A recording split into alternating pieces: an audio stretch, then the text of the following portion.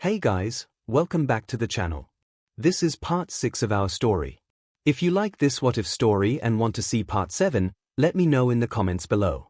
Before we start, don't forget to like, subscribe, and share this video with your friends. Also, check the description for more great content and my playlist. Now, let's start. Third POV, my press the button, and the next video began with the classic death battle theme.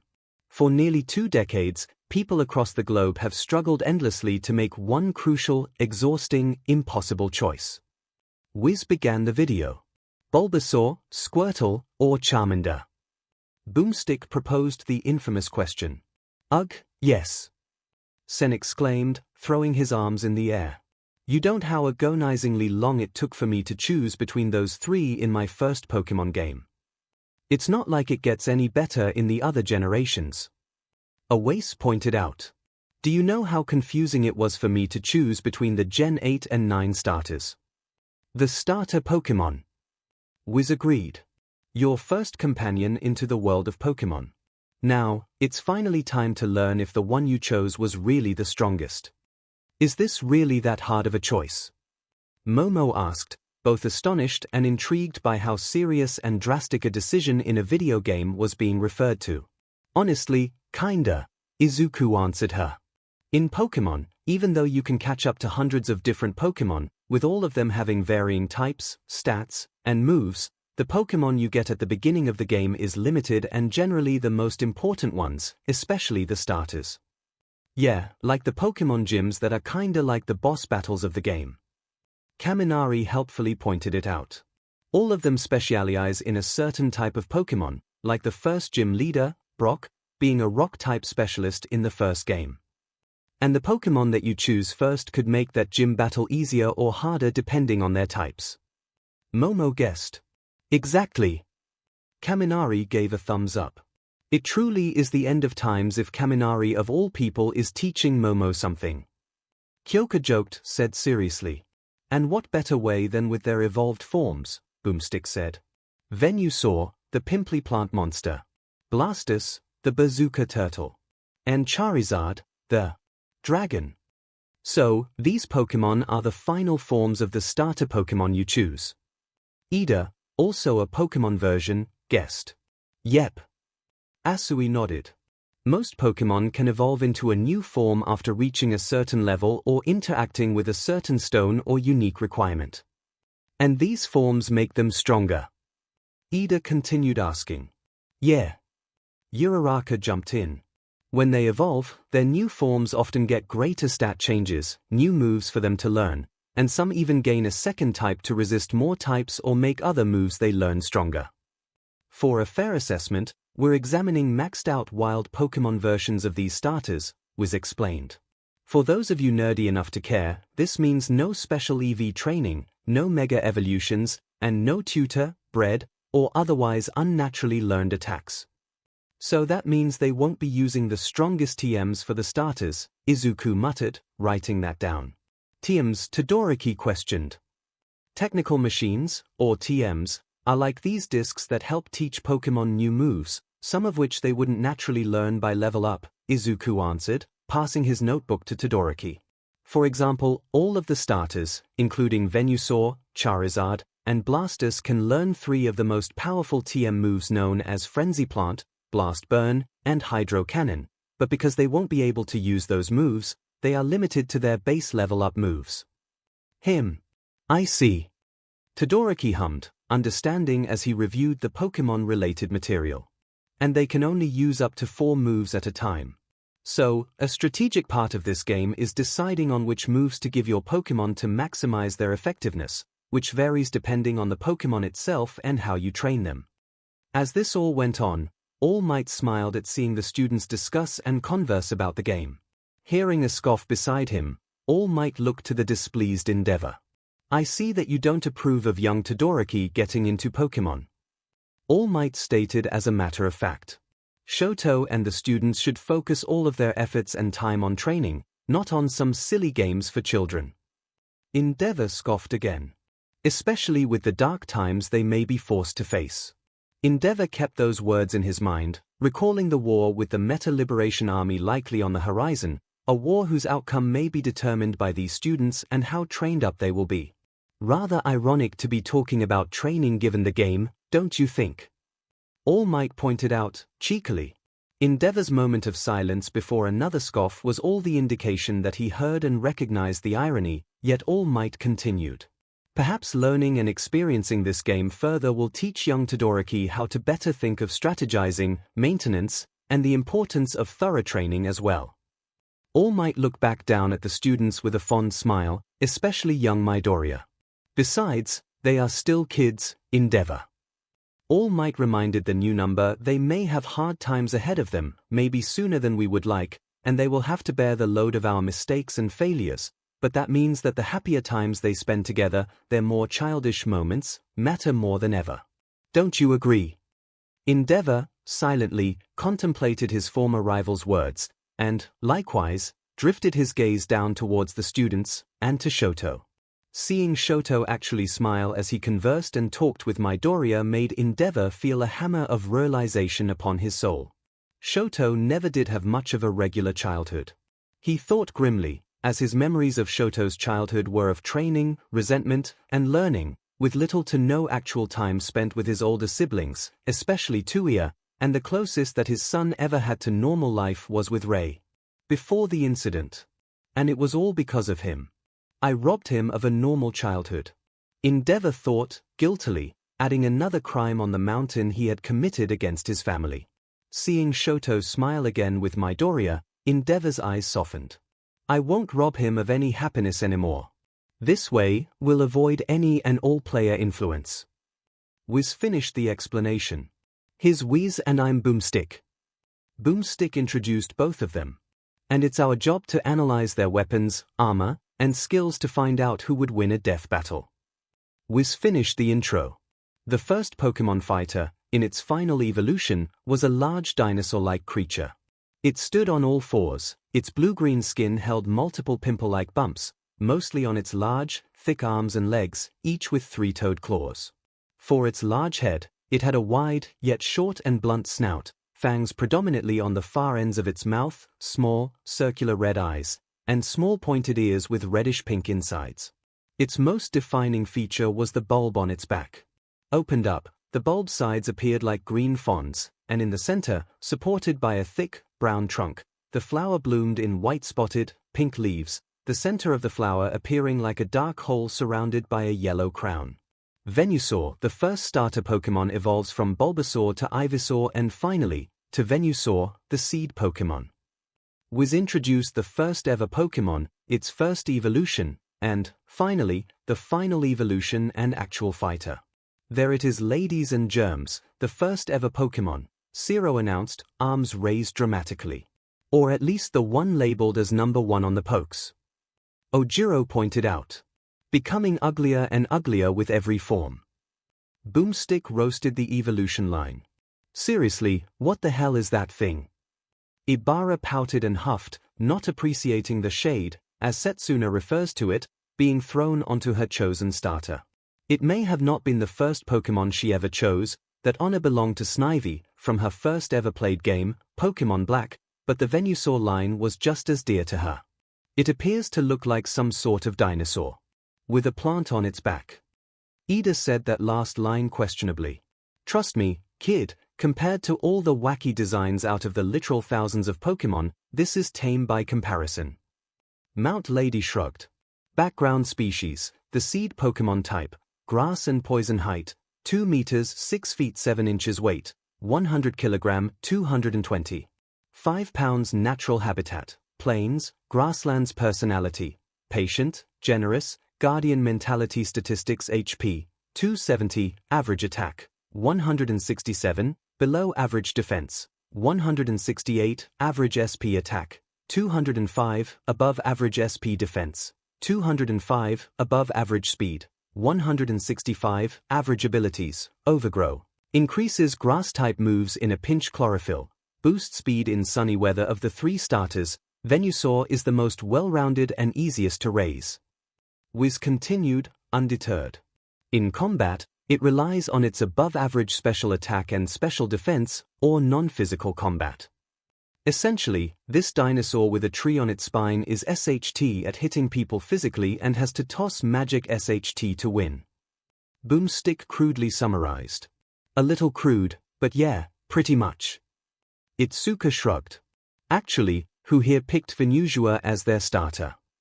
Only a couple of hands were raised, the most prevalent of whom were Shiozaki and Midoriya. Why am I not surprised you chose Venusaur, Greenie? Kyoka messed with Midoriya's fluffy verdant hair. The answer is right here, right? Izuku blushed at the touch but still smiled, scratching at his cheek. Well, yeah, the color was a bit of a factor, Izuku admitted. But also, because Venusaur is arguably the best starter to have in a Kanto playthrough. Ooh, those are fighting words, Midobro. Kirishima smirked, challengingly, pumping his fists together. Oh. I don't mean to say that choosing Charizard or Blastoise is wrong. Izuku quickly waved his hands, shaking his head rapidly. It's just that the first two gyms in Kanto are Brock and Misty, whose rock and water types are weak to Bulbasaur's grass-type moves, and Squirtle is only super effective against Brock, and Charmander is weak to both. Plus, Venusaur performed generally well against all the other gyms, except for Blaine and Sabrina, and also does well against most of the Elite Four. Although, Blastoise is quite neutrally good at a lot of the other gyms. Mutter mutter mutter. You just had to get him started, bricks for brains. Bakugu facepalmed. Kirishima chuckled nervously. Oh why yeah.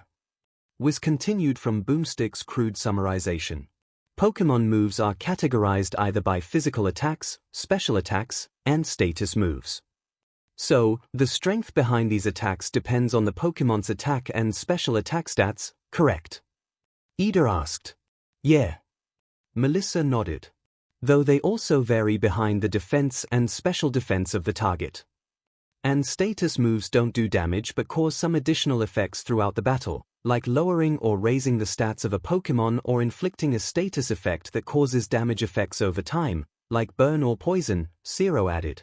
Moveset Tackle Growl lowers opponent's attack stat by 1 stage. Vine WHP Multipurpose WHPS. Inflict low damage. Razor Leaf Projectile Razor Sharp Leaves. Can slice through tree trunk. Seed Bomb Petal Blizzard. Strikes multiple targets. Poison Powder -75% of poisoning target. Sleep Powder -75% of putting a target to sleep. Leech Seed. Slowly absorbs the target's health over time. Synthesis. Uses sunlight to restore 25% of health. Sweet Scent. Decreases target's evasion. Double Edge Powerful Tackle.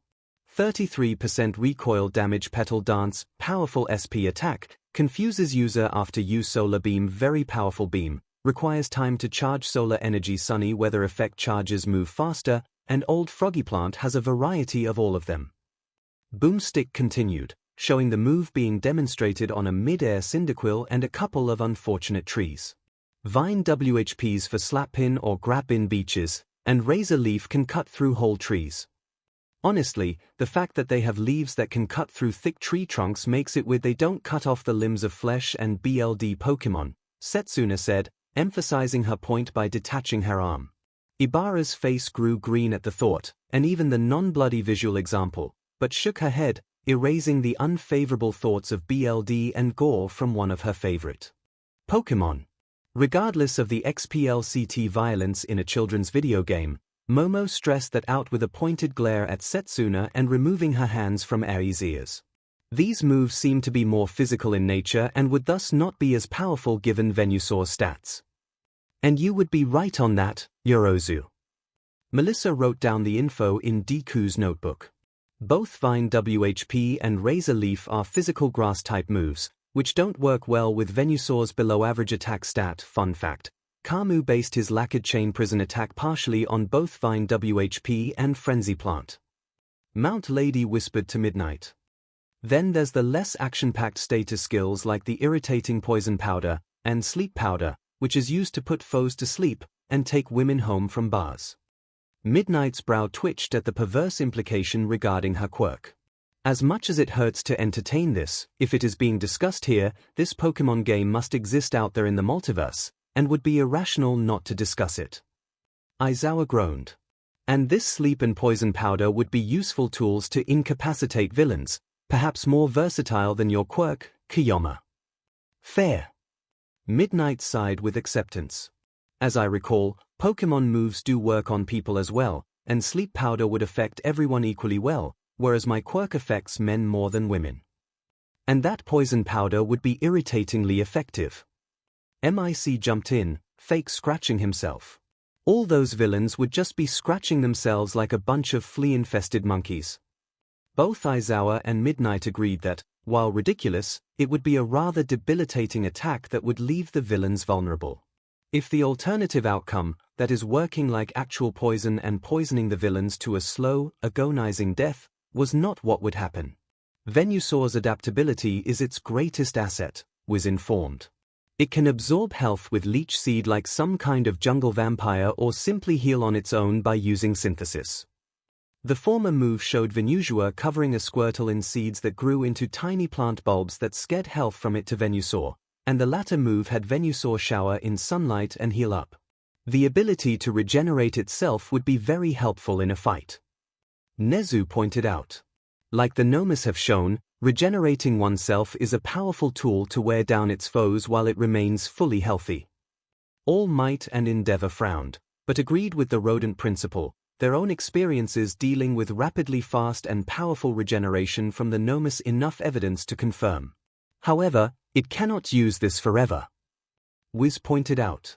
All Pokemon moves have a certain limit to how many times a move can be used, by the number of power points, or PP. PP. Boomstick chuckled, childishly.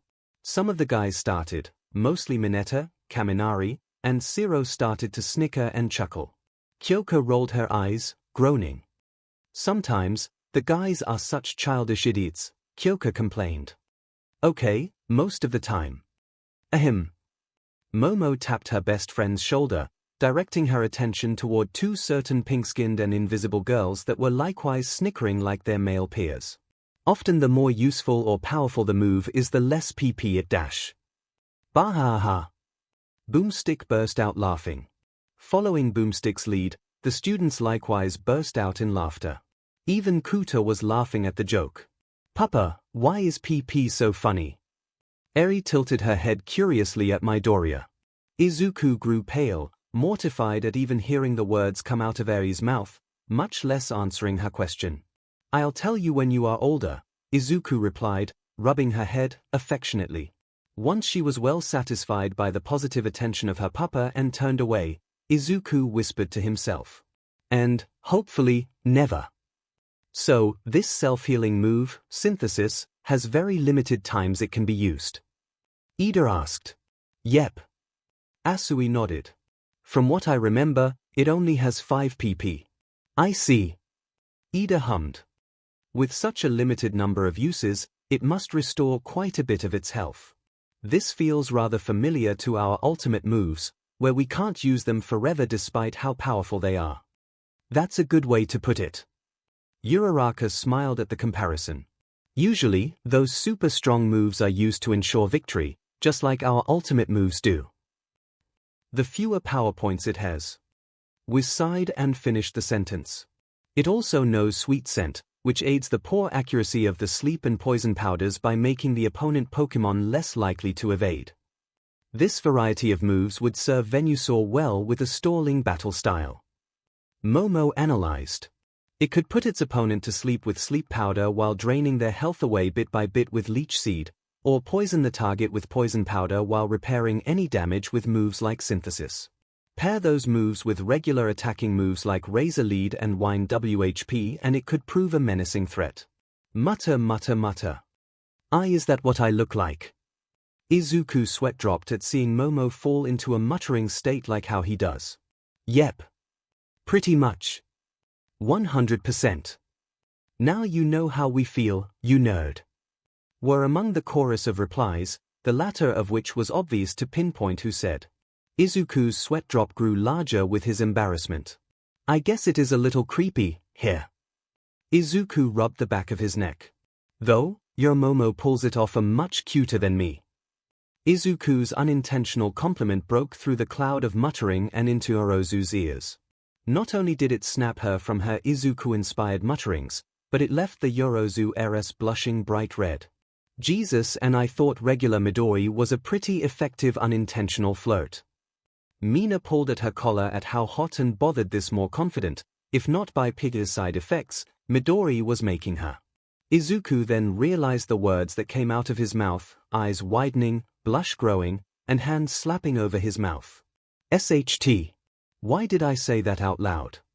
Izuku, internally, panicked. Now what is she going to think? Of me. She probably thinks that I'm creepy like Mineta. Sorry, you're Momo. Izuku apologized. I didn't mean to have that come off as creepy and a dash. No. It's fine, Midorizuku. Yozu cut Midoriya's apology, bringing her blush down and smiling, almost openly adoringly at Midoriya. I didn't find it creepy at all. I appreciated the compliment. I am honored that my muttering was just as adorable as your own. Izuku's blush grew 10 times redder, his mouth struggling to form coherent words to Yarozu's delight. I'm glad why you think so. Izuku, eventually, managed to turn away, struggling to not look at Eri, whose eyes dazzled with joyous stars and keep the smile growing on his face down. And there goes the confidence. Mina shook her head, amused. But still cute. Toru giggled at Midoriya's adorable embarrassment. Mineta's eyes narrowed, stoking an imaginary goatee as he thought. First Uraraka, then Melissa, and then Asui and Tokuge, and now Yarozu. Mineta counted the girls that Midoriya has flirted with and gained greater success than he ever did. The purple midget was equal parts impressed and jealous. Could this dekuwhatif that I predicted be even larger than I suspected? But why bother with poisons and powders when you've got a super laser? Boomstick declared, the on-screen Venusaur powering up the move before firing a beam of pure whitish yellow, or pure white, energy. Venusaur can absorb so much solar energy that he can fire the iconic grass-type special attack, the Solar Beam. Venusaur. A Venusaur yelled as it fired Solar Beam, blasting it into a Heracross, smashing into a rock, and the single-horn Pokémon collapsed onto the ground, fainted. Ah, what a simply magnifique beam. Ieamar declared, posing, as usual. When I researched that this would be among its arsenal, it was clear that I would pick Venusaur in my first game. Wait, you researched it ahead of time? Zero questioned, surprised and slightly appalled. What about going in blind and taking it fresh and new? Well, isn't researching kinda better? Kaminari proposed the question. That way you know what to expect, prepare for it better and win more easily. Nah. It's much better to go in blind and come out on top regardless. Kirishima pumped his fist up. Like a real man, but wouldn't researching ahead of time make things less stressful, less likely to run into mistakes and lose? And Soto said before, if you idiots don't stop arguing about this, I'll show you how a Pokémon feels when it faints. Bakugu roared, annoyed past his limit at their arguing. When I find flowers that can do that, I might actually take up gardening. Boomstick joked. Try and pollinate now, bees. That would be terrible.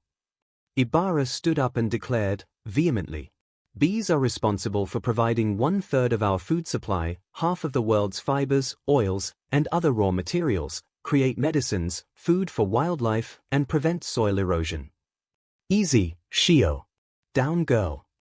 Setsuna eased the gardener of a classmate down. It's all jokes in good fun. Though you got to admit, they are a little creepy up close and sting like a beach. Awase shivered. Actually, bees will rarely sting at you, Koda spoke up. It's only when you provoke them or their hive or kill one of them that they will attack. Wasps are the ones that sting more directly. Yeah, wasps. Kaminari shivered, rubbing his arm. Those BSTRs hurt like hell. In real life, celestially powered lasers rely on heated magnesium combustion. Wiz analyzed the science, showcasing a solar panel-installed machine and the combustions that required energy and heat, such as 4,000 kelvins or 3,726 degrees Celsius. In order to fire, the solar beam's temperature needs to be over 6,700 degrees Fahrenheit. More than likely not just blasting your foe into a boulder, but also burning a hole through them, Boomstick said, using a still image of a Venusaur firing a beam of energy through a seismitoad and creating a hole in the Pokémon. And also, the boulder. Impressive, Todoroki muttered, recalling the teachings of his father's Flashfire Fist and concentrating all his firepower into a more condensed, focused blast. He likewise recalled his attempt at the technique during the joint training class, and how close he was to, unintentionally, turning Tetsu into a melted piece of metal, if not for Honinuki. Unfortunately, the solar beam is so powerful, it takes twice as long to perform as any other attack. Wiz pointed out. And this walking jungle can't just make it sunny with the move, Sunny Day, without a TM from a trainer. Boomstick also pointed out. So, unless the skies are looking pretty clear, Venusaur's going to be quite the sitting duck. Or Dino. Sunny Day. Momo questioned. It's a fire-type move that has the Pokémon manipulate the weather and cause the sun to shine harsher during the fight. Kyoka summarized. It usually just makes fire-types move stronger, but it also makes moves like Solar Beam charge faster and uses in one turn instead of two. So, Venusaur's most powerful, natural move also takes longer to take effect. Momo summarized, as well. Unless it is strong and healthy enough to tank an attack, or the enemy is distracted, then Venusaur could leave himself open for a finishing attack. Pros and cons effective against fighting, water, grass, ground, rock, electric, fairy weak against flying, fire, psychic, ice PO, diverse move set PO, great status affecting move Sion, little specialization Sion, too few effective SP attacks to justify average stat as a grass and poison type. Venusaur is extremely effective against water-type Pokémon, was revealed. It also says there that Venusaur is effective against ground and rock types, because they are weak against grass, as well. Izuku pointed out. And Venusaur's poison type also makes him strong against fairy and other grass types. So, why is he also effective against fighting and electric? Todoroki asked this time. Because even if a type isn't super strong against a certain type, it can be resisted towards it. Ojiro jumped in. Grass types like Venusaur take half damage from fighting and electric type moves, as well as ground, rock, water, and other grass types. Yeah, it's kind of like how are you going to effectively hurt a plant with another plant? Kaminari pointed out. But keep him away from anything flying, fiery, psychic Y, and icy. Boomstick jumped in. Because, as we all know, plants freeze and burn, and birds hate grass. Oh, and because psychic energy kills poisons. Okay. Yeah, I also don't know why that is. Mina scratched her head, confused. Some type matchups honestly don't make a bit of sense if you think about it. Yet Venusaur's well-rounded skills and tricky move set could outsmart and outdrain the competition. Wiz pointed out. Underestimate the first of the starters and you might be in for a world of hurt. Ash Ketchum pulled out his pokes and scanned the Pokémon in front of him. Venusaur, the final form of the Bulbasaur evolution. The Kanto pokes informed. This seed Pokémon soaks on the sun's rays as a source of energy. The first starter Pokémon garnered a respectable array of positive comments. Though most of them seemed to come mainly from those who had chosen the seed Pokémon, and a few more partially complimenting its variety and adaptability in combat. Nezu noticed this and foresaw this likely to occur for the other two starters, who both had more instances of popularity than the often overlooked grass starter. The next Pokémon fighter kept a similar reptilian theme as its opponent. The shellfish Pokémon was large, bipedal, and turtle-looking, exemplified by its base body being mostly a large, hard shell, brownish on the back, cream-colored on the front underside, and a white ridge separating the two opposing colors. From its holes, poked out its blue arms and legs, standing on two large and thick feet, with 3 claws on the front and 1 on the back, and its thick arms ending off on 3 claws on its hands. Its head was also blue with triangular, black inside, ears, triangularly shaped brown eyes, and a cream-colored jaw. A short, stubby blue tail also poked out from a hole below, but the most prominent feature of this large turtle-like Pokémon was the twin white cannons sticking out from the holes on its shoulders. Blastoise, the second starter Pokémon, evolves from Squirtle to Wartortle and finally, to Blastoise, the shellfish Pokémon. Wiz introduced the next starter, from the blue turtle-like starter to its feathered-looking evolution, to its final stage, the large, cannon-attached Pokemon itself. Yeah. Now, this is my guy, right here. Kirishima jumped out and pumped his fists. Bro, same. Tetsu followed in Kirishima's footsteps. I mean, Empoleon is my favorite starter, but Blastoise is a close second. Let me guess, the one and only starter that gained the Steel type.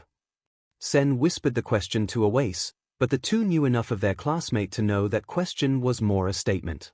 As she inspected the Pokemon, while at first confused, something in Yorozu started to find this particular starter more to her liking than Venusaur and the glance of Charizard. So how did this thing come about? Boomstick questioned, the screen showing a curtain opening and detailing Boomstick's made-up story.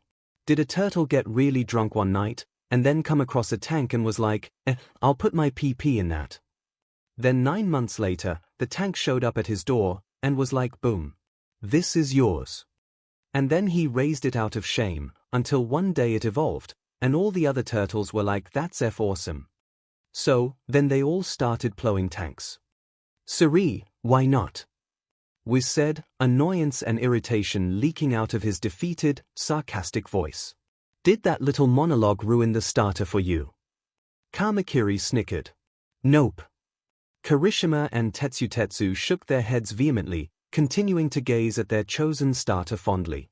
Background species, the shellfish Pokemon type. Water height, 1, 6 meters, 5 feet 3 inches weight, 85. 5 kilogram, 188. 5 pounds natural habitat, lakes, islands personality, stubborn, solitary, warrior mentality statistics HP, 260, average attack, 171, below average defense, 205, average SP attack, 215, average SP defense, 193, above average speed, 161, average abilities, torrent. Increases water-type moves in a pinch rain dish, recovers health in rain. Blastoise firmly boasts defense over offense, using his weighty bulk to outlast and overpower foes. Wiz began. Like a stone firm upon the shore, he can take wave after wave of punishment. So, Venusaur is the adaptive, versatile one. Blastoise here is the defensive tank, and I'm guessing Charizard will likely be the more offensive member of the trio. Todoroki asked. Yeah, actually. Mirio nodded. You sure you haven't played this game already? As poetic as that was, he won't be winning any marathons. Boomstick jumped in. He's almost as slow as a tortoise, which makes sense, unlike the giant guns sticking out of his back. Ignoring Boomstick's nonsensical monologue from before, how does such a creature evolve to bear what looks like water pressure cannons inside its body? Ida steadied his glasses as he tried to figure out the biology of Blastoise. Say it with me kids, magic. Kyoka declared, Eri and Kuta following suit and copying her wavy hands. Also, why the hell is it called the shellfish Pokemon? Boomstick continued his confused rant. I may not be the smartest tool in Boomshed, but even I know this looks like a turtle, not a clam. Boomstick emphasized his point by comparing a picture of Blastoise with an actual turtle and a clam. What do you say, Koda? Soto turned to his classmate. Is Boomstick correct there? Yes, actually. Koda nodded, pleasantly impressed with Boomstick. The marine animals that would qualify as shellfish are usually crustaceans and mollusks. Think shrimp, lobsters, crabs, oysters, snails, scallops, and squid. Blastoise is more of a tortoise based on its size, but closer than most to turtles given its aquatic nature. And that was zoology with Professor Koda, kids. More at 11. Next up, fun times with the Nerd Brigade. Kaminari imitated a reporter, much to the kids' laughter and Koda's blushing embarrassment.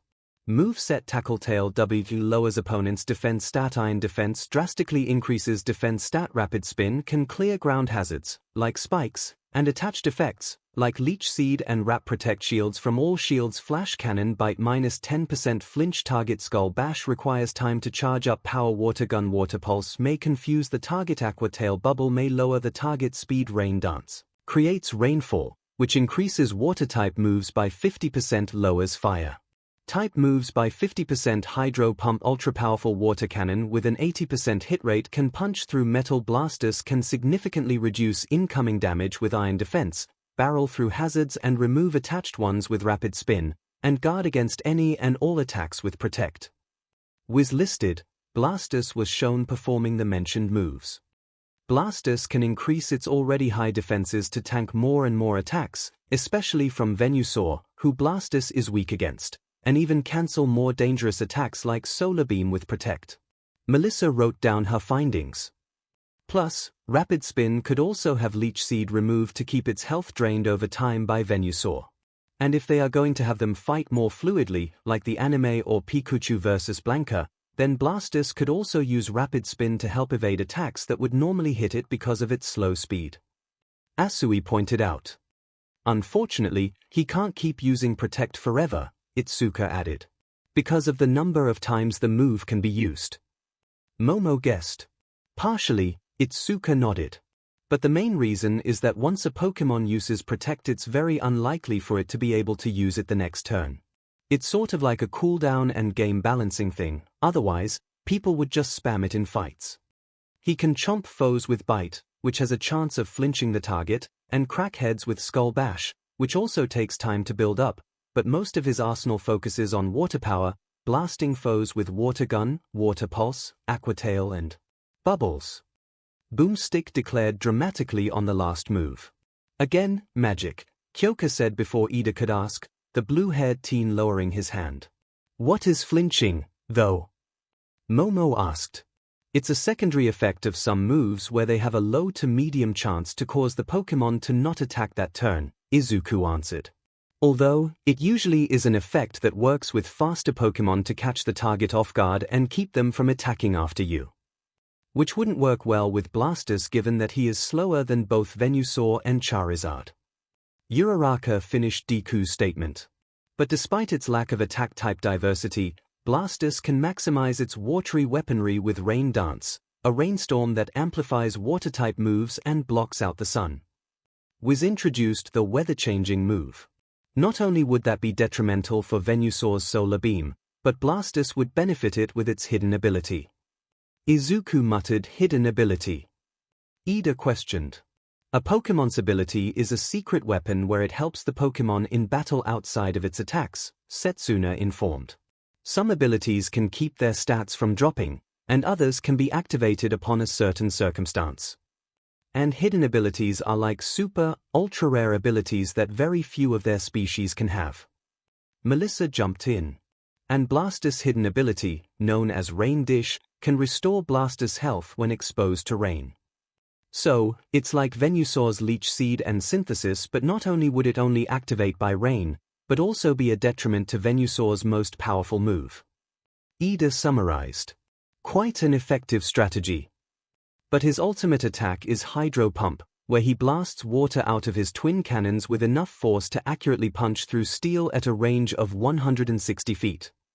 Boomstick detailed. Punch through steel. Jirota raised an eyebrow at the level of power of the move. High-pressure water jet cutters are used industrially to cut through metal with at least 55,000 psi or pounds per square inch, was informed, a water jet cutter shown on screen for example. By measuring Blastoise cannons in comparison to his size, we can tell his Hydro Pump has a power of 90,000 psi. That'll get the stains off your patio. Boomstick exclaimed, humorously. Along with, your patio and possibly house. Yep, and us. Kirishima sweat dropped alongside Tetsu. Still awesome though. Pros and cons effective against. Steel, fire, ground, rock, water, ice weak against. Grass, electric Piao, great defensive potential Piao, can shoot through steel Sion, lacks options for attack Sion, not very fast or mobile. Blastoise is effective against fire-type Pokémon, but weak to grass and electric. Was highlighted. So, water puts out fire and fire burns grass and plants, obvious enough. Mount Lady said. But why is grass super effective against water? Grass and plants absorb water into its systems for nourishment, so it can be argued that firing water-type attacks on a grass type is so weak because the grass types are getting more nourished by it than harmed, Tiger answered. And in reverse, grass-type attacks must hurt water types a lot because the plant-based moves are absorbing the water from the water-type Pokémon. Mandalay joined in. I'm guessing water is also effective against ground and rock because of erosion, and steel and ice because of what they stated previously on water cutting through steel. Momo inquired. Well, you're half right, Yomomo. Mina replied, her hand motioning in a so-and-so manner. Water is super effective against rock and ground, but water is only resistive towards steel and ice. Hey. Momo blinked, confused. But what about Dash like Psychic being strong against poison, Yomomo? Some type matchups don't make a lot of sense in retrospect. Toru pointed out. At least in this, steel doesn't do a lot against water types and ice is just frozen water. Kyoka shrugged. So, it kinda makes a little sense. And when he's not battling, Blastoise can be found training on secluded islands to strengthen his combat skills. Boomstick pointed out. Excellent. 𝐻𝐻𝐿 nodded. A fine warrior sharpens what he knows best and improves and strengthens what it lacks. Where do you get this sage CRP? Sun Tzu's Art of War. Miruko snickered at her joke. If it plays its defenses right, Blastoise just might outlast everyone, Wiz stated. Ash once again scanned the final starter Evo. Blastouse's strength lies in its power, rather than its speed. The Pokes informed. Its shell is like armor, and attacks from the hydro cannons on its back are virtually unstoppable. While the Pokémon had some respectable favor like the previous one, those who valued the phrase, the best defense is a good defense, found Blastoise the more favorable option, along with its design and power, especially from the Pokémon's known choosers, such as Kirishima and Tetsu. The final Pokémon combatant was perhaps the most aesthetically pleasing for most of the group, as befits its popularity compared to its fellow starters. The predominantly orange-colored Pokémon was draconic in appearance, standing bipedal on stocky legs, also with 3 clawed toes. Its cream-colored belly was robust, contrasting to its short and skinny arms, each limb complemented by 3 white claws. 2 wings sprouted from its back, a single wing finger visible from the center of each wing membrane, its undersides colored blue-green. It holds a long orange neck, its head rectangular, 2 horn-like structures protruding from the back of it. Its snout ended on slightly raised nostrils and 2 visibly protruding fangs on its upper jaw, and had small blue eyes. It lived up to its name as the flame Pokémon by its long tail, the underside also cream-colored, and ended on a constantly alit yellow and red flame. Charizard, the final starter Pokémon, evolves from Charmander to Charmeleon, and finally, to Charizard, the flame Pokémon, was announced the final starter of the Kanto starter trio. I would so ride that into battle. Boomstick admitted, excitingly. And by far one of the most popular Pokémon ever, Zero admitted.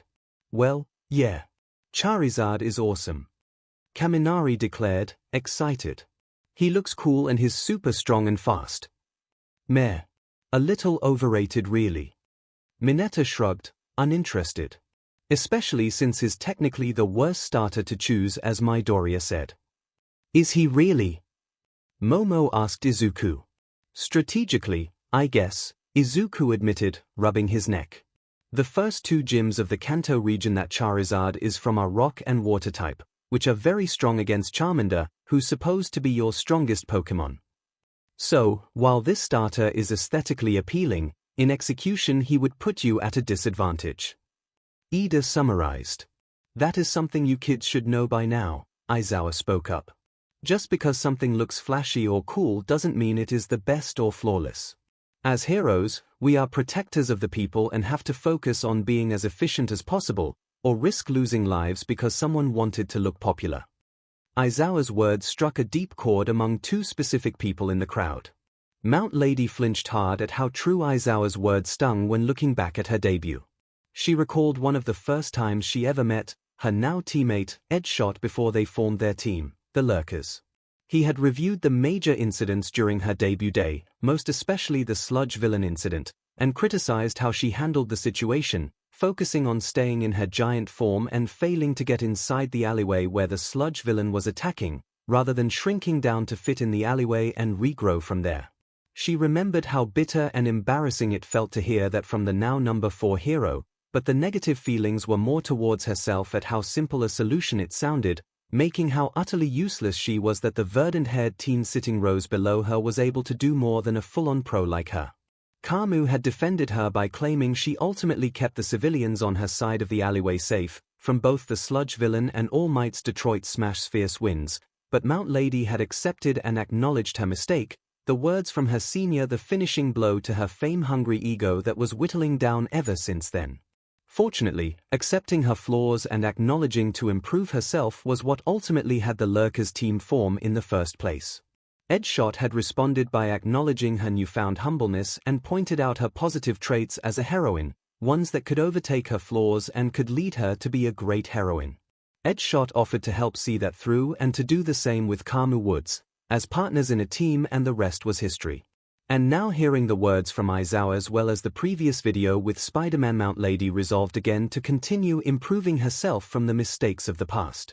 The other person 𝐒𝐻𝐿's words hit close to home was All Might himself. 𝐒𝐻𝐿's words about the flashy not translating to flawless felt like a dig at the symbol of peace, widely believed flawless, unstoppable, unfailing hero, the best of the best. But in more recent years, evidence was to the contrary. The praise of society and the power of one for all went to his head, and it ended up losing him his stomach, half his respiratory system, and the beginning of his decline as the symbol. His smile his mentor taught him to always hold became a facsimile to hide his own fear and lost the true meaning his mentor tried to teach him, one of the many hypocrisies that blinded him to the point he almost turned away his now successor and surrogate son, back on that fateful day. And now with his retirement and absence, the flaws of hero society that he and others left unanswered festered and grew to the rise of villainy and criminals, most especially the League, their Nomu, and Shigaraki. Now, however, with his duty to train the next generation of heroes, including his successor, Izuku Midoriya, All Might hoped to make this generation better than anything he could ever have done alone, and that Midoriya would learn from the mistakes of this old man. Background species: the flame Pokemon type, fire and flying height, 1, 7 meters, 5 feet 7 inches weight, 98. 5 kilogram, 199. 5 pounds natural habitat, mountains, valleys, volcanoes. Personality: aggressive, prideful, warrior mentality. Well, that could be tough, Wiz replied. A full-grown Charizard is only 5 foot 7 inches tall. What? That's bullshit. Boomstick yelled, unhappy. I wanna ride a dragon to burn the villages of my enemies, not hang out with it on the sofa. Wait, haven't we seen Charizards in the anime taller than that? 𝐭𝐸𝐲 questioned. Like Ash rode on his awesome Charizard multiple times. You do remember that Ash was still a 10-year-old kid, right? Kamakiri asked back. Well, you could ride on a Charizard, if it was a particularly large one, like an alpha one. Shoda pointed out.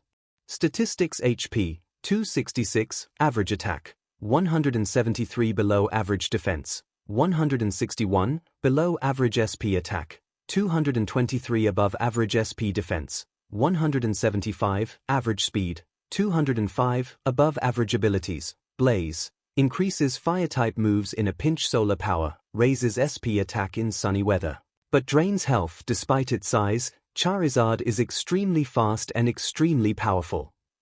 Wiz continued onwards. Its speed and special attack eclipse the other two starters twice over, the trade-off being unfortunate frailty. But since he can fly, it's pretty hard to get a hold of him, Boomstick said. Well, you were right that Charizard is the offensive one of the three, Todoroki. Ojiro bumped his elbow on the scarred teen. And a speedy one at that. Todoroki nodded, paying full attention to the fiery dragon-like Pokemon. Endeavor likewise paid attention to the flame Pokemon, for obvious reasons. Actually, unlike his fellow starters, Charizard also possesses two different Mega Evolutions, unlike the singular one that the others have. Wiz pointed out, showing both the black and blue, and actually Dragon-type Mega Charizard X and the more similar to base form Mega Charizard Y, and comparing it to the singular Mega Evolutions of Venusaur and Blastoise. One of which made the dragon-looking fire type actually a dragon type. Classic corporate favoritism. Boomstick bluntly stated. Mega Evolutions. Momo questioned for what felt like the 100th time, to her shame. They are like extra, but temporary evolved states that certain Pokémon can achieve if it both holds a special stone unique to that Pokémon and it has a trusted bond with their trainer, Melissa answered. It only lasts for the duration of a battle, but the mega-evolved Pokémon become incredibly strong. Overpowered really, Kyoka stated. Some were pretty broken like Mega Gengar and Lucario. Honestly, they should have made Charizard Dragon-type to begin with, Bakugu grumbled. It looks like a dragon and knows a lot of Dragon-type moves. That wouldn't be fair for gameplay balancing, Kaken. Izuku sighed, trying to explain a point to his childhood friend that he had tried for a literal decade.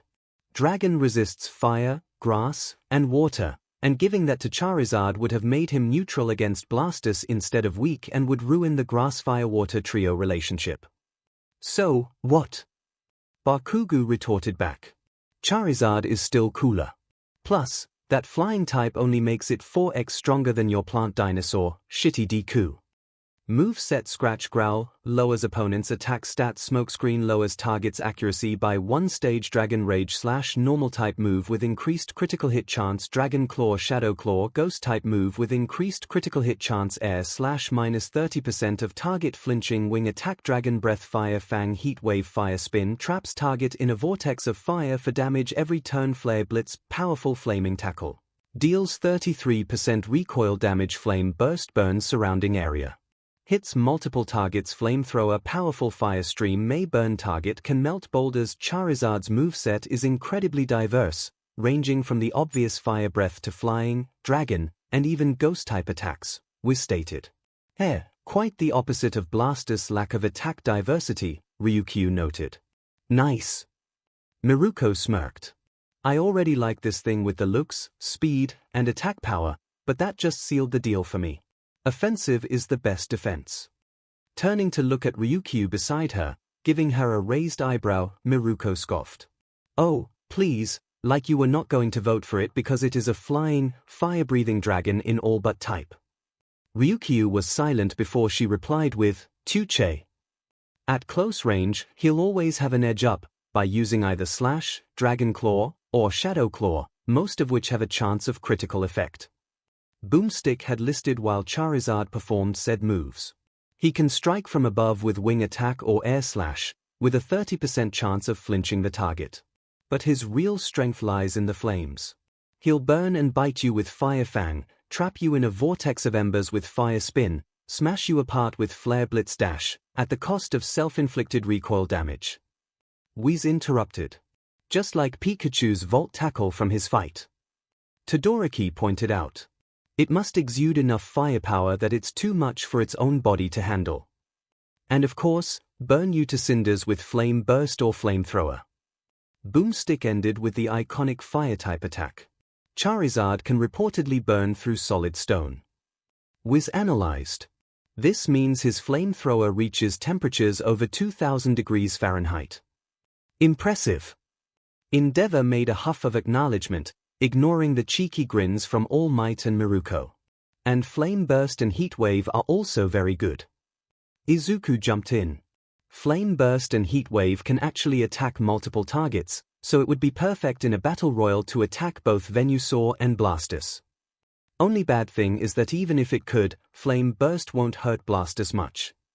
Mirio pointed out.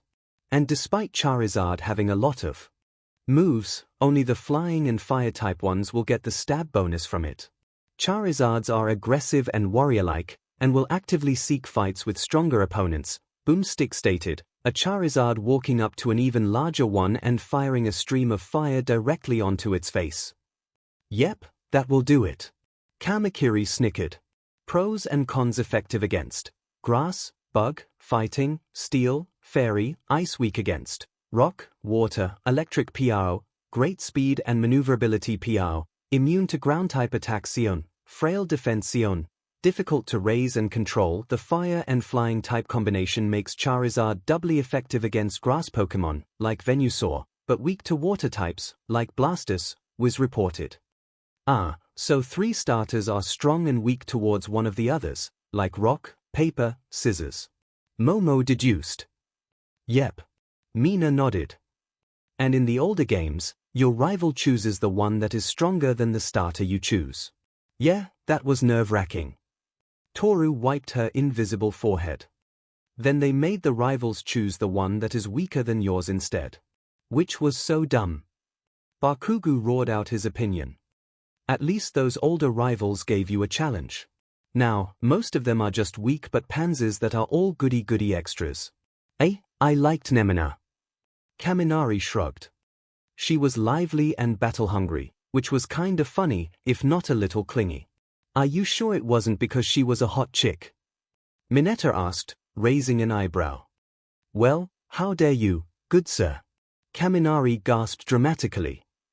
I know that you speak your perverted mind all you want, but that is just sexist of you to believe that my reason for liking a character is because she is cute.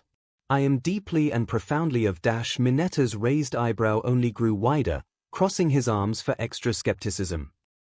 Okay, maybe a little bit because she is cute, but only a little. Isn't she like 14 or 15 or something? Zero asked, a little weirded out. Dude, did you forget that almost all of us are like 16 or 17 by now? Kaminari questioned back. I mean, if our upperclassman Heido of 2 years can have the hots for Midoriya, I think me saying a 15-year-old is cute is allowed. Wait, what do you mean Heido has the hots for Midoriya? Mineta whispered, alarmed and intrigued.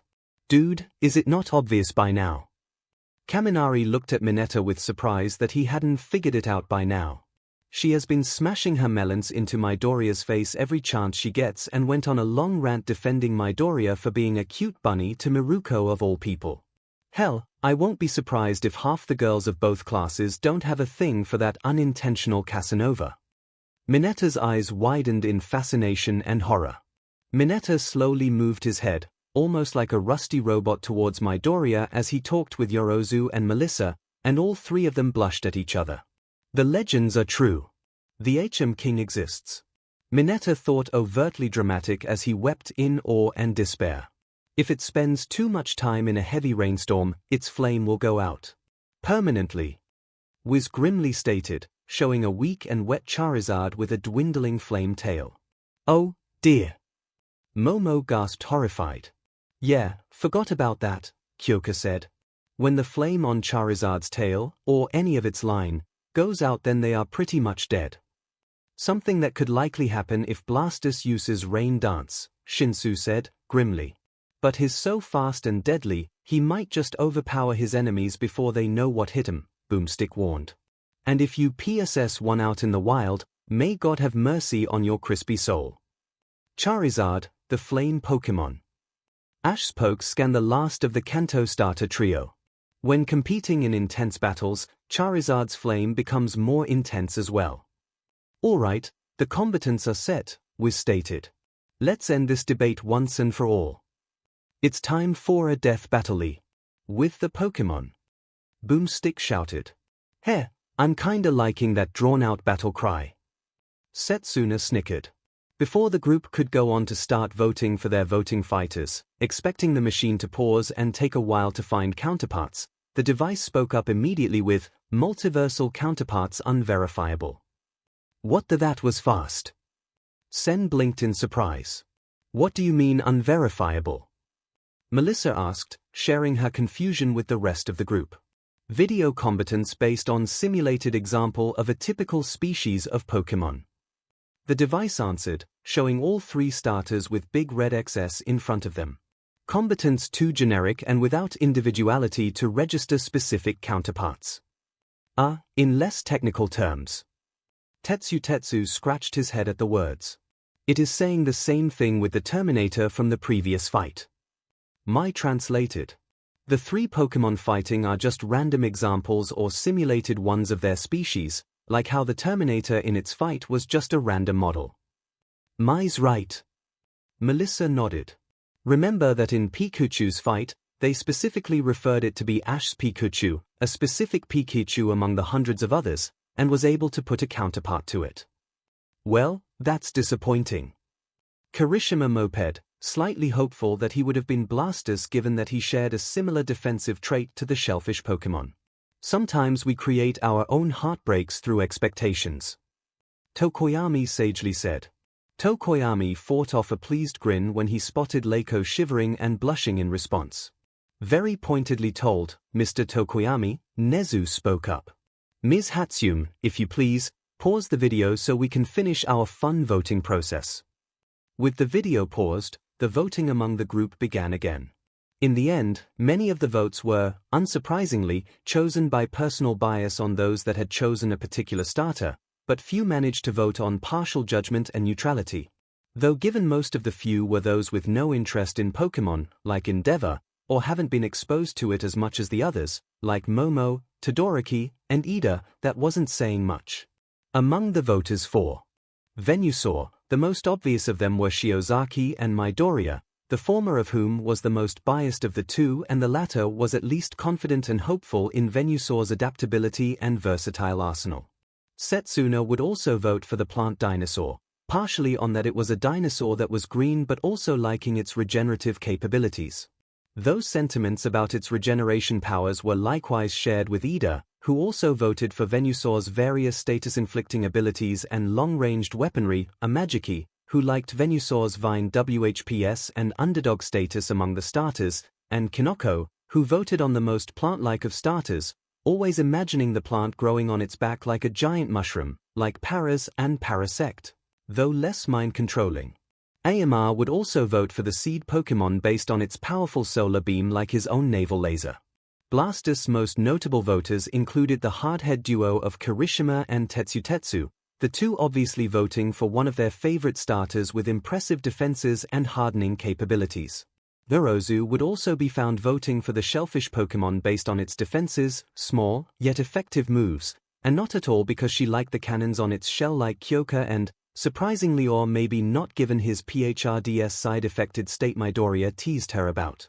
Mirio and All Might would vote for the constantly improving Pokemon with the effective blend of long-range power and defense, Koda, mostly on how fond he was of the starter most resembling an actual animal species, sans the water cannons, and Kuta, who liked Blastoise looks and water power. Charizard, unsurprisingly, had a lot of voters, the most notable of which included Bakugo and Kaminari, the two avid fanboys of the fierce, draconic Pokemon, the former especially because of its firepower and speedy attacker status.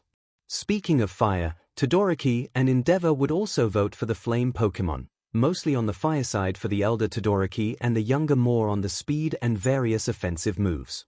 Nejaya, Miruko, and Ryukyu all also voted for the dragon-like fire, flying type, Heido for its fast speed and projectile firepower, Miruko also on the speed stats and attack stats, and Ryukyu because, as Miruko said, it was Fiery Dragon, and one she still remembers fondly picking in her first game. Finally, with all the voting over, and some actual monetary bets among the students settled discreetly, I unpaused the video and the death battle soon began to play. The video began playing in a forest clearing, a wild Bulbasaur, Squirtle, and Charmander all sitting around happily, while the Pokemon Center music played in the background. Ah! Uraraka pleasantly sighed. I always liked hearing that theme in the games. It is quite soothing. Melissa agreed with Uraraka. Suddenly, a claw-like machine appeared out of nowhere above the starters. In a flash, it opened up and dropped down a massive number of rare candies, covering up the 3 starter Pokemon. Well, that was random. Setsuna blinked, surprised. What are those blue candies supposed to do? Momo asked. They are rare candies, Izuku answered. They are special blue treats that when you give them to one of your Pokemon, it will evolve by 1 level. They must be eating the rare candies so they can both evolve into their final stages and reach the max level of 100. And, theoretically, if all 3 of them are at level 1, then there must be at least 300 rare candies in that pile. Ectoplasm calculated the number of candies. For a brief moment, nothing transpired, until sudden bright lights start emanating from the pile of level-increasing sweets. Eventually, an explosion of light occurred, knocking away all the leftover rare candies or empty wrappings. The light faded to reveal the 3 new, fully evolved, maxed-out, final stages of the 3 starters, Venusaur, Blastoise, and Charizard. Oh boy, here we go. Kirishima rubbed his hands together, practically unable to contain his excitement. Fight! Immediately, Charizard leaped straight up into the air. After an aerial donut, the flame Pokémon turned around and charged at Blastoise at high speeds, hitting through the turtle with Slash, BLD sprouting out while Blastoise gritted its teeth in pain. Just like they said, Charizard is very aggressive and fast, so it makes sense that it would make the first move, Ryukyu noted. Starting strong and against its biggest threat. Now, that's what I'm talking about. Miruko grinned, approving of Charizard's decision. Blastoise made a short jump before tucking its head and appendages into its shell, using Withdraw, followed up with Iron Defense, evidenced by the brief metallic scale design around the shell, an overhead indicator showing its defenses were raised. And Blastoise is immediately going on the defensive on Charizard, targeting it, using 2 defense-raising moves back-to-back. Fat Gum nodded. Charizard came back, trying to attack Blastoise again, but bounced feebly off the hardened shell. It tried to attack again with several repeated slashes and strikes and even a flamethrower, all to no effect. With Blastoise raised defenses by 2 stages, then Charizard's physical slashes wouldn't do much damage. Izuku began analyzing the fight. And even if uses Flamethrower, which has both a stab boost for the fire-type move and because its special attack is higher, it wouldn't hurt Blastoise much at all because it's a water-type. And Charizard is putting so much focus on Blastoise that Venusaur is just standing there doing nothing. Mirio chuckled. Well, that is a good thing, Ibarra commented. If Charizard and Blastoise keep their fight to each other, then whoever comes out the victor could be defeated by a fully intact Venusaur. Venusaur then decided to join the fray, attacking both Pokémon with Razor Leaf. The leaves almost bounced harmlessly off Blastoise's shell, but the flinching Charizard evidently took some damage. Had to jinx us, Hishio. Setsuna raised an eyebrow towards her sweat-dropping friend. At least, it doesn't do much to Charizard because it's both fire and flying type, both of which resist grass-type moves. Nejaya pointed out. And Blastoise raised defenses again help well, because those razor leaves would have been super effective against him. Kirishima smiled. Momentarily, ignoring the plant dinosaur, Charizard picked up Blastoise and flew into the air with it, before proceeding to throw the water type to the ground. Blastoise sailed through the air, using Rapid Spin, as well, and struck Venusaur, hitting him head-on. Would that count as a seismic toss? Kaminari asked. Normally, Charizards don't learn seismic toss in games, though Ash Charizard did learn it in the anime, Koda answered. Bouncing and jumping away from the seed Pokémon, Blastoise finally came out of its shell, attacking Venusaur again with a Skull Bash, knocking the plant dinosaur back a bit. Charizard roared as its body was engulfed in the flames of Flare Blitz, rushing towards Blastoise. The shellfish Pokémon easily caught the flying lizard's attack, the two now locked in an even power struggle. You idiot flying salamander! Bakugu roared his displeasure. Don't hit him. Hit the walking tree. Are you really that desperate for your fighter to cook Midoriyas? Siro asked. Zip it, tape arms. Bakugu yelled back in reply. It's obvious that Charizard should have it Venusaur with Flare Blitz because of Blastoise defenses against it. Flare Blitz is a physical fire-type move that would have already done Jack SHT on a water-type like Blastoise, but its raised defenses make its high damage just pathetic. And it does recoil damage, so it hurt itself more than Blastoise. Plus, that fire-type move would have done crazy damage on Venusaur because of its grass typing. Kirishima pointed out, as well. Behind them, Venusaur glowed yellow, using synthesis to heal himself. Then, glowing yellow again, it unleashed an enveloping field of pinkish spores all over the field, sweet scent, indicating lowering its opponent's evasion by an overhead indicator highlighting its increased accuracy. Smart. Aizawa nodded. While the two struggle against each other and keep their attention on themselves, Venusaur took the opportunity to health back up its lost health from Blastoise and Charizard's attacks and lower the evasion of the two, making Venusaur's attacks more likely to hit. Charizard and Blastoise stopped their battle, questioning marks over their heads to non-verbally wonder what was happening. Venusaur then exploded out purple powder all across them. Resisting, Charizard quickly flew up to avoid the powder just before it took complete effect, and Blastoise retreated back into its shell, using a second iron defense before succumbing to the effects of the powder and falling asleep.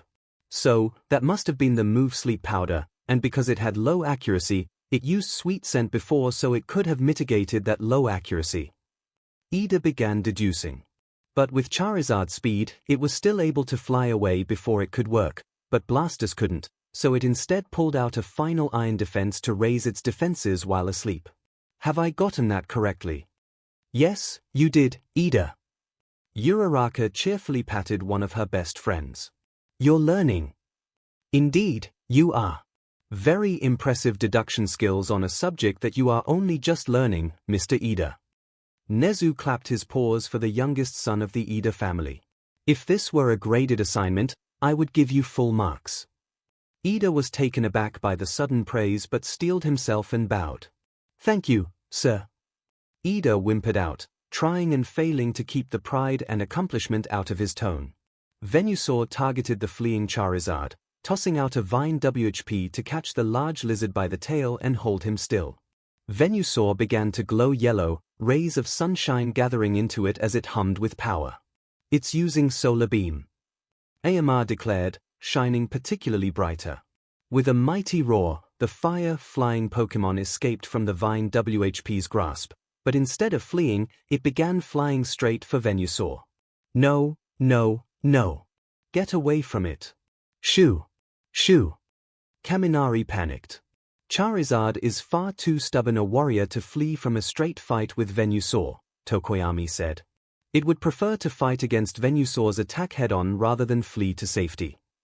But before it could get to the grass poison type, Venusaur finished charging and fired the solar beam at Charizard, who quickly retaliated with a powerful flamethrower. The two attacks collided, both equally powerful, and Charizard advanced slowly toward the beam's struggle. The attacks continued to go on for a short bit, but suddenly, the attacks created a huge explosion, engulfing the screen in white light, before fading to black. Wait, what just happened? Mina lowered her arms from covering her eyes, now staring at a black screen. Is that it? Doubtful. Kyoko rubbed her eyes from the bright light. I think it's just about to get very interesting. Soon enough, color returned to the screen, now showing the environment as a complete, scorched wasteland. Well, that forest has gone bye-bye. Setsuna stared blankly at the results of the attacks. How dare that flying lizard eviscerated such a appealing, lush, and plentiful forest? Ibarra raged vehemently. Here! How is this Charizard's fault? Bakugu roared back, a comical tick mark over his head. If anything, it's that walking tree frog that went scorched earth on that forest. How dare you? That non-dragon salamander was clearly at fault. Ibarra gained her own angry tick marks over her head and glowing red eyes. The explosion clearly occurred because it inched closer and built up the energy to explode. What kind of dumbass logic is that? Bakugu raged back as vehemently. That explosion was clearly because stored energy from the sun met with dragon fire. That wasn't even actual dragon fire. It was just regular Pokemon fire, you barking Pomeranian. Ibarra barked out. The hell you call me, you holy Kia pet? Bakugu roared back. The two growled at each other like a pair of dogs, before they were suddenly wrapped in a grey scarf. Enough, the both of you, Aizawa growled out himself, his tone and glowing eyes cutting off the two's growling and subconsciously activating quirks. Now out of their rage, the two realized that their faces were in fact practically inches from each other, unknowingly walking closer together in their rants. The sudden approximation to each other had to the taken back and blushing. I already warned you before about antagonizing other students, Bakugu. Aizawa reminded the ash-blonde teen. Detention. I will see to the specifics tomorrow. Shiozaki, I will let Vlad deal with you. Aizawa released them, both of them walking silently back to their seats. Bakugu ignored the stares of his classmates, especially the teasing grins of Mina, likely Hagakure, Kirishima, and Kaminari. As he sat down, ignoring them, hand over his mouth, he fought to keep down the blush he tried to cover, though with one thought in his head, did she always smell so nice? Bakugu wondered, the scent of her hair, like that of a fresh, aroma-filled flower. Meanwhile, with Shiozaki, she was in a similar state, ignoring the teasing stare of Setsuna and the angry, chastising words of Vlad King, focusing on a thought that repeated like a track in her mind. Were his eyes always that appealing? Shiozaki pondered, thinking about his ruby-red eyes, so deep and thick like blood-made flesh. Venusaur stood in the middle of the wasteland, surrounded by dust, making it hard for the grass starter to see. Venusaur looked around to see where its opponents have gone. Suddenly, it made out a vague shape before, out of the dust, Charizard flew right towards it, its wing glowing white from wing attack. The wing attack struck straight, true, and through Venusaur's flower-like appendage. The flower sliced off as the seed Pokémon roared in pain. Screams and yelps of surprise and horror came out of the students at the sudden gruesome sight. Yeah. That's not what happens in Pokémon, Kinoko muttered weakly, already knowing just what was going to happen. Charizard retreated back after completely cutting through the seed Pokémon's flower. Flames gathered in its jaw before firing a flame burst. It exploded onto its target, surrounding Venusaur in a field of flames. The plant monster roars as it tried and failed twice to escape the flames, letting out a final roar into the air before ultimately perishing. Groans and sighs of defeat and disappointment were shared among the Venusaur voters while most of the Charizard voters cheered in victory. I feel like something is missing, but I can't quite put my finger on it, Kaminari muttered. I think it's because we don't have Bakugo bragging on Midoriya. Mineta pointed, seeing a disappointed Midoriya getting patted by Melissa, Momo, and Ei while Bakugo was still staring off into space. Hey guys, it's not over yet, Kirishima called out to the rest of the group. There are still 2 fighters left. Oh yeah, we haven't seen Blastoise after it was put to sleep. Tetsu perked up, hopeful his fighter was still okay. Maybe it was destroyed in that explosion. Bondo proposed the possibility. Unlikely, given that both Venusaur and Charizard, who were at the epicenter of the blast, survived. Koroiro pointed out. And it raised its defenses before it went to sleep, so he could have easily escaped the explosion unfazed. Manga jumped in, his text bubble face bearing the kanji for both defense and explosion. The scene swayed over to Blastoise, still tucked and sleeping in his shell, as Venusaur's ripped-off flowers rolled by like a tumbleweed. Oh, come on, you didn't have to show that.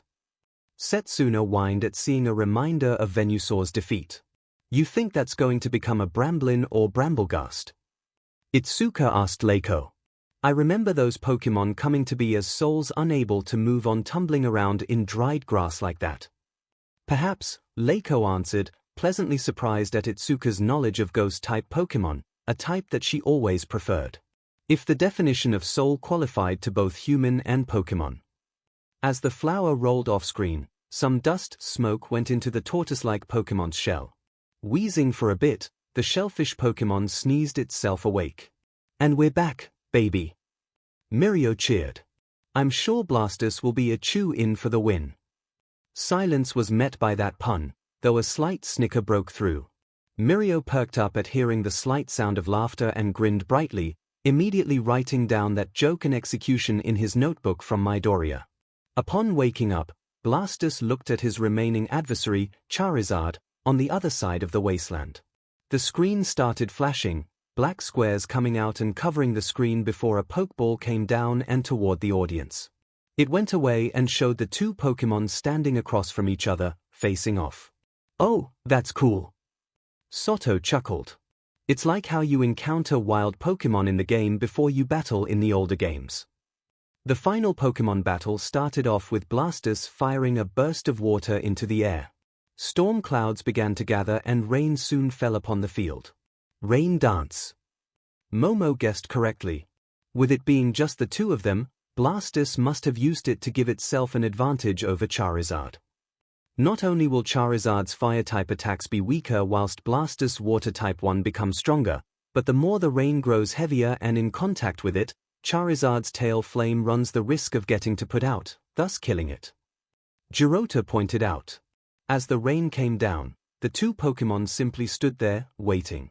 Then a crash of lightning struck in the middle of the field and the 2 roared and commenced their final fight. Charizard charged quickly, striking multiple slashes as it scratched Blastoise's shell, but the tortoise with cannons countered, dodging the last slash aimed for its head and leaving the fire-flying type vulnerable. The pure water type chomped down with bite on Charizard's neck, the fire-type bleeding and roaring in agony. "Oh, that's got a sting." Owais rubbed his neck. Charizard was pretty quick with those slashes because of its speed, but they didn't do much because of Blastoise' defenses. Sen commentated. Meanwhile, Blastoise' own bite did a lot of damage because of Charizard's feeble defenses by comparison, Monoma added. And if this Blastoise does possess the Rain Dish ability, it is likely healing progressively because of the rain. Flames spewed out of Charizard's mouth and onto the field, surrounding the two in Fire Spin. And now with Fire Spin, it is trying to whittle Blastoise' health, or cancel the Rain Dish ability by constant damage over constant health. Yui pointed out. Grabbing onto Charizard's wings, Blastoise reared its head back and struck the fire starter with Skull Bash, BLD sprouting out from the impact. Charizard quickly retaliated by chomping on Blastoise' head multiple times, causing the water starter to bleed heavily just above his left eye. Jesus Christ! Kaminari cursed, hands over his eyes at the scene. Pokemon battles were never this gruesome. Because it's a children's game in our eyes or this universe, Shoji replied. But given the more gruesome backstory in some of their Poke's entries and reality, this is likely possible. As the screen was going white as Charizard kept chomping on its head, Blastoise suddenly let out a roar and, with all his strength, ripped Charizard's wings off. No. Yes. The Charizard and Blastoise voters exclaimed in unison. The two were launched backward from the force, Blastoise landing away with a closed eye covered in BLD. As the two Pokemon got up from their injuries, Blastoise rushed up and attacked, grabbing the flame Pokemon by his throat. Charizard tried to charge up Flamethrower, but Blastoise used both hands to grip Charizard's neck, causing the choking Pokemon to cease the attack. Oh, no, no, no, no. Kaminari repeatedly shook his head. Yes, yes, yes, yes, yes. Kirishima and Tetsu repeatedly nodded. Blastoise bent over, aiming his cannons towards Charizard's mouth, and began shooting Hydro Pump directly into Charizard's mouth. Charizard's body began to distend due to his belly, full of rapidly filling water. Okay. Nejaya gulped, face turning green. I think I'm going to be sick. Izuku and Mirio clasped their hands over Ai's and Kuta's eyes, despite their protest. With a roar, Blastoise let go of Charizard and launched the fire starter into the air. Blastoise continued to accurately shoot water into his mid-air opponent's mouth, Charizard's body flying off into the distance before exploding in guts, BLD, and water. The rain dance soon ended and the fire spin extinguished. Blastoise yelled out a triumphant roar at his victory. KO! The victorious Blastoise proceeds to eat the remains of Venusaur's flower while Charizard's remains are shown on the ground, all covered in BLD as the flame on its tail goes out. And just as Charizard could not handle the water and exploded, the students could not hold in their stomachs and let out another round of barf into new barf bags. Charizard! No! Boomstick cried out in despair. Oh, and Frogiplant whatever. I guess that flower isn't going to be a Bramblin, or Bramblegast, here. A still queasy Itsuka tried to provide levity as she saw Blastoise snacking on Venusaur's flower. I appreciate the sentiment but please silence, Leiko replied, even her queasy from the bloody death of the Charizard. Charizard's greater speed allowed first attack, and its proud warrior mentality led to striking Blastoise first. Wiz began explaining.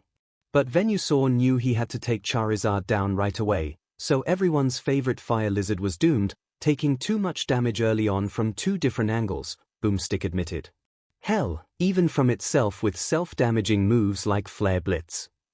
True. Momo gulped down the last of her queasiness. If it had handled Venusaur first, then it might have stood a better chance against Blastoise later on. But Blastoise could have maxed its own defensive stats if those two would have fought instead, which would have screwed Charizard over a lot. Kyoka jumped in. But poor Venusaur didn't stand a chance against Charizard's dual typing, and the bulky defense of Blastoise was more than enough to outlast both of them. Wiz detailed. Also, since Charizard and Venusaur do not naturally learn Sunny Day, they could not counter the Rain Dance, leading to Blastoise water-type moves having greater power while lowering Charizard's fire-type ones. And without Sunny Day, Venusaur couldn't power up Solar Beam faster than it could, and it would have increased Charizard's fire-type moves regardless, Izuku mentioned. Plus, if it had solar power, Charizard's hidden ability, it would have boosted Charizard's special attack even more, but at the price of damage over time, which would have been a major risk. Shinsu also mentioned.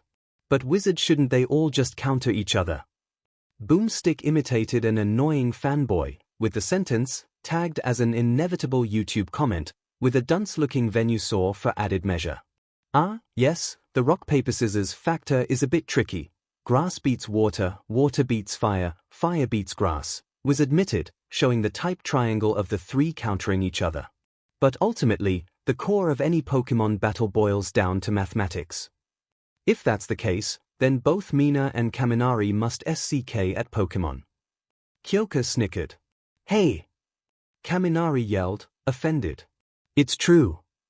Mina sighed, comically dejected. Every attack does a specific amount of damage, with specific effects to specific types with a specific accuracy. Wiz pointed out, showing for example all the numbers and percentages involved in Flamethrower, from its base power, accuracy, stab, alternate, super, and non-effects. The teachers tried to hide their snickers when they saw Ectoplasm, the math teacher among them, perk up proudly at his subject's relevancy and importance.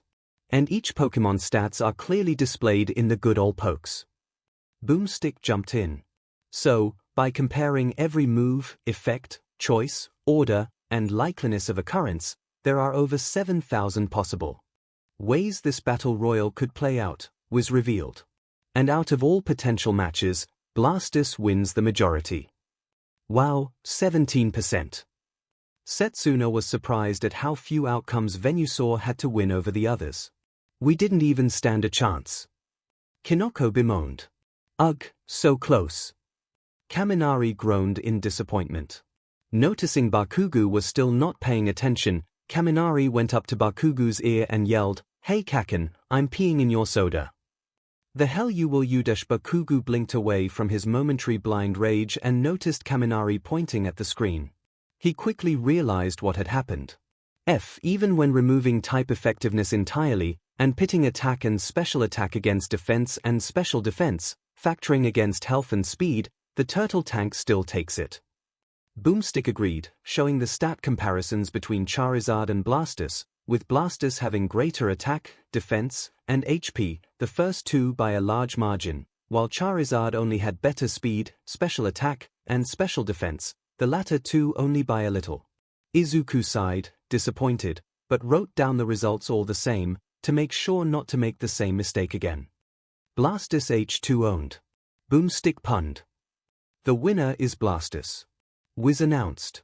Claps of respect and victory sounded off, with Kaminari mournfully saying farewell to his last pocket money to Kirishima. Setsuna had managed to snap Ibara out of her similar state to Bakugu and explain to her what had happened. Needless to say, Ibara was very much dejected, both at the outcome of the fight and for possibly giving Shiozaki the perfect ammunition to hold over her head for likely forever. Next time on Death Battle, Boomstick began the announcement for the next fight. The screen went dark, only for the sounds of robotic noises to come alive. The glowing blue, menacing, robotic eyes shined out of the darkness, flanked on either side by red lightsaber-like blades.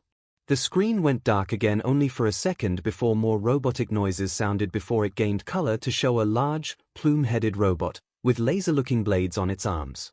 Red energy glowed brighter and brighter in its chest before it lashed its arms back and chest out, firing off a massive stream of red energy. Fulgor versus Sector. "Wait, is it another robo-battle?" Sen asked. "Pretty much," Rin said. "And I think I know what's about to happen." As predicted, Izuku and Melissa had to restrain Mai into her seat, this time with Izuku trading seats with Ida to keep his hold on Black WHP over her from being a discomfort for the others. Eri was allowed to sit on Uraraka's lap, an adjustment Eri was at first against, simply because she wanted to stay by her papa, but with reassurances from him that it would likely be for one video, to not hurt Uraraka's feelings, and the promise of candy apples, Eri agreed and sat on Uraraka's lap, much to the Gravity Girl's delight. Remote now in his hands because of Mai's bindings, 𝐒𝐿𝐼 looked to Nezu's approval for the next fight. Upon receiving it, 𝐒𝐿𝐼 pressed a button, and the next video began to play. With the new seating arrangement settled, mostly so Midoriya could keep tethered to her seat and away from the device, 𝐒𝐿𝐼 pressed the button on the remote, playing the next death battle. Cyborgs, Boomstick began, dramatically. Thing badass. Cool, it's another robot fight, Kaminari grinned, excited. Though, in contrast to Terminator vs. Robocop, this seems to only have cyborgs instead of cyborgs versus androids, Melissa deduced. As someone with my own cybernetic arm that suffers constant glitches, I have to agree. Wiz admitted, revealed. Cyborgs are awesome. Wait, Wizard has a robot arm. Uraraka tilted her head in question. Nice to see that we are getting more information about the makers of the device and these videos, 13 commented. Though, I wonder why he had to get a robotic arm in the first place. I'm guessing with his profession as a scientist, of sorts, and his workings with the multidimensional technology that an accident saw to the loss of his arm and a prosthetic one in its place, 𝐿𝐼 suggested. Like 𝐿𝐼, the metal monster of Killer Instinct. Boomstick introduced the first fighter. And 𝐿𝐼, the ninja cyborg from Mortal Kombat. Wiz introduced the latter. That's another fighter for both the Mortal Kombat world and this Killer Instinct world, Ida made note of.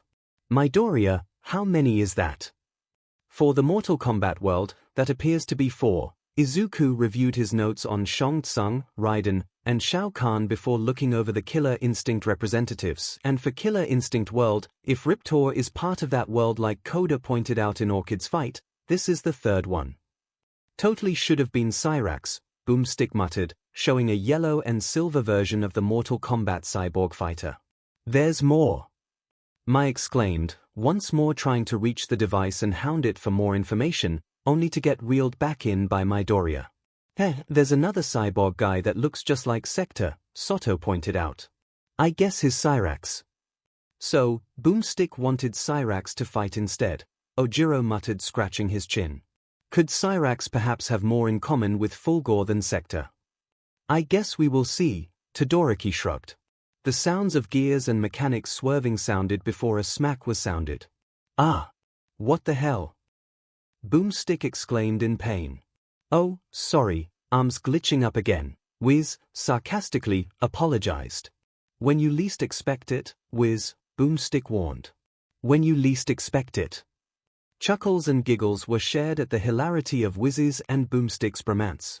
I'm Wizard and his Boomstick, and it's our job to analyze their weapons, armor, and skills to find out who would win a death battle. Wiz finished the intro. The first fighter looked way more like a standard robot than a half-human, half-robot. Multiple versions of the fighter were shown, some more advanced and robotic, others more streamlined like a suit of armor, yet there were some major constants between designs.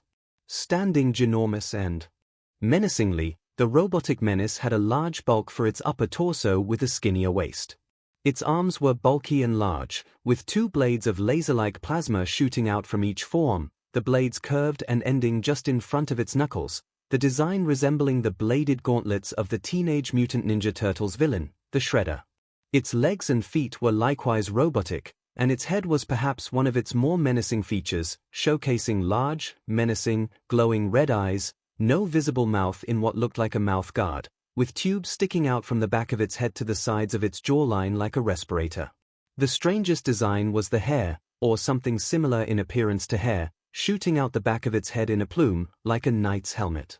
𝐿𝐼 in the dystopian world of Killer Instinct, there are no governments, no courts, no nations, Wiz began, ominously. There is only the megacorporation that controls the earth. Walmart Ultratech. Boomstick corrected, replacing the Walmart logo on a regular office building with an Ultratech logo. Just like Orchid's video said, Melissa nodded, confirming that thus exist in the same world as the disavowed assassin and Riptor. Still, it sounds almost ludicrous that a corporation could suddenly take control of the entire world. Not to sound like a conspiracy theorist, it isn't exactly far-fetched, Yorozu replied. While not a singular corporation per se, lots of companies and conglomerates have a hold over most of our everyday appliances and necessities. Computers, food, transportation, and news outlets. It wouldn't be hard to hold our very way of life at ransom if they wanted to. You're saying that this ultra-tech bribed or hoisted control of the world from the governments but withholding and controlling at that stuff? Ojiro asked, disturbed at the notion of such a possibility occurring. All I'm saying is that it is a grim possibility should everything fall under the singular umbrella of one company with the means and motive for such ambition, Momo replied. Nezu frowned, not at Yorozu's way of thinking, but at how such a dystopian world could be seen as a possibility. He thought of the company Detnerat, and its various companies and subsidiaries in its association like Feel Good Incorporated, and how the company's rather suspicious encroaching grasp over a multitude of Japanese businesses of importance, such as news stations, publications, appliances, and even support items. To tighten his iron grip even further, Ultratech's chairman plotted to build an army of cybernetic enforcers, Wiz revealed. Thus, he created the deadly sadistic prototype known as 𝐒𝐿𝐴𝐽. Scenes of 𝐒𝐿𝐴𝐽 wreaking havoc on various fighters played, showcasing its startling speed and ferocity in combat and weaponry. Jesus, Kaminari muttered, startled. That thing is vicious. So, they basically created their own army of Terminators, David frowned. 𝐒𝐿𝐴𝐽, Boomstick said the name aloud and whimsically. Now, there's a name that will strike fear into your enemies. Just saying it gives me chills. Background height, 1.96 meters 6 feet 5 inches weight, 249. 5 kilograms 550 pounds manufacturer, Ultratech Cybersoldier prototype artificial intelligence based on 𝐂𝐻𝐽 champion Black Eagle primary mission, kill 𝐔𝐬𝐽 and conquer the world. Observant viewers blinked at the mention of Izuku's 𝐾 counterpart standing 6 feet 5 inches with over 500 pounds of reinforced steel. 𝐒𝐿𝐴𝐽 is a brutal killing machine, all while rocking a stylish ponytail. Boomstick fully introduced Ultratech's mechanical butcher. Steven Seagal would be proud. Actually, to dupe people into trusting their cyborgs, Ultratech cleverly designed 𝐒𝐿𝐴𝐽 to look the part of an honorable knight, helmet plume included, was pointed out, showing the cybersoldier standing next to an image of a medieval knight. Whilst deceiving, appearances are an important factor in the eyes of the public, Edgeshot sagely informed the students. Often, the more chivalrous and safer an image one bears, the more trust one may coerce from the public at large. Nezu scoffed, easily applying this sentiment to the HPSC and their campaigns and means to appear competent and working with the public's interest. The reality of their censorship of violence against those with metamorphic quirk and the quirkless and the disguising of hero misconduct was now compounded by Nezu's ever-growing suspicions about what they did with Lady Nagant. However, that also ends up being harmful toward those with metamorphic quirks. Ryukyu closed her eyes, frowning in displeasure at the biases and bigotry of people based solely on appearances.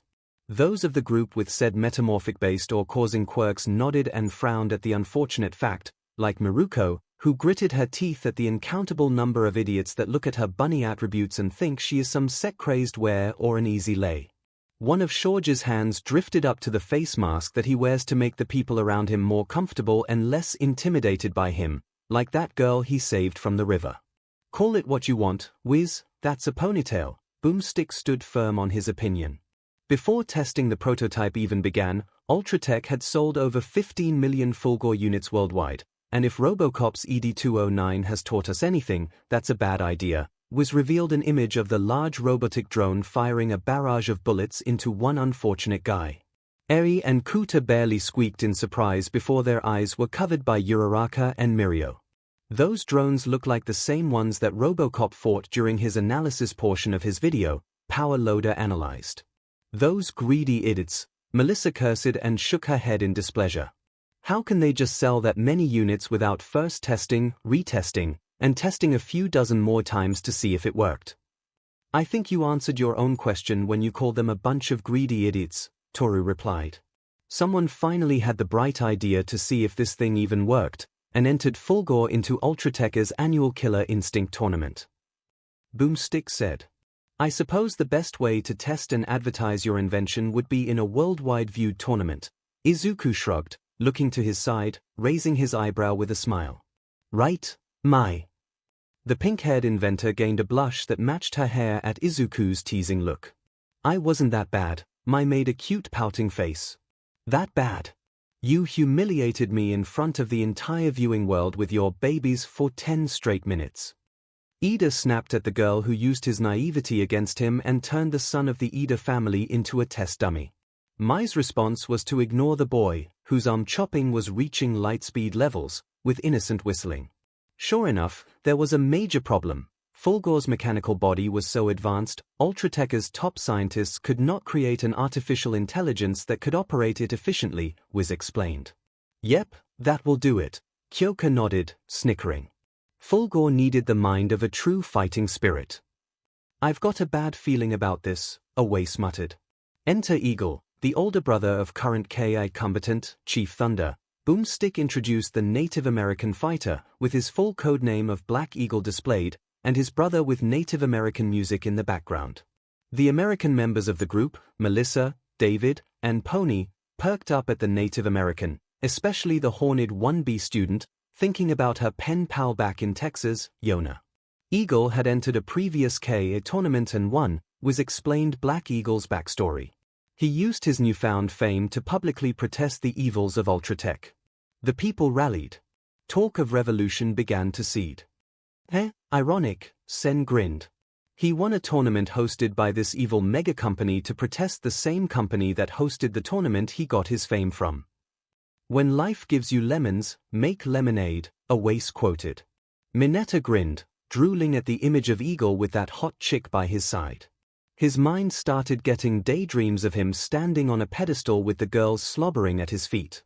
Before the daydream turned into a nightmare when Midoriya toppled him down, looking like some hardcore angel from 𝐒𝐿O, taking the girls and bringing down his holy sword on him. Mineta snapped out of his daydream turned nightmare and shivered, a mental note made to perhaps stay away from the girls Izuku was interested in. But then some guy at Ultratech, probably the dude who wanted to test 𝐒𝐭𝐴, was like, hey, let's kill 𝐒𝐵L, stop his revolution, then rip out his brain and drop it in our robot. Boomstick jumped in, showcasing an anonymous figure image detailing the plan in comical steps, from step 1, murder, 2, crush dreams, 3, brain handling, and step 4, profit. 𝐒𝐵L mysteriously disappeared, 𝐒𝐭𝐴 started kicking butt, and that guy probably got a promotion. The anonymous figure image was shown again with money raining down around the image. How horrible! Ibara gasped in horror and disgust at Ultratecha's methods. 𝐒𝐵L's fists clenched tightly, glaring at the screen with fury. He imagined himself and Tensai in Thunder and 𝐒𝐵L's positions, with his older brother suddenly taken from him by Ultratech and helpless against a doctor that resembled hero killer Stain, with a knife and his deranged face over his terrified brother. 𝐒𝐵L felt a hand on his shoulder to find it belonged to Todoroki. The engine quirk user remembered that he had traded seats with Midoriya for this video. Looking between the two, Midoriya and Todoroki gave looks of sympathy and understanding, realizing the pain and anger 𝐒𝐵L felt at the similar circumstances to his own elder brother's maiming by the hero killer. The night of the Hosu incident came back to him, with being temporarily incapacitated alongside Native by the hero killer. The memory of Native likewise in that situation and where he failed to take his life into account, and with how similar Native was to the Native American fighters, it brought back that feeling of failure at being a real hero, Stain's words taunting him. Until the memories of Midoriya and Todoroki arriving to save and aid him, their words of encouragement, and their combined victory against the hero killer came to the forefront. Smiling at his victory, not just against the hero killer, but also the anger and resentment that guided him into that ally. It was thanks to his friends that the 𝐒𝐵L that walked out that ally was different, better than the one that went in. 𝐒𝐵L gave the two a smile and nod, the two nodding back in equal care and happiness. Likewise, the trio of teachers of Eraser, MIC, and Midnight was in a similar struggle at the news of 𝐒𝐭𝐴's origins, and with a similar scene in their minds like 𝐒𝐵L had, but in place of Tensai and Stain, there was instead Shirakumo's bloody corpse defiled and warped into Kurogiri by the shadowy visage of Dr. Garaki. It brought pain, anger, and sadness to the three, but their resolution was yet to come. With the implanted mind of 𝐒𝐵L, 𝐒𝐿 effortlessly smashed through foe after foe, Wiz continued. However, 𝐒𝐵L still lived somewhere within, constantly fighting to overcome his malicious programming and horribly ironic situation. Wiz's words were given evidenced by 𝐿𝐴 halting his attack on a downed orchid and looking existential in his situation. The three blinked at the sight of 𝐒𝐵 taking over from within 𝐿𝐴, the flames of hope burning bright inside them. If what the device said is true, and he really has been turned into Kurogiri, is there a chance that the old Shirakumo is still there, deep down? Aizawa thought, resolve welling up in his heart. Izuku frowned at how 𝐿𝐴 was about to strike at his sister from another world and was relieved that both she was okay and glad to see 𝐒𝐵 fighting through the programming controlling him. 𝐿𝐴 draws from 𝐒𝐵's traditional 𝐒𝐭𝐻𝐻𝐻 fighting style, which crosses judo, taekwondo, and hapkido with short-ranged blades, Boomstick explained. Kamakiri perked up at the fighting style demonstrated, thinking he could benefit from this with his blades. Noticing Midoriya writing down the info in his notebook, the mantis-like teen decided to ask the guy for those notes later. Moveset Plasma Claw Plasma Storm Eye Laser Reflector Cyber Port Cloaking Device Devastation Beam like his quad plasma claws, which can cut through almost any metal with temperatures over 30,000 degrees Fahrenheit, Wiz detailed. Great, he's got lightsaber claws, Kaminari threw his hands up. Their appearance looks more like the MSTR Chief's energy sword with its twin-bladed, claw aesthetic. Tokoyami gave his 2 cents, likewise taking special notice of 𝐿𝐴's fighting style, wondering if he could replicate it with Dark Shadow's claws over his hands. In addition, he's equipped with everything a badass killer cyborg should have, Boomstick jumped in. Plasma Storm Fireballs, a reflector to bounce back projectiles, a cyberport, a cloaking device, and laser eyes for flare. With every mention, the move was demonstrated, including the cyberport being a teleporter. With his speed, strength, and claws, 𝐿𝐴 obviously would dominate in a close-range scenario, with his cyberport and cloaking device giving him a level of stealth and surprise attack that would make any powerful attack fail to hit which he could counterattack, Izuku muttered as he wrote down the Cyber Warrior's moveset. Additionally, the eye lasers and plasma storm would help him fire back in a long-range combat situation, and the reflector and cyberport to defend against other projectiles, and the latter and the cloaking device could help him get in closer to a faraway enemy to continue. Izuku was eventually snapped out of it with a pinch and tug on his ear from an invisible hand. Ah! Izuku exclaimed in slight pain and surprise. Oath to Midori, you were muttering again, Toru said. Sorry, Izuku stuttered. It's fine, Midori. Toru shook off the attempted apology. It's cute and all, but kinda distracting. Not as cute and distracting as you, Izuku muttered, offhandedly. Say what? Toru squeaked, a blush where her cheeks would be. Nothing. Nothing at all. Izuku tried to recover, his own cheeks burning bright. He would have tried to stutter out an excuse when he realized he let go of Black WHP's hold on my. He barely managed to re-snag the pink-haired inventor and drag her whiny butt back into her seat. Meanwhile, Toru was blushing and fidgeting like a nervous wreck from Midoriya's words. He called me cute and distracting. She squealed to herself, feeling like she was on cloud 9. No Mercy's turret morph laser sight machine morph terminator, and when his foe's time grows short, 𝐿𝐴 uses one of 4 overwhelming finishers called No Mercies, Wiz added. 𝐿𝐴 demonstrated his turret morph No Mercy by removing his head and out popped a turret that fired a hail of bullets onto TJ combo before the boxer fell over dead. I don't even where was he keeping that? Boomstick exclaimed. And how can he even see where he's aiming? That detective is the right question, Kaminari memed. Punishment, earphone jack sound blasts to the ear. Result, comical spasming. I guess 𝐿𝐴 can give quite the killer look. Mirio made a pun. Punishment, frying pan to the back of the head. Result, comical fainting. When will they learn? Nejaya fondly shook her head, while Eri lightly and comically chopped Mirio's slumped-over body. Probably never, Kyoka sighed, while Mineta and Zero shook Kaminari awake.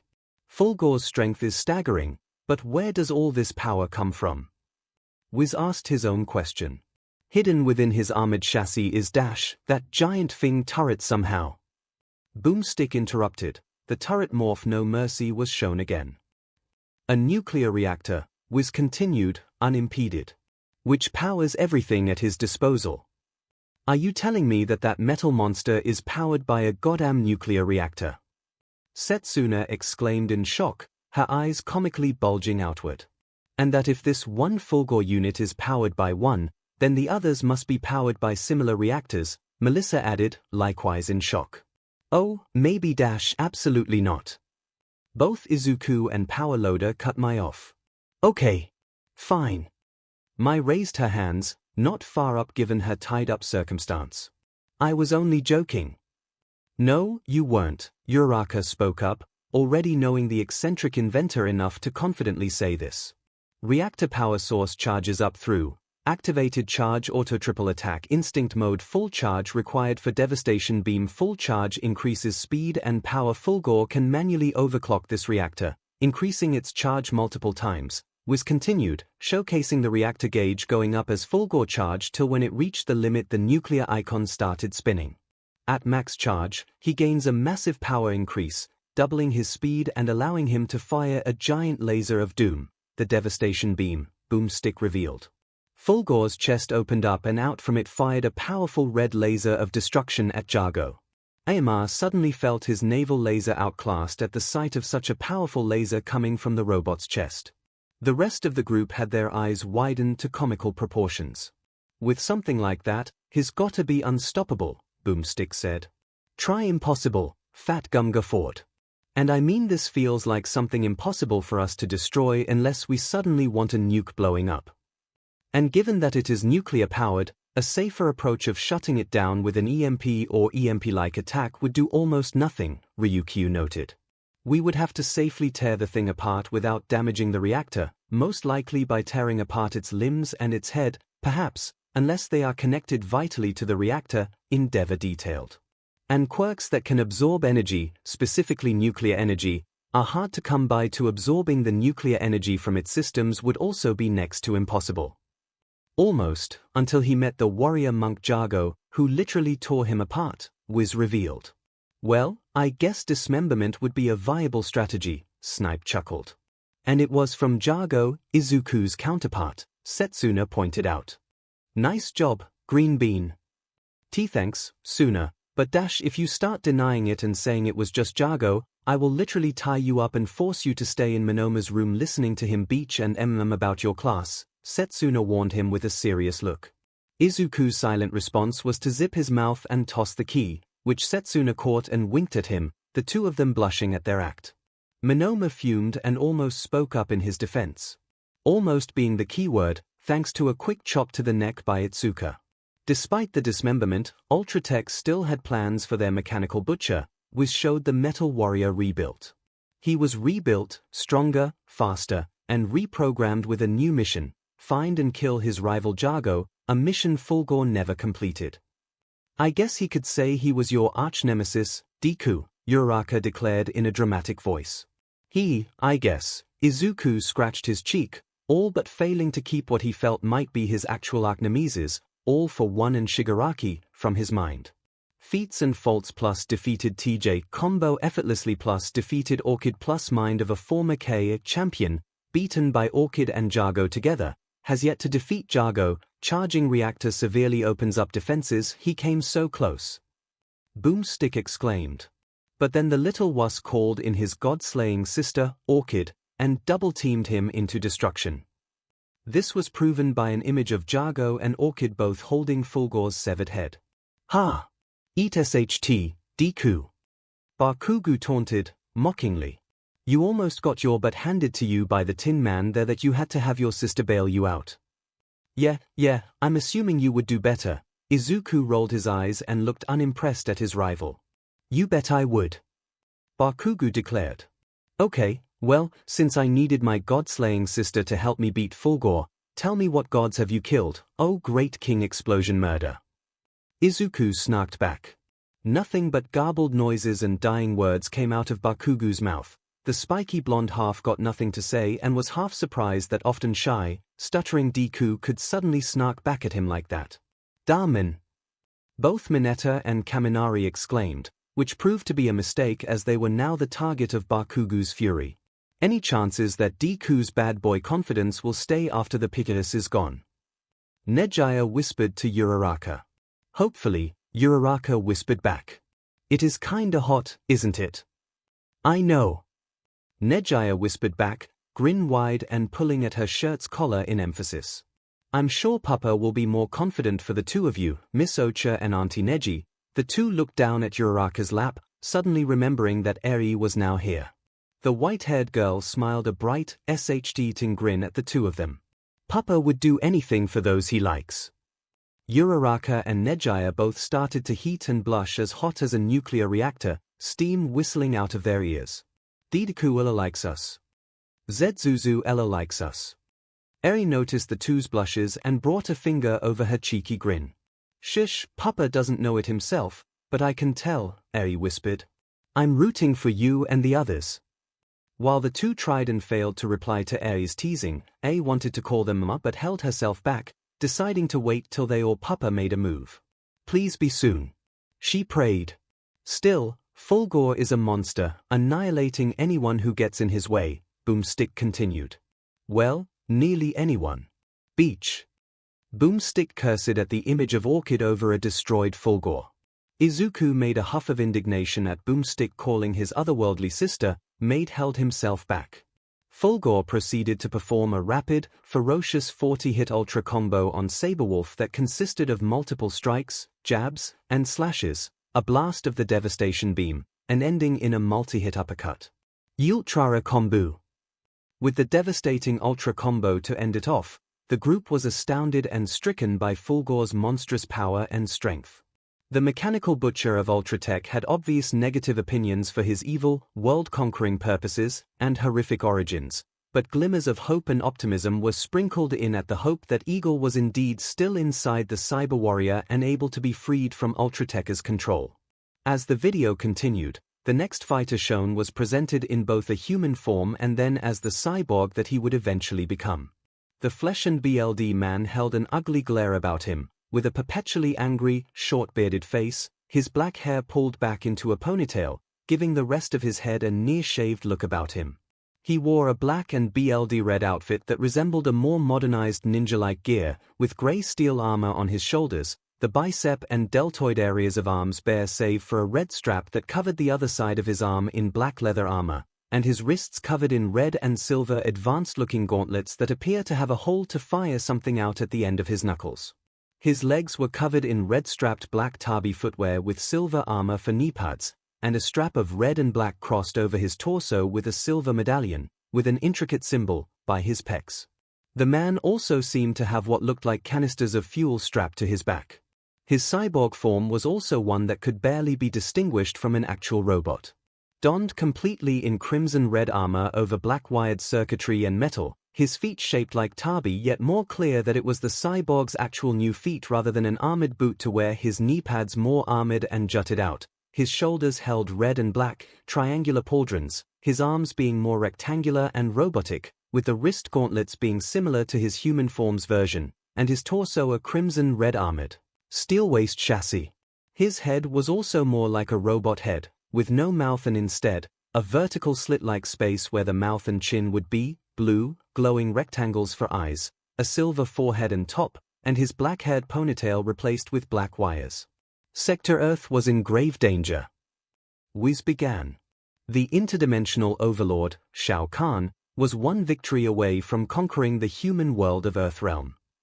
In order to stack up with Kahn's invading monsters, the Grandmaster of the Lin Kuei clan of assassins came up with a plan so crazy it just might work. As Boomstick spoke, the Grandmaster was shown in vibrant red and black robes, sitting on a throne with his fingers pressed together. The way his hands are pressed together. 𝐒𝐭𝐚𝐲 copied the Grandmaster's hands, rolling his eyes. Practically looks like one of those cartoon villains about to reveal their MSTR plan. Mwahaha. 𝐒𝐭𝐴 mockingly laughed in a parody of the standard villain laugh. Let's turn all of our ninjas into robots. Wiz read out the words out of a comical text box from the Grandmaster. That guy's my thing hero, Boomstick declared. Wait, so this sector isn't just a cyborg, but also a ninja cyborg. Kaminari practically frothed at the mouth at such an awesome idea.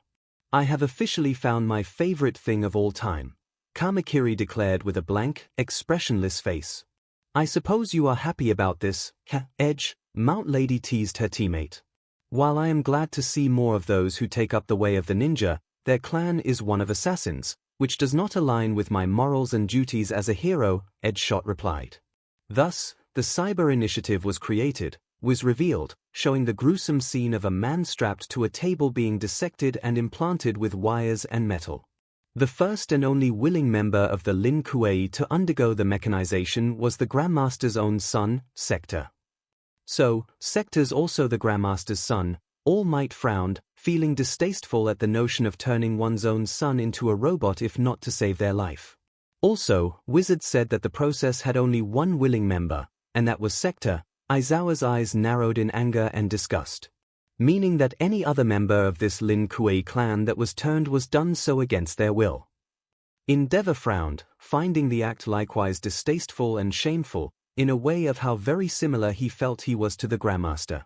Memories of both his training sessions with Tuya and Shoto came to mind, how he worked them, twisted them, and tried to shape them into his tools to carry on out his goal of surpassing All Might, only for Tuya to grow increasingly unstable and burn himself and for Shoto to have his signature scar burned onto him by his unstable wife, raising his hand against the wife he actually cared for, and his son glaring at him with such hate and fury that he led himself down a path of self-destruction that only Midoriya managed to snap him out of.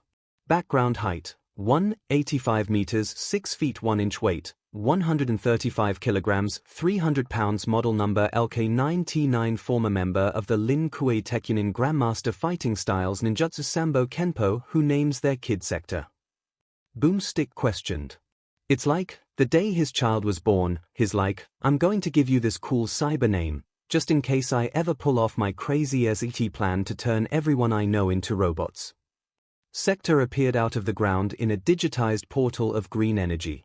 I will show no mercy, he declared in his cybernetic voice as he moved his wrists out, flames spewing out.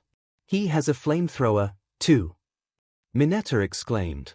Todoroki's eyes narrowed, the whole situation of a father turning his son into a weapon not lost on him to his own history, and the flamethrowers of this cyborg ninja didn't help. He also appears to have a teleporting device, as well. Jirota analyzed the cyber 𝐿𝑖𝑛 𝐾𝐻𝐲. So, Fulgore and 𝐤𝐸𝐻 have teleportation abilities and are human-turned-cyborg warriors. 𝐤𝐸𝐻 was already an unrivaled assassin and MSTR of ninjutsu, sambo, and kenpo, was listed his martial arts mastery. Itsuka nodded, impressed at 𝐤𝐸𝐻's array of martial arts skills, and paid closer attention to the cyborg warrior's fighting style, to see if she could incorporate some of his styles into her own.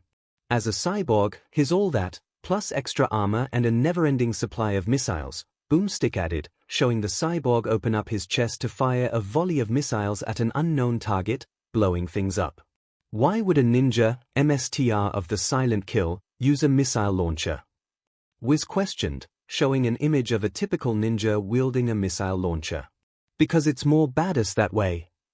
Bakugo laughed. Of course, you would say that. Todoroki rolled his eyes. Screw off, icy hot. Bakugo roared back.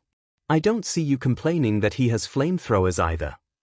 Move set chest missile, double missile, homing missile, upward missile, rocket punch, flame burner, a flamethrower, cloaking device, laser pistol, pulse blades. He's also got 2 flamethrowers on his wrists, a cloaking device, a laser pistol, a teleporting rocket punch, and lightsabers. Boomstick listed 𝐤𝐸𝐻's moveset. See. Bakugo gestured to Todoroki the screen with 𝐤𝐸𝐻 firing his flamethrowers. Okay, those are just straight-up lightsabers. Kaminari threw his hands up again. Like, look at them. They're actually called pulse blades, Wiz corrected. They are definitely lightsabers, Boomstick continued. Sweet, royalty-free lightsabers. Add lightsaber-like weaponry and cloaking capabilities to the list of comparisons between him and Fulgore, Setsuna noted. And I'm willing to bet that this is a villain battle with 𝐤𝐸𝐻, some kind of antagonist in this Mortal Kombat world. Fatalities: Compactor Flamethrower Scarecrow Missile Strike. A single, powerful missile. Robosec fires 5 missiles at once. 𝐤𝐸𝐻 used his Robosec fatality on Melina, with 4 missiles popping out of the Crimson Cyborg and hovering next to him, a smaller 5th one firing out and exploding her upper half into 4 pieces that the 4 missiles honed onto and exploded in midair. GGS were around the group, either by those trying to hold in the contents of their stomach or stopping mid-sip of their drinks at the gruesome fatality. Didn't that woman look like that clone of Lady Nagant's counterpart, Kitana? Setsuna coughed before speaking. To close a kill, Sector finishes foes with a brutal fatality, like the Robosec, Missile Strike, or the Compactor, Wiz listed the fatalities. Sector approached a downed Sonya Blade, using the Compactor fatality by opening his chest and a Compactor forming out and crushing Sonya into a bloody paste of BLD and bones. Stop! Stop! Mount Lady coughed again as she sipped her drink in an attempt to wash away the disgust of the first fatality. We get it. The people of that universe are messed up. I'm starting to think maybe getting food and drinks for gruesome videos like these was a bad idea, Midnight muttered. Okay, how do these robo guys keep all this impossible SHT in their chests? Boomstick exclaimed his incredulity. Do they have black holes for hearts or something?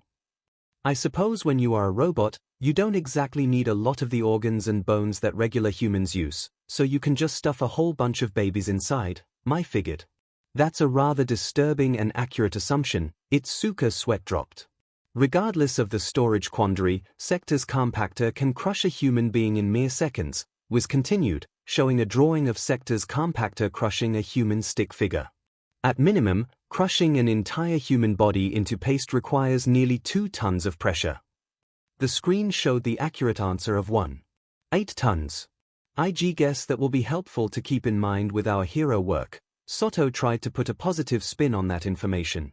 Honestly, it's still a miracle I survived when I got crushed by something that heavy. Zero sighed in relief, thinking back to the unfortunate baseball incident. For the last time, kid, my giant form doesn't weigh 2 tons. Mount Lady yelled at the student she crushed with her unconscious giant form. The new sector proved invaluable, aiding Shao Kahn in multiple Mortal Kombat tournaments against the defenders of humanity, was informed. And after Kahn discovered a loophole around the tournament's rules, Sector led the Lin Kuei in the invasion of Earthrealm. Wait, didn't Wiz and Boomstick say that the Cyber Lin Kuei were made to stack up against Shao Kahn's forces? Bondo scratched his glue dispenser-like head. So why are they helping them now? Well, Boomstick's exact words were stack up with Shao Kahn's forces. Izuku reviewed back his notes. That could imply against Shao Kahn's forces or, more apparently, be on the same level of use with Shao Kahn's forces. Perhaps to make them seem like allies of worth rather than dregs to dispose of after his goal was completed, Todoroki finished Izuku's train of thought. Edgeshot grew more upset that the way of the ninja was not only perverted with this mad science but used such a practice, that he has dedicated his life to mestering, for evil and world domination. But despite the pure badassery of being a robo-ninja, not everybody wanted to do it, Boomstick pointed out, showing a black man in similar attire, yet yellow and black, to Sector's attire when he was human. Fearing the loss of mind and soul, a few Lin Kuei managed to escape, including Sector's former partner in the first modern Mortal Kombat tournament, Cyrax. Wizard revealed the Lin Kuei member. Edgeshot nodded, appreciating that most of the Lin Kuei refused such a perverse directive of their order and flee from this fate. Fat load of good that did, Boomstick muttered, showing Cyrax's human form replaced by his yellow and black cyborg form. Edgeshot sweat dropped, thinking he may have thought too soon. I see, Nezu muttered, frowning at the similarities. Cyrax was an unfortunate case of a Lin Kuei member that was forcibly turned into a cyborg. And with how similar it is to Eagle's fate of turning into Fulgore, this is the missing context of Boomstick's words at the beginning. So, why have the chump that willingly turned into a cyborg as Fulgore's fighter? MIC questioned. Perhaps Sector was the more powerfully skilled and notable of the two, or there may be more to come in his part of the video, Tiger suggested. Sector was tasked with hunting these traitors and dragging them back to the Grandmaster, dead or alive, Wiz explained, showing another Lin Kuei ninja, this one in grey and black ninja armor, and his face concealed under a mask. The list of defectors included a young ninja named Sub-Zero. Wiz showed another ninja that had a similar attire to the grey one, with his outfit blacker and blur, and perpetually breathing out cold air. Feats and faults plus defeated Smoke plus defeated Hydro with Cyrax plus assassinated 𝐿𝐴 Grandmaster lost Grandmaster title to Sub-Zero, has yet to defeat Sub-Zero mentally insane Mecha Sector was nearly unstoppable, Boomstick took over. He slaughtered the clan's enemies by the dozens, without so much as batting a robo-eye, but no matter how hard he tried, he could never take down that poster boy Sub-Zero.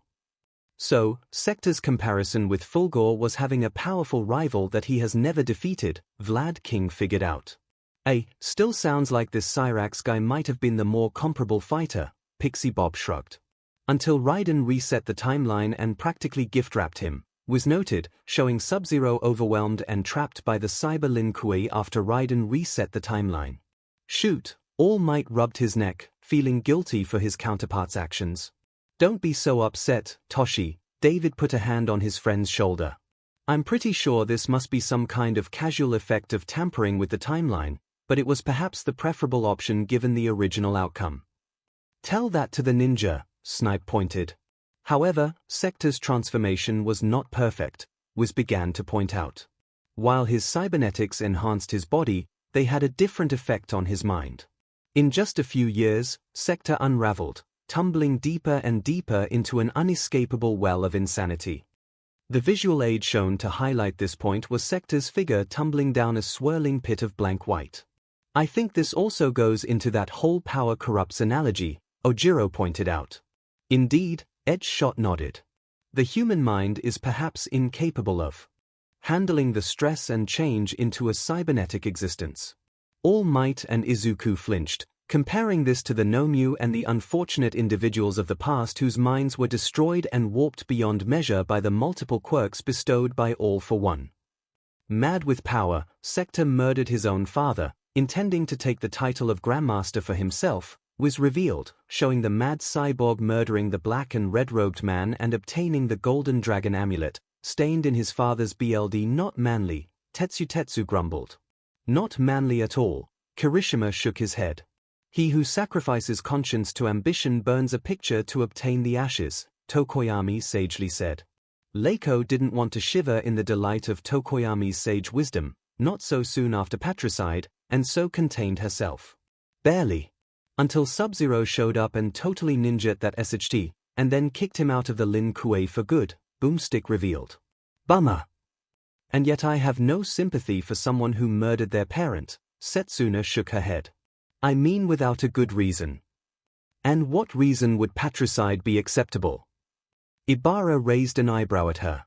Self-defense, whether for yourself, your siblings, or your mother, your father becoming a zombie, him being an evil piece of SHT with no intention of stopping, Setsuna listed. Should I go on? Sector was alone, his only companions the twisted voices in his head, which showed the exiled former Grandmaster alone in a field of fire. Eventually, he managed to found his own clan of cyber warriors, the Tekyonin. Shown on screen was Sector leading a new clan of red and black armored cyber ninjas. Sector now roams the realms, hungry for Mortal Kombat. Mortal Kombat. Boomstick and began humming the Mortal Kombat theme. Do-do-do, do-do-do, do-do-do, do-do-do-do. I guess that must be the theme of Mortal Kombat. Mina questioned, yet grinned and chuckled at Boomstick's humming. Hey, Gyro, mind seeing if you can find and play that theme? Sure, Kyoka shrugged, typing in Mortal Kombat for an easy find. Once she did, the group was hit with the dope arcade soundtrack. You guys already know it. Woo! That sounds sick. Bakugo exclaimed, feeling pumped up. Yeah. That sounds super manly. Kirishima exclaimed. I feel super pumped for a fight or to go to the gym. Easy there, Kiri, Mina calmed her friends down. We still have the videos to watch. You actually did it, Smoke exclaimed, horrified. You're a cyborg.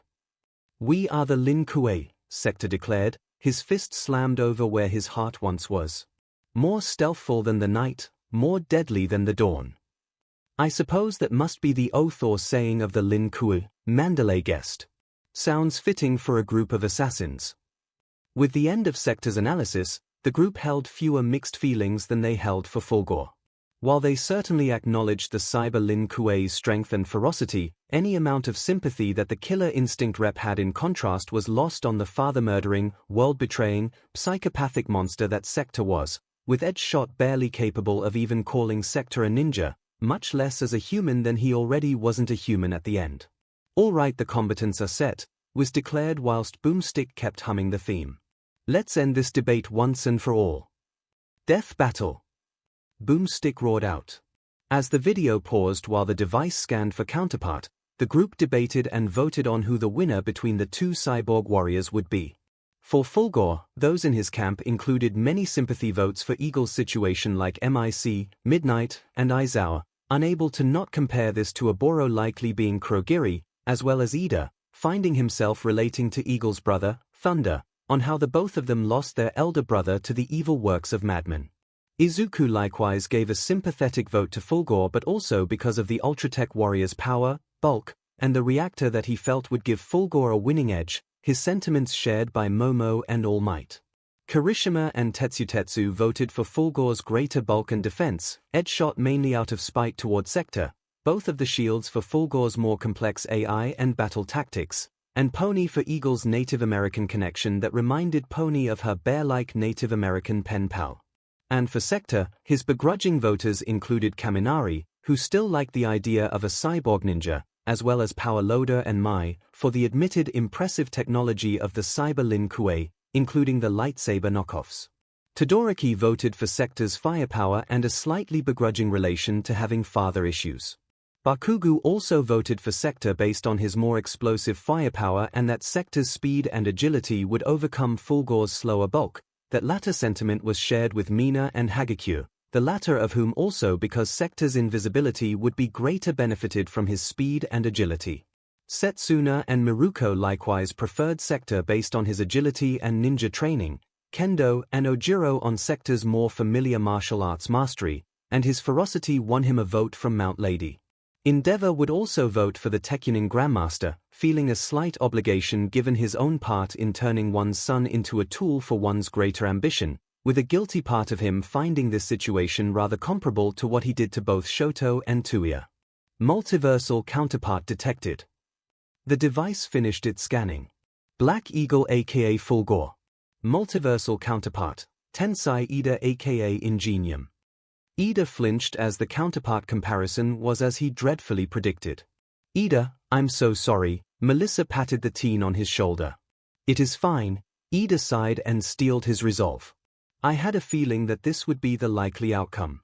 Though, I take heart that this version of my brother is likely still fighting on from inside that metal monstrosity for his freedom back, and solace that my brother remains alive and with my family. That's the spirit, 𝐒𝐿. Uraraka cheered for her friend. Manly. Kirishima and Tetsu exclaimed in response. 𝐒𝐿 once more looked back at Todoroki and Izuku giving them smiles and nods of gratitude, and the two of them gave their own in return. While the teachers gave their respectful nods, the youngest son of the 𝐒𝐿 family, Aizawa, MIC, and Midnight felt guilty. At first, when the counterpart was made out as Tensai rather than Oboro, as they were initially expecting, they were relieved that another one of their friends' counterparts did not end up in the same situation as Shadow and Robocop from before, or to even hear the still preposterous notion of Shirakumo as Kurogiri. Then when they were aware of 𝐒𝐿's plight regarding this being his brother's counterpart that ended up like this, the guilt set in. MIC bitterly scoffed at how the three couldn't find even a momentary solace that wasn't bittersweet. Sector. Multiversal counterpart, Darby Akera. Error. True identity classified based upon current timeline. Blinks of surprise were met at the sudden refusal of sharing Darby's identity and the reason why. The heroes gained suspicious looks and thoughts of why this particular member of the League of Villains had this true identity kept secret compared to Kurogiri and made just as mysterious as All for One himself. Endeavor glared suspiciously at the dark-haired patchworked man from the League, finally seeing the villain in full clarity. When the heroes had invaded the League's hideout in Kamino, he was on the ground with the officers and never saw the man before they escaped through a teleportation quirk from All for One, and when he arrived at the battlefield where All Might stood against the true mastermind of the League, the other members were already gone, teleported away by Kurogiri. The last time he actually saw the man was after his battle with high-end Nomu Hood, though even then he didn't get a good look at him, his vision blurry from a blow from the 𝐻𝐼𝐽 that gave him the scar he now bore to this day and the subsequent BLD that clouded his vision further. All he could remember was the vague blurry visage of his form, the blue flames he 𝐼𝐺 around them, and Hawk's, and Darby's taunting words that still echoed in his head. "And don't you dare get killed, 𝐿 Todoroki." Darby had yelled out before he was teleported away by the same quirk the League used to get away back in Kamino. Endeavor knew that as a popular hero and through his son, his name wasn't exactly a public secret, but not many knew his first name, and the dark foreboding feeling that welled in him when Darby had said his name, even the tone of his voice, was so familiar. And now, looking at the image of the man, that familiarity was growing more and more apparent, especially those turquoise blue eyes, the same ones he saw in Shoto's left eye. The same ones he saw when looking in the mirror. Endeavor shook his head. "No, don't be ridiculous. It's mere coincidence, and nothing more." Endeavor denied the dreadful possibility, even as the evidence and possibility only grew. Shoto looked at the face of the member of the League, remembering back to when he had failed to save Bakugo from Darby's grasp. "Well, isn't that a tragedy? Poor little Shoto Todoroki." Other than the shame garnered from the villain's mocking, Todoroki felt those words from Darby held greater significance than he at first suspected. They sounded personal, like my failure was something gratifying for more. Todoroki thought. But why? What did I ever do to him? Or is it because of my relation to Endeavor?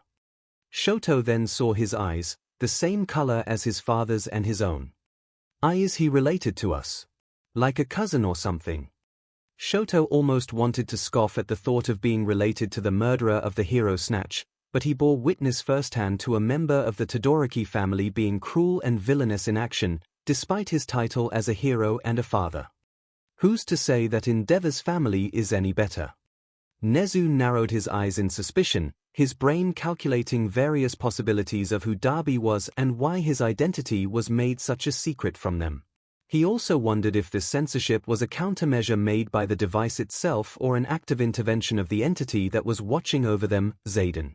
In retrospect, the group didn't give much thought the first time the device censored a counterpart's identity, that being when 𝐿𝐼𝐽 was found the counterpart of all for one in the second video, and only one being seemed to have any sort of control, sway, or input in how the device operated was this Zayden, such as Midoriya's counterparts in Kratos and Spawn, Midoriya's shielding, and the lightsabers. Perhaps something to ask later. Nezu decided. Additional multiversal counterparts detected. The device continued. Hinmatum aka Chief Thunder. Multiversal counterpart Tenya Ida. I guess we should have expected, Kaminari shrugged. Either way, congrats, Prez. Your counterpart looks rather sick. Yes, thank you, Kaminari, Ida nodded back. I do admit that my counterpart does indeed look sick.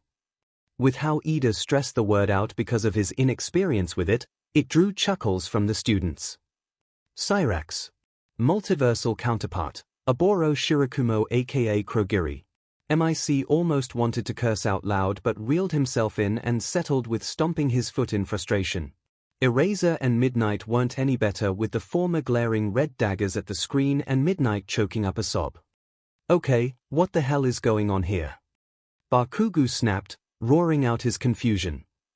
This is third goddamn time this guy shows up as a counterpart, and all three it was from some cool yet tragic character even though he's a villain. What gives? Mr. Bakugo, please restrain yourself. The principal's words drew a chill in the blonde as he turned to see the rodent principal of the school looking rather cessed, or as cessed as the rodent allowed himself to look. I understand your frustration and confusion. However, you must take into account that it is not only yourself that is confused by this disturbing news, nor any more upset than others feel at present. Bakugo drifted his eyes towards his homeroom teacher, along with MIC and Midnight, the students fully aware of how emotionally distraught and angered this news was making them and quickly figuring out the connection.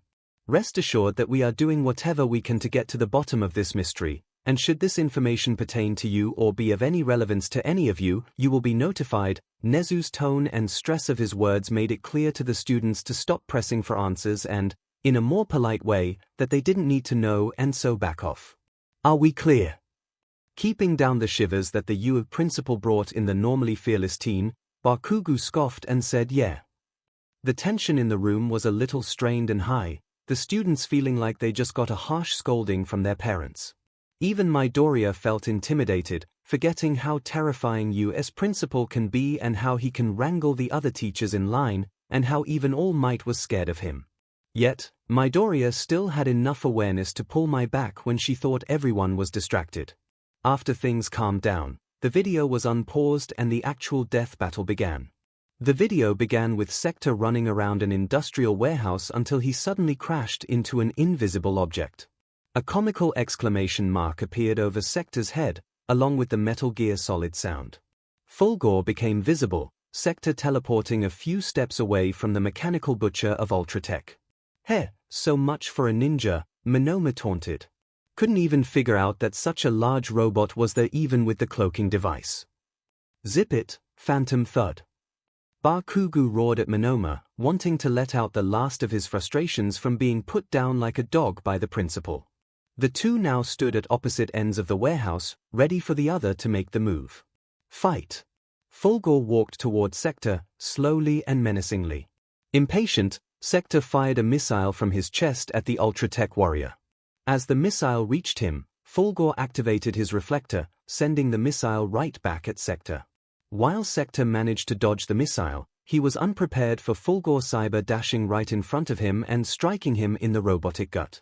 Impressive, Edge Shot nodded. 𝐒𝐿𝐺 deliberately walked slowly to provoke Sector to attack and make out Sector's capabilities, including his long-range weaponry.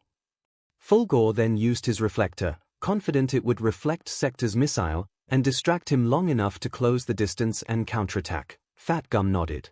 Smart.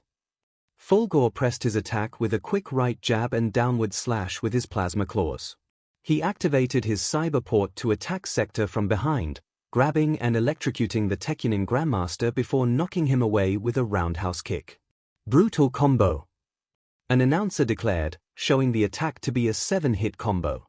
Hey, it's that same announcer voice from Orchid's battle against Ivy, Rin pointed out. Nice.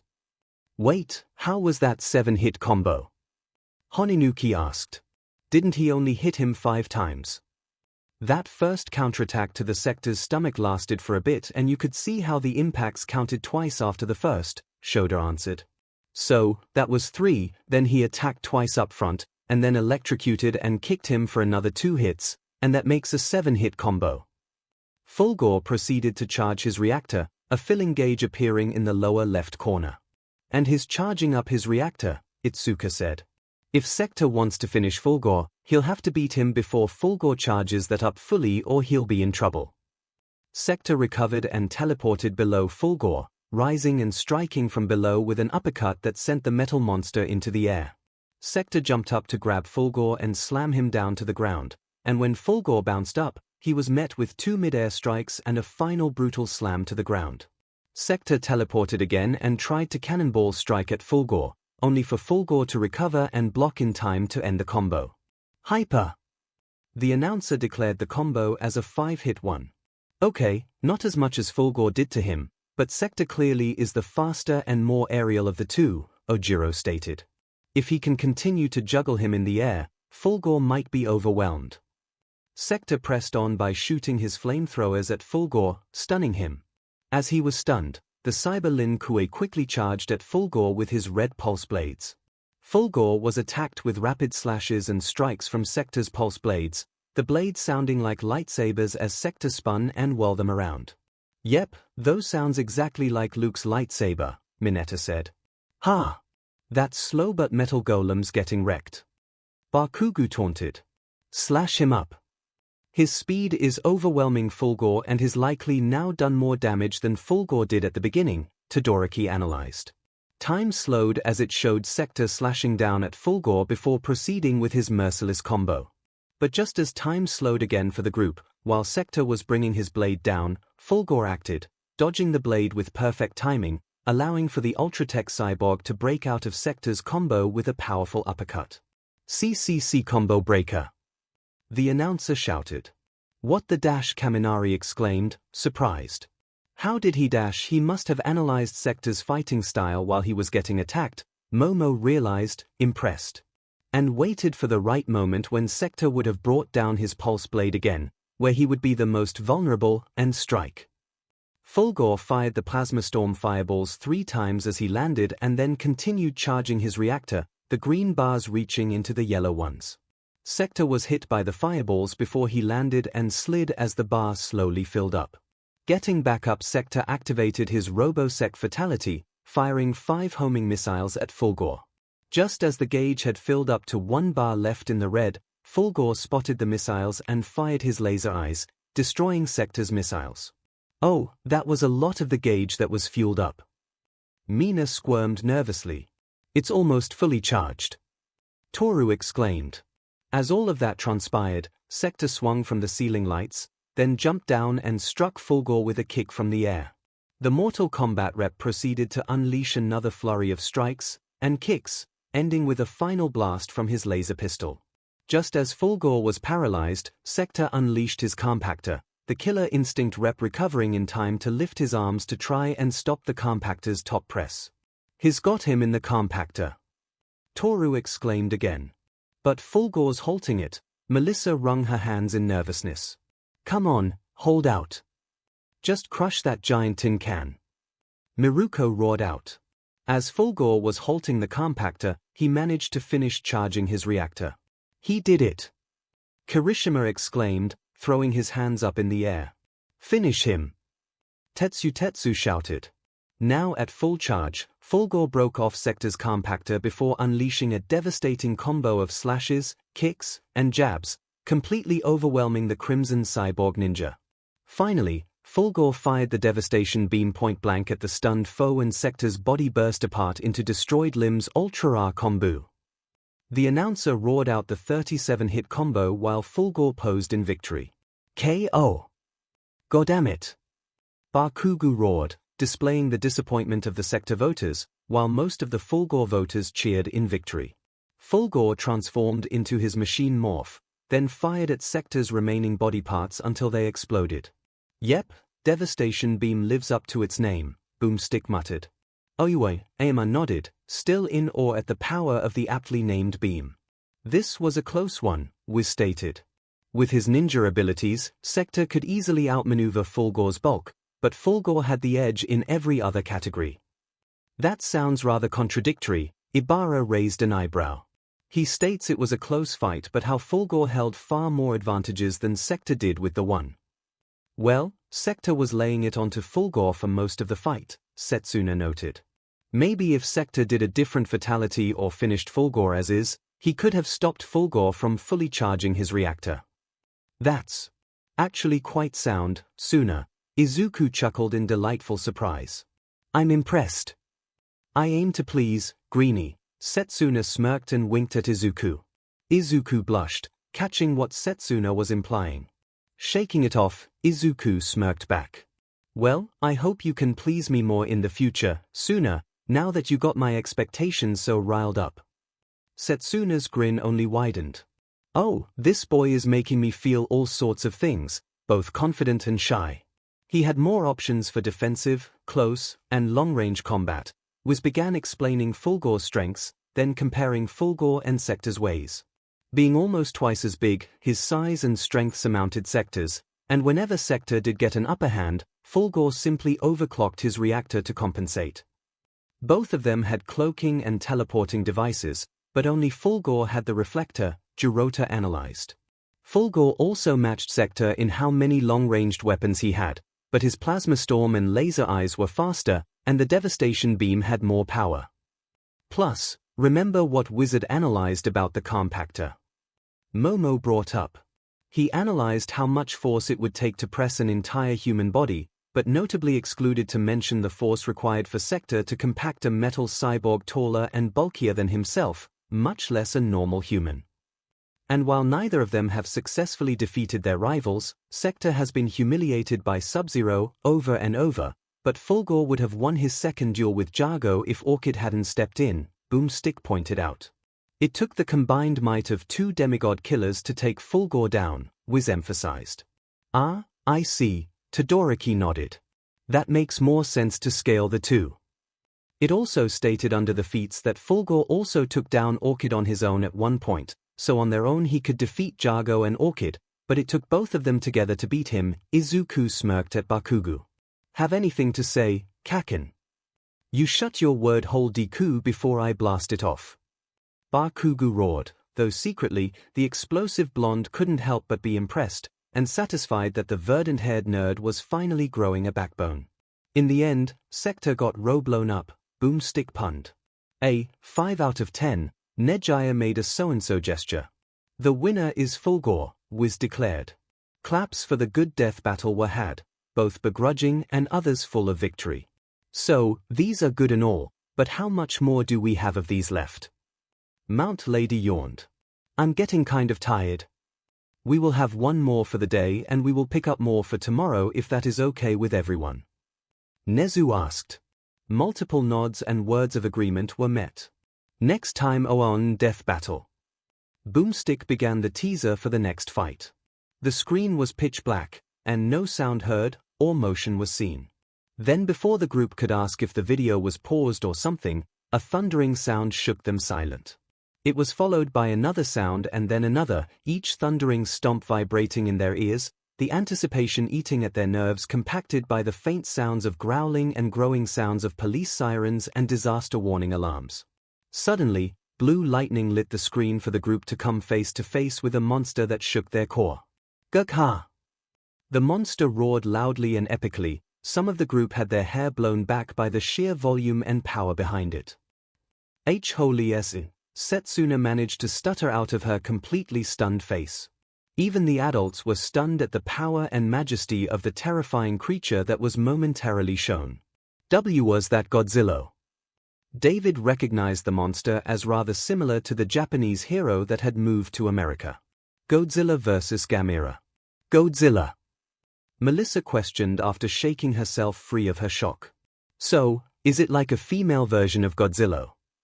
Well, let's find out. Izuku blinked, his excitement reaching peak levels, so much so that he had stopped Black WHP and freed Mai. Though the pink-haired inventor was likewise as stunned by the monster's roar that she had forgotten her previous thirst for knowledge that had Midoriya restrain her in the first place. Instead, she just grabbed the remote from Izuku's hands and pressed the play button. As Mai pressed the button, the video began, though the milliseconds in between held the rising excitement of various members of the group, like Bakugo and Setsuna, and maddening curiosity about how the teaser and name of the fighters implied the Japanese-born American hero, Godzilla, but the O changed to an A. Those curious souls included hero fanboy Izuku Midoriya and resident Americans like Melissa, Pony, and David Shield. Midoriya felt a sense of worry from the previous, loud roar from the teaser that led to him swapping seats again with Ida and keeping Eri and Kuta close and staying as close as possible to Gyro. 𝐭𝐻𝐲. Wizard began the video with the word up front over a scene of a 𝐭𝐻𝐲 erupting from the water. The Japanese word for dash, a giant monster that destroys everything around it. Boomstick exclaimed. Setsuna could not hold her squeals any longer. Ah! Setsuna let out a girlish scream of delight that took the 1A students by surprise. Gyro cringed at the scream, rubbing her ears. We're not even at the video and my ears are already getting fed up, Gyro groaned. Sorry, girl, really. Setsuna quickly apologized before her fangirlish enthusiasm returned to full force. I'm just so excited. Momo noticed that the 1B students looked unfazed by Setsuna's squeal and, if anything, looked prepared with hands over their ears, Itsuka, Ibara, and Awase even using their quirks to cover their ears more thoroughly with giant hands, a cocoon of vine hair and a pair of metal plates. I suppose you were expecting this to happen, Momo figured. Itsuka had removed her giant hands from her ears in time to hear Momo's words. Yep, Itsuka nodded, sighing. Tokach's a bit of. Okay, a lot of, a 𝐒𝐻𝐲 fan. Well, of course, I would be. Tokaj exclaimed, her eyes alit with excitement and her sharp-toothed grin. Why wouldn't I be? 𝐒𝐻𝐲 are so cool. They are large giant creatures that can destroy anything around them, but some are also cool heroes, like Godzilla. As Setsuna continued listing her reasons for her love of 𝐒𝐻𝐲, Izuku blushed at the sight of the often cool-headed, sassy teen acting like such a fangirl. She's just like me with heroes, Izuku thought, finding such passion and excitement in her eyes appealing to look at, as well as cute. Izuku smiled widely. Like Godzilla, the king of the monsters. Boomstick introduced the first Kaiju fighter. And Gamera, the guardian of the universe, was introduced the other. Wait, Gamera is actually in this fight. That's so awesome. Setsuna exclaimed again. Oh, yeah, I remember him. Izuku blinked in recognition. He's a giant turtle Kaiju hero that can fly from all those movies. You don't know the half of it, Green Bean. Setsuna's grin grew wider as the ends of her mouth practically reached her blushing cheeks. Godzilla may be my favorite real-life hero, but Gamera is my favorite fictional one. Not so fictional anymore, though, you pointed out. Now that you mentioned Godzilla, this Godzilla he's fighting looks remarkably similar, Melissa mentioned. They even have nearly the same name. I guess this is some other universe version of Godzilla, Shinsu shrugged. Guess it will be quite the easy counterpart to nail. Despite being box office rivals for half a century, these two enormous creatures have never met, was noted, showing a divide between the two titular Kaiju that was closed. Until today. And it should be noted that all the versions of both Godzilla and Gamera that range in the dozens, mostly the former, will be used to properly show how legendary these titans are, Boomstick noted. Interesting, Nezu muttered, rubbing his furry chin with intrigue. He's Whiz and I'm Boomstick. Boomstick introduced the two of them. And it's our job to analyze their weapons, armor, and skills to find out who would win a death battle, was ended the intro. The first fighter truly lived up to his name as this monster's appearance put the fear of God in all of the group's members. The monster was ginormous, towering over or meeting similarly to multiple buildings and skyscrapers. Mount Lady paled drastically at the sight of a monster that looked almost 5 times taller than her, easily. The massive monster was a lizard-like creature, with grey to pitch-black scales that armored its entire body and looked thick to be nearly impenetrable. Its legs were bulky, especially around its thighs, and its feet were 3-toed, sometimes 4-toed, with sharp talons that left craters for footprints. Its arms were noticeably tinier and skinnier, making him somewhat like a T-Rex, but they looked no less menacing and powerful with its claws that tore buildings asunder. Massive, spiky plates jutted out of the creature's spine and down its tremendously long and mighty tail, the size and number often differentiating in appearance, and often glowing blue. The monster's head was easily the most distinguishable reptilian aspect of the creature, and its powerful jaw full of razor-sharp teeth and menacing eyes made even the likes of All Might shiver in absolute terror, that which all for one wished he could match. Godzilla. The year was 1954, less than a decade after Little Boy and Fat Man had decimated Japan, began the analysis. Flinches and grimaces were shared among nearly everyone in the group, from the Japanese that read about their ancestors' provoking actions that started the very conflict that would lead to this event, to the few Americans among them whose ancestors first created the technology that now marred human existence, and were the triggermen that showed off this power to the world. The nuclear age had begun, Boomstick declared, showcasing an exploding nuke. And look where that has gotten us, David thought, reviewing human history since then, and the constant threat of nuclear annihilation and extinction, and the ever-increasing race and goal to make more powerful weapons, especially with the rise of more complicated and powerful quirks. He remembered the US's latest instrument of destruction, the intercontinental missiles, Tiamat. As the United States tested their shiny new hydrogen bombs across the Pacific, one of them woke something up, was revealed, as the Monster King himself rose from the depths of the Pacific Ocean. An increasing dread was felt at both the rising figure coming from the water and the very concept and consequence proposed. 𝐒𝐭𝐚𝐲. Godzilla's roar thundered out of the speakers. Utter shock. Awe. Fear. All three of these described what the windswept-haired members of the 𝐒𝐲 group felt. The shock of the magnitude and volume of the roar from such a terrifying creature made even the likes of All Might and Endeavor feel tiny by comparison, figuratively and literally. Awe was shared among some of the more impressionable members, such as Setsuna, Bakugo, and Kuta, captivated by the respect and strength that the monster demanded with its very presence, let alone its mighty, soul-stirring roar. But what every single member, whether they admitted or not, whether it was shown or not, felt was fear. From the childlike fear from 𝐻𝐸, the utter terror plastered on Minetta's agape face and shivering body, to even the scared, slack-jawed faces of the adults, they all shared the instinctual, primal fear of the unknown monster before their eyes. The roar from the 𝐒𝐲 was so loud from the speakers that some of the other U students from kilometers away perked up like startled deer at their dorms.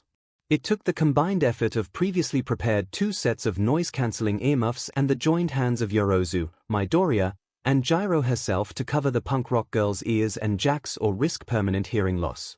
Compelled by fatherly instincts and the feelings he felt stoked, Izuku swallowed the fear and terror he felt at the monster to focus on covering, with both his hands and black WHP, Gyro's sensitive ears and 𝐸 and Kuta's not fully developed ones, while also comforting the scared girl. "Are you okay, Kyoka?" Izuku asked, worriedly. "Why?" Gyro groaned, rubbing her ears. "Just trying to shake off the ringing in my ears."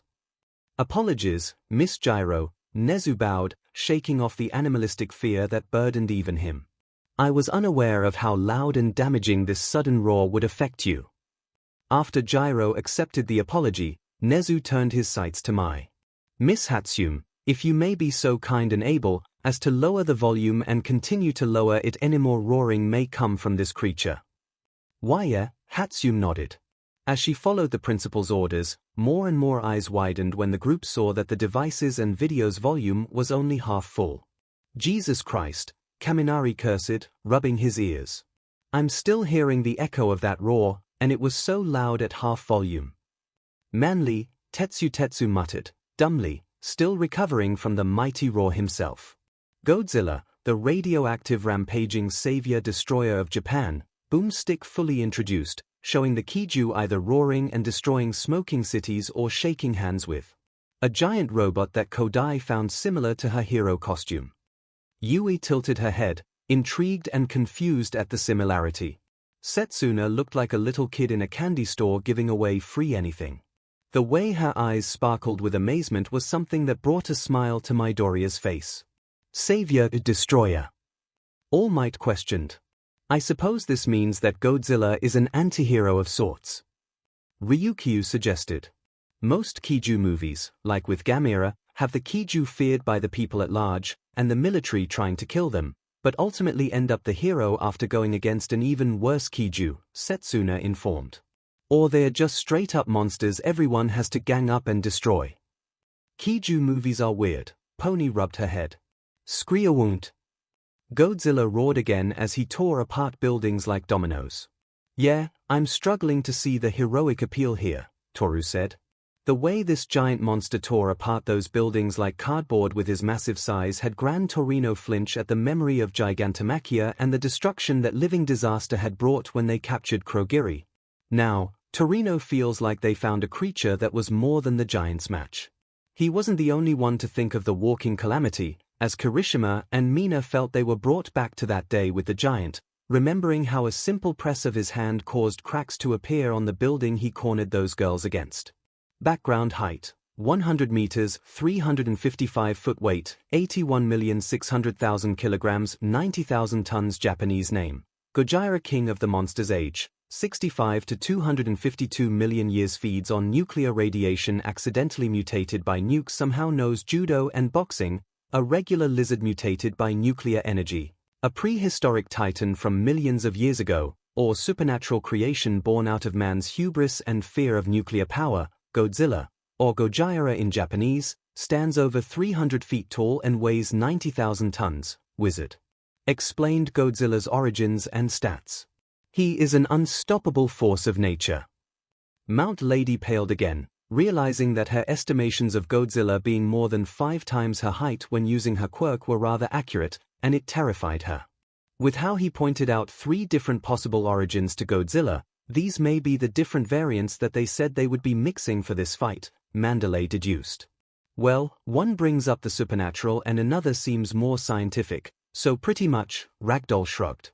And for some reason, Godzilla has made Japan his personal playground and has been stomping through it for 60 years, Boomstick stated. Couldn't he have picked on some other country? An old Japanese military man asked. The boardroom the man was part of let out nervous laughs and chuckles, while some were depressingly unfazed. Why does it feel like our country gets the short end of the stick? Gran Torino muttered, wondering with more than 190 different countries, in 6 different continents, the odds that Japan happens to be the one where the greatest villain and hero the world had ever seen came from and called home. Godzilla's radioactive mutation leaves everything in his wake contaminated, was explained, showing the destroyed radioactive ruins of a city. Water, plants, even people. Godzilla's presence alone turns a city block completely uninhabitable. Like that noisy upstairs neighbor or people who let their dog SHT in your front lawn, Boomstick joked. Izuku and Uraraka sighed, the two both experiencing their share of poor neighbors in their respective apartment complexes. This is concerning, Endeavor frowned. Should such a creature step foot into a single one of our cities, not only will the damage be catastrophic, but the fallout from this creature's presence might be unrepairable. And we would probably have no way of safely fighting this creature, without exposing ourselves to such harmful radiation, Edgeshot confirmed. That's if we can even harm this monster, Fat Gum pointed out. But Godzilla does not simply walk past his enemies to destroy them, Wiz stated, displaying the king of monsters dodging an attack from another Kaiju and smacking it away with his mighty tail. Oh, so not only is this giant lizard radioactive, powerful, and terrifying, it's also intelligent. Pixie Bob threw her hands up in exclamation. His strength is insane. Boomstick chuckled at the level of Godzilla's strength and showed the Kaiju lift and toss a 3-headed, winged, golden dragon. He once lifted and threw his arch-rival 𝐒𝐻𝐽𝑒𝐽, who weighs 100,000 freaking tons. Ryukyu blinked, surprised at the sight of the golden, winged Hydra, and how Godzilla managed to toss it so effortlessly. That toss reminds me a lot of your judo flips, Deku, Uraraka pointed out. Thanks, Urorochiko, Izuku corrected himself. Shinsu had to rub his back as he remembered his fight with Midoriya back at the sports festival. Hey! Quit ruining this badass monster's feats by comparing it to shitty Deku. Bakugo shouted. You're just jealous that we don't do the same for you, aren't you, Kaken? Mina teased mocked. Bakugo had to be kept down in his seat for the 100th time. He channels this strength through his claws, teeth, tail dash and epic gravity-defying dropkicks. Boomstick exclaimed, cutting off Wiz's listing. Godzilla roared and pumped his fist before running up, jumping, and sailing through the air on his back as he drop-kicked Megalon while being held in place by the same giant robot. Bahaha! Kaminari and Mineta wheezed at the hilarity of the scene. Heh, looked like something out of those old pre-Quirk-era movies with those guys in RBB suits, Zero snickered. Hey, that giant robot looks a lot like your hero costume, don't you think, Yui? Itsuka asked. Yui tilted her head, agreeing with Itsuka's question. Hilarious abilities aside, Godzilla would not be such a legendary Kaiju without some serious firepower. Wiz began again, Godzilla sparking with electricity before unleashing that in a wave against Ghidorah. He can emit atomic energy from his body for a short-range nuclear pulse. Ooh. Hello, my vote. Kaminari rubbed his hands at the electricity-producing monster. Oh, great. Bakugo complained. What did I do? Kaminari asked, baffled. You jinxed it. Bakugo complained further. Almost single fighter you have voted for always ends up losing, like Raiden, Sector, Charizard, and even Cloud. Or fire his signature atomic breath, a goddamn laser beam of pure radiation. Boomstick yelled while Godzilla fired a beam of pure plasma out his mouth, while plates glowed blue and eviscerated anything it struck. That's like microwaving at least 100 balls of tinfoil. Well, give or take a few. Million. Wiz muttered, corrected. Setsuna's jaw, literally, falling off her head was the perfect encapsulation of the group's reaction. A scene from Godzilla, Mothra, and King Ghidorah, Giant Monsters All-Out Attack 2001 played of Godzilla firing his atomic breath directly onto the army and surrounding area, tanks, and buildings exploding in plumes of flames, and soldiers flying or burning, screaming. Dear God, Cementos muttered, horrified at the destruction. Even Bakugo felt that even his best explosion paled in comparison to this monster's breath by leagues above leagues. The atomic breath can melt, burn, or blow up just about anything, and you know it just can't smell good. Boomstick chuckled, a scene of a large 𝐒𝐲 eating a massive pile of fish. I mean, that's a lot of fish. No. No, no, no. Wiz suddenly shouted, incensed, removing the god in the displayed name of Godzilla, leaving only the name Zilla. That right there is Zilla, the bastardized and shamed American version that Toho literally bought the rights to and completely rebranded. Just to murder on screen. Wiz proved his point with Godzilla smacking the bastardized clone into the Cindy Opera House. Boomstick chuckled while Godzilla blasted Zilla and the Opera House into smithereens.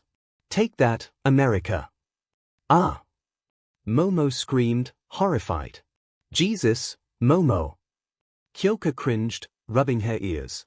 I already have it bad enough with the giant 𝐒𝐲. I don't need something just as loud right next to me. My apologies, Gyro, Momo quickly apologized. But that's the Cindy Opera House. One of the world's most famous and distinctive buildings and a masterpiece of architecture. It is a beacon of the performing arts. I remember how mother and father took me to a performance for my 10th birthday. Uraraka proceeded to faint at Yorozu unintentionally flaunting her rich lifestyle, only further panicking Yorozu and attempting to revive the poor girl. And that was just the real Godzilla's standard atomic breath, was pointed out. Standard? Mina exclaimed, wide-eyed. You mean there's another? Abilities: Atomic Breath, Spiral Atomic Breath, Nuclear Pulse Regenerator, G1 Magnetic Powers, Sharp Dorsal Plates, Uncanny. Durability: Godly Strength, can breathe underwater. Yep, Boomstick agreed, showing the titular Titan laying on the ground with a giant pterodactyl on top of him before it faded. After absorbing a giant pterodactyl soul. Okay. Ibara blinked multiple times, trying to rationalize what she just heard, and if the looks of utter confusion from the others were any indication, she wasn't alone. He gained the power to boost his breath to the red spiral ray. Boomstick finished, Godzilla firing his now red radioactive breath at a 𝐒𝐲. Izuku's eyes drifted down, his aimlessly gaze drifting from his notes to his scarred hand. That kind of sounds like One for All, the ninth bearer of the quirk thought, the quirk that passed down the stored power, and now quirks and souls of its past users, making both the quirk itself and the others pass down stronger. An attack so deadly it only took a few blasts to obliterate the more powerful clone of himself, Space Godzilla, was revealed. Space Godzilla was shown as a spikier version of Godzilla with giant glowing red and white crystals on his back. Hold up, Space Godzilla. Mina perked up, super excited at the potential alien 𝐒𝐲. What? Space Godzilla. Boomstick shouted, excited. Yes, Space Godzilla is a thing. Moving on. Wiz said, seriously. Oh. Boomstick pouted childishly. Oh, Mina pouted too. Disappointed they are skipping over Space Godzilla, Alien Queen. Izuku teased, grinning.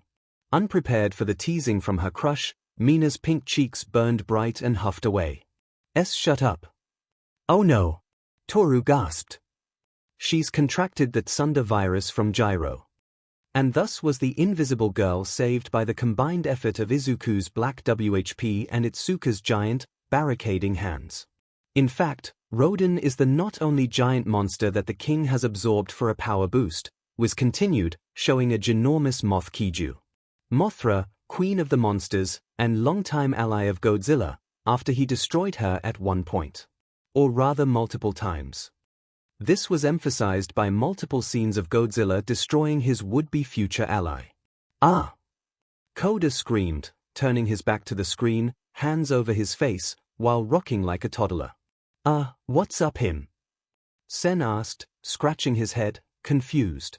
Koda is not fond of insects and arachnids, Tokoyami explained, Dark Shadow comforting the gentle giant. He has been getting better used to them, though. But I don't think a giant moth in his ballpark yet, Dark Shadow commented. As Koda flinched at the mention of Mothra again, Tokoyami gave a flare at his quirk for bringing it up again. Wait, speaking of which, given that these are essentially giant animals, couldn't he be able to understand and control them with his omnivoice quirk? Shinsu asked. It took the reminder that Koda was still being consoled to forget the giant moth to keep Setsuna in her chair and not demand the shy teen to play translator and pet tamer for a 𝐒𝐻𝐻 she wanted. When she died, Godzilla absorbed her soul. Wait. Back the monster truck up.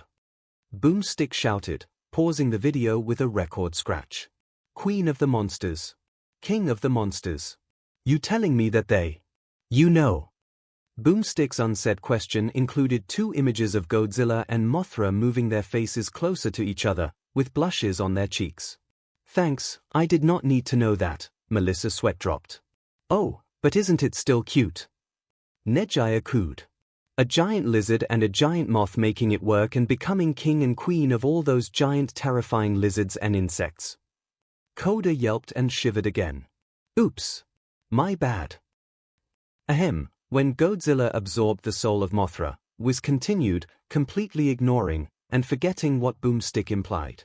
He obtained one of his powerful forms, Burning Godzilla. Burning Godzilla powered by the soul of Mothra or uranium energy from a volcanic eruption's superheated state nuclear pulse accumulated nuclear pulse heat shield healing radiation to other 𝐒𝐻𝐻 slowly drains his life force 𝐔𝐬𝐚𝐿. Burning Godzilla roared, his entire body now glowing red and gold like magma. Bakugo's jaw, metaphorically, joined the floor with Setsuna's at the sight. Endeavor and Shoto perked up at the name and then stared wide-eyed at the glowing giant lizard. The burning form was first shown in 1995's Godzilla vs. Destroyer, and even then, it was so powerful, Godzilla could not control it and was destroying everything, including himself, Wiz continued. Now, in his modern version, however, he can activate it whenever he wants as a measure of last resort. Given the title of this form's first appearance, it would appear that Wizard and Boomstick's universe, Godzilla seems to be a piece of fiction from movies, Nezu deduced. Sounds rather similar to our world's Godzilla, David pointed out, the similarly designed hero from Japan who starred in various movies before taking his craft and hero profession to America. Though I don't believe Zillow ever possessed an atomic breath like this one, Ryukyu noted. I bet if he found it about this, he'll be severely depressed with how lacking he is from this version, Miruko snarked. The burning Godzilla state can melt all buildings and structures around him in seconds, Boomstick revealed, showing burning Godzilla's heat turn skyscrapers into metal puddles. Eyes widened again and were joined by various audible gulps of fear at the sight of buildings and skyscrapers turning into piles of melted steel in literal seconds. Todoroki paled at the power displayed in front of him, recognizing such heat far more potent than anything he and his father have ever produced. The half-cold half-hot quirk user shuddered at the thought of trying to fight this creature. He originally thought that as a giant lizard, he would be subject to the cold-blooded biology of reptiles and would be easy pickings with a good heavens-piercing ice wall. Now, that the giant lizard looked like he was becoming a mini-sun, he realized it would take all he got from his ice side just to not join the buildings as a pile of goo, or worse, a pile of ashes. The melting point of steel is around 1,300 to 1,540 degrees Celsius, depending on the steel's chemical composition. That's over 2,370 to 2,800 degrees Fahrenheit, Wiz explained. As those are buildings and skyscrapers, likely using industrial steel, and it takes mere seconds for the burning form to turn them into goo, that means burning Godzilla's heat must be leagues higher. Tetsu and Honinuki were taken back to when Shoto Todoroki nearly turned Tetsu into a pile of melted steel in their joint training class session. The latter of the two let out a sigh of relief at saving his classmate from such a fate. Endeavor's eyes widened at such firepower, suddenly feeling eclipsed in his and his son's department. He realized that likely he would hurt Godzilla, and with the level of power, strength, and durability the king of the monster displayed and fought against, he felt that not even All Might in his prime could truly come out on top, much less alive.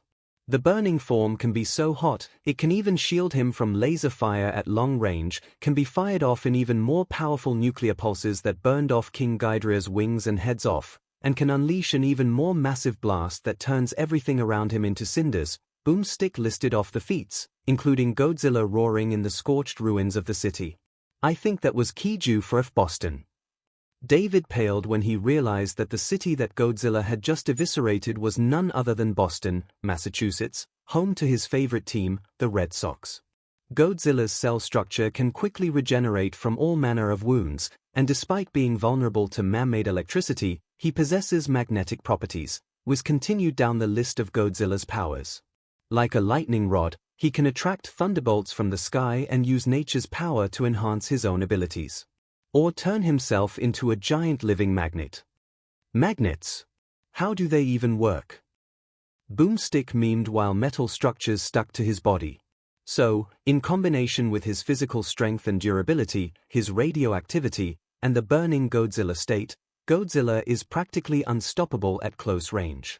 Long-lasting exposure to radiation can lead to cancerous side effects if not death, so any short-range combat hero would be ill-advised, and he is 5 times Mount Lady's size and taller than even Godzilla and Ryukyu in her Dragoon form, so there would be no hero alive that could fight it head-on and survive other than Dark Shadow at full power. But then Godzilla's burning state and his atomic breath could destroy him with the brightness of their attacks, let alone firepower. He could resist Kaken's explosions, Endeavor's, and Todoroki's fire and ice easily.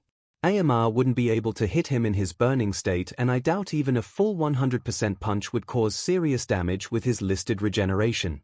The only people that could harm him perhaps would be Momo, Nejaya, Amajiki, and Kaminari, unless their quirks wouldn't count as man-made, but Momo could create various traps and devices to exploit Godzilla's weakness, and Amajiki might be able to transform into a similar creature if he can consume a piece of Godzilla's body, like his scales.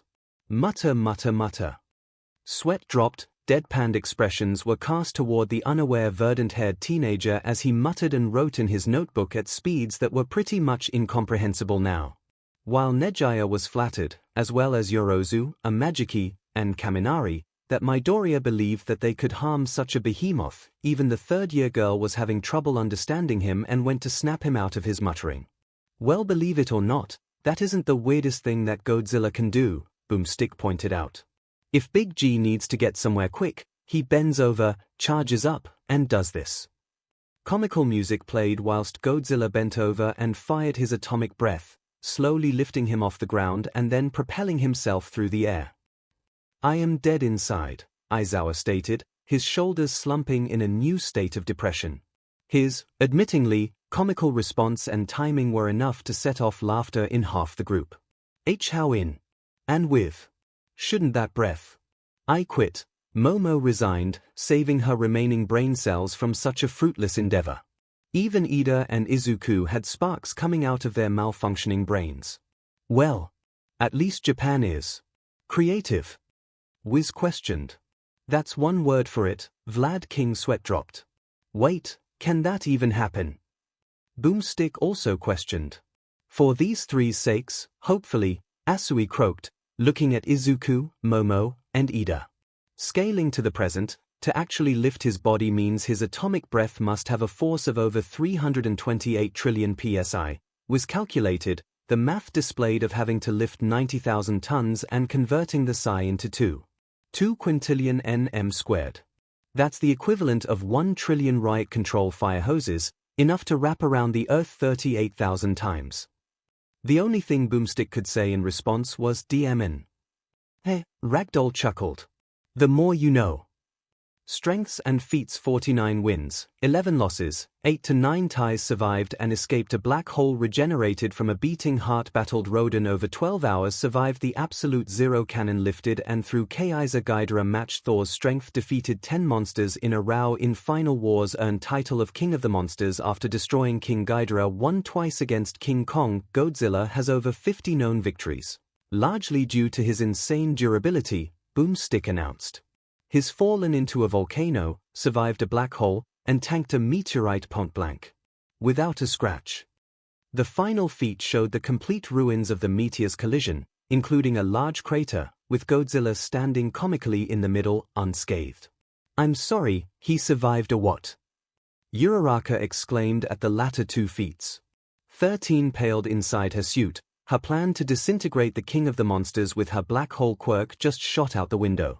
Weaknesses: sensitive to light, relatively slow, somewhat clumsy due to size lost to Mothra and King Kong. Twice skills are a weak spot, vulnerable to strong surges of unnatural electricity, killed by Oxygen Destroyer. Twice, and Mechagodzilla too, but despite popular belief, Godzilla is not invincible, Wiz pointed out. His regeneration takes time, his speed is lacking, and despite having two brains, one in his skull and the other where his tail meets his torso, he's pretty darn clumsy. Both a diagram of Godzilla's biology and Godzilla tripping were displayed. He has two brains. Kaminari exclaimed, looking grossed out. That's twice more than yours, 𝐔𝐬𝐽, Gyro snarked, earning a middle finger from the blonde. Actually, a lot of creatures have multiple brains, Koda said, shaking off his fear of Mothra, for now. Octopuses, sea cockroaches, grasshoppers, leeches, even humans. Though the latter if you count both the two hemispheres as separate. Where were you on that one, but brain? Boomstick joked. I think we just found a new insult for Bakugo, Mineta said. Guess you do have one, at least, brain-tard. Bakugo snarked.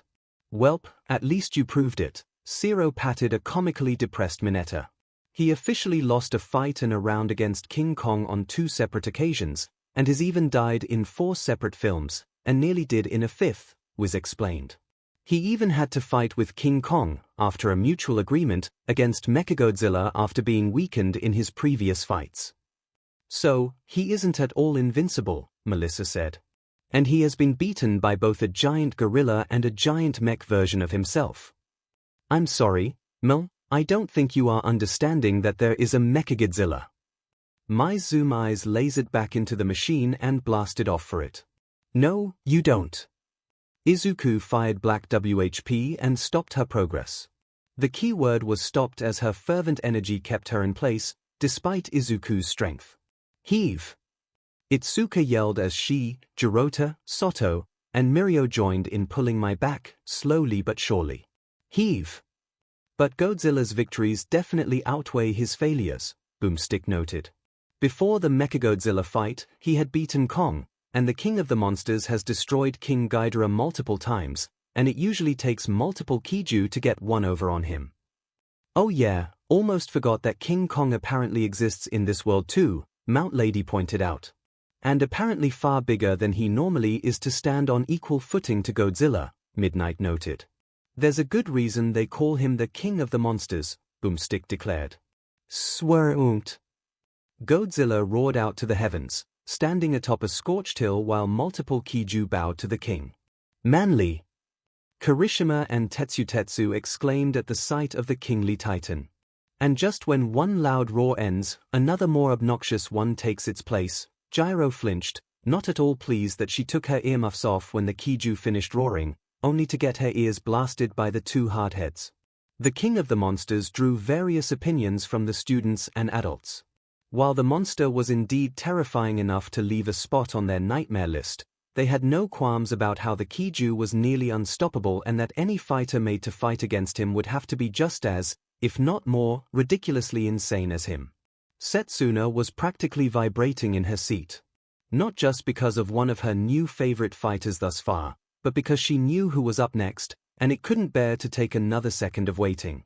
Compared to the likes of Godzilla, the second fight seemed lackluster in comparison, but its size and appearances were still enough to be terrifying to most of the group.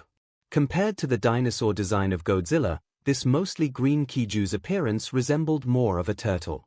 Most of his body, dark green and black, was covered in a large, thick shell, spikes mostly jutting at the shell's sides and the stomach layer of the shell segmented looking like it could open up. Poking out of the holes, his arms and legs were shorter than this DB opponent but were collectively bulkier, with sharp claws and talons, thick, dark green scales, and a shorter, more normal tail.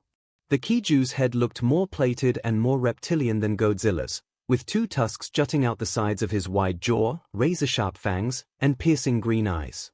Gamera, the year was 1965, the apex of the space race, was started. Technology was advancing further and faster than ever before, but no one could have anticipated the bioengineered marvel hidden beneath the waves. As Wiz finished the intro, a reptilian head poked out of the recently made hole in the ocean floor. Just like Godzilla, Ryukyu said. Though, instead of being woken up or mutated by nuclear weaponry, this one seemed woken up by just an unfortunately poor choice crashing. Eons ago, the ancient people of Atlantis learned how to construct life and foolishly decided to play God, was continued, displaying a barren island that looked rather similar to a turtle, before showing an image of the prehistoric ancient city of legends and an explosion of energy. Atlantis, 𝐒𝐭𝐚𝐲 gasped in wonder. The mythological ancient city that was lost to the ocean. Well, I guess this video confirmed it existed, Itsuka said. In that world, anyway. Ibara huffed at the mention of the Atlanteans daring to play God and mess with something as sacred as life itself. But instead of creating something safe like a dog or a bunny, they created giant, flying, laser-shooting, murder birds, Boomstick declared, showing the aforementioned murder birds firing lasers everywhere. I'm sorry, I'm going need you to run that by me again. Mount Lady's eyes blinked on her emotionally unchanged, smiling face. They made what? And I thought we were creative. Ryukyu referred to as calling them creative after Godzilla's comical flying feat. I'm going to guess that giant birds plus lasers plus murder equals goodbye Atlantis, Miruko joked. Surprise, surprise, they couldn't be controlled, and they turned 100% of Atlantis into oceanfront property, Boomstick revealed. So, I guess that's the secret of what happened to Atlantis, Pixie Bob shrugged. Not an act of God or random, powerful earthquake, but giant birds. I guess, Mandalay sweat dropped. So, what was their solution to counter these giant destructive monsters? Wiz asked the right question. Why, another giant destructive monster, of course. Fight fire with fire, I guess, Mirio chuckled. Landing and destroying all around him, Gamera roared. Muawa! There he is.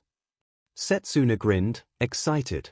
Thank you, Gyro muttered to Mai, who had turned down the volume for Gamera's roar. You got it, ears. Mai called out. So, Gamera exists in our world, too? Ida asked. 𝐭𝐽𝐲 clearly knows about him already. Only in Kaiju movies, Mina answered. But I guess like Pokemon and Mega Man, he exists in some alternate universe, out there. Background height, 80 meters, 262. 5 foot weight, 9 million kilograms, 10,000 tons origin, Atlantean bioengineering age, up to 150 million years feeds on fire, plasma, and mana more intelligent than most humans, a skilled gymnast known as the Guardian of the Universe and friend to all children. Enter Gamera, Guardian of the Universe, and friend to all children, was fully introduced. Hurry, let's go. One kid frightfully exclaimed. He won't harm us. Another kid calmed the other down. Gamera doesn't hurt people. He likes us. I suppose with a title like that, he is far more friendly than Godzilla. All Might scratched at his cheek. What kind of stupid title is that? Bakugo yelled. That sounds incredibly anticlimactic. Oh, screw you. 𝐭𝐽𝐲 yelled back. It makes perfect sense with how he is characterized. What has this devolved into? Edgeshot shook his head, exasperated. Hey, just relax and enjoy the ride. Miruko patted the ninja hero's back rather hard. Friend to all children. Boomstick asked, incredulously. That's a terrible title. How about Gamera, the flying, fire-breathing, ninja turtle of doom? See. At least he has some sense. Bakugo exclaimed. You say that about a man who hunts for squirrels by punching trees and firing a minigun, Tokoyami pointed out. That's actually not far off, Wiz admitted. Wait, really? Soto blinked in surprise. For a 260-foot, 10,000-ton turtle, Gamera is quite agile, Wiz explained, showing Gamera spinning around on a horizontal bar before flipping through the air and landing on his feet. And he sticks it. Boomstick announced dramatically as Gamera moved his arms out. Phut, he looked like a gymnast, Kossi snickered. His gymnastic feat earned him the perked-up smiles and grins from Mina, Miruko, Asui, and Izuku, especially impressed when it came to a 250-plus tall monster turtle. Abilities: Fire Breath, Plasma Fireballs, Accelerated Healing, Mana Manipulation, Flight, Top Speed, Mach 3, Vanishing Plasma Fist, Ultimate Plasma Mana Cannon. His arsenal includes 2 huge tusks, twin elbow spikes, and a fire breath so strong it can be used underwater, Boomstick listed. Despite being, fire Can that even happen? Kaminari scratched his head. Fire needs only 3 things to ignite: fuel, oxygen, and heat, Endeavor answered. The fuel would be whatever organs are inside Gamera's body, and given that the creature can breathe both on land and underwater, he must also provide the oxygen to overcome the cooling of the water, and the level of heat the monster is displaying must be immense, most likely plasma. Technically, it's highly concentrated plasma, the 4th state of matter, Wiz corrected. The hottest plasma ever created by man exceeded 3.6 million degrees Fahrenheit. That's hotter than the surface of the sun. Gamera's fireballs can burn through practically anything. Wiz's words were evidenced by Gamera shooting a fireball at a building, and then there was no more building. Looks like you were right, number 1, Miruko snickered. And when he's not spitting hot fire, he fing eats it. Boomstick chuckled, Gamera shown swallowing a stream of fire. Excuse me. Ryukyu did a double take. It's true. A fiery 4-course meal can quickly heal and re-energize him, Wiz agreed. Gamera absorbed an entire massive plume of fire into him. Mwawa. If Gamera can consume fire, then Bakugo, Todoroki, and Endeavor can't attack it or risk healing Gamera if they ever fought. Izuku fell into another muttering spiral. And with his plasma breath, he can easily blast and melt through Todoroki's ice and maybe even Cementos's quirk. As for how it would do against Godzilla, he could probably breathe the fire from the destruction his atomic breath creates. But maybe not the atomic breath itself if it's simply radiation and _. That's it. Let me at him. Bakugo roared. Whatever patience he had ran out with the unintended diss from Midoriya and tried charging at Midoriya to snap him out. No, you don't. Nejaya yelled, she, Mirio, and Amajiki pulling Bakugo away while Eri once more pinched herself to snap Midoriya out of fatherly concern. Endeavor managed to perceive through Midoriya's mutterings, as well as Todoroki, the latter finally getting used to his best friend's quirky trait. The two of them naturally agreed that their quirks would probably be useless against Gamera if the turtle monster ever existed, and went on a rampage.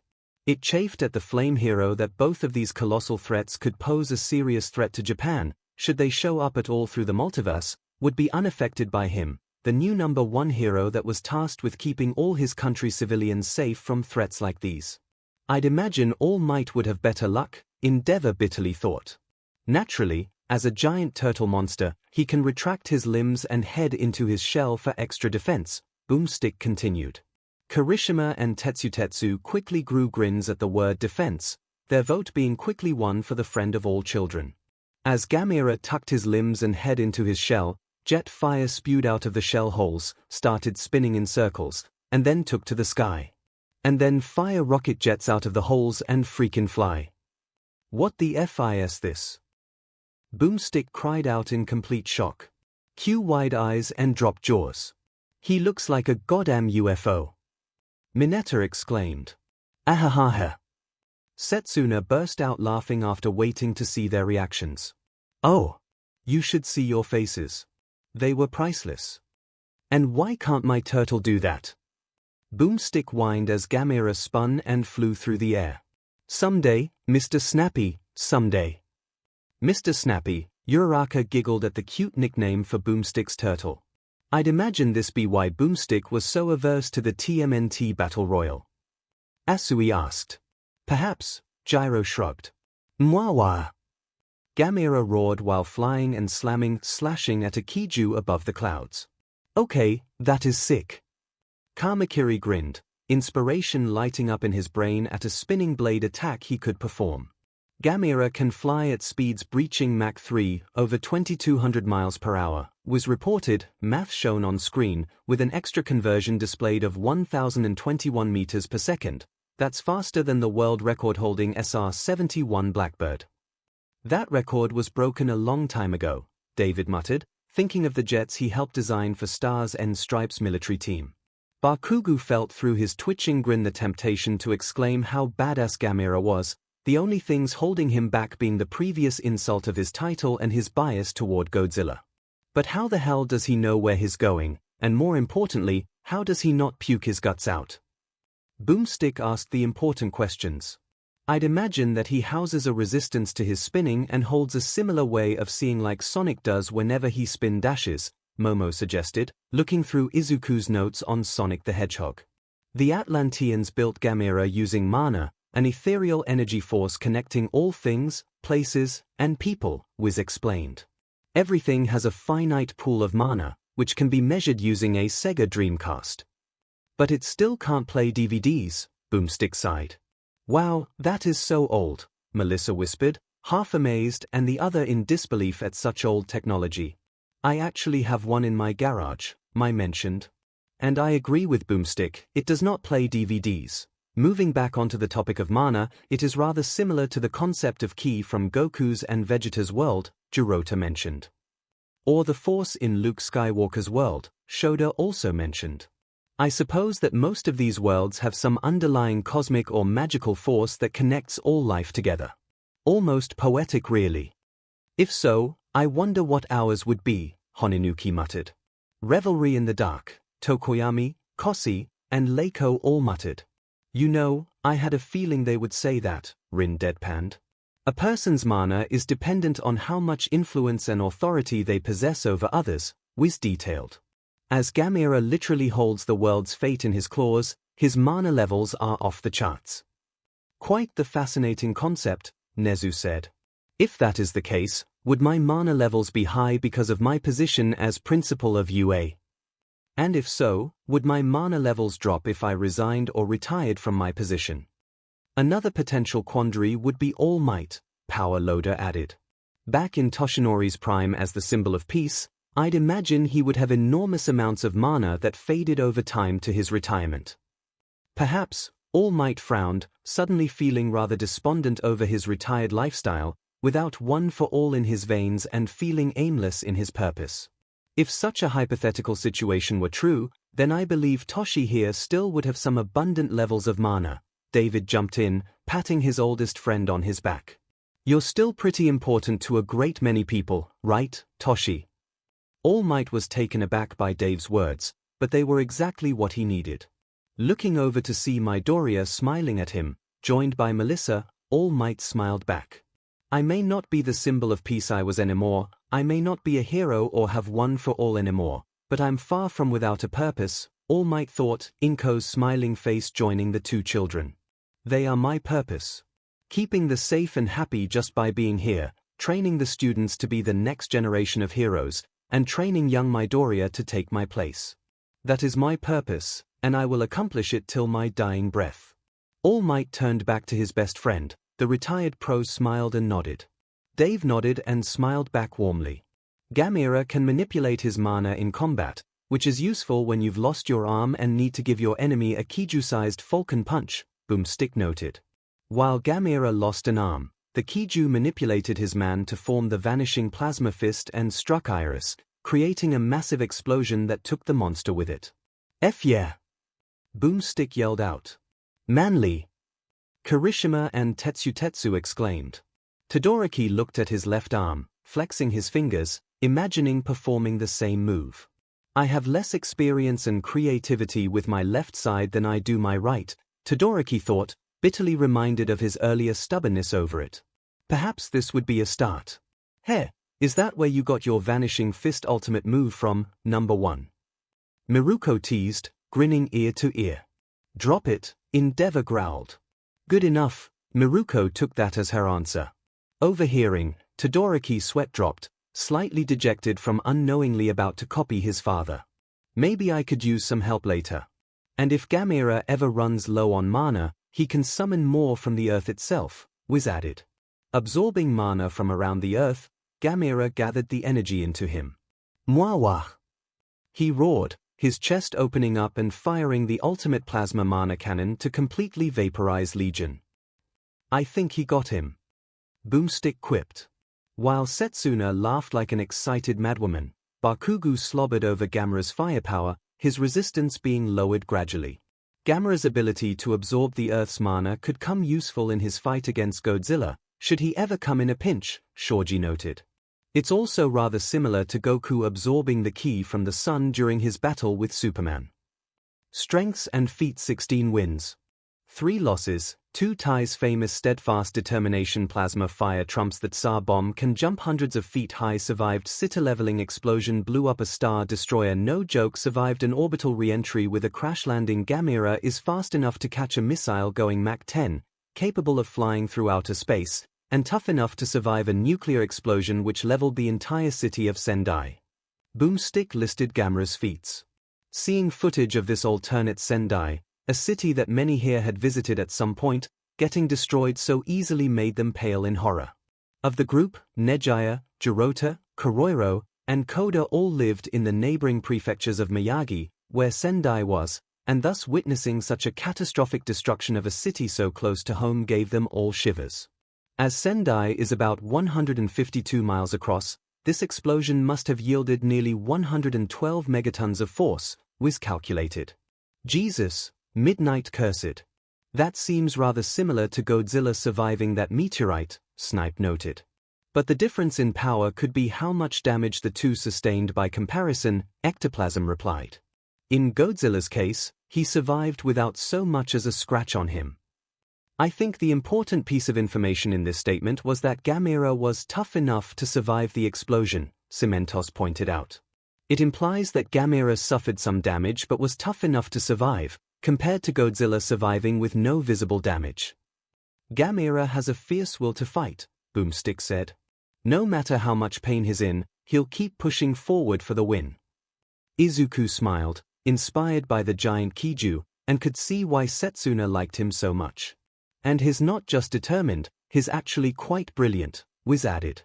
He tactically seeks to exploit enemy weaknesses and is apparently smart enough to repair an alien spacecraft. This was proven with Gamera somehow places the two pieces of an alien saucer together. He does machines, Boomstick chuckled. Okay, this is like that He-Man repairing things by just magically pasting them together, Sen threw his hands up. What do both of them have, a waste quirk or something? I think he might have just welded the ship together with his fire breath, Waste suggested. Sounds like if he did that, he would most likely destroy the ship rather than fix it, Kossi replied. While they argued, Melissa and Mai smiled at how intelligent and, apparently, tech-savvy enough for a giant monster. Weaknesses. Underside of the shell is weaker than its top, relies on human connection to maintain power, prefers a winning through retreating strategy, puts the Earth safety above his own, vulnerable to his own plasma, but despite his intelligence, he is not infallible, Wiz noted, showing Gamera getting pierced by his underside. Gamera's supposedly impenetrable defenses have been pierced before. The underside of a turtle's shell is often weaker than the upper part, so it isn't all that surprising, Koda noted. And remember, Gamera is explicitly the guardian of Earth, which does not necessarily include humanity, Wiz pointed out. In fact, Gamera fears mankind may one day become the Earth's greatest enemy. Ibara sighed, unfortunately agreeing with the giant Kiju given humanity's rather lackluster care for the environment. Though Gamera's care for the Earth and nature earned him a few points in her book. I knew he sounded too good to be true, Boomstick sighed, disappointed. He's a hippie turtle. You mean like Crush from Finding Nemo? Toru asked. Ooh, I love that turtle. Mina squealed. First, you were like whoa. And then you were like, W-Day. And then you were like, whoa. Mina mimicked the Stoner Turtles quote. And yet Gamera has a strange fondness for children, Wiz added. Eri and Kuta perked up at that, smiling happily at the Kiju helping and being nice to kids like them. Gamera. Gamera. Boomstick began to sing. He will bring kids to his van. Touch them like no other can. Please don't tell on Gamera. What is he talking about, Papa? Eri curiously asked.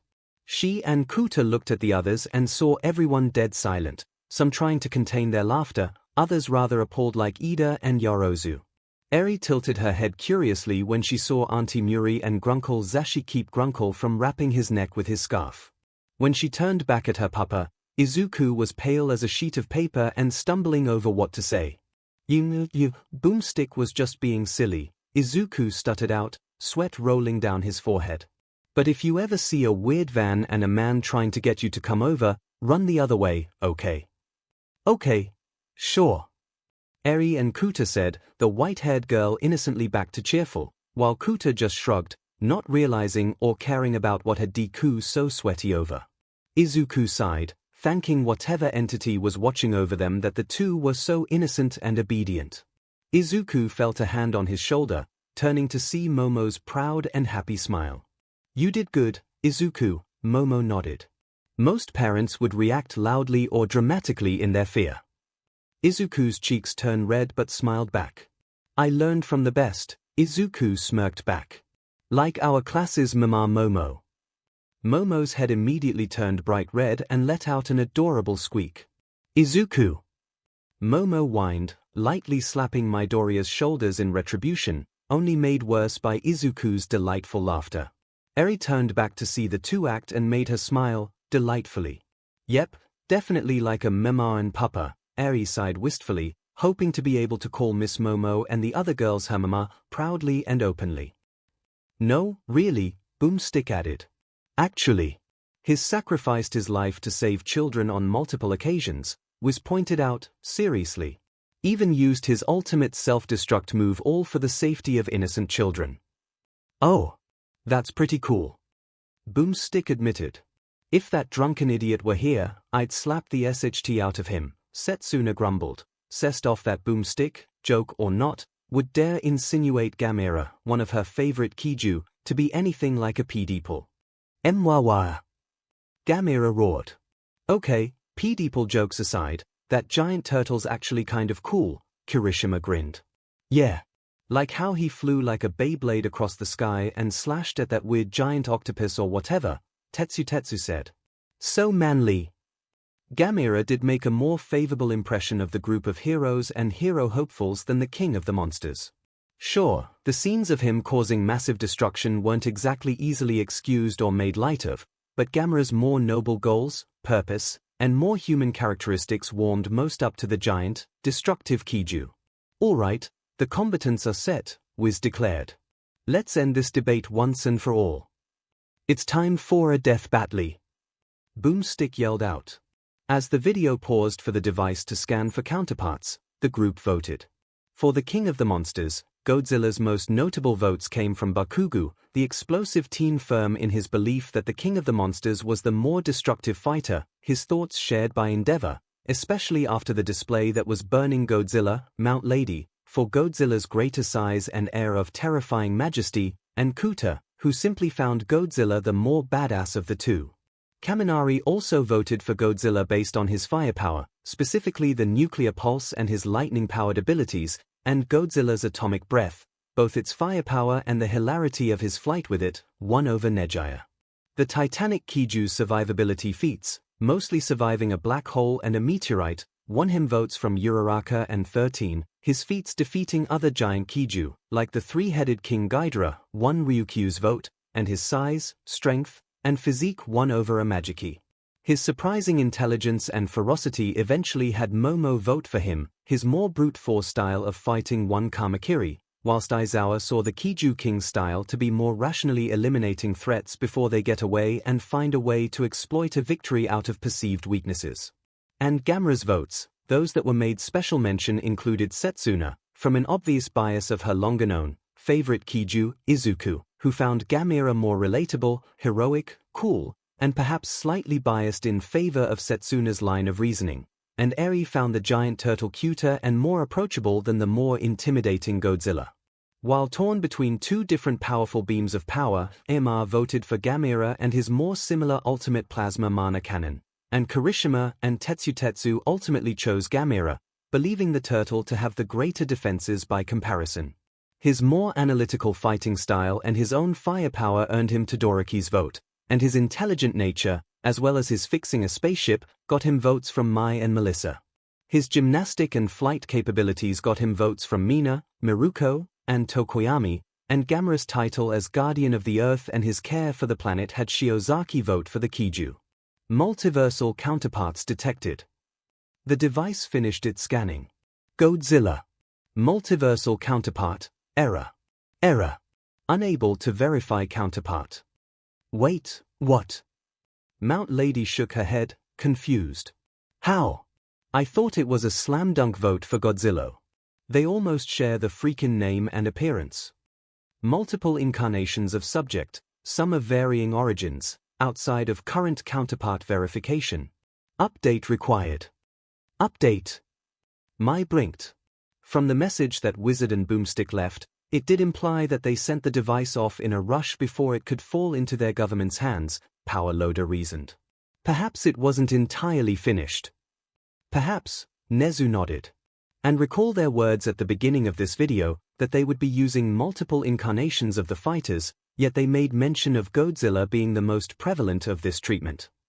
You say that Gamera could have a counterpart with fewer versions analyzed compared to Godzilla? Endeavor asked. I'd imagine we will receive that answer right about now, Nezu said. Gamera. Multiversal counterpart, Izuku Midoriya. Greenie. Izuku only had that loud cry as a warning before he was wrapped up in a hug from an overexcited Setsuna. You just made Gamera 10 times better. My favorite fellow Greenette is my favorite Kiju. Isn't that just destiny or what? Ibara rolled her eyes at Setsuna's blatant advances, only slightly jealous that the title of Setsuna's favorite Greenette was taken from her by Midoriya. Asui croaked, suddenly wondering whether she would be Midoriya's favorite Greenette or Setsuna. After fighting off the blush and stutter that came up with Setsuna's assets pressing onto his chest, Izuku chuckled, smiling nervously. I suppose, Izuku replied. Okay, how many counterparts does that make for Midoriya? Zero sighed, disappointed. 50 or something. Feels like it, Mineta grumbled, slightly peeved that his only counterparts, so far, were an old guy and a frog. But I think this is his 17th one. Can't believe I'm feeling jealous over Midoriya being a giant turtle, Kirishima chuckled, rubbing his neck. Well, cheer up, guys, Mirio spoke up. After all, anything to get Midoriya out of his shell. I swear I think my ears would rather take the monster roars than any more of these shitty puns. Kyoko rubbed her forehead. After a brief moment of waking Mirio up from another hit to the head from the almighty frying pan, the video began again. The scene opened on a cloudy, dark day over a large metropolitan city. While cars went about their day, inside the city or on the long white bridge leading in and out of it, Godzilla's plates emerged from the water outside the city. Oh, Jesus, wouldn't that just be terrifying? Mineta shivered, hugging his short legs. Just looking out into the water to see those plates slowly come out. You barely get a chance to realize what is happening before suddenly Mineta. A whispered voice hissed at him at the same time a black tendril covered his mouth. The purple pervert looked to see his green-haired classmate glaring at him, gesturing toward an uncomfortable Ai and Kuta, whose ears the Greenette covered. Realizing that the surrogate father was trying to get him to stop giving his surrogate kids nightmares, Mineta raised his hands in surrender and nodded, only then having the tendril removed from his mouth. In a sudden rise out of the water, Godzilla, in all his terrifying presence, roared. Sshryoonkt. Gyro pressed tightly on her earmuffs while Mai lowered the volume, yet that was just enough for her to hear the king of the monsters roared as to a level that the rest of the group would hear normally. A squad of tanks mobilized and lined up by the bay as Godzilla approached the city. The tanks fired upon the Kiju, small explosions, compared to the behemoth size, littered his black-scaled hide uselessly. Godzilla stomped on the ground, the earth cracking under his foot and sending the tanks flying away instantly. At least, they probably got the realism of city and government responding to a Kiju by sending in the military, Ryukyu said. Yeah, but if those shells actually did some damage to him and that's what makes him lose the fight, I'm going to be cessed, Miruko warned. Godzilla made his way into the city, proceeding to knock over a building down. He swiped in time to knock away a missile coming at him. Although, what would be the reason for such an alpha predator to lay waste to a random metropolis? Leiko asked. Remember what Boomstick referred to Godzilla, dear Yanagi, Monoma said, in his usual pompous voice. He is a savior at times, but a destroyer he also may be. Tokoyami bristled at Monoma calling to Leiko as dear, as if he had any right to speak so suavely to a spooky goddess out of his league. Sshryoonkt. Godzilla roared again to the sky. Meanwhile, from behind Gamera's spinning shell flew past him, before hovering across from the rampaging Kiju. Rocket fumes shot out of his shell as Gamera descended. Landing roughly on the ground, 𝐵𝐺𝐸𝐵 let out his own roar. Mwawa! Here we go! Setsuna cackled, rubbing her hands in delight. You are taking far too much enjoyment of two giant monsters fighting whilst destroying a city of likely millions, Ibara pointed out. Simulation of a city full of millions of non-existent people, Setsuna pointed out, grin and sight toward the screen unchanged. And who cares? Let them fight. The two traded roars again as they stood against each other. Fight! Godzilla began approaching 𝐵𝐺𝐸𝐵, who bent down, picking up a small building, and throwing at the approaching Kiju. Smart, Vlad King nodded. He's testing Godzilla's defenses by throwing a building at him without resorting his fireballs off the bat. But why not use the fireballs, especially when they are more powerful? Kossi asked. The logic could stand that 𝐵𝐺𝐸𝐵 does not know whether Godzilla would be immune to the fireballs, Ectoplasm answered. And he likely uses up mana with his fireballs, so he is conserving his energy. Godzilla smashed through the building, unfazed, and continued his approach. 𝐵𝐺𝐸𝐵 brought his head back and unleashed a stream of fire breath that covered the entirety of Godzilla's form. There's the firepower! Kinoko cheered. After the building didn't put a scratch on Godzilla, now Gamers was trying to slow Godzilla's approach and test his defenses with his fire breath, Todoroki nodded. After a flash of light, the fire dispersed with Godzilla, unscathed and right in front of 𝐵𝐺𝐸𝐵. The Guardian of the Universe swiped at Godzilla with both of his claws, striking the Kiju back. The turtle Kiju bent down only to bring his head swiftly back up, striking Godzilla with a swift headbutt. That's the spirit! Setsuna cheered. A quick and good 3-hit combo. Come on, you giant hulking lizard! Bakugo yelled out. Smash the turtle's shell to pieces. Recovering quickly, Godzilla rushed at 𝐵𝐺𝐸𝐵, grabbed onto him by his shell, and began to slam him into a nearby building twice. When the building crumbled the second time, Godzilla turned his Kiju adversary till he grappled his arm, lifted him over his shoulder, and tossed 𝐵𝐺𝐸𝐵 over him, the smaller Kiju knocking into another smaller building on his stomach. Now, that's more like it. Bakugo roared in delight. Hey, there's the judo throw, Uraraka pointed out, smiling over at Izuku. Surprised you didn't vote for Godzilla over that, Deku. I can't just vote on him just for that similar fighting style alone, Deku shrugged, before flashing his own teasing smile at Uraraka. If anything, that's more like your cool gunhead style martial arts, Ochako. Barf. Quit and save your flirting for later, you nerdy lovebirds. Bakugo yelled, eyes comically red. Deku and Uraraka snapped back to the screen, the two blushing madly as they came to their senses. Godzilla backed up a bit, rearing his head back whilst it and its dorsal fins glowed whitish blue. The lizard Kiju fired his atomic breath upon 𝐵𝐺𝐸𝐵 directly. Then Godzilla fired the breath attack again, upon more of the city surrounding 𝐵𝐺𝐸𝐵, consuming the area into a flaming wreck. 𝐒𝐻𝐢𝐵. Godzilla roared in the devastation, assuming victory. Jesus Christ! Mineta exclaimed in absolute fear of the monster. Yep, that turtle's cooked. Kaminari grinned. Are you sure about that, jamming EA? Gyro raised an eyebrow at him. The fire suddenly began to dissipate as it swirled around the now standing 𝐵𝐺𝐸𝐵, absorbing the fire into him. Oh, yeah, forgot about that. Nejaya tilted her head. Damn it. Tape Duncehead's mouth shut before he jinxes Godzilla any further. Bakugo yelled, rushing and restraining Kaminari for Zero to tape his struggling mouth shut. Glowing in the aftermath of his fire absorption, the Earth's Guardian fired off a fireball onto Godzilla's head, stunning the titanic Kiju.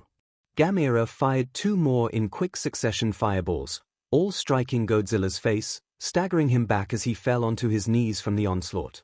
With such amount of fire consumed, 𝐵𝐺𝐸𝐵 was able to fire multiple fireballs in quick succession, likely from an excess of mana, Endeavor analyzed. And with how they were able to stagger Godzilla back to his knees, they must have been quite powerful, Edgeshot nodded. Godzilla got right back and let out a short growl, still willing and able to fight. Striking the ground with his tail twice, Godzilla jumped and sailed toward 𝐵𝐺𝐸𝐵 with a physics-defying drop kick, his tail dragging across the ground. He's actually trying to drop kick him. Pixie Bob cackled. Honestly, this shouldn't be possible with his tail dragging across the ground like that, Midnight reasoned, suppressing a giggle. Who cares? This is both hilarious and awesome. MIC exclaimed. Present 𝐿𝐴𝐺, Gyro groaned, pressing on her earmuffs again. Sorry, little listener, your mother apologized. 𝐺𝐬𝐽 attempted to back up from such a sudden and fast-approaching attack but to no avail. Godzilla struck and then landed on him, bringing him down by his massive weight. Godzilla jumped off him, turning in mid-air before slamming him into the ground again. He's using his larger size and weight to his advantage, Momo deduced. He is probably trying to bury him further into the ground so he can't escape. Godzilla roared into the air, lifting his foot up and prepared to stomp down on his fallen foe again. In response, 𝐺𝐬𝐽 retracted his head into his shell, Godzilla striking the ground instead. 𝐻𝐻's using his anatomy to avoid Godzilla's attack even while unable to move, Koda smiled. Turtle power! Kirishima and Tetsu exclaimed. Godzilla turned his head in confusion. He began to back up when 𝐺𝐬𝐽's shell began to light up with his thrusters and spin, hovering up into the air.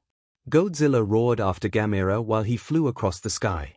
Losing sight of him, Godzilla was struck from behind by the spinning shell of the flying 𝐂𝐸𝐽. Godzilla roared as the rain began to pour and lightning struck down in the background. His dorsal fins glowing, Godzilla fired his atomic breath at beam his flying opponent, multiple times, all of which failed to hit the aerial target. 𝐺𝐬𝐽 is using his greater speed and flight to his advantage, Tokoyami nodded, approving.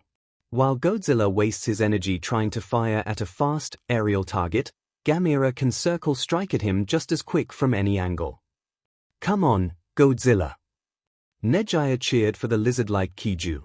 Use that nuclear pulse thingy you do to strike all around you and hit 𝐺𝐬𝐽.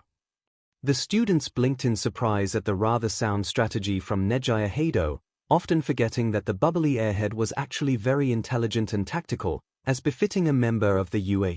Big Izuku smiled, cheeks slightly pink, delighted and impressed by Nejaya's strategy, not that he was at all surprised, given how much he hung around the big three the most out of all the students. Eri noticed Izuku smiling at Neji and Eri smiled, delighted and joyful that her papa was showing interest in one of her mamas. Unable to perceive Heido's advice, Godzilla continued firing at the aerial opponent. Ducking under another atomic breath, 𝐺𝐬𝐽 flew toward Godzilla, the latter 𝐂𝐸𝐽 catching and blocking the spinning former one. Unable to push back, 𝐺𝐬𝐽 retreated backward and out of Godzilla's grip. He flew toward Godzilla again and was once again caught in Godzilla's grasp. However, instead of spinning at him, this time jets fired off from his back holes. 𝐺𝐬𝐽 stuck his head and arms out, grabbing Godzilla instead. Slowly but surely, as 𝐺𝐬𝐽 angled up, Godzilla was lifted off of the ground, grabbing onto 𝐺𝐬𝐽's shell as the two took to the air. He's airborne! Mount Lady yelled, surprised that the smaller 𝐂𝐸𝐽 could actually lift the larger, heavier one into the air. His rocket jets must be aiding his already impressive strength to be able to lift Gojira into the air, Edgeshot responded. As they soared upwards into the sky, the two 𝐂𝐸𝐽 roared at each other. Godzilla begins firing atomic breath, wildly, multiple times to no avail. The hell is doing? Kamakiri whined. He's not even hitting him. He's just aiming at nothing. He could just be lashing out wildly like a cornered animal, Itsuka suggested. In any case, he is wasting more energy uselessly firing his atomic breath like that, Asui bluntly stated. Eventually, the two reached space, with Godzilla floating helplessly into the vacuum of the final frontier. Oh, is he going to let him float away? Pony questioned. That would be quite the way to beat Godzilla, having him suffocate in the airless vacuum of space, 13 replied. Then again, we don't know if Godzilla can survive in space too, given he also survived a black hole, and I shudder to imagine a black hole forming on Earth without the planet instantly getting destroyed. Instead of Pony's suggestion, 𝐺𝐬𝐽 circled the floating Godzilla. Grabbing onto Godzilla's sides, from his back, he let his back rocket thrusters fire, the two beginning to fly back down towards Earth. What is he doing? Awase raised an eyebrow. He's trying to turn Godzilla into a living meteorite. Uraraka exclaimed, in fear for her voted fighter's safety. Hey, you chuckled. What's so funny, Yui? Itsuka asked. Yui pointed at the screen. When they were in space, Godzilla roared, Yui mentioned. Nothing can be heard in space. Oh. I see. Heh, that actually is clever, Setsuna snickered. The two rocketed back to Earth, they breached the atmosphere and are back in the rainy skies. Lightning sparked around Godzilla's back spikes, attracting the lightning around them. Kaminari, his mouth taped shut, threw his hands up and began cheering. I think that's muffled for his absorbing the lightning from the sky around them, Zero translated. Gamera noticed, and before he could retaliate, Godzilla fired off a nuclear pulse, knocking Gamera off of him. Yay! Nuclear pulse. Nejaya cheered. You called it, Mama Neji. Eri cheered. Record scratch could practically be heard by everyone in their heads. I'm sorry, sweetie, what did you say? Nejaya blinked her wide eyes multiple times. I mean Auntie Neji. Eri immediately corrected herself, blushing embarrassingly. That's what I said. Auntie Neji. Ahihi. Noticing how embarrassed she was getting, Nejaya and the others let it slide and continued back to the video. Though Nejaya couldn't get what she believed she heard from Eri out of her mind, nor the sides of her lips from breaking into a wide grin. Another victim of Eri's accidental outburst was Midoriya, as his head now perfectly resembled a tomato. Gamera fell away from Godzilla towards the water below, attempting to slow his descent by spinning in his shell, before crashing into the water. Smart, Miruko smirked. He knew he couldn't stop his fall in time, so he tried getting enough drag or whatever to slow his descent and soften his landing, somewhat. As for Godzilla, as the king of the monsters neared closer to the water, he reared his head back and fired another atomic breath toward the water. Is Godzilla trying to slow his fall too? Kuta asked. He sure is, Izuku nodded, writing down the action in his note. Like his analysis where he was shown to be flying, he's using his atomic breath to slow his descent like how he would lift himself off the ground. Slowing down, he would eventually crash into the water. Thunder rumbled as the waters stilled and nothing happened. Shirionmont /Mwawa. Both 𝐒𝐲 emerge from the water roaring, grabbing each other by their hands and pushing against the other. Okay, that was awesome. Sen grinned. It's like they're about to wrestle. Kirishima exclaimed, pumped up. Gamera would let go of the hold and take a step back, before unleashing another headbutt at Godzilla. Shaking off the hit, Godzilla responded by biting Gamera's left arm. With little effort, Godzilla ripped the limb off, a spray of green BLD following. Ah! Setsuna cried out in horror. He ripped his arm off. Kuta exclaimed, excited. Izuku cringed, rubbing his own left arm as if it was the one ripped off. Gamera reeled backward in horrible pain, while Godzilla spat out the lifeless limb. Unyielding, Gamera roared up to the heavens, glowing as waves of energy began to coalesce on top of him. His absorbing the mana of the earth. Ibara realized. Yeah. Blast that overgrown lizard to smithereens. Setsuna cheered. As Gamera absorbed the planet's mana, Godzilla reared his head back preparing to fire his atomic breath in return. Ooh, is it a beam struggle that's about to happen? Irma perked up. If Gamera is doing what I think he's doing, it won't be much of a struggle. Setsuna cackled. Opening his chest, Gamera fired his ultimate plasma mana cannon, the massive beam of golden energy enveloping Godzilla before the 𝐒𝐲 could use his own blast.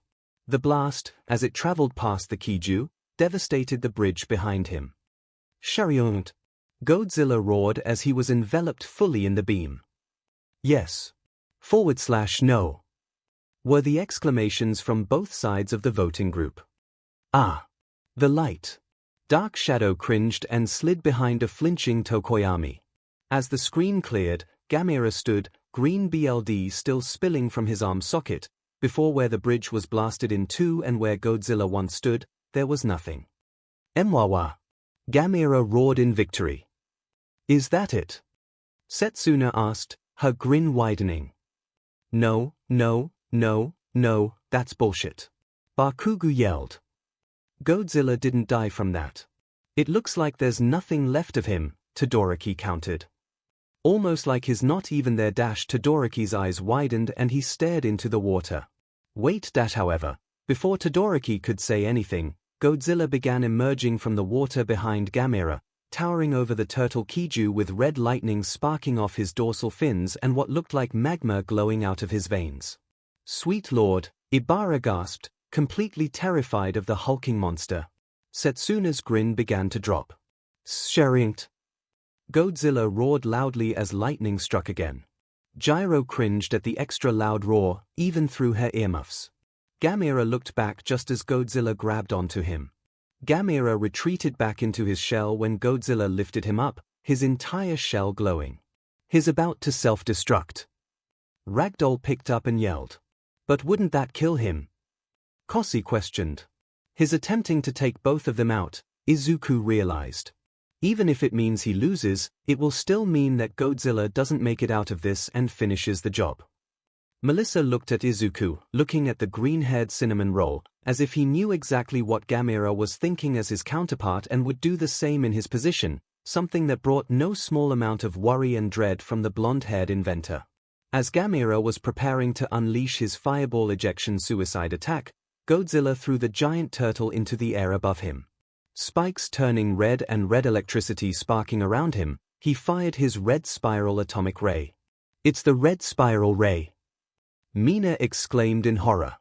The beam struck the shell's back, lifting and hovering Gamera's glowing body into the air. Finally, with a final push of energy, the beam pierced through the shell and into the air, Gamera obliterating into pieces of his shell. "Nu!" The Gamera voters yelled, but none were as loud or as despairing as Setsuna's wail. "Sh-ringt!" Godzilla roared, triumphant. "KO!" The Godzilla voters cheered right alongside their victorious Kiju, Bakugo the most vocal in his bragging and howling. The Gamera voters instead resorted to either sighing in defeat, groaning in disappointment, or just respectfully clapping. "Ha ha!" Bakugo laughed. "Take that shitty Deku." Finally, one of your stupid multiple counterparts bit the dust. Technically, didn't his Bucky hair, Harry Potter, and Goku counterparts die? Melissa questioned, an eyebrow raised at the vindictiveness of Bakugo. Those first two didn't count. Bakugo yelled in response. Both of those died fighting another shitty Deku counterpart and at least Goku died fighting off that OP Superman. So, are you saying that Godzilla isn't OP, as well, Kaken? Izuku teased, smirking. He's got you there, man, Kaminari, now free of his tape, said. Zip it, discount Pikachu. Bakugo roared back. Weird arms. Tape him up again. At least I prove my fighters don't always lose. Kaminari let out one final comment before he was taped, again. Setsuna ummed and groaned with a comical cloud of depression over her slump-over figure. Not only did my Gamera die, but it was also greeny, Setsuna grumbled. At least, Gamera held his own incredibly against that monster. Ibara patted her classmate's back. And that the real Gamera is still out there, somewhere, and likely still Midoriya's counterpart. Setsuna lifted her head and smiled at Ibara. Oh, Shio. Setsuna wrapped the girl in a tight hug. Greeny my favorite guy Greenette, but you will always be my favorite girl Greenette. I just hope that favoritism doesn't extend to as much as Midoriya, Ibara snarked, yet smiled all the same. Godzilla continued roaring with whatever was left of Gamera now deep in the water and out of sight. Add MSTR of the culinary arts to his title, cause Godzilla just made turtle soup. Boomstick joked. Koda huffed at that, slightly miffed but let it slide. Gamera may have held the speed advantage, but Godzilla's sheer size and power won this bout, was explained. He's 9 times heavier. Boomstick exclaimed. Plus, while Gamera tanked a city-busting nuke and almost died, Godzilla tanked a similar explosion from a meteorite and didn't even flinch. Looks like you were right about that explosion surviving feat being important, Cementos, Snipe said.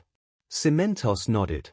I was simply lucky to have picked up and mentioned it, the hero teacher replied humbly. Gamera's shell was once pierced by Vera's, a physically weaker foe, Wiz recalled. There's no doubt Godzilla could overpower this giant turtle. I guess, Setsuna shrugged, waving her hand in a so-and-so manner. Not like that's a fair comparison. Hell, he's strong enough to match goddamn Thor, Boomstick guffawed in disbelief. Pardon? All Might blinked at the mention of his counterpart. I suppose this means that Godzilla is also a part of that Marvel world that both Spider-Man and Thor are a part of. Pixie Bob asked. Or that one or both of them have similar instances of going through different universes and happen to run into one another, Mandalay suggested. And since Godzilla's atomic breath is composed of pure radiation, not fire, Gamera could not feed off of it, Boomstick clarified. While that may be true, it seemed more like he absorbed the fire from around him when Godzilla was blasting everywhere, Todoroki noted. But in the initial direct hit during that time, and the final red spiral ray attack, Gamera couldn't absorb them, Jirota mentioned. But most importantly, Gamera has a history of winning through retreating, was explained further. He usually takes one round to analyze his foe and another to win the day. On paper, this sounds like a smart idea. But unfortunately for Gamera, Godzilla don't play like that, Boomstick said, showing Godzilla firing an atomic breath at Mecha Ghidorah, who tried to run away. True, Setsuna sighed, admittingly. So, he's kind of like Spider-Man and Batman when it comes to analysis, but Godzilla's ferocity wouldn't allow for Gamera to flee to fight another day, Asui simplified. And this all without Godzilla even resorting to using the burning Godzilla state, which could only further weaken Gamera's chances, given the massive amounts of harmful radiation that Gamera could not absorb, was added. Oh yeah, I forgot they didn't even use the burning Godzilla state, Mirio perked up. Unless the end where he was glowing with red lightning counted, a Magiki noted. Looks like Godzilla put Gamera through living. Shell. Boomstick punned. Haha. That was clever. Mirio laughed. It's like two dogs sniffing each other's butts and saying they smell good, Nejaya muttered. Hey! That is rude. Mirio exclaimed, in his still chipper voice. And maybe true. The winner is Godzilla, Wizard announced. Respectful claps were made for the death battle. Even if Gamera lost, this was still my favorite death battle yet. Setsuna declared, even more than Yoshi versus Riptor. At least you can accept defeat more gracefully than our explosive Pomeranian here, Mina snickered. Shut up, weird eyes. Next time on Death Battle. Boomstick began to announce. What do you think, sir? All Might asked. Maybe one last preview of the next fight before we leave it for tomorrow. Why All Might isn't that positively cruel of you to bait the students' curiosity only to leave them hanging dry until tomorrow? Nezu exclaimed, before smiling wide. Let us do it. Estity, Midnight muttered quietly. Sure. You don't want to get your pay decreased. MIC whispered back, worryingly. Victorious trumpets played on the black screen before color returned in the form of a red and white striped circular shield, with a blue circle and a silver-white star for a center. It transitioned to a man in a red, white, and blue outfit while the American flag waved proudly behind him while fireworks went off. Captain America blinks of surprise mixed with awe-filled looks at the muscular patriotic man. Wow, that man looks like the American flag threw up on him, Mineta snickered. Oh, hush you. He looks so cool. Pony exclaimed, stars in her eyes. Captain America, Izuku muttered, writing down his name for the next death battle. Melissa smiled at seeing the patriotic hero, feeling a similar sense of awe that she would normally feel when seeing her Uncle Might in action. Versus as a silver light passed the word, a quick flash of thunder illuminated the dark screen, showing the imposing silhouette and symbol of a certain brooding dark knight. With big bold letters, it read, "The Knight Returns." It's Batman, again. Multiple students exclaimed at the same time. Izuku, Melissa, Shinsu, Yarozu, and Kuta all grinned at the return of the quirkless, billionaire, orphan, superhero of darkness. Well, this is a first, Nezu hummed. This is the first time that a previous fighter will once more be fighting in another death battle, with another opponent, no less. What about Leonardo and his 2 fights? All Might brought up. Meh, I don't think that counts, Miruko shrugged. It was literally the fight afterward. This is after like what, 10 or so videos. Heh, Excited to see other you kick butt, again, eraser. MIC bumped his elbow at Aizawa. Aizawa's response was a blank look at Hisashi. Taken aback by the cold stare, MIC realized. Oh, yeah. He muttered, his good mood returned to melancholy, likewise with Nemurai. Well, I believe, that is all for today. Nezu clapped his paws. We will resume more of this tomorrow after classes. But for now, let us retire for the day. With reluctant nods and groans, the group got up from their seats and began to exit Gym Gamma for their respective destinations. Meanwhile, Gyro felt her phone vibrate. The punk rock girl looked at her phone, wondering who could be calling or texting her so late. She quickly realized it was a text message, beginning with a simple hello. What had Gyro's eyes widened into saucers was the ID of the sender, Zayden. Another message was sent, we need to talk. As the group of students, teachers, and pros made their way out of the gym, most forming groups, large and small, discussing amongst each other, Kyoka held herself in the back, looking at her phone warily. Particularly, at the ID of her current text buddy, Zayden.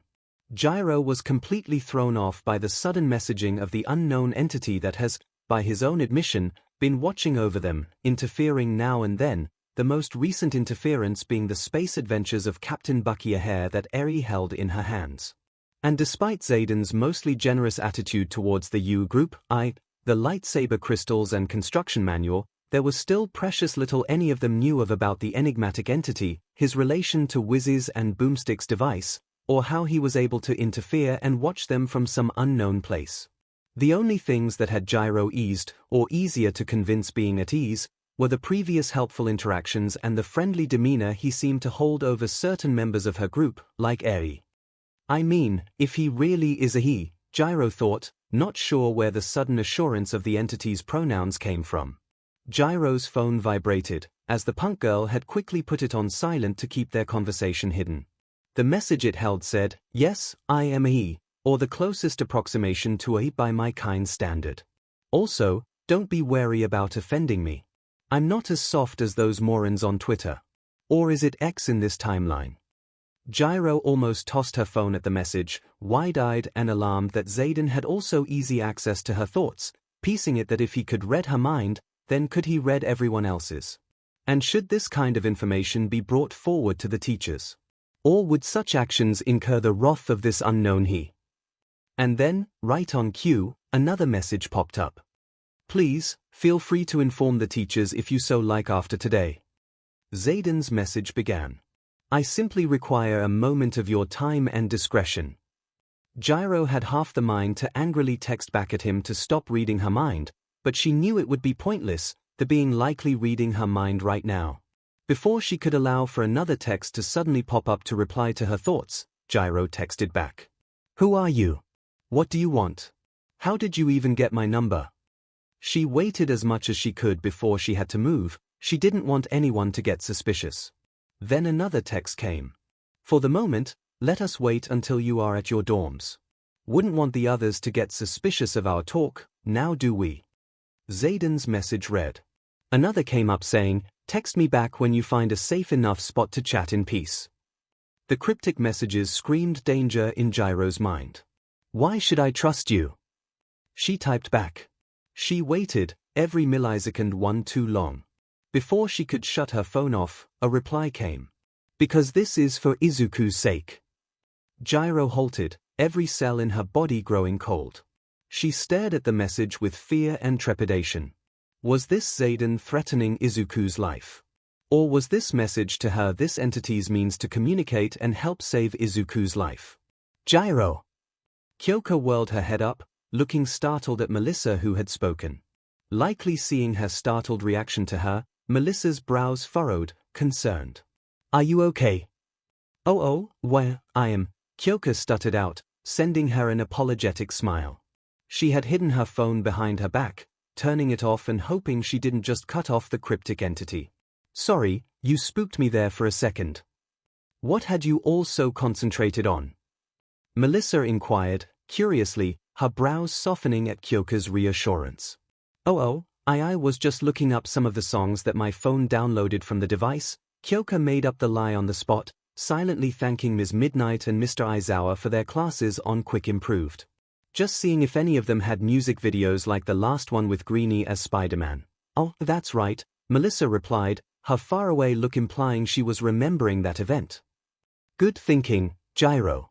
We could play another one for everyone and see if it has anything to do with those other worlds we saw in the videos. Right on the money, Shield, Gyro smiled. Oh, please, just Melissa, thank you. Melissa waved off the use of her last name. I know that this is a bit forward by your country standards, but we are already part of this weird ploy group or whatever for Izuku's heart. We might as well be sisters, I mean, sisterhood and all. Yeah, right, Gyro smiled warmly at the blonde. Well, then call me Kyoka, too. Kyoka, it is, Melissa smiled brightly. Gyro blushed, almost seeing Greenie in Melissa's smile. Well, come on, let's not keep the others waiting. Why, okay, Gyro shook the blush off and followed the American blonde. Didn't think that finding myself by for more than just Green and Momo would affect me as much as this. The looming reminder of Zayden and the promise to text him back in the dorms hung in the back of Kyoka's head, but for now, Gyro wished to keep it there and, for now, focus on growing closer with the new girl and the rest of her friends.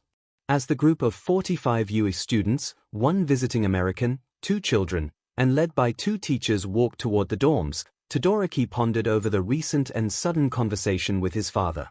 Flashback.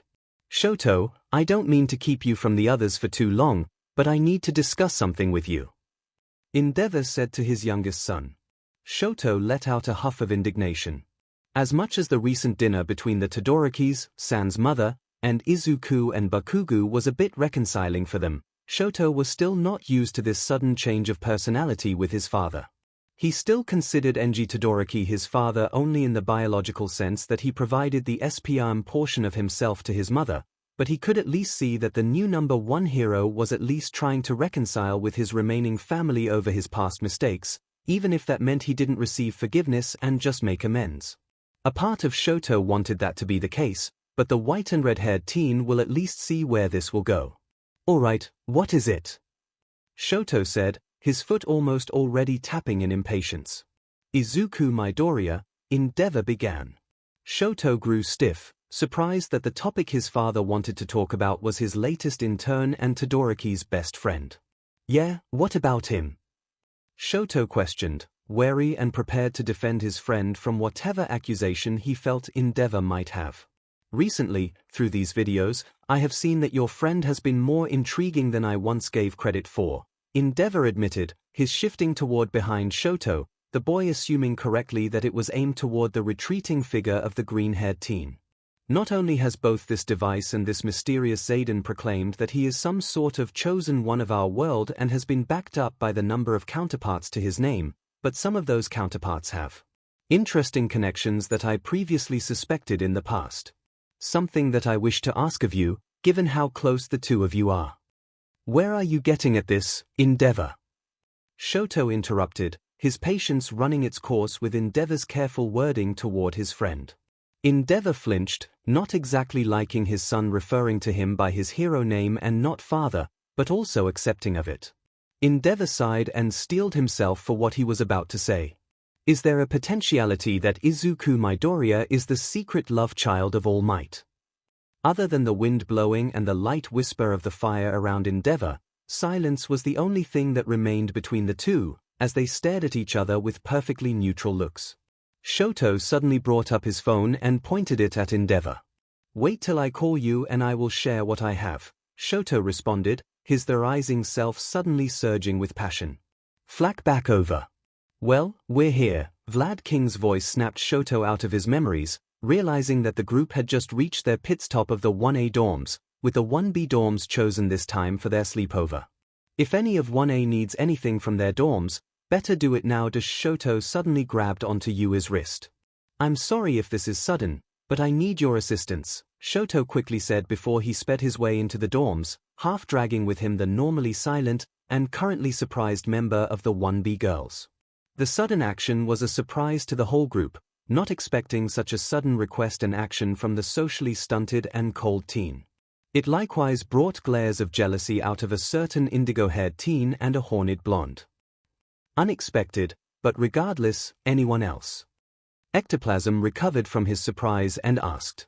The students from both classes went in, the 1B classmates to retrieve the belongings they brought for their sleepover and the 1A class to get their stuff ready for the sleepover.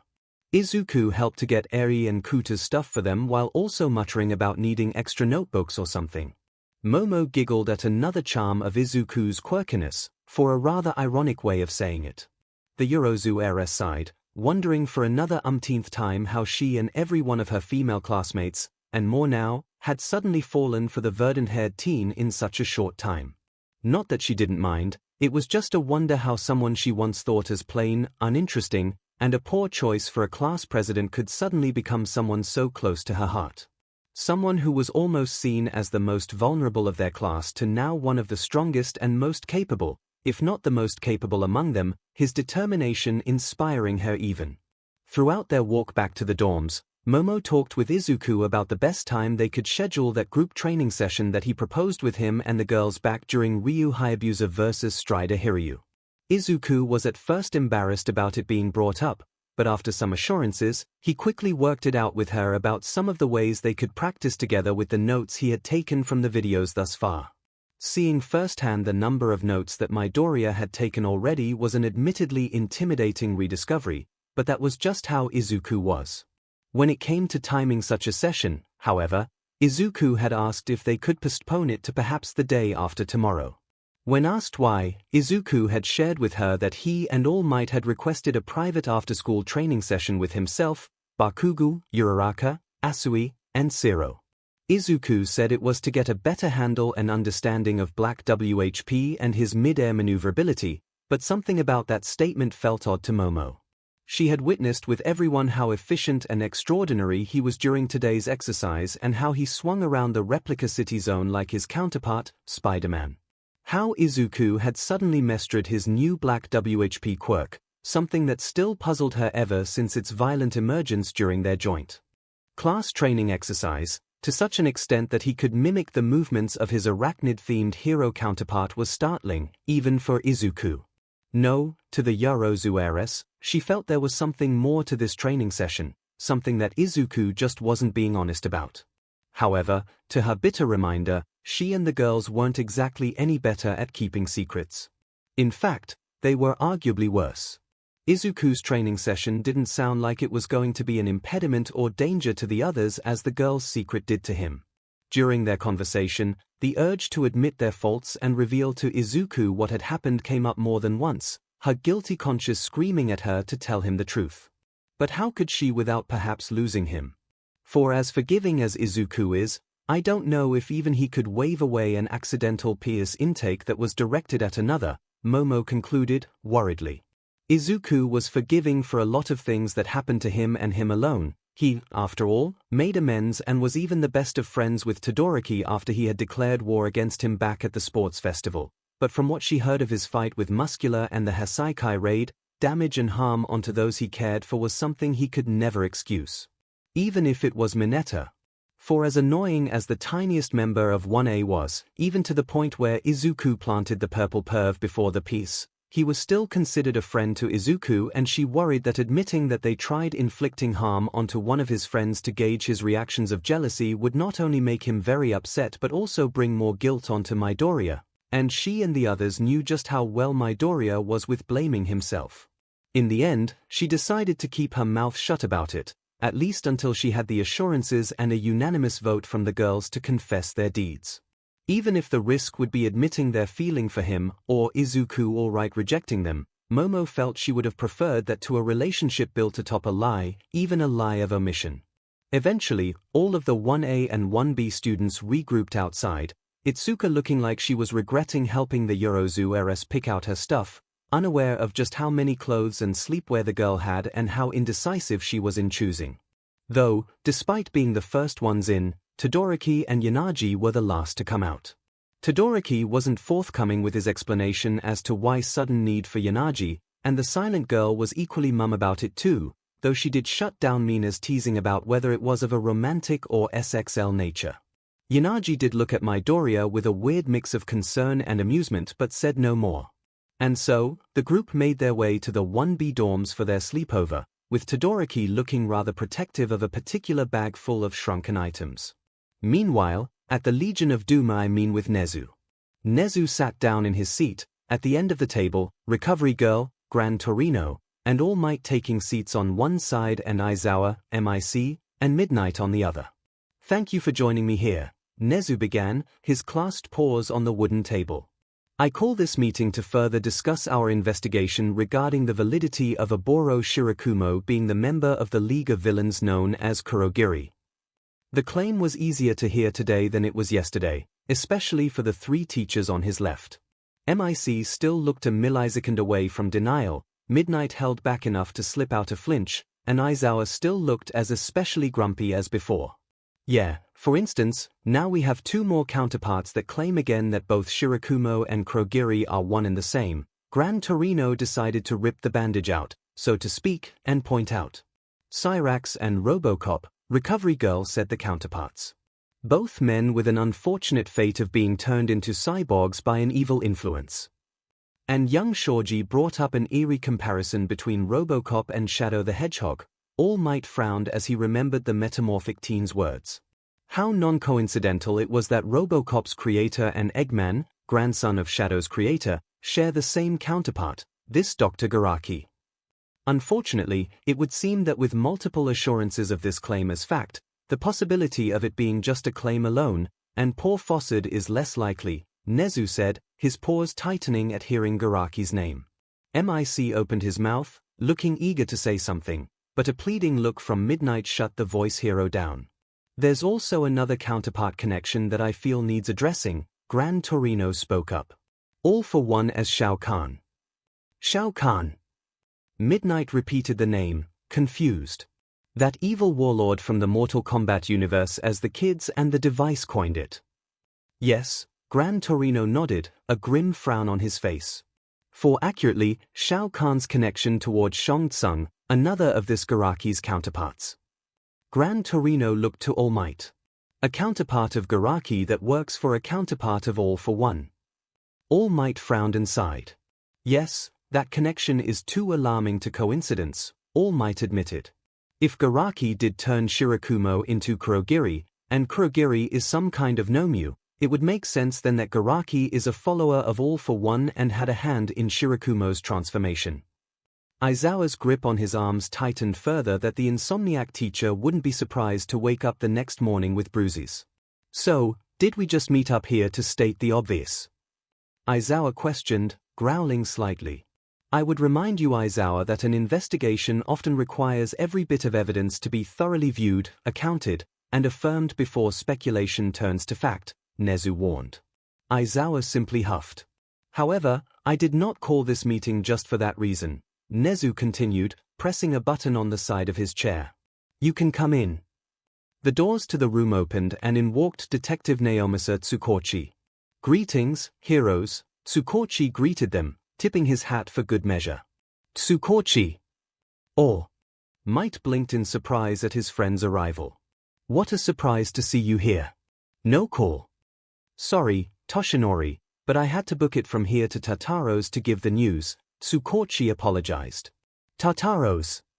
Midnight frowned at the mention of the inescapable villain prison. What for? Tsukochi's kind face morphed into the professional seriousness of a police officer. Right, well, Principal Nezu, Gran Torino, and All Might inform me of the situation with this device, as well as the claims involving Kurogiri, Tsukochi informed the teachers. From there, I managed to talk with Shishikura, Tataro's warden. We talked and I managed to schedule a meeting with Kurogiri, as well as detail what we found when testing him. The three teachers perked up with surprise. Aizawa steeled himself again. I'm guessing from that look that was the good news. Aizawa questioned. Tsukochi sighed. I was only able to secure a 3-person visit, not counting myself, Tsukochi revealed. With the compromise that Gran Torino be one of those 3. Meaning Tsukochi gave the 3 of them a sincere apologetic look. That only 2 of you can meet with him. What? MIC slammed his hands and stood up. Seriously? Doesn't this guy have any idea what this means to us? Yamada, recovery girl, tried to calm the voice hero down. Look, I don't want this to be true, MIC continued, serious and frowning. Out of everyone in this room, I have been the most vocal that Shirakumo could ever be Kurogiri, but even if it isn't true, all three of us should be. He was our friend, me and Eraser's classmate, and Midnight's junior. If it is true, then all three of us there should provoke some kind of response. Right. Unfortunately, Shishikura is very adamant about this compromise, he would accept nothing else, Tsukochi responded. Tartaros isn't known for their generosity and they are very stingy with outside personnel entering their facility. That's before the fact that Kurogiri, in whatever state or right of mind, was and continues to still be a member of the League of Villains, even while incarcerated. I've dealt with Shishikura as well, and Tsukochi is right in his assessment of the man. All Might spoke his 2 cents. It took a lot of convincing from me to see All for One after Kamino, and I even had to use a favor of mine to let it happen. And since Tsukochi and I brought him in and have been investigating him, he likely only agreed because the two of us would keep things objective, Gran Torino agreed. You can't deny that all three of you could cause a stir with your conflict of interest. MIC scoffed but had no rebuttal to give. Midnight shared a look with Nezu, an unspoken conversation happening between the R-rated hero and the principal of UA. Finally, she sighed and said, "You and Aizawa should go, Yamada." Kiyama. MIC blinked in surprise. The two of you should go see him, Midnight pressed on her decision. If he really is Shirakumo, the two of you are the most logical choice. I loved Shirakumo as my kohai, I brought him on with Purple Highness and why he was. Midnight choked in her words, wiping her eyes of tears. But the two of you were his friends before me, you knew him better than I. If there is a part of him still inside there, the two of you are the ones that can dig it out.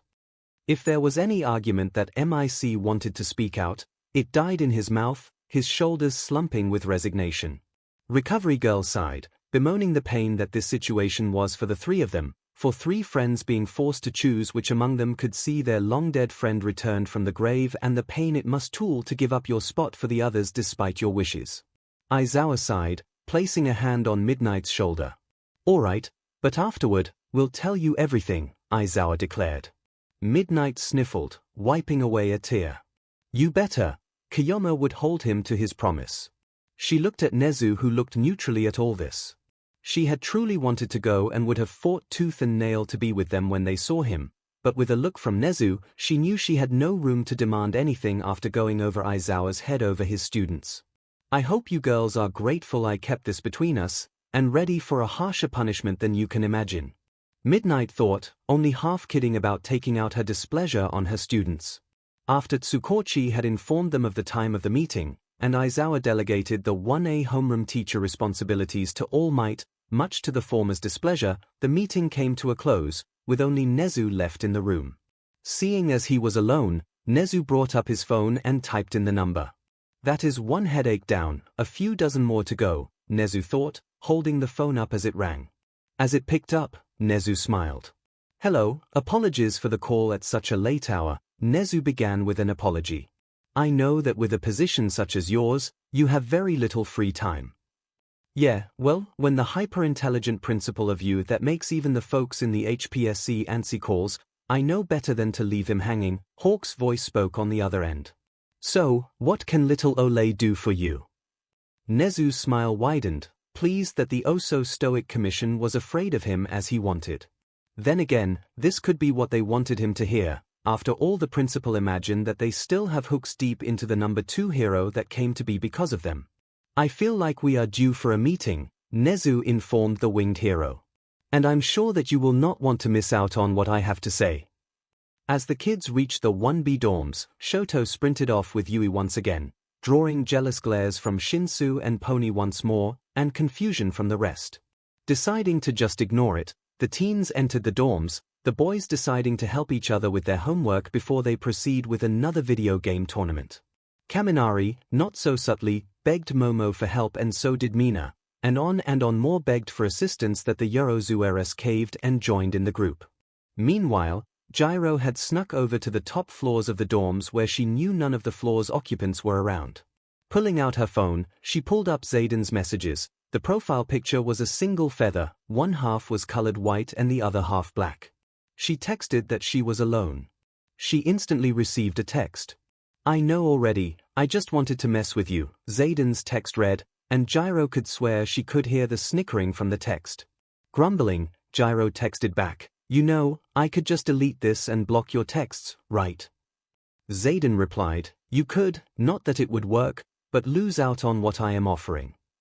J.ro frowned, feeling like she was trying to make a deal with the devil, but remembering his earlier text about Izuku, she had to steel herself forward. "Alright, fine, but first, who and what are you? And how did you get my number?" She waited for a while with no reply. She was pondering if maybe she may have scared Zayden off by pressing too much about who he was, or if he was simply contemplating on whether to answer truthfully. Finally, she got another text, a rather lengthy one at that. "I am Zayden, Watcher of the Multiverse. We of the Watchers, to your human concepts, would be most accurately compared to that of gods or the angels. We exist to watch over assigned universes, to guard and defend them from outside multiversal interferences that would be otherwise detrimentally harmful to the timeline, or to interfere and alter should the established timeline lead to such disastrous ramifications that universal collapse would occur. Your Earth, of Earth 626, is under my watchful guardianship, but I never did much to interfere or alter that which already was to occur, until the device originating from Earth 420, from individuals codenamed Wizard and Boomstick, landed upon your universe." J.ro was shell-shocked at the barrage of information she just received. All that this Zayden just dropped on her in a single text, J.ro was sure that this was just some crazy stalker or something. Watchers of the Multiverse, universal collapse, it sounded insane. But then J.ro got to thinking, remembering back to everything that Zayden has thus far done, and it didn't seem too far-fetched. He always seemed to know exactly what they were doing, had some access to the device when the device itself said that any harmful outside interference would be met with self-destruction, and could accurately read her mind. The multiverse as a concept and all that they had seen from the multiverse also helped J.ro expand her mind to newer, more wild possibilities. A part of her still felt it was some kind of quirk, but even then, any outside unlawful entry or use of quirk inside the U campus would have initiated some lockdown procedure. Not even Krogiri's warp gates could enter here anymore, or at least that's what the teachers claimed. So, if it can't be the work of a quirk, J.ro supposed that a multiversal entity with godlike power wasn't too far of a stretch, right? "Alright, fine, but does any of this have to do with me or Izuku?" J.ro texted, her worry and fear for Zayden's earlier text rearing back up.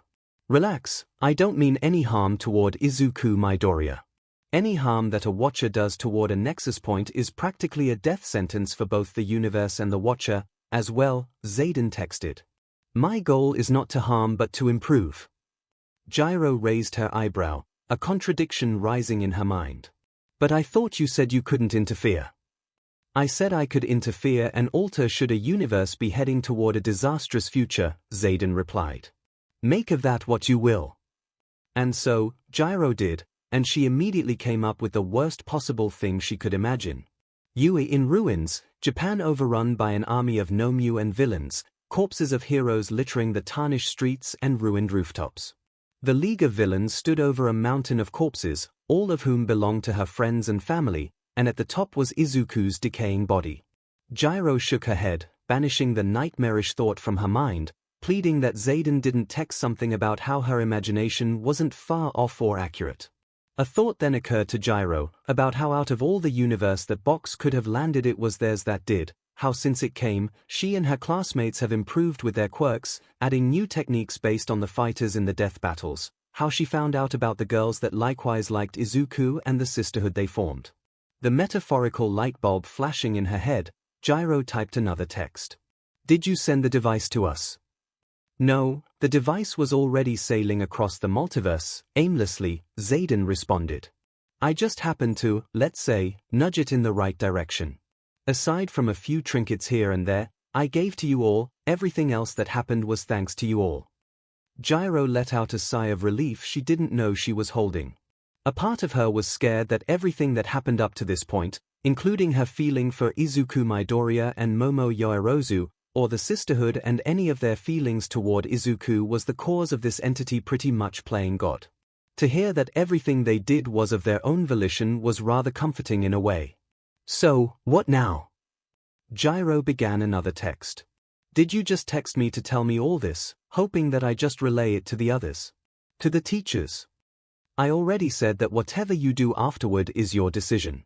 I only asked for a favor and your discretion until that favor is completed, Zayden answered.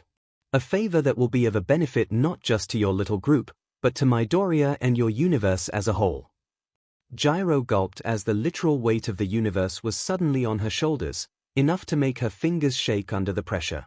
Still, she typed all she needed to. What favor? Zayden's reply was almost immediate.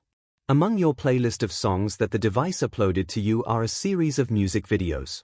You have already seen one for yourself of a world where Izuku Midoriya was the Spider-Man, Zayden replied.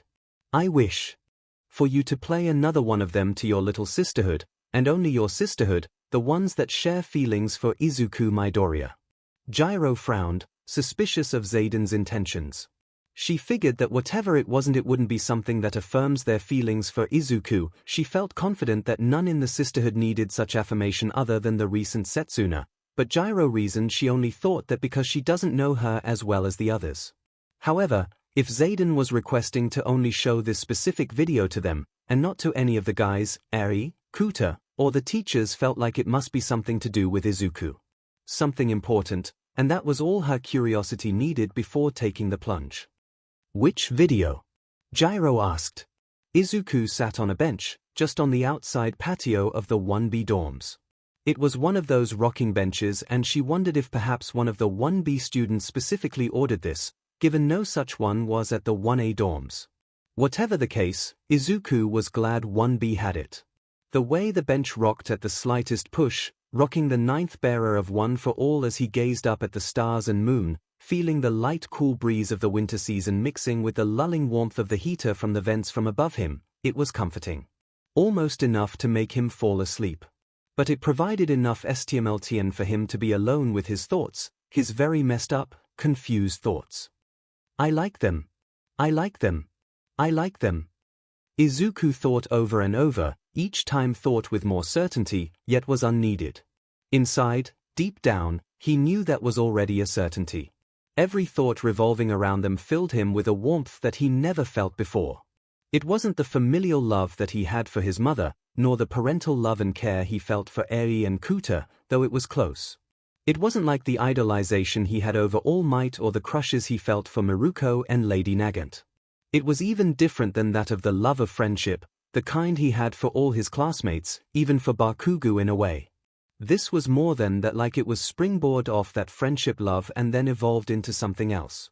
The closest he could compare it to would be his love of quirks, his longing to analyze, piece together, and explore all the vast possibilities and intricacies of how quirks work, how different they are from one another, and unique and special they all are. In a way, that was the best he could compare to what he felt for each other, the girls that plagued his mind as of late.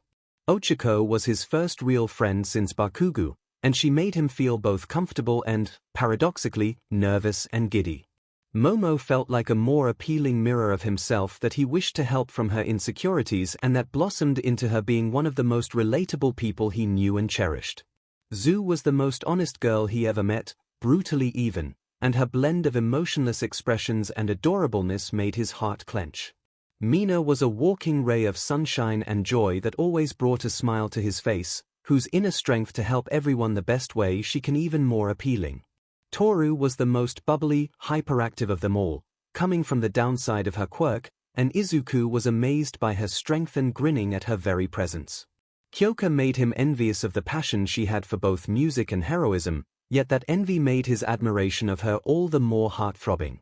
Mai was of a well of creativity, passion, and thrive that put his to shame. Her eccentricities made her feel unique and adorable, if not a tad annoying at times, but a fond kind of annoyance. Melissa inspired and understood him like no other, the two of them sharing the same joys and pain of a quirkless person, and the same thrive to continue their dreams and goals that made her truly one of the most powerful and special girls he ever met. 𝐒𝐩𝐼𝐺's curiosity and longing for knowledge matched his own, but her joy, delight, and sweetness eclipsed him. She felt like the most caring and lovable person on the planet. And Setsuna, while a newer addition to his heart, was already making strides with how comfortable she made him feel around her, the camaraderie they shared in the secret of his quirk, and her thrive to make sure others were okay was heartwarming. Izuku sighed, exhausted. "I'm a mess," Izuku concluded, not sure of how he ended up having feelings for over 10 different girls, true to God feelings of love he couldn't deny anymore. A part of him felt it was pathetic, believing that he spent so long deprived of such love and kindness that he would end up clinging to the first girls that showed him that. Izuku shook his head, immediately denying that statement, knowing that was just the instinctive negative thoughts in his head, developed after having 11 years of false friendships, taunting, bullying, and lies that led to horrible pranks. It was something that made him feel guilty, as if taking these feelings for granted. But now, he couldn't deny how he felt. And if Eri was right, they in turn like him back. Which presented a whole other problem.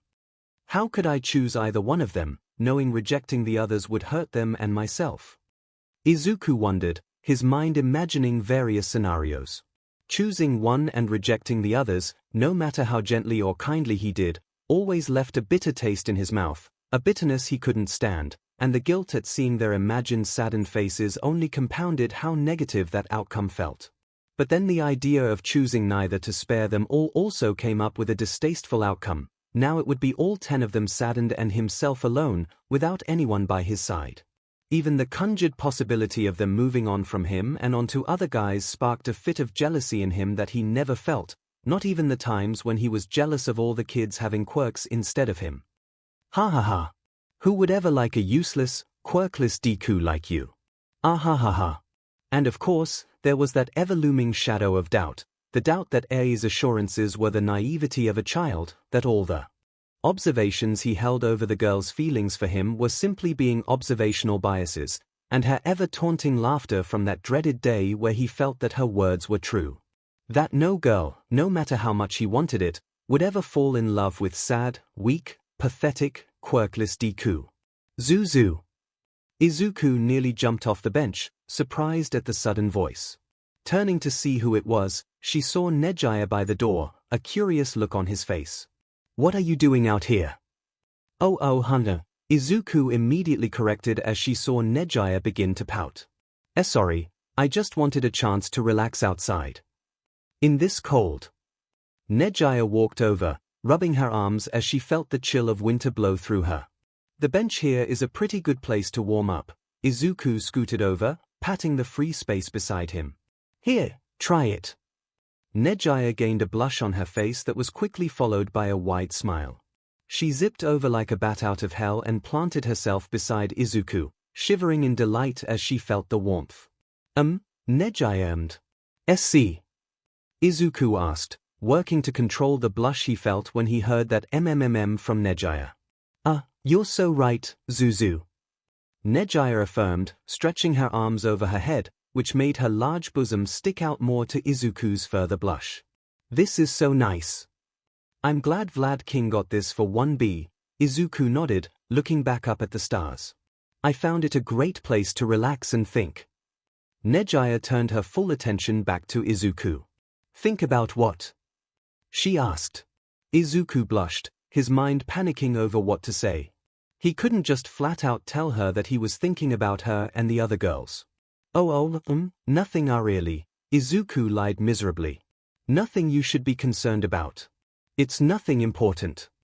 Izuku cringed when those words came out. He didn't want those words to make it sound like 𝐒𝐻𝐼 was undeserving or anything, but what stung most was how truthful he was. It was a sad reality to admit that you care so little about yourself that the bullying, mistreatment, and trauma he suffered felt unimportant. Unimportant enough to not bother anyone by telling them. The bullying was unimportant because the victim, himself, wasn't important enough. Izuku figured that he was too easy of an open book to read because 𝐒𝐻𝐼 saw through him. 𝐒𝐻𝐼 placed a hand on his shoulder, drawing Izuku back to her. Her once constant cheerful expression was gone and replaced with a wholly serious, yet gentle one. "Zuzu, nothing about you would be unimportant to me," 𝐒𝐻𝐼 said, her voice oozing care and warmth more heartwarming than the heater behind them. "Whatever it is, you can talk to us." To me. Izuku's heart clenched, his eyes growing wet. Suddenly, the feeling of doubt and fear began to slowly creep away. Am I really going to do this? Was the last thought of fear Izuku had before taking the plunge, unconcerned about what he might reveal. Right now, he couldn't deny 𝐒𝐲 anything, not even his closest, darkest secrets. Izuku looked down to the ground as he began.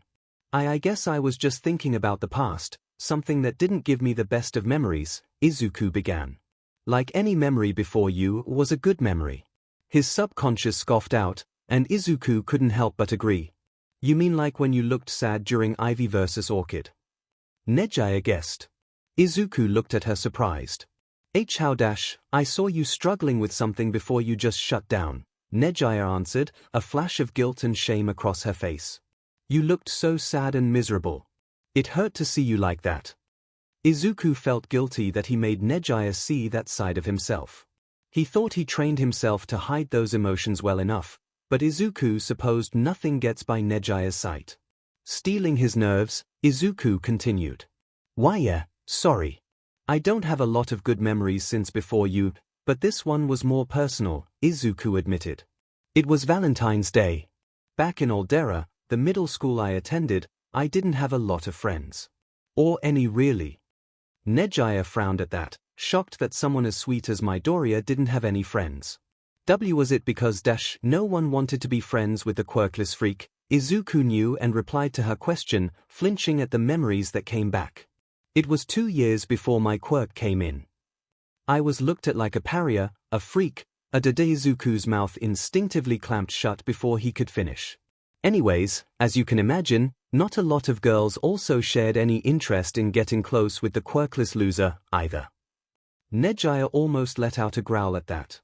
Yes, she liked the boy in front of her and would be jealous if the opposite happened, but it still felt wrong that Izuku was treated like that not even one girl was kind enough to just be nice to him. However, there was one girl. Izuku's face grew darker and more depressed as he continued. She never made fun of me like the others, granted she acted like I didn't exist, but compared to everyone else, she was the kindest. I had a bit of a crush on her too. 𝐒𝐲's breath hitched in her throat. Then one Valentine's Day, I got a Valentine's card, a love letter. My first and only, Izuku left out. The girl didn't leave a name, but I knew her handwriting belonged to her. I didn't know what to do, but for the first time in a long time, I felt happy, overjoyed really. I thought that finally, something was going my way. Then it was White Day, and everything changed. Izuku's face grew the saddest 𝐒𝐲 had ever seen.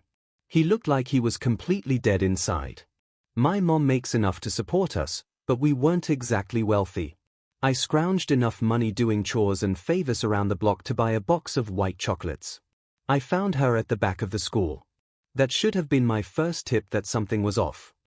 I talked to her about the letter, asking if she had written it, and tried to give her the chocolates. Everything fell apart after that, Izuku muttered, a tear rolling down his cheek, and it hurt 𝐒𝐲 to no end to see that.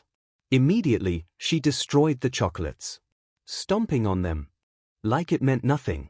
Then everyone that was hiding in the bushes came out and began laughing at me. And that's when 2 guys behind me spilled a barrel of expired milk over me. 𝐒𝐲's hand rose to cover her horrified mouth. It turned out that the letter was a prank, designed to get my hopes up before they squashed it like the worthless bug I was. Izuku's body began to shake as more tears began to fall from his eyes. They mocked and laughed at me. They threw me to the floor and began kicking, spitting, explode once more. Izuku shut his mouth before he revealed that a certain ash-blonde teen was involved in the incident, the one that kicked and exploded him so hard that he had thrown up his lunch. But the worst thing that happened was the words she said to me afterward. Who would ever like a useless, quirkless Deku like you? Everything was silent, even the wind itself seemed to fall still. To Izuku, the moon, stars, and lights lost their shine and dulled, and he felt he was once more drowning in that void he fell into since that day. It took a whole week before I got the smell of expired milk washed out, and another 2 before the wounds had healed up, Izuku confessed, not bothering to bring up that the wounds were just replaced by more during that time and after. But still, even now, I can't get those words out of my head, or say that she was wrong. The one person I thought I liked, the one person I thought might have confessed to, and she treated me like everyone else. Izuku raised his sad, miserable face as he smiled brokenly. After all, he could ever like such a weak, useless, pathetic dash this time. Izuku didn't cut himself out on purpose. What did was the body of a periwinkle beauty colliding and wrapping itself around him. Izuku thought his eyes couldn't get any wider, and then he heard her sob, feel the tears that wetted his clothes, the strength behind her hug, like she didn't want to let him go ever. Never say that. Never say that ever again. 𝐒𝐻𝐈 cried out past her sobs. You're not weak. You're not useless. You're not pathetic. You're the bravest, most selfless, kindest person I ever met. It wasn't fair for you to be treated like that. It wasn't fair for you to treat yourself like that. You deserve to be loved. We all love you. Eri, Kuta, Ochiko, Zu, Yo Momo, Melissa, Mina, Gyro, Toru, Mai, Setsuna, Mirio, Tamaki, everyone. Me. We all you, Izuku Midoriya. Please, please don't say that again. Please. Please, please, please. Tears once more welled up in Izuku's eyes, but a different kind of tears, happy ones. His once slow heart began to beat like a drum, his throat hitched, and words couldn't come out. To Izuku, he felt like her shadowy form was always hanging over his body whenever he thought about love, pulling him back into the doubt and the fear. Now, he felt like that weight, that shadow was being banished away, replaced with the loving embrace of all those who he had come to care for, friends, family, and loved ones, including the periwinkle beauty he loved that was hugging him. Izuku let the tears fall as he hitched a sob. Oh, okay. Izuku choked out, hugging 𝐒𝐻𝐈 back. I promise. 𝐒𝐻𝐈 whimpered with a nod, tightening her already bone-crushing hug. The two didn't know how long they lasted like that, or whoever was watching them, and they didn't care. All they wanted was to continue this loving embrace for as long as they can. All the while unaware as the presents vanished and left behind only a white and black feather. Senkaibara stretched his aching back, tired of all the sitting he had done today. From classes to the death battle videos, and now the group study session. While the others were getting things ready for another video game tournament, Sen said that he would come by later and that he needed something in his room first. He wondered if Todoroki was there right now. His temporary roommate was absent for the whole session, and Yui never answered them to what he was doing. Please don't let it be a SXL thing. I wouldn't hear the end of it from Kosi, Sen begged, also wanting to enter his room and have it reek or turn on a black light to see drops of you-know-what all over his bed. Sen figured at that point he would just burn the sheets and order new ones. And maybe a new mattress while he was at it. As he reached his room, he opened the door. Hey, Todoroki, man, everything decent, copacetic here. His voice trailed off as he witnessed something even more ridiculous than what he imagined. His room was flooded but with sheets of paper hung up by tape and sticky notes, all tied together in a messy web of differently colored strings. He also saw images of his various individuals, mostly 1A, and particularly disturbing one of Shinsu's tied together in a purple string between Mr. Aizawa and Ms. Joke. And all tying it up together was the web of string leading to a chalkboard littered with written words, letters, notes, and pictures, including the most focused upon subject of the board, the tied-together images of Izuku Midoriya, All Might, a green-haired woman, he figured to be the Mrs. Midoriya, and Nana Shimura. His head creaked like a rusted machine as he pained his notice toward a still Todoroki gesturing to the board and the enlarged phone in a video call with an also frozen Endeavor. The three of them stared at each other, none moving an inch. Later, Monoma would be confused as to why he suddenly got Sen as a new roommate. When asked, Sen only said, "You don't want to know." After what felt like an hour of hugging, assurances, and reassurances, Nejiri and Izuku had separated from their alone time, and while the periwinkle-haired third year fought against every bone in her body to not suddenly kiss her Zuzu during all that time. She wanted to more than anything, not just because she loved him, but because he was hurting. He thought no one could ever love him when one of the 10 who did was sitting right there in front of him. She wanted to prove him wrong and kiss his soul out of his body, prove that he was indeed loved, wholly and truly. But 𝐒𝐲 knew it wouldn't be right, not then. It wouldn't have been fair for the other girls to suddenly claim Izuku's first kiss. At least she assumed it would have been his first kiss if his sad story was any indication. As much as she wanted to be the first to claim Izuku's heart and win their unofficial challenge against each other, she felt doing so then would be unfair to the girls. But more importantly, it wouldn't be right for Izuku. She couldn't have just kissed him or proclaimed her feeling to him when he was in such a vulnerable state. It would be taking advantage of him if she did, and she would never do such a thing, least of all to Izuku. So, 𝐒𝐲 kept her resolve firm, made sure that Izuku was all right and truly believed in her words, stubborn cinnamon roll that he is, and promised that she wouldn't say anything about what he revealed without his permission. Not even for the girls. 𝐒𝐲 left that part out and promised to herself. Even though the girls should be informed of just how emotionally damaged and tortured their love interest was, and keeping such a thing secret from her sisterhood was a little messed up, she made a promise to Izuku, not just her love, but her friend, and she kept her promises to her friends. So, they re-entered the dorms, making sure that no evidence of their talk, the tears, were visible. Izuku was immediately hounded on by Eri and Kuta, who all but dragged him toward the living room where the guys were setting up a video game tournament. 𝐒𝐲 almost joined them before she felt someone grabbed her shoulder. She turned to see it belonged to 𝐭𝐽𝐽, a silent nod to her side drawing her gaze to the others of their sisterhood. 𝐒𝐲 immediately knew that 𝐭𝐽𝐽 was trying to organize another sisterhood meeting. "Hey, guys, I think we're gonna pack it in for the day," 𝐭𝐽𝐽 spoke up to gain the attention of their male classmates. "Oh, really? Come on, girls." 𝐒𝐿 whined.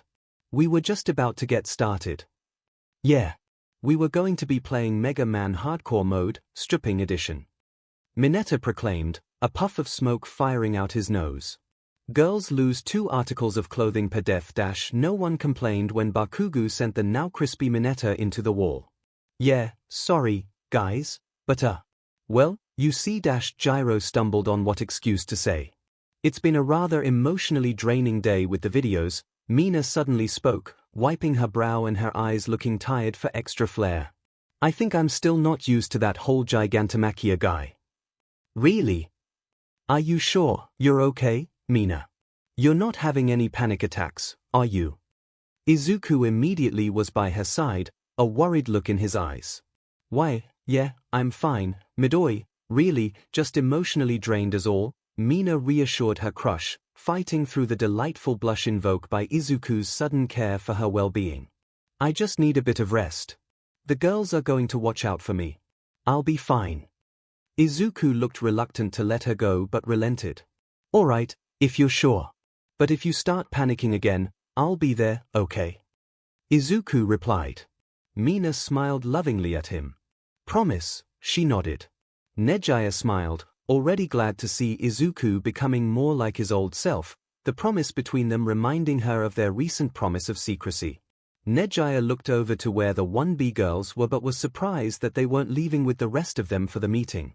She met Itsuka's gaze where the orange-haired student nodded and brought up a finger to her lips. 𝐒𝐽𝐽 figured that whatever meeting Gyro was attempting to bring together, it was only for the 10 full-on members of the sisterhood and that she asked for the rest of 1B to keep an eye out for them. This only raised 𝐒𝐽𝐽's curiosity even further. With that, the girls found themselves in Setsuna's room. The greenette clearly showed that she held a love for dinosaurs and reptiles with her room's aesthetic. The walls of the room were colored a moss green, and stickers and artwork of many different species of dinosaurs and reptiles were all over the room. Along the right wall were the sliding doors for her closet and the door to her bathroom, with the farthest corner of the room being the opening to her balcony. A nightstand that served as a dresser and work desk was on the bottom left corner of the room, figures of a Velociraptor, T-Rex, Pterodactyl, and a Dilophosaurus on the nightstand, with a television set in between the door to the room and the dresser, a Velociraptor-themed beanbag by the set. On the far left corner of the room was Setsuna's bed, which also held dinosaur-themed sheets. The room's occupant would hear no teasing from the likes of Mina and Toru, and her frog girl companion would defend her, her frog-themed room not much different in comparison. While 𝐒𝐽𝐽 floated by the door to the balcony, Momo sat on the bed along with Tokage and Melissa. Asui sat on the sleepover bed mattress after she finished setting up, along with Ochako and Hatsum. Mina leaned along the right wall while Toru sat on the beanbag. They looked toward the head of this meeting, Gyro, sitting on the chair by the nightstand. "All right, Kyo, you brought us all here. What was so important that you had me make that excuse up?" Mina questioned. "Yeah, and why did the others not need to be here?" Setsuna asked as well, sticking up for her classmates. "They are as much a part of this group as the rest of us, sans the feelings for Green Bean." The girls waited on Gyro as the punk rock girl was silent, contemplating how to bring up what she learned and what she asked them here for. "I mean, what am I supposed to say? Oh yeah, I got a text message from a multidimensional god who wants us to watch a music video to help our crush to stop a cataclysmic future."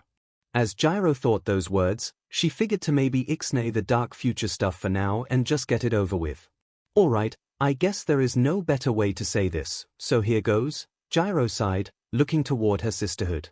"Remember that mysterious guy or whatever calling himself Zayden that has been watching us? That guy that gave us the lightsaber crystals and materials, and that DVD box?" Asui brought up, earning more of Mai's attention. "Well, before we left for the dorms, he contacted me," Gyro revealed. "What?" the girls all exclaimed. "I know, hold on, let me explain before you go code. Report the teachers immediately." Gyro raised her hands. After they calmed down a bit, Gyro sighed again, wiping her brow at the stress of this situation while cursing Zayden. "Yeah, he contacted me through my phone somehow." Gyro raised her phone to show the message board with the mysterious entity. "So, that's why you stayed back a bit while we were leaving the gym," Melissa gasped with realization. "He texted you?" Hagakyu quirked her invisible head. "Tell me about it." Gyro rolled her eyes. "I almost wanted to think it was some prank from the boys or something, but when he started reading my mind and acting like his prior messages to us, I didn't have much room to doubt." "Did he tell you anything about himself?"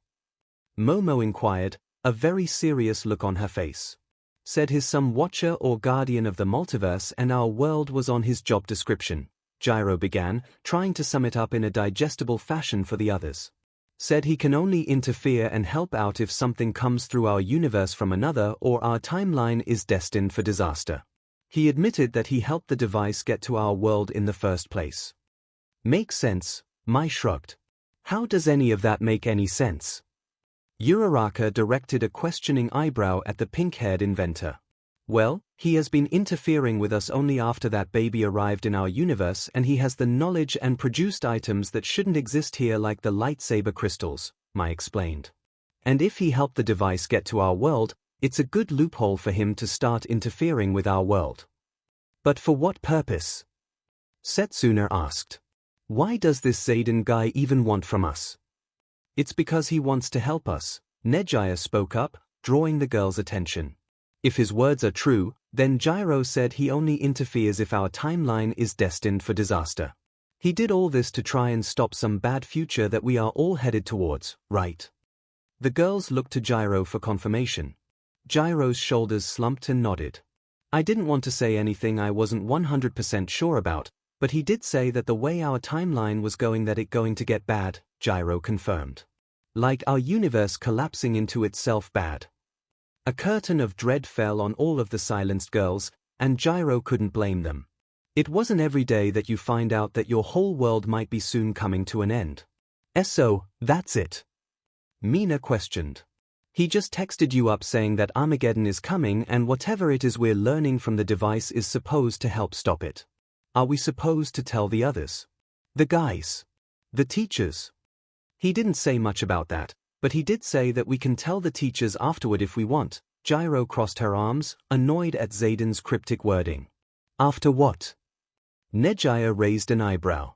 "He asked for a favor," Gyro explained. "He asked that before I tell the teachers, if I wanted to, that I come to you all and show you a video." "A video?" Asui repeated confused. "A music video, from the playlist the device gave me," Gyro clarified.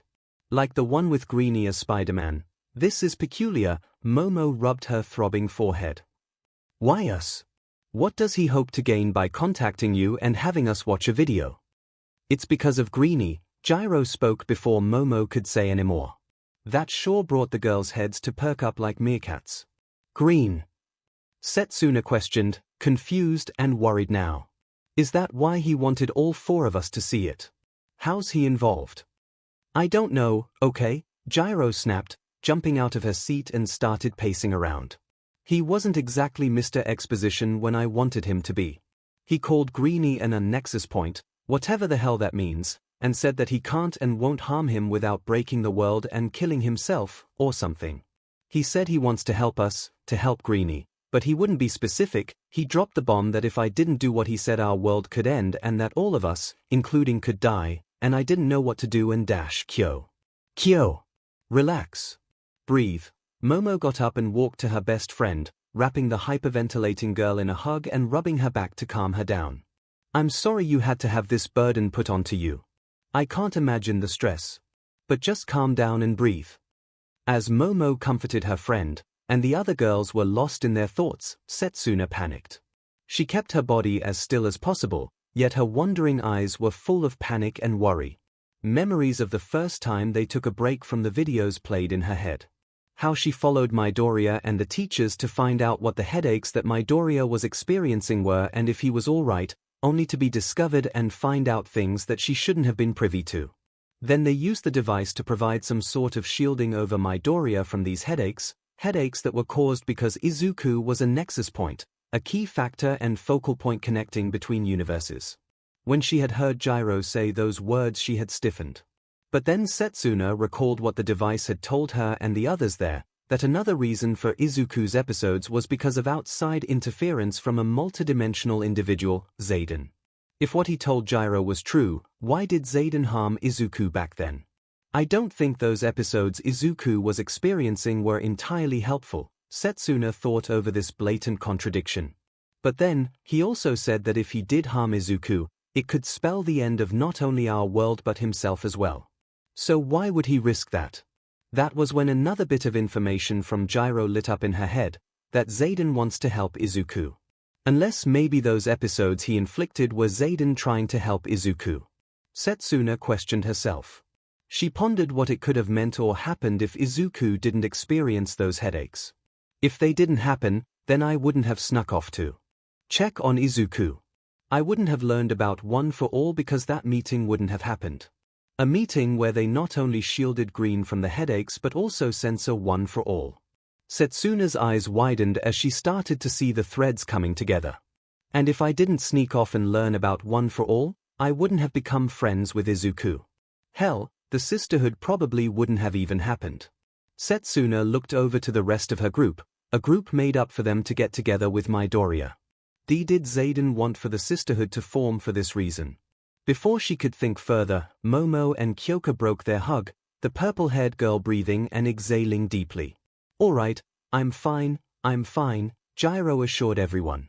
Look, I don't know what Zayden wants out of all of this, I'm not sure if we can trust him or not, but if there is a chance to help Izuku, a chance that in doing this we can help stop whatever dark future is ahead, should we just give it a try?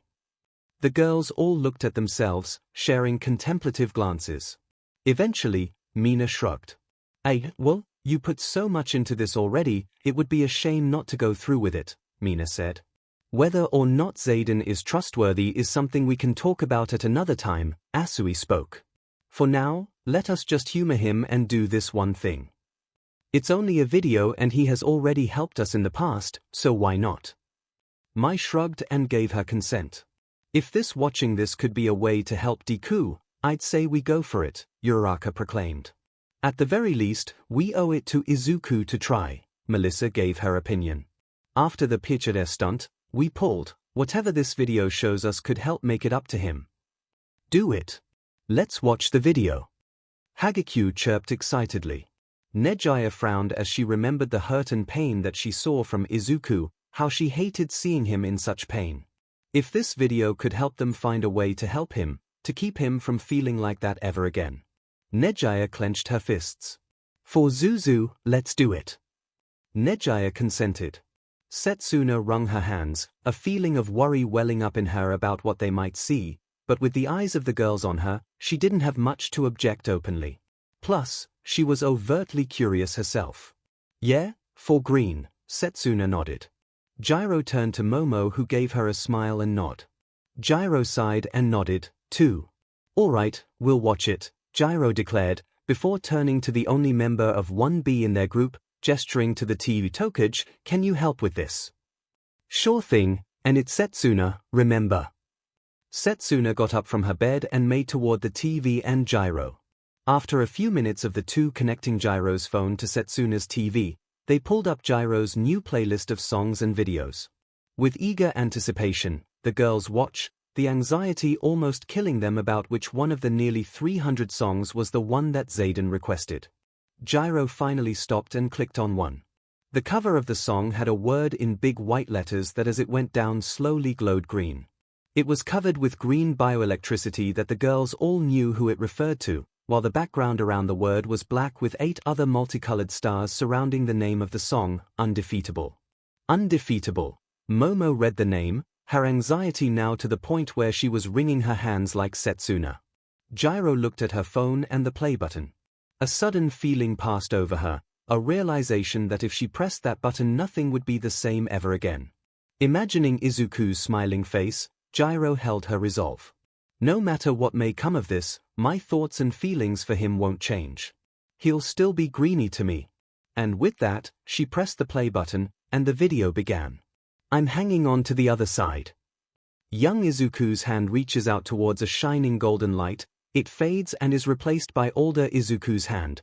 It fades and is replaced by present Izuku's scarred hand. I won't give up till the end of me.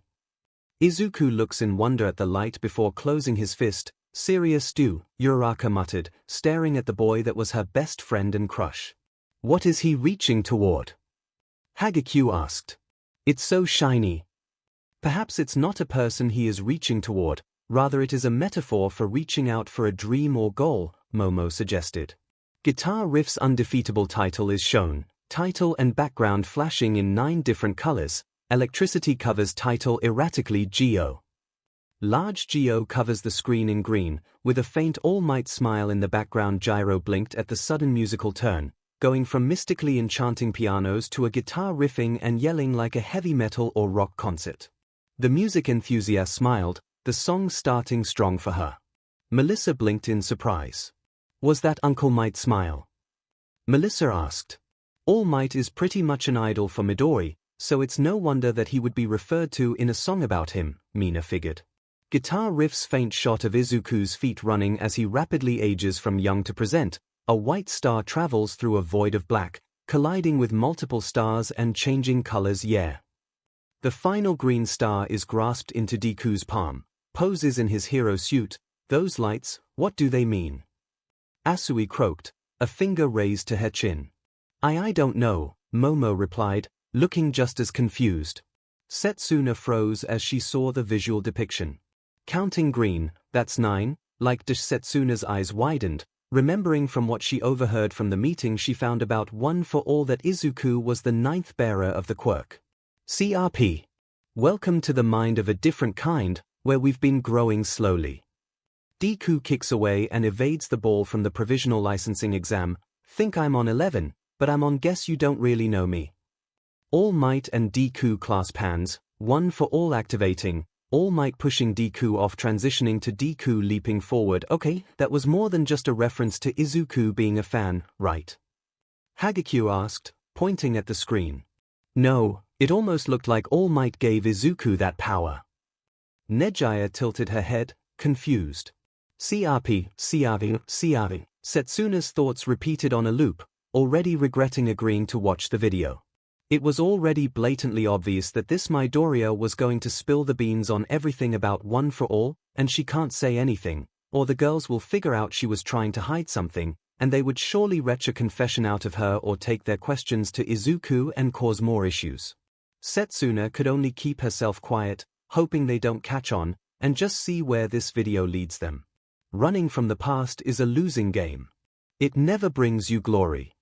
Opening scene of young Izuku and Bakugo facing toward each other, Izuku and Bakugo facing away and frowning, Before lashing and clashing against each other, the girls all almost wanted to coo at the sight of the younger Izuku and be surprised that the younger Bakugo was actually adorable as well, but the shift to their sadder teenage selves and their clash sobered them up pretty quickly. Mina stared suspiciously between the two, one her crush and possibly love and the other the leader of her friend group and a friend. She knew the two had a history before you, but that shift from their toddler selves to now stirred something wrong in her, a gut feeling flaring up that something was off about that and there was more that wasn't said. 𝐒𝐻𝐈 likewise picked on the subtle tones the scene showed, Izuku's words about not having such a great childhood coming to mind. She heard that Zuzu and Bakugo were once childhood friends too and even attended the same. 𝐒𝐻𝐈's eyes widened as she remembered that particular fact. Bakugo went to the same school as Midoriya, the same school where everyone shunned him and played the horrible prank on him for being quirkless, 𝐒𝐻𝐈 thought, a flare of suspicion rising in her mind. Been down this road before, already know this story. Deku, sparking with full cowling, pivots, smiling, throwing his fist toward the oncoming flames and villains. Face your fear. Rapid shots of Shigaraki reaching his hand out, the USJ Nomu roaring, Stain roaring, empowered Wolfram levitating a mountain of metal, Izuku jumping towards a laughing muscular, and the floating side view of All for One. The sight of the villains that most of them faced throughout their first year at U sent shivers down all the girls' spines. Asui choked out a frightened ribbit as she saw the hand-obscured face of Shigaraki, the phantom touches of his fingers on her face flaring up, and the Nomu that was with the villain at the USJ that almost killed Aizawa. Melissa frowned seeing Wolfram again, remembering all he did on Island, while Momo froze in terror at the sight of All for One, recalling that fear that made her believe that even breathing would give her and her friends away. To that large guy with the muscles, Mina pointed at the screen. Wasn't that the guy part of the league that attacked the training camp? Midori fought him. Hagakure squeaked in horror, she and the others now realizing how Midoriya got so injured during the attack. Face your fear. More rapid shots of Overhaul fused with Rikia, Lover Mode Gentle Criminal, Full Power 9, Arashn-activated Flecked Turn, Gigantomachia, AFO Shigaraki extending his hand out. Overhaul. 𝐒𝐻𝐈 pointed at the screen when the leader of the Hasaikai was shown. That's what he turned into when he fused with one of his goons. And that mustached guy, that's Gentle Criminal, Setsuna pointed out too. I recognized him from his videos. And that blue guy, that was the leader of Humorize. Ugh, what's his name? Flecked Turn, Gyro remembered. They said that Greenie was the one who took him down. Is this video just showing us all the villains that Midoriya fought? Mina shivered at the sight of Gigantomachia again, Toru's and Ochiko's comforting hands on her shoulders keeping her from going into another panic attack. No, something is right about this, Momo thought as she analyzed the villains shown. Izuku did encounter Shigaraki and the Nomu from what Asui and Mineta said, and he did fight Wolfram and Muscular apparently, but we never fought All for One, we would have never stood a chance. Momo remembered their plan to have Izuku and Ida rocket themselves and Kirishima up so that the redhead would have Bakugo escape with them, while she and Todoroki snuck away. 𝐒𝐻𝐈 said that she saw Izuku fight Overhaul, Gentle Criminal when he was getting the rope for the school festival, and Flecked Turn, but Izuku hasn't ever encountered Gigantomachia as far as I'm or anyone is aware, and Stain was reportedly taken in by Endeavor. And that last shot of Shigaraki, why is his hair white? Didn't the pictures of him have him with bluish-gray hair? Something is up here, but what? It's time to face your fear. Charging Izuku transitions to Izuku jumping up to and destroying the zero-pointer, followed by rapid shots of Izuku judo flipping Bakugo and Shinsu Uraraka hitched her breath, almost letting out a tear at the memory of Izuku destroying the zero-pointer, all to rescue her, a stranger, with no regard for his safety or the entrance exam. Cause when your time has come and gone, rapid shots of Izuku's Delaware smash from the USJ, destroying Todoroki's ice, Izuku and Todoroki charging and unleashing their final attacks. Gyro flinched as she saw Izuku break his fingers with no hesitation, her ears recalling the loud snaps when he did and even able to catch the bones breaking through the roar of the wind generated. Our Greenie is truly something else, Gyro thought, still in awe of the strength and resolve of their mutual crush. I'll be the one to carry on. Carry on. Izuku unlocking full cowling, leaping toward and smashing Stain across the face and back of the head, leaping all over a stairwell toward a Wolfram goon. Melissa perked up, recalling the later scene where one of Wolfram's gang attacked her and Izuku. She vividly remembered hopping all over the stairwell like an electrified rabbit before smashing the goon away. What? He fought the hero killer, Stain. Setsuna yelled, shocked.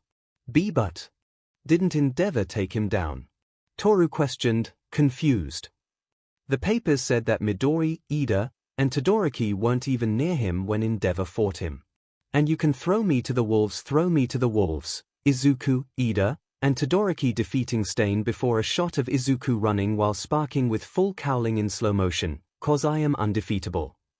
Izuku runs like a bolt of green lightning and smashes through Wolfram's attack. The girls stared in shock at the three boys defeating Stain, confusion, awe, and shock all mixing together, only to be more starstruck at seeing Midoriya run so fast that he looked like a bolt of green lightning to them for a moment. I'm hanging on to the other side.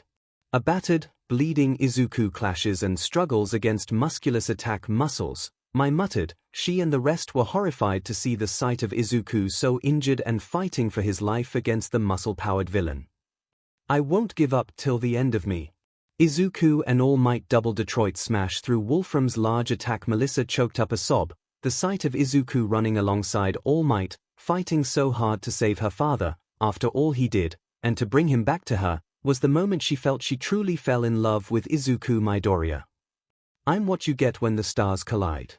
Izuku rises and pushes back Muscular. The 9 rainbow lights of One for All light up rapidly, both Izuku's charging up a final attack. One for All. Setsuna realized, through her watery eyes, that those lights flaring up was truly some representation of One for All activating, and by the looks of how brightly and rapidly it showed, Izuku using it all to the limit and beyond, like he always does. Now face it, you're just an enemy. Shots back and forth between Izuku landing Delaware Detroit smash against Muscular and double Detroit smash on Wolfram. Whoa. You're crossing the line. Izuku's attack carving through Musculus muscles, breaks through and strikes him across his face, smashing him against the mountain. Whoa. Now we've run out of time. Empowered Wolfram screaming as the light consumes, Musculus knocked out expression, David's shield getting free. Whoa. I'll take what 𝐼𝐴𝐴𝐴𝐴𝐴. David witnessing young All Might fade into Midoriya, Kuta weeping, and victorious blooded Izuku screaming to the heavens. The girls choked happy tears and sobs at Izuku's victory, all of them left speechless at Izuku roaring out like a beast over his fallen enemy. Melissa almost collapsed into tears when she saw her father freed, or how he must have saw Izuku posing and smiling like All Might. Ochako gave a watery smile when she saw Kuta crying, realizing that Izuku fought Muscular tooth and nail all to save Kuta from the villain. The Gravity Girl now knew how and why the boy saw Izuku like an idol, even as a father sometimes. She didn't know she could fall further in love with Izuku, but this video was proving her wrong. Mysterious piano notes. Izuku sees the vestiges for the first time. Izuku wakes up in the vestige world incomplete and wispy, sees the vestiges lined up with Nana up front, sees the first confronting younger All for One, younger All for One's partially hidden smiling face, a shot of All for One in his mask, the first screaming as All for One creates One for All, Izuku reaching out to the first and the first reaching back. Waha. Was all 𝐒𝐻𝐵 could muster in her confusion at what she was seeing. Was that Nana Shimura, Uncle Might's mentor? Melissa pointed out. Yeah, but what's Midoriya doing with her? Didn't All Might say she died a long time ago? Gyro scratched at her head. She looked like a ghost too, and then there were those other people who looked similar to her, Nejaya analyzed, completely intrigued. When All for One was shown, Momo's heart almost stopped again at the sight of the villain. In fact, she looked even more terrified seeing him younger. And when they saw All for One with the long white-haired man, and Izuku and the man reaching out toward each other, everyone's minds were a hurricane of confusion, even Setsuna, who knew about the quirk. Go! Izuku opens his eyes as full cowling sparks guitar riffs All Might clashing against All for One, transitions to a shot of Izuku and Shigaraki's faces, Izuku, Bakugo, and Todoroki capturing ending, Izuku grabbing multiple robots with black WHP and kicking through them. I don't like that, Asui croaked. It's almost like it's saying that Midoriya and Shigaraki are like destined arch-nemeses, like All Might and All for One. Oh yeah, Deku told me about that, 𝐒𝐭𝐚𝐲 said. He said that after they had dinner at Todoroki's house that the three of them and Endeavor saved Todoroki's older brother from a villain wanting revenge on Endeavor. And when the story ends, it becomes a part of me. Deku kicks Mimic out of a wall. Deku narrowly misses Overhaul with a Manchester Smash. Izuku struggles against Lover Mode Gentle Criminal. I'll give it what it takes, I'll find another way. Izuku's first shoot-style kick. Izuku catching Iron Beam and firing Delaware Smash Air Force. Reflecting Air Force off of Gentle Criminal's barriers. Mai smiled softly as she saw Izuku using her babies, from the current model of his suit that they designed together to the modified gauntlets she spent an all-nighter making for him. I used to never know, but now it's crystal clear. Izuku charged up one for all 20%, kicks up ground to block Overhaul Spires, removes a spike from his leg, and crushes it in hand. This feeling's just a ghost. It's time to face your fear. Deku catches Eri in the air. Izuku with A evades mid-air spires from Overhaul with 100% one for all. The girls again almost cooed at the slow-motion shot of Izuku catching and holding onto A, or how fiercely protective he was of her against Overhaul. Cause when your time has come and gone. Bakugo launching Izuku with Expulderpult for a kick at Nine's barrier. It's that BSE from Nabu Island. Gyro growled at seeing the dangerous villain. Mina rubbed her sides and legs, remembering the villainess, Slice, who was part of Nine's crew and had injured her in their fight. I'll be the one to carry on. Carry on. Izuku and Bakugo reaching out and clasping hands, temporarily transferring one for all. Wait, what? Setsuna blinked in surprise at what she was seeing.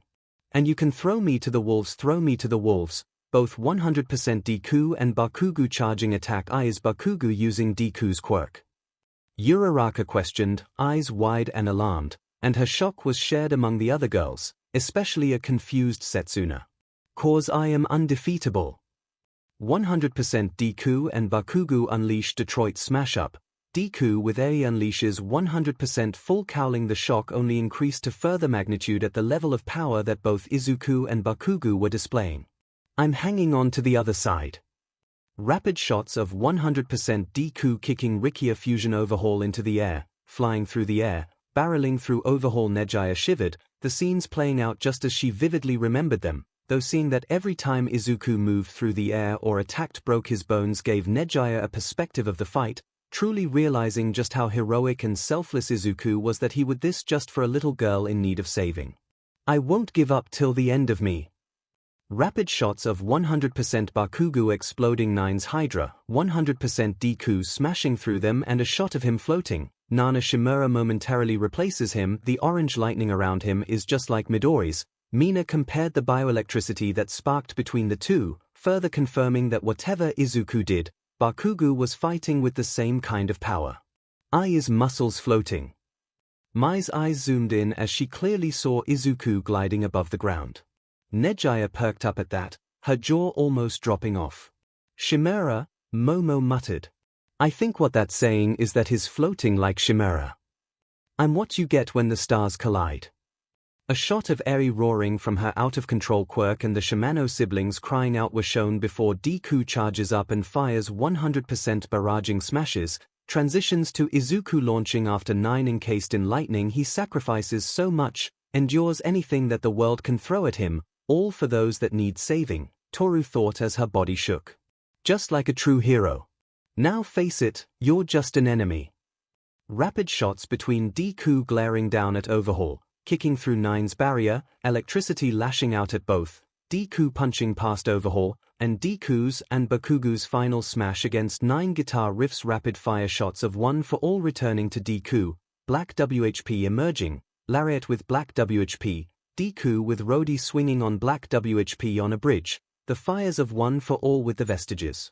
Izuku floating in the air against AFO Shigaraki, Izuku charging up 100% full cowling against Fleck Turn. What is happening? Mina grasped her head like it was going to explode with so much information being bombarded onto her. That guy's using black WHP, is he one of those vestiges that they talked about? Setsuna questioned, dredging up the information of what she heard about the vestiges and their quirks that Izuku inherited. And his floating again. Is that another one of his future quirks? I'm hanging on to the other side.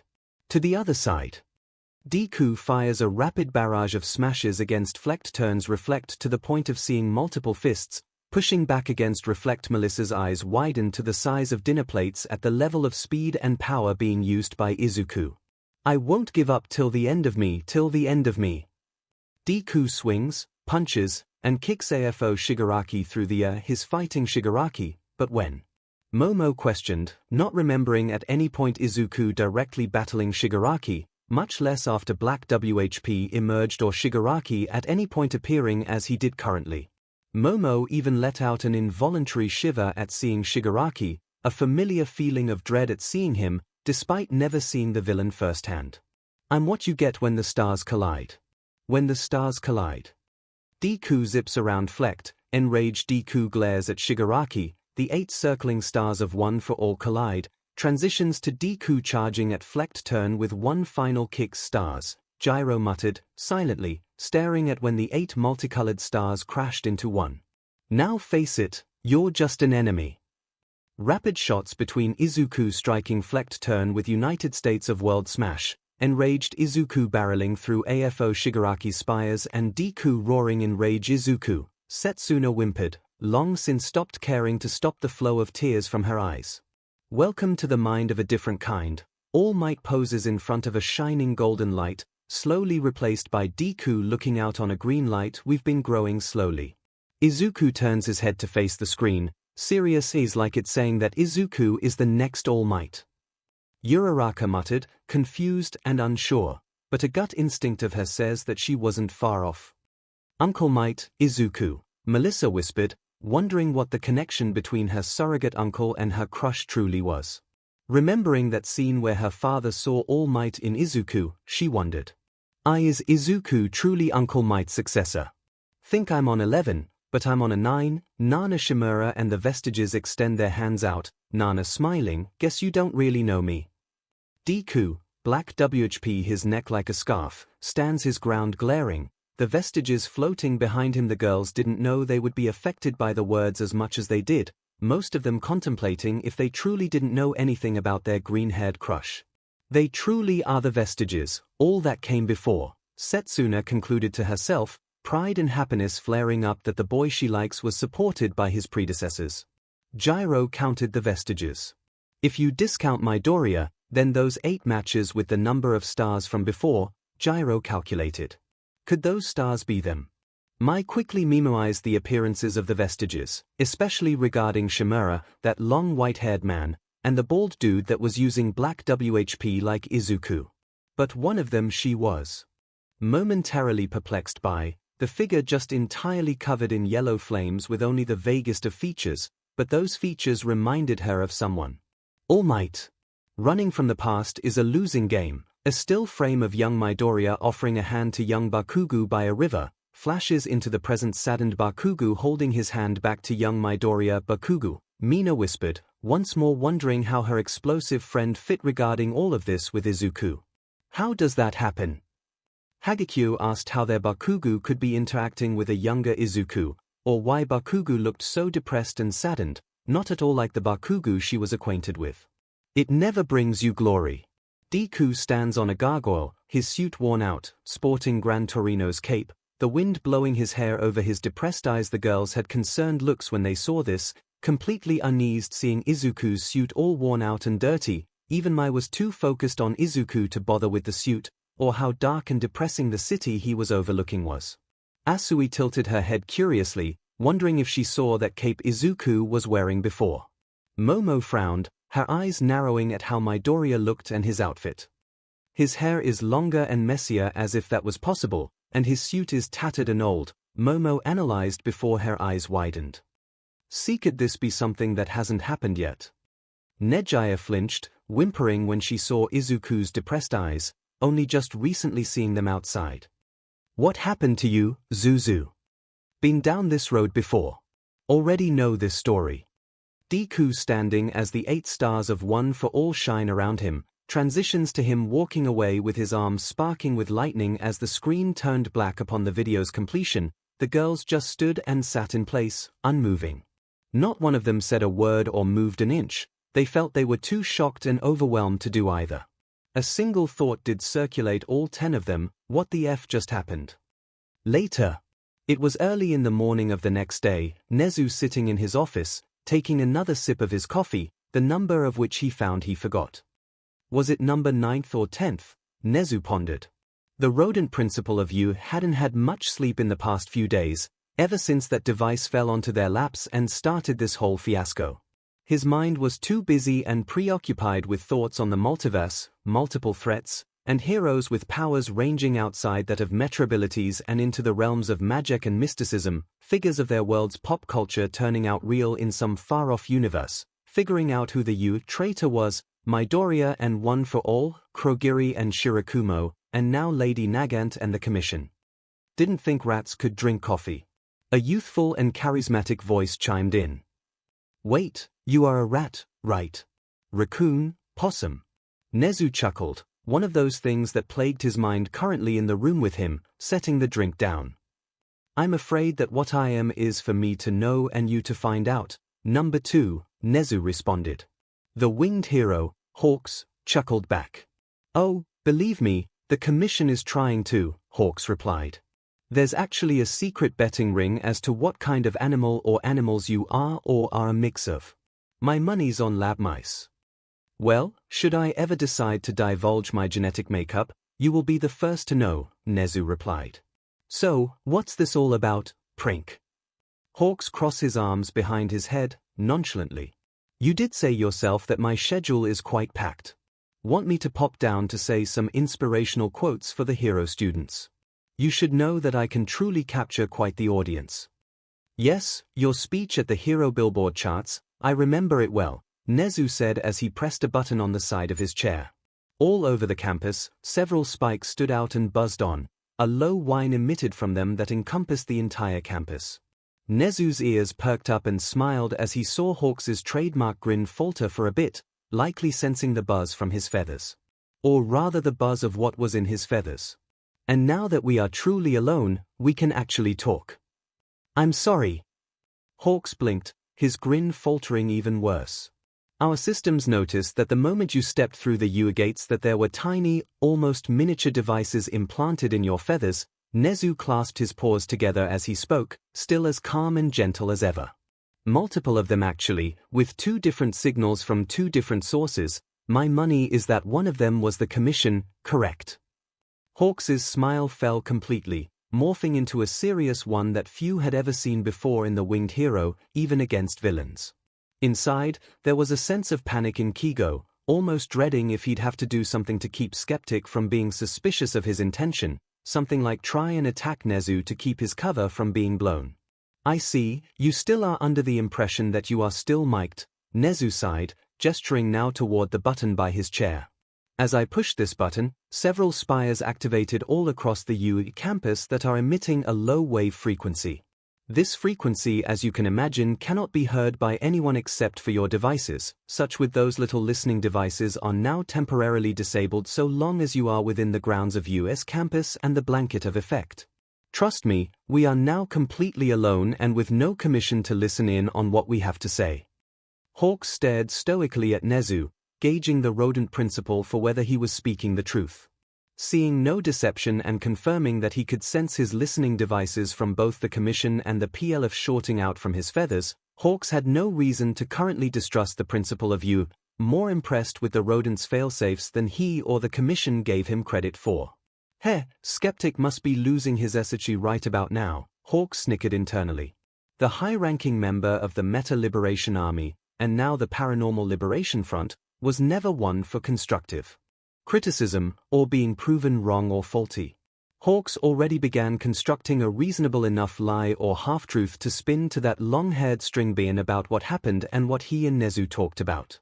He wouldn't have to make up anything for the Commission. They and 𝐒𝐲 were always in a cold war, trying to figure out how much the other knew about each other. Speaking of which, now that he has no people around to pull his strings, this winged puppet can finally say his own piece. Money's on you then for guessing right, Hawks leaned in, smirking mischievously. And it was more than the commission who was listening in. Nezu smiled, raising his coffee again to his lips. Please, then, enlighten me. Izuku walked down with the rest of the students towards the gym gamma, stretching his limbs absent-mindedly after his training an hour ago. With it being the weekend and with no classes, the students had more free time to relax and spend their free time however they wish, while the pros and teachers did their patrols and duty as heroes. Some of both 1A and 1B were just hanging and chilling out with their rival classmates, like the arm wrestling competition going on between Kirishima and Tetsu. Some were finishing up assigned homework and studies, and so on.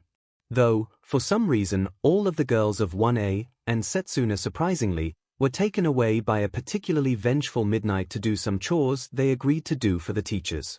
Even Nejaya, Mai, and Melissa went along, though it was clear that they all looked unhappy but accepting.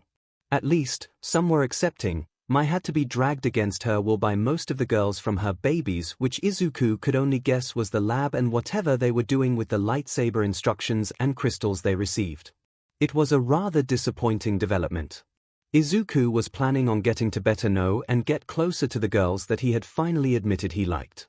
He even asked if he could join, but Midnight was surprisingly adamant that it was a girl's assignment, though from what he saw from the girls it looked like this was punishment. So, with that avenue closed, Izuku decided to spend the rest of the day playing with Eri and Kuta, and training. He spent the first half of the day playing games with the two children before he let Mirio take charge while he went to train. The other half of his day was spent with a training session he scheduled with All Might and Bakugo, training himself in mid-air combat with Black WHP and preparation for float. Izuku rolled his eyes when he remembered how Bakugo mocked him when All Might revealed that float was his next quirk to be unlocked, bragging that while Izuku was going to be playing catch-up on something Bakugo could already do, Bakugo would only improve and surpass him further. Of course, the two got into a half-heated argument, but it was civil and refined compared to the arguments, or, more accurately, mocking and bullying sessions, that they had in the past. Izuku was also intrigued by how his mentor knew that float was the next likely quirk he would manifest, but all that the former pro could divulge was that it was a gut feeling. But after that, they went to practice, but not at Gym Gamma, for some reason. All Might said that the staff was making it ready for their next session of death battle videos, but Izuku could tell there was something else going on. In any case, they were forced to use a backup location, the USJ, now 100% villain-free. Both he and Bakugo would spar in multiple locations and scenarios, with both of them getting wins over the other. Izuku took his losses with humbleness, and while Bakugo was getting better at it, he still was mad at any loss and would retaliate with greater force in the next session. Eventually, Ochako, Tsuyu, and Zero would arrive and join them upon his and All Might's request, though Izuku noticed that Ochako and Tsuyu were particularly tired compared to Zero, and the verdant-haired team could only chalk it up to whatever Midnight had them doing. When asked, the two wouldn't say much.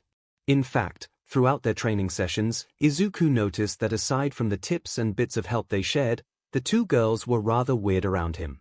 They refused to look him in the eye, they were antsy and fidgety, and he could tell that they were staring at him intently when they thought he wasn't looking, like how he normally would look when he was analyzing someone's quirk. He found it strange and disconcerting. He was worried that he may have done something wrong, but he didn't have the heart to confront them, especially with All Might, Bakugo, and Zero around to hear. And while Zero was unequivocally helpful, the ninth bearer of One for All would notice that All Might and Bakugo were talking about something profound. All Might looked grim and serious, and Bakugo didn't have that same fire he always had. He looked almost somber and regretful. As much as the training session had given him many tips and helpful advice for Black WHP and Float, he came out just as confused about what was going on with the people in his life. Now, after a quick return to campus and a shower, the gathered students were making their way to Gym Gamma to meet up with the returning heroes and teachers for another set of death battle videos. As mysterious and even terrifying as some of the revelations the group found concerning the vast multiverse they witnessed were, Izuku could see that the information from the videos was incredibly helpful for all the students. Izuku saw that some of the more close-quarter combative students, Soto, Shoji, Jirota, Sen, Ojiro, and Kendo, taking notes from equally offensive fighters, like Thor, Raiden, Shao Kahn, Blanca, and more. Kamakiri looked like he was practicing some of the martial arts from Fulgore and Sector. Even Kaminari was begging Kendo to show him some martial arts to incorporate with his quirk, like Raiden. As they made their way to the gym, Izuku noticed the girls looked exhausted, particularly Melissa. If he could guess from what he saw of them, then it had to be a physically taxing form of LBR, as Melissa didn't have the same training and regular exercise as the hero students. Mai looked a little winded too, but it was both because she dealt with a lot heavier machinery and hands-on approach than Melissa did, and it was hard to tell under Mai's constant energetic persona. Other pieces of evidence he found were some of the girls rubbing their backs and arms, implying they were lifting heavy objects, and the way Hagakure was limping showed she must have stubbed her foot at some point. The students made it to the gym where they found the heroes and teachers, most of them in their civilian clothes again, waiting outside for them, with David Shield and Power Loader bringing in the device and Fat Gum carting in some more snacks and drinks. Though strangely, Izuku found that Aizawa, present MIC, and Gran Torino were not among them. As soon as they got permission to go inside from Nezu, they saw that the gym was different than before. Gone was the tall set of stands that once was their seats, and in its place were a wide variety of seats, from sofas long and short, comfy living room-style chairs and seats, even some bin bags and mats to lay on. As you can see, we had ordered and brought in some more comfortable seating arrangements for everyone to partake in for a more relaxing viewing experience, Nezu explained as they walked in. About time, Mount Lady muttered, rubbing her butt, which drew some lecherous glances from the guys. This big round butt of mine was not going to handle sitting on that cement seat. Oh, please, don't be such a drama queen. Midnight rolled her eyes at her rival.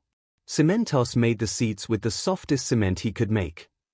Well, I suppose if an old hag like you can settle it, then I don't have much to complain about, Mount Lady retorted back. Before another catfight could break out between the two pro-heroines, Nezu spoke up further. Please, take your preferred seat as calmly and civilized as possible, or I will be forced to sit you according to my own preference. With the warning easing down the excited grins from the students, they made their way to sit down with the adults following right behind them. In the end, most chose to sit with their groups or clichés they formed with this greater closeness between classes. The larger students and teachers sat in the seats in the back to avoid any blocking of the screen for others, while the smaller of them sat up front. Izuku sat cross-legged on a mat to sit beside Ei and Kuta on bin bags, with Mirio sitting beside them in a seat. As Mai and Melissa were setting up the device, Izuku couldn't help but notice that he caught more looks from not just Ochako and Tsuyu, but the rest of the girls he liked. The 10 girls had conveniently sat relatively close to him, almost circling him in a ring of their protection and vigilance. When he saw Nejaya staring at him at one point, a dark thought ran through his head.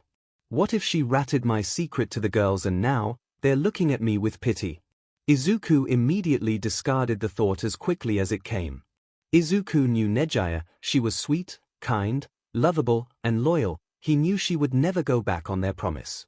Izuku flinched that he could even think that Nejaya would do that, cursing that habit he developed since Aldera.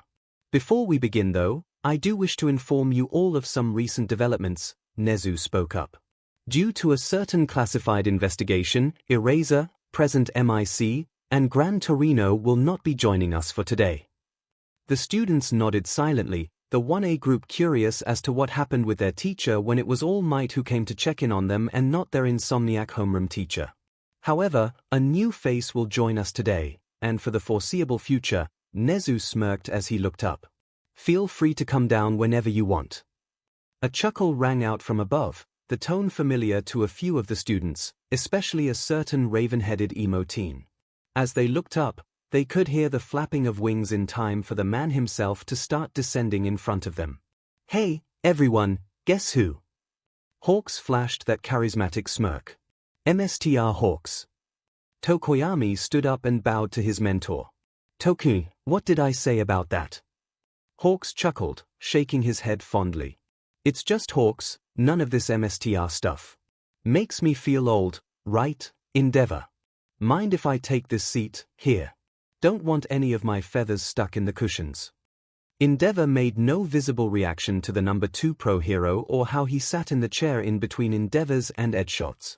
Well, not one that most of the group couldn't see. Todoroki could see that his father's eye twitched for a split second. "Hey, Edgy," Hawk said, looking over toward the number 4 hero. "So, what's this I heard about my ninja counterpart beating your ninja counterpart?" Edgeshot was still for a few seconds, slowly but surely directing his venomous gaze over at Nezu. The principal of Yu made no discernible reaction to the shinobi hero's glare and kept drinking his coffee, all while his inner self laughed maniacally. Now, Ms. Hatsume, Ms. Shield, if you please, start the device so we can get started," Nezu ordered. Aye, Mr. Principal." My foe saluted as she and Melissa activated the device and the viewing systems. As the device turned on and the projection produced video, a text box was the first thing that they saw. It read, "Update available. Permission to update." "Update?" Mina questioned, scratching her head. "Oh, right." Mai perked up and exclaimed. "This must be the update that the baby said it needed yesterday." "You mean when it couldn't quantify a counterpart for Godzilla because of its multiple variants?" Momo recalled. "What do you think, Sir Dave?" All Might looked to Nezu and his friend. "Might as well," Nezu replied. "This update could provide more beneficial information and less inconveniences like before." David nodded in agreement, looking at his daughter and the pink-haired inventor. "Do it," he said. "Ooh, this should be interesting," Hawks grinned, excited he showed up in time to see this development happen. With the controller in hand, Melissa pressed the play button, pressing yes on the screen. Instantly, the device glowed, and before the group's eyes began to shift and morph in a manner several of them compared to the transformation sequence of the Transformers, including Starscream. The once simple rectangular box had gained a bulkier fixture, the edges plated and stuck out more like pads, the neon lines of the box shifted into new pathways, the light glowing a bright red and more futuristic than before. The lines all convened at the center of its forward-facing side, an icon displaying a black-lettered DB formed in the middle. Update verified. Multiversal counterpart detection and analysis upgraded. The device sounded in a more monotoned computer-style speech tone that reverberated to the ears of the group. Now, confirming 4 greater range of sentient AI soul comparison and additional counterpart probability feature. Jesus, that was sick. Kaminari gasped out, his face stunned at the transformation. Additional counterpart probability feature. Mandalay raised an eyebrow at one of the new features. Confirming for a greater range of sentient AI soul comparison. Power Loader repeated the other feature. Is it talking about being able to tell the counterparts to robots and AI more easily? Possible, Endeavor responded. We have encountered previous robot fighters that the device couldn't identify. You mean this Terminator thing and Metal Sonic guy? Hawks guessed. Upon receiving an interrogating gaze from the number 1 pro, Hawks raised his hands in friendly surrender. The print caught me up on what I missed. Still though, hey, Midoriya. The green-haired teen jumped, slightly startled at being called out by the number 2 pro. Can you write down a copy of all I missed between the fights? Don't want to mess up your analysis thing, kid, but it sure would be helpful. Sure. Izuku smiled and went right back to writing down the new developments of the device, plus having Black WHP take out a notebook from his bag for him to write a copy of all he had written down. Now that I think about it, from what the rat said, those notebooks of his have every kind of info about the quirks and skills of the students, teachers, and all our pros, Hawks realized. Don't you think that maybe we need to be more careful those things don't get into the wrong hands? Endeavor noticed the shift in the winged hero's eyes when he said the wrong hands, and Endeavor immediately knew what Hawks was referring to. The Meta Liberation Army. Endeavor thought of the reformed and greatly outnumbering force of the Meta Liberation Army that Hawks had warned him of in the book he gave him. The one that warned of a force numbering in the tens of thousands that would strike within the next 4 months. It was this terrifying development that made Endeavor work his sidekicks double time and made him more invested in the training of not just Shoto, but the other students, for they would likely be needed for the war to come. If the villains were to get a hand on Midoriya's notebooks, no matter how good intentioned they are, they could end up being the ruin of us all. Endeavor felt a bead of sweat roll down his head, already noting to talk with Nezu after this. As the group recovered from the shock of the new development with the device, the files of the fights came up with the latest one currently selected and ready to play, Batman vs. Captain America. Fueled by curiosity, Melissa pressed the play button, and the video began with the Metal Death Battle intro music. Defending the weak from powerful agents of evil demands a champion who has achieved the peak of human capability, all in the name of justice, began the intro, ending off by showing a scene of Batman smashing two guards together and knocking them out. And sometimes vengeance. Batman, the Dark Knight, Boomstick introduced the first fighter. And Captain America, the Sentinel of Liberty, introduced the second, newer fighter. Sentinel of Liberty, Setsuna chuckled. Guy just screams America. I think I remember something about him from one of the previous fights. Izuku spoke up, looking over his notebooks to the right one. Flipping through the pages, he found his target. Yeah, right here. It was in Batman's fight with Spider-Man. You mean the one with your bajillionth counterpart that made out with a Seki cat thief? Mineta asked with jealousy, mixed with suspicion. Mineta did not forget all those times when it seemed like Midoriya was forming a HM with the girls of their class and beyond, and it left Mineta as envious as he was in awe of him. The girls all remembered the interesting facts of Peter Parker having a very complicated love life, with two of his romantic interests, Mary Jane Watson and Gwen Stacy, being counterparts to two among their ranks of the sisterhood, Ochako and Melissa. They wondered if perhaps Black Cat's counterpart not specified was because she would have her own fight in the future, and who among themselves would even be the cat burglar if they were right in their assumption of it being one of them. Moving on. Izuku quickly shook off his blush at the memory. Anyways, they said in Spider-Man's analysis that Captain America respected and saw Spider-Man as one of the best of all the superheroes, including himself. It also said in his feats that both he and Spider-Man went toe-to-toe in combat.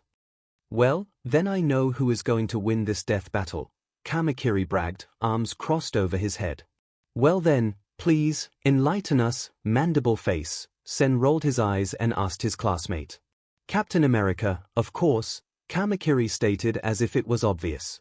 It's simple. Spider-Man defeated Batman. Spider-Man and Captain America are evenly matched, so, Cap beats Bat. Simple math. I don't know, Itsuka frowned under that logic. That sounds too simple, especially when we're talking about different heroes fighting each other. Here's Wheeze and I'm Boomstick. Boomstick introduced the both of them. And it's our job to analyze their weapons, armor, and skills to find out who would win a death battle. Wiz ended the intro. The first fighter the group had already seen, and they were still intimidated by the Dark Knight. His tall height, Greek god-level physique, soul-chilling glare, and dark, caped attire were sure evidence of why this vigilante was feared throughout his city with just his shadow. The sight of the superpowerless hero brought smiles to Izuku and Melissa, remembering how much joy they felt upon seeing such a hero with such prestige, all achieved by hard work and billions of dollars, and with no superpowers like quirks. Izuku still felt slightly guilty for not voting for the Caped Crusader despite this fact, but he remembered that he couldn't have voted against Spider-Man for much the same reasons. Plus, it would have been awkward if he had voted against his counterpart. Melissa smiled, glad to see more of the Dark Knight that helped to further fan the flames of her reignited dream of being a hero. While she didn't have the same amount of money as the Bat-themed vigilante, or the same amount of training or time as the hero students, Melissa felt confident that she could one day achieve the dream she so sought after as a child, to be just like both her Uncle Might and Deku, to help save people as hero just as much as her support items would help heroes, too. But the question that Melissa was currently grappling with was how to be that hero. As much as she wanted, she couldn't see herself donning the cowl of the Batman, or Batwoman in this case. She didn't have the same chilling intimidation or broodiness as Batman, and she sure as hell didn't think she could become just as capable a fighter as the Bat, either. I know the risks, I know the challenges ahead of me, but I want this. I want to be a support item creator and a hero, more than anything, Melissa thought to herself. But how? Shame that Aizawa won't be here to see his counterpart again, All Might muttered. I think he would say that he is currently doing something much more important, Midnight whispered back. The two's moods dropped a bit, only imagining what kind of pain and anguish Aizawa and MIC were forced to deal with currently. Batman, throughout the underworld of Gotham City, one name strikes fear in the cold, black hearts of even the most hardened criminals. Began the analysis. The Batman. Jesus, Setsuna shivered. I know we saw a lot of him before, but that glare still gives me chills. But becoming a 6-foot flying rat of vengeance comes at a cost, Boomstick noted. For 8-year-old Bruce Wayne, it was helplessly watching as his parents were gunned down in front of him on the way back from the theater. The group flinched and felt sad once more for the poor young Bruce Wayne. Cooter, especially, frowned, knowing full well what kind of pain Wayne felt when he saw the dead bodies of his parents covered in those white blankets while his aunt hugged him. Hawks frowned, seeing the despair and sadness of the newly made orphan.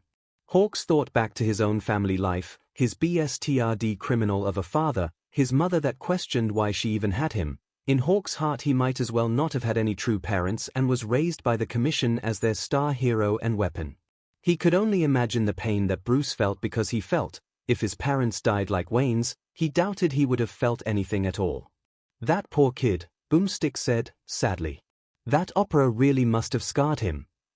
You insensitive butt, Setsuna grumbled. Maybe he meant the outing as a whole. 𝐔𝐬𝐽 suggested. Given what we've seen of Boomstick so far, doubt it, Itsuka replied. Background age, 41 height, 6 foot 2 inch 1. 9 meters weight, 210 pounds 95. 3 kilograms secret identity, Bruce Wayne net worth, $6. 9 billion perfected every martial art known to man, has had 23 girlfriends, kissed at least 60 women. Mineta gazed at that last feat and likewise was left as jealous as he was willing to praise such a playboy like Bruce Wayne. Bruce's genius-level intellect and physical prowess allowed him to pick up a vast array of skills on his global journey to become the Dark Knight, Wiz detailed. He became an expert in the art of disguise and a MSTR of every fighting style known to man. His perfected escape artistry, sword fighting, detective skills, stealth, has a photographic memory, earned 12 MSTR's degrees, is an expert marksman, and is vastly knowledgeable in pressure points. Dear Lord, Kaminari rubbed his head at the sheer number of skills of Bruce Wayne. How does a man have that much space in his brain? Wouldn't you know? You have plenty already, Kyoka snickered. You gotta admit, you walked right into that one. Zero patted Kaminari on the back. And we're positive he's not superhuman. Boomstick stated his incredulity. Izuku and Melissa smiled, again proud and happy that someone like them was capable of so many skills, strengths, and abilities that made most, if not all, of their heroes pale by comparison. Officially no, he's not, but he has learned to appear so in the minds of his opponents, Wiz replied. Having been trained by the infamous The League of Assassins, Batman's greatest weapon is fear.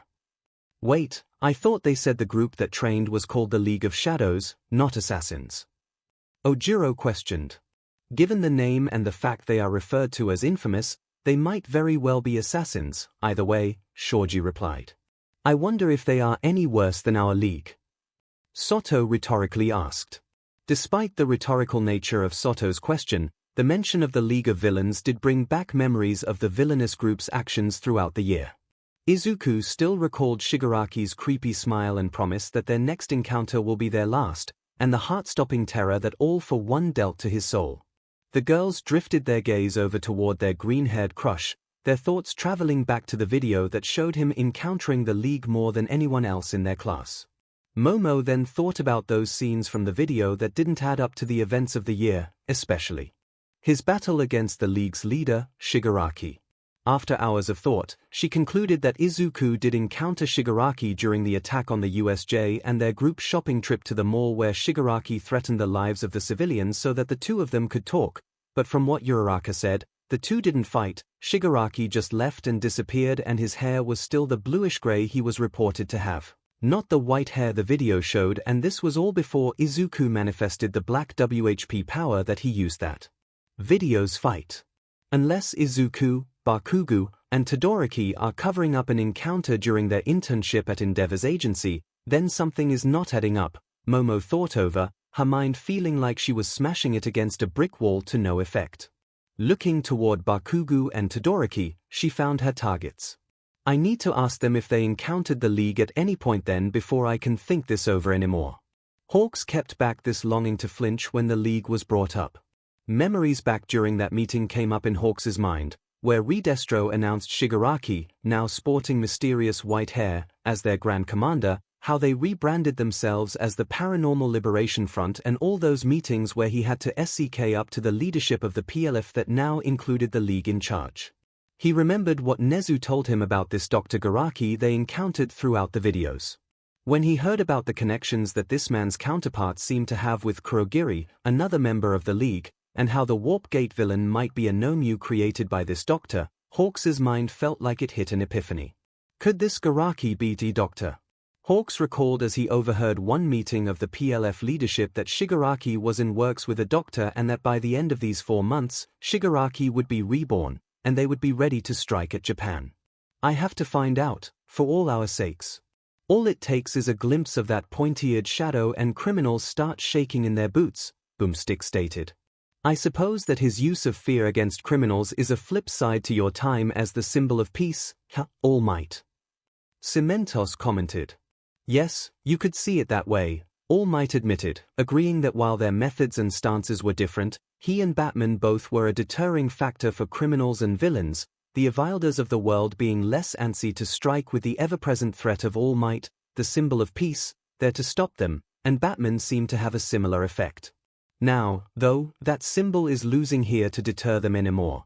Endeavor thought the same as his #1 predecessor, his nose rubbing in his fallibility for how criminals don't see him with as much fear as All Might.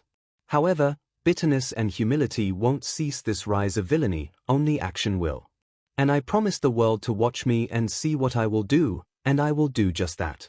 Utility Belt Batclaws Smoke Pellets Various Batarangs Explosive Gel Disruptor Shock Gloves Cryptographic Sequencer Forensic Analysis Kit First Aid Kit Shark Repellent. He can disappear and reappear in an instant thanks to his mastery of stealth and the high-tech gadgets he keeps in his utility belt, like his Batclaw Grappling Hook, Smoke Pellets, tons of different Batarangs, a Serptohusahatsit for hacking into anything, and Shock Gloves. Boomstick listed that last gadget incredulously. Interesting, Melissa adjusted her glasses. That device seems to be able to hack into any sort of security system and deactivate it with a specific action or deciphering the system's passcode. Oh, imagine if we could repurpose that kind of technology. Mai smiled excitedly. We could develop and spread it to multiple heroes to make hacking and disarming explosive ornaments and devices super easy. Not a bad idea, David figured, likewise interested. Though, the more it is spread the easier it would be to misplace or steal the technology for villains to use against ourselves. The thought of villains using such a similar technology to hack into island security systems brought nasty memories of the past. Hey, don't underestimate the shock gloves, Wiz warned. They release a charge powerful enough to penetrate Kevlar, and even stop the heart of one of Batman's most powerful enemies, Bane. Oh, Daddy likey. Kaminari rubbed his hands together, extremely interested. Please, don't ever say that again. Kyoka shivered negatively at Kaminari's words. Though you do bring up a good idea, Kaminari, Izuku spoke up to the electrification user. I respect and admire your attempt to make your electrification quirk more accurate and useful in longer ranges, but have you thought about improving your close quarters fighting style? Despite electrification being highly useful up close, there could be villains and criminals that will try to insulate themselves to render your quirk ineffective. Maybe with shock gloves of your own, and some more physical training, you could damage through their defenses and simply incapacitate them with physical force instead. Although, maybe with Kaminari's body type that may take a while, although the martial arts from Raiden might help. Maybe a long-range, physical weapon would be better instead, like Raiden's staff. Or maybe something like an electrical WHP that Miss Midnight could teach him. And he's gone again, Nejaya giggled as Izuku stumbled into another mumbling session. Despite being unable to comprehend anything more of Izuku's mutterings, it did get Kaminari's brain to grind its gears. He had noticed that despite his attempts to better work his long-range combat, he left his physical combat lacking in comparison, likely because he felt that it was unnecessary with how powerful his quirk was up close already.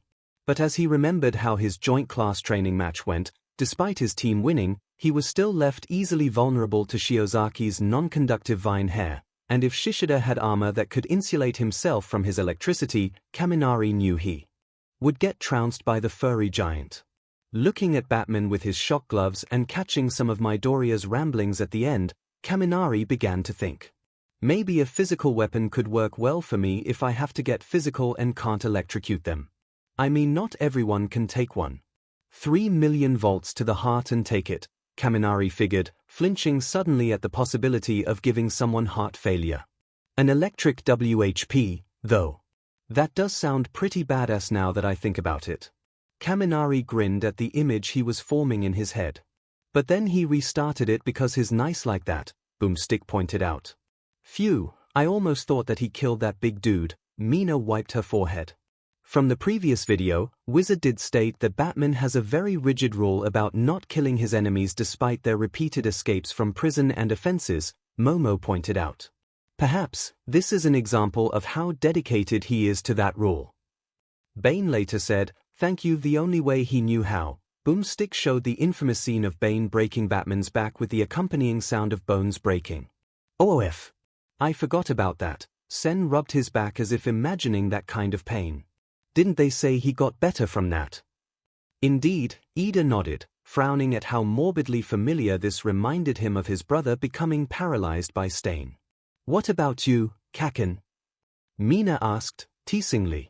Did your back feel like breaking after Midori judo flipped you? Shut it, weird eyes. Bakugo roared back, his forehead veins twitching. Like hell, Deku's weak but toss hurt me. I don't know, I was there, and I saw you groaning pretty badly after your back met the ground, Uraka teased as well. Shut the FUP pink cheeks before I show you how hard I flipped the nerd after you left.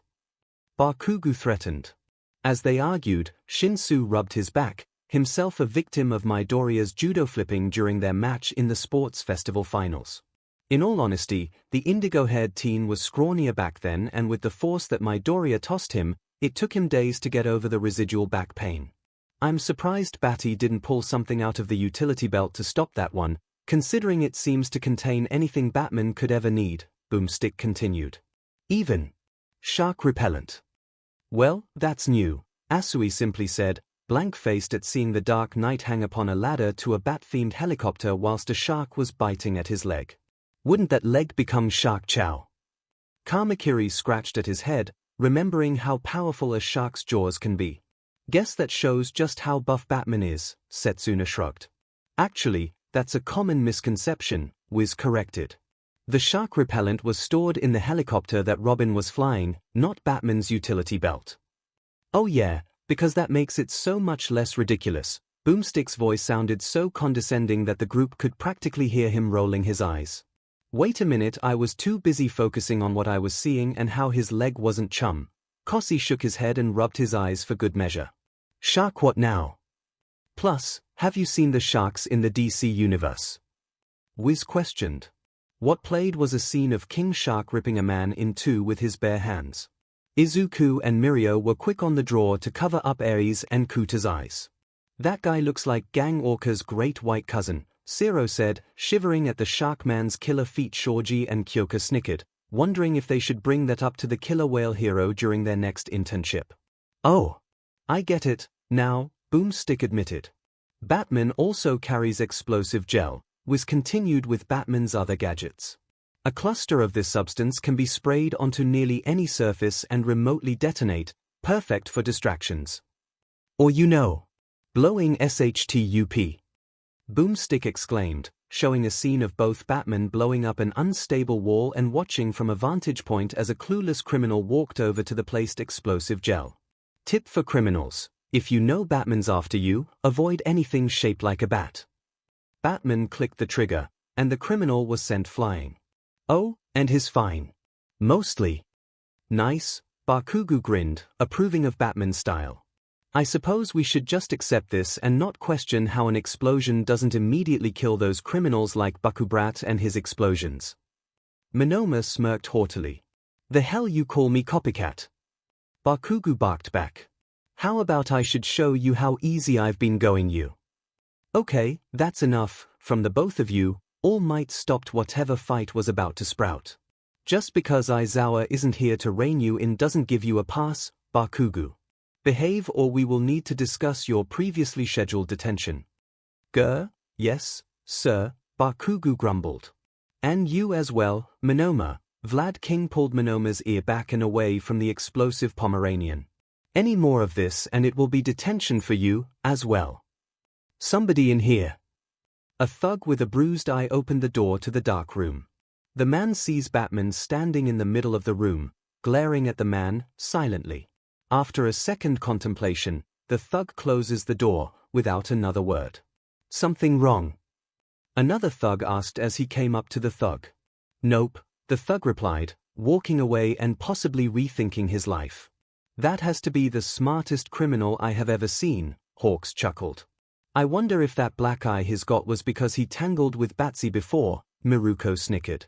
Bruce chose the guise of a bat to project his own fear of the flying mammal onto his enemies, Wiz revealed. Izuku blinked at Wiz's reveal and started thinking about himself. I guess it's somewhat similar to my hero name, Deku, Izuku thought.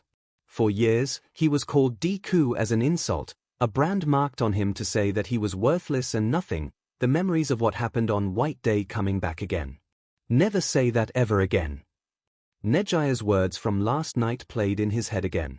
You deserve to be loved. Izuku smiled sadly, his heart aching. As it longed for that hug she gave him with all the love she could muster. And with her words of encouragement and comfort, he also thought of Uraraka, who gave him a likewise reality shift. Uraraka helped turn that name into something different. Made me see it, and myself, as the Deku who can do anything. Izuku looked toward Uraraka and Nejia, the two huddled on the sofa behind him, with Zu, Momo, and Kyoka. Izuku smiled at the two, thankful for what they had done for him. Now, if only he could figure out why they were so antsy around him all of a sudden. However, that is not the Batsuit's only purpose, Wiz continued. Batsuit repurposed Nomek's survival suit almost totally bulletproof flame and shock-resistant cape doubles as a glider cowl's pararamid fibers lessen impacts on the head. Gauntlets armed with fireable blades conceals both heartbeat and heat signature thanks to some military-grade armor he stole from his own company with Morgan Freeman's permission. The Batsuit is almost completely bulletproof, knife-proof, electricity-proof, punch-proof, dog-proof, and theft-proof. Boomstick listed all the things that Batsuit was proofed against. But not spider-proof. 𝐒𝐿𝐴𝐿 mentioned Batman's defeat at the hands of Spider-Man, the last death battle with the Dark Knight.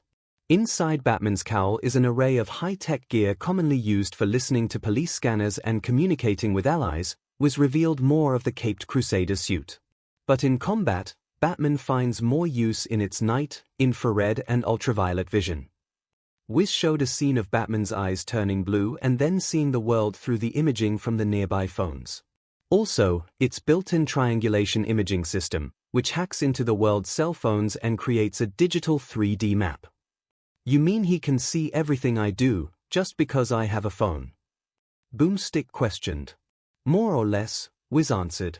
Ask him where I left my keys. Boomstick asked. That would be sick at finding stuff, Kirishima muttered. No more lost socks. No, that is incredibly illegal. Ida jumped up, his arm going Sonic-level speeds of chopping. That is an incredibly illegal invasion of privacy, and if he used it in a city as big as this Gotham, that would be about millions of computer trespassing crimes.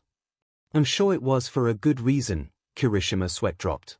Feats avoided unavoidable omega beams, survived outer space for 24 seconds bench press, 1,000 pounds leg press, 2,500 pounds can throw a batarang 100 miles per hour, defeated the entire Justice League, and Superman swapped a poison drink faster than the literal blink of an eye, broke into Area 51. An Area 52. Aside from mass invasion of privacy, Batman's resume includes such accomplishments as dodging Darkseid's virtually unavoidable omega beams, withstanding the vacuum of space for 24 seconds, defeating the whole Justice League, almost single-handedly, was listed all of Batman's greatest feats. And breaking free from a coffin, buried 6 feet underground, in a straitjacket, after being deprived of sleep for days, all while having a cocktail of unknown drags in his system along with the Joker's latest venom toxin. I'm sorry, my mind tapped out after the straitjacket part. What did he do? 𝐔𝐬𝐽 exclaimed, a look of complete and utter shock on her unseeable face. The rest of the group joined her in similar looks of amazement, shock, and utter disbelief. Bakugo didn't know whether to further admire this superpowerless man or question if he actually blew a gasket that such a monster of man even exists somewhere out there. DMN was all Hawks could respond outwardly, but inside he would be grinning like a madman, desperate already to show this kind of madman toward the HPSC and PLF and stick it to those quirkist BSTRDS and their philosophy about quirk's strength and power being what should define a person's station, especially that icy pretty boy, Geeton. What the F? Boomstick exclaimed in sheer disbelief, the intimidating image of Batman's shadowed visage standing over his freshly dug out grave displayed closer, comically. Are we positive that we're positive he's not superhuman? Honestly, sorry, Melissa, but I have to agree to question that too, Uraraka admitted, wide-eyed and slack-jawed. No, I understand. Melissa patted her new friend in reassurance, in a similar state of shock. Well, given his line of work, I wouldn't be surprised if he stumbled into a room filled with gamma rays or something like that, was admitted his unsureness. But underneath the batsuit, he is affected by knives and bullets the same as any other mortal man. Even though he usually comes out victorious, his self-confidence occasionally puts him in life-threatening situations he can't escape without help. Like Bane's thank you spine durability test, Boomstick pointed out. Well, at least he's not invincible, Mount Lady let out a nervous chuckle. But the Caped Crusader has consistently found a way to survive even the most life-threatening situations and save his city from near-total destruction hundreds of times, Wiz said. And Bats has no problem continuously going toe-to-toe with evil in the name of justice. Vengeance, Boomstick corrected himself. I am vengeance. I am the knight. I am Batman. Batman proclaimed as he held the Joker up with one hand before delivering the smackdown onto the clown prince of crime. R.I.P. Kevin Conroy. You truly were the knight. That final declaration sent shivers up the spines of the group. Izuku couldn't help but grin ear to ear at such a heroic declaration that must be a staple or catchphrase of the world's greatest detective. The second fighter was introduced with a chorus of triumphant trumpets, and the very visage of the man himself brought more awe and inspiration than even the music. The man was tall, with a body that the group felt was sculpted by the gods themselves in the image of perfection, to the amazement and envy of the room's males and the pleasant stares and approving smiles of the girls. Even the girls of the sisterhood could not deny the man's Herculean figure, and Izuku could not blame the girls if they thought so, he, himself, gazing at the man like was All Might reborn. The man donned a blue, red, and white suit. An earlier comment about his suit looking like the American flag threw up on him was admittedly accurate. The man's tight breaths, helm, and upper half of the torso were an ocean to navy blue, with the Sentinel of Liberty's helm sporting a white on his forehead and a large white star on his muscular chest. Below the white star, his abdomen was white and red vertical stripes that ended down to his brown utility belt. Beginning from half of his large biceps, the arms ran white, and his wrists and hands were covered in bright red gloves with red boots to complement his attire. And finishing off this heroic symbol of virtue's attire was a large circular disc-like shield strapped usually to his right arm in leather bonds, the shield painted in a blue circle with a white star in the middle and 3 ever larger rings, the first and last in red and the middle in white. Captain America, born to poor Irish immigrants in Manhattan on July 4, 1920, Stephen Rogers grew up with little money, few friends and even fewer muscles. Boomstick interrupted, showing Steve's skeleton-thin figure. Good God, is that Steve Rogers or Jack Skellington? Somebody get that kid a sandwich. A sandwich? I feel like baking this guy a whole bakery. Soto winced at how thin Steve Rogers looked. To Izuku and Bakugo, it looked like they were looking into the past with how scrawny the future Captain America looked like. Izuku had to look and flex his muscles, subtly, just to remind himself of the progress he made ever since he cleaned up Dagobah Beach and so on. In fairness to himself, Izuku never actually just assumed that he could get into you without a quirk and training. In the past, he tried to work out and improve himself. There was just the unfortunate fact that constant bullying and physical torture to the point that you lose the contents of your stomach every day made it very hard for him to both maintain a fit enough figure. In the end, the only reason why he got physically fit enough to bear one for all, he believed, was because Bakugo had stopped bullying or interacting with him since the sludge villain attacked, and, like Mimes, the other bullies let off too. He was literally born on the 4th of July. Pony chuckled, amazed. Fitting. Background before transformation. Height, 5 foot 4 inch, 1.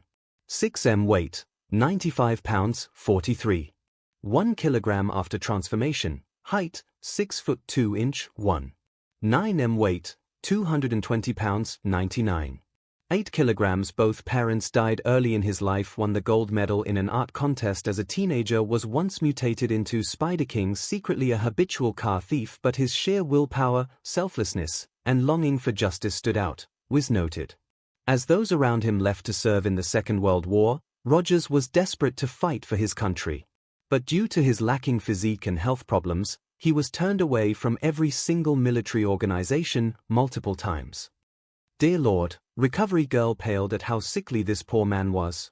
Asthma alone would disqualify him from the armed forces, but the multiple chances of fevers, colds, and heart issues would make him fall over dead on his first mission. Bakugo flinched when his mind started comparing Deku, to when they were both in Aldera, to Rogers. He flinched even worse when he remembered how easy it was to hit Midoriya's bones and stomach with how scrawny Deku was. Thinking back on how many times he and his goons had left the quirkless boy lying in an alleyway in a pool of his bath, something painfully reenacted in his mind when he saw that man punch Rogers in an alleyway too. As it all came back to him, Bakugo almost spilled his guts on the floor, feeling more nauseous and horrified by his actions than any of the gruesome deaths that Death Battle had shown. Bakugo looked over at All Might, who was looking at Midoriya and seeing the same comparisons he was. The ash-blonde teen remembered their earlier talk today when Midoriya was training with pink cheeks, frog face, and weird arms while he stood to the side with the retired pro. Bakugo was surprisingly unfazed when All Might came clean and said that he knew of his past with Deku, that the explosive teen had bullied his former childhood friend, though Bakugo noted that All Might didn't know the full extent. Otherwise Bakugo bitterly imagined that All Might would never speak to him again.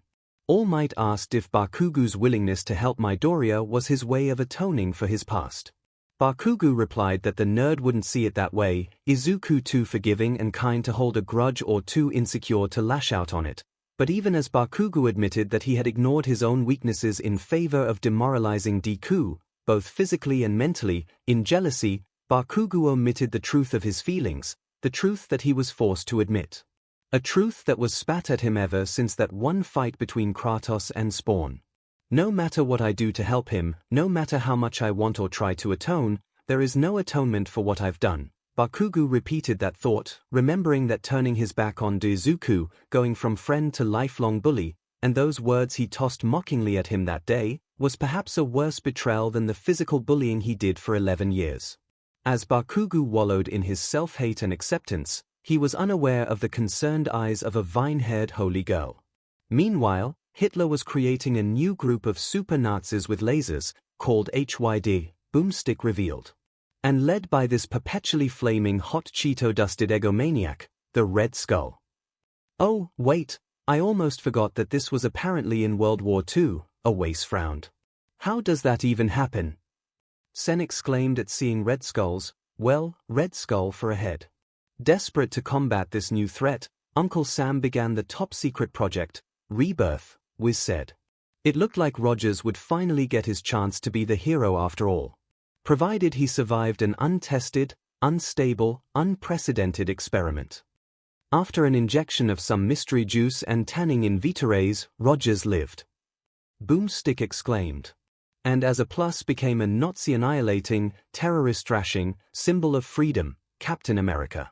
At the sight of the now blonde hunk emerging from his capsule, the male half of the group suddenly felt almost completely inadequate by comparison or murderous jealousy, and the female half all almost stained their clothes from projectile BLD from their noses. The only ones who were seemingly unaffected were Kuta, who was simply in awe of the man, and A, also in awe but did have a slight blush on her innocent cheeks. Suddenly, a feeling of horror and uncomfortableness washed over Izuku Midoriya and, unknowingly, another far, far away. Marika! As Boomstick yelled, A bald eagle flew past Cap while fireworks exploded, and guns fired up into the air. "Yep, that's my home country in a nutshell," Melissa chuckled, shaking her head fondly. "Our home country, Melissa," Pony pointed out, comforted. "Our home country." "Honestly, Toshi, this guy looks like he could be your younger brother," David chuckled. "Dave, from what I'm seeing, I feel as though I would be the little brother to this guy," All Might admitted. Captain America's theme song played as he proceeded to perform a finishing move on Deadpool. "DMN, that man and that music are so manly." Kirishima roared out, Tetsu joining in with an equal roar. "Gah!" Kyoka hissed at the loudness of the hardheads. "Okay, that's it. If I find that music in my phone's new playlist, I'm banning you from it." Immediately, Kirishima and Tetsu paled and fell onto their knees before Gyro like she was their goddess. They angered, pleading and begging for repentance. They would have even kissed her feet if a feeling of dread and promised retribution didn't stop them. Gyro couldn't help but bask in the praise and see her classmates squirm for her approval, but after a pleading look from Mina and Momo, to spare the hard-headed idiots, she let them off the hook. The super soldier serum pushed Steve's body to the absolute limits of human physical and mental potential, Wiz explained. So, Captain America was another guy that was once quirkless but was given his powers, like Spider-Man, Mirio pointed out. "I'm telling you, you might as well place your bets in," Kamakiri bragged in his supposed intelligence. "I feel like this is going to bite him in the butt," Setsuna muttered. "Probably," Yui nodded. While they argued, Izuku and All Might shared a glance and knew what the other was thinking. Like Mirio pointed out with Spider-Man, Captain America going from physically weak, powerless nobody to a symbol of freedom and powerhouse reminded them of One for All and its legacy. Much like the Captain, One for All enhanced both Toshinori and Izuku to new heights, but Izuku saw that All Might had a better comparison given how this new power of Roger's was used to fight an evil red-skulled Nazi, while All Might gained One for All to defeat All for One for good. If there was anyone that Izuku thought fit better was perhaps the first user of One for All. He was also seemingly powerless and came from an even earlier age, 200 years ago, which would have been at least 60 years after their world's own World War II, also stood against All for One and his legions of followers and supporters, and One for All was the stockpiling power that it was only because of the stockpile quirk granted forcibly by the hands of All for One himself. "A homeless guy sold me a super serum once," Boomstick pointed out. "I woke up in Denny's a week later without my wallet." Gyro and Momo just facepalmed themselves so hard that they left hand-shaped marks on their faces. "Eri, Kuta, be smarter than Boomstick, and if a stranger asks you to buy something sketchy, don't." Izuku activated parent mode and warned the two kids. "Okay, Papa." Eri smiled back, obediently. Yeah, I know, already," Kuta barked back, rolling his eyes and pouting like a child. "You're almost as bad as Mandalay." Mandalay sighed, both tiredly and yet fond of Kuta's pouty attitude. Abilities adept in all fighting styles, MSTR tactician, multilingual, proficient in all weapons, though he typically only uses his shield, expert acrobat capable of Kai manipulation, can resist all forms of mind control, proficient in driving all kinds of vehicles. Shinsu noticed the feat where Rogers could resist all forms of mind control and wondered if that included his own quirk. If so, then Shinsu didn't think he could have any way of going toe-to-toe against this perfect specimen of a man. With his new body, Rogers can bench press 1,100 pounds and run a mile in 73 seconds, Wiz listed his feats. By comparison, the current bench press world record without the aid of a bench shirt is Eric Spoto's 722 pounds, and the current fastest mile run belongs to Hisham Garouj of Morocco of 3 minutes 43 seconds. That makes Rogers nearly twice as strong and over 3 times as fast as the most physically fit human beings in the world. And that's just him normally. While those records have already been broken long ago, I believe that the captain would be more than physically capable of besting a lot of us, Jirota admitted. "Oh, no doubt," Soto nodded. "He can even dodge gunfire at point-blank range by, in his own words, seeing faster," Boomstick quoted, slightly confused. "Which is the absolute stupidest way of saying that his brain can process images faster than a normal human," was explained. "I guess that super soldier serum didn't come with an A+ in grammar," Setsuna snickered. He comes from the times of the 1940s, Tokaj, Ibarra pointed out to the fellow Greenette. It was a different, less advanced time. But question, why did they even choose Rogers? Boomstick questioned. I mean, obviously, a good choice, but why a small, scrawny dude compared to say some already beefed-up soldier? And suddenly, Izuku paused his writing. Time and time again, despite his achievements and reassurances, Izuku was still plagued with constant doubt over why he was chosen as All Might's successor, why he was the one given one for all instead of someone who already had a quirk. If the quirk can make me as strong as I am, what would it have done for Todoroki and Bakugo? What would it have done for Mirio? These were prime examples of his darker, demeaning thought process. When he had passed one for all temporarily to Bakugo at Nabu Island to fight 9, he saw firsthand how strong Bakugo could have been with the quirk. So, now, his own demoralizing thoughts had been put into words, and he was now on the edge of his seat, metaphorically speaking, on the answer, as if why Steve was chosen would be the same for him. Well, I'll let the doc, himself, take it away, was replied before playing a scene. The serum amplifies everything that is inside, so good becomes great. Bad becomes worse, Dr. Erskine told to Steve. This is why you were chosen. Because a strong man, who has known power all his life, may lose respect for that power, but a weak man knows that value of strength. And knows compassion. The word struck Midoriya harder than he cared to admit. It took everything he had not to start bawling his eyes out in front of everyone, especially Eri and Kuta. He found himself and All Might in Rogers and the Doctor's position, as if All Might were speaking those words directly to him. When turning to look at his mentor, he was pleased to find a proud smile. All Might agreed and would have said the same. Izuku nodded at his mentor, and he nodded back, letting their eyes and smiles do the talking. As Midoriya turned back to the screen, subtly trying to wipe his eyes, All Might frowned. Yes, he agreed wholeheartedly with the Doctor's words as a similar reason for why he gave Midoriya one for all and named him his successor, and back then when he made the decision there were very few other reasons why, at least none that truly mattered.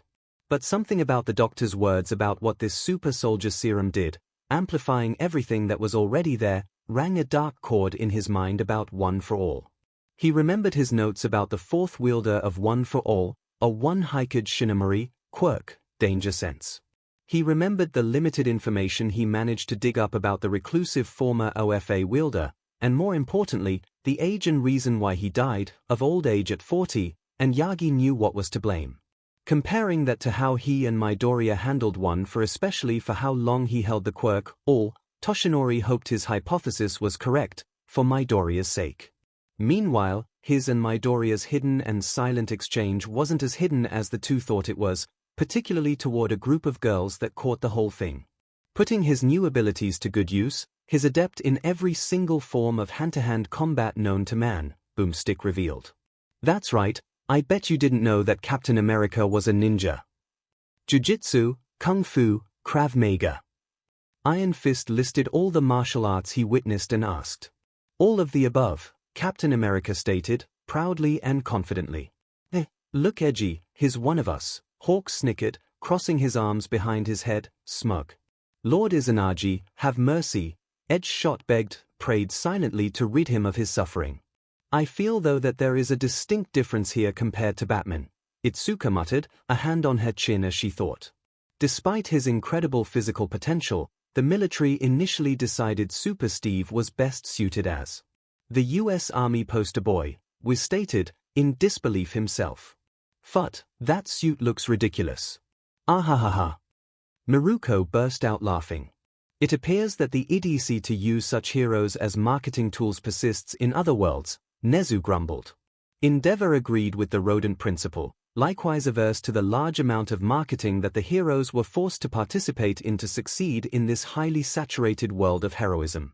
He respected Eraserhead's opinions regarding the fame and glamour of heroism being unnecessary, even detracting from the full duties and responsibilities of a hero.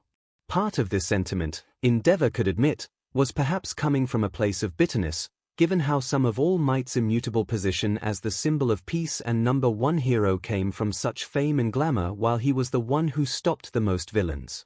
Yet despite this sentiment, Endeavor knew even without such a bonus, All Might would have still exceeded him through strength and heroism alone. It was an even bitterer pill that Endeavor swallowed to the fullest contents lately. And now, as the #1 hero, the de facto leader of Japan's hero society, Endeavor wished for those among his ranks to be serious and committed to the path of heroism for the right reasons, not for fame and fortune. That suit looks like it was ripped from a patriotic circus, Boomstick said. It was replied. Really? Boomstick questioned. Well, at least he upgraded to suits not made for a circus later on. Yeah, that suit looks way better, Kirishima grinned. Looks so manly. The right amount of flair and practicality, AMR agreed. No, they were too, Wiz corrected. Excuse me. Hagekyu blinked, surprised, yet confused. What kind of circus would make a costume with Kevlar, Nomex, and lightweight titanium that's resistant to water, fire, and electric shocks? Boomstick asked. Some call it World War II, Wiz stated. Oh, I get it, Boomstick muttered. Cap's shield too. 5 feet in diameter, weighs 12 pounds, an unrepeatable combination of protoadamantium and vibranium. Its protoadamantium is even stronger than regular adamantium, absorbs the full blow of any impact, conducts neither electricity nor heat, highly aerodynamic, can only be damaged by tampering with its molecular bonding and cosmic-powered foes, but the most iconic aspect of Cap's attire is his famed shield. Wiz revealed. Composed of protoadamantium and a mysterious metal from space called vibranium, this one-of-a-kind shield was presented to him personally by none other than the 32nd President of the United States, Franklin Delano Roosevelt. What an honor, David smiled, wide. Whoa, hold up a minute, made of what? Awase questioned. Protoadamantium and vibranium. Jirota repeated those names, confused.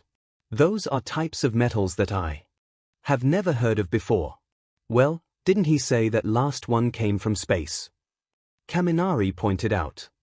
A lot of precious metals originally came from space, Kaminari, Ida answered. And they came to Earth at the early stages of the planet's formation through meteorites, like gold and most of the world's iron. It could be suggested here that this vibranium did not come to Earth until much later or was mostly undiscovered. The heads of Midoriya, Yarozu, Hatsune, and Melissa all perked up like excited meerkats. And like a badass, Cap doesn't just use his shield for defending himself. He hurls that motif at just about anything that moves.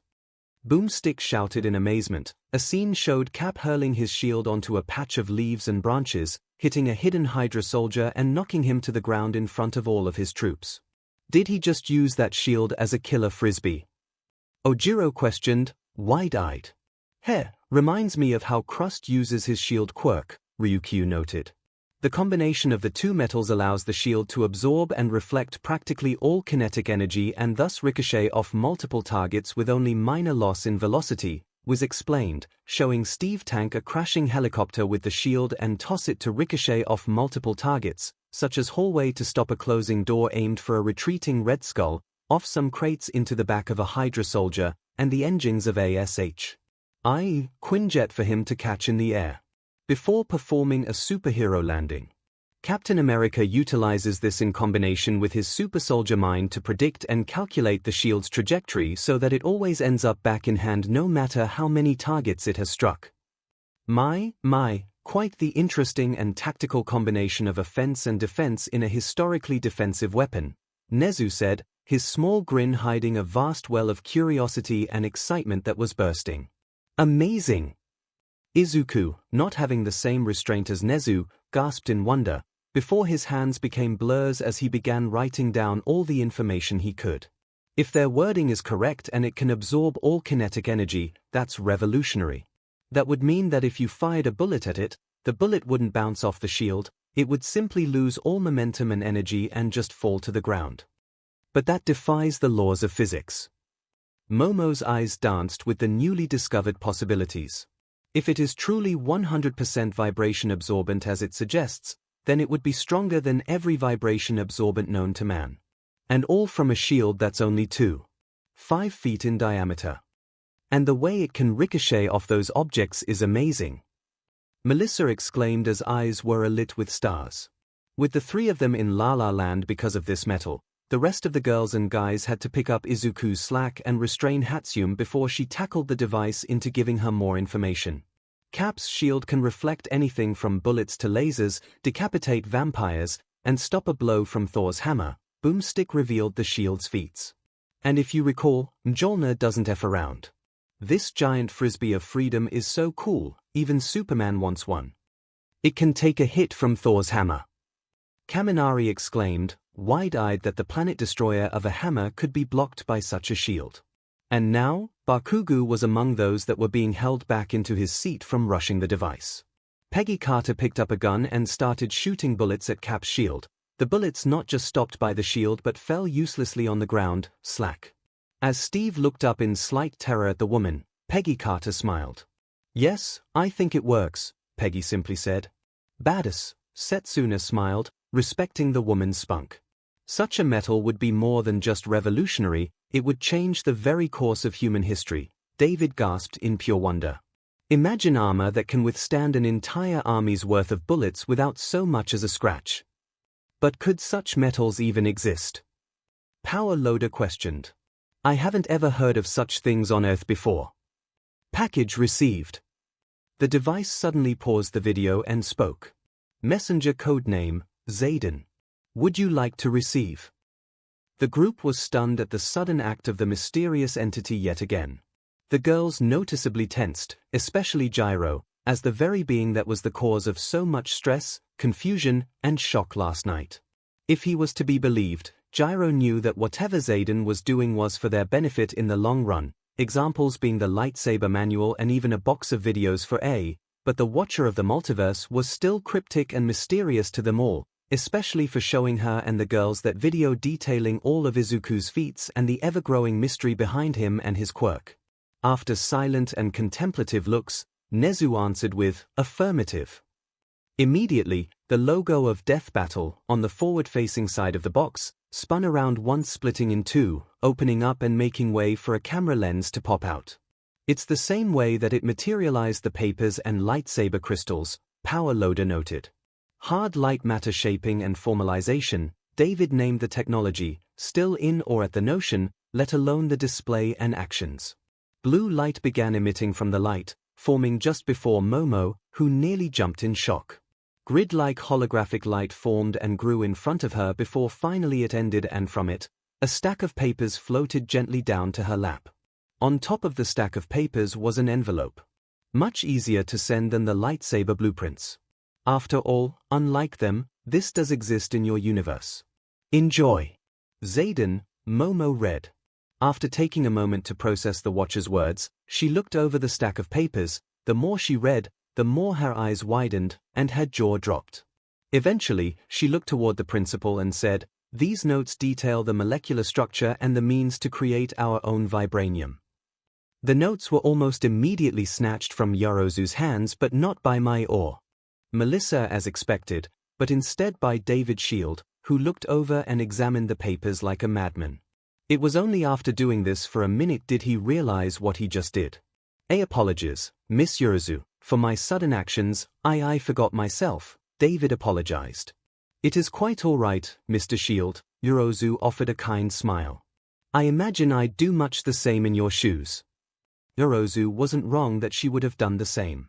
Even now, the young heiress could still feel that pull, that longing to absorb the contents of the papers, to pore over and memorize the very molecular structure of this newly discovered metal and create it herself. She recognized that feeling as the same she had when she studied overnight in her earlier youth on all the elements of the periodic table. It was almost like an itch. The group decided it best to discuss this more after the video's completion, Nezu volunteering to safeguard it under his care to not distract Yorozu, the shields, or anyone else. Or at least any further than a stack of papers detailing all about potentially one of the most scientifically significant discoveries in human history already. But it's not unstoppable, it's been damaged, and even destroyed its fair share of times over the years, was pointed out. But only by cosmic or reality warping powers. So, the metals aren't completely indestructible, Izuku made a note of that. But with the amount of force it can take and its kinetic absorption capabilities, it needs to be attacked on the molecular level, likely to destroy those unique bonds that give the shield as much invincibility it has. So, if there's a will, there's a way, Bakugo grinned devilishly. No offense, Bakubro, but I don't think even you could match that kind of power, man. Kirishima tried calming the excited Bakugo down. Just watch me, shitty hair, was the typical Bakugo response. Feet survived being frozen in ice for 70 years can run almost 50 miles per hour, 80.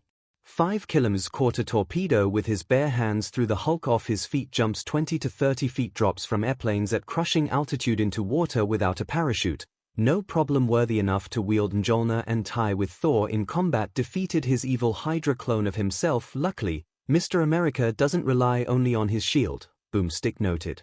His box Thor to a standstill, survived being frozen in ice for over 70 years, was deemed worthy to wield Mjolnir, and has even managed to incapacitate the Hulk with his knowledge of pressure points, was listed Cap's amazing feats. Ah, so he can match up to my counterpart in combat, All Might grinned. Impressive. I'm sorry, did he say that he survived being an icicle for 70 years? Pixie Bob exclaimed, befuddled. How? That is rather significant, Recovery Girl admitted. The problem of complete cryogenic stasis is that the extreme cold will cause the heart to cease pumping the necessary blood for other vital bodily functions to fail, ceasing the flow of oxygen and resulting in tissue and organ failure. Even so much as staying in such temperatures for a day and surviving would be a miracle in itself, but for 70 years is absurd. Todoroki stared at his right hand, knowing full well of the dangers that come with as much power as he had over his cold half. He even threatened one of the villains at the USJ to tell him their plans for All Might or face a similar fate to what Recovery Girl described. I suppose this has to do with his biology as a super soldier, Melissa suggested. Perhaps his body was able to keep flowing blood and oxygen in his body while the ice perfectly preserved him and supplied him with all the oxygen he needed to survive without food or water. Wait, go back to that second one. Boomstick exclaimed as a slideshow of 3 images showed Captain America handing the unjolly green giant his butt. Boomstick brought the slideshow back to the second one. Did this guy just kick the Hulk in TPP? You've got to be a real man to give the green Goliath a nut check. I mean, that's the fastest way to PSS off a dude. And who don't we like when they are angry? Ball of steel right there. Great big, eagle-shaped, freedom ball of steel. Okay, Timmy, Sen called a timeout. I mean, I can admit this man is like Adonis of a man, but I draw the line at imagining the guy's ball in any way, much less eagle-shaped ones.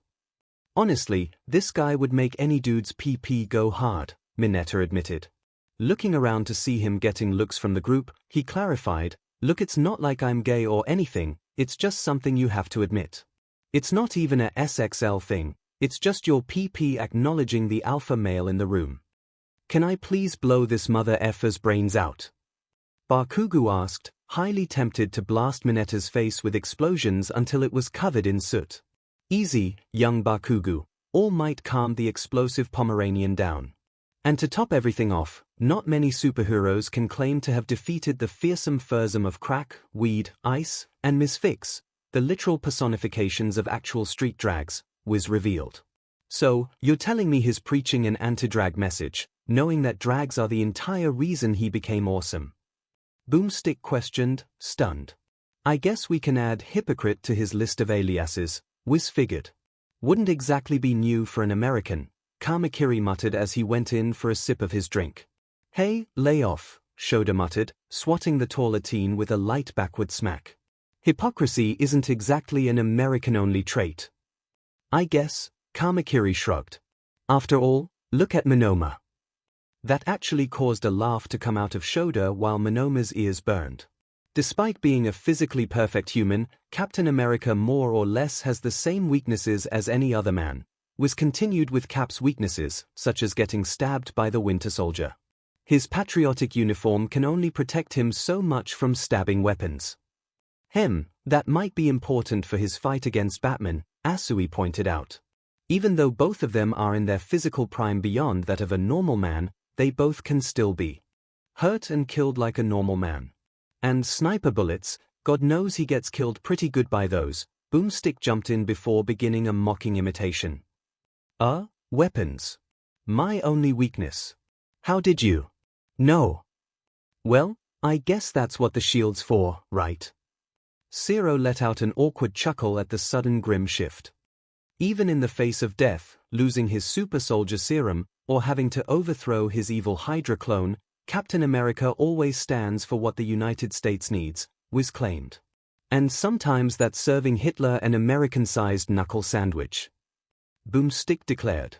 Lucky, Melissa pouted. Who are you supposed to be? Gabriel Jones questioned. I'm Captain America, Cap declared, breathing. The Sentinel of Liberty gave an overall more positive impact on the group compared to the Dark Knight. Whether it had been because they were already familiar with the Caped Crusader from his previous fight or that the first Avenger appeared more idealistic compared to the Vigilante, Captain America still gave off an aura of inspiration and/or that reminded the students and heroes of All Might. Even the former symbol of peace felt inspired by the super soldier and felt, and hoped, that if they ever met that they would have gone along great on their stances of freedom and liberty. All right, the combatants are set, Wiz began the intro for the fight. Let's end this debate once and for all. It's time for a death be. Boomstick shouted out loud. As the device scanned for counterparts, the group was left to vote among themselves on who would win, and quite the difficult choice it was for most of them. Most especially for the likes of Izuku and Melissa. For the latter blonde inventor, Captain America was like the perfect idealized take on her dream, a weak person with no power but with a heart of gold and determination to become an amazing, inspiring hero and symbol, much like her Uncle Might, and it helped that the man was unbashful in his patriotism and American pride. And yet Batman still left an impression on her, taking on a more real and obtainable version of her dream. He was 100% superpowerless, unlike the Captain who was granted his powers by the serum. He used his intelligence, technology, and hard work to become the hero he was, and stood among and against the best his world had to offer and proved that he could do anything they can do and even better. It was a conflict that pulled and tore at her. But not as much as it did for Izuku Midoriya, who was at an even bigger loss on who to choose. For Batman, he was the encapsulation of his dream for so long, a quirkless hero that could stand among giants, that could be a symbol for others like All Might was to their world, and could achieve all this through sheer hard work, training, determination, and his intellect. It was something that hit very personal to a boy that only had such intelligence and determination to speak of compared to the superpowers of everyone around him. And yet Captain America felt like looking into a mirror. Another powerless man who was turned down and rejected by the group he so longed to join, was found and given a chance to prove his worth and did so with his sheer willpower and was granted a power that made him the hero he was today. Midoriya felt once more torn between the hero that accomplished his dream and the hero that reflected his own life. In the end, both teenagers decided to simply not vote, unable to pick between one or the other without betraying a part of themselves. As for the rest of the group, those that ended up choosing the world's greatest detective, once more, included Tokoyami and Koroiro, and they didn't need to say revelry in the dark for the others to know why. Mai and Power Loader, who held none of the conflicting baggage that Melissa had in choosing for a mostly tech-based superhero, Momo, still riding on Batman's intellect and their similar rich background, and Kuta, who still respected the fellow orphan, even as Cap was an orphan as well. And simply said, double or nothing. Itsuka, likewise decided to still vote for the Dark Knight, yet kept her reasoning to herself, muttering something about adeptness versus mastery. In contrast to the previous death battle with Batman, Ida, Kyoka, Shoji, and Mineta voted for the bat-themed vigilante, the first over sympathizing with the vigilante's pain and thirst for vengeance, despite his rather illegal methods, Kyoka and Shoji for Batman's triangulating simulation tech and detective vision, and Mineta because Batman earned his jealousy and respect for having so many girlfriends. Kaminari would also vote for the Gotham Knight, sold on his shock gloves and the ideas that Midoriya inspired him with. Finally, Hawks would vote for the guy, making a joke that he liked the hero more for his theme being around another flying creature and he liked his broodiness, but secretly the winged hero pitied the billionaire orphan and saw a little bit of himself and his idol, Endeavor, in the vigilante. As for Captain America, his most significant supporters were All Might, who in truth related more to the captain than Batman in their stance on being symbols, and one for all similar traits to the super soldier serum, Kirishima and Tetsu, for how super manly and tough Cap and his shield were, and A, who liked the more bright and heroic-looking hero, saying he reminded her of her papa, to said papa's blushing. Cap's shield was also a selling point for David's shield, who likewise struggled in his decision, but the symbol of freedom looking so much more like the symbol of peace he was friends with was what truly sold him. 𝐲𝐸 voted for the Sentinel of Liberty, amazed and inspired by the American-themed hero's brilliant trajectory calculating mind, Ojiro and Sen for his martial arts, and Todoroki, both for the surviving in ice feat and how much Captain America felt like All Might and Izuku in one. Obviously, Kamakiri voted for the first Avenger for his previously stated reasons, and even Bakugo was forced to choose the one that appeared and felt more like his idol, All Might and the Indestructible. Shield. Mirio and Tamaki would also vote for the man out of time for his determination, aura of inspiration and awe, and his heroic glow to him. But as the group finished voting, they made note that the device was still scanning. "Why is it taking so long?" Kaminari asked. "I mean, it usually finishes by the time we are done voting, right?" "Yeah, is it busy trying to find one for Captain America?" Soto asked further. "I mean, we already know Mr. Aizawa is Batman's multiversal counterpart detected. Bruce Wayne aka Batman." The device stated as it finished its analysis. Multiversal counterpart number 2, Izuku Midoriya. "Hey!" was the general reaction to that sudden revelation. Izuku was so surprised and taken aback that he accidentally drew a large line across the pages of his notebook. "The hell?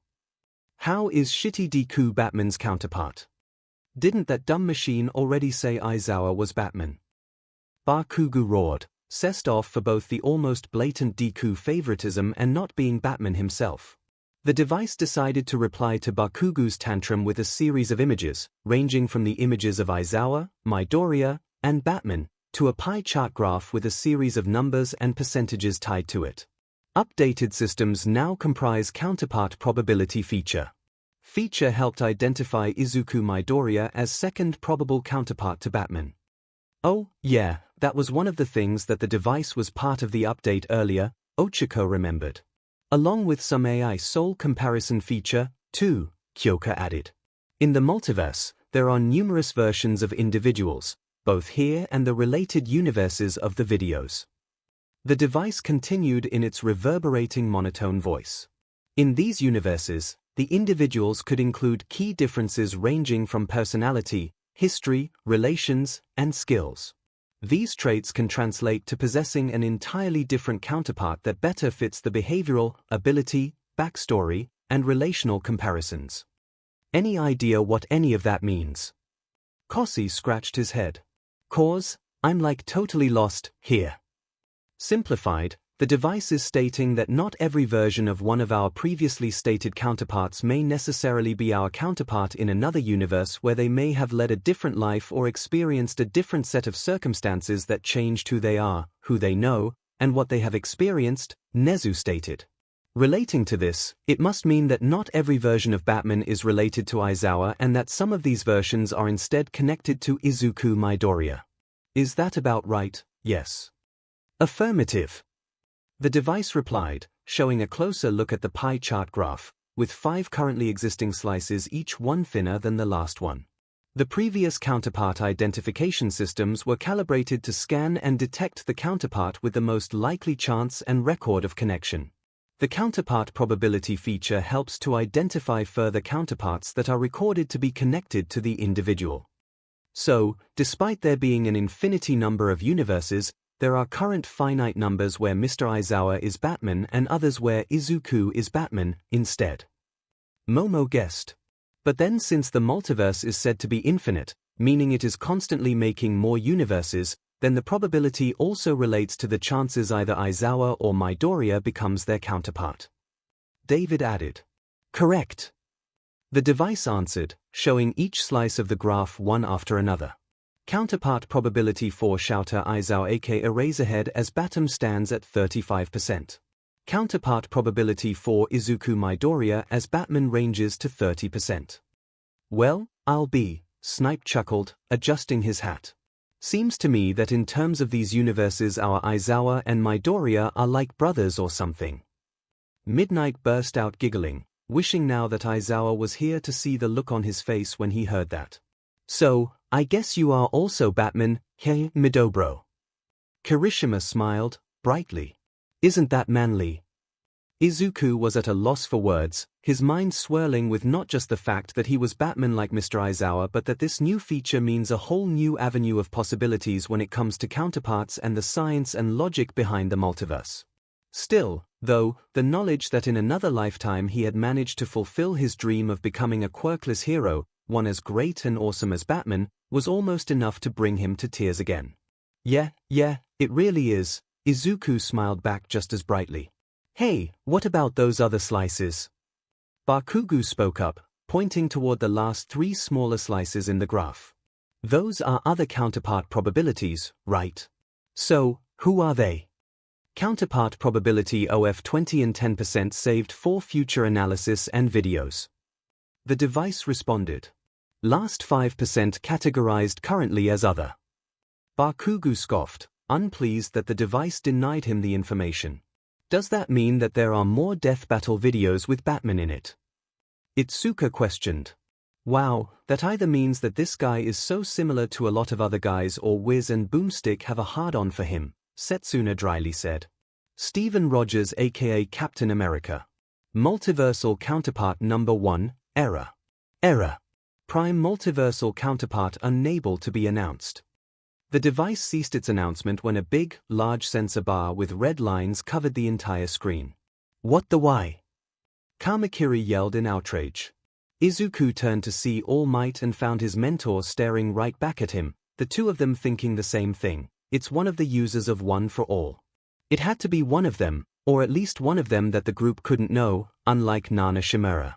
The two remembered when Izuku was provided the shielding for his episodes and asked the device to censor any mentions of One for All to the group, and now it appears that censoring is paying off. The question now, though, is which of the users it was. Izuku thought. He knew it obviously couldn't be All Might, himself, or Shimura, as the device had no issue showing the 3 of them even after the requested censoring, so that left the other 6 users, including Lariat, the original holder of Black WHP and the 5th user. From the notes he got from All Might about the previous users, the only other user he had a name to put was the 6th user, En. That left the 4th user who Izuku noticed his name and everything about him was crossed out, something he wanted to discuss with All Might, but let it slide back then.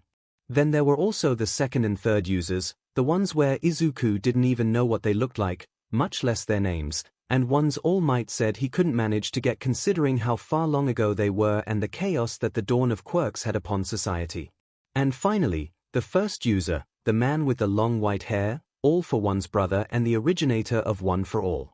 And yet despite knowing how he looked and even the quirk he once carried, his name was still a mystery to both the 8th and 9th wielder of his quirk. Though, if Izuku felt that if any one of them had to be Captain America, it would most likely be the 1st.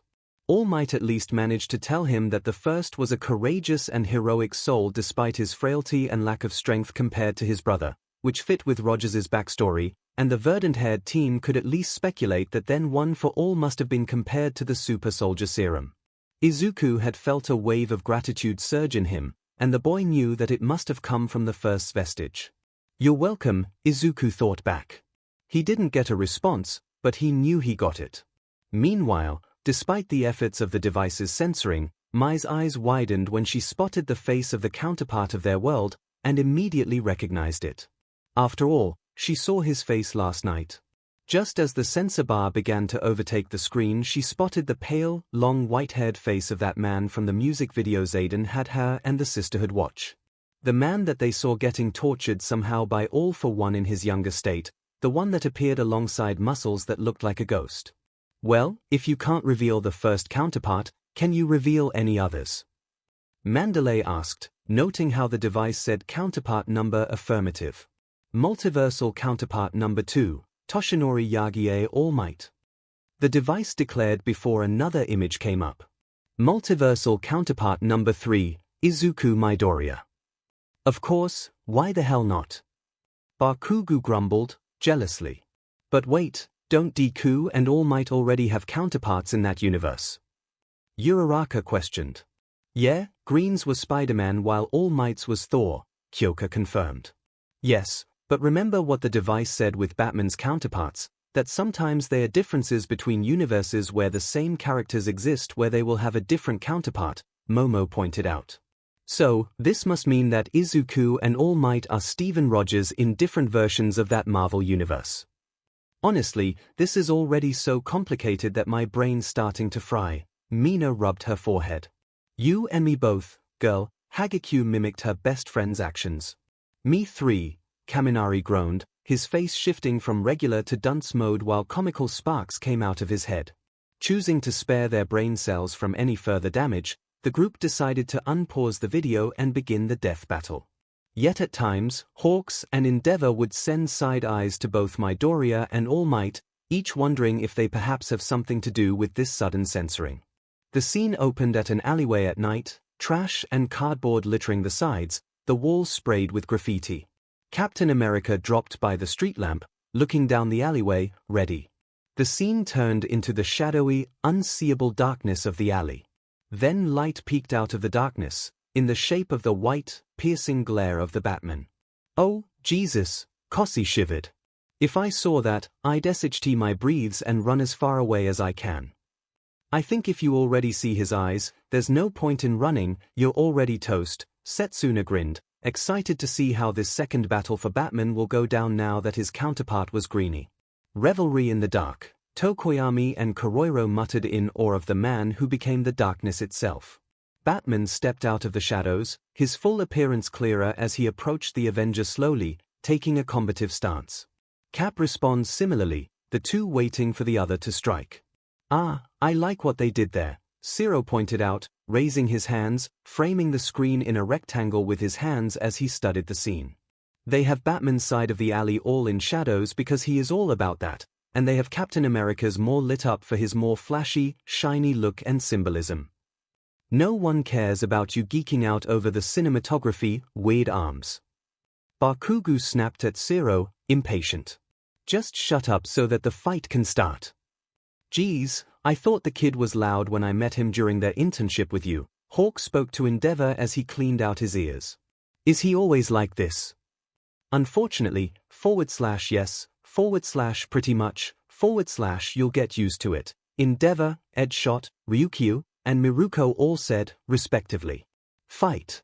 Captain America instantly throws his shield at Batman, the caped crusader smacking it away with a swipe from his black cape. The shield ricochet, with Cap sprinting and leaping to catch the shield in midair. Twisting his body seamlessly, Steve raised the shield and brought it down onto Bruce with a downward strike, Wayne blocking the hit again with his gauntlet-armored wrist. Impressive, Momo analyzed, nodding. Rogers figured that Batman would have blocked the shield and ricocheted off of him, leading to the perfect opportunity to close the distance between them and get in close. He must have also eyeballed the speed at which the shield was sailing from his previous throw to be able to jump and catch it easily. Good battle tactics, Snipe nodded. Normally, with an unknown and dangerous foe, especially Batman, it's better to keep your distance, but the captain has the greater strength with the super soldier serum and impenetrable defenses with his shield to make a headlong approach safer. Midori, please write that down, Mina pointed at Cap's acrobatic show. That will work so well for when I'm jumping off of a slide with my quirk. Good eye, Mina. Izuku nodded and wrote that down, smiling, glad to see that despite the awkwardness the girls were showing to him that they can still interact with him like this.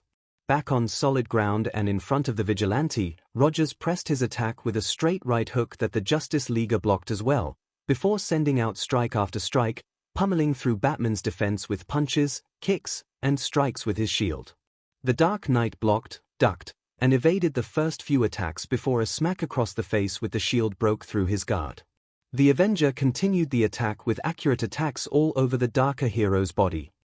Man, he's just pummeling the guy, Sen grinned, mimicking the captain's attacks as if to memorize them. And with his enhanced strength and pressure point combat style, those hits must be doing significant damage, Ojiro nodded. Regaining his guard, Batman began evading the first Avengers' attacks in rapid succession, before countering with a powerful kick. The Sentinel of Liberty absorbed the blow with his shield yet was still sent back up the alleyway. Batman quickly threw out 3 batarangs at the Marvel hero, the bat-shaped shurikens deflecting off the vibranium shield.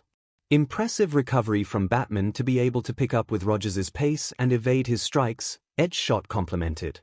And he knows that he needs to push the captain back and put him on the defensive to come up with a quick enough plan. Wait, I thought that shield was able to absorb all kinetic energy from an attack, Gyro pointed out, her jacks wiggling as she heard the ringing of the strike. So, then how did Cap get pushed back? Maybe after the kick, Batman used some more force to push Captain American back with his foot, Nejaya suggested. The two were still for a moment, so that could have been when Batman added that push. Cap threw out his shield again, Batman flipping over the shield this time before firing his grappling hook at the shieldless hero. However, Cap caught the grappling hook with one hand by the back of the claw, standing firmly in place. Meanwhile, the Avengers' shield bounced off the wall, at the back of the alley, hitting Batman in the back of his head.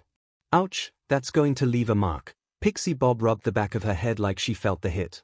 Batman learned from the last time and was able to predict how fast the shield could fly in time to jump over it, but he didn't know of the full extent of Cap's ricochet skills and didn't anticipate that, Shoda analyzed. I'm guessing that Cap grabbed the grappling because he saw it faster, Kaminari said the last part in air quotes. Pretty much, Mineta nodded, looking closely at how Cap fought, wondering if he could learn to better his fighting style of bouncing off his ball from the ricocheting MS-star that was the Avenger. Cap yanked the cord and sprinted forwards, racing to get the shield as it and Batman sailed toward him in slow motion. As he retrieved the shield, Captain America slammed the shield onto Batman's chest, knocking the world's greatest detective onto the back wall of the alleyway. This isn't going well, Kaminari muttered, worried over his fighter's chances to win the fight. Come on, Batman. Kuta cheered for his fighter. Turn that red, white, and blue Boy Scout black and blue. I think he's been learning too much from Bakugo, Mandalay muttered, a motherly sense of concern flaring up for her nephew and his impressionable mind. Ah, ease off, Shino. Pixie Bob patted her friend on the back. You know Kuta's always been like that anyways. Don't get too paranoid. You know, for someone who wants kittens of her own, I would imagine you should first start by learning how to be motherly and more protective, Mandalay retorted. Pixie Bob fired a glare at her team leader but left it at that, for now. Batman activates his shock gloves, electrical currents sparking off the black, spiked gauntlets. Batman rushed up to the Marvel hero, striking at the raised shield, the electricity sparking uselessly against it. Unfortunately, those shock gloves aren't doing much damage against a shield like that, Ryukyu noted. And even if he managed to hit the guy instead, those two guys did say that Cap's suit was resistant to electric shocks. Hagekyu asked. You forgot, Rookie, that they also said that those shock gloves have enough charge to penetrate Kevlar, like what Rogers's suit is made out of, Miruko responded. Cap pushed Bats back, the Dark Knight dropping and spreading pellets along the floor.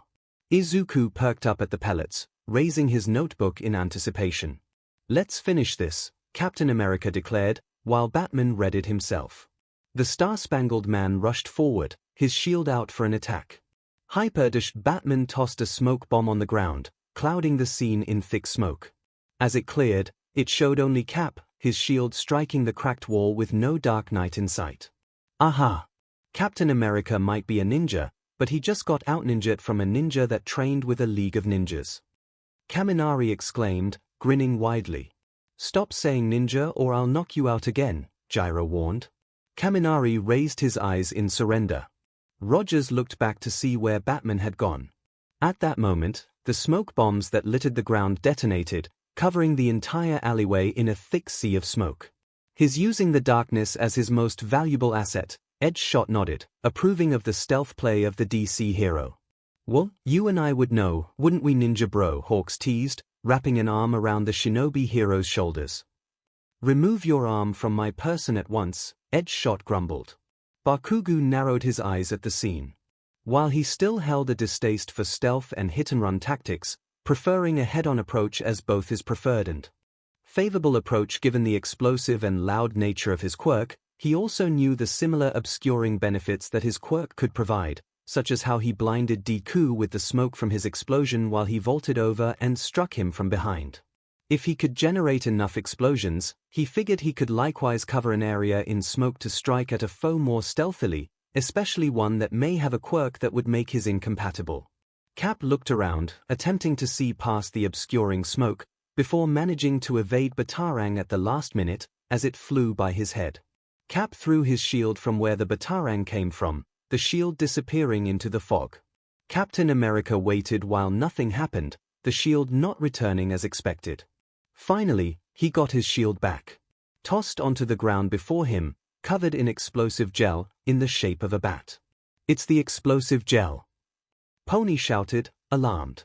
That was a rather reckless move for the captain to simply toss his shield into a fog of smoke to where the Batarang flew from, Tiger explained. "Yeah, like, it could have come from a different angle where Batman tossed it and had it curved to throw him off," Ragdoll added. And even though Cap can see faster than a normal human, Batsy can see through the smoke clearly with his detective vision. And with his analysis skills, he could have caught the shield easily, sprayed the gel, and toss it back to Cap, Melissa finished, smiling. "Sounds like something a certain someone would do." Melissa nudged Izuku's shoulder, a teasing smile on her face. Izuku blushed but smiled back. "Oh come, Melissa, you're giving me too much credit." Izuku rubbed at his neck, embarrassed. "Mr. Aizawa is also Batman's counterpart and could do that just as much as I could." Melissa blinked, surprised. Normally, Izuku's humbleness, while adorable and admirable, wasn't much of a surprise, if not a little frustrating that the boy couldn't simply take a compliment, but after the recent events of the video showing all of Midoriya's achievements, his strength, and the secrets he held from them, such humbleness was more surprising than she cared to admit. That's when it clicked to Melissa, and the rest of the girls by proxy, that despite all that they had seen and suspected, despite the air of awkwardness, suspicion, and slight hurt they felt at the secrecy, this was still the same Izuku Midoriya, the humble, kind, selfless soul that they all fell for, and whatever they saw didn't change that, but rather highlighted how truly amazing he was. Whatever he must be keeping secret from them must be important and was in his right to either keep it secret or share it. "Never change, Izuku," Melissa replied, fondly, smiling lovingly at him. "Never change." Izuku's blush and smile only grew with equal love shown back. "Wasn't planning on it." The ensuing explosion stunned Captain America, stumbling and clutching his head, woozy. Batman leaped in, striking multiple times with his knowledge of pressure points at Cap's vulnerable areas. As soon as the symbol of freedom collapsed to his knees, Batman stalked toward the slightly darkened shield, grabbed it, and stalked behind Capital. "Wow, what a flex," Soto noted, respecting the confidence in the Dark Knight to be walking so slowly away and back to his opponent with his own shield. Kamakiri cursed inwardly, sweat drops running down his head.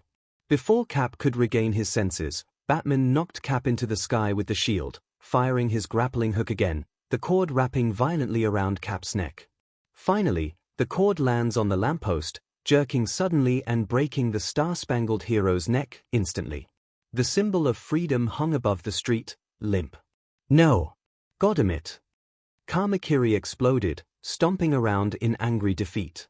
"Jesus, that went dark." Rin rubbed at his neck, surprisingly more horrified at the sudden hanging than a lot of the more gory endings. He wasn't alone, as those who weren't celebrating Batman's victory, or groaning at Cap's defeat, were also similarly rubbing their necks. Even Izuku, who was glad to see one of his counterparts win, especially the quirkless one, seeing his other counterpart, and technically All Might's, too, getting hung was rather morbid to the ninth wielder of OFA, especially when he rubbed his neck and the phantom feeling of Shigaraki's hand on his neck itched on his skin. "Revelry in the dark," Tokoyami, Koroiro, and Leiko said simultaneously.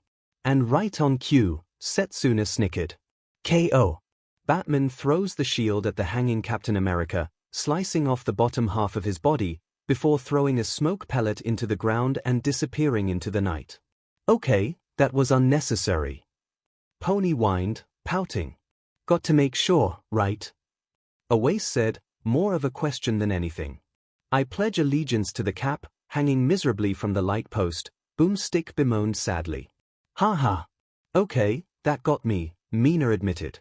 Captain America did have the endurance and power advantage, and Batman himself has admitted he could lose a hand-to-hand match against him, was stated, showing Batman interacting with Cap prior. But there's a big difference between could and would. I could survive a fall out of an airplane, but I wouldn't bet on it. Boomstick gave an example. Unless you're doing it, Wiz, you should totally try it. $5 if you make it. Don't even think about it, you idiots, Bakugo said, not bothering to turn to know that Kirishima and Tetsu were just about to accept that dare. You're an idiot, Boomstick, Wiz snapped back at his co-host. Also, the fact is, Batman is more than a boxer. His stealth and disarming skills allowed him to turn the fight in his favor.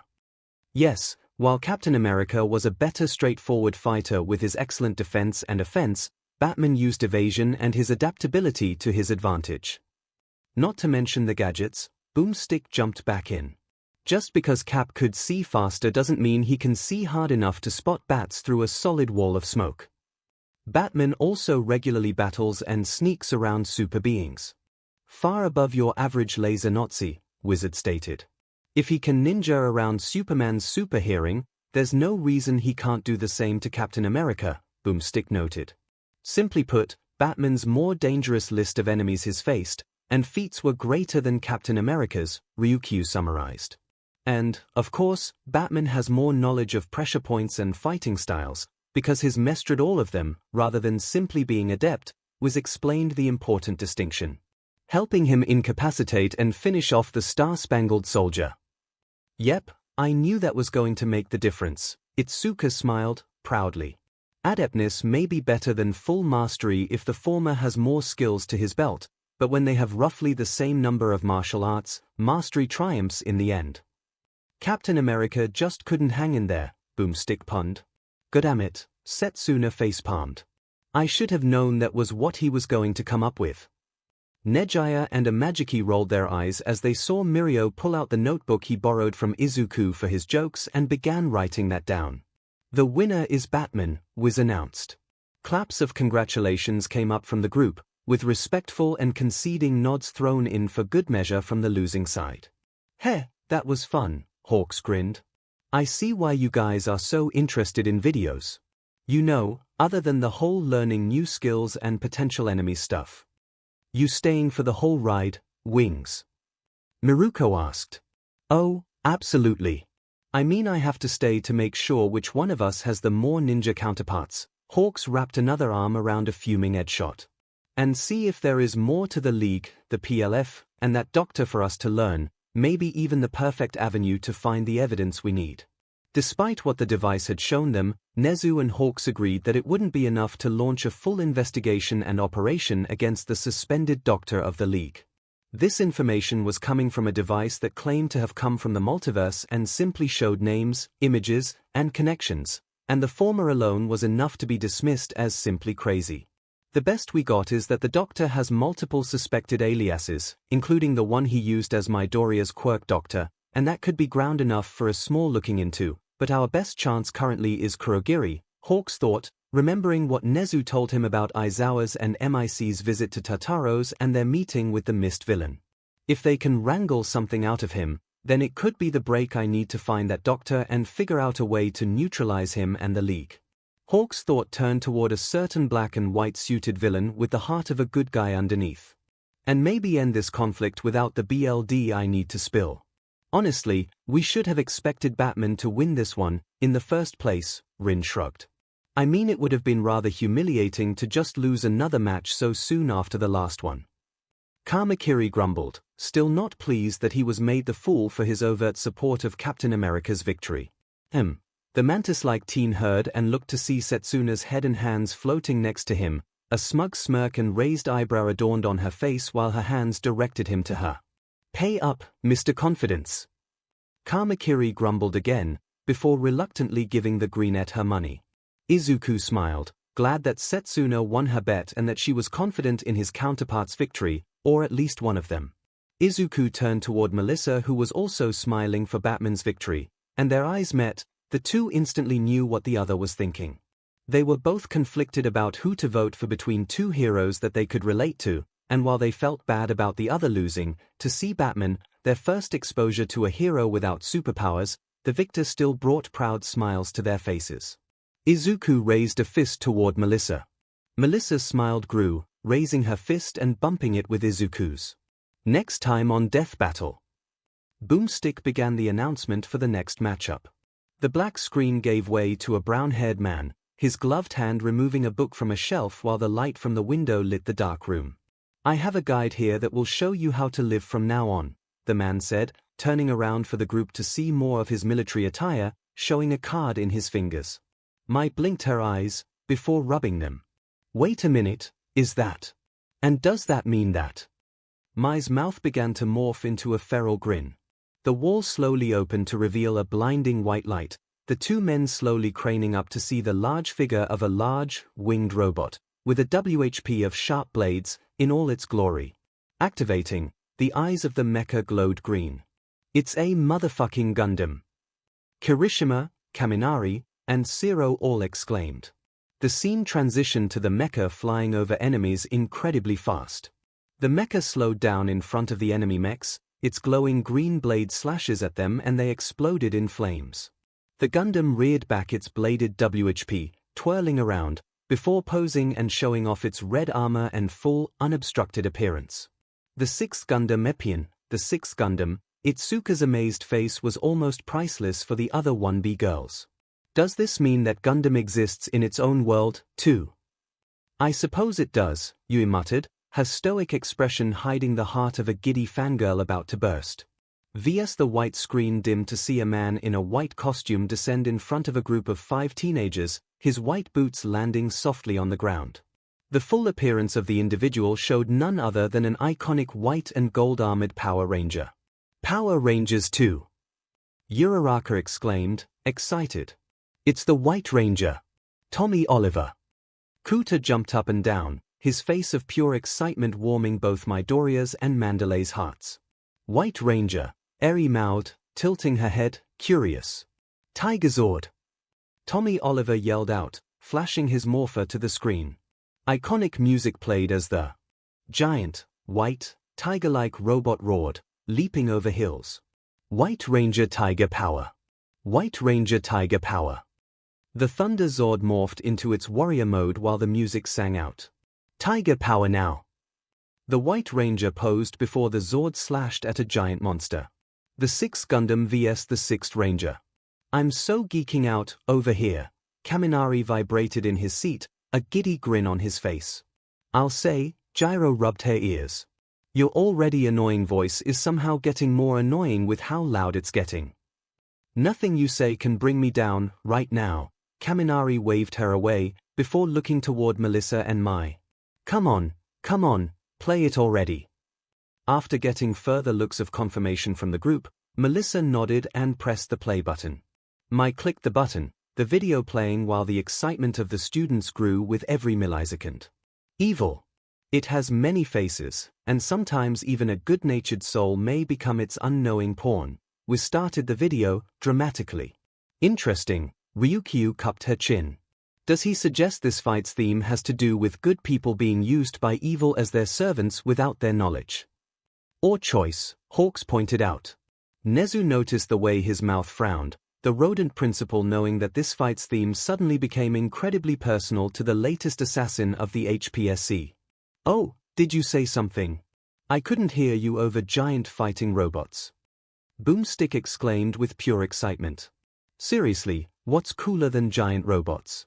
"Absolutely nothing." "Well, that didn't take long," Zero muttered in exertion as he and several other students held back and tied the manic pink-haired inventor from rushing at the device. The White Tigerzord, the 6th Thunderzord, was introduced the first fighter. And Epyon, the 6th Gundam, Boomstick introduced the second. What a coincidence, Itsuka blinked, surprised she didn't notice the comparison between the two fighting robots when the fight was first announced. "So, Power Rangers vs Gundam," Melissa muttered, her grin rising. "And both exist out there, somewhere." The idea of more of these heroes and warriors that are, or were, quirkless out there only further fueled her longing to join their ranks and show her world what a quirkless hero could do. "His Wheeze and I'm Boomstick," Boomstick introduced themselves. And it's our job to analyze their weapons, armor, and skills to find out who would win a death battle, was finished the intro. The first fighter shown was both the robot itself and its pilot. The pilot was shown both in his normal appearance, a tall, light tan-skinned young man with either long black hair or short and spiky with a small goatee, and outfits ranging from a green v-neck and green bandana to a white and black checkered shirt, and his iconic outfit, a white jumpsuit with golden, black-lined bands around his ankles and wrists, a golden belt around his waist, black armor over his chest with a golden insignia in the middle, large golden pauldrons on his shoulders, a white and golden saber with a tiger figurehead on the bottom of the hilt either in hand or belt, and his white and golden helmet design based on a tiger around its black visor.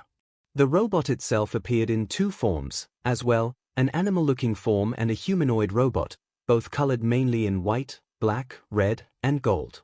The animal form appeared like that of a white tiger, with sharp robotic claws, a rectangular build for a torso, a golden V over the glowing red eyes, and it's more equipped with 4 razor-sharp fangs. The humanoid form had the robot now on 2 legs rather than 4, and the claws of the tiger robot retracted to show black robotic hands. The head of the Zord shifted down to its torso, a more humanoid figurehead now donning the robot. The appearance of the Zord had the students reaffirm Mai's bindings as she struggled ceaselessly. Noticeable grins appeared on Shinsu's, Midnight's, and the Pussycat's faces, though Shinsu had noticed an even larger, more delightful smile on Yui's face, one the normally bored and tired teen found appealing as he blushed. White Tigerzord, Behold the Thunderzords, began by showing the original 5 Thunderzords of the Mighty Morphin Power Rangers. Mighty bestial vehicles with a power and a force like you've never seen before. Unless you live in Japan, then that SHT's everywhere. Boomstick jumped in. I wish, Mai muttered, dreamily, imagining herself building her own Zord or Gundam. Honestly, as much as I would love the idea, too, the villains we already have to deal with would make giant robots and giant monsters more of a headache than anything else, Power Loader admitted, rubbing his helmet like he would his head, imagining giant monsters trashing their cities.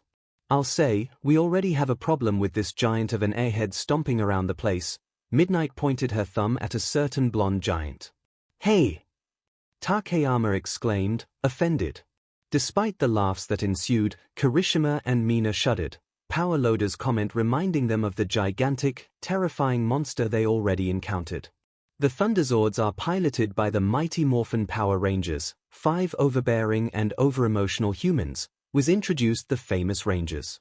Teenagers. Boomstick stressed the word out dramatically. It always does leave me pondering why teenagers, or young adults, are always the ones that are requested or destined to be Power Rangers rather than full-grown adults, Mandalay questioned. It does make sense when you think about it, Yui spoke up. Generally speaking, most teenagers have greater stamina than adults, can endure more and recover quicker, and can be nimbler and more dexterous. From a marketing standpoint, teenagers and young adults were always chosen to appeal more to kids, but perhaps more logically, these physical traits could be why they were chosen. Plus, while most Rangers have to deal with school and part-time jobs, they have generally more availability than adults who would have jobs and other kinds of responsibilities that would tie them down from their Ranger duties. For these reasons, it makes more sense to have teenagers be Power Rangers. The whole group looked at Yui with wide eyes and surprised faces. Yui blinked at the prolonged silence and stared at her and quirked her head to the side, confused. This is the most I have ever seen talk, Mina said, wonderstruck that the normally silent beauty of Class 1B went on a paragraph-long explanation. Yep, Yui here is a big fan of Power Rangers and Gundam, really any kind of mecha anime. Itsuka patted her friend's shoulder while said friend blushed in slight embarrassment. So, she can get quite passionate about this kind of thing. Cute, Shinsu thought. For over a year, these 5 heroes defended the Earth from the evil Rita Repulsa and her cronies, was explained, showing the infamous original baddie of the Power Rangers. Ah, the original Power Rangers villain, Setsuna sighed in fond memory. And her maniacal, wicked witch of the West cackle.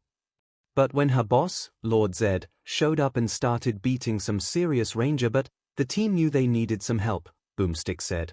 Thus, a giant floating head in a tube and his robot buddy set to work building a new Ranger with a new Zord, was revealed, showing both Zordon and Alpha 5 working on the new Ranger. Alpha 5. My squealed in delight. Gah! First, giant monsters, air brain girls, and thick-headed lugs, and now squealing mad scientists.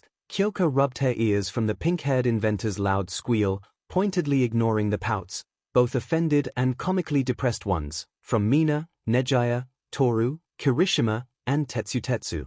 Sorry, ears, but I just loved that robot so much. I struggled against her bindings again. I present to you, the White Ranger, Zordon declared to the Rangers, a bright light shining down from behind them, the team looking behind them, shielding their eyes from the light, as the White Ranger floated down before them in his white and golden armor. There he is, boys. ∙ raised his hands and began bowing repeatedly. The best Ranger of all time. ∙'s antics were copied by most of the guys, whereas the girls just deadpanned and stared at them like they were idiots. Of the guys who didn't participate in the faux worship of the White Ranger were Shoto and Shinsu, both of whom stared at the group blankly, Bakugo and Monoma, who buried their faces into their hands, Kamakiri 1 second away from smashing his head on this chair repeatedly, Koda, who was too shy and embarrassed, Tokoyami and Shoji, shaking their heads in disappointment, and Izuku, who just sweat-dropped and chuckled nervously while Kuta followed suit with the boys and Eri looked entirely lost on what was happening. These are supposed to be our next generation of heroes. The ones meant to replace and succeed us. Endeavor stared down at the scene with twitching eyes. Looking over to see Hawks, Fat Gum, and Miruko following along, while Ryukyu nervously chuckled and Edgeshot looked dead inside, Endeavor sighed acceptingly and depressingly. Never mind. Tiger Zord! Tommy Oliver, the White Ranger, shouted as he morphed. The Tiger Zord appeared, roaring out as it ran with the White Ranger on its head. Ah! The nostalgia! Kaminari exclaimed as if he had nutted in his breathes. Why are you the way that you are? Bakugo deadpan stared at Kaminari like he was dead to him, which he kind of was. Background: the 6th Thunderzord, height, 152 feet 46.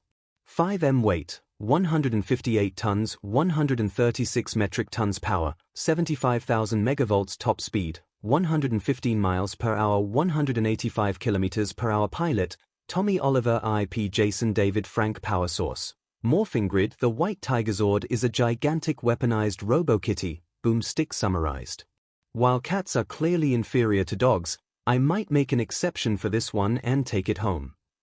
This comment of course brought the unholy wrathful looks of Hitoshi Shinsu, Midnight, the Pussycats, and unknowingly irked the mind of 2 certain Yu teachers as they were driven to Tataro's prison. Well, considering after it transforms to warrior mode, the Tiger Zord weighs 150 tons and stands nearly 15 floors tall, I don't think you'll find one in a pet shop window, was stated as a matter of fact. And it's a transformer. Awesome! Boomstick exclaimed. I suppose I never thought of it that way, David blinked, surprised he didn't pick up at the similarity. Well, in fairness, we didn't know of transformers like they do in their world, Power Loader explained to his fellow inventor. As the Power Rangers theme, Hope for the World, played, the White Ranger stood atop a hill, posing as the sun's light bathed him from behind, kicking Rita's henchmen down the hill they came from. Ah! So bright! Dark Shadow cringed, both from the actual light of the sun and Tommy's awesomeness shining with a light of its own. The White Tiger Zord is powered by the, quote, white light of goodness, as is its pilot, the heroic leader of the team, Tommy Oliver, the White Ranger, was stated, showing Tommy removing his helmet and revealing his face to the team. Yui blushed as her childhood crush revealed his face. Shinsu noticed and his opinion of the Power Ranger soured immensely, a jealous grumble mumbling out. Unfortunately for him, someone noticed. Hope for the World continued playing as the White Ranger traded sword blows against Goldar, kicking the golden monster back before flying kick him multiple times. Tommy Oliver pilot White Morphin Power Ranger former Green Morphin Power Ranger height, 5 feet 11 inches 8 meters weight, 214 pounds 97 kilograms weapon, saber length, 28 in 51 centimeters sentient saber can fire lasers and fly independently martial arts, karate, kenpo, taekwondo, judo. 𝐭𝐻𝐿 has had 5 different ranger powers: Green Power Ranger, White Power Ranger and White Ninja Ranger. 𝐒𝐻𝐿 Ranger Virid Red Turbo Ranger Black Dino Ranger. Setsuna began to grin. He wasn't always in charge, though, Boomstick pointed out. His original powers came from the screeching, migraine-ridden she-witch, Rita. Naturally, it was a trick, and those powers came packaged with a curse that turned him into the evil Green Ranger. "Oh, yeah. I remember that," Tetsu exclaimed, grinning. "Manliest arc ever. I managed to get the whole show downloaded onto my computer." "Really?" Eri perked her head up, looking at Tetsu. "Can I see it?" No amount of hardening, whether internally or with his quirk, could have prepared Tetsu as he was bombarded by the cutest, more innocent, and most precious puppy eyes his eyeballs had ever had the luxury of witnessing. He caved in immediately, not that he was ever going to deny her. "Sure, kid. Maybe when we get back to the dorms," Tetsu replied. Eri's immediate smile nearly blinded him and almost destroyed Dark Shadow by how bright it was. "Yay!" Eri cheered. "Thank you, Uncle Tetsu." Tetsu immediately started bawling his eyes out, feeling like his life's work was accomplished. Kirishima gave his bro a manly bear hug, patting his friend's back. Luckily, Rita doesn't logic much, so the Rangers reversed the spell by destroying a completely unrelated object, was brought up, with the Rangers shown destroying a sword and freeing Tommy from his mind control. Midnight frowned, her thoughts turning to Shirakumo, or rather, if the claims are to be believed, Kurogiri. Shouter and Hisashi should have arrived at Tataro's by now. To see if he really is Shirakumo, defiled and turned into a monster made by another monster. Midnight imagined the War Gate villain's misty body in a cell, covered in a straitjacket, one of his yellow eyes peeling back to reveal Shirakumo's terrified, crying eye while the shadow of Dr. Garaki laughed at his pain and misery. If it is true, and he is somewhere still in there, could Eraser and MIC reach out to him?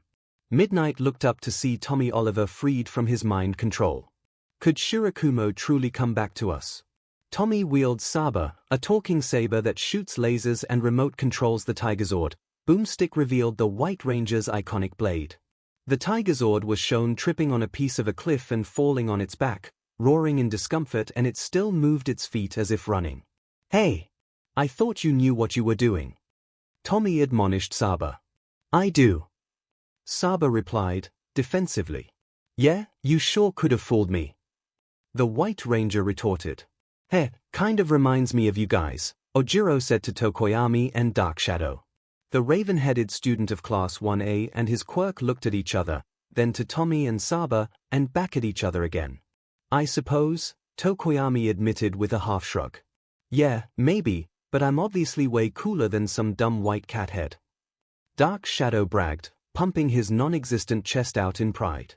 "And is also uniquely multilingual," Wiz mentioned, uncomfortably. "That's right. None of you speaks bird. Now, take me over to the cages," Saber said before being directed toward the birds in the cages. Squawk, squawk, tweet, squawk, tweet. Everyone that just watched that is now dumber. "Our bad," Boomstick apologized to the audience. "I can actively feel the cells in my brain diminishing with this nonsense," Edgeshot sighed, depressingly. Coda, can you translate for us, bud?" Zero asked their class's resident bird whisper. Before Coda could reply, Hawks raised his hand. Ooh, I know what he said," Hawks exclaimed, mimicking the tone of an excited toddler. "You speak bird." Miruko raised an eyebrow at him. "Of course, these wings aren't just for show." Hawks flapped his wings for extra effect before continuing by mimicking Saber's voice. If I translate correctly," he said, "Edgeshot needs to uncork the stick up his butt." Miruko burst out in laughter while Edgeshot glared venomously at Hawks. Beside them, Ryukyu sighed futilely at their childishness while Endeavor restrained himself from burning Hawks's wings off. And the winged hero as a whole, too. Arsenal Golden Tiger Sword White Tiger Thunderbolts Sonic Roar Hyperspeed Shoulder Charge Pilot Mimicry. Setsuna's grin grew wider as another theme music played, and the girl suddenly squealed loudly in delight. "Gah! What the hell was that for?" Kyoka complained, flinching from the loud volume of Setsuna's squeal. That theme. It's the main one for the Power Rangers Dino Thunder. My favorite one. 𝐭𝐽𝐻 pointed out, her grin like that of a maniacal fangirl. Oh right, the one where Tommy became the Black Dino Ranger, Izuku elaborated. That was a good one. My favorite from that was Trent Fernandez, the White Dino Ranger. Izuku didn't fail to realize that a perhaps contributing factor to liking the comic book aspiring artist was his love to draw, much like his love of writing and drawing about heroes in his notebooks. Setsuna directed her grin to Izuku, and for a moment, the green-haired boy worried that she was going to pounce on him. Regardless of the fear such fangirl excitement triggered in him, Izuku smiled.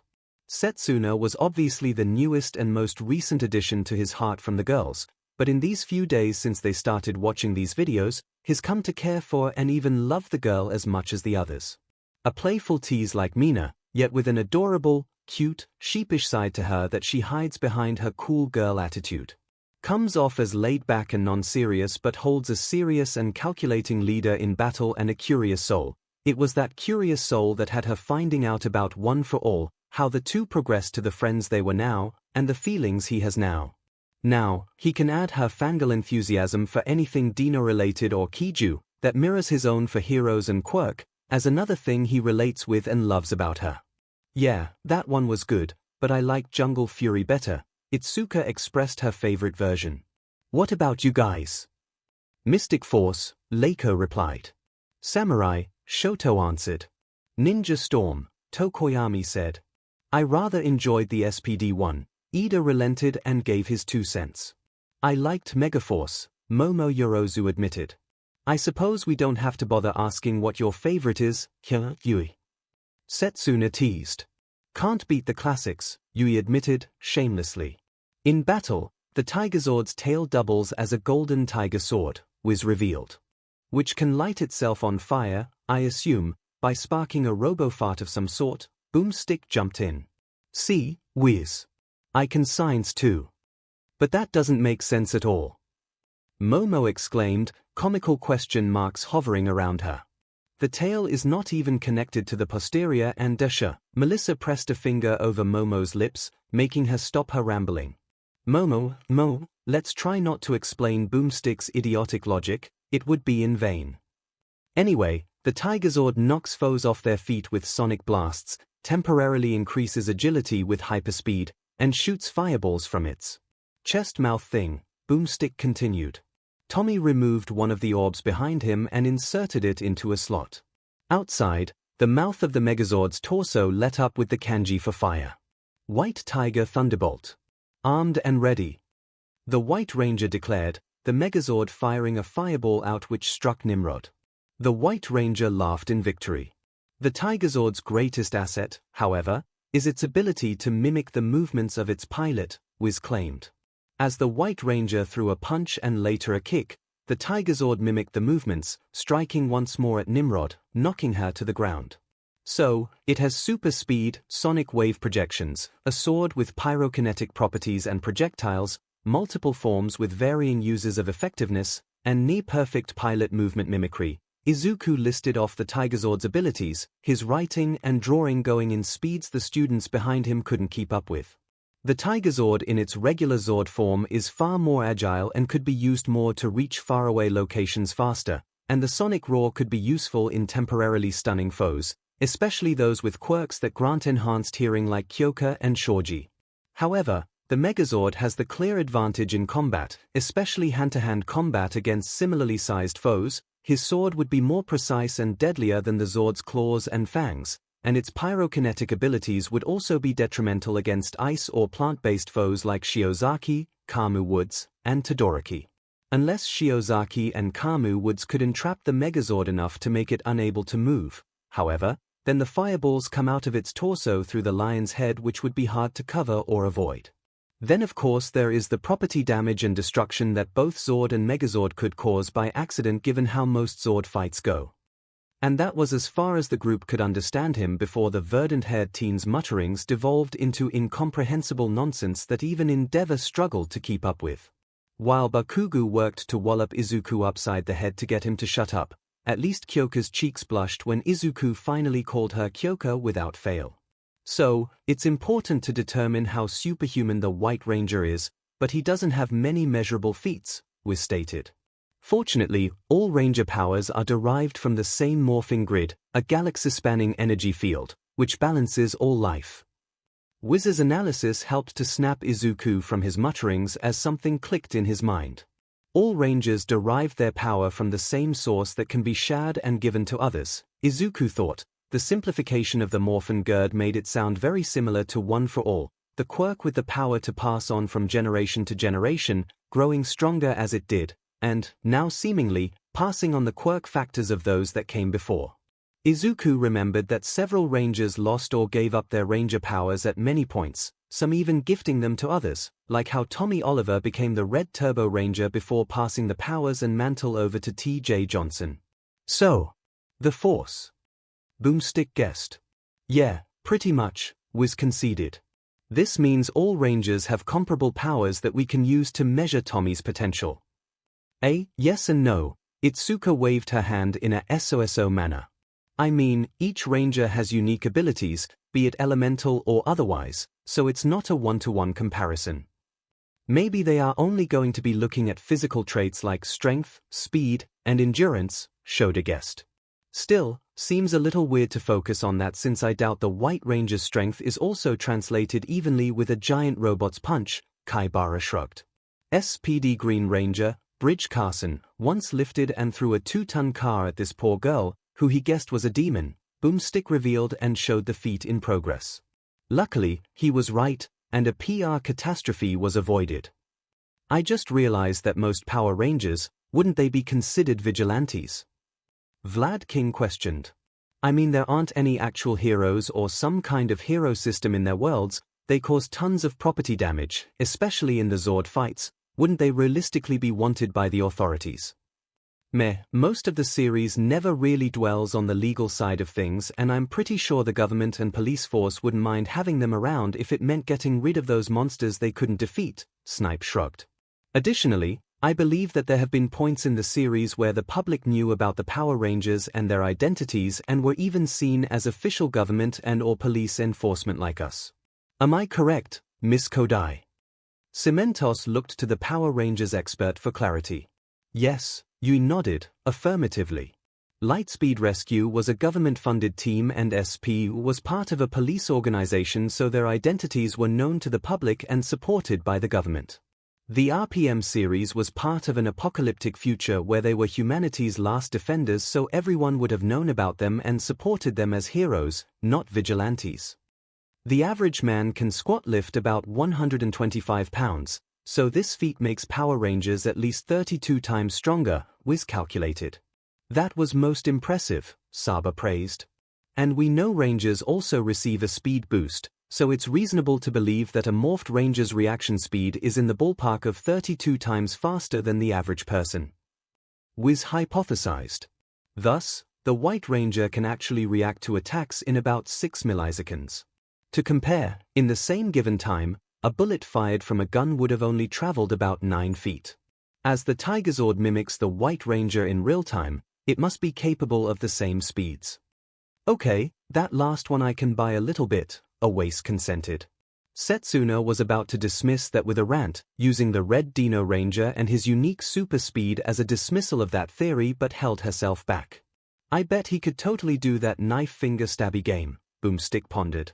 Actually, Wiz, put your hand on the table. No. Not after last time. That poor intern. Wiz shuddered. I told him not to move. Boomstick defended himself. Working for those two must be the absolute worst, Mandalay muttered, imagining a poor intern getting their hands stabbed through by an alcoholic, gun-loving idiot. Anyway, like that intern, the Tigazord can't always cut it on its own, Wiz stated. When that happens, Tommy's friends usually come in to save his butt, Boomstick said. But even though they won't be able to help him today, Tommy can still call upon his secret weapon. Each Power Ranger has his or her individual Zord, which only they can pilot, Wiz revealed. However, there have been numerous instances when a Ranger has called upon other Zords. An example was shown from a clip from the episode Green with Evil. Part 2 showed the Megazord being formed without the Red Ranger. Yeah, and they could summon additional extra Zords that they would sometimes get throughout their adventures, Itsuka mentioned. So, Tommy can call upon the Lion, Griffin, Unicorn, and Phoenix Thunderzords to create the Mega Tigazord. Go, go, Power Rangers! You Mighty Morphin Power Rangers! The Power Rangers theme song played as the Tigazord transformed into the Mega Tigazord. The students acted immediately and fastened Mai's restraints further as the pink maniac squirmed and struggled harder once more. Mega Tigazord height, 287 feet 63 meters weight, 336 tons 305 metric tons energy ball energy shield bladed buckler Phoenix strike finishing move more powerful than the Thunder Megazord. The Mega Tigazord is a massive monster of a mech. Boomstick began to detail its abilities. It's got an energy shield, an energy ball attack, and a wicked dropkick. Oh, and its finishing move is literally lighting a giant robo-bird on fire and shooting it through everyone in its path. Obviously, the Mega Tigazord has never lost a match. That does look pretty sick, Hawks grinned. Reminds me almost of when I gave you my feathers to fuel your flames against the Hoodnomyu. You look like some kind of phoenix, number 1. Endeavor hummed in acknowledgement of that event, finding the number 2 hero's comparison of his appearance of the time appropriate. It was then, after he won the battle and raised his fist victoriously, that he had felt reborn and fully committed to becoming the country's new number 1 hero, to be the symbol that maybe they didn't want or deserve in a man with such a horrid and disgusting past, but the one they needed for the moment, a symbol that he needed to represent for them as well as for himself, a symbol of new beginnings. Strengths beat Nimrod when Megazord failed defeated Cannon Top single-handedly stronger than Thunder Megazord survived deflected Phoenix Strike can lift over 1,500 tons Tommy beat Pursehead one-on-one Tommy defeated 4 monsters at once Tommy defeated Goldar in several duels. The Mega Tigazord is so powerful, it's even had that finisher move reflected back at it, survived. And all it did was fall over and look surprised, was stated. Phut, I always liked how sometimes the Megazord's faces look, Kossi snickered. Makes the expressions they have almost derpy and comical. I remember I used to make silly noises as a kid when seeing them. Weaknesses defeated by Dragonzord in one shot no backup power supply not very agile destroyed by Rita Revolto Tommy's stubborn honor can sometimes lead to mistakes but it's not all firebirds and rainbows. Enough damage can overload the Tigazord's connection to the morphing grid and annihilate it, Boomstick pointed out.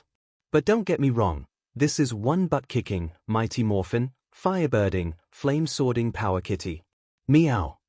Saba, are you ready, pal? Tommy asked. White Ranger, I'm ready when you are, Saba replied, affirmatively. All right. Tigazord. Power up. White Ranger summoned the Tigazord, the Zord roaring and then turning into warrior mode. You know, I wonder, if Power Rangers does exist out there somewhere, then maybe, just maybe, there is another world of ours, where some of us are Power Rangers, Kaminari wondered out loud, dreamily imagining himself as a Power Ranger. Not the Red Ranger, he knew he wasn't leader material, but maybe a Yellow Ranger. I think he's officially lost it, Kyoka muttered, looking at Kaminari with actual concern for his mental well-being.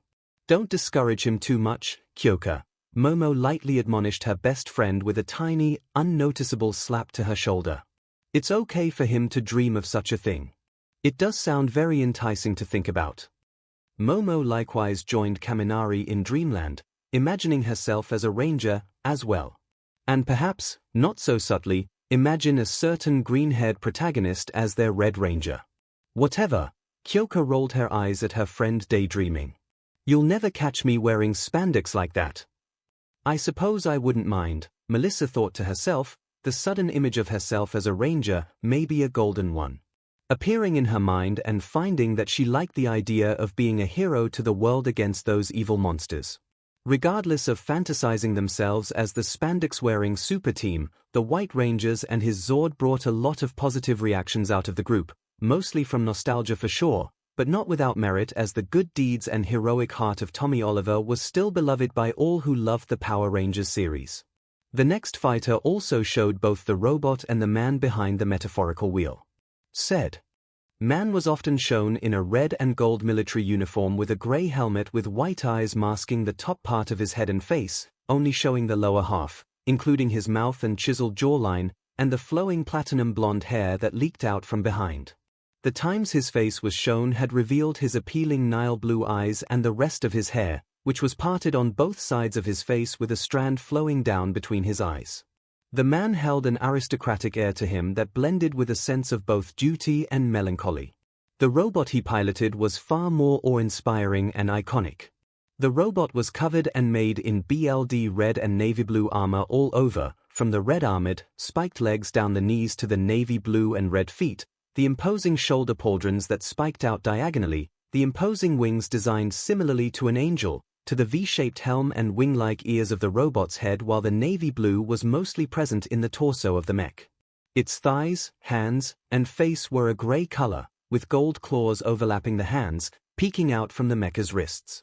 Green lines were traced along the soles of its feet, the center of its chest held within a white square as a green lens on its protruding chest, and its eyes glowed a poisonous green. The most standout feature of the mech was the menacing WHP of red and blue blades that trailed down its left gauntlet. Wide smiles of anticipation rose just as much as the previous fighter.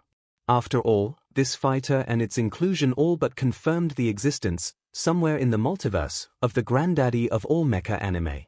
Gundam Epion in the year 195 AC, yes, AC, Earth and its space colonies were on the brink of civil war, was revealed. Chaos had erupted. Governments shattered from within. The only constant were 5 freedom-fighting mobile suits called Gundams. The Gundam Wing theme, Just Communication, the instrumental version, played as it showed off the feats and skills of the famous, pop-culture-defining mecha. It took the personal intervention of both Melissa and Izuku to calm Mai down before she defied logic, broke free of her bonds, and tackled the device for the schematics of how to make her own Gundam. Only because Melissa and Izuku wanted to keep Mai from accidentally destroying the device and spoiling their chance to actually make one too. Others weren't as subtle with their restraint. Awase slumped in his seat, almost like he reached nirvana at the sound of the theme. Kaminari and Mineta both lay on the floor with their feet comically high in the air and semi-passed out, and Itsuka and Yui were vibrating in their seats. Piloted by a bunch of kids who have no idea how to have fun, Boomstick noted. Seriously, get laid or something. Is the reason for these Gundam pilots to be so young also for the same reasons as the Power Rangers? Ibara asked Yui. Somewhat, Yui shrugged, a thoughtful look on her face.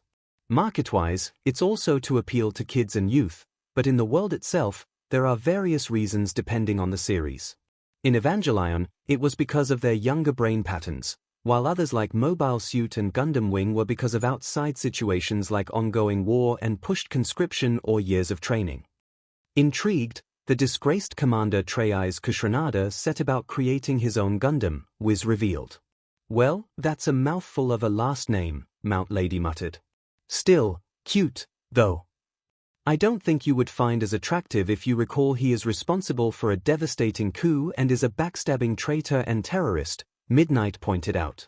No, I just wouldn't hit that up, Takeyama rebuttal. For secretary? Boomstick questioned. No, for Zex, Wiz clarified. This is getting really confusing, Boomstick complained. You think that if the guy was a porn star, his videos would be titled Sec with Zex, Mineta pondered out loud. The response to that was Ibara wrapping her vine hair tightly around his face and thrashing him about like a ragdoll till he begged for air. Ibara would let the breathing, traumatized pervert go and receive a nod of gratitude from Izuku, his hands, and Black WHP, covering Kuta's and Ai's ears. Bakugo would deny it till the end of his days, but he found what the holy girl of Class 1B did and the righteous fury on her face for preserving the innocence of the children's ears rather hot. Try and keep up. 𝐻𝐼𝐺 hoped this new, non-SXL, fighting machine would finally answer the meaning of life and death, Wiz continued. NBH. No. Wiz quickly shut down Boomstick's joke. Wait, he thought that the way he could find the meaning of life and death was by making a giant fighting robot. Rikido scratched his head, confused. Well, not exactly giant, Melissa muttered, recalling Epion's smaller height to the other Gundams at the time. 𝐻𝐼𝐺 removed a book from a shelf. I have a guide here that will show you how to live from now on, 𝐻𝐻𝐻𝐻 claimed, a card in his fingers. The walls of the library split open, revealing the shadowed silhouette of 𝐿 itself. And so, the Gundam 𝐿 was born, Wiz revealed. Do you think you've built a god or something? 𝐒𝐻𝐢 questioned the disgraced commander. Maybe I do, 𝐻𝐻𝐻 replied. Ibara huffed at the audacity and narcissism of this man to believe that some robot could be considered anything like God. 𝐿 is a fierce force of metal and badassery, Boomstick jumped back in. Like all Gundams, it's armored with Gundanium. Yet another stupidly named fictional metal that happens to be many times stronger and lighter than titanium. Wiz's eyes could be heard rolling through his tone. Cough unobtainium cough Hawks fake coughed in reference. Regardless of the uncreative naming, those 5 are going to be hounding for it nonetheless. Ryukyu pointed to Mai, Power Loader, Yorozu, Melissa, and David Shield, all still gazing at the Gundam and its sleek armor with hunger in their eyes. Background: the 6th original Gundam Wing IO, OS-13 MS Gundam 𝐿 height, 57 feet 17. 4 m weight, 9, 4 tons 8, 5 metric tons max propulsion. 194,337 pounds, 88,158 kilograms. Pilot, Zechs Marquis armor, Gundanium alloy power plant, ultra-compact fusion reactor standing 57 feet tall and weighing just under 10 tons. 𝐿 is actually quite a bit smaller than your average Japanese giant robot, Boomstick noted. But for what it lacks in size, 𝐿 compensates with incredible speed, Wiz stated. With a max propulsion of nearly 200,000 pounds, 𝐿 can fly over 250 miles per hour. The calculations and estimation of the mecha's top speed were shown. Impressive, Ida nodded, doing his best to secretly disguise his immense longing to operate a Gundam as well.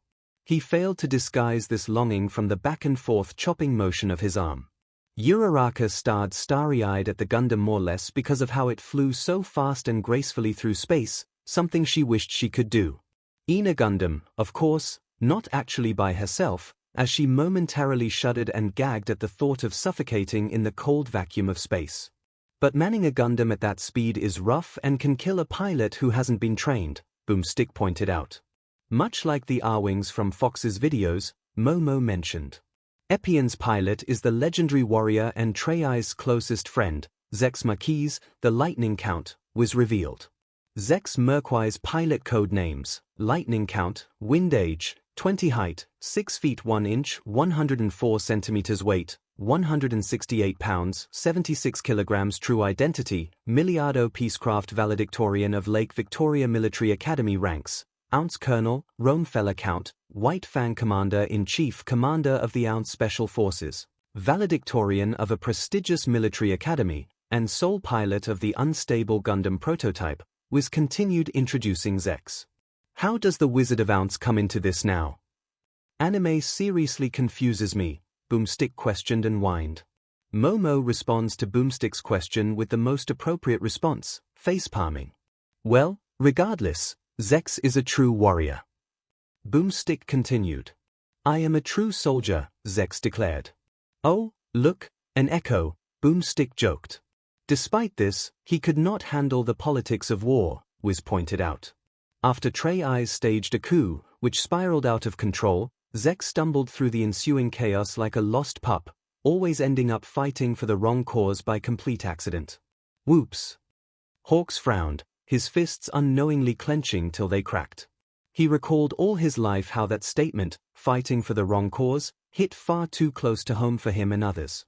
The newest assassin, infiltrator, and poster boy for a corrupt organization that only cared about its public image, a group of psychopathic villains, led by a man who only hungered for destruction, that now led an army of fanatics, and he had to SEK up and prove himself to them to maintain the charade by endangering the life of Best Jeanist, spying on the HPSC for them and in turn spying on them for the heroes.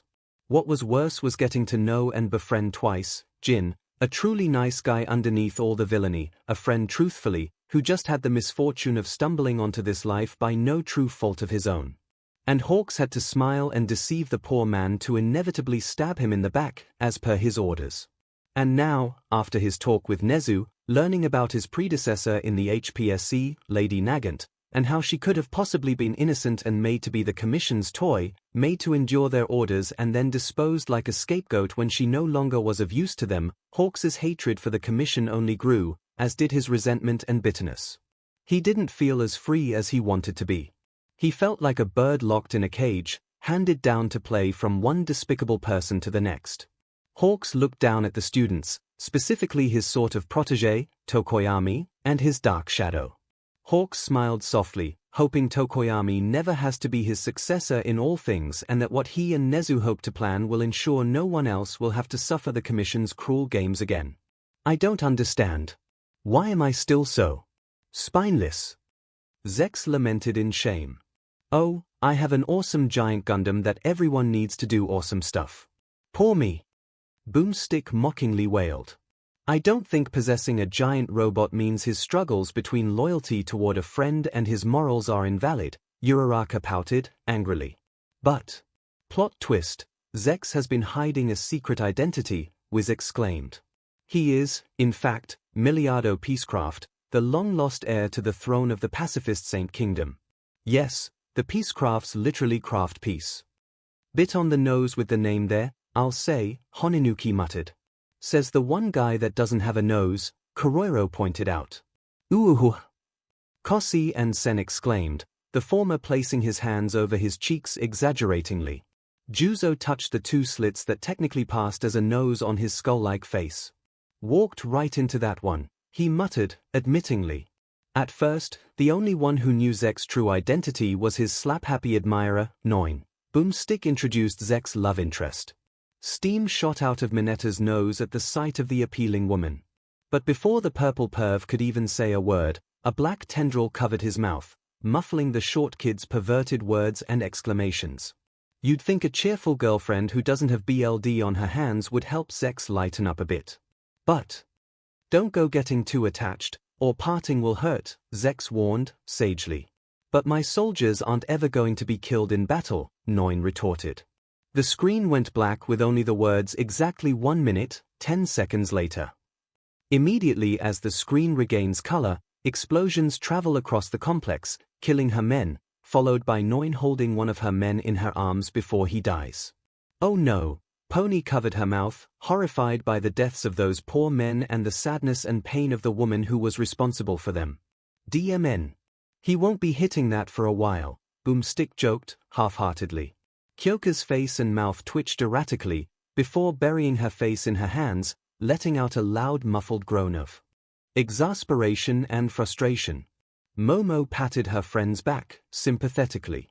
Despite being a backstabbing, coup-staging terrorist, Treyai's Kushrunada apparently has some high sense of honor, and this is reflected in Epion's arsenal, Wiz revealed. Trust is earned, respect is given, and loyalty is demonstrated. Betrayal of any one of those is to lose all three, Nezu quoted. Unbeknownst to all, a certain flashy teen's perpetual smile suddenly dropped to a frown. Aside from 2 tiny Vulcan guns, Epion was designed as a dueling suit and lacks effective long-range weaponry, Boomstick explained further. That could prove difficult against the Tigazord and its long-ranged fireballs, sonic roars, and the Phoenix Strike, Asui croaked. But that's okay, 'cause check out this sword. Epion cut through 4 robots, 2 with each swing, separating them from the top halves before they exploded. Kamakiri grinned like a madman at the awesome blade, and Ima perked up, recalling his work at perfecting a recent technique of his known as his naval saber. Arsenal Beam Sword Epion Claws Epion Shield Heat Rod Vulcan Guns Search Eye Epion System Modified Zero System predicts outcomes in mid-battle, potentially harmful to the pilot, can cause hallucinations. The Beam Sword is connected directly to Epion's power source, which means its size and power can be increased on the fly. Boomstick lifted off the mecha's weapons. Epion also has a durable shield which houses a chain WHP called the Heat Rod, that can be superheated to slice through armor. The Heat Rod functions similarly to Ivy Valentine's sword, excluding the shield capabilities, and with the Beam Sword's ability to change its size, it would be effective in striking foes from afar or getting close to them securely and striking with deadly precision, Momo analyzed. But its greatest and most risky weapon is its onboard computer, the Epion system, Wiz jumped in.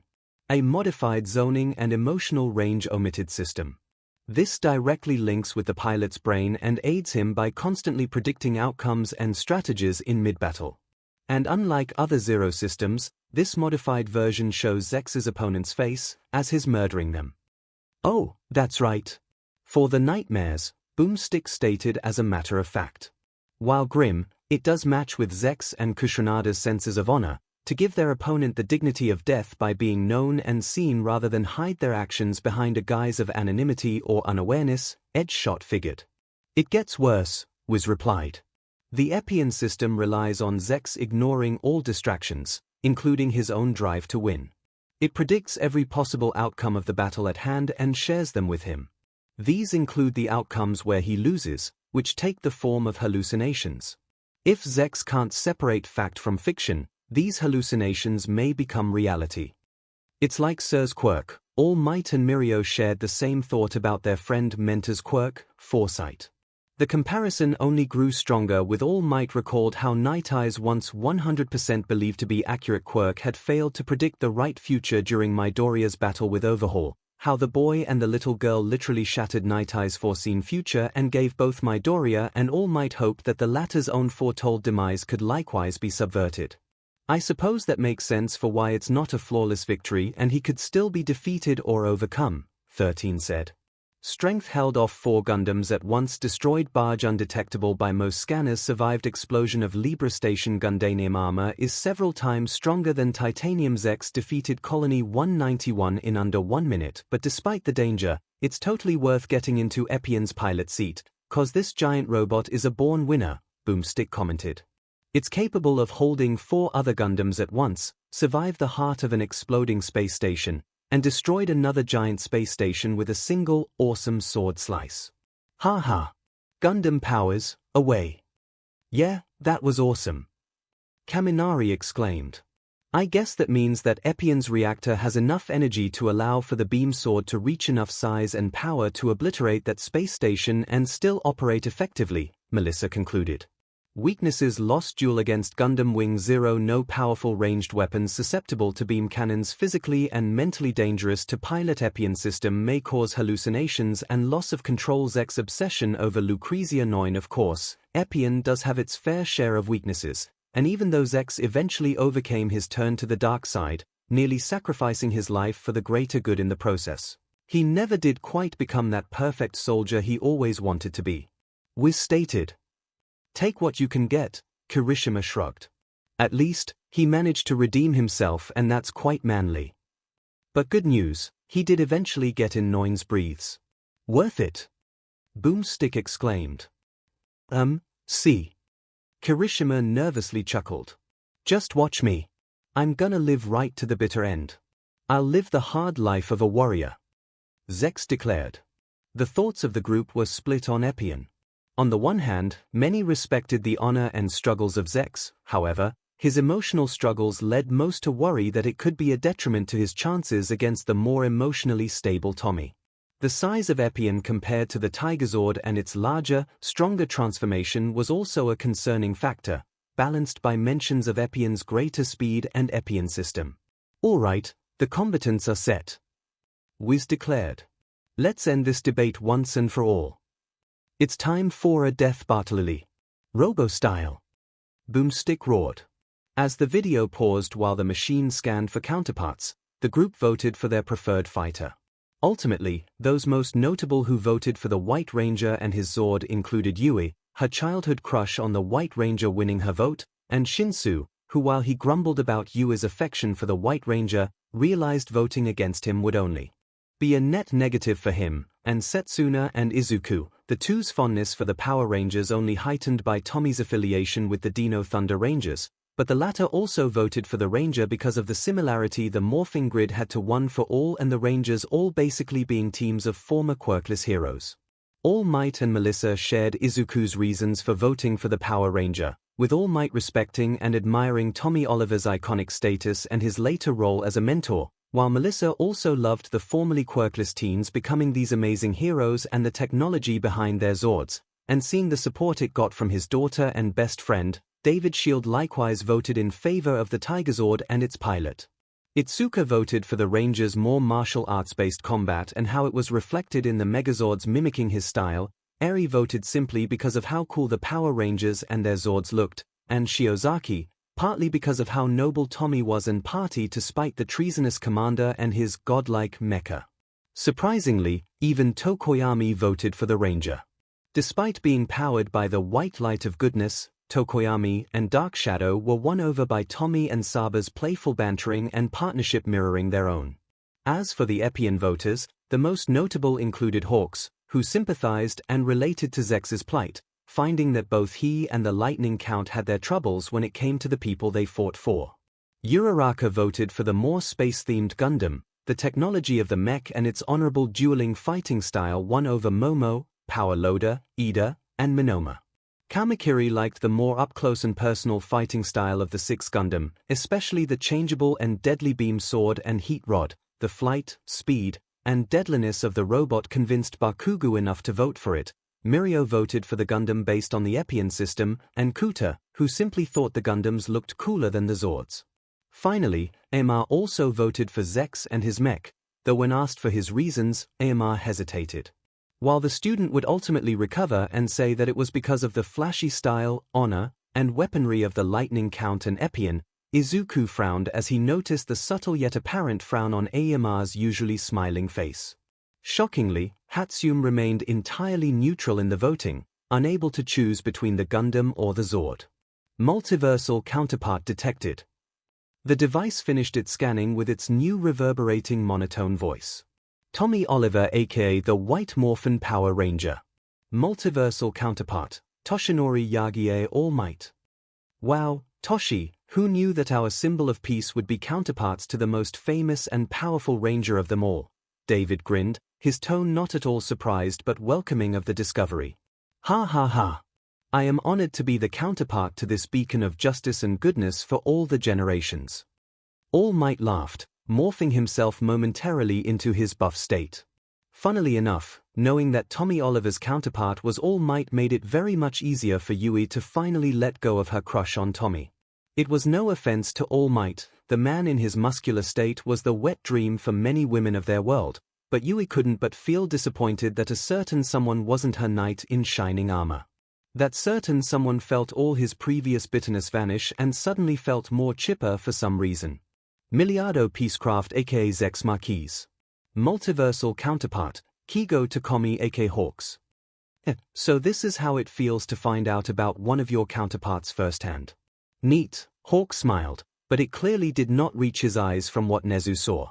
The rodent principal could see the connection between the two men clear as day and only hoped that with the talks between them, they could find a way to cut the commission's strings over Kigo and ensure he truly works for the right cause faster than it took for Zex.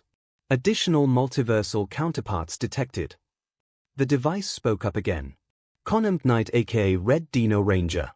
Multiversal counterpart, Denki Kaminari. Yes. That's awesome. Kaminari pumped his fist into the air, stoked that he had a counterpart who was a Power Ranger.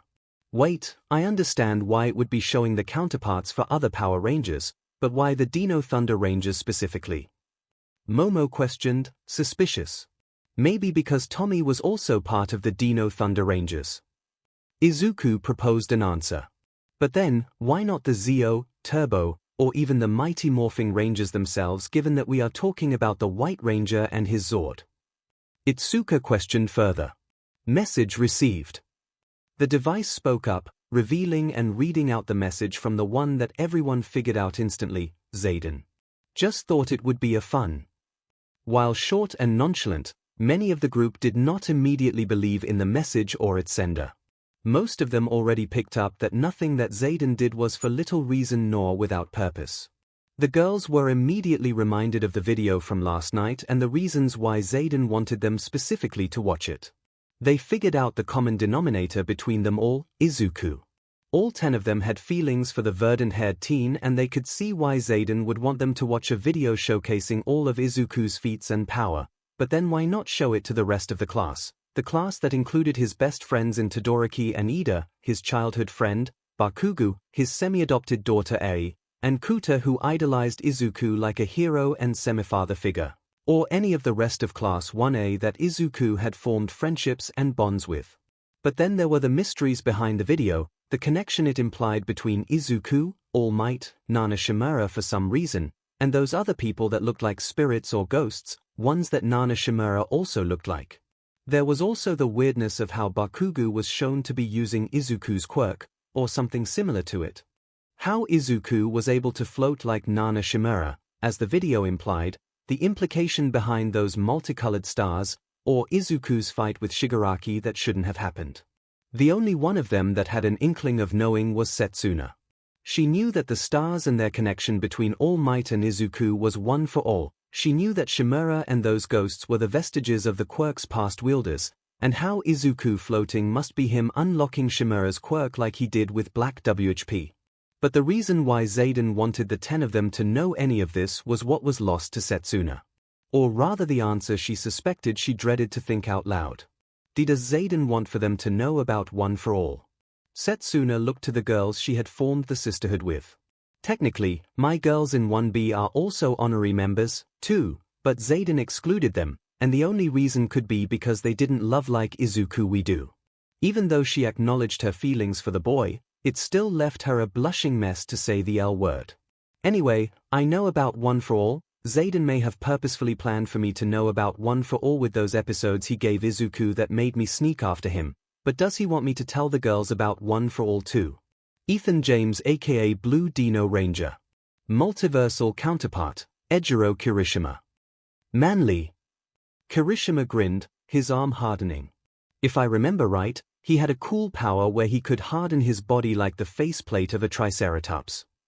That must be one of the reasons that connect the two of you, Tetsu said, hardening his own arm as well, holding it up for a fist bump. Nice, man. Lucky. Thanks, man. Though I'm sure there's one world out there where the same is true for you, too. Kirishima fist bumped the 1B student. Kira Ford aka Yellow Dino Ranger. Multiversal counterpart, Kyoka Gyro.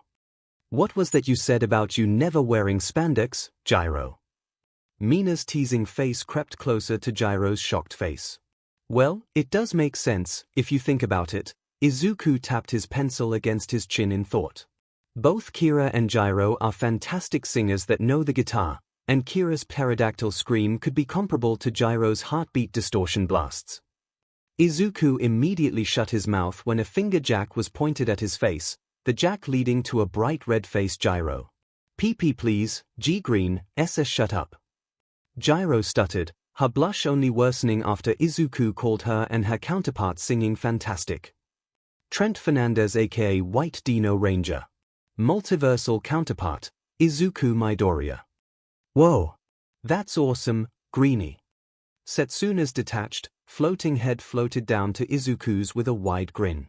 You, my favorite fellow green hair, counterparts with one of my favorite rangers. I could just kiss you. Izuku's face went atomic red, the closeness and the statement in Setsuna's words nearly making him pass out. Careful there, Tokic. Don't want to make Gyro over there jealous, do ya? Kaminari spoke out, a SHD-ting grin on his face. Don't both Trent and Kira end up hooking up by the end of the show? Shut up, Kaminari. Gyro, Setsuna, and Izuku, all red-faced yelled at the hysterically laughing Kaminari.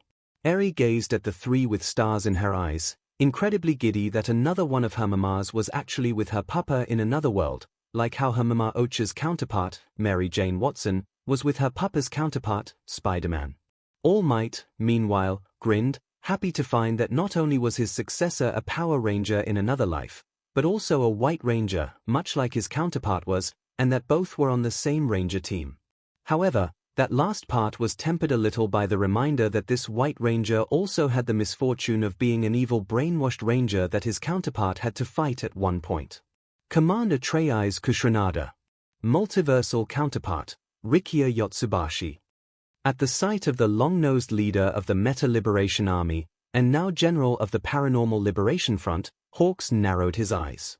He thanked whatever god or multidimensional being or whatever there was that Nezu had activated those jamming towers all over you to keep Skeptic from listening in. Hawks didn't want the upcoming war between the villains and the heroes to have been kickstarted early because of one of their leaders being compared to a traitorous, backstabbing terrorist like he was. Yeah, clearly not as attractive. Mount Lady's face scrunched a bit at the personally unattractive man with his rather long nose and receding hairline. Who is this guy? Kaminari scratched his head. He looks like he is about to start going peridi platypus. The man is Rikiya Yotsubashi, the president and CEO of the Detonarat Company, David Shield said, eyes narrowing in suspicion. His company produces support items for everyday lifestyles based on certain quirks. Yeah, I've heard of the guy, Power Loader nodded. Recently, they've been venturing into the hero support industry. So, why is the president and CEO of this company suddenly the counterpart to a backstabbing terrorist? Kossi asked the elephant in the room. I'm not sure, Momo replied, eyes dancing with memories of the past. My father had me be a part of a meeting he had with the man when discussing some business between them. He seemed friendly and charming enough, if not for the weird look he had in his eyes when I showed him my quirk. I was dismissed from the meeting, but after it was done, my father warned me not to make any sort of contact with the man or his company, for whatever reason he would not say. Nezu let out a sigh of relief he didn't know he was holding. If what Hawk said was true, this man was the leader of the Meta Liberation Army before he surrendered the army and his allegiance to the League of Villains. This was the man who had gathered and radicalized the country's worst quirk extremists, supremacists, quirkists, and victimized metamorphics under a banner of over 100,000 strong, all to overthrow the country under Destro's dogma. While the freedom to use one's quirk and a stop to the discrimination that metamorphics face isn't by itself a bad thing, Destro's words raised problematic ideas including the civilian use of quirks without proper training or restraint, which would result ultimately in unnecessary collateral damage and casualties, supremacist ideals that those with the strongest quirks held more power and sway than supposedly weaker ones, and ostracization, and even implied genocide, of the ungifted quirkless. In the end, whatever good and progressivism Destro had once advocated was twisted, embittered, and had gone down a path of turning a once noble sentiment into a radicalized terrorist cell. And it was now under the control of a young man who wanted nothing more than the complete and total destruction of hero society, if not society as a whole, the makings of a new threat even greater than Destro or All for One. And despite his misgivings with the commissions, this was one evil he and the heroes could not let rise. The fact that this Destro had attempted to gain the support of Yorozu's family and company was already worrying and made Nezu wonder just how far their influence spanned. Ultimately, with no satisfying answers given, the group just let it slide, and continued, the device adhering to their wishes and unpausing the video. The video began again in a barren, hill-covered area, the sounds of thundering footsteps and mechanical gears grinding as the camera moved. Finally, the large foot of the Tigazord in warrior mode stopped its walk, the screen panning up to see the White Ranger standing atop the robot, holding Saber in hand, who in turn was controlling the Zord. All right, Saber. Time for our weekly test run. Tommy Oliver said to the talking blade, raising it overhead. So the two just brought out the Tigazord for a test run? Toru questioned. Of course. Mai exclaimed, raising her head high in inventor pride. Even if a baby works just fine, it's always important to test, manage, and care for it so that no complications may arise in the future. Honestly, if we didn't already know that she meant inventions, I would swear she was talking about an actual baby, Kaminari whispered. Well, I guess you could say that she would make one hell of a mother, Mineta snickered perversely, a thought bubble conjuring up of the girl with a before the cloud could fully manifest his perverted fantasy. It was overtaken by the glaring, shadowy, bioelectrical form of one Izuku Midoriya, the imaginary student also equipped with devil horns. I hope you aren't thinking of something gross and perverted, right, Minoru? The imagined Deku growled out before the thought bubble popped and revealed the same glaring green-haired teen, minus the devil horns. No. All good. All respectful and non-mature rated. Mineta laughed nervously, beads of sweat comically running down his face. Excellent. Let's test the weapon systems. Saber complied, the Zord's weapons humming to life. Just make sure the safety systems are on dash. Just as the White Ranger said this, a fireball blasted from the Tigerzord's chest as the Zord fell onto its rear. Probably should have said that earlier. Ochiko's sweat dropped. In fairness, from what you told me that's how 90% of Hatsum's inventions end up doing, Asui croaked. Hey! That's not true. Hatsum denied. Ochiko and Tsuyu deadpanned and stared at the pink-haired inventor, silently. Okay, maybe 85%, Hatsum relented, slumping in her seat. It's okay, Hatsum. Izuku patted the inventor's knees. You're still just learning, we all are. I'm sure that you and your babies will be amazing in the future. Not that they aren't already amazing right now. Yeah, learning, Power Loader muttered, a montage of explosions, ruined labs, and machine parts everywhere replaying in his mind. Mai stared up surprised at Izuku with a blush on her cheeks. Immediately, this vanished into a wide, flashy grin. Alright, that's it, muscles. Mai exclaimed, defying physics and leaning her face right in front of Midoriya's. From now on, you can only call me Mai or best support inventor ever. No ifs, ands, or buts, you got me. Future baby mama will be saved for later. Mai kept that last part to herself. No more of this Hatsum, you hear me? I won't repeat myself, again. Hi! Izuku exclaimed, blushing red at another close interaction with a girl he admittingly has feelings for. But you've never told me to call you that before. Didn't I? Hatsum blinked, absent-mindedly trying to remember if she hadn't said that before. Here. Well, whatever, but still no Hatsum anymore, you hear? Hi! Izuku exclaimed again, nodding his head frantically while minding not to accidentally slam his forehead onto the inventor. Safety systems activated, Saba said as the blast from the Tigerzord continued flying into the distance. That will probably dissipate, right? No, Ida shook his head. Nope, Ochiko sighed and sweat dropped. Probably not, Asui blankly said. Elsewhere in the same area, Zex stood alone, sighing as brooded atop a barren hill.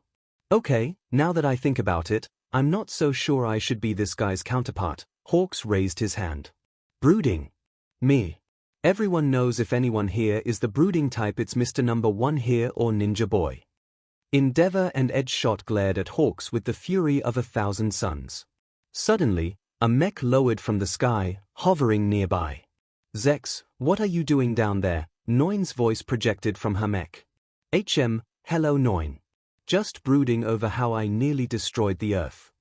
Zex said, his voice overflowing with moodiness and angst. Jesus, you can hear the emo angst in that voice. Miruko flexed her ears in emphasis. You're right, Feather Boy, that does sound like Edge's style more than yours. I hate you both, so very much, Edgeshot spat out. Oh. We love you, too, Edgy. Hawks and Miruko exclaimed, hugging each other with one arm like a pair of siblings. That again? Noin asked. You've got to lighten up, you grump. Zex responded with another exaggerated sigh. Man, Tokoyami, are you sure you didn't infect your mentor with your revelry in the dark vibes? Zero teased the bird-headed teen. While the class laughed, followed up by Hawks and Miruko, Tokomi gave Zero a dirty glare, doing his best to not blush, especially when he overheard Leiko's hauntingly cute giggles. Well, how about we do that thing you're always asking about? Noin's voice suddenly shifted to a suggestive, stuck tone. You know, that thing that rhymes with your name. Oh! Things just got interesting. Midnight grinned, eating a handful of popcorn. What is she talking about, Papa? Eri asked, innocently. Izuku sputtered and began choking on his drink. Nothing, nothing at all. Momo waved and shook her hands and head back and forth. In fact, can you get me some napkins for your papa real quick? Sure, Ma, Miss Momo. Eri stopped herself before running toward the table full of snacks. Nice save there, Momo, Mina teased, eliciting a burning blush all over Momo's and Izuku's faces, only making the latter sputter and cough even more. What? Really? Zex asked, excited. Fut, he's like a puppy being given a treat, Setsuna snickered. Of course. I think it's finally time. Just as 𝐼𝐴 finished, the blast from the Tigazord struck her mech, causing critical damage. 𝐼𝐴 screamed as the mech and she exploded in a burst of flames. Pony, Kinoko, and the kids exclaimed in horror. 𝐼𝐴. No. 𝐒𝐬 screamed. Well, I guess we know how they're going to fight now. Itsuka sweat dropped. Uncle Might. Melissa admonished All Might. It was an accident. Toshinori sputtered and defended himself against the admonishing glare of his niece, all the while David did his best not to laugh at his best friend. Back over to the Tigazord, the Ranger and the Sentient Blade waited atop the Tigazord as the wind rolled over. Eventually, Saba spoke again with less assurance in his robotic voice. Here. I think I'll drive, Tommy chuckled, the White Ranger jumping into the Tigazord's cockpit. Meanwhile, with 𝐒𝐬 standing amongst the fiery ruins of 𝐼𝐴's mech, the Lightning Count wordlessly takes out a remote control and presses it. Immediately, 𝐒𝐵IEN flies and lands right behind him, its green eyes glowing in activation. Oh boy, his cest, Kossi said. Well, he lost the love of his life just as she said she wanted to the you-know-what. Kamakiri whispered that last part out to protect the two kids' ears. Yeah, his cest all right. The Tigazord resumed its walk, this time with the White Ranger piloting it. Suddenly, it stopped in its tracks. Warning. Bogey approaching fast. 200 meters. Saba warned. Must be one of 𝐬's. The White Ranger groaned. 0 meters. Saba exclaimed. Here. Tommy did a double take. Just then, 𝐒𝐵IEN flew in, striking at the Tigazord from behind, before landing on the ground. Wow, I almost forgot how fast that mech is, Sen blinked, joining the video's Tommy with how fast 𝐒𝐵IEN closed the distance. I'll break your face. 𝐬 roared in fury. Is it just me or do 𝐬's goons keep getting smaller and angrier? Tommy asked. And them's fighting words. Pony pouted. Yeah. Go, 𝐒𝐵IEN. Show Tommy the shroomtastic power of shorties. Kinoko exclaimed. Can I be part of this? Mineta nervously grinned. No. The two yelled. Mineta pouted and slumped depressed. Fight. 𝐬 lets out a roar-like shout as 𝐒𝐵IEN flies toward the Tigazord at incredible speed. The Tigazord blocks the first blow with its sword, only for 𝐒𝐵IEN to fly in from behind, striking the Tigazord from behind with its beam sword. 𝐒𝐵IEN followed it up with a quick combo of 3 rapid slashes before delivering another, stronger slash, now floating in front of the Tigazord. Just as they said, 𝐒𝐵IEN more than makes up for its lack of size with incredible speed. Ryukyu nodded, impressed. If Oliver can't predict or counter it, then 𝐒𝐵IEN could slash through its defenses quickly. Whoa! He's quick for a little guy. The White Ranger, inside the Tigazord, exclaimed, Saba floating beside him. Stop messing around and start defending. Saba admonished Tommy. Right. Time for action. Tommy agreed. The Tigazord brought his sword back, its shoulder turned toward the rapidly approaching Gundam while charging up energy. As 𝐒𝐵IEN flew in front of it, the White Ranger yelled, White Tiger, Sonic Boom. The Tigazord brought its chest forward to meet the 6th Gundam, unleashing a massive roar, the resulting shockwave sending 𝐒𝐵IEN backward, falling to the ground. Yep, that's definitely loud. Kyoko rubbed her ears a bit. But that Sonic Boom can help keep some distance between the two. The only problem is the charge time, Shoji pointed out. If 𝐒𝐵IEN can compensate for it by going faster, then the Tigazord may not be able to keep him away before it delivers more damage. And that's assuming 𝐒𝐬 doesn't just back away just as the attack is powering up now that he's seen it, Ojiro added. He'll likely be extra cautious. Alright Saba, I want the Tigazord to follow my every move. The White Ranger ordered the sword in his hand. The Ranger lifted Saba over his head, before swinging twice with a yell. The Tigazord replicated his movements, defending against 𝐒𝐵IEN's beam sword. The two mechs began to swing their swords rapidly, keeping up with each other in a dance of blades. This is awesome! Kamakiri exclaimed. Good old-fashioned robo-sword fight. This must be what the Ranger ability comparison was useful for, Narenjiki pointed out. With the enhanced speed of a Ranger, it's helping the Tigazord keep up with 𝐒𝐵IEN's speed. The two swords ended in a clash, the two mechs pushing against one another's strength. "You may be skilled, but you're too slow for 𝐿.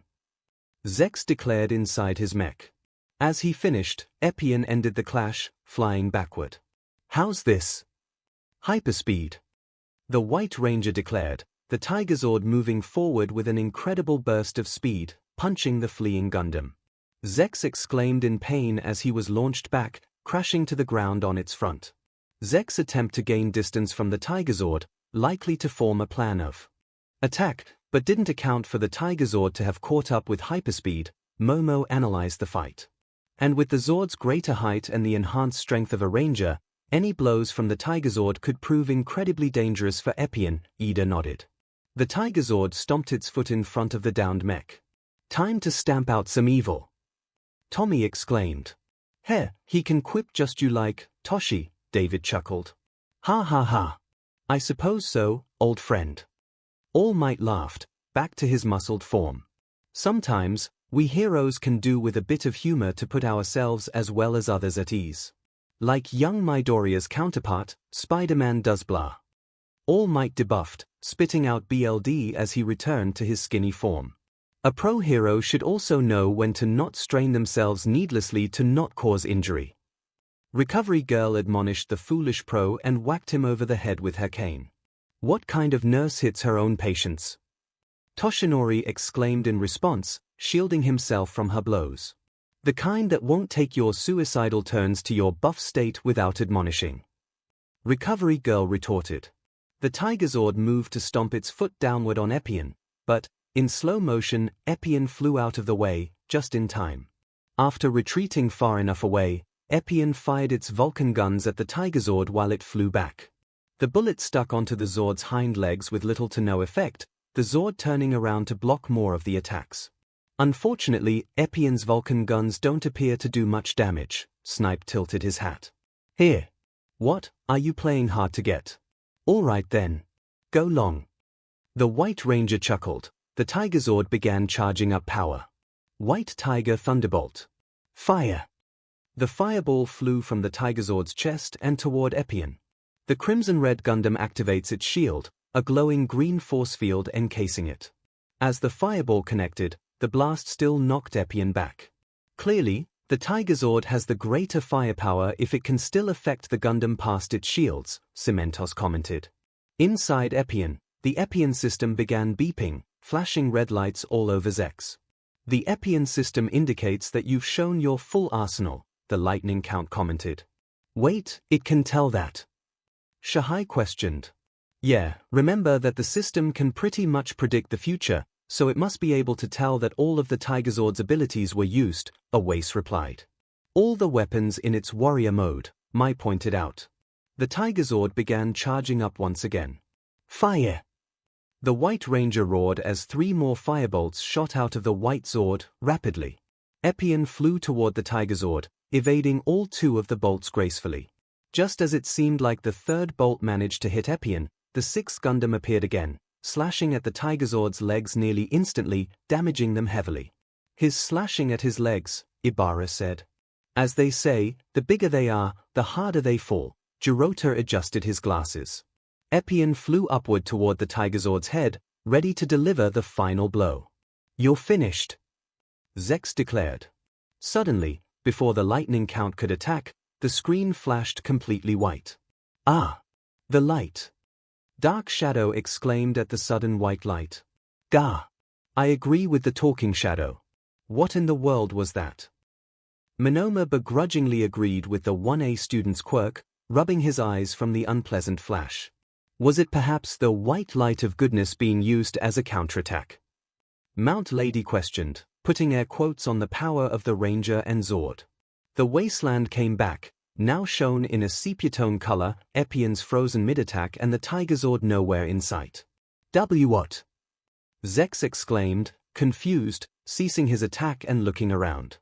"I second that, what?" Pixie Bob scratched her head at what was happening. 𝐿 turned around to stare at a massive shadowed mech appearing over him, its arm raised, ready to strike with a gleam from its hand. "What's that?" Zex questioned, alarmed. "The Mega Tigazord," ☆Shinsu widened his eyes. Did the White Ranger somehow transform the Zord into it? Yui smiled, pleased that Shinsu was able to make out the Megazord with just its shape. The shadowed mecha's arm and chest started glowing, the latter charging with electricity while the former with what looked like fiery energy. The sound of a bird screeching as well as a lion roaring was heard before the mech unleashed its attack. The Phoenix Strike, Yui gasped out. The screen was completely white as Zex let out a death scream. W8, is that it? Uraraka asked, fearful that her fighter lost. Is it?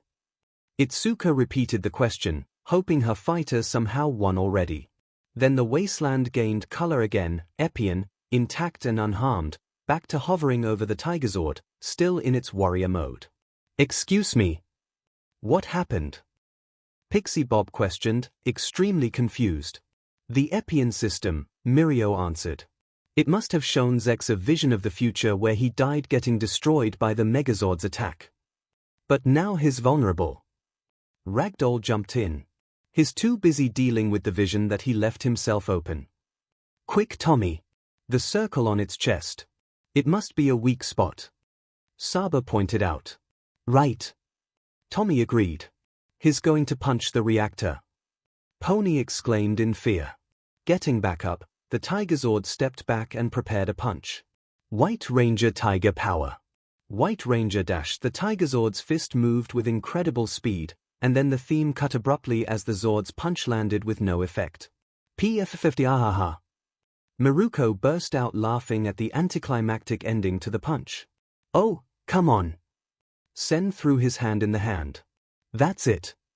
What about that thing being his reactor? I think that was just added for flair, Melissa chuckled nervously.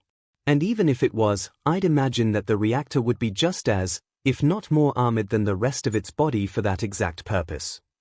Chins, don't get cocky, Zex scoffed. What?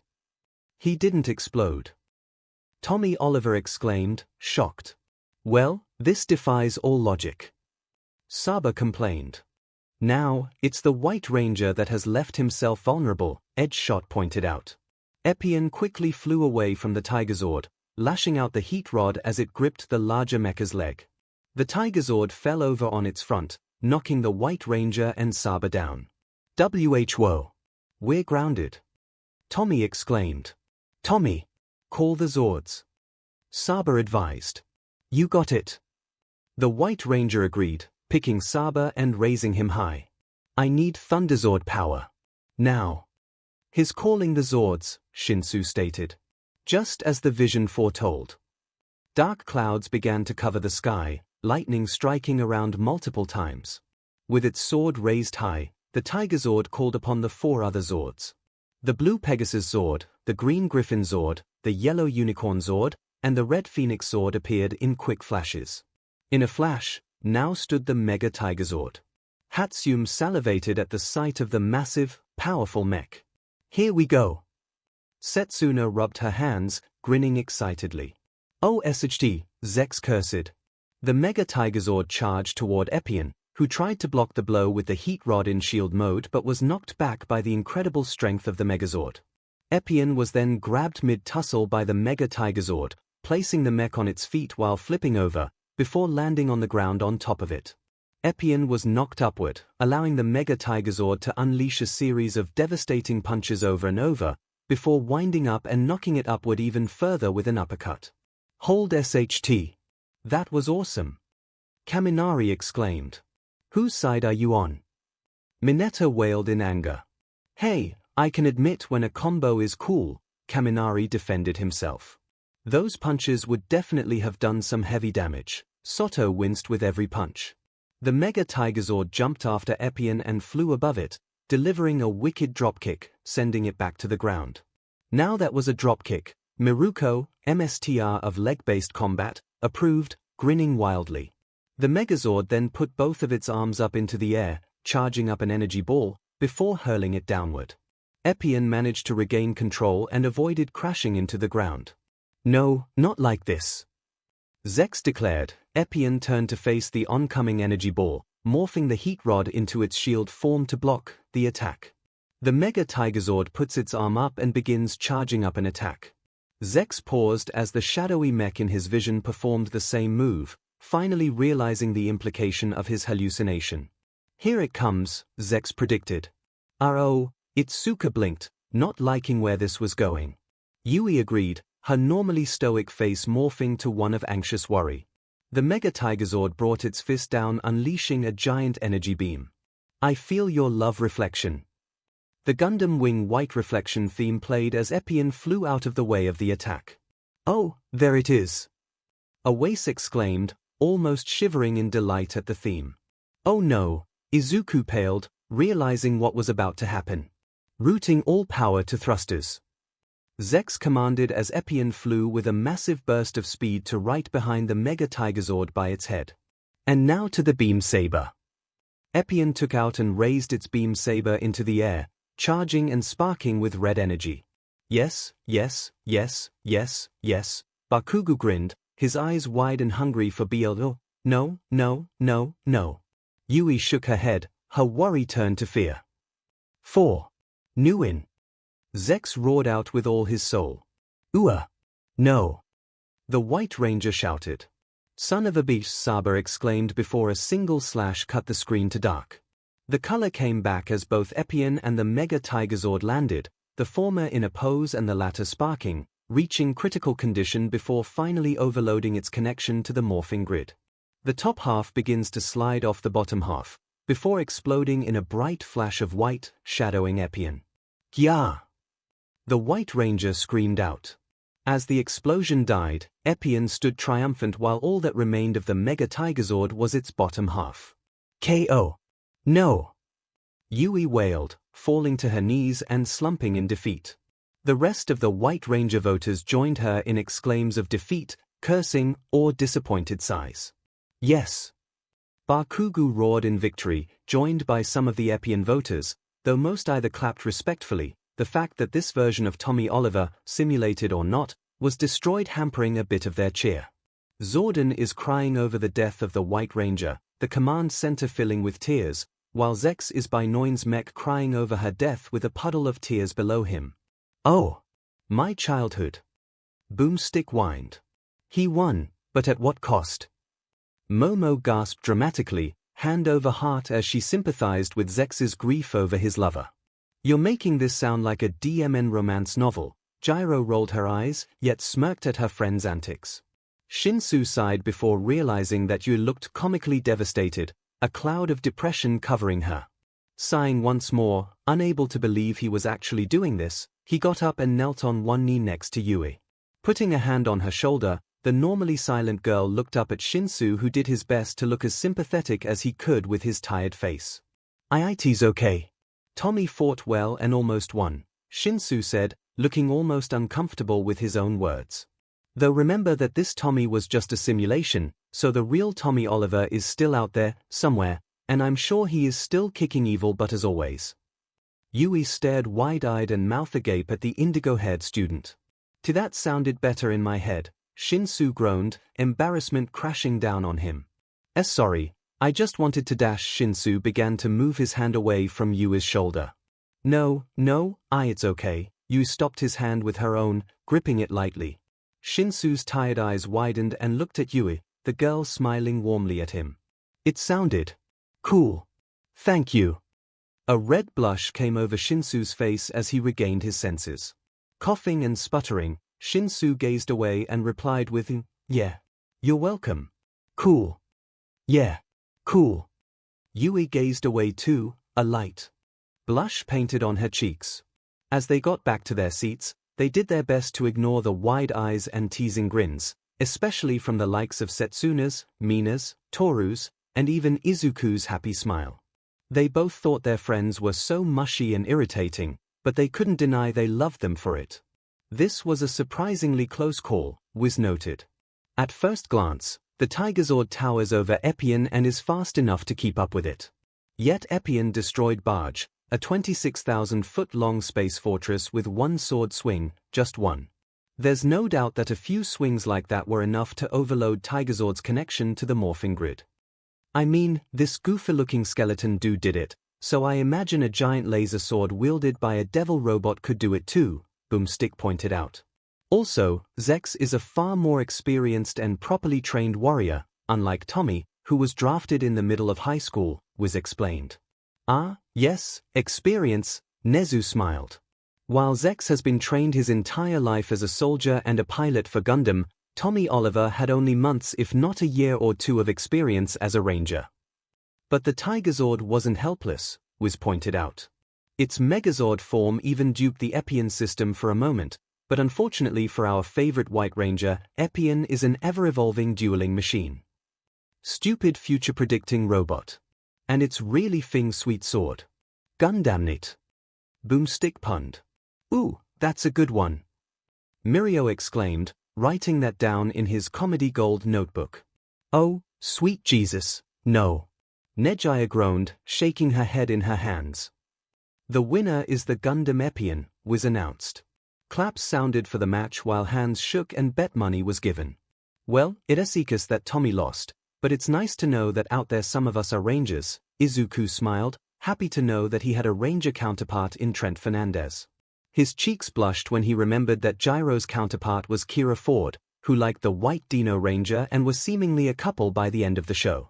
With this and remembering that his Spider-Man counterpart was also with Uraraka's counterpart, Mary Jane Watson, Izuku felt glad that his counterparts found peace and love with one of the girls, and it brought him hope that he could face the music of figure out what to do with his own feelings.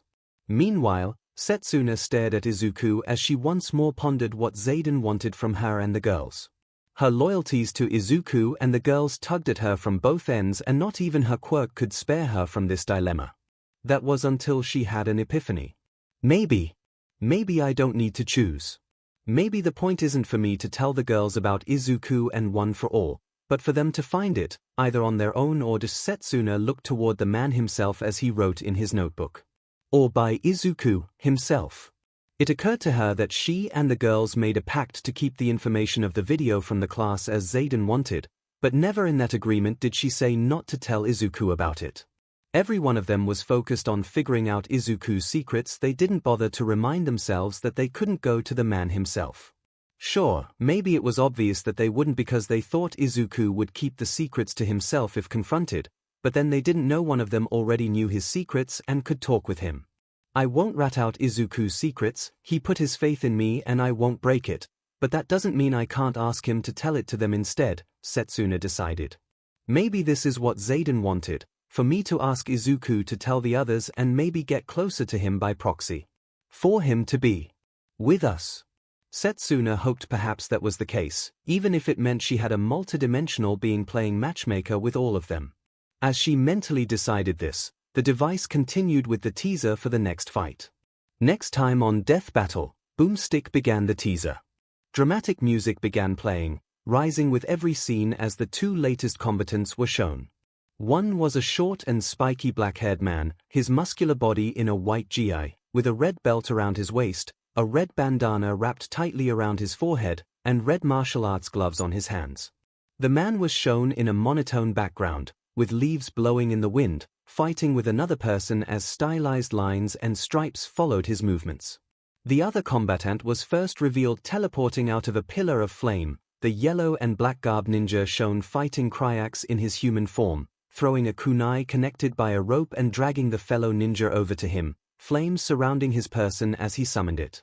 Kai and energy flowed around the white gi man as his eyes glowed white, while the yellow and black ninja removed his hood and mask to reveal a flaming skull for a head.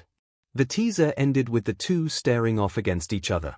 Ryu versus Scorpion. Whoa, Ojiro could only say, amazed by both fighters, most especially the man in the white gi. Revelry in the dark. Tokoyami, Koroiro, and Leiko said at once as they saw the flaming skull-headed ninja. Shoto and Endeavor narrowed their eyes at the fire that bathed the ninja. Well, I'd imagine that all of us are antsy to see what this fight would hold. Nezu clapped his paws. Miss Hatsume, if you please. Mai looked down at the bonds still tying her to her seat, bounding her arms to her side. Ah, yes, my apologies, I seem to have forgotten that. Nezu apologized. Miss Shield. Melissa nodded, and the rest got Mai out of her bonds, with reassurances she wouldn't try to tackle the device for blueprints for the Zords or Gundams. The blonde inventor pressed the play button. Meanwhile, at Tataro's prison. I know I'm not telling you anything new, but indulge me. Detective 𝐒𝐭𝐚𝐲 walked down the dark, bleak halls of Tataro's prison. The detective has been here many times over the years of his career. Recently he's been here quite a while, but every time he does come, the results are always the same. The walls, the floor, the ceiling, and most of the halls of the prison were the same cold dark grey metal that seemed to suck the very life and joy out of anyone and everyone that walked its grounds. Whenever you step into Tataro's, whether as a worker or a prisoner, Tataro's lived up to its namesake, the pit of damnation, the section of the underworld made to house and punish the DM'd for all eternity, a prison of monsters. It left 𝐒𝐭𝐚𝐲 no doubt about how the employees of Tataro's seemed almost every bit as miserable as the prisoners that housed it, or how its warden, Shishikura, was such a cold and authoritative man. You had to handle working in this place, and in this place that housed the worst monsters of hero society, you had to be a bigger monster to keep them in line. This was truly the closest to hell on earth. Today, however, 𝐒𝐭𝐚𝐲 felt extra sapped of whatever joy lingered in his soul. Dressed in a black and white suit, the detective had bags under his tired eyes as he spent the past few days without any bit of sleep, checking, double-checking, and checking 5 times after that to make sure what he was about to tell his guests was the truth, the whole truth, and nothing but the truth. Even if hurts. The visitors he was scruting weren't any better than him. Shouter Aizawa, the Erasure hero, Eraserhead, and Hisashi Yamada, the voice hero, present himself. 𝐒𝐭𝐚𝐲 didn't have to look behind him to know there was nothing to erase the clear dread the two men faced the more they walked down the halls, or how deafening every step they took was. Sweat poured down the voice hero's brow, the man constantly trying to close his eyes and reopen them over and over, as if to wake from a nightmare ever worsening, his shoulders slumping at the weight that was crushing him and his friend. And his friend, perhaps, looked even worse. The underground hero's tired eyes looked downright devoid of anything other than dread, fear, and, above all, rage. His hands were paler than usual as they clenched so hard Yamada thought they were going to spill blood. Gnomes are humans whose bodies are radically bioengineered to house multiple quirks, however. They're not living humans. 𝐒𝐭𝐚𝐲 paused in his words, knowing the pain this was inflicting on both of the heroes, but he needed to say it as bluntly as he could, otherwise what was about to say was about to confirm into stone for them would be too much. From their brains to their hearts, they are messed up.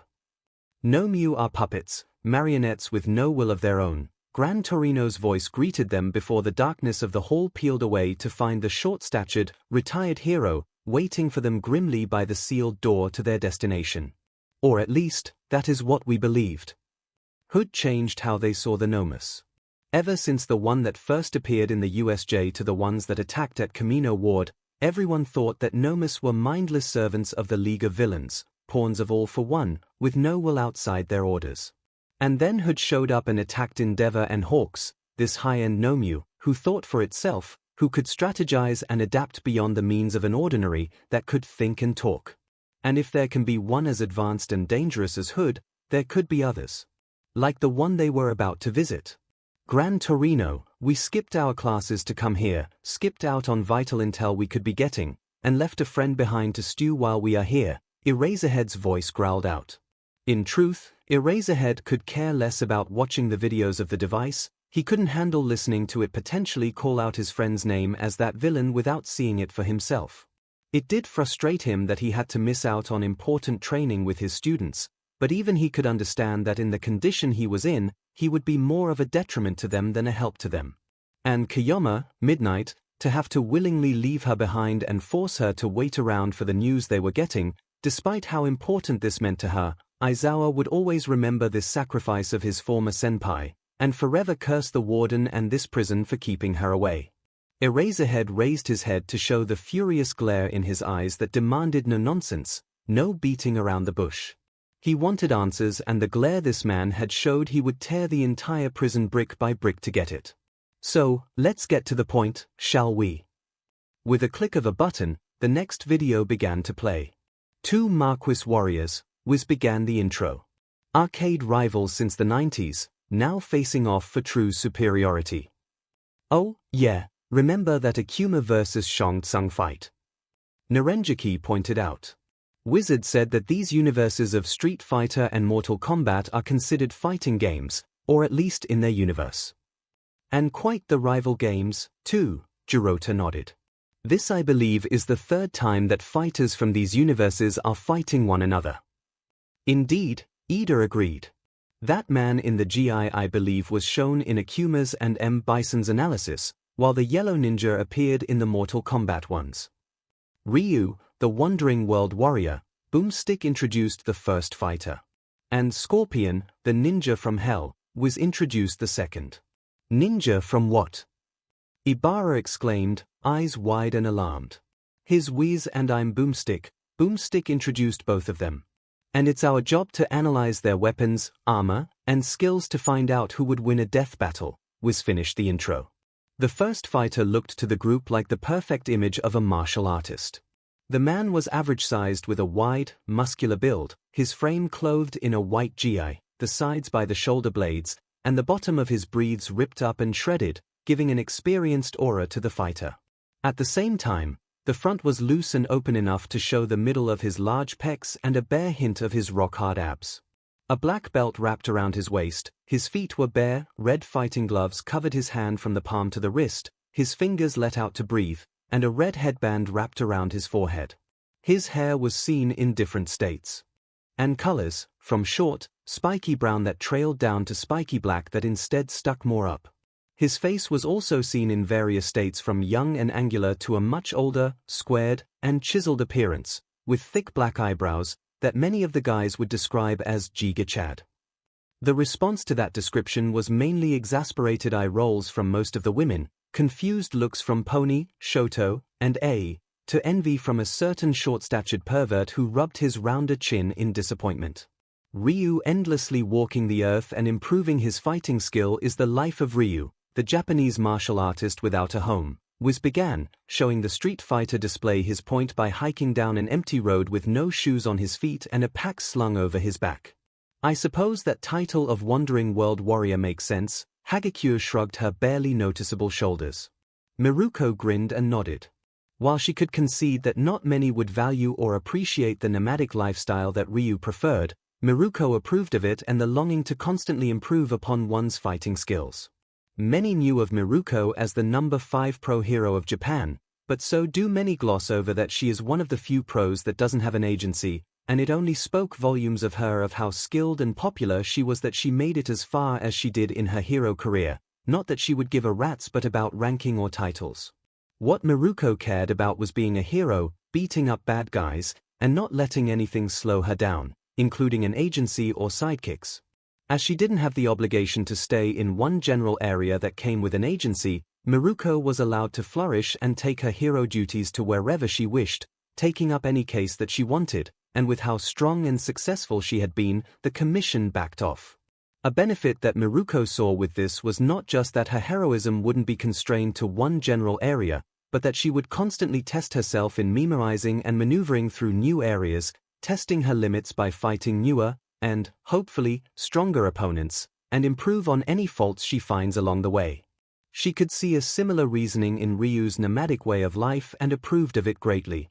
Actually, if I remember right, this is also the guy that helped defeat Bison, Miruko recalled, remembering that Bison killed her counterparts, Chun-Li's father, and that it was thanks to Ryu, and Akuma technically, that Bison was ultimately defeated. Guess that means I kind of owe him one for that. Miruko's nose twitched, and her mouth morphed into a frown. She never liked the idea of owing someone. Just an idea popped into her head that made her grin in excitement.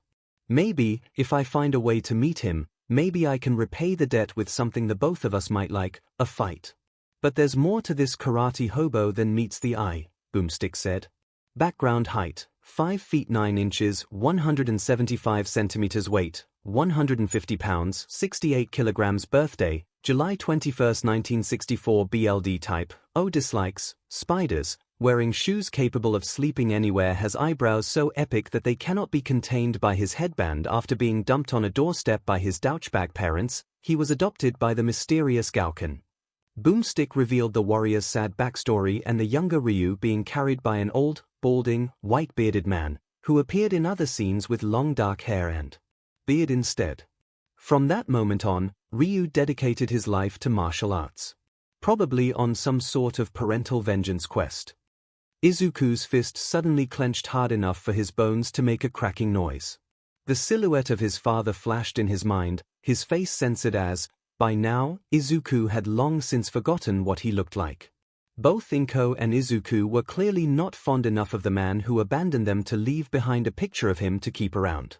Every picture they had of him was either discreetly thrown away or hidden deep in the recesses of their storage so that his very face would never plague their minds again.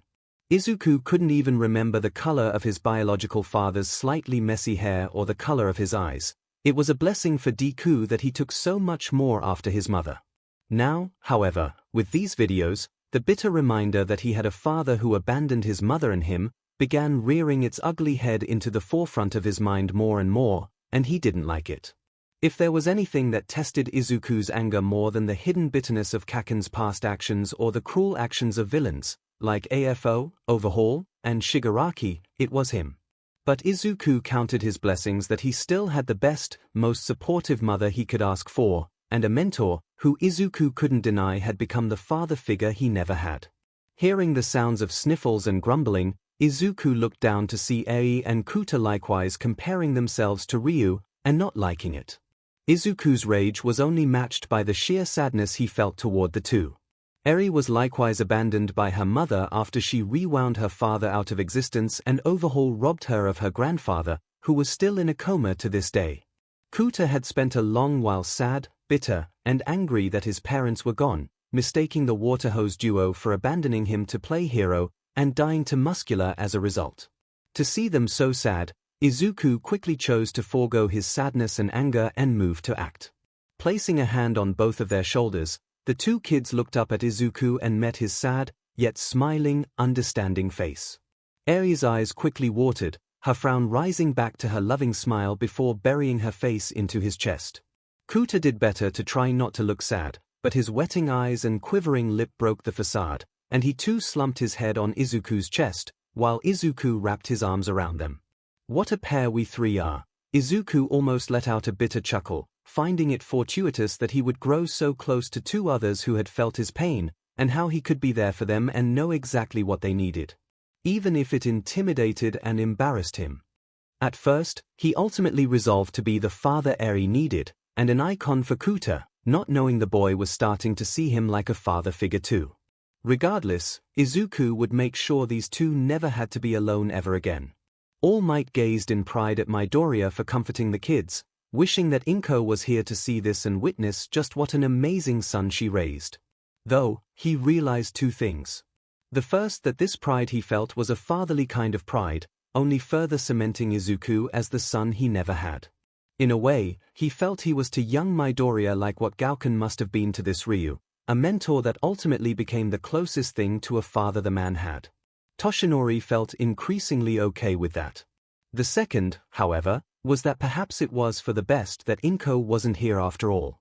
He didn't want the entire gym to flood from her tears. He trained alongside his best friend and rival, Ken Emesis, was jumped back in, showing the Ryu training against a long, blonde-haired young man in a red GI. Wow, his pretty. Pony tilted her head, eyes sparkling and mouth slightly agape. Oh, does our little pony girl have a crush?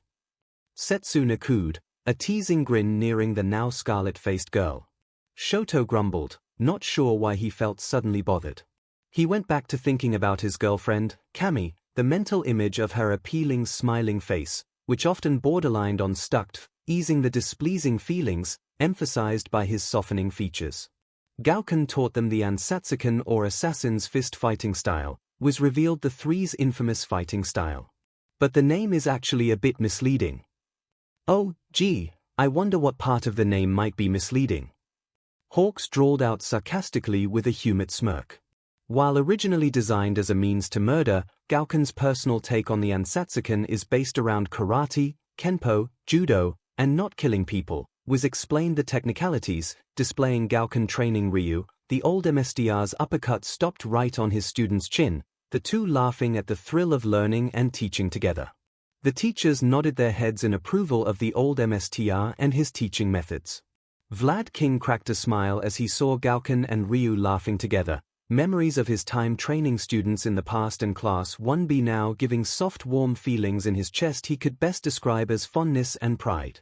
Vlad felt quite guilty and sad for Aizawa that he wasn't here to feel the same thing for his students, even if the insomniac grump would forever deny it. Unlike the ways of his violent brother, 𝐭𝐿, who, ultimately, would prove to be his undoing, Wiz pointed out.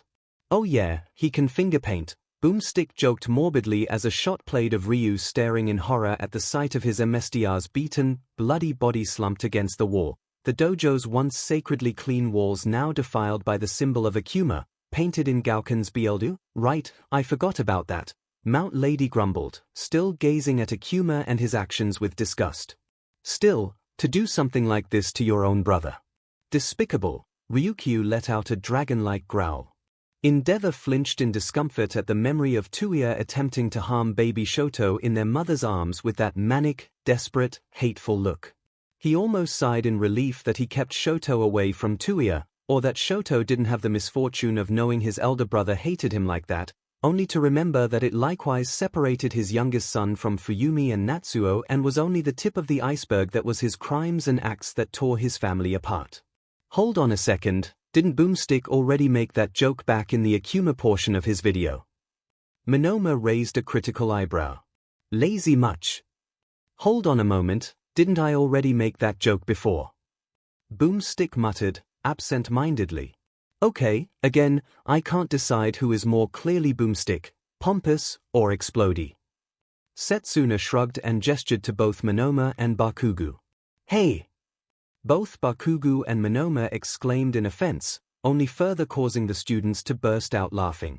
And Satsukan fighting style Shoryuken-Rising Dragon Fist, generally, Ryu's most powerful technique Hadouken-Wave Motion Fist, contrary to popular belief, not actually composed of fire Tatsumaki Senpukyaku-Tornado Whirlwind Leg can safely pass over many projectile attacks. Jouden Sokutojiri forceful enough to bounce opponents off walls. Well, the assassin's fist isn't your average McDojo style. Boomstick began listing Ryu's iconic moveset. His Ryu Shoryuken is an uppercut so powerful it launches his victims sky high.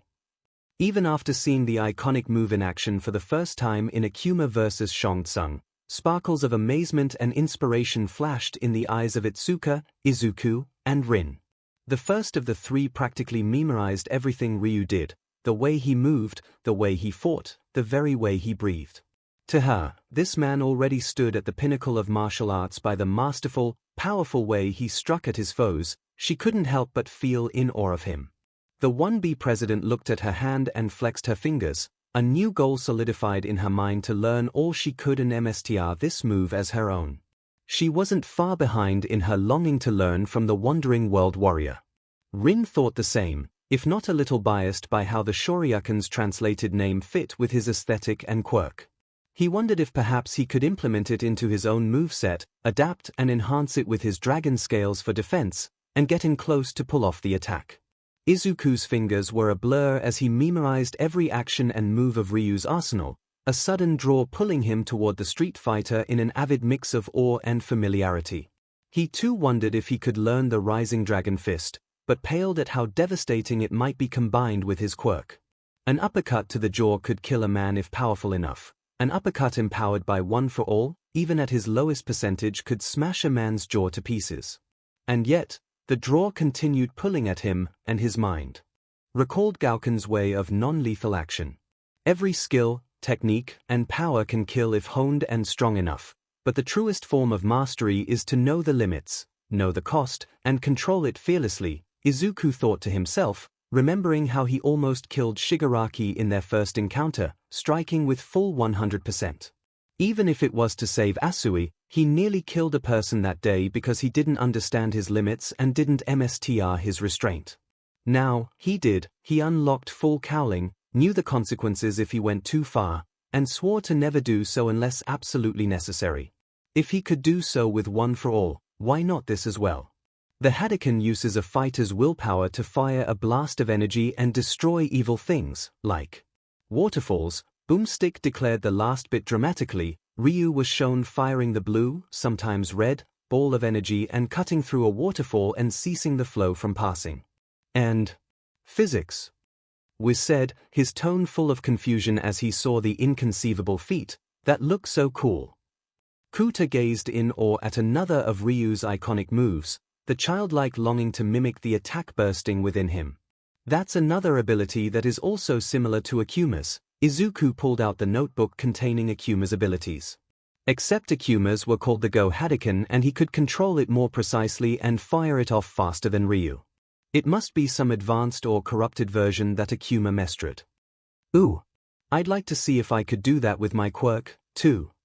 𝐒𝐻𝐈 chirped up, excited. I usually only fire my waves in short blasts, all around me, or in longer-lasting beams. Maybe I can gather it up into a ball like a Hadouken.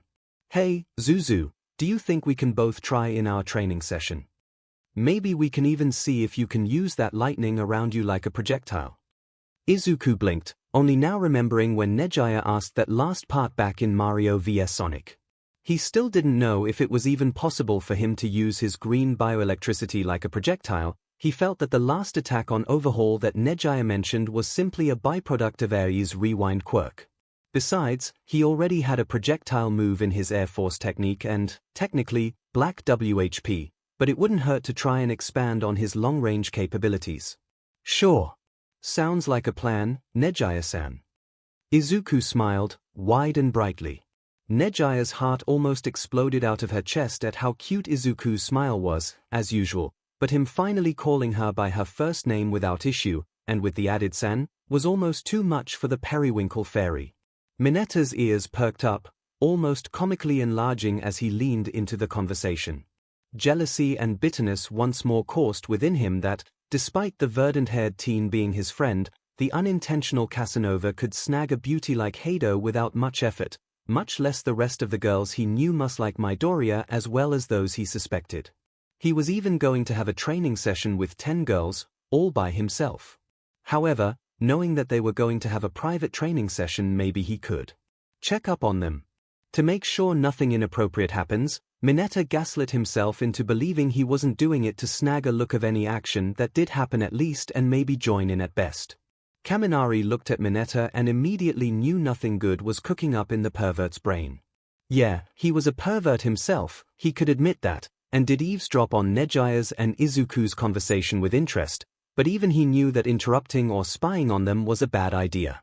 Not only would it be risking Midoriya's wrath, which he thought Mineta would have been wary enough about given previous acts of DSPL unleashed on the purple perv, but also of all the girls that were tighter than ever. Plus, as much as he was a bit of perv, he also respected the bro code, and if all those girls wanted to hook up with Midoriya, whilst jealous-inducing, he had to respect that and back off. Unfortunately, it doesn't seem like his pervert in crime ever got the memo. Kaminari looked over at Bakugo, Todoroki, and the others, pondering if perhaps he needs to take this concern to them and help a fellow bro out before the purple perv PP blocks their resident cinnamon roll. Oh, yeah, and save Mineta from an early grave. And, finally, the Tatsu, Tatsu. Moki. Senpu.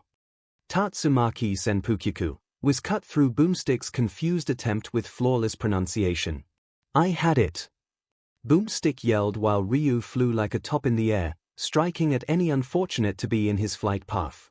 Anyway, the thing I totally know how to pronounce gives the finger to gravity and lets him briefly fly around like some human helicopter-kicking machine. Ah, yes, I do recall this as another technique that 𝐒𝐭𝐚𝐲 uses, Ida mentioned. It pleases me to know that such a technique can be used for good. I strive to incorporate such diligence and training in my own life as a hero. Ida was made unaware of Setsuna rolling her eyes and mockingly imitating Ida's mannerisms and words with added comedic flair. Pony had to cover her mouth to contain her giggles. Oh, that reminds me.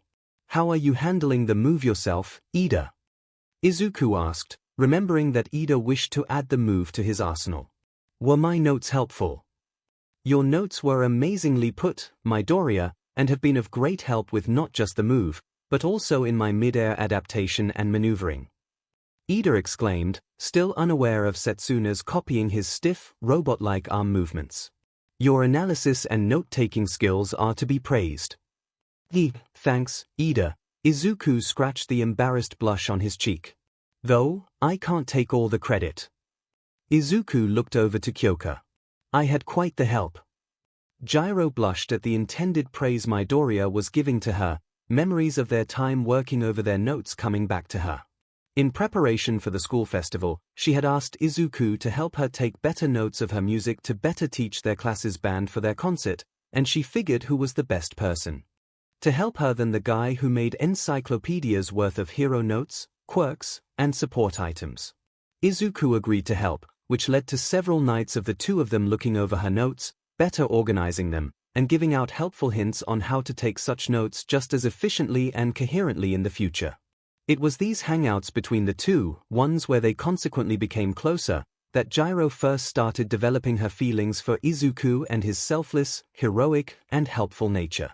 It was only now, in her remembrance, that she realized that she wasn't the only one who was getting help. She suddenly remembered quotes Izuku said that flew over her head while she stared at Izuku in a blushing daze, how he realized his own notes may be a bit messy too, how this bit of self-reflection and her own ideas and points would help improve on his hero notes. She remembered how he thanked her with that charming, bright smile of his. Kyoka thought it was just Izuku being modest, but now she fully realized just how much he valued her contributions to him. Struggling to contain the wetness in her eyes, she gave Izuku a loving, grateful smile. You're welcome, Green, Gyro chose as her reply, instead of the first thing that popped into her head, I love you, Green. He also has a powerful step kick he calls the 𝐤𝐤𝐴𝐷 𝐸𝐼, Wiz pointed out, displaying Ryu performing a powerful, high-side kick that sent his opponent flying. Hey! We don't have the translation for that one. I'm on it. Boomstick suddenly brought up Google Translate, typing in the name and zooming in at the results. And diarrhea joke foot. Ha ha ha ha. Bah ha ha. Kaminari and Mineta burst out laughing, followed up by the rest of their more comical classmates, whilst the more serious among them instead had more disapproving reactions like self-inflicted facial injury from their palms, smashing heads into armrests, or simply sighing groaning into their hands. Kaminari had to stifle another laugh at seeing the large red sore on Bakugu's forehead. What does it do? Kick people in the stomach so hard that he takes them to Brown Town. Boomstick continued joking and laughing like a maniac. And of course, the adults were not spared from a similar course of reaction to the adolescents. Edgeshot and Endeavor didn't know what would happen first, going brain dead from losing too many brain cells or going deaf by the obnoxious, boisterous laughter of Hawks and Miruko. Mandalay pinched the bridge between her eyes while Pixie cackled like a witch, thanking whatever god existed out there that Ragdoll and Tiger kept their humor to quieter giggles and chuckles. Midnight, for once, joined Mount Lady in giggling, or in the latter's case being full-blown laughter, at the comedy of this series, perhaps pondering if it was for the best for Aizawa to take a break from these videos before the insomniac choked himself with his own scarf. With the correct kanji, it's more like high-level leg blade kick, Wiz awkwardly gave out the correct translation. That makes much more sense, Itsuka sweat dropped. You know it's diarrhea kick forever in my mind now, right? Boomstick asked the obvious question. Wiz sighed, defeated. The curse to be plagued by the baboons for co-workers is one we both share, Wizard, Edgeshot thought as Miruko and Hawks continued laughing, disregarding the damage they were doing to his brain and ears. While he sent his looks of sympathy to Momo and Ida, Izuku still wrote down the initially mistranslated attack in hopes of adding to his ever-expanding roster of moves. At the age of 23, Ryu entered the first World Warrior tournament to test his skill, was continued with Ryu's backstory. He swept through 9 powerful combatants before taking on the champion, Sagat. The giant of man was shown, completely shirtless and only wearing short, dark blue and red briefs, bandages wrapped around his hands, wrists, and ankles, and an eye patch over his right eye. After a hard-fought battle, Sagat was set to take the win. Until he made the mistake of being a good sport, Boomstick jumped back in. After beating the SHT out of Ryu, Sagat offered him a helping hand up. Ryu was shown struggling on his knees while Sagat stood, presumably victorious. Instead of taking it, Ryu gave him a surprise punch so hard it ripped his chest open and nearly killed the guy. The scene played as a flash of lightning lit the sky while Ryu sent the man flying in the air and BLD shot out of the large gash across his chest, with the man now lying in a pool of his own BLD PP move, Ryu. PP move. The hell? Mina blinked, distastefully. I didn't think this Ryu guy was such a sore loser. Yeah, really unmanly, Kirishima agreed with his best friend. You idiots, that's not what happened, Bakugo responded. Come again. Zero questioned Bakugo's words. There's clearly something else that happened here, something wrong. Bakugo narrowed his eyes. Right, Deku? Yeah, Izuku nodded, likewise frowning in suspicion. From what we have seen of him and the beliefs that Gouken instilled in him, this is too out of character of Ryu. This is something else. But as the two speculated, Nejia's eyes widened to the size of saucers. Who would ever like a useless, quirkless Deku like you? The world slowed to a crawl, Nejia's wide eyes panning slowly toward Bakugo. Did he say dash warnings and imaginary red flags flared up, her mind overrun with questions, possibilities, and horrible conclusions. She knew that Deku was Izuku's hero name. Izuku had told her and the rest of the big three of its meaning and the reasoning behind his choice of making it his hero code name. Nejia also knew that his classmates and heroes called him that, either in training or out in the field, hell, even Uraraka calls him that. But this was different. Bakugo's use wasn't necessarily rude, but it wasn't the loving, friendly tone of Uraraka, or the respectful use of code names by the heroes and his classmates. This was familiarity, like Bakugo called him this 100 times, out of habit. And out of all of them, Bakugo knew Izuku before you. Suddenly, another quote from last night came to mind. They mocked and laughed at me. They threw me to the floor and began kicking, spitting, exploding. Nejia's eyes grew wider with realization and horror. Dots began to connect in her mind as she knew of the one word that Izuku tried to not say must have been exploding, just like Bakugo's quirk. This was Ryu's first taste of the dark power buried within him. The Satsui no Heido was revealed, showing Ryu, his back turned on some men with guns trained on him, glowing menacingly dark red and purple, his white gi now dark in the aura and his exposed back glowing with the same symbol as 𝐒𝐭𝐚𝐲 before rushing at the scared shitless men with glowing red eyes that only saw BLD literally, the surge of murderous intent. Izuku's eyes widen, the image of his darker Ryu and 𝐒𝐭𝐚𝐲 blending together in terrible symmetry. The symbol of his back, that aura, it's just like 𝐒𝐭𝐴𝐲's. Izuku voiced his thoughts out loud. I guess it wasn't because he was a sore loser. Mina sweat dropped, rubbing the back of her neck embarrassed. Yeah, our bad. Kirishima nervously apologized on his and Mina's behalf. Still not as good a name as the diarrhea joke foot, Boomstick joked. Satsui no Heido, a form of ki based around man's evil nature, greatly increases the speed, power, and ferocity of its user, grants access to the most fatal and Satsukan technique. The raging demon has an addictive quality, making it hard to turn away from it, causes hair to turn red, eyes glow white or red, and teeth to sharpen. The Satsui no Heido gives Ryu incredible power but at the expense of his humanity, was explained. He can tap a portion of this power to safely enhance his attacks. However, should his longing to win become so great he would even commit murder, the Satsui no Heido can overwhelm him, and he will lose control, becoming Evil Ryu. Evil Ryu was shown with spiked-up red hair, glowing red eyes with white dots, his skin darkening in shadow, and what looked like a glowing red crater in his chest, his body glowing with menacing red ki. Now we're talking! Boomstick exclaimed, pleased. All power comes with a price, Nezu quoted. It may come as a burden, and often demand a sacrifice in return. Various members of the audience looked inwards at the costs their quirks often gave them. Midoriya looked at his scarred hand, remembering every time he broke his limbs, going beyond his limits, and the words of the doctors telling him he could lose his arms if he continued this reckless path. Endeavor flinched as he remembered Tuya, how he would burn himself every time he used his fire quirk for too long, a consequence of having a body fit better for an ice quirk, and Endeavor's longing to create the perfect weapon for his goals. Tokoyami recalled the attack on the training camp where he lost control of his rage, and gave Dark Shadow incredible power, but his loss of control nearly harmed Midoriya and Shoji. Jirota had a similar cost to Tokoyami, paying his control and focus for greater power and the foreboding consequences of hurting those around him if he weren't careful. All Might flinched as he saw this dark aspect of the noble warrior, more so the crater-like scar on his chest. All Might rubbed his own, similar wound, a cost he suffered for his arrogance and anger, blinding him until it was too late, and became this crippled form of what he once was, sacrificing his body and ability to use one for all every day as he grew weaker and the more he tried to be a hero beyond his time limit. Evil Ryu has enormous power to the point of being almost unstoppable, Wiz continued. He can even blast a skyscraper to smithereens. Ryu fired a powerful Hadouken that, while it missed his initial target, crashed into and through the building, the whole structure collapsing. This time it was Bakugu's turn to flinch.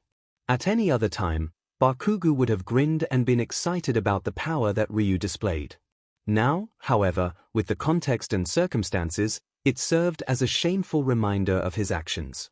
How he destroyed part of the building with his gauntlets during his first battle training exercise, how he aimed it at Deku and nearly killed him, excusing it pathetically by saying it would be fine so long as he dodged it. All done to appease his wounded pride and blinding anger.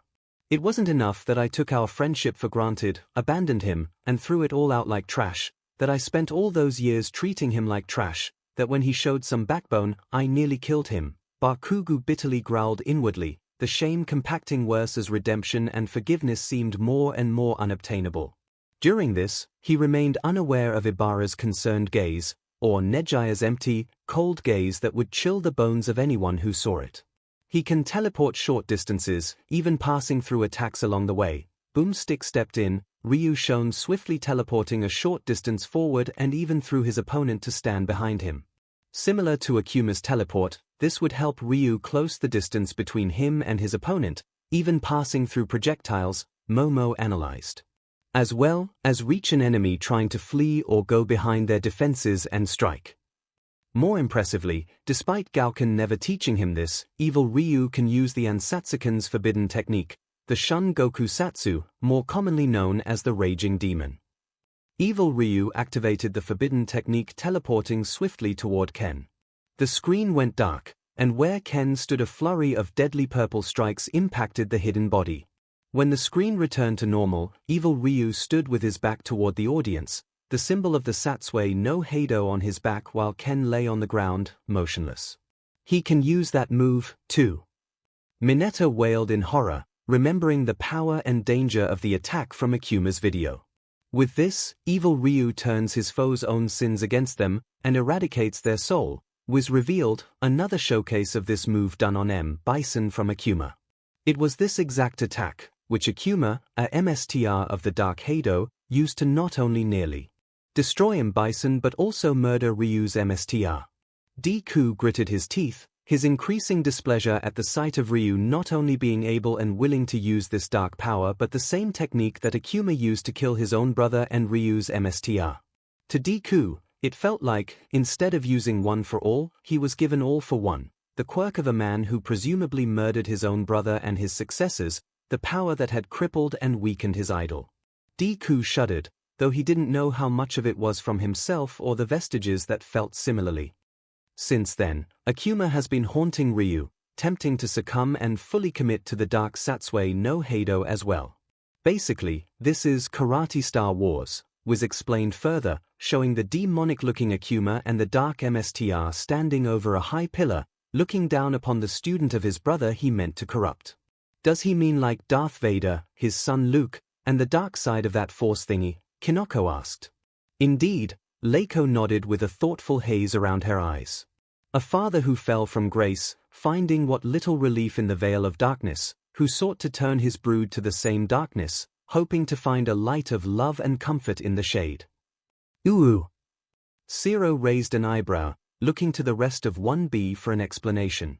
I believe she's referring to Darth Vader and Luke, Jirota chimed in. Well, of course, she meant those two, Kamakiri scoffed. They never once said that 𝐒𝐭𝐴 and Ryu are related. They even said his actual parents dumped him on 𝐿KEN's doorstep. Oh, you call everything Star Wars, Boomstick said, exasperated. Well, some even speculate that 𝐒𝐭𝐴 is Ryu's father, was pointed out, showing the two men, possibly father and son, staring each other down. Mother of God. It is Karate Star Wars. Boomstick exclaimed, the theorized father and son leaping from their pillars to strike each other down. You were saying. Setsuna raised an amused eyebrow at Kamakiri, frozen in shock. Though that would make sense, Rin cupped his chin in thought. It would explain why out of all possible options and places, Ryu's parents gave him to Gouken, the brother of his true father. It could also explain why Ryu can use the Satsui no Heido and Raging Demon like Akuma. I think the Satsui no Heido thing is just like a Dark Kai thing that anyone can use, Honinuki gave his 2 cents. The darkness of the heart is not exclusive to a special few, but a curse that plagues and haunts the hearts of all, Koroiro sagely said. But Gouken's teachings instilled a powerful belief in Ryu, was butted in, Ryu mimicking the graceful movements of his MSTR, Gouken. If he can resist and shun this dark temptation, he can attain an even greater power. Seeing Ryu stand his ground and persevere through the dark temptation of the Satsui no Heido brought a smile to Izuku's lips. He remembered how he would watch All Might's debut video, taking to heart the words of his idol and future mentor, standing tall and firm and getting right back up after every insult, mocking, bullying, or beating, never giving in and continuing to pursue his dream of being a hero. I believe this rather fits with our school's alma mater, Nezu stated gleefully. Go beyond. Plus ultra. The students declared, the kids following suit. By detaching himself from all emotion, he enters an altered state of consciousness, Boomstick said, Ryu now glowing whitish-blue ki, his eyes glowing. Like a Jedi, Wiz pointed out. This boosts his speed, power, and can do all sorts of crazy SHT to his abilities, Boomstick chuckled. That looks almost like Goku's Kamehameha. Kuta noticed Ryu firing off his Shinko Hadouken. I suppose, you're right, little Midoriya, Mirio grinned. Kuta blushed red in embarrassment. Shut up. Go die in a hole. The boy stuttered, blushing only harder at Mirio's laughter. This is the power of nothingness, was declared, Ryu's eyes once more turning pure whitish blue. Stupid name. Boomstick scoffed. Ha! That sounds even worse than my first codenames, Bakugu mockingly laughed. So, you admit that your first choices were awful names. Hagekyu suddenly exclaimed, pointing an invisible finger at the frozen Bakugu. You heard it here, folks. Katsuki Kaken Bakugu has just admitted that his original choices for hero names, Lord Explosion Murder and King Explosion Murder, are but. This is the revelation of the century, ladies and gentlemen. Mina announced like a reporter, a microphone even in her hands, thanks to Momo. We now go live to one my Mr. Bakugu's best friends, Ejiro Kirishima. Mr. Kirishima, what do you make of this? I am shocked, Ms. Ashido. Absolutely stunned. Kirishima responded in a mock-aghast voice, hand over heart. I thought I knew Bakugu, that he believed wholeheartedly that his primary hero names were excellent. My whole world has turned upside down. In a moment of improved, Uraka helped make Kirishima's statement accurate, the now floating faux redhead floating upside down in the air. I'll kill you. I'll kill you all. Bakugu raged so hard that he needed the entirety of the rest of the 2 classes to keep him from murdering them. Power of nothingness foil to the Satsui no Heido resembles states of being found in Buddhism brings a hyper-awareness of the universe to the user boosts one's strength and speed without losing clarity of thought causes eyes to glow blue-white can be used to withstand even the dreaded raging demon. The power of nothingness is more focused than the dark Heido, allowing Ryu complete control over his mind and body, was detailed the amazing power. Gouken even once used this power to separate himself from his soul in order to survive Akuma's raging demon. Surprise! Obwin is still alive. Ryu and Ken ran over to see their once-believed dead MSTR alive. Yay! Eri cheered at Gouken's survival. So, this power is like the mirror opposite of the Satsui no Heido, Asui stated. Where the Satsui no Heido gives power but can cause one to lose their focus and restraint with bloodlust and anger, but the power of nothingness trades one's emotions for greater focus and hyper-awareness. Asui let out a ribbit as she liked the new power, comparatively finding it to how her own quirk dulls her emotional responses. Another, different cost for a higher power, Tokoyami nodded, likewise liking and even envying the power and how useful it would serve him and Dark Shadow. Though, he would rather do without the brightness of it. Ryu is skilled enough to take on numerous thugs at once, tough enough to survive being impaled, and strong enough to overpower the genetically created super warrior, Seth. Boomstick listed his feats as they were shown. Oh, and he's fast enough to dodge point-blank gunfire. All Might rubbed his side once more as he witnessed what must have been the incident that garnered Ryu's crater-like scar. Yet as evil Ryu, his aura's so strong he can just walk through bullets, was pointed out as bullets bounced off the air in front of Ryu like an invisible barrier. What a flex, Sen blinked in surprise and awe. That being said, being the Street Fighter poster boy doesn't mean he's the top world warrior. Boomstick also pointed out his losses. He's lost a number of matches, fair and square, against the likes of M. Bison, Oro, and even his best friend, Ken. And worst of all, suffers from a horrible curse the likes of which haunt all men and wake them up in the den of night. A super obsessed stalker fangirl. An image of a young schoolgirl loomed over Ryu's image in a creepy light, the girl combining her schoolgirl outfit with the similar gloves, headband, and even hairstyle as the wandering world warrior. Izuku and Ochako shuddered, both thinking about the former's own obsessed stalker, Himiko Toga. Izuku shivered at the thought of the villainess, obsessed enough to infiltrate the provisional licensing exam to attack him, disguising herself as the Shiketsu hero student, and Todoroki's now girlfriend, Kami Itsushimi. He blushed embarrassingly at the memory of Kami's ND form or the feel of her body pressed against his before slapping the indecent thoughts from his mind.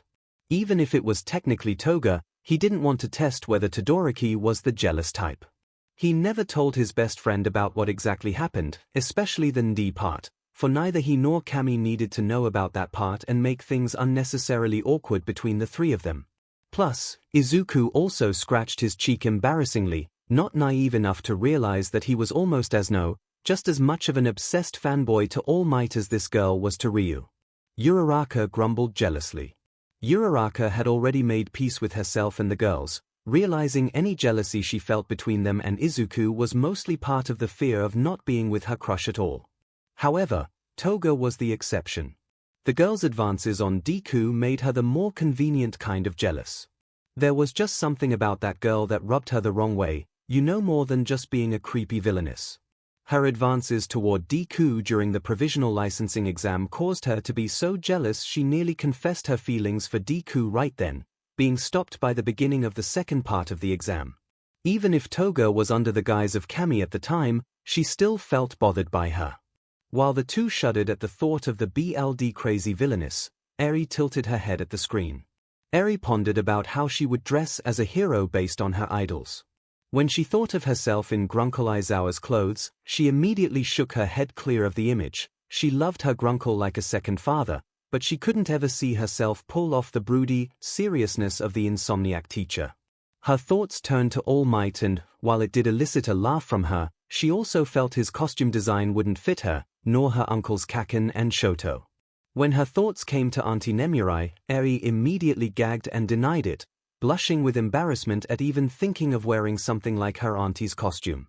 Uncle Mirio was perhaps the closest second of her choices, mostly his red cape, the same one he used to protect her and Deku used to carry her on him. But ultimately, when it came down to who she could see herself imitating or paying homage to were her papa and her mamas. While Melissa and Mai weren't hero students with costumes to base on, she could see herself with a pair of goggles that were a mix of Mama Mai's and Mama Zu's resting on her forehead like the latter, and tying her hair in a ponytail, the same pretty one she saw Mama Melissa wear in that photo her papa showed her of the two on Island. She could see herself wearing gloves like Mama Toru's, boots like Mama Chako's, and a jacket that was a mix between Mama Kyo's and Mama Mina's, and colored and designed with scales like Mama Suna's. She could see part of her main suit designed like her auntie or rather Mama Nej's suit and maybe even have two strands of her hair curled up like the Periwinkle fairy. But the person she felt inspired by the most, the one she imagined having the most semblance in her suit was her papa. Another part of her base suit she saw inwardly as based on Deku's, with the same coloring, and topping it off with a similar collar to his.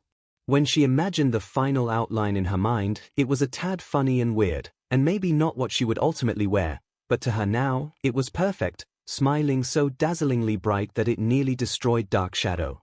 Finally, with Kuta, he too shared Deku's and Uraraka's shuddering disgust of a stalker fangirl, even if it was a tad bit more childish, but still. However, his thoughts turned similarly to 𝐂𝐻𝐢's, imagining what his idolized hero suit would look like. And when he thought of who to turn to for inspiration, it came down to 3 sets of people: his Aunt Mandalay and the Pussycats, his parents, the Waterhose Heroes, and his idol and hero, Deku.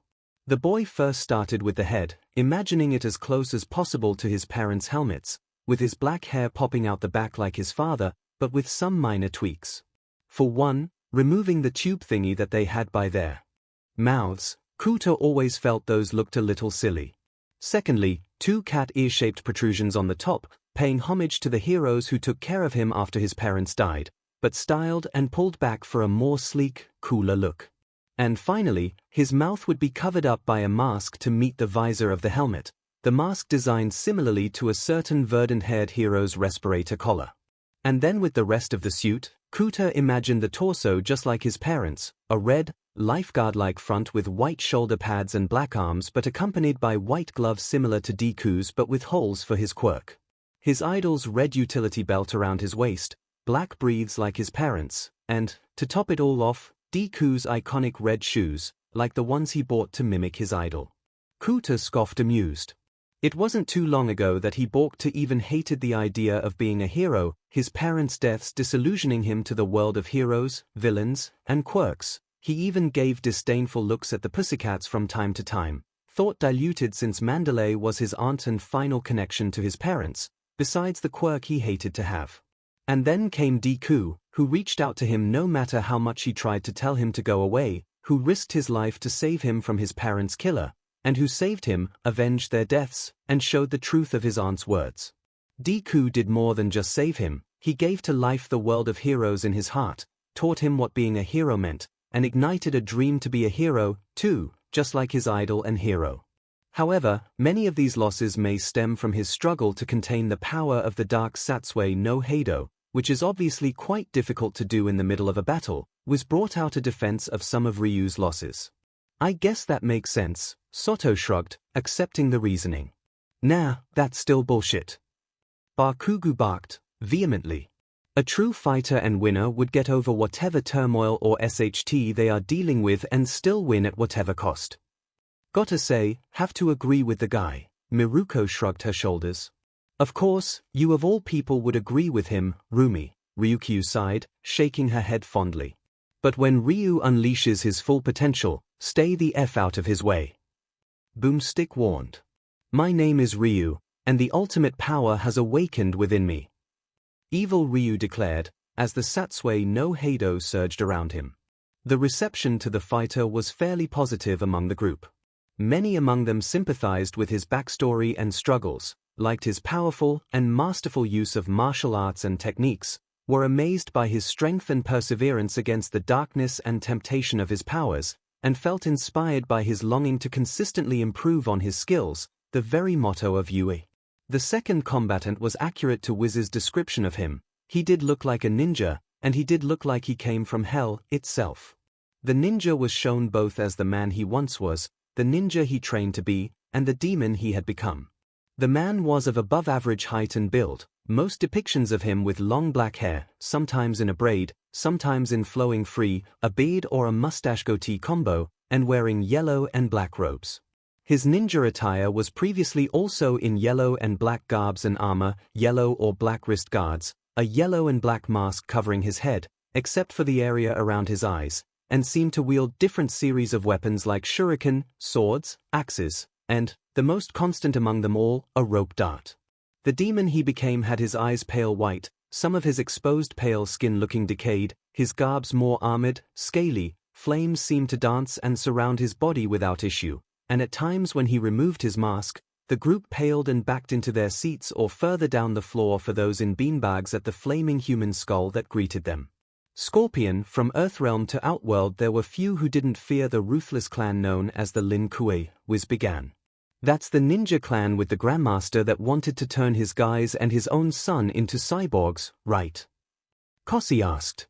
Yep, Bondo nodded. Except the Shirai Ryu, a clan with some serious ball. Boomstick introduced the rival clan of the 𝐿𝑁. Not only do they defect from the 𝐿𝑁, They mock them on a daily basis by wearing obvious palette swaps of their clothes. Members of the Shirai Ryu were shown standing off against those from the 𝐿𝐴, the yellow and black robes of the former a color swap of the 𝐿𝐴's dark gray and black. They also like to pull classic pranks like annoying phone calls, TPing 𝐿𝐴 homes, and constantly slaughtering their loved ones. Haha, got 'em. So, rival clans with a BLD feud on each other, Todoroki summarized. Rival clans that just also happen to be chock full of ninjas, Ojiro muttered. From the Shirai Ryu came Hanzo Hasashi, the hellish ninja of vengeance, was fully introduced the combatant himself, including his white eyes that held the fires of vengeance. But before he became the stuff of nightmares, he was once an ordinary young child. Isn't everyone once just an ordinary child at one point in their life? Awase questioned.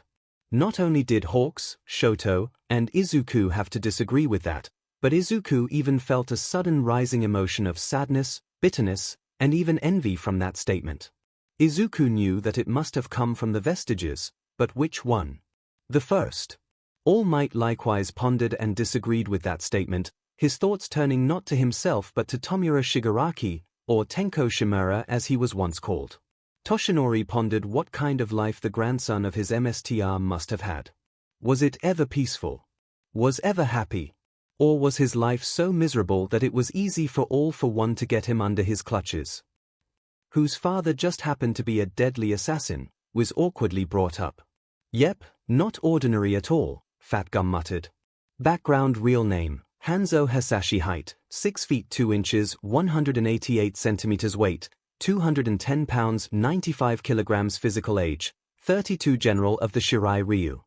Clan combat styles, ninjutsu, Pai Gua, Hapkido, and Moi Fa strongly prefers foes to come to him creator Ed Boon's favorite character, in hopes of sparing him from a violent life of regret and murder. Hanzo's father forbade him from ever joining the clan, Wiz began explaining Hanzo's life.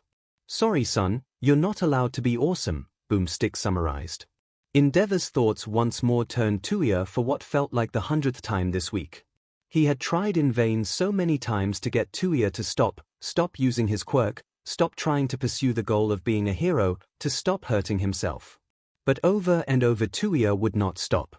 The boy would sneak out to their old training grounds, training himself and his quirk, despite the latter constantly burning his body. Tuya often wore bandages all the time, and every time the patriarch of the Todoroki household tried to get the boy to listen to reason, but he could see that he already had done too much damage to the boy's mind.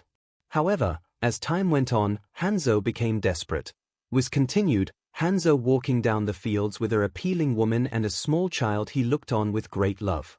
He needed a way to support not only himself but also his wife and son.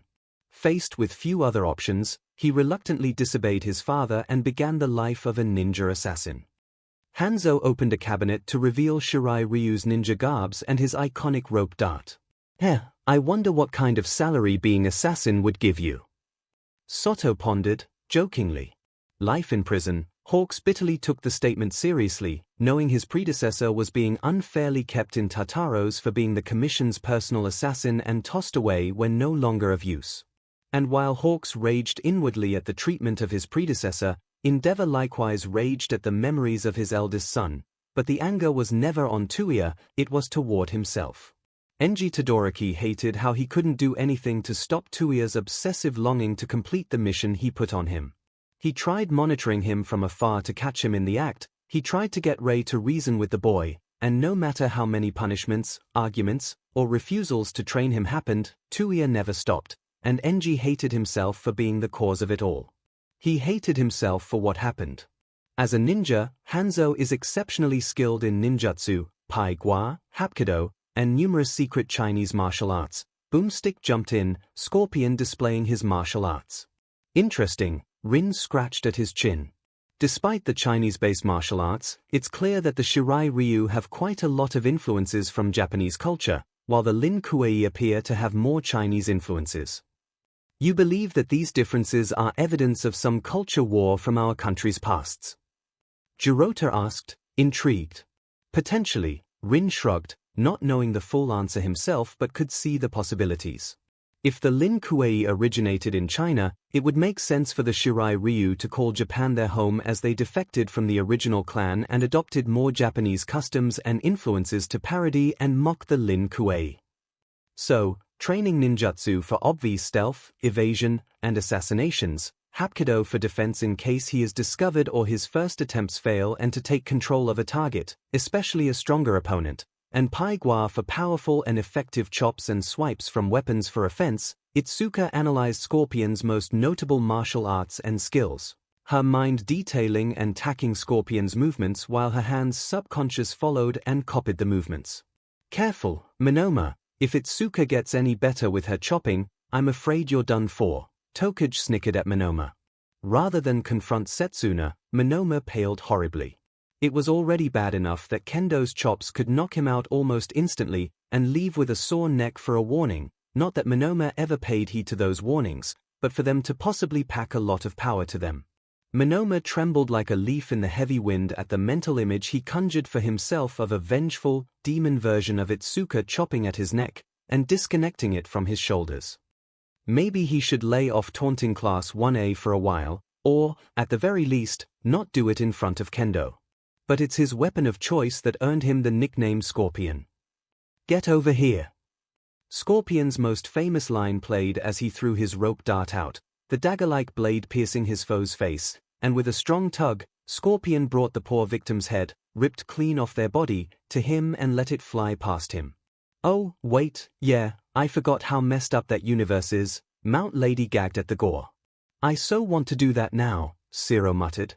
Saying get over here. While I pull someone with my quirk, I mean, not the murder part. My meme senses are tingling. Kaminari shuddered as if the cries of thousands of people far away wanted him to react to this iconic-looking move. Interesting you developed something as absurd as that, but not a sense of warning for when my jacks are itching to shut you up before you say something stupid. Kyoka's jack inched closer to Kaminari's head. Maybe I lost that sense with all the decibels blasted into my ears. Kaminari grinned teasingly despite the risk. Maybe if you didn't annoy me so much with spouting whatever stupidity that first comes to your head, I wouldn't stun you so much, Kyoka argued back. As the two continued arguing back and forth, some of it serious, most of it half-heartedly in good fun, Mina and Hagekyu sighed. If I didn't know any better, I'd say she had a thing for him, Mina shrugged. Yeah, it looks more like a brother-sister spout than a lover's one, Hagekyu agreed, noticing the big sister admonishing the annoying little brother vibes that Kyoka had toward Kaminari, even if Kaminari was the older of the two. Izuku's ears picked up what the two said, Mina's words almost causing a rise of jealousy to well up in him before Hagekyu's simmered them down. Izuku shook his head, admonishing himself for that momentary irrational bit of anger. After all, Izuku could tell that the two were brother and sister to each other, a couple of dysfunctional ones sure, but like siblings nonetheless, and he only just realized how far his feelings for Kyoka extended, so he shouldn't get so protective and insecure about it this much. And yet, maybe because he found out and acknowledged these feelings so soon, he's actually started to worry about losing her and the others. He admitted to himself that if the girls went after another person, he would be upset sure, but that he would respect and be happy for them. Now, however, the thought of not being with Kyoka or any of the girls felt wrong. What is up with me, lately?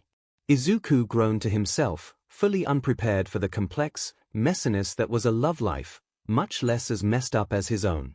While his kunai rope is iconic and deadly, I'm more partial to whatever the hell that snake creature is that lives in his hand. Boomstick showed the Scorpion, from the Mortal Kombat movie, raising his palm as it opened up to reveal a snake-like figurehead sticking out slowly and disgustingly. That's messed up. Kosi shuddered in disgust. The perpetually wide-eyed teen looked toward Kamakiri. Is that how your blades feel like? Shut up, blowhard. Kamakiri rolled his eyes and dismissed his classmate, flexing out his quirk by jutting out a small blade in and out and feeling the sensation he was used to, almost like flexing a bone or muscles. Only the bone or muscle, in this case, flexes out of his body. Oh my god. When are you guys going to let that go? I already admitted that was a bad first hero name. Tsuburaba whined. Considering you suggested that so proudly and without self-reflection, never, Tetsu chuckled. Wait, Wait, back the truck up. Mina raised her hands for everyone to stop. The first hero codename he came up with was Blowhard. Yep. Pretty much. Now you know how we felt. Were the responses that came out of Class 1B, while it became increasingly hard for most of the class to not start laughing. Bakugo of course didn't get the memo. Bahahahaha. And you, extras, give me so much SHT about my names. Bakugo laughed like a howler monkey out of hell. Tsuburaba was a beacon of red and slumped in his seat, wishing for the beanbag he sat on to just swallow him up. Vlad King pinched the bridge between his eyes, groaning as he remembered clearly and shamefully how one of his students had so little self-awareness to write that down. Thank God Kiyoma went easy on the poor boy with her teasing. Moveset Kunai Spear, closest real-life equivalent, was called the rope dart, also previously depicted as a mace or a serpent creature, has also been used by Reptile, Smoke, and Noob Cybert Hellfire Punch Fire Breath Leg Takedown Flaming Backflip Kick Scorpion Sting, or, in whatever form, it impales the opponent and pulls them in close, usually for a sweet uppercut to the jaw, Boomstick continued. This is similar to an ancient assassination weapon used in the Tang dynasty called the rope dart, was explained, footage playing of a man expertly swinging and tossing the said weapon around and in front of him. It's extremely difficult to MSTR, making Scorpion's finesse all the more impressive. While obviously not a fan of the murderous usage, Izuku still did find Scorpion's impressive technique inspiring for his work on Black WHP. Zero's and Tsuyu's training earlier today was helpful, with the two of them teaching him to focus on a target, to see his quirk as an extension of himself, like his arm, and to reach out for it. Seeing Scorpion in action, ideas popped into Deku's head, from different ways to swing his opponent around with Black WHP or a single concentrated point to aim at either slingshot himself toward the opponent at high speeds or, well, make the opponent get over to him. After writing down all he needed, Izuku sent bright smiles and nods to both Zero and Zu, the former giving back a thumbs up, wide smile, and wink, while Zu nodded, croaked, and had a tiny blush on her cheeks. He's also provisioned with several weapons like long swords, twin katanas, and axes, Boomstick added. Kamakiri grinned as he paid closer attention to the Shirai Ryu assassin as he used his Pai-Gua martial arts in tandem with his swords and katanas. Scorpion knocked Sub-Zero down with a kick. Toasty! Dan Forden's head suddenly appeared and exclaimed. Fut, what was that? Hagakyu snickered. That was funny. Scorpion's weaponry and combat prowess were put to the ultimate test by the legendary Lin Kuei warrior Baihan, aka Sub-Zero, was introduced the fiery ninja's eternal rival in all his icy glory. I feel a rivalry going on here, Soto narrowed his eyes. I wonder why. Bakugo sarcastically groaned out. Maybe because they are from rival clans that hate each other's guts. Or maybe just because they both are ninjas with a different palette swap.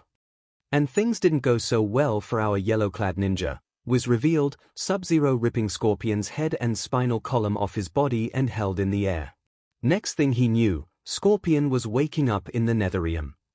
Scorpion was seen finding himself surrounded by lava, fire, and pillars decorated with skeletons. More commonly known as Hell, Boomstick jumped in. Wait, so he died? Uraraka blinked, surprised and confused. Guess that makes sense for why he was called the ninja from hell, Tsuyu shrugged. Ibara pouted, but ultimately just felt sorry for Hanzo. Even though the man had a wife and child to support, the lifestyle and career of an assassin was not a virtuous one and his soul must have gone to this hell for a reason, so she reconciled that this was simply the fate he chose for himself. Unless this world somehow didn't have a heaven as an ulterior afterlife choice. Bet you wished you listened to Dad now, then maybe you could have ended up in a happier place, with your murdered wife and kid, Boomstick mocked the disobeying ninja, as he gazed upon the frozen, bloody corpses of his wife and son. Oh yeah, they're dead too. Oh no, Pony whimpered, tears in her eyes at the horrible fate of the two. They look frozen, and not naturally so. Todoroki narrowed his eyes, his right hand clenching. If the name holds weight, it must have been Sub-Zero's doing. Enraged at Sub-Zero for apparently killing all he'd sworn to protect, Scorpion scored a second chance striking a deal with the sorcerer, Quan Kai, was informed, the pale, tattooed, black-clothed necromancer shown. In exchange for his loyalty, Scorpion was resurrected as a phantom of the Netherrealm. A dubstep remix of a theme played as Scorpion revealed his flaming skull for a face, later teleporting out of the ground, landing, and engulfing himself in flames. "So, he's a freaking demon." Mineta screamed in horror at Scorpion's new face. A wraith, most accurately, 𝐒𝐿𝐼 corrected the small-statured teen, suddenly way more invested with the ninja now that he was a literal flaming phantom from hell. "Well, if Sub-Zero can use some kind of ice power, then I think the fiery side of Scorpion would be another thing to rival each other," Ojiro pointed out. All Might narrowed his eyes, feeling off vibes from the Netherrealm sorcerer, as if being a sorcerer from hell wasn't already enough. Demons don't offer anything without a price, and the deal is usually in their favor. The former #1 hero had his experience with the demon of a man named All for One, who gave and took quirks in exchange for their loyalty to him, and this situation with Quan Kai and Scorpion was very similar. Wraith abilities: teleportation, commonly used to surprise attack enemies from behind Netherrealm portals, quick access to the underworld and back at any time, control over hellfire, explosive fireballs, summoning flames under his opponent, surrounds himself in harmful flames, can even breathe out fire, cannot die from physical attacks, and being reborn as a demon of vengeance has its perks. Boomstick began listing Scorpion's new wraith powers as they were shown. Scorpion can now teleport, summon fire at will, and create portals in and out of the Netherrealm he was spawned from, literally dragging others to hell. So, now he has pyrokinesis and teleportation to his arsenal, Izuku wrote down. That teleportation ability would be incredibly useful with his ninjutsu training, either by surprise attacking his enemies, evading an attack, or traveling short distances quickly. And his pyrokinesis seems to range from projecting it from his body, like his fireballs, and setting himself on fire, or summoning it around him. His fireballs and summoning flames could help keep his foes away and deal serious damage, and surrounding himself with fire could also help deter his enemies from attacking him directly. Todoroki narrowed his eyes, analyzing Scorpion's new pyrokinetic abilities and seeing how they would match against his own. Already Shoto saw himself at a severe disadvantage. Scorpion's teleporting would make avoiding his glacier incredibly easy, and even if he would get caught, he could burn or teleport his way out of it. Unleashing his fire on a fire demon likewise seemed useless.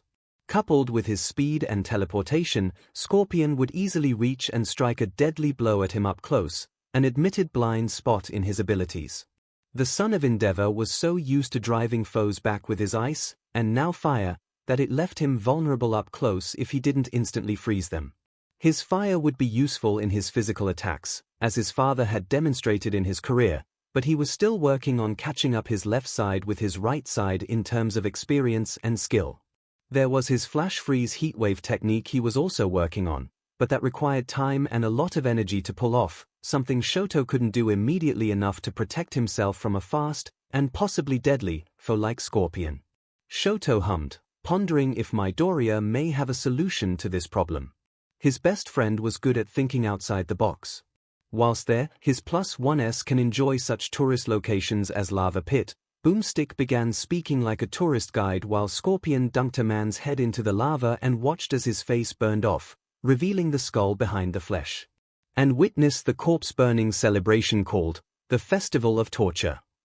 Said festival was several bodies writhing and screaming in agony as they were impaled, chained, and half-buried onto a pillar and burned slowly and painfully.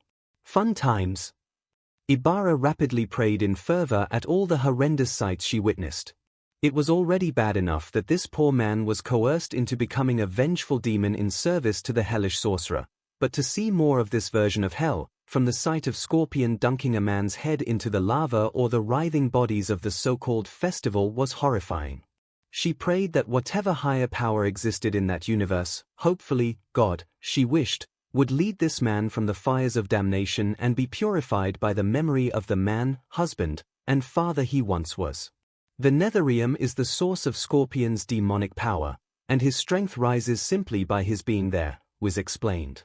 So, not only would dragging his opponents to hell be an advantage because of the hazardous environment that one of them would be effectively immune towards, but the longer they fight there, the more powerful Scorpion becomes, ensuring his victory the longer he drags it out, Ryukyu analyzed.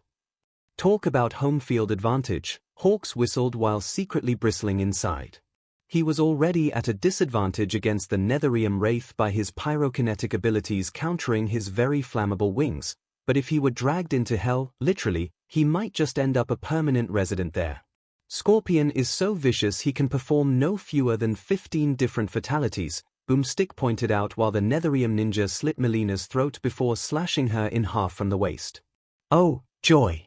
More of this, Mount Lady exclaimed in a mock cheerful voice, keeping back the bile building up with each gory fatality after another. Fatalities spin rip removes victim's head with bare hands, presumably learned it from Sub-Zero, most probably from experienced Toasty. Scorpion's fire breath incinerates the target in seconds. Hand from hell, a flaming skeletal hand pulls the enemy to hell. Spear slice cuts victim in half and beheads them. Animalities, becomes a scorpion and tears them in half. Dash. Or becomes an adorable penguin. He can rip a person's head from their body, spine included. Went first, Scorpion pulling Sub-Zero's head off his body like the latter did to the former. That's not something you just do, that's art right there. Boomstick gazed at the second demonstration, jade in awe. What? But how would he what? Manga sputtered, numerous question marks appearing all over his speech bubble for a head. Setsuna rubbed her neck, hoping, if an ill-fated encounter with the psycho demon occurred, that she could detach her head from her body on her own quirk's terms. Hey, look on the bright side, Mirio nervously smiled. Really, Mirio? What part of having your head and spine ripped out has a good side? Nejaya questioned, eyebrow raised. At the very least, now those guys have nothing holding them back. Eh? Mirio smiled wide, a comical pun drum sound occurring. The result of this was Mirio unconscious, with several comical lumps on his head, his mouth covered in duct tape, and his body tied to his chair. Setsuna finished the final touches of everyone's work by sticking a large sticky note over Mirio's forehead that read shame, in big, bold, red letters. Rip off his mask to show his true face. What the FIS that thing? Boomstick screamed in horror from Scorpion removing his mask, showing his flaming skull for a face, and burning another poor combatant to a charred skeleton. He can breathe fire too. Kossi exclaimed. I'm surprised that is what you are fixated on instead of the flaming skull for a head he has, Rin muttered. Eri buried her head in Izuku's chest in fear of Scorpion's horrifying visage. And score a kill by transforming into a, giant scorpion, of course. Wiz's statement of the obvious had the group imagining him shrugging his shoulder while Hanzo, the giant scorpion, ripped yet another combatant into pieces. Or a penguin. Wait, what? Boomstick exclaimed again, this time in shock while Hanzo, the adorable penguin, pooped out an egg over a dizzy Sub-Zero and the egg exploded, taking Sub-Zero's life. So, he turns into a penguin. And then hatches an actual egg. That then explodes and kills his enemy. Mina blinked multiple times, rechecking to make sure she said what she thought said. I quit. I just quit. Momo's face dropped to her hands, sobbing comically as Logic and Reason, her best friends since childhood, were brutally massacred in front of her. You think you talked to him, Koda? You know, if he turned into... Oh, never mind. Kaminari stopped himself, noticing Koda was hiding with his head in between his legs, in the fetal position, likely as a result of Scorpion turning into an actual giant scorpion. Hey, Tamaki, you think if you ate some penguin meat and something super duper spicy, you could do that too? Nejaya curiously asked her friend. Amajiki didn't know what disturbed and gagged him the worst, the idea of eating penguin meat, laying an egg, or Nejaya believing he could do both and somehow also make an exploding egg by eating something spicy. Regardless, he still wreaked havoc on his puke bag. And although Scorpion was far from the most powerful combatant in the Mortal Kombat tournament, he has defeated lethal warriors across multiple worlds, Wiz stated. He has conquered sorcerers, demons, cyborgs, and, eventually, avenged his death by incinerating Baihan in the Netherium. Scorpion raised the burnt head and spine of his killer and rival. I mean, I don't really condone murder and all, but at least he got payback for his Tetsu began before he was cut off by the video. But it turns out that Sub-Zero guy was kind of innocent, Boomstick revealed. The man, actually, responsible for the death of his family was Quan Kai, that guy he swore himself to and has been working for this whole time. Oh, never mind, Tetsu gave up what he was saying before. Vengeance is an emptiness and he that seeketh it wasteth himself, Tokoyami sagely quoted, leaving Leiko shivering in delight. I thought he was going to go with the old classic an eye for an eye leaves the world blind. Zero blinked, surprised. 1. That quote, while applicable, is overused, and secondly, in this case, it speaks to how Scorpion's hatred, rage, and longing to kill Sub-Zero was wasted and for nothing, Shoji replied. All Might's fists clenched tightly. He remembered painfully All for One mocking him with the revelation that Tomura Shigaraki was Tenko Shimura, his MSTR's, Nana Shimura's, grandson. He remembered how All for One said that he molded and shaped Tenko into the villain he was now, molding him to hate the student of his grandmother. With this example of Quan Kai and Scorpion hitting too close to home, Toshinori wondered what All for One may have done to Tenko to turn him into Shigaraki, and Shigaraki even knows that his grandmother opposed and was killed by his now MSTR. Those thoughts turned then to how All for One even found and got his hands on Tenko. What happened to Tenko's family, including Nana's son? What happened to the boy that left him in the clutches of a madman? Could All for One have played a role in what happened, all to secure a powerful pawn and weapon against him? All Might wouldn't put it past his most hated nemesis to do that sort of thing, to be the real cause of all of young Tenko's suffering, manipulate the boy into hating everyone but the true party responsible, and not lose an ounce of sleep over it. Man, Scorpion's kinda like the Charlie Brown of Mortal Kombat. Quan Kai knocked Scorpion down a flight of stairs, while the Charlie Brown Christmas instrumental theme, Christmas Time Is Here, played as the poor gullible ninja tumbled down painfully. Or, I feel bad for him, Pony pouted. Why? Tricked or not, he still was a ninja assassin. Who killed people and killed that innocent Sub-Zero guy, Kamakiri pointed out. Innocent might be a strong word to use for Sub-Zero, Honinuki muttered, remembering that Sub-Zero did kill Hanzo first. I know, but he did all that because he loved his wife and son so much. Pony twiddled her fingers together, innocently and adorably. Wouldn't you? Kamakiri didn't have a response to that. Ida flinched, Pony's words a hammer to his guilty conscience. He did exactly that. While Stain may have been 100% guilty for the crippling of his brother and the murder and crippling of so many other heroes, Ida, at the time, only cared about what Stain did to his brother. The youngest son of the Ida family was willing to kill Stain for what he did. Not arrest, but actually kill the hero killer, something his brother would never condone. He was even willing to let a hero bleed out and die in his ignorance and longing to kill Stain, which only further shamed him. Tenya couldn't Hanzo Hasashi any more than he could judge himself. As penance for his mistake, Scorpion dedicated his life after death to protecting the late Sub-Zero's younger brother, Kuai Liang, or Sub-Zero, was stated, revealing the younger Cryomancer brother and his more exposing outfit and iconic scar over one of his eyes. So it's like a mantle, and after Baihen died, his brother took up the name to honor him, Itsuka said. That did put a smile on Ida's face. His actions may still weigh on him, and he trains and goes on every day to try and make amends. Tenya Ida was still ingenium. His brother asked him to take up the name, to not let it die with him, and Tenya did, carrying the name as his own in hopes of living up to his brother's example. Though he still found time for shooting threes, hitting homers, and hosting his own cooking show. Boomstick jokingly revealed all of Scorpion's nonsensical, embarrassing game cameos, from basketball, baseball, and cooking. This week on Cooking with Scorpion, learn about chopping. A voice announcer said as the apparent MSTR of the culinary arts chopped food with an axe while the captions read, "Yes. This is real." Well, thank you captions, I would not have believed this was real at all without your help, Pixie Bob said in a mocking, cheerful voice.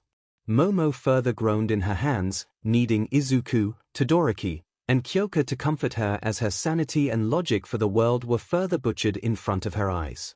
I think if Aizawa were here, he would be begging for his head to be next on the chopping block, Vlad King spoke with complete seriousness. I'm about to wish for such, myself, Endeavor groaned, wishing to Unilive himself. Yeah, I'm not gonna trust anything that guy makes, Boomstick wisely decided while Scorpion frosted a cake and broke his axe, slashing a watermelon in two. Does he even eat anymore?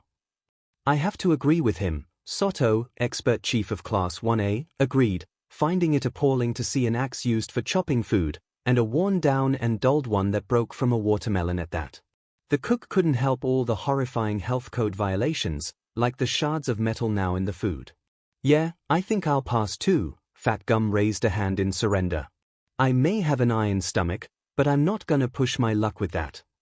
Oh, come on, Fat, I'm sure that food is to die for, Hawk said cheekily. Careful, Wings, the kid's already punished Tintin down there with his puns, don't think we won't do the same to you, Miruko warned, only half joking, and the other, serious half was cracking her fists. Aside from his weakness for the culinary arts, Scorpion's win-loss record is not as intimidating as you might think, Wiz pointed out. But consider the outrageous scope of his competition. An example of his competition just so happened to be Raiden, the Thunder God, standing over a defeated Scorpion. Fair enough, Cementos nodded. Any way you look at it, it's tough to be much more of a badass than a fire-breathing skeleton ninja from hell, Boomstick finished the analysis. To hell with your clan. By-hand Sub-Zero spat out. No. To hell with you. Scorpion roared as he dragged Sub-Zero to the Netherium. Demon, what a comeback, Tetsu snickered. The opinion of the second combatant was more mixed than the Wandering World Warrior. Obvious negative points came from his demonic status, gullibility to fall for the undead sorcerer's words, cold-blooded murder, and an obvious anger issue that could leave him open to making a fatal mistake.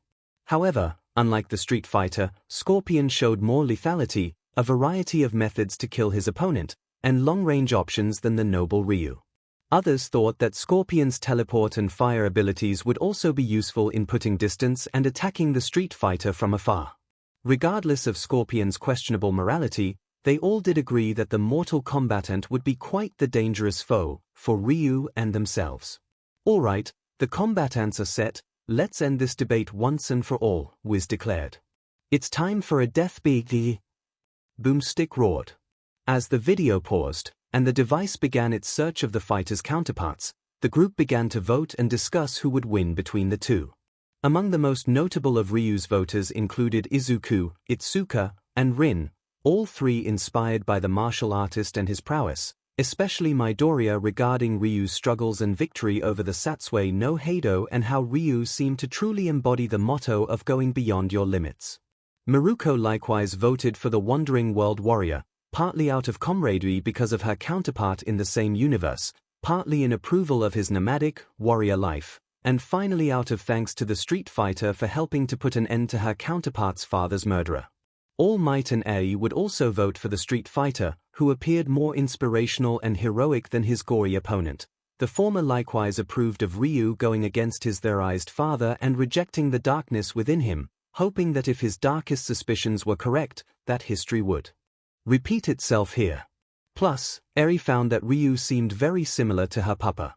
Nejaya voted based on how heroic Ryu was and for his Hadouken technique, which she hoped for her and Izuku to mimic, Tokoyami for respecting the man's struggles and challenges with struggling and overcoming the dark power within like the raven-headed teen does with Dark Shadow, and Jirota would share Tokoyami's reasoning for voting for Ryu, likewise approving and relating to struggling to control his anger mid-fight. Kuta would surprisingly also vote for Ryu over their shared trauma of being orphans and yet helped beyond their pain by the helping hand of another. Edgeshot joins the votes for the Wandering World Warrior, approving of his dedication to martial arts, his journey of enlightenment through suffering, and overcoming the darkness through the teachings of his mentor. Finally, Nezu voted for Ryu, finding that while it seemed ill-advised to vote against a fighter that was technically already dead, he had a feeling that, while detestable of an option, the Satsui no Heido's raging demon and its ability to attack one's soul could be the key for the Street Fighter to obtain victory. As for those who voted for Scorpion, the most notable of which included Katsuki Bakugo, who approved more of Scorpion's brutal methods, teleporting, and fiery powers, Kamakiri who liked Scorpion's martial arts mixed with his weaponry, hoping to get some more tips by asking Midoriya for some notes, and even Mirio, who found that Scorpion's teleportation and fire powers would be useful in keeping Ryu away. Endeavor and Shoto would also vote for the Shirai Ryu ninja, but more than just for his pyrokinesis. Endeavor found a lot of tuya in Hanzo for how he disobeyed his father's orders to join the clan and the anger and grudge that the man held that ruled over him for most of his life, and felt in voting for Hanzo, it would be, in a way, supporting tuya, whether he was his counterpart or not. Shoto's decision to vote for Netherrealm Wraith was similar, sympathizing with Hanzo's past and the anger that drove the man to sell his soul to a demon sorcerer for vengeance. Similarly, Ida likewise voted for Hanzo over their shared struggles over the longing for vengeance, but also believes Scorpion to be the faster, more agile, and more dangerous one between the two choices. Other votes for the Netherrealm Wraith included Layko, who was won over because of Hanzo Hisoshi's status as a wraith and his demonic powers, 𝐒𝐻𝐼, also for the wraith status and approving of Scorpion's teleporting and finding the ability to drag his foe into hell where he would have home field advantage was crucial, and Kaminari, who, while he liked the abilities of Scorpion, believed simply by the nature of Scorpion already being dead to be major boon in a death battle. Uraraka, Asui, and Zero all voted for the ninja for his infamous kunai spear, all three of them comparing Melons owe their own long-range grappling weapons and abilities. Finally, Hawks cast his vote for the mortal combatant for his weaponry, ninjutsu training, and evasion, and likewise agreeing with both 𝐒𝐻𝐼 and Kaminari that an opponent that can take you to a place where he would be stronger and is undead would be unlikely to be defeated. Multiversal counterparts detected. The device finished its scanning, first displaying Ryu. Multiversal counterpart, Izuku Midoriya. "Of course, he is," Kaminari muttered. "Come on, Midoriya. Can't you give the rest of us some time in the sun?" Knowing Kaminari wasn't truly angry or taking it too seriously, Izuku just chuckled, scratching the back of his head. Still, Izuku smiled that he was the counterpart of the Street Fighter, his longing to mimic and MSTR Ryu's abilities only rising further than before. Miruko's gaze fell onto the boy, ears perking up with interest. The rabbit hero didn't have to be a genius to know that something was up with Midoriya. The kid has seemingly been the counterpart to most characters they have seen, and he has what looks like 10 of the girls, including Ryukyu's protégé and the shield girl, drooling all over him without even trying, and from what she could smell of him, she could see why. A particular quirk of her quirk was it gave her many features and abilities of a rabbit, including an excellent sense of smell. Usually, she used it to sense an environment for enemies. However, another use of it was to smell out a person's character. If someone is lying or hiding something from her, she can smell it off their sweat. It also helps her figure out whether a guy interested in her is sincere or just lusting after her body. When she smelled the girls, she could tell that whenever they spoke or interacted with Midoriya, she could pick up their intentions with him. While there was a good amount of lust in them, there was something more, something honest and true about their feelings for the boy, and from what she could tell, the feelings were mutual. At least with as much as she could tell from Midoriya. He always gave off a confusing smell to her compared to others, almost like he has 8 other smells coming off of him, one of which smells suspiciously like All Might.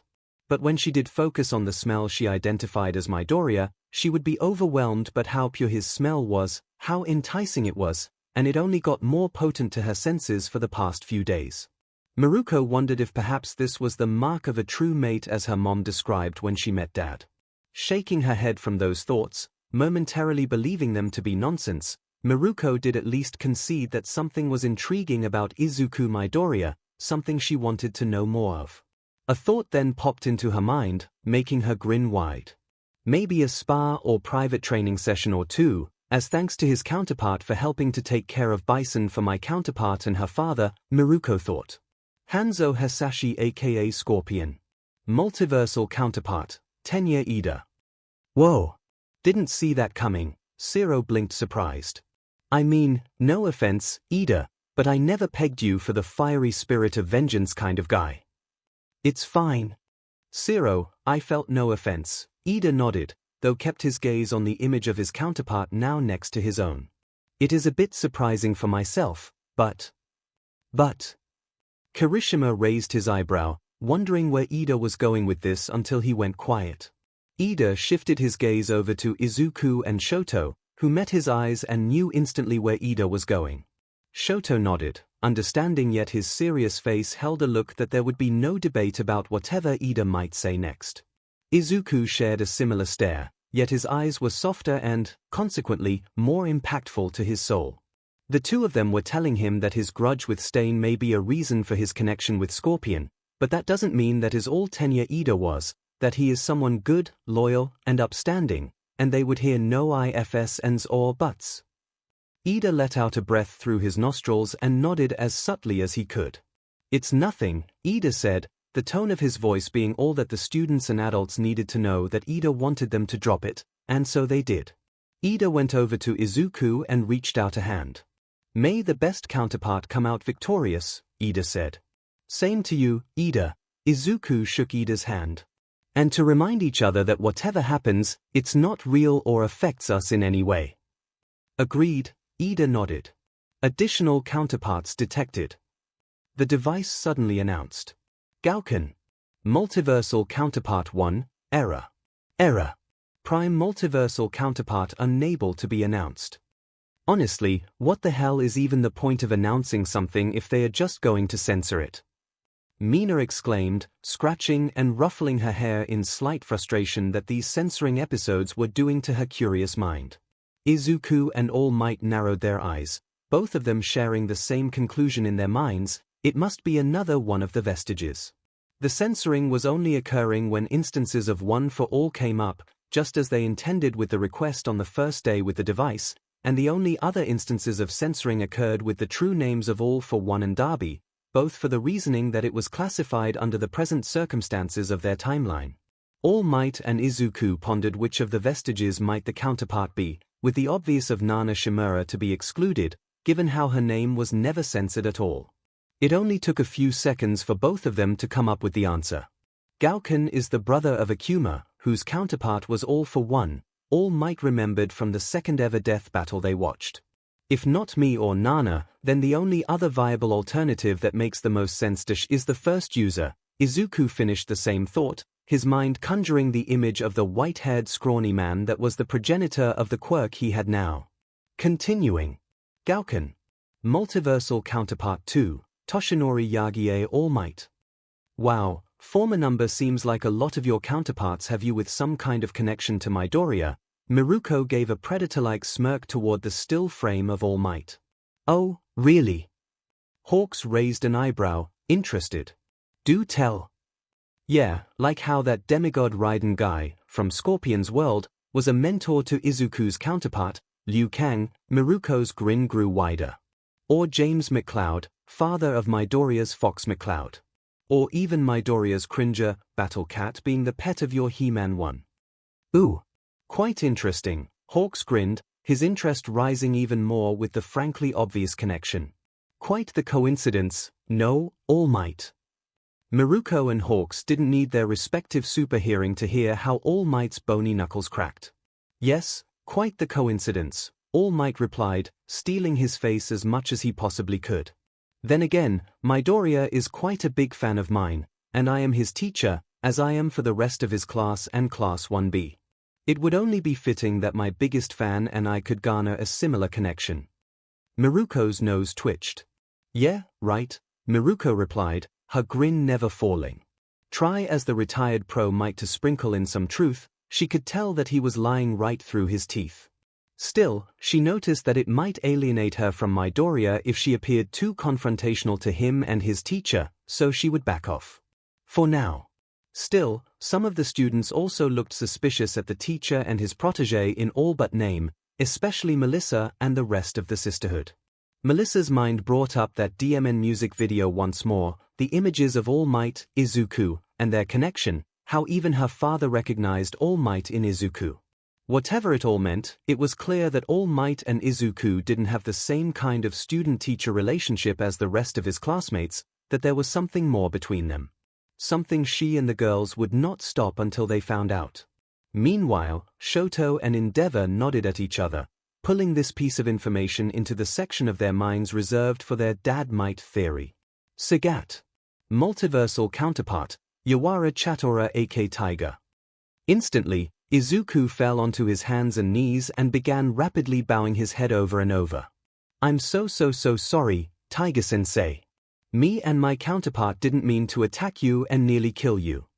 Izuku apologized over and over. His apologies started to become incomprehensible like his muttering. He only was stopped by Tiger's outstretched hand ruffling his hair. It's all right, Midoriya, I take no offense with this, Tiger replied, a cat-like smile on his face. I know perfectly well that you are not at fault for the actions of your counterpart, or that your counterpart truly meant to attack my own in such a manner of his own full accord. Let us put this as just an accident of another life. Hi, Izuku said, blushing slightly from the ruffling of his hair and the looks that the girls were giving him that made him feel like he was a cute puppy or something. Sakura Kasuga. The device showed the obsessive fangirl of Ryu and revealed her name. Multiversal counterpart, Eri. Yay. I'm a fighter, too. Eri jumped. For joy, grinning widely. And I fight and look like Papa's other him. I am Deku's biggest fan. Eri began to adorably copy Ryu's movements as much as she could. Returned to his place, Izuku smiled, his eyes watery at how much Eri cared and admired him. If someone as precious as his surrogate daughter was the one to be his biggest fangirl, stalker, Izuku would be okay with it. Or rather only if his biggest fangirl was Eri. Izuku grabbed Eri into a hug that the white unicorn of a girl returned just as lovingly. Meanwhile, Kuta pouted, blushing red. I am Deku's biggest fan, hornhead, Kuta muttered jealously, crossing his arms and turning away in a huff. Only that direction led to looking at Mirio, where he grinned teasingly at him. Kuta blushed further red and turned away again, pouting even more childishly. Harumi Hasashi. Multiversal counterpart, Kami Itsushimi. Awkward, Ojiro hissed, pulling at the collar of his shirt as he noticed the foul look on Todoroki's face. However, the students didn't know what made Todoroki angrier, the fact that the counterpart to his girlfriend was married to and had a kid with one of his classmates, or that very same relationship led to her death. Ida paled and shrunk down into his seat, trying to avoid looking in Todoroki's direction and the possible glaring eyes that awaited him. While the new Ingenium could admit that Todoroki's girlfriend was objectively one of the most appealing women he had ever seen, Ida, in this life, held absolutely no interest in Kami Itsushimi, much of that interest fading when he met with and saw how Itsushimi talked and behaved. Quan Kai multiversal counterpart, Kai Chisaki aka Overhaul. Thankfully, Ida was spared any more of Todoroki's jealous glares, as the fire and ice wielding teen glared venomously at the undead sorcerer for what he did to his girlfriend's counterpart, and Ida joined Todoroki in glaring at the man with hate. The blue-haired teen still didn't have any interest in Kami, but she was still his counterpart's wife, and this man was responsible for her demise, the death of his counterpart's son, and tricking his counterpart into becoming his puppet. If Ida had a list of people he hated, Quan Kai was now a very close second to his most hated person alive, just barely behind Stain. With all the counterparts out of the way, the video began to play once more into the fight. Up on a mountaintop, a sea of clouds below and the wind howling above, Ryu stood alone, basking and meditating in solitude. Now that is just majestic, Ojiro gasped in awe of the scene, envious of the warrior for enjoying such a sight. This peace was broken suddenly, a voice calling out to him, "Get over here." I had a feeling they were going to have that in this fight, Rin chuckled. Ryu opened his eyes, reacting quickly and catching the kunai spear. Can't fool me, Ryu shouted. However, whilst memorable to his character, to announce the attack forgoes Scorpion's element of surprise, Edge shot wisely informed. If he had declared it after the attack landed, it would be both effective and true to his character. Yeah, like the skilled, focused warrior wouldn't have noticed the attack coming at him otherwise, Miruko rolled her eyes. Fair enough, Edge shot conceded that Miruko brought up a good point. The wandering warrior pulled Scorpion into view, the two fighters standing ready against the other. Come on! Ryu taunted at the Netherium ninja. Fight! Scorpion went on the offense immediately, teleporting right to Ryu, the latter blocking the flying kick. Hanzo Hisoshi tried landing a flurry of punches, but the street fighter blocked each one perfectly with but a single arm. Amazing, Itsuka gasped, herself in awe of Ryu's perfect defense. She flexed her hand, memorizing Ryu's technique in hopes of combining it with her quirk to achieve a similar, if not greater defense of her own. Ryu dodged an uppercut before countering with a solid right hook to the face. An X-ray showed Scorpion's skull cracking under the strike's power. The students and adults flinched under the force behind the hit if it left a crack in the opponent's head. Scorpion was sent backward, sliding himself to a stop only to get leg swept, knocking him to the ground. Ryu performed a short hop, hoping to drive his fist down onto Scorpion's fallen form. The ninja vanished in a burst of flames, Ryu's fist striking only the ground. Ryu is the stronger fighter defensively and with greater striking power. However, Scorpion is the faster and more agile fighter, so this fight's going to come down whether Scorpion can deliver a fast enough, deadly strike or if Ryu can break Scorpion first, Mandalay summarized. Come here. Scorpion reappeared away from Ryu and flung his kunai once more at the warrior. Hadouken! Ryu formed and fired his iconic blue fireball. Hadouken! Eri and Kuta both copied Ryu's move, earning giggles and chuckles from the group. The Hadouken blasted through the kunai spear, destroying it. Scorpion crossed his arms over his chest and teleported again, the Hadouken whiffing past where the ninja once stood and stopped against the rocks. Teleporting behind Ryu, Scorpion jumped and landed a flying punch at the back of Ryu's head, disorienting him. While Ryu was dizzy and stunned, Scorpion summoned a katana and made after his stunned foe. Nice, Kamakiri grinned. Stun him enough to pull out his sword and deliver the finishing blow. Mineta snickered, attempting to cover his mouth at how unintentionally gay that sounded. However, as he looked back, he realized Kamakiri heard him, and he was not amused. The purple perv shivered at the praying mantis-like teen's glare, even more, when a blade came out of his fist, threateningly. However, before Scorpion could reach him, Ryu shook himself clear, dodging the sword slashes. Tatsumaki Senpukyaku. The Street Fighter subsequently countered kicking Scorpion in the face with his hurricane kicks. He finished the attack and proceeded to uppercut the combatant into the air. Shoryuken. Nice. The way he swayed techniques and blended his moves together like that was masterful. Miruko nodded and grinned in approval.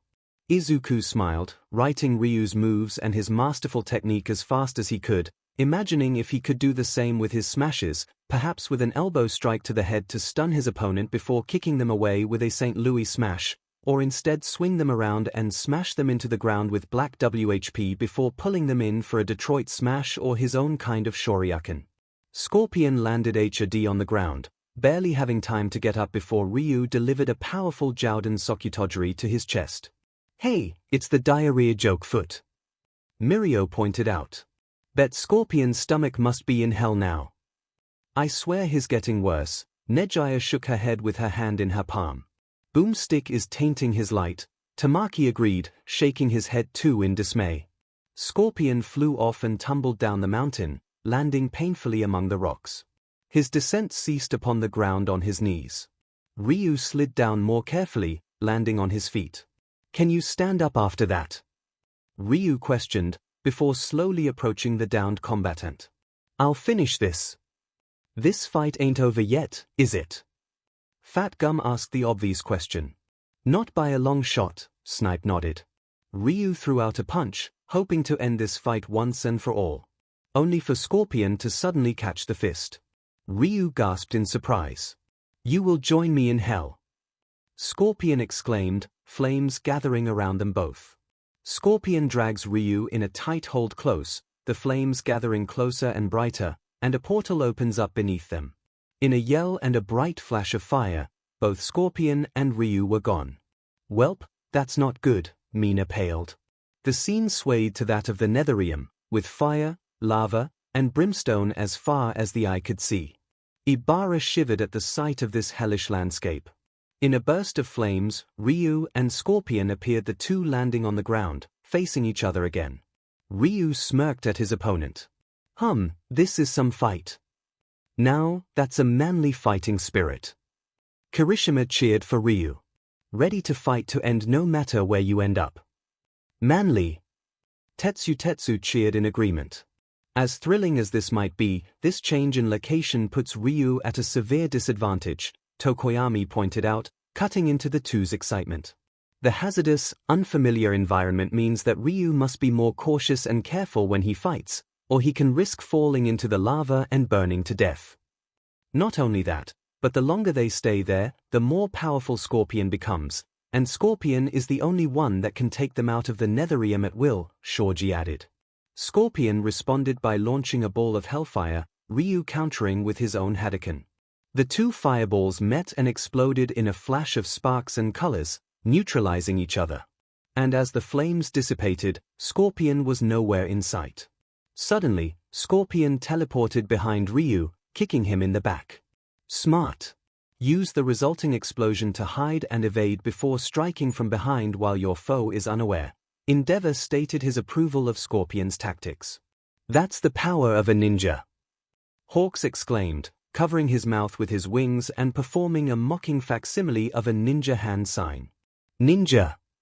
Miruko copied Hawks, pulling up her winter scarf over her mouth. Edgeshot could feel his burning rage rising at the mockery of his art form, only slightly worried that this rage would turn him into a spirit of vengeance himself. Scorpion teleported again, landing a powerful strike at Ryu's stomach that left him gasping. The Netherrealm Wraith began teleporting over and over, delivering multiple blows at Ryu's off-guard form, before transitioning to sword slashes, spilling Ryu's BLD across the rocks of hell. Hey! No fair. Stop teleporting like that and fight him fairly. 𝐔𝐬𝐽 whined, her displeasure only rising at the knowledge that it was Izuku's counterpart who was being mercilessly wailed upon. There's no such thing as fair here, babe. Kamakiri exclaimed. It's do-or-die time. Izuku whirled his eyes at Kamakiri, an inhuman spike of rage flowing out of him at hearing the word babe be directed like that at his girl. Miruko shivered as her nose picked up that rage from Midoriya, one that smelled both noble and vengeful. Honestly, to find such a combination coming out of Midoriya was rather STMLTNG. Scorpion brought Ryu to his knees with a roundhouse kick to the face. Ryu breathed, holding his bleeding side. Neither of us has reached our full potential, Ryu warned. As if that matters. Scorpion scoffed, raising his hands upwards. Sparks began to rise around Ryu before a plume of hellfire burst out. Ryu yelled in pain as he was covered in the flames. Oh no! Pony wailed. Is it over? Nezu smirked and said hardly. Muhahaha. Scorpion laughed, assuming victory. It's not over. Ryu's voice cut Scorpion off. From the flames, Ryu's silhouette stood, growling as his eyes flared red.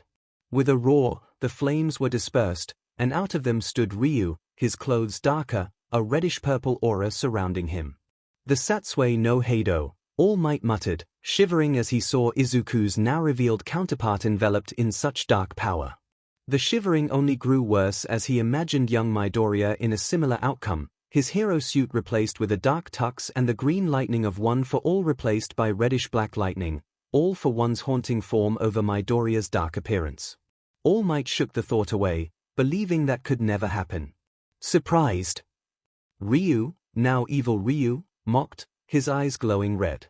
Setsuna shivered, partly out of instinctual fear and horror at the sight of her green bean's counterpart in such a state, but also because she couldn't help but imagine Izuku in a similar, confident look. Rather hot.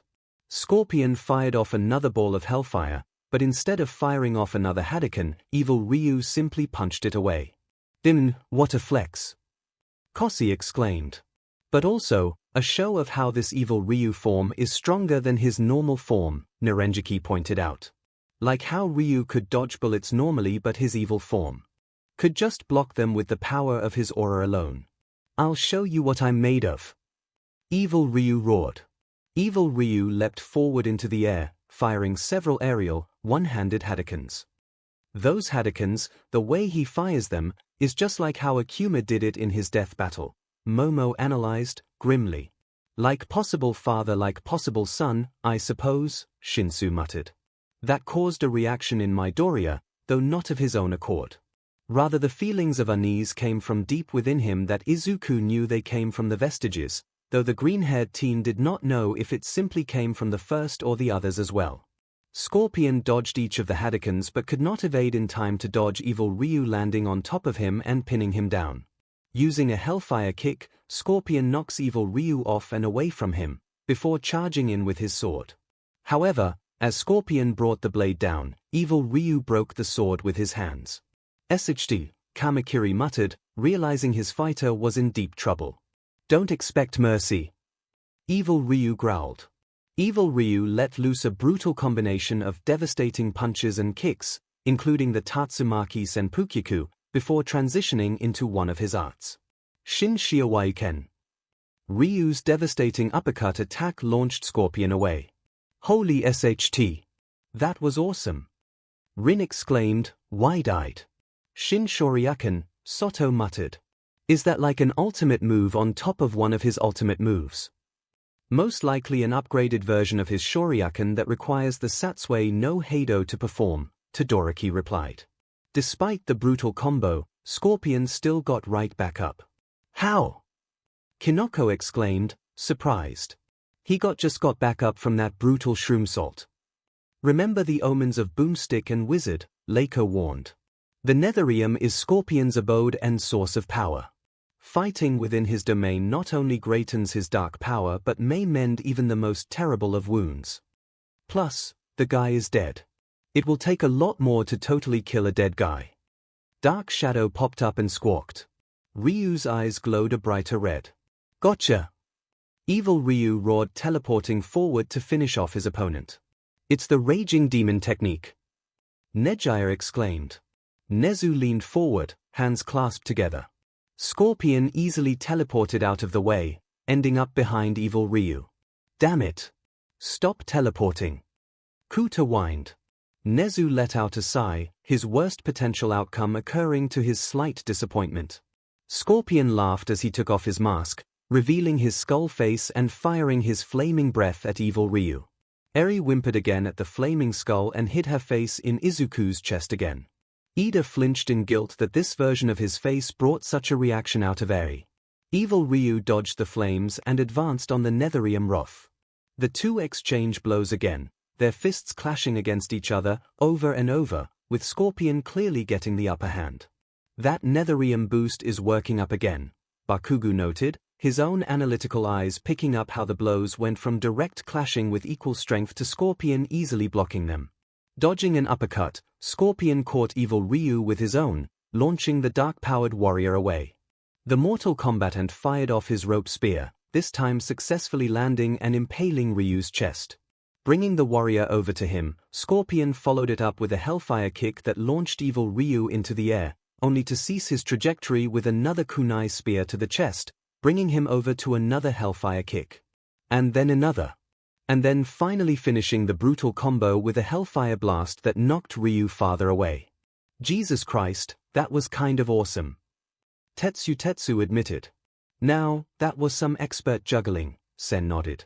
"They've spent so much time in the Netherrealm that not even Evil Ryu can stand up against Scorpion now," Jirota noted.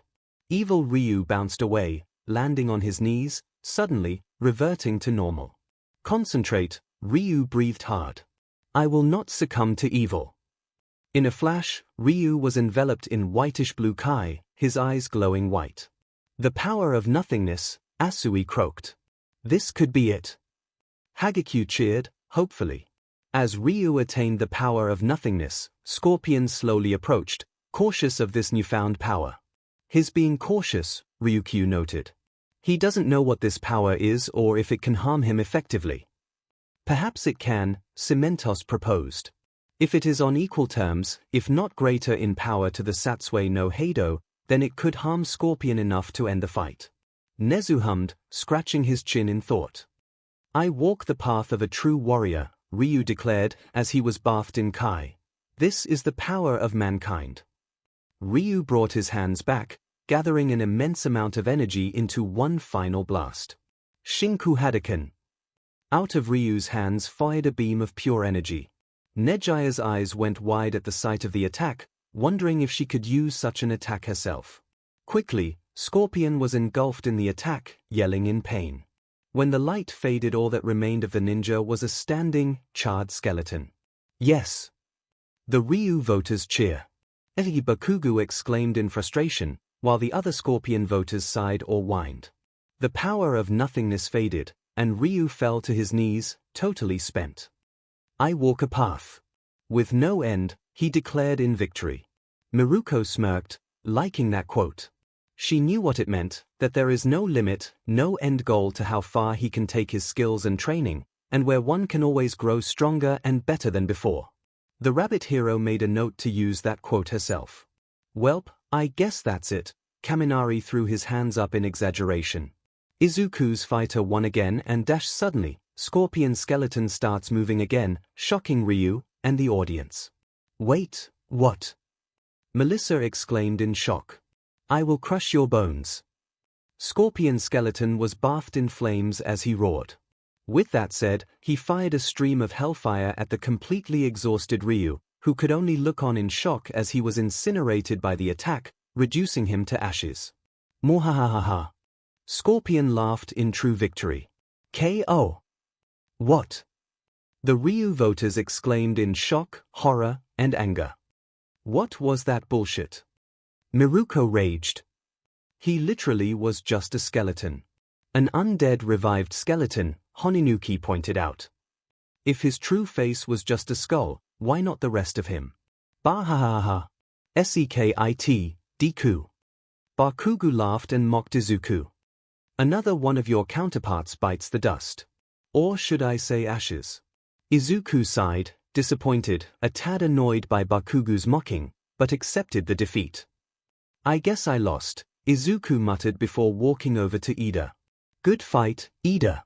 Guess you really cooked my goose." "Hey, Midoriya. I was going to say that." Mirio whined.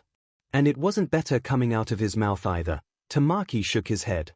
"Don't corrupt my Zuzu with your bad puns." Nejaya roared as Mirio went down again with another lump on his head. "Good fight to you too, Midoriya." Ida shook Izuku's hand. "And apologies for burning your counterpart to ashes." "It's no problem," Izuku laughed nervously. "It's only a simulation, right? Stop taking your losses well." Bakugu roared. "Welp, look at that, Kaminari, your jinxing finally came in handy this time." Zero patted his friend on the back. "Thanks, Sehei." Kaminari shouted, suddenly offended. To add insult to injury, Scorpion transformed into a penguin, walked over to Ryu's ashy remains, and laid an egg, which proceeded to explode and destroy the remains even more. "Ida!" Ochako exclaimed, affronted by his counterpart's actions. Ida sputtered and tried to excuse his counterpart's actions to the amusement of the students. "I'm no chef, but that looks a bit overcooked." "Not a culinary MSTR at all," Fat Gum and Soto shook their heads. Ryu Satsui no Heido and the power of nothingness were incredibly powerful, but raw power alone is not enough to destroy Scorpion, Wiz stated. Yet, Scorpion's advantage of already being dead didn't make this a cakewalk, Boomstick clarified. In fact, Ryu had a perfect way to permanently end Scorpion, the soul-killing raging demon. Wait, so that evil move was the right move to kill Scorpion but not the giant laser of death? Melissa quirked an eyebrow. "I suppose that makes sense," Momo rationalized. The Satsui no Heido was stated to be able to destroy souls, so it could theoretically harm an undead one like Scorpion's.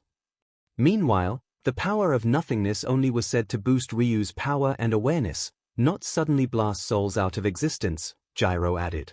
But the fiery skeleton of a ninja could avoid the instant murder move, thanks to his awesome ninja skills and teleportation, Boomstick pointed out.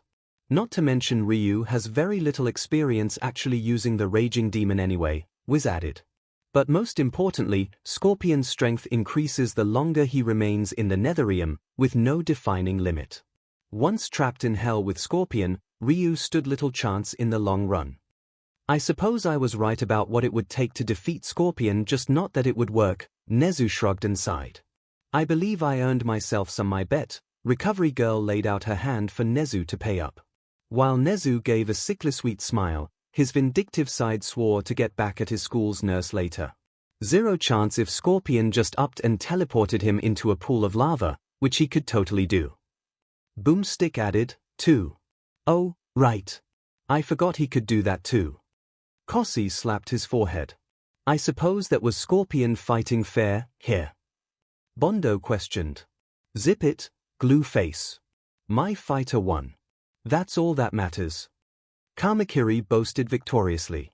𝐒𝐻𝐽 blew a sour raspberry at him, though the praying mantis-like teen didn't know where it came from. Scorpion was just too hot to handle. Boo! Mina gave a thumbs down to that joke. The winner is Scorpion, was announced. Reluctant and victorious claps were had over the still well-fought match between the two combatants. A yawning sound was heard and the group noticed that Mai was waking up. Oh, is the fight over? She asked. Seriously? You were asleep the whole time? Ochako exclaimed. Meh, the fight didn't have enough babies in it, Mai shrugged. Somehow, that burned Ida's pride more than any of Scorpion's fire. Next time on Death Battle. Boomstick began announcing the next fight. Intense fighting music played as out of the shadows came a man in orange and black armor with only a eye socket, stalking menacingly toward the screen. The scenes transitioned to a more combat-oriented suit fighting on an even field against Batman himself. Suddenly, the music cut to a goofier track as a red and black-suited fighter, acting goofy, silly, and no less deadly also appeared, before making a shocked face at the screen. Deadpool vs. Deathstroke, Deadpool and Deathstroke, Kaminari muttered. Guys looks cool.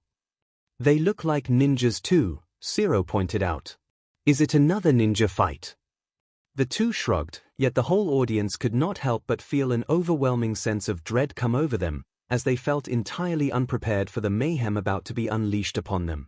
Hidden away from their sights, a certain watcher of the multiverse pitied them and himself.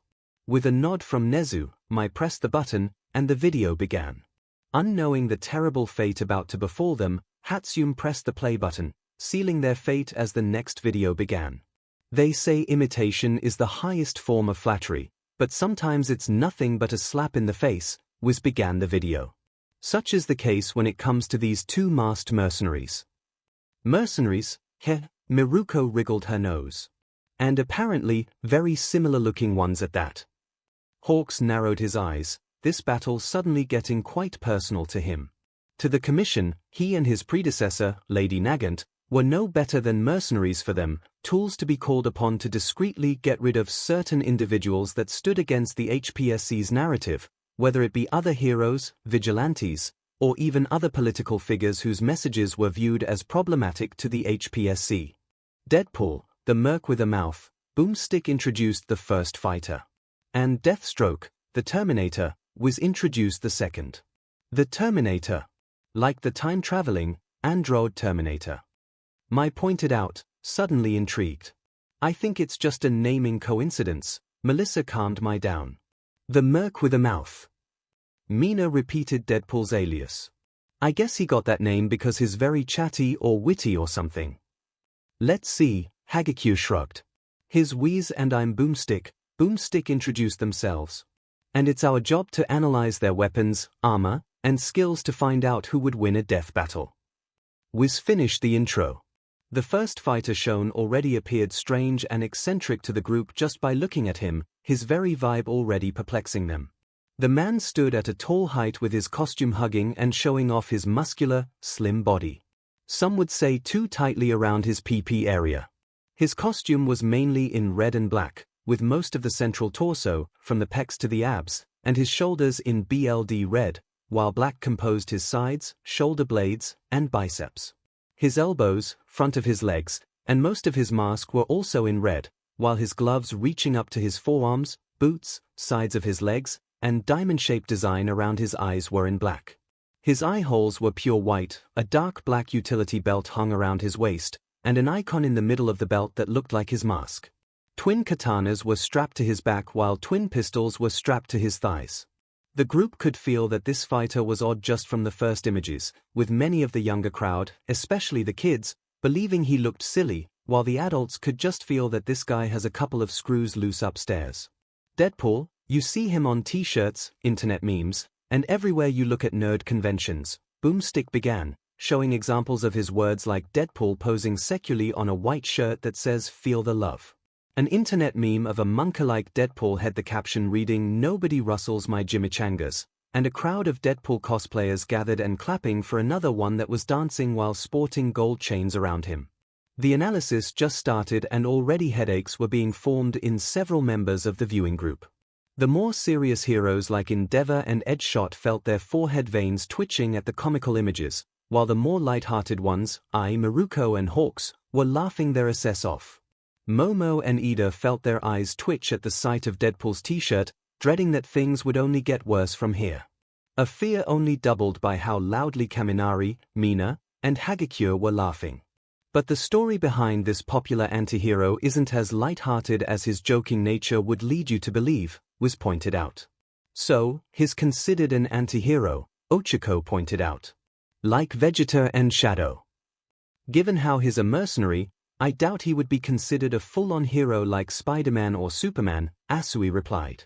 Background real name, Wade Winston Wilson height, 6 feet 2 inches 188 meters weight, 210 pounds, 95 kilograms place of BH, Canada aliases. Merc with a mouth-regenerating degenerate ninja Spider-Man lives with a blind elderly woman and even more cliched cosplay subject than the Joker. Wade Winston Wilson was a globe-trotting mercenary looking for his chance to become the world's next greatest superhero, which began Deadpool's analysis, with a show of Wade expertly slashing and blocking a hail of bullets with just his katanas. Jesus Christ, that's badass. Kamakiri grinned at seeing Wilson's feat on screen, daydreaming of doing the same with his blades.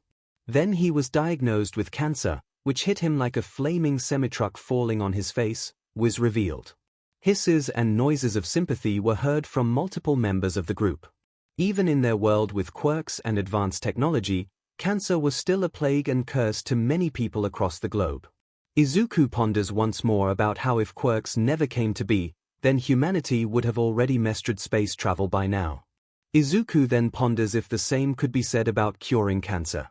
If quirks never appeared and plunged the world during the dawning into chaos and later captured the attention and obsession of the world as a whole, then could they have advanced their medical technology to solve the issue of cancer?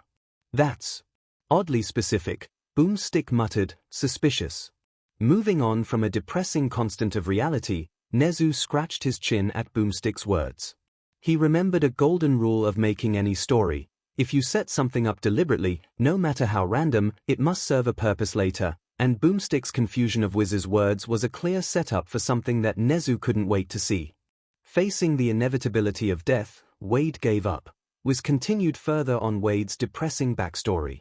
He abandoned his heroic dreams, stopped his chemo treatments, and dumped his girlfriend to free her from the burden of a man doomed to die. Izuku and All Might frowned for their respective reasons. The latter realized he shared a similar reason with Wade with their love lives. For many years, the symbol of peace, Japan's #1 hero, the most powerful and seemingly desirable man on the planet was never married, didn't have kids, or even had a public girlfriend. Many dismissed it under the guise of dating All Might being as unobtainable as dating a god, but the truth of the matter was that Toshinori was afraid. Yagi always faced the inevitability of death in one way or another. As a hero, despite the glamour, the job came with risks, many of which included the possibility of dying at the hands of a villain, and for All Might that threat always was in the form of All for One. He feared that his archnemesis would use anything and anyone to get his way, including threatening anyone that his most hated enemy was dating, and All Might had good reason to fear as such. All for One did the very same thing to Nana Shimura, killing her husband and, from Torino's testimony, giving up her child. To keep him safe. Even if it was for naught in the end. And so, for all his years, All Might never settled down with anyone, dated, married, or started a family. That is until 𝐒𝐭. It was no accident that Toshinori started dating 𝐒𝐭 fully after the events of Kamino Ward. All for One was finally imprisoned, the League was weakened and off in the winds, and he had retired from being a hero. All the excuses he would have made to delay the inevitable were gone and, after a long and heated apology session, Toshinori managed to finally start dating the one woman that managed to snag his heart. The only worry was the feeling of dread of what would happen if 𝐒𝐭's son, Izuku, found out, which was becoming an ever-worsening worry of his recently. But then hearing Wilson's actions upon hearing of his death, All Might turned to his thoughts, with the one threat that always came up, Night Eye's prophecy.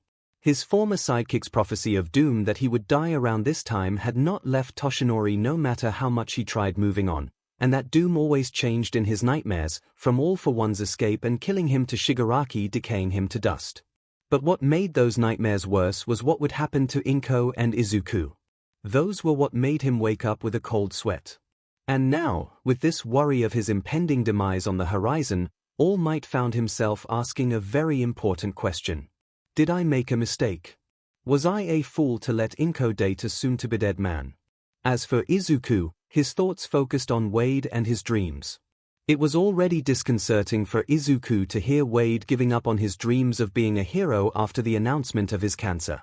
While the horrible medical news was obviously way more horrible, Izuku at least felt that being told he was quirkless was pretty much a death sentence in another manner. Not just from the intense and brutal bullying that could have put him under if Kaken and the others went too far, or even the suicide baiting that still haunted his thoughts and dreams, but the horrible idea of what could he do other than try to be a hero. He remembered how All Might back on that rooftop said he should be more realistic in his goals, but then the cruel reality is that what job would take a quirkless person like him? While society says that you shouldn't use your quirks in public, many jobs ignore this and even hire people based on their quirks, like a strength-enhancing quirk for construction or a mind-reading or truth-telling quirk for a detective. So, what worthwhile career could Izuku pursue that wouldn't turn him away for his quirklessness, let alone dismiss any of his actual skills, like analysis, the second they see quirkless under his name? And then there was the romance aspect that also threw Izuku's thoughts, and how he started to ponder the exact same thing. Being a hero was a risky, dangerous line of work, and he knew that it was a job that not everyone makes it out alive from, like Sir Night Eye, and that was before Izuku weighed in on the dangerous target he would always be because of One for All. The thought that Shigaraki and the League were still out, or that All for One could possibly break out of Tartaros, or worse, that All for One told Shigaraki about One for All, he knew that they would gun for him, be a danger to everyone around him, especially anyone he ends up having a relationship, let alone multiple girls as it seemed. The thought of Shigaraki or All for One getting their hands on one of the girls he liked just to get at him. Izuku couldn't think any further without throwing up or crying. He couldn't let that happen, he would never let that happen, but then could the possibility of it happening only greaten if he was romantically involved with them? Izuku didn't know. Or rather he did know, he just didn't want to say the answer because the answer would break his heart. Doomed, until he was offered a cure by Department K, the Special Weapons Development Division of the strange, alien world called Canada. Boomstick revealed dramatically. The Canadian anthem played an image of Deadpool standing transparent beside the flowing maple leaf flag. Snickers and chuckles broke out from the students, especially the guys. Regardless, Izuku and All Might perked up at the sudden, and suspicious, cure offered to the mercenary. And by cure, I mean he actually was handed over to the Weapon X program, the same guys who gave Wolverine's bones the old chrome dip, Boomstick then revealed, as the Canadian theme was cut off comically. Wolverine. Mina made a confused face. What is that? It's an animal from the Mustelidae family, the same as weasels, badgers, and otters, Koda, the animal expert, answered. They are carnivores that live in the countries around the northern hemisphere like Canada, Russia, Alaska, or Siberia. They are also known to be ferocious and strong, the largest member of that family, and are solitary creatures. Amagiki, another animal expert, chimed in. Koda's and Amagiki's eyes and the two smiled and nodded, each giving the other a respectful nod. Wait, can you go back and pause when I say so? Melissa asked, which Mai gave an affirmative nod and did as instructed, likewise pausing at Melissa's command. The image paused on a diagram displaying the skeleton and X-ray of a man on one side, and the other side showing who the man was, a wide, muscular man in a yellow and blue costume, his large biceps bare, and one half of his mask shown as a blue-pointed mask with a white eye hole, and below it, the man's chiseled chin with a 5 o'clock shadow. Could that guy be Wolverine? It must be that guy's codename, Soto figured. He looks like a hero. Pony tilted her head as she inspected the paused image. A hero from Canada, maybe.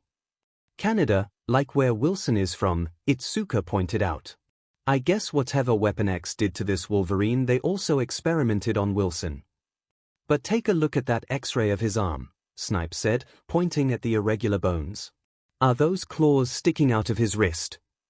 It must be his quirk, or rather his meta ability, or whatever they call powers in their universe. Hawks shrugged. It must be some kind of mutational quirk or power that produces those extra bones that double as claws, Izuku analyzed as he wrote in his notebook. Though I wonder how they get out of his knuckles. Do they form holes for them to exit out, or do they have to pierce the skin every time to do so? Kamakiri, what about your quirk? You can produce large blades from any part of your body. How does it feel when they come out? Do you feel pain? And what happens inside with your bones inside your body when you use them? I swear it's almost like Nejia's falling in love with herself or her twin or something, Mirio whispered to Amajiki as they both noticed Nejia grinning dreamily at Izuku. Amajiki nodded in agreement. As for Togaru, while he was at first taken aback by the rapid-fire questions, he shook off the momentary discomfort.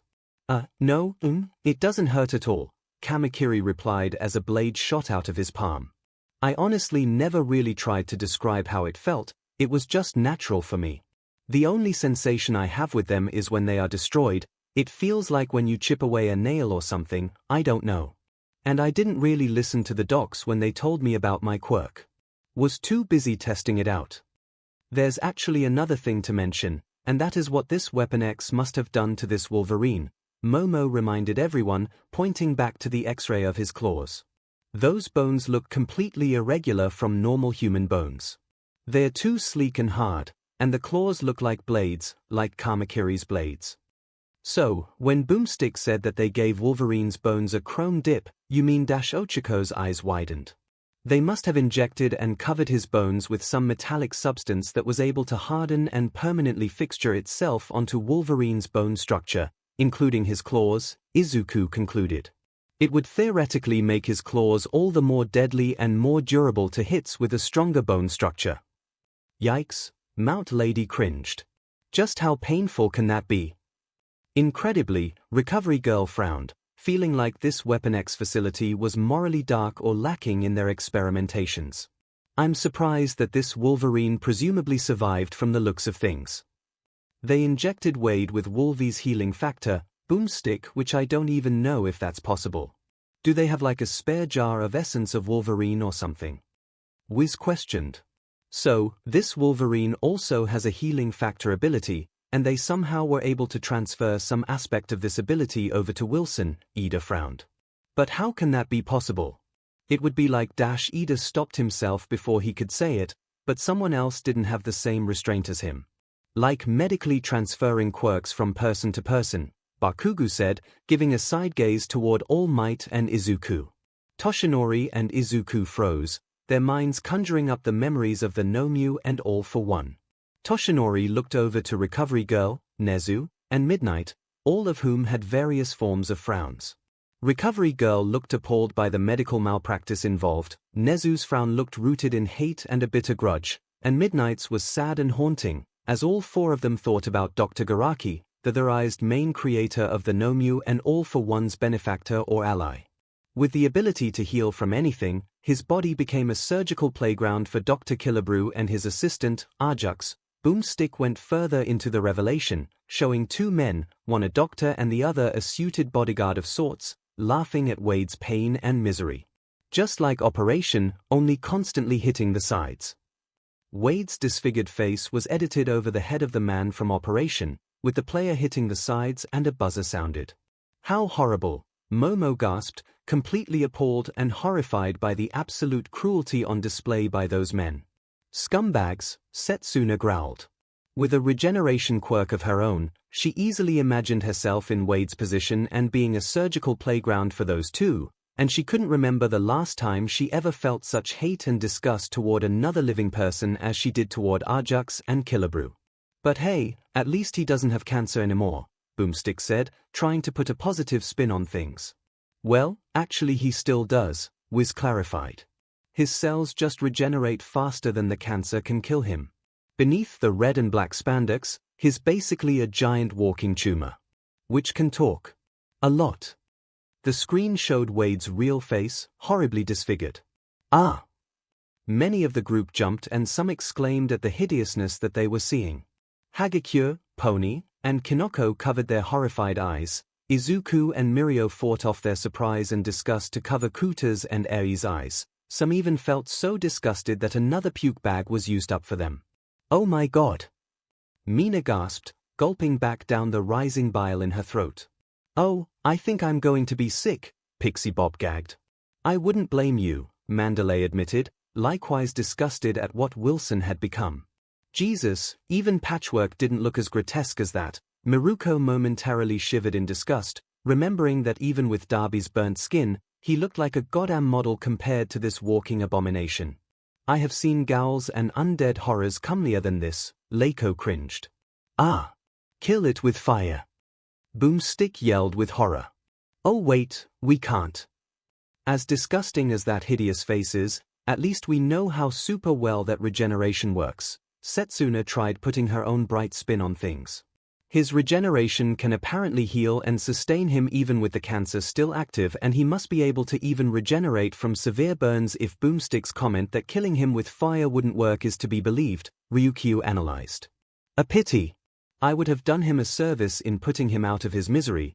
Endeavor cringed in disgust at Deadpool's face. Trust me, number one, you would be doing all of us a blessing. Hawks threw his hands around. Mainly our poor, scarred eyeballs. Meanwhile, among Killabru's other prisoners, a gambling ring was formed, Wiz continued. Patients would place bets on each other's survival under the knife. Well, if inhuman experimentation isn't enough, you can also add kidnapping, unlawful imprisonment, and borderline torture to the list, Midnight muttered, her anger rising with every scene and injustice. She could imagine just how Dr. Garaki did something similar to Shirakumo's corpse in the making of Kurogiri, and more with every Nomu that the League has ever created. Kiyoma could confidently state that there would be no level of hell deep enough to house some like the man responsible. And these bets were placed of what they called the dead pool, Boomstick revealed. Get it? 'Cause it's kinda where his name comes from, you'll see. Fitting, I suppose, Shoda shrugged. Hey, there can be worse names to call yourself, Sen grinned mischievously. Like Blowhard, or King Explosion's murder. Kossi slumped depressingly in his seat while Bakugu had to be tied down again from launching up and exploding Kaibara. Unfortunately, for Killabru, Wade had somehow gotten superhuman strength, speed, and stamina, because I guess they got a jar filled with that SHT-2, was accepted, reluctantly. He used these skills to kill Arjux and make a dramatic escape. Free, at last, his fellow inmates inspired him to take on his now famous namesake. Deadpool, oh yeah. Suddenly, Deadpool himself appeared on screen and exclaimed. Blinks of surprise and confusion spread like a cancer across the group. Here. Almost all of them said in unison. What the heck? Boomstick questioned, confused himself. Oh ho, I'm sorry. Please continue talking about how great I am, Deadpool replied to Boomstick, chuckling proudly. Is he talking to them? Pony asked her just as confused friends. Why of course I am, Applejack, Deadpool replied to Pony, causing more jumps from people's seats and even the heroes swiftly standing up at the ready. And may I say, you would fit right in with a friend of mine's world. Equestria girls mostly, although you could work in My Little Pony too. Are you comfortable with only walking on 4 legs? What is happening? Momo rose from her seat, breathing rapidly as her confusion turned into panic and worry. Sure, calm your big, luscious melons, Wurzy. I'm sure Twiddle D and Twiddle F but will tell you any minute, Deadpool continued replying to them. Oh, SHTF. I forgot you had a few minors in the audience. Little Emo Deku and Unicorn Girl. Adorable as always, sweetie. Thank you, Mr. Deadpool, Eri giggled, laughing, unaware of how serious and bewildered the whole group was. What they were seeing and hearing. It made no sense. Somehow, despite being a pre-recorded video and a character from another universe from Whizzes and Boomsticks, Deadpool was there and was talking not only to the hosts of the show but somehow to them as well. What is this? Who are you? Identify yourself and how you are speaking to us. Endeavor got into hero mode and formed a fire from his fist as he glared at Wilson. Whoa, hey, plastic tarp for a screen, remember, Dio Brando, or are you already feeling dehydrated from your little flames, ooh hot? Deadpool mocked the #1 hero, whose fire and glare only intensified. Or wait, would you prefer, Keith Shoddy's from Attack on Titan? I mean, at least in that one you are both miserable assholes who are second best to the real heroes. Endeavor's fists cracked and he very nearly lost control and blasted the screen. Okay, what the hell is going on? Bakugo likewise jumped from his seat, threateningly popping miniature explosions, an angry, annoyed expression on his mug. Start talking, you walking, pimply avocado. How are you talking to us? Spill or we'll see how well your regeneration works. Ooh, I'm so scared of you, overrated firecracker, Deadpool mockingly shuddered. What you gonna do? Tell me to jump off a building too? Bakugo gaped, the explosions in his hands dying. Izuku's eyes widen, horrified. The rest of the students and even some of the teachers and pros looked between Deadpool and Bakugo with confusion. Among them, Kirishima and Mina looked confused and aghast at what Deadpool just said. Nejia's cold gaze returned, shifting horrifically slowly like she was a possessed doll, her nasty suspicions from earlier suddenly growing worse as she was more and more sure what Bakugo was, or still is in her opinion. Enough! Nezu called out in a loud voice, the uncharacteristic anger and seriousness in his voice freezing all the students, teachers, and pros from jumping at the screen. When they looked at the rodent principal, his hard glare quickly made them all fall in line and stand down without another word. Suddenly, it became clear to the students why he was US principal. Nezu shifted his gaze toward Deadpool, who was seemingly leaning on the bottom of the screen sassily and unaffected. Mr. Deadpool. Oh, shucks, Mr. Deadpool was my father, just call me Dr. Deadpool MD, Deadpool replied, and in a split second Deadpool vanished under the screen and reappeared wearing a doctor's coat and a stethoscope around his neck. Nezu gave a chuckling hum. Okay, Dr. Deadpool MD, Nezu said, playing along with the merc with a mouth. You appear to be able to see and communicate with us despite you being a part of a pre-recorded video, correct? Duh. It's what every comment and reviewer has pretty much been asking since 2020, Deadpool replied. I see. Even Nezu had no clue what Deadpool was referring to but continued. I am to assume that this video will answer to us why you can do this. Pretty much, Deadpool shrugged. And I am right to believe it is not something as simple as you somehow hacking our systems and projecting yourself from outside this room, yes? Nezu questioned. Oh. You think I'm smart enough to hack your systems? Oh, Nezu, you know you should save flattery like that for the third date. Deadpool spoke with a sultry voice that made several of the students crack smiles and giggles. Getting his answer, Nezu just smiled it off. And you pose no threat toward my students, staff, or guests, correct? Are you kidding? I love you guys. You guys are a riot. Deadpool exclaimed. Especially Midori and his girls constantly dancing around their little feelings, don't let any comment tell you otherwise. Keep being so disgustingly cute and wholesome, you scamps. Midoriya and the girls in question all blushed bright red and refused to meet anyone's eyes, especially each other. Plus, I'm pretty sure 𝐒𝐵 would toss me into another wormhole filled with rotten chimichangas if I hurt his precious Nexus Point and Princess Unicorn. Hey, again, you're adorable, love you, Cupcake, Deadpool continued, airy giggling again at Deadpool's kind and funny words. Meanwhile, the group all caught what Deadpool said about a Nexus Point and 𝐒𝐵. 𝐒𝐵. You refer to Zayden, yes? Nezu questioned. What other fourth wall breakers have you been talking to? Other than yours truly, of course, Deadpool replied. I see, Nezu hummed for a few moments. That will be all. Everyone, please retake your seats so that we can continue. But sir now, Toshinori, Dr. Deadpool MD, here says that he means no harm to us, and our questions will be answered in due time, Nezu reasoned, still playing into the name Deadpool referred to himself as. I see no further need to alarm ourselves. So, may we continue so that our mysteries may be put to bed. Nobody said anything, unable to retort under the audacity of the principal's chillness or the severity of his gaze that practically forced the students and teachers to plant themselves back in their seats, the pros reluctantly following suit. Well, then, now that you are all done freaking out and extending the word count, let's get on with the show. Deadpool pulled out a remote and pressed a button and replayed the video. It was only now that the group realized that in all this time, the video was paused without their input. Abilities: superhuman body, exceptionally skilled with swords and all forms of guns, mastery in assassination techniques and numerous martial arts, superb healing factor, magic satchel, contains various items, regardless of continuity, includes teleportation belt, machine guns, katanas, pistols, and other things. Fourth wall awareness, raging sec machine. I was afraid of this, was groaned to himself. See, Deadpool somehow possesses a unique awareness of whatever media he's in. Whether there be comic books, games, TV shows, or an awesome internet show. Examples of Wiz's explanation showed itself in Deadpool talking to the reader in a comic, knocking on the television screen of a show of his, and using the bars of a video game to strike at Magneto. Here in the what now? Boomstick said, confused. I second that, here. Mina scratched at her poor confused head.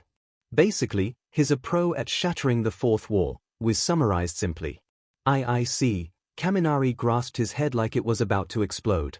So, the reason why Deadpool was able to talk to us is because he recognizes his part of a video that we are watching from this device and he's breaking the fourth wall on top of another fourth wall. 𝐂𝐽𝐽 looked at him like he was an idiot. That makes absolutely no sense, 𝐂𝐽𝐽 said. Unfortunately, 𝐂𝐽𝐽, that's the best explanation that we have. Izuku stepped in for Kaminari, pointedly avoiding looking at 𝐂𝐽𝐽 with blushing red cheeks that haven't gone down yet. Wizard said that whatever media he's in, he can tell and can break the fourth wall of it, so it's happening here too, somehow. Bingo! Oh hey, Boomstick. Tell your ex-wife I said hello. Deadpool gave out a come hither growl. You've got 5 seconds to get the hell out of here before I blow your head off, Boomstick growled threateningly. I can't believe we are entertaining this nonsense. Edgeshot rubbed his throbbing forehead. Well, SCKS to be you then. I've given up trying to understand whatever madness is happening and just rolling with it, Miruko shrugged. Easier on the brain like that. Given how your brain must be the size of a tiny carrot, I'm not surprised, Edgeshot retorted back. Oh. Finally, coming at us with some disses, here. Miruko grinned mischievously at him. Just stop trying, Kamihara, you're not going to win this. Trust me, I've tried, Ryukyu said. Unfortunately, all that would do is PSS him off. Wiz jumped in before Boomstick could keep to his threat. Bad idea, as Deadpool is a MSTR martial artist, seasoned assassin, and a raging sec machine. What? Yeah, I noticed that you left a few things in the script, so I made some changes, Deadpool explained. You know, just the important stuff. Like MRPP. I like this guy, Mineta gave a thumbs up. Of course, you would. Ribbit, Asui croaked. Don't you mean, Kiro? I mean that's what everyone describes how you croak, Deadpool interjected. Kiro. Asui blinked, surprised at Deadpool's sudden question and attention, still not used to his fourth wall breaking. There, that's it. Good on Zay for respecting and using more Japanese subs and translations, Deadpool replied pompously. Also, Zed, you don't need to describe every emotion. You're fattening the word count. You have any idea what he means by that? Shinsu asked, pointedly raising an eyebrow at his classmates. Nope, Todoroki simply replied, while the more intellectual looked like they were about to have a brain aneurysm. Well, I guess we are seeing more of his fourth wall breaking being done on even their script, Mirio pointed out. Well, if by raging sec machine, he means getting down with a bloated alien, a shape-shifting teenage prostitute, and death herself, he must have some pretty low standards, Boomstick retorted. I'm sorry, he did what now? Midnight blinked, even she was surprised and unsure of what she was most disturbed by, the teenage prostitute or death herself. That's right, this guy literally tried to stick his PP in death. Maybe that's why he liked my ex-wife, Boomstick revealed. Boom. Roasted. Kossi exclaimed. No, no, no, go back. Did he say that? Tried to have sex with death herself. As in the embodiment of death, as a woman. Awais questioned. Revelry in the dark, the goth trio muttered, viewing Deadpool in a new and favorable light. Setsuna turned her head to see that Ibara was perpetually praying this whole time, though the reptilian girl had no idea what she was praying for, cleansing her mind and soul of all the filth that she saw and heard of Deadpool, or the concept that death was a physical entity that someone then tried to F. But besides his PP, Deadpool has an arsenal of weaponry he can pull out from absolutely nowhere. Boomstick continued, showing the regenerating degenerate pulling out a machine gun out of nowhere. This is an animation technique commonly called the magic satchel, Wiz explained. Boo, no, call it by the more popular name, Hammerspace. Deadpool exclaimed. Oh wait, this video was posted in 2014, you haven't seen Across the Spider-Verse yet and won't for another 9 years. My bad. Call it however you want, though its existence as an actual thing is preposterous, Wiz replied. Oh yeah. Watch this. Deadpool reached out from the pit of the satchel and pulled out a large elephant like pulling out a rabbit out of the top hat. The elephant even trumpeted. I hate you, both Momo and Ida said, staring dead-eyed at the affront to physics that Deadpool has become to them. I hate you, Wiz likewise declared, annoyed, at the same time as Momo and Ida, unknowingly. Or, I hate you all too, Deadpool replied in a lovingly, sarcastic manner. Me too, Boomstick jumped in. Is he saying that he hates Miss Momo and Uncle Ida, or Mr. Wiz and Mr. Boomstick? Eri questioned. Why can't it be both? Deadpool shrugged his shoulders. Also, I better not hear you say hate anymore from you, young lady. One more and that's a no caramel apple punishment card. Eri squeaked and covered her mouth, the sudden threat of no caramel apples making the horned girl strive not to use that word, let alone any more other curses. While Izuku wasn't exactly sure of allowing Deadpool to dictate a punishment toward Eri like he was her father, something which Izuku actually found jealous-inducing, but he did appreciate that it meant that Eri would continue to be a good and well-behaved princess a little longer. The further her rebellious teenage years, the better, Izuku thought. Some of Deadpool's favorite toys include my trusty rusty twin katanas, Deadpool interrupted Boomstick. Some grenades, my 2 favorite machine guns, butter and I can't believe it's not butter, a teleportation belt, an infinity stone that alters continuity. Deadpool began getting giddy with the last 2 items mentioned. Oh ho ho, I can't choose. I love 'em all. Okay, that's it. I'm gonna kill him. Boomstick declared, a shotgun heard being ped. La la la, Deadpool exclaimed as he ran away unscathed, the missed gunfire shooting and cracking the screen instead. Honestly, I wouldn't blame him, Itsuka muttered, lifelessly. Oh, come on, Prez, live a little. Setsuna wrapped the arm of her floating upper body around Itsuka's shoulders. The guy's fun, if not a tad bit insane. We already have you for that, Itsuka retorted. Oh, Prez. You think I'm fine? Setsuna squealed. Izuku chuckled amusedly at seeing Setsuna continuously tease her class representative. Itsuka was right though, Setsuna was the fun, lovable ball of chaos that she is, but a reliable one when need be.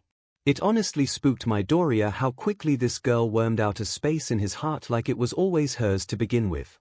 Realizing his thoughts, and remembering Deadpool's earlier teasing, Izuku blushed red again and turned away, trying to shake his head clear and focus on the video. Combined, Deadpool's weapons and abilities have helped him to accomplish some amazing feats in spite of his illness, was continued undeterred. Setsuna suddenly shrieked at seeing Deadpool stick a katana straight through a dinosaur's mouth. Suddenly, Izuku had to use black WHP to catch all of Setsuna's pieces before they rushed the screen and kept her together. Suddenly, Setsuna's pieces locked in place, and she looked confused at herself. W8, my quirk, it's not working. How's Setsuna thought to herself before her gaze landed on Monoma's, whose eyes were glowing red, and his blonde hair was sticking up. Monoma! Mr. Aizawa gave me a piece of his hair for me to use to copy his quirk in case any of the students needed correcting. Monoma directed his gaze toward the rest of Class 1A, consequently cutting off Izuku's use of black WHP.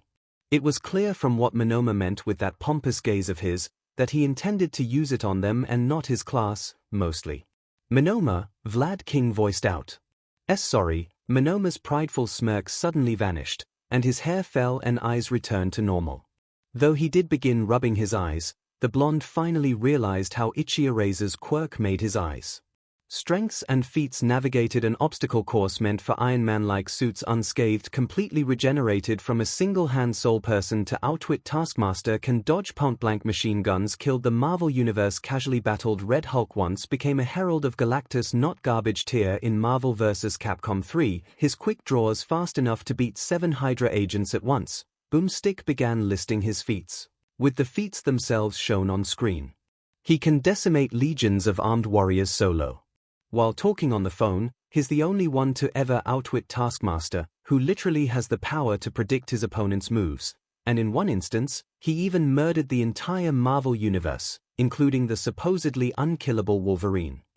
Everyone paled as they saw Deadpool shooting Spider-Man's brains out, something they had to block 𝐒𝐲𝐽 from seeing. The girls suddenly felt ire and rage toward Deadpool for supposedly murdering their crush's counterpart, a feeling shared by Mirio, Todoroki, All Might, and most of Class 1AWL. At least we know what universe he belongs in. Rin tried to look on the bright side. The glares and pointed looks he received made him shut his cake hole. He did this with a sword made of carbonadium, an alloy capable of nullifying healing factors, was explained. In other words, he cheated. Moving past that, whatever this carbonadium is, if it can nullify healing factors, then it would also be a detriment to Deadpool if his opponent managed to steal it and use it on him, Momo deduced, momentarily ignoring the murdering her Izuku's counterpart thing.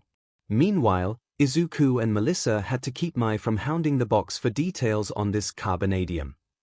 I find his most notable feat also being outwitting this Taskmaster person, Todoroki spoke. If what Boomstick says is true, then being able to outwit a person with the ability to predict your moves is impressive. That means that guy must be so insanely unpredictable that he can do pretty much anything at any given time, Ojiro summarized. That's going to be one hell of an opponent to face, and that's without taking his healing factor into account.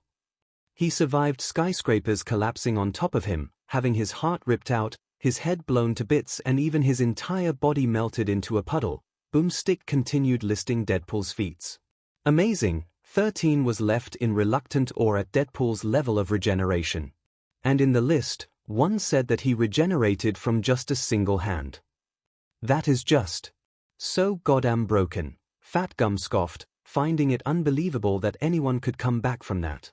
All Might frowned though as he remembered how he was confident that he had killed All for One by crushing his entire head. His wound and his retirement were the price he paid for his overconfidence. But his regeneration is also responsible for one of his greatest downfalls, was stated. This power has trained him to think he's invincible and has become quite careless in battle. Well, I mean, with that kind of healing, isn't he? Kaminari threw his hands up in an I don't know expression. Not unless that carbonadium also works on him, Shoji pointed out. And that's just if his extreme ADHD hasn't already put him into a bind, Boomstick mentioned. Yet there are few more deadly than the regenerating degenerate, Wiz admitted. Really, Deadpool finally accomplished his dream of becoming the next great superhero. Or, that's sweet of you guys. Wanna see me naked? Deadpool asked, suddenly. Izuku and Mirio quickly planted their hands over 𝐒𝐲𝐽 and 𝐿𝐼's eyes, even as the classmates joined in Wiz's next sentence. Wait, what? No, dash. Deadpool shows them his naked frame from the comic. My eyes! Kaminari and Mineta exclaimed, their wide eyes horrified and comically set on fire from the horror burning into their retinas. Welp, I know I won't be sleeping well tonight. Kirishima depressingly looked down, as if all life was drained from his eyes by one scene. Ugh, my eyes. Boomstick groaned. Can't claw them out fast enough. I don't want to live in this reality anymore, Momo wept, turning to Izuku to hug her sorrows away, which he was able to reciprocate after trading his arms and hands over 𝐒𝐲𝐽 and 𝐿𝐼's eyes for black WHP. Great, I lost my appetite forever, Mount Lady set aside her popcorn. So, can I have that? Fat Gum asked. His reply was the bag of popcorn thrown and landing on his face. Fair, Fat Gum's muffled voice was heard through the bag as he munched on the popcorn. And now you're scarred for life. Let's see my competition, Deadpool declared. Overall, the merc with a mouth definitely left a lasting impression on the entire group. As if his feats were not impressive enough, Deadpool was able to shatter their perception of reality by communicating straight to them through the video, something almost everyone was still trying to rationalize and failing at.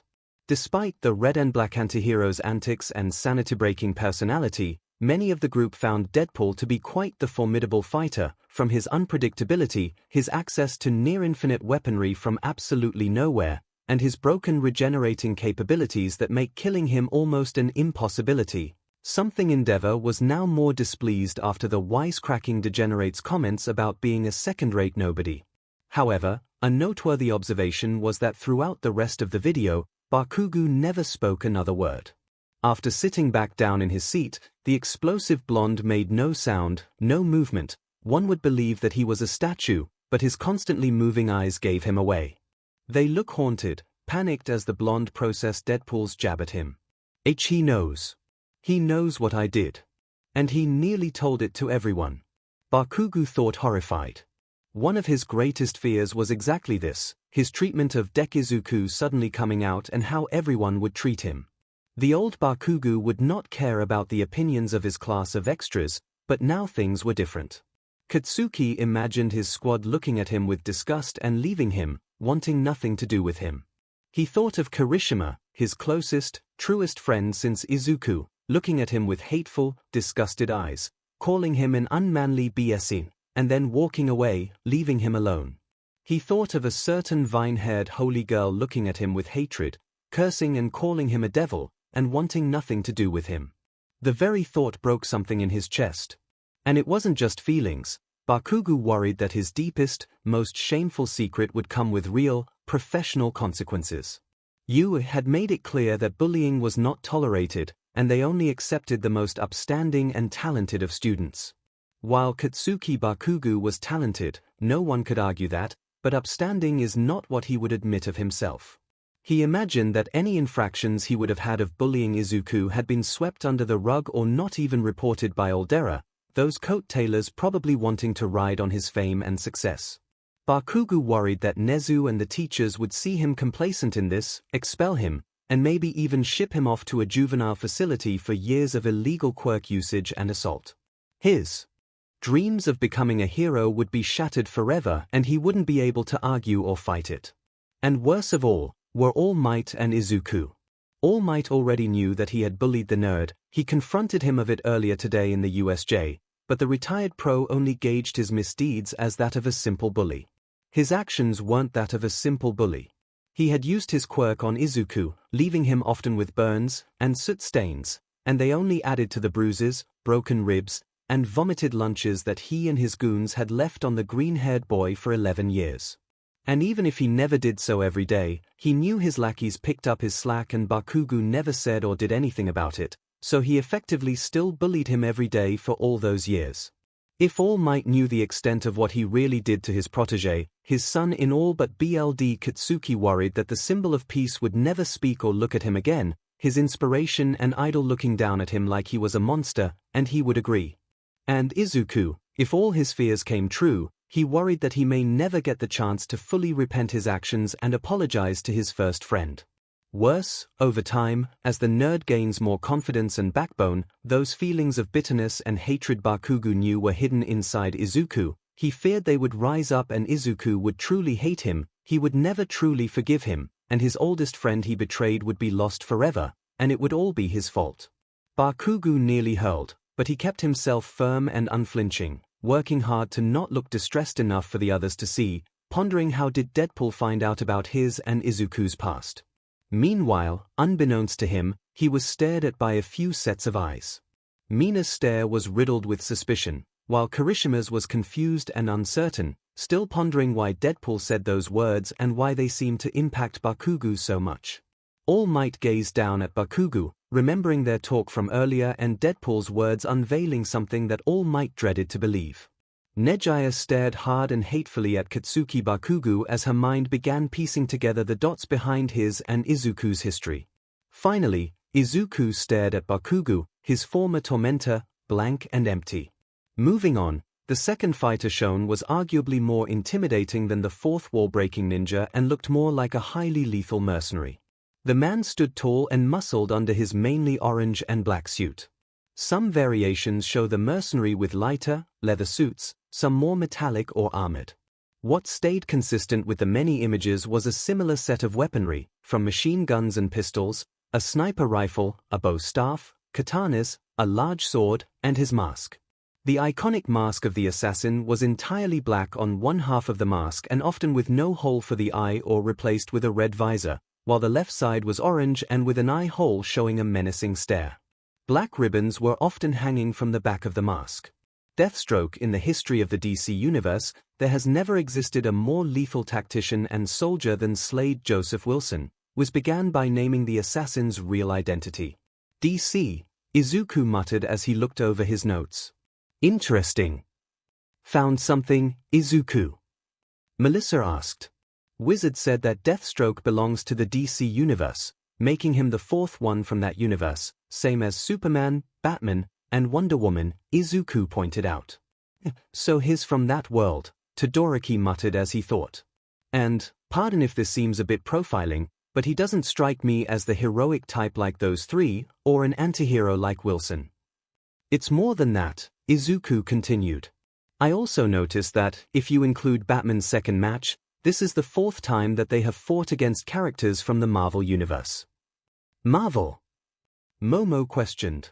You mean Deadpool's and Spider-Man's world? Along with Rogue, Captain America, and Thor, Izuku nodded. Rogue, Captain America, and Spider-Man all also fought against a member of that universe. I see what you mean, Mr. Midoriya, Nezu nodded. You mean to say that these universes are connected in some way, or are at least so similar that they are paired with each other deliberately? Something like that. Izuku rubbed the back of his neck. Both worlds do seem to have a history of superheroes and villains like our own, Midnight pondered. Not to mention, the beginning of this video said something about imitation between Deathstroke and Deadpool, Snipe pointed out. Maybe in Whizzes and Boomsticks, both these worlds see these superhero worlds as like comics. And that one or the other was seen first as the original and the other an imitation of the former, Cementos nodded along. Even this Deathstroke's last name is the same as Deadpool's, Wilson. I wonder how many other instances combatants will be chosen from these two worlds.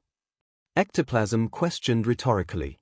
Background. Real name, Slade Joseph Wilson. Height, 6 feet 4 inches 93 meters. Weight, 225 pounds, 182 kilograms. Alternate alias, the Terminator known for terrorizing a certain group of teenage superheroes will shoot children in the knee point blank using a shotgun has yet to be accurately portrayed outside of his comics. After illegally joining the U.S.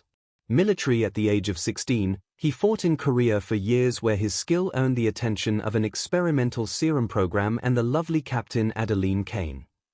Wiz continued. 16. David blinked, shocked to find that the U.S. military would ever stand or be desperate enough to allow for such a young recruit. This is sounding suspiciously like the origin story of Captain America, Boomstick said, showing a still skinny Steve Rogers with Captain Peggy Carter.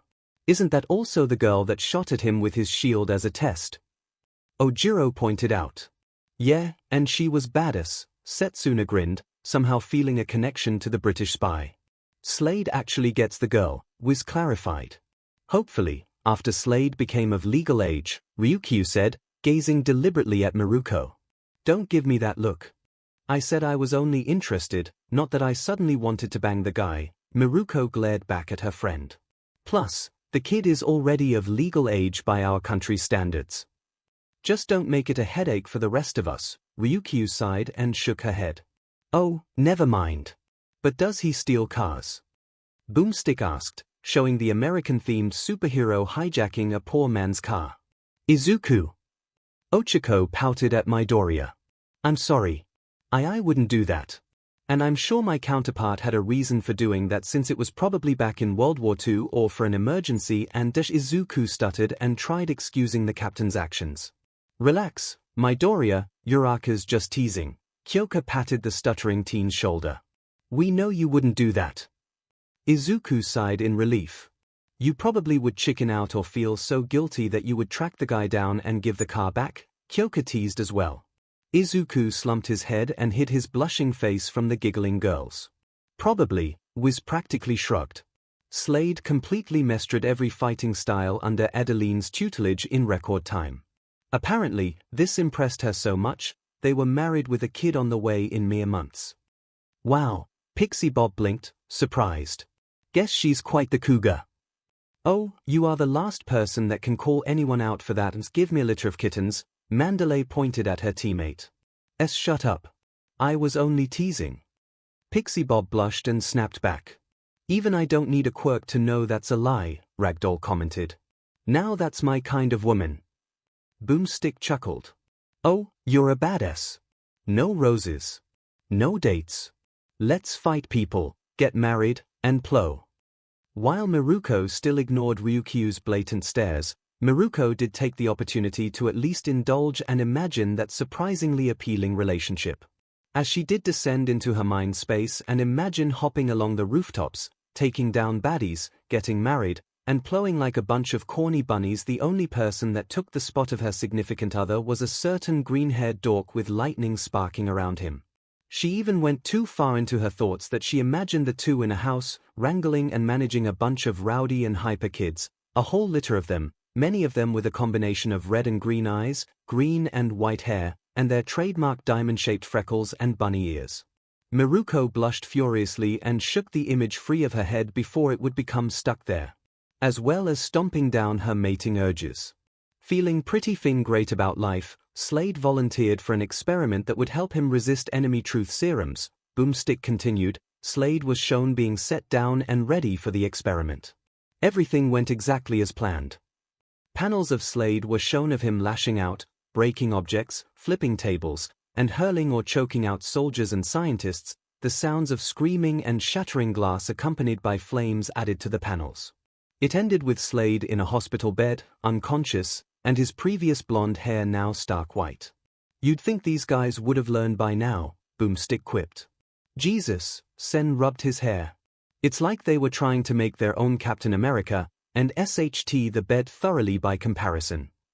I'm guessing a lot of those soldiers and scientists didn't make it out in one piece, Honinuki muttered. Wouldn't you know it, the injection did not have the effects they were looking for, but instead of ruining his life forever, the experiment accidentally transformed Slade into the deadliest assassin in the world, Wiz revealed. A Terminator if you will. Talk about failing successfully, Mirio chuckled. Which begs the question, what on earth does the US military think is in truth serums? Wiz asked bewildered. Usually a mix of ethanol, scopolamine, 3-quineuclidine benzylate, midazolam, flunitrazine, sodium thiopental, and amabarbital. Urozu listed off the various elements needed for the psychoactive drugs people often summarize colloquially as truth serum, as well as other ingredients. I'm pretty sure she made half of those words up, Mina blankly accused. Nezu chuckled amusedly, wondering if perhaps he should ask Urozu to brew him a batch of truth serum with her quirk and subtly lace it in every student's drink to find out who the Yu traitor is. At least for a split second before the obvious ethical, moral, and legal problems that would arise from such an act that would send Nezu packing for Tartaros in seconds. Plus, as a subject of experimentation, he would not subject any of his students to such acts. Not unless he was truly desperate. Slade rose as a new man known to the world as Deathstroke. Boomstick unveiled the Terminator's iconic blue and orange suit in all its glory. Or at least he would have if the image of Deathstroke hadn't been defaced by a top hat, monocle, mustache, and The act brought many of the students and even adults into full-blown laughter. Only a few obvious, serious individuals decide to collide their foreheads with their palms. Really? Wiz questioned, dryly. Don't forget to like, fave and subscribe. Woo poo poo poo poo poo poo poop. Deadpool quickly said before running away. If I ever see that man, I will burn him into ashes and see if he comes from that, Endeavor snarled. He probably will, Hawks chuckled. Abilities enhanced mind blazingly fast reaction times -9 times the normal processing speed enhanced body superior strength, speed, and durability adaptive healing factor mastery in boxing, jujitsu, karate, ninjutsu, and sword fighting extensive knowledge of battle tactics, Deathstroke is nearly superhuman. Boomstick began listing his abilities. He can hit harder, run faster, react quicker, and push himself longer than an Olympic athlete. Plus, he can use 90% of his brain, unlike the average 10%. Incredible! Momo gasped. To be able to use that much of the power of the mind. What I wouldn't give for that ability. No offense, Momo, but we all thought you already did, Gyro teased, causing the students to laugh and Momo to blush embarrassingly. It's fine, Yorozu. Izuku patted the girl's knee. Your mind is already wonderfully brilliant as it is. Momo blushed scarlet. I thought I told you to call me Momo, Izuku. Momo pouted at her crush. Oh Jesus, could you imagine if Midoriya was able to use 90% of his brain power? Kaminari shuddered. The rest of the students likewise imagined the analytical genius of Izuku Midoriya now able to process information 9 times more effectively. They all shuddered with terrible dread. We wouldn't stand a chance, Rin shivered as he suddenly felt cold. Hey, now that I think about it, what about you, Nezu? Snipe turned to the genius principle of you with your quirk. How much of your mind are you able to use? Must be pretty high, right? Nezu stared at Snipe, silently, his blank eyes and thin smile getting increasingly unnerving for the adults as he remained silent. Right. Snipe asked further, comical bullets of sweat pouring down his brow through his mask. Yes, quite high. Nezu's smile grew as he chuckled and laughed, though that smile and laugh was so sinister that the adults were sure that they wouldn't be sleeping well today.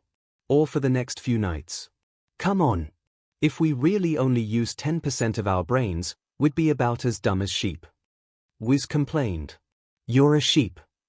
Boomstick snarked back. Well, that would be the case for you, jamming EA. Zero snickered. Oh, haha, yeah, laugh at the guy who gets dumb when he shorts his brain out. Kaminari rolled his eyes and laughed dryly. I think he meant you when aren't in dunce mode, Sparky, Gyro snickered. Hey!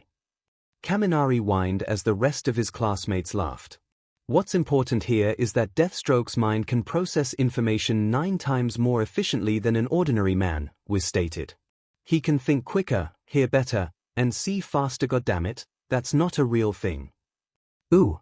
We should put him and Captain America into a staring contest.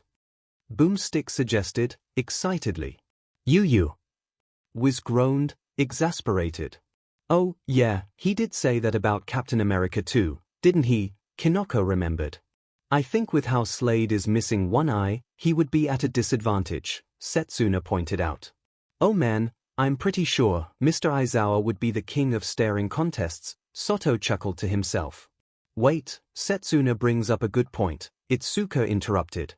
Deathstroke in his mask is always shown to have the right eye covered. Why is that? I'm sure they will explain it eventually, Yui replied. He also has a healing factor, which can repair any part of his body, Wiz continued. Even if his brain is blown to smithereens. Bringing him back from the dead, Boomstick finished Wiz's words. That must be another comparison between the two Wilsons, Vlad King said.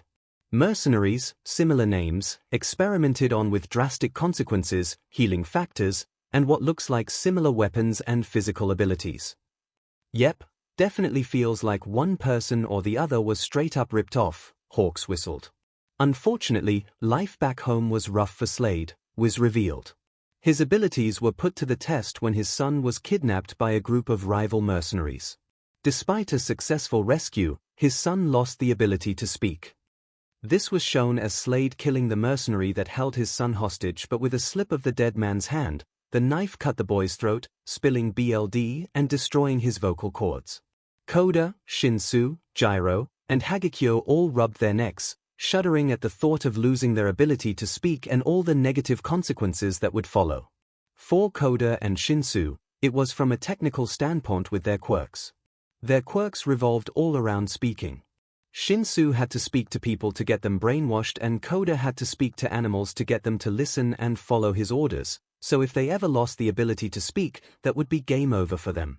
Yeah, Koda admitted that he was tall and strong, and Shinsu felt grateful to Aizawa for teaching him how to physically defend himself with his own capture scarf, but without their quirks.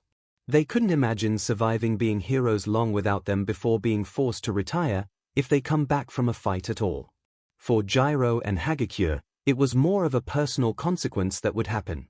Gyro was a singer, and ever since the school festival, she had resolved to be both a musician and a hero, following both of her passions rather than choosing between them. And while she could still be a musician and good guitarist without her voice, the thought of never being able to sing again was horrifying for Gyro. And for 𝐒𝐻𝐽, while she wasn't a singer, the thought of never being able to speak was also equally horrifying. Her voice was the only she had to get people to notice her past her invisibility. Her hands weren't visible unless she had gloves on, so the thought of people unable to see her or acknowledge her without her voice almost made the girl devolve into tears. I would have added manga to this group as well, but what vocal cords are there to cut? So, his ungrateful wife lashed out in rage and Slade was never the same, Boomstick said, showing Adeline pointing a gun at Slade's head. Literally, Wiz agreed, as the screen went black, and a gunshot was heard. But he's one step closer to his secret dream of becoming a pirate, Boomstick joked, now showing Deathstroke, his mask pulled up to reveal the eye patch over his right eye. Why would she do that?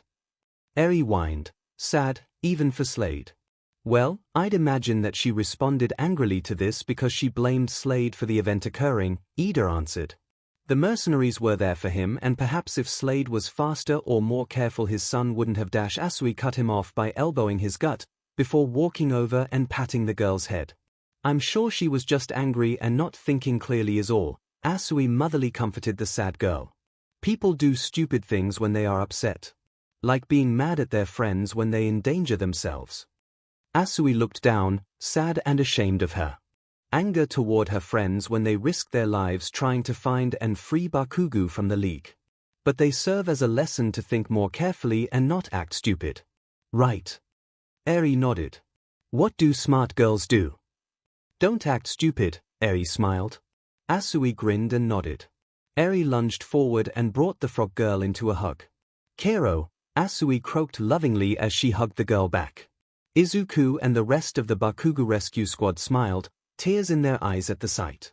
Izuku smiled at Eri with pride and love for the kindness she showed, that she would even care for how a mercenary like Slade was treated, and by how much she was growing into a more wonderful young lady. He also smiled lovingly at Asui for how motherly and instructing she was toward his daughter. Izuku knew that Asui had experience dealing with young kids, having to look after her younger siblings, Samidare and Satsuki Asui, in place of her busy parents. In this way, she was like the perfect mother figure for Ei, and it made his heart throb and beat for Tsuyu Asui. Question, Wizard, if he has a healing factor, how come he's still missing that eye? Boomstick asked. Yeah, I was wondering that, 13 scratched at the dome of her suit. If his healing factor could restore his blown-out brain, couldn't it do the same for his eye? Well, no one knows, Boomstick, but perhaps not even a healing factor can repair the deepest of emotional wounds, Wiz answered, poetically. Is he implying that his healing factor relates to his emotional state? Tiger questioned.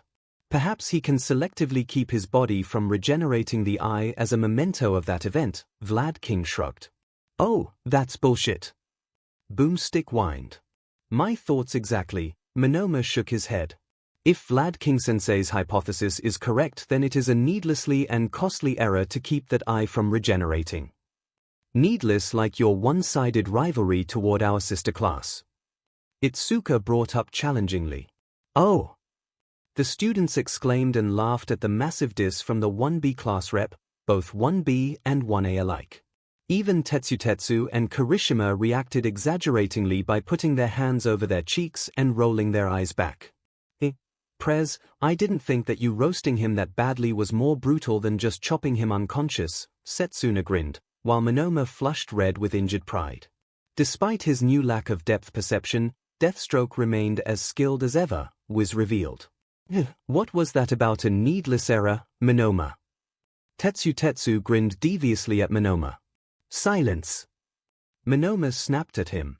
Weapons and armor dual machine gun sniper rifle Promethium sword energy lance fires a concussive laser blast super bomb, A very expensive flash grenade designed to keep Superman at bay. Armor partially composed of NTH metal slightly enhances strength and speed, partially thanks to his favorite gear.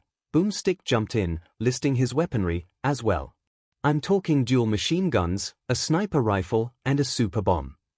Super bomb. Awais quirked an eyebrow. What is that? Just a fancy name for a glorified missile or nuke? Which is actually just a glorified flashbang grenade with trace bits of kryptonite. Guess who that's for? Wiz explained. Ida raised his finger and opened his mouth to answer. The guy who fought Goku in one of the most biased fanboy videos ever. Deadpool showed up again and mocked. Instead of lowering his finger, Ida instead drifted the finger and his thumb to pinch the bridge between his eyes in annoyance. Shut up, Wade. Wiz snapped at the merc with a mouth. Okay, Ben. Deadpool mockingly called Wiz. Ben. Who is that? Is that supposed to be directed at Wizard? Is Ben Wizard's real name? Nejaya asked multiple questions back to back.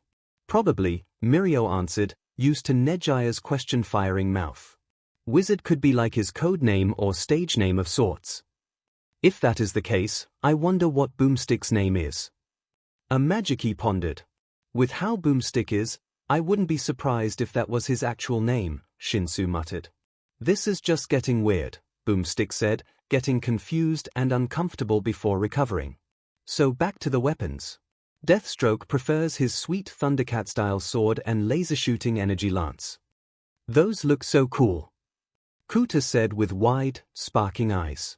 Yeah, hey, Kaminari, I just got an idea. Izuku perked up with a comical light bulb in his head.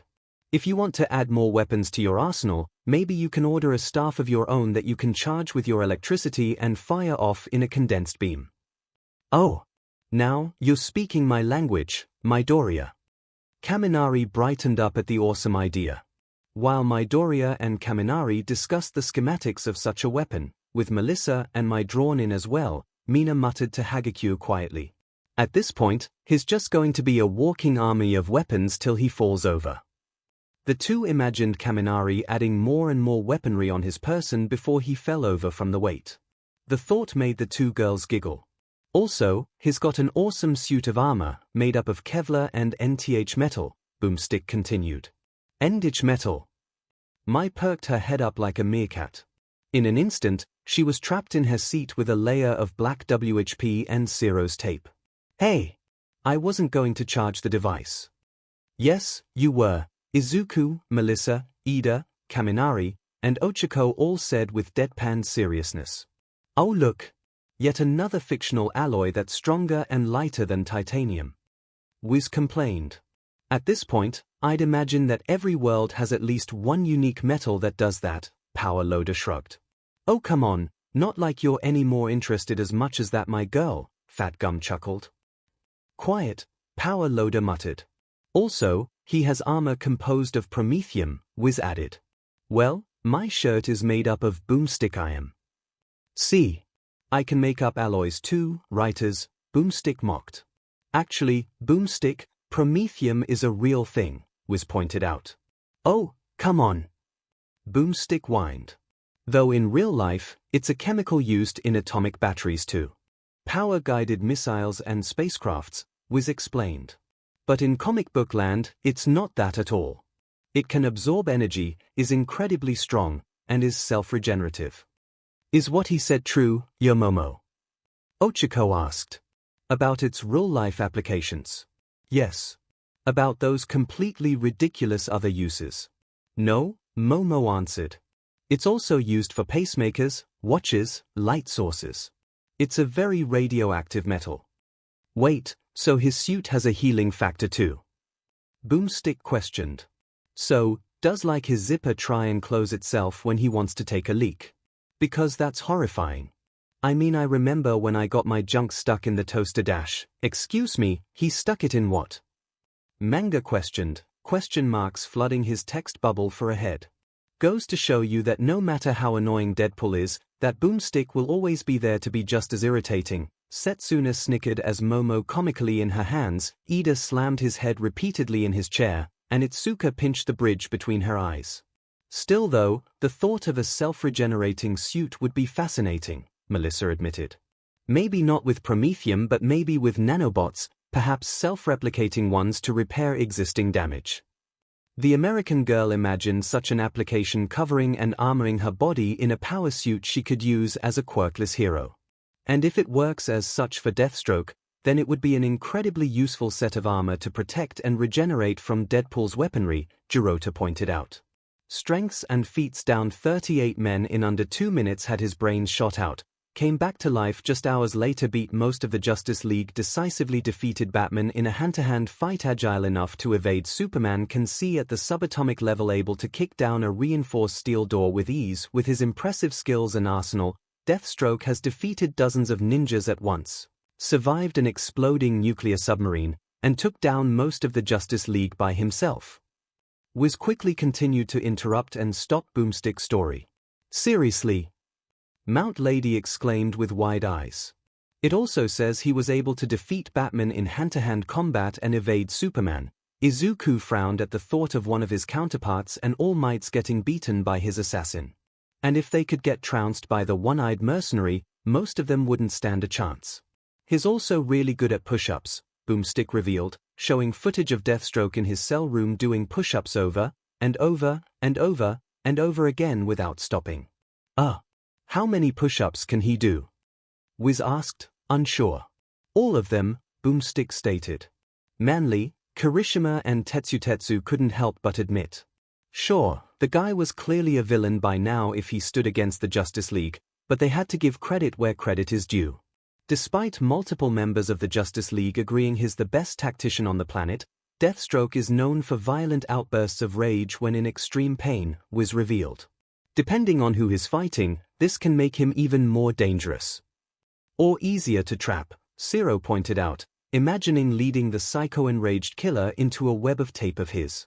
With how strong he is, I would imagine that any trap you could conceive to entrap him to fail, Shoji said, Zero's mental image ruined by the mental Deathstroke tearing through the tape like paper and grabbing cellophane by the neck. Dang it, Zero huffed. Shinsu hummed in thought, wondering perhaps if Deathstroke could be sane enough to respond to his voice. If he could get him to speak while in that state, he could control and render the assassin docile enough to capture. That is if his enhanced mind doesn't make him immune to my brainwashing, Shinsu thought. Deathstroke doesn't just solve problems, he terminates them, Boomstick quoted Slade's signature catchphrase. I am the thing that keeps you up at night. The evil that haunts every dark corner of your mind. Slade picked up the downed Robin by his collar, glaring menacingly and sadistically at the teenage superhero. I will never rest, and neither will you. The last line from the assassin sent shivers down the spines of students and pros alike. Izuku couldn't help but find it as a dark opposite to Batman's heroic declarations, where one stood to strike fear in villains, this one stood to unnerve and implant fear into the hearts and minds of heroes. Where one inspired hope for the innocent, this one inspired fear. Izuku's fists clenched at the thought, imagining All for One and Shigaraki as the very evil that wakes him up at night, the antithesis of him and All Might. Be careful. The next time we meet, I'll likely have to kill you. Izuku remembered Shigaraki's last words to him since their encounter at the shopping mall. No, the next time we meet, Shigaraki, I'll put you down for good, just like All Might did to your emissary. Izuku glared determinedly at nowhere. His gaze drifted to his classmates around him, the heroes who inspired him, All Might who believed in him as his successor, Kuta who looked up to him, the girls he loved, and his daughter he loved even more than life itself. And I won't do it alone or for myself. Overall, the students had mixed feelings about the Terminator. Many clearly saw him as a more lethal and trained assassin than Deadpool, yet others argue that the merc with a mouth still held the advantage with his healing factor. Thoughts on who to vote for were also hard for them to pin down, considering that while one was an anti-hero, he was clearly not one who would take prisoners alive and the other was a straight-up mercenary and villain given his clash against the Justice League. Alright, the combatants are set, let's end this debate once and for all, Wiz said. It's time for a death beat. Boomstick roared. While the device paused and scanned for counterparts, the group went on to vote among themselves on who would win this clash of mercenaries. Those who would ultimately vote for the merc with a mouth included Izuku, who had to give it to the more technically heroic of the two, even if he did at one point kill his counterpart, and for his regeneration and his kind words towards his daughter, with All Might likewise voting a similar basis of Deadpool being at least somewhat heroic, despite his methods. Eri likewise voted for Deadpool for his kindness towards her and because he was funny. Setsuna ultimately gave it to the fighter she felt had the better regeneration and greatest sense of humor. Kaminari too voted for Deadpool's hilarious personality, fourth wall-breaking antics, and regeneration, and so too did Nezu, as well as because he found Deadpool an amusing oddity that defied logic and reason, an embodiment of chaos so to speak, and that greatly amused him and his logical mind. Mineta voted for the regenerating degenerate for his likewise taste in perversity and degeneracy, something that also won over Tsuburaba, and his sense of humor and brashness likewise attracted a vote from Pixie Bob, Hawks, and Maruko, but not without reasoning that Deadpool is also very skilled. Todoroki still voted for Deadpool, finding his ability to regenerate from even fire useful as well as his unpredictability that managed to outwit a man with the power to predict people. Tokoyami, Leiko, and Koroiro also voted for Deadpool for his dark past and his revelrying in the dark by trying to get it on with death herself. Surprisingly, despite her clear hatred and annoyance for the merc with a mouth, Momo had no choice but to vote for him, finding his regeneration not only superior, but also his unpredictability, healing factor-nullifying sword, and even his fourth wall-breaking all potentially useful for Deadpool to gain the upper edge, even if the last ability would be kind of cheating. However, the most notable voters for Deathstroke included Ida, Endeavor, and Edgeshot, all three voting out of pure spite for the merc with the power and voting for the smarter, better armored, and deadlier warrior. Mai, Melissa, Power Loader, and David Shield all also voted for Deathstroke for his better armor and more advanced weaponry, Gyro, Shoji, and Ragdoll for his greater senses, reaction timing, and the 90% using his brain part, and Kamakiri for his impressive weaponry, training, and overall badassery. Kirishima, Tetsu, and Fat Gum voted for Deathstroke on his cooler, functionally stronger armor. Kuta voted for the assassin, finding him way cooler and more deadly than the silly, annoying goofball, and finally, Shishida, finding commonality with the mercenary with their similar danger of falling into their rage. Kirishima noticed that throughout all of this, Bakugo didn't vote at all. In fact, it looked like the explosive blonde wasn't paying attention at all, staring off into space, head lost in his thoughts, and with how haunted and worried his eyes looked, it worried Kirishima. He didn't and wouldn't say anything for now. He didn't want to make a big show of it. That would be the least effective way of getting Bakugo to open up, but he strove to talk to the guy after this. Multiversal counterpart detected. The device stated, finishing its search. Wade Wilson aka Deadpool. Multiversal counterpart 1, Jin Bubaigawara aka Twice.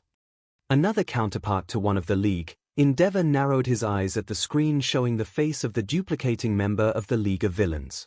Todoroki frowned, remembering his encounter with the villain when he used his razor-sharp measuring tape to slice apart his ice, all the while switching between saying one thing before saying the complete opposite. He would have been an intriguing person to talk with if he wasn't a villain who attacked him and his friends. Hawks's perpetual grin fell to a frown. It was only earlier today that he had said hi to one of the new generals of the PLF, the man who he quickly considered a friend on the wrong side, and the man Hawks was ordered to kill. Memories of his time hanging around and befriending the villain came, and each one made the burning guilt in his chest sting all the more, knowing that eventually, he would have to stab this poor unlucky man in the back. But he's too dangerous, Hawks reasoned with himself. Not only is he leading a branch of the PLF's forces, but he's overcome the fear that held him back, the uncertainty of whether he was the original or not, and whether if he broke a bone he would disappear. Now, without this fear, his sad man's parade was strong enough for him to single-handed take over a small country, and Hawks would be DM'd if he let the country be Japan. There is no other way. Twice may be a good man at heart but he's in too deep with the villains and it would be unlikely to convince him to switch sides or give up without a fight. And a fight between them would surely only end one way. But then are these your own thoughts, or just the orders you've been given, caged parrot? Hawks flinched under his own bitter thoughts, his fists clenched painfully at realizing that he had nearly repeated his orders and the commission's sentiments word for word. Oh, come on, Zed, really? You do the obvious play first. Deadpool suddenly appeared on the screen. Yeah, I mean, everybody knows he would be one of my counterparts, but why not mix it up the first time? Maybe A, or Darby, that would surely get some comments rolling. Izuku. I mean, come on, we all know you don't care about those whiny Izuku hater comments. I see that he can even show up for this as well. All Might sweat dropped. Of course, me. Sweet, Seki me, Deadpool posed proudly. Oh, by the way, thanks a bunch for the save that one time, Mighty. I'm sure the fanboys will love knowing they can power scale Thanos to you. What's he talking about, Toshinori? Midnight questioned. You've met Deadpool before? No.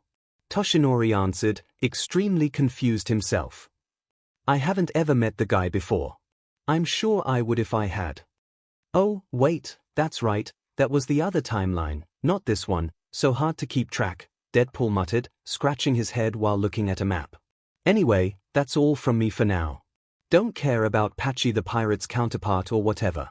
CYA after the fight. And with that, the merc with a mouth was gone.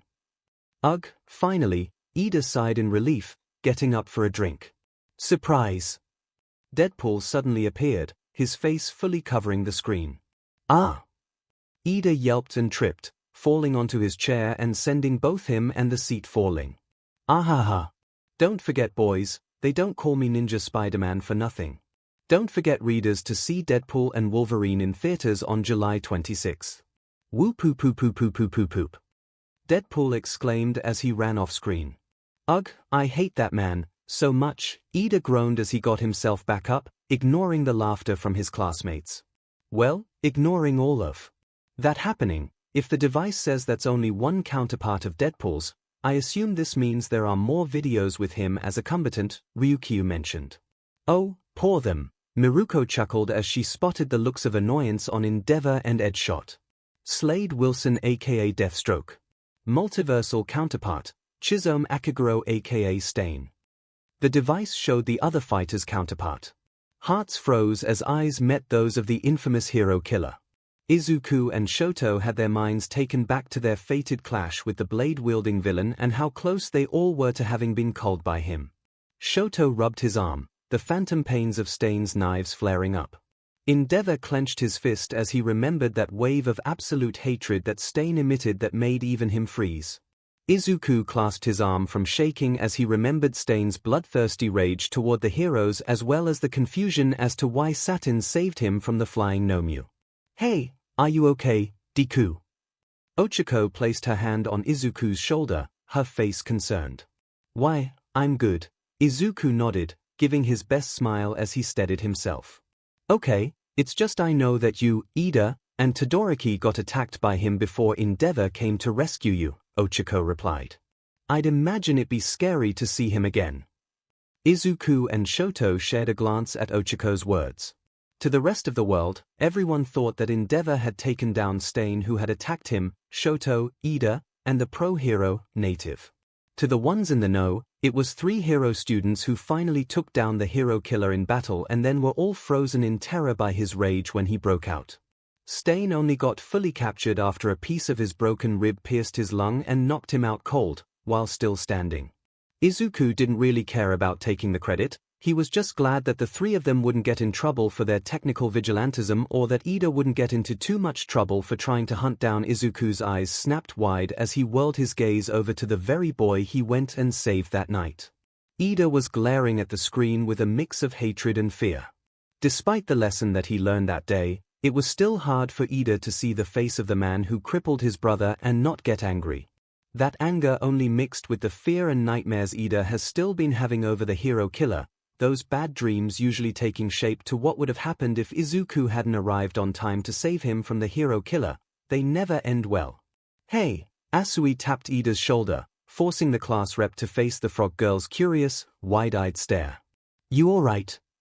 Ida took a moment of silence, as he stared back at the hero killer next to Deathstroke's face. No, Ida answered honestly. No, I'm not. Figured, Asui nodded, knowing that was likely the case. Must be hard to see his face again and vote for his counterpart to win after everything that happened. Ida sighed and tilted his head at her, giving her credit for that point that only made this whole situation worse. You must have thought poorly of me as a class rep after I went with the others to save Bakugo after what I did before with Stain, Ida said, not bothering to phrase it like a question. He already knew the answer. As a class rep, yeah, you didn't go off to a good start, Asui replied, Ida lowering his head at her answer. As a human who cares about his friends and loved ones, how can I think poorly of you? Ida perked up, looking at Asui in surprise. I meant what I said to A. I was never really mad at you, Izuku, or the others. I was just upset. I wasn't thinking clearly because I didn't want to lose you all, just you weren't thinking clearly when you nearly lost your brother. Ida gave a small smile and nodded. Indeed. Stain attacking Tensai. It shook something in me. I stopped caring about the rules, about whether it was good or bad for a hero to kill. I just wanted to make the pain end, and I thought I could make things right by killing Stain. If Midoriya hadn't come to my rescue. Ida stopped himself, realizing what he was about to say. I mean, if Endeavor didn't come to rescue us, I feared I would have gotten myself killed and dragged Midoriya and Todoroki with me. Asui hummed, gazing at Ida analytically. But you learned something from that, didn't you? Asui also didn't bother making her question sound like one. She too knew the answer. Ida nodded, his face now returned to its determined class rep vibe. Yes, I did, Ida answered. My pursuit of Stain was marred by my selfish longing for revenge. That is not what a hero does. Stain himself said as much. But now, I know that to be a hero is to think about others before yourself, to run to their aid, even if they don't wish for it. Ida cast a gaze toward Midoriya, who caught their conversation and smiled at his class representative. Ida smiled back. I also hope that these videos and your own experiences helped teach you something as well, Asui. Yep, sure did, class rep. Asui gave a thumbs up but said nothing more.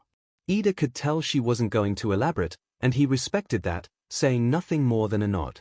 As he turned his gaze back to the screen, he missed how Asui's smile fell to a frown. The frog girl looked over to Uraraka, a frown also plastered on her face. The two nodded as they got the info they needed, their minds for a brief moment remembering the video and Izuku, Ida, and Todoroki fighting and defeating the hero killer. With the counterpart stated, no more revelations occurring, and no Deadpool to break another fourth wall, the video played again and began the fight. The scene began in a city, a set of traffic lights directing vehicles along their way. It shifted to a bus stop with a wanted poster of Deathstroke with a $5 million and $10 bounty, dead or alive. Miruko whistled, impressed. 5 million. If I wasn't such an altruistic and heroic defender of the people, I would so hunt him down for that bounty, Miruko bragged, hand over her heart. Please, you would hunt him down simply because you would think he was a good fight, Ryukyu blew her hair. I mean, yeah, Miruko said as if it was obvious. And I would donate the bounty to like a charity or something. Maybe something involving carrots or wildlife. Fair enough, Ryukyu shrugged. The scene then panned to the bounty poster on the other end of the bus stop, one for Deadpool with a $5 million bounty. The shot zoomed in on the lacking $10 in comparison. If, just shy of $10. Must sting, Kamakiri hissed. Not sure we should be measuring our worth by the size of the bounty on our heads, Shoda scratched his cheek, nervously. Phut. What a rip. Deadpool scoffed as he and Deathstroke gazed upon each other's wanted posters, unknowing of the target standing right next to them. Seriously, what makes this chump worth $10 more than me? Come on. I'm me. So, that's how we're going to start this battle of mercenaries off. Two wanted men, in full uniform, just staring at each other's wanted posters in the middle of a city. Monoma scoffed, incredulously.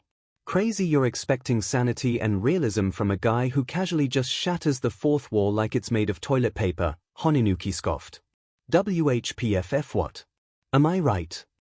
Deadpool chuckled, pointing toward Slade who did not respond. Yeah, I am. I'm pretty sure. Finally, Deadpool and Deathstroke realize they are next to each other, with comical exclamation marks over their heads. Well, finally, Kossi threw his hands up. Let's get to the fighting already. Wow, impatient you all are today, Setsuna pointed out. Perhaps they wish for Slade to finally shut this degenerate's mouth for good, Ibara muttered.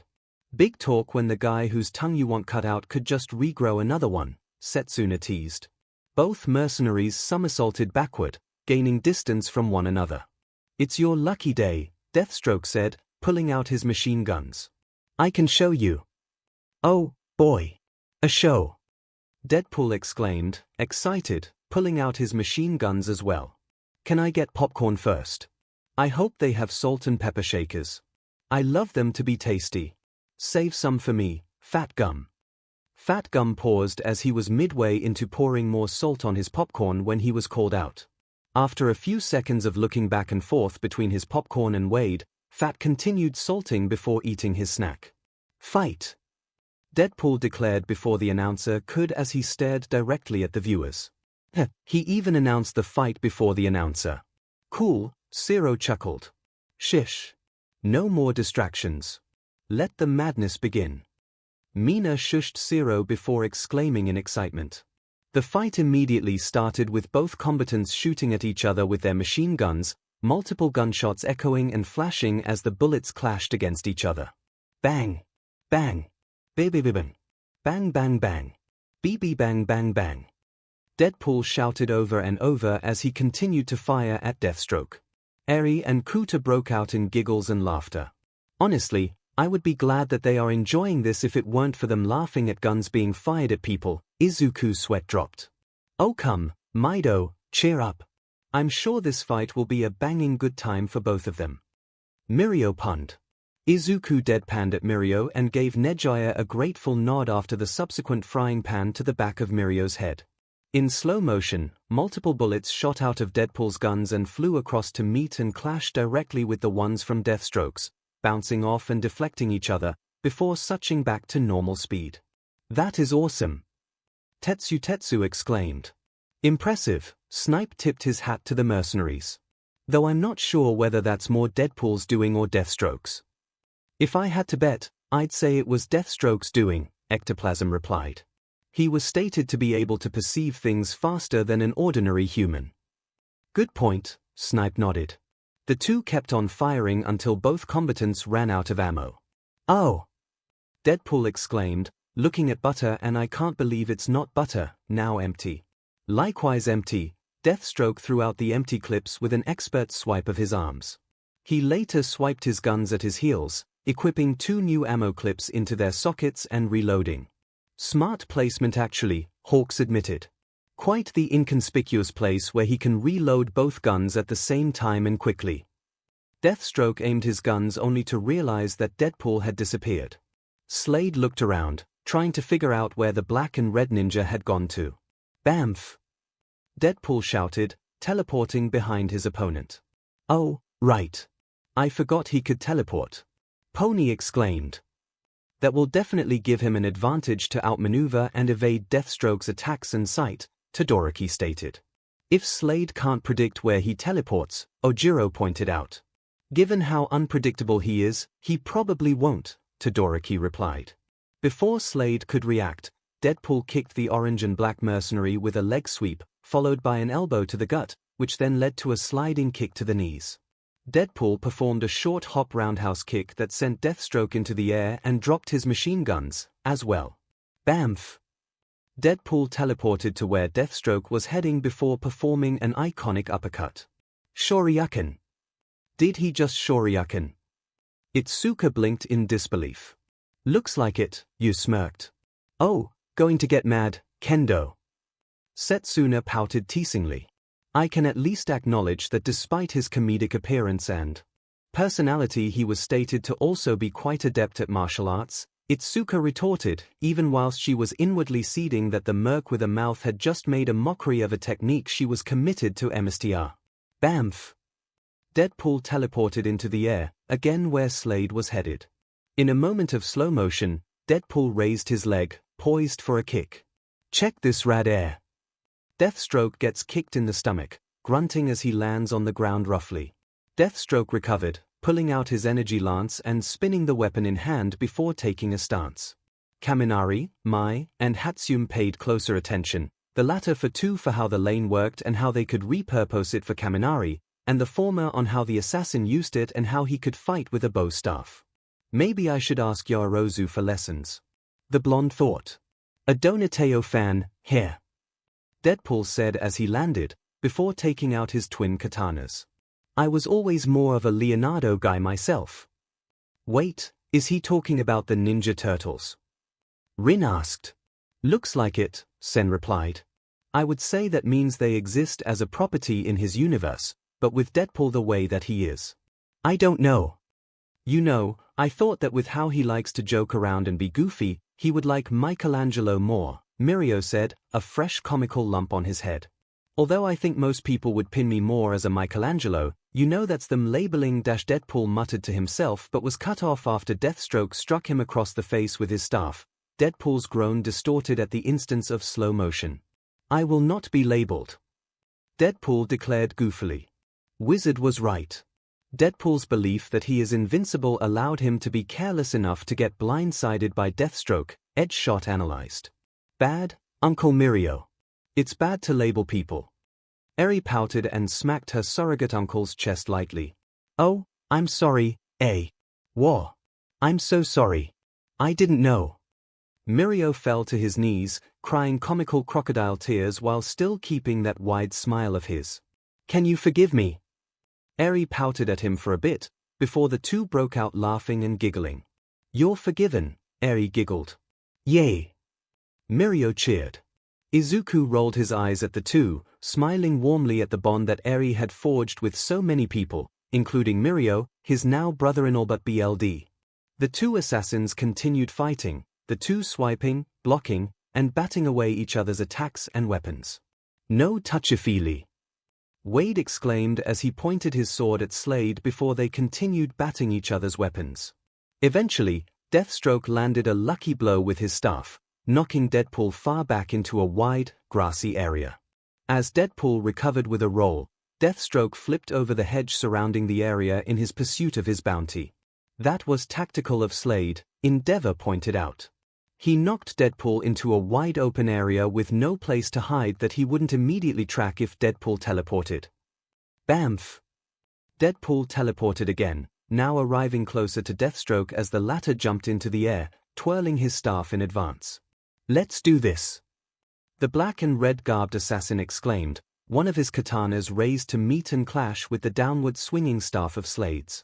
The two traded blows a few more times, but Deathstroke once more gained the advantage, continuously striking at Deadpool with his spinning staff attack. Oh! Oh!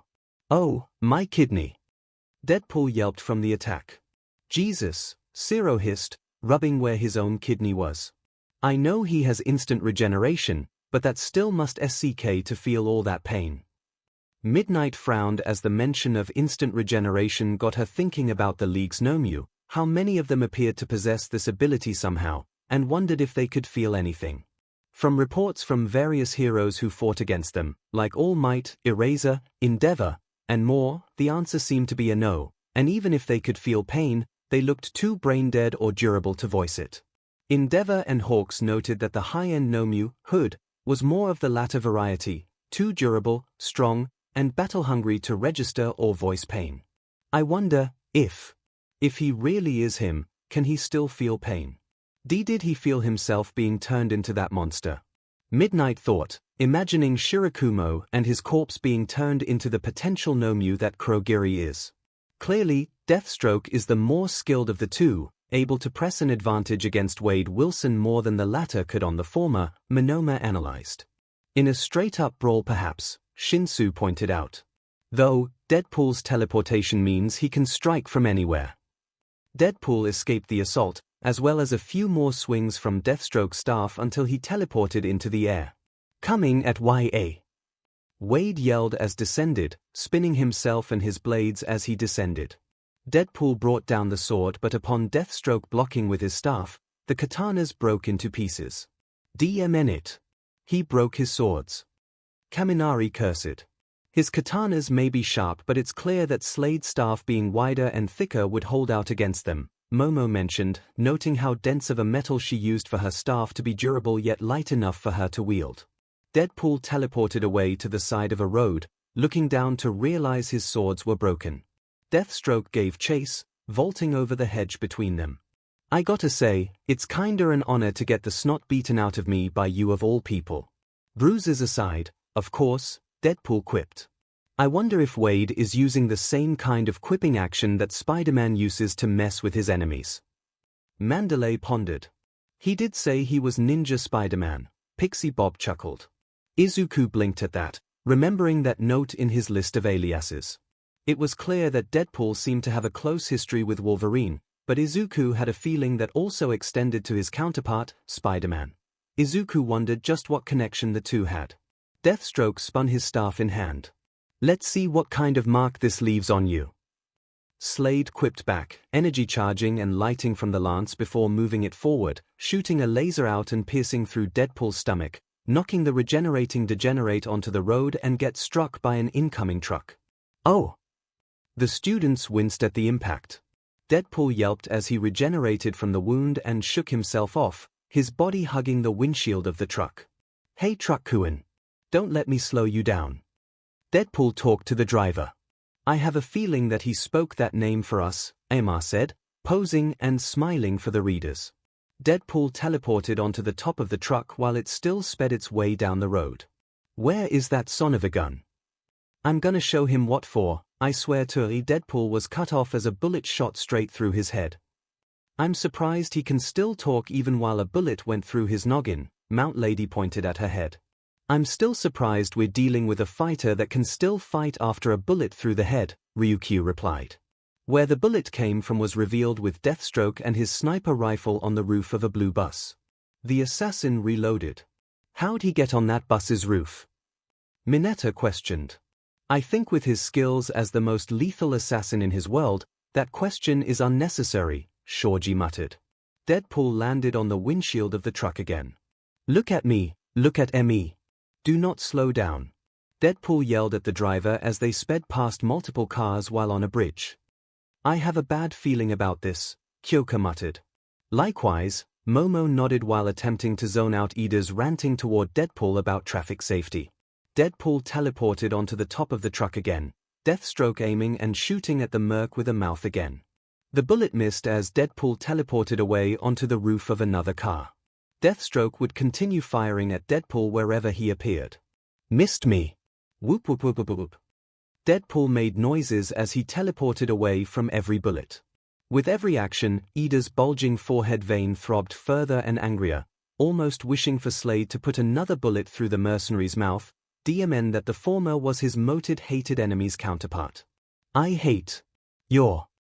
Deadpool sounded out with every teleportation around Slade as he tried to track him. After a final teleportation, the Terminator was still as he waited for where Deadpool might be. Apparently, that was directly behind him, as Deadpool leaned to whisper in his ear. Dumb face. Deathstroke whirled around immediately and punched at Deadpool. Oh, my kidney.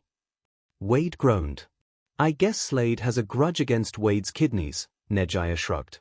He blew it. He could have stabbed or shot the gun from behind. Tsuburaba complained. I highly doubt that Slade didn't already know Deadpool was behind him and wouldn't reacted if Wade even did as such, Honinuki replied. Deadpool was struck with a 3-hit combo that sent the Merc down on the other end of the bus. Deathstroke pulled out his Prometheum sword from his back. Oh, is it sword fight time? Good thing I carry spares. Deadpool pulled out new twin katanas from seemingly nowhere. But where did Momo stuttered confused. It's that magic satchel that was said he had, Izuku answered as he wrote down the mathematically impossible feat and trick.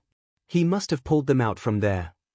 That is still messing with my head, Melissa groaned, rubbing her forehead as reason failed to justify such an act. The two assassins once more fought, slashing, blocking, and parrying each other's sword strikes, sparks flying between the blades. Kamakiri grinned wide as he fervently studied the two fighters and how they sword fought. Guess it's cutting time. Deadpool swiftly rushed at Deathstroke, continuously slashing through him, yet barely a scratch seemed to last on him. That barely did anything. Kaminari exclaimed, surprised. Deathstroke's armor is also stronger than Deadpool's and both it and Slade himself can regenerate, Izuku pointed out. Deadpool is going to need something stronger and more permanent to put Slade down. Deathstroke blocked another slash from a katana, while his other hand grabbed one of his pistols and shot Deadpool in the face, causing the red-garbed merc to cry out in pain yet continue. Deathstroke pressed his advantage, slashing at Wade as he was forced to defend, only for Slade to once more fire hot lead into Deadpool's chest while his guard was open. "Smart," Snipe muttered. Deadpool has 2 swords in hand, while Deathstroke's 1 sword means he can pull out a pistol to fire while his opponent's guard is down. "A little unmanly, but I guess all's fair between mercenaries," Fat Gum shrugged. "Careful, Fat. Seems time with your intern is causing you to talk like him," Cementos pointed out, to which Fat Gum laughed. With a slash of his sword, Deathstroke pushed Deadpool away for the former to leap and flip in the air, bringing down his sword and breaking Deadpool's spare katanas. "Well, there goes his spare katanas," Away smirked.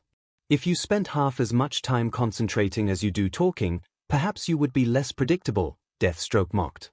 "Oh, you're kidding me." Deadpool snapped, offended, tossing away his busted katanas. "I'm predictable." Deadpool reached out behind him and pulled, out of nowhere, a boombox. "A boombox?" Mai frowned, confused. Ida suddenly got that bad feeling that Kyoko was talking about.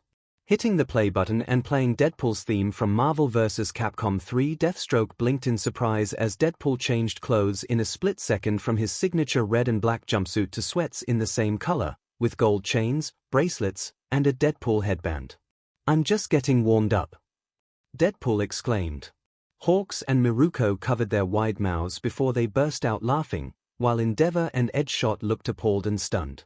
To Slade's utter confusion, Wade started dancing around, special effects surrounding him making it appear as if dance club-like lights and people were cheering from the foreground. Utter laughter consumed most of the group, with even those who originally voted for Deathstroke even joining in on the laughter. Kaminari felt like he was laughing so hard he busted a rib, Mineta was on the ground wheezing, and Mina was laughing like a psychopath at Wade's sudden breakdance, which she respected by the way. Momo and Ida looked utterly dead inside, while Izuku, Eri, and Kyoka tried comforting the two. Though the howling laughter that erupted from Miruko and Hawks didn't help much. Monoma was slamming his head repeatedly into the couch and tried blocking out the noise of the world, mostly Tokage's banshee-like laughing. Endeavor excused himself from the gym with Edgeshot accompanying him, both swearing to the group not to summon them back in until the fight was over, no matter who won. Shoto blinked, utterly flabbergasted at what he was witnessing. "Well, I did say he was utterly unpredictable," Todoroki thought with reluctant acceptance. Deathstroke gave a disgusted sigh as he made for Wade. However, despite the merc with a mouth still dancing, he likewise dodged Deathstroke's attacks, flipping over and teleporting away from his sword slashes. After a somersault and hop from more repeated slashes, Wade leg-swept Slade off his feet, the latter quickly recovering while the former continued breakdancing. It got to the point where Deathstroke tried to back away, but Wade made after him and even kicked him in the face.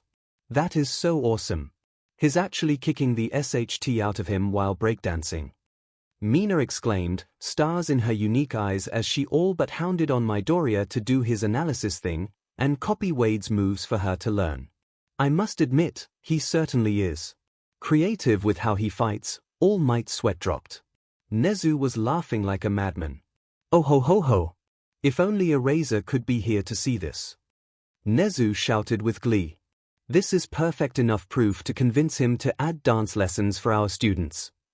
"If he doesn't choke himself out to death first," Midnight muttered, though she hoped the principal would endorse the dance lessons. She knows the chaos that might ensue when a whole class of girls asks for one person's hand in dancing. "This slick dynamite," Deadpool sang as he sidestepped, ducked, and danced his way from Deathstroke's sword. "He's coming for me, watch the fight." Deadpool began moonwalking away. "This is the best fight ever." Setsuna clapped and laughed. "Word, lizard girl." Miruko laughed, taking a bite out of her carrot. "You shouldn't laugh while eating if you want to avoid choking," Ryukyu said to Miruko, all motherly. As Deadpool kept dancing, an annoyed Deathstroke clung to the side of the bus, shooting at the tires with his pistol. The bus honked as it started to skid and swerve around, causing dozens of cars all around them to start crashing into each other. "Oh no!" Pony exclaimed, eyes wide in shock. "Why would he do that?" "He's a mercenary, Pony," Itsuka replied, glaring disapprovingly at Slade's actions. "If it means that they can debilitate and weaken their target, they will use whatever means they have to do so." Ida frowned, seeing that was as true for Slade as it was for Stain. The hero killer was ultimately obsessed with the idea of removing fake heroes from their society, so he went and saw all heroes besides All Might as nothing more than fakes, including his brother, the farthest thing from a fake hero. But in the end, despite Tensai's good deeds and noble heart, it meant absolutely nothing to Stain, and he blooded and crippled his brother to achieve his goals. Just as Slade was willing to kill dozens of civilians for his measly bounty. Both combatants staggered on the swerving blue bus. Deadpool teleported just as a car flew from behind him, while Deathstroke jumped over and dodged it. Vans and cars kept crashing around them in a symphony of utter chaos. Izuku felt the drive and itch to save those people, even if they were but simulations, but to see all that destruction caused by one man's greed burned a longing for justice in Izuku. Eventually, the blue bus crashed into the backside of a semi-truck, causing both cars to swerve even worse. Deadpool, now back to his old clothes and with dual pistols out, and Deathstroke both ran up their respective vehicles, leaping out towards each other as the orchestral music reached a climactic peak. "Epic," Kuta whispered in awe. The truck's load finally tipped over, crashing and sending more cars flying and crashing, while the combatants began to fight in midair. Deadpool blocked and batted away Deathstroke's mid-air sword slashes with his guns. As Wade was now further away, he fired his pistols at Slade, who blocked the bullets with the flat of his blade. "Unbelievable," Momo gasped. "They must be fighting at such insane speeds to do so while in midair." "Well, both of them can fight faster and more agile than the average man," Kyoka figured. The two landed on the side of the school bus, still in midair. Deadpool fired on the advancing Terminator, who ducked under the gunfire or batted it away with his sword.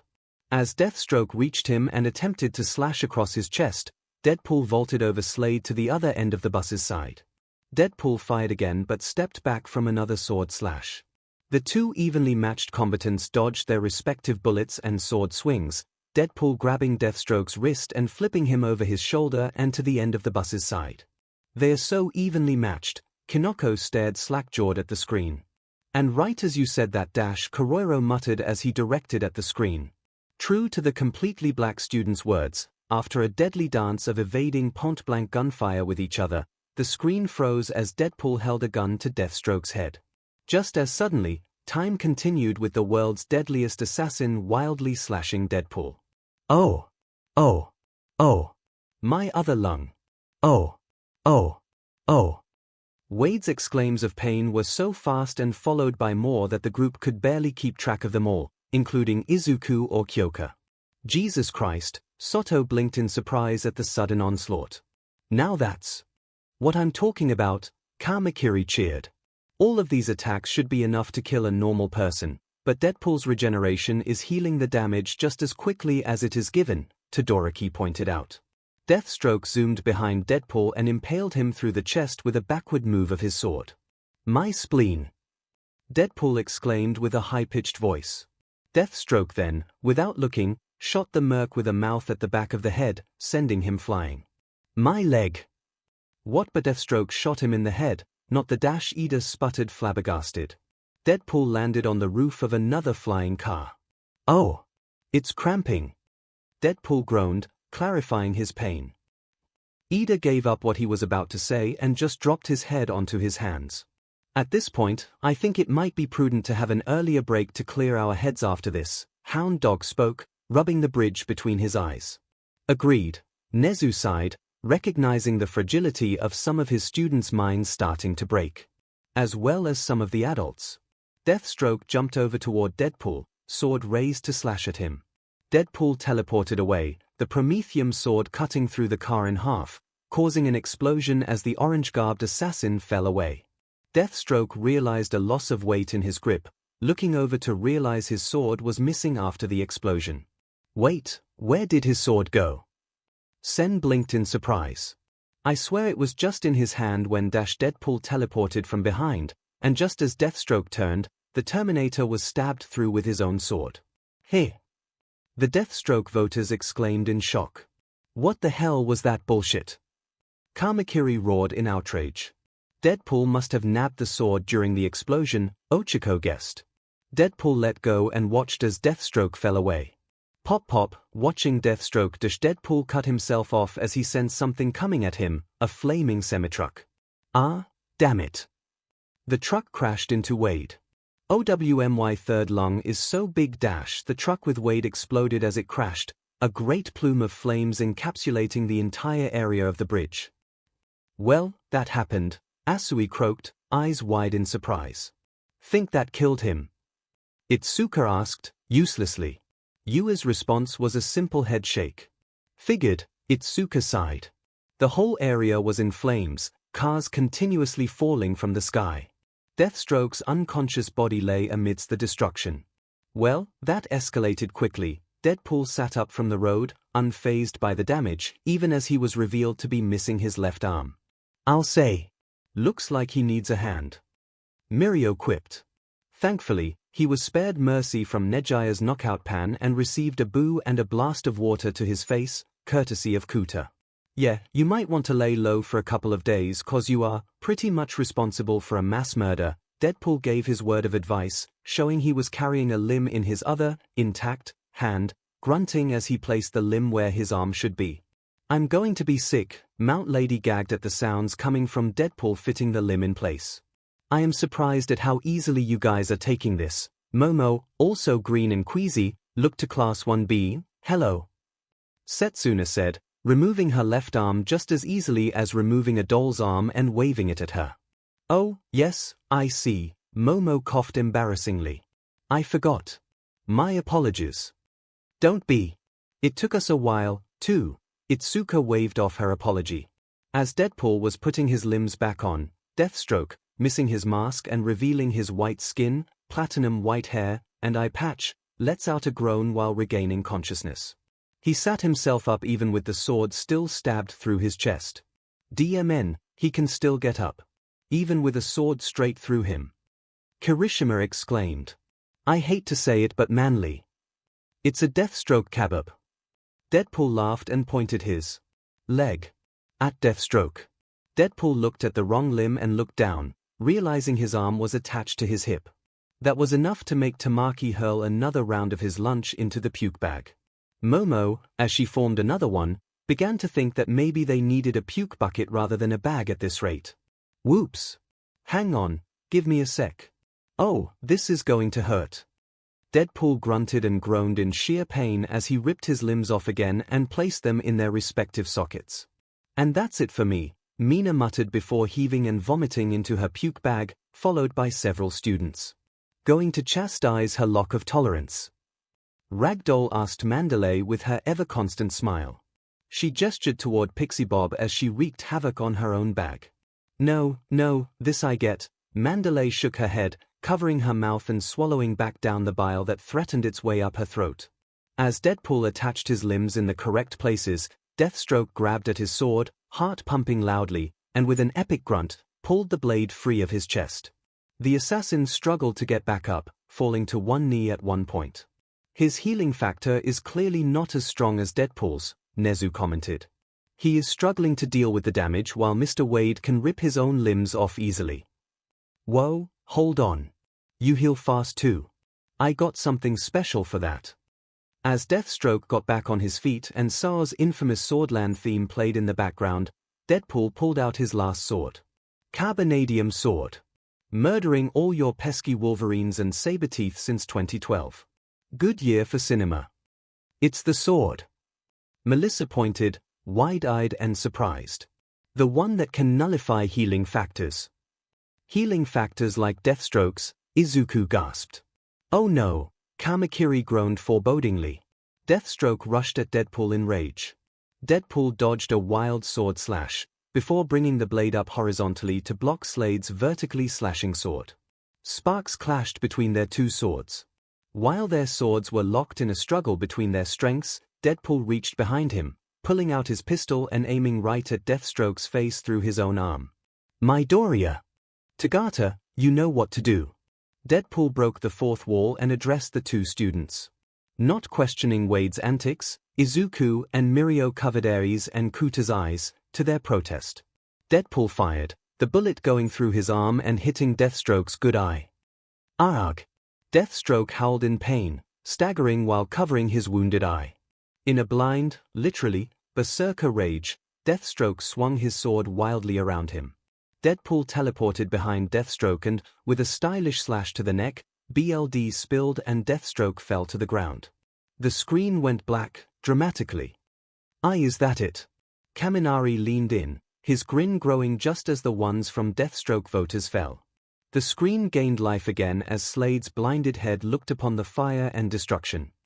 And the moral of the story is: Deathstroke's mouth flapped open, but the deep voice was not his. Deadpool wins. Deadpool revealed himself, holding and puppeteering Slade's severed head. Yay! The victorious Merc tossed the head away as a fiery explosion occurred to the side. Yes. The Deadpool voters cheered in victory, while the Deathstroke ones were particularly salty at their loss. Most prevalent with Ida standing up and marching off out the door with Endeavor and Edgeshot. The salt levels are immense with that one, 𝐒𝐻𝐸𝐽 giggled, her invisible hands sprinkling imaginary salt toward Ida. With explosions and the fires of destruction still going on around him, Deadpool began singing and doing the Macarena until he replaced the lines at the end. This is totally racist.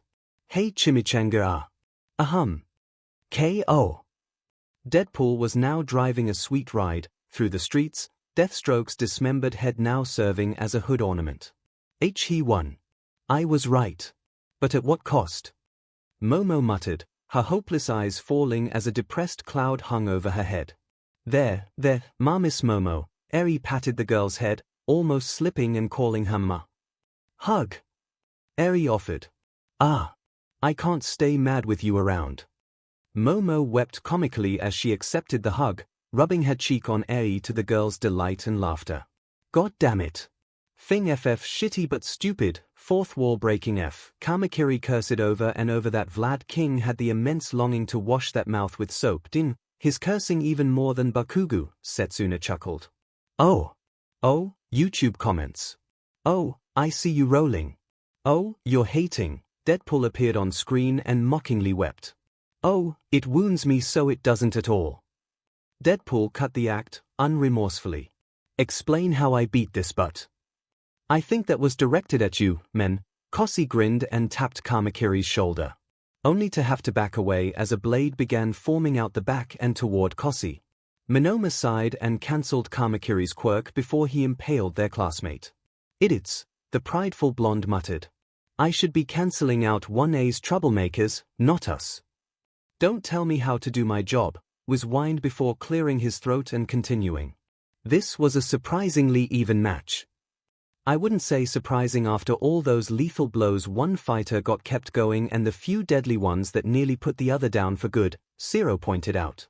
Though Deathstroke was the superior fighter of the two and had the better armor, Deadpool could take all his punishment and give just as much, Wiz continued.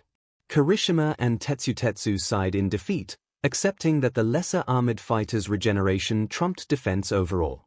Deathstroke smart, so normally he would have no problem predicting his opponent's moves, but Deadpool is so unpredictable, not even Taskmaster, or sometimes even himself for that matter, can keep up with whatever he's doing, Boomstick pointed out. Todoroki wordlessly and without looking asked for his money, something Ojiro sighed and was forced to give. Unfortunately, for Deathstroke, he didn't have the means to put Deadpool down for good, unlike Wade's Carbonadium sword which could shut down Slade's healing factor, Wiz added. And while Deathstroke's healing factor was perfect for repairing damage, Deadpool's trumped his by being capable of replacing entire organs at a much faster rate.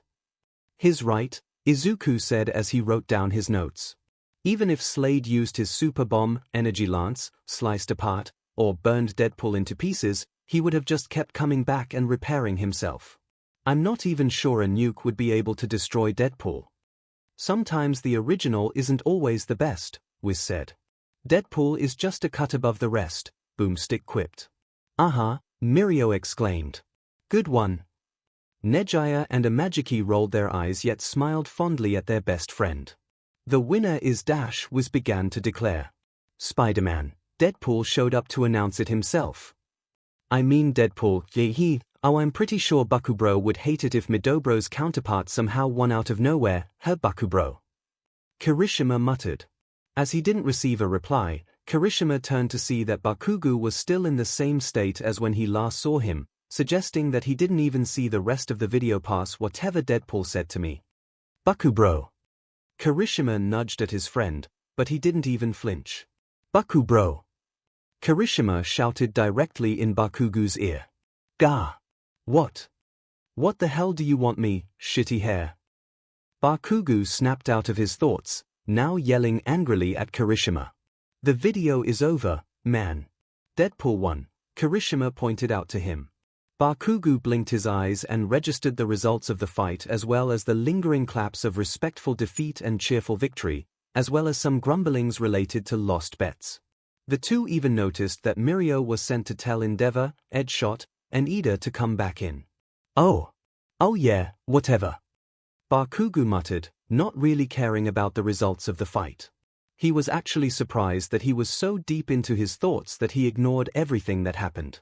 Hey Bakubro, you good? Kirishima questioned, confused. You've been quiet throughout the whole video. I thought you would have made some insult about. Asked, steeling herself for the big ask she was about to commit.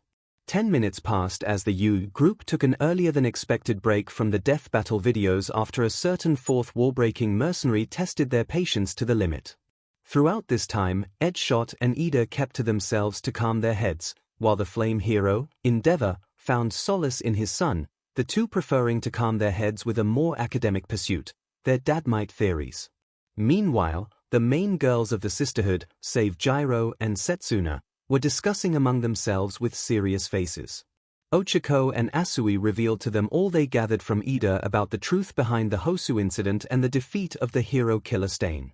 Asui informed them of Ida's slip when she talked with him, and how he said Midoriya came to his rescue before correcting himself to say Endeavor like the story was told.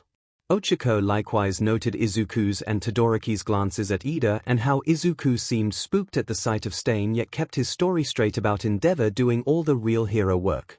The girls frowned at this as their thoughts were brought back to the video they watched last night, which contradicted what they knew of their green-haired crush. It showed Izuku, Todoroki, and Ida being the true victors against Stain and Izuku being the one that saved Ida from the hero killer, not Endeavor saving the three boys from the villain. But why would they say that Endeavor did it? Why lie about it? Hagekyo asked out loud, giving voice to the girls' questions. I think I may know why, Momo muttered. Well, of course, you would, yo Momo. You and that appealing, big brain of yours, Mina cooed dramatically, rubbing the side of Momo's head. Mina, Momo whined, blushing embarrassingly. Okay, I think we can tease her about her impressive brain later. Let's not waste any more of our break, alright? Melissa asked, softly. Mina sighed. She and the others found the request reasonable as the break could be over at any minute. Shouldn't we wait till Gyro and Tokaja are back? Nejaya asked. Now that the periwinkle-haired girl had pointed it out, they glanced over to see Gyro still in conversation with All Might and Nezu. The former number 1 pro was still looking at Gyro's phone with earbuds in place while Gyro talked with the U principal, who looked very serious and attentive to all her words. Meanwhile, none of them missed that Setsuna went off to have a conversation with the person they all were pining for, Izuku Midoriya, and has yet to return either. This was suspicious to them, and they even feared that Setsuna might be getting one over on all of them by getting Izuku alone with her. We can tell them about it later, Asui shrugged, seeing no use in worrying after already placing trust and camaraderie with each other. Additionally, even if Setsuna got to Midoriya's heart first, Asui wouldn't mind. Her heart's goal was mainly to get with the man of her dreams, not caring whether she was first or last. All of them swore to each other when they formed their sisterhood to share Midoriya with the 10 of them, Setsuna included, and that was good enough for Asui. Yeah, alright, make with the theories, Ponytail. Mai exclaimed. Momo sighed, shrugging off Mai's excitement and forgetfulness of her name despite their allegiance. Well, if what Uraraka and Asui have gathered is true, Ida could have gone after Stain by himself without the permission of his internship hero, Manuel. Momo began to the ice. This could be likely because of how upset Ida must have been with Stain's attack on his brother, the former Ingenium. That is true. The class rep did seem quite depressed and determined to go to Hosu no matter what, Hagekyu noted. But why would he assume that Stain was still going to be there? Ryukyu told me about Stain a bit when discussing potentially going after him. Nejaya spoke, a more serious face on her than many of the girls have seen before. She said that Stain often stays in a city for as long until he hunts down and attacks at least 4 heroes, and by then he had only attacked Ingenium. The news did say that he went after Native that night when the Nomyu were released too. Ida must have also realized this or at least hoped for it and gone to Hosu to try and take revenge, Momo nodded. However, if he went after Stain without permission from Manuel, which seems likely, then it would be considered illegal hero work at worst and vigilantism at best. Same if Midoriya and Todoroki fought Stain as well without any permission from their internship heroes. So, you're saying Endeavor taking down Stain was a cover story to prevent Izuku and the others from facing the consequences of facing Stain without permission. Melissa summarized. It's the most likely reason why those 3 haven't gotten any of the credit that the video showed or why they said that they aren't allowed to talk about the attack, Momo nodded. But that's not fair, Mina pouted, stamping her foot at the injustice. Midori, Ida, and Todoroki did something that no other hero had been able to do and saved that native guy's life. They should get the credit, not Endeavor. But then they would have also faced harsher punishment for technically breaking the law, Asui pointed out. It could have even affected their ability to remain at U or continue being heroes at all. Plus, I don't think Deku would have cared either way, Uraka replied, a soft, loving smile on her face. Deku's not the kind of person who would want the fame or the glory, he just wants to help people, and he did that by saving Ida. So, if he were told to go along with the story, he would do it just for the chance to continue being a hero. Heh, that does sound like muscles, doesn't it? Mai chuckled fondly. Fond and loving smiles grew on the faces of the girls at the selfless character of the guy they fell in love with. It was then that the boy himself, as well as Setsuna, re-entered the gym makeshift theater. From the looks on their faces, whatever transpired between the two looked to have been a serious conversation, the Midobro using 90% of his brain. You know, something like oh hell no, like we need the shitty nerd to spew out more of that word vomit. Don't mock me, shitty hair. Bakugo snapped at Kirishima. Yeah, like that, Kirishima pointed. Bakugo scoffed and turned away, refusing for Kirishima to look at his face while he pondered an excuse for his deep thoughts. He didn't have to excuse or tell him anything, but then, with what he had been thinking about, he'd rather say something than incur more suspicion and prodding from Kirishima, much less the teachers if the faux redhead thought it was a big enough concern to involve them. I was just thinking is all, Bakugo answered finally. About what Deadpool said to you? Kirishima questioned. He dared you and asked if you were going to make him dash. It's none of your business, shitty hair. Bakugo snapped, his voice full of an extra kick to it that even startled Kirishima into silence. Just forget it. I'm fine. Let's just move on. Alright, if you say so, Kirishima replied, unconvinced, resolving to figure this out more later. As this happened, Izuku stared blankly at Kirishima and, most especially, Bakugo, Deadpool's taunt toward the latter still registering in his head as Izuku knew it must be in Kaken's. He knew exactly what that meant because he was the only person Bakugo told that to, at least Izuku hoped he was the only one that Bakugo told that to. Those words repeated should have caused Izuku to go into a panic. It was a brutal reminder of his quirkless past, full of bullying, bruises, burns, and vomited lunches from 11 years of abuse. Granted, Izuku was momentarily shocked at hearing those words again, but he didn't have the level of reaction he thought he would have. Izuku thought that he was still grappling with the fourth wall breaking of Deadpool and thus the impact of those words was less on his list of priorities. But then, now, as he did register those words, Izuku registered something else in him, something dark and bitter at those words resurfacing, and the way it was tossed onto Bakugo. It was almost cathartic to hear the worst things his bully ever said to him tossed right back into Kaken's face. It felt like his pain and trauma were acknowledged and avenged with that taunt, a sick form of retribution delivered. But then, when Izuku saw Kaken's shattered face, that cathartic feeling turned to guilt and shame. He felt dirty and tainted for feeling good about Deadpool taunting Bakugo with those words, especially now after all the two have worked through and moved on from the past. He felt these dark feelings that longed for Bakugo's pain to be selfish and immature. It felt wrong. Izuku didn't hate Kaken, he didn't hate anyone enough to say those words to or feel glad that they were told to. If he did, wouldn't that make him no different than Bakugo? Izuku didn't know what to think, everything was just so confusing right now, and his head throbbed with this indecision and confusion, even while the dark feelings still bubbled beneath the surface. During this, both Izuku and Bakugo were left unaware of Nejiya staring murderously at Bakugo. Endeavor, Edgeshot, and Ida, reluctantly, arrived back at the gym, where Nezu declared that after they viewed the preview for the next fight, they would have a short break to cool down from the events of this latest video. Everyone knew he meant Deadpool and his ability to converse with them despite logic and reason failing to come up with a solid explanation that didn't shatter their minds and their hold on reality. But they agreed that they needed the small break, and thus I clicked play for the video to play the last portion of its runtime. Next time on Death Battle. Boomstick announced.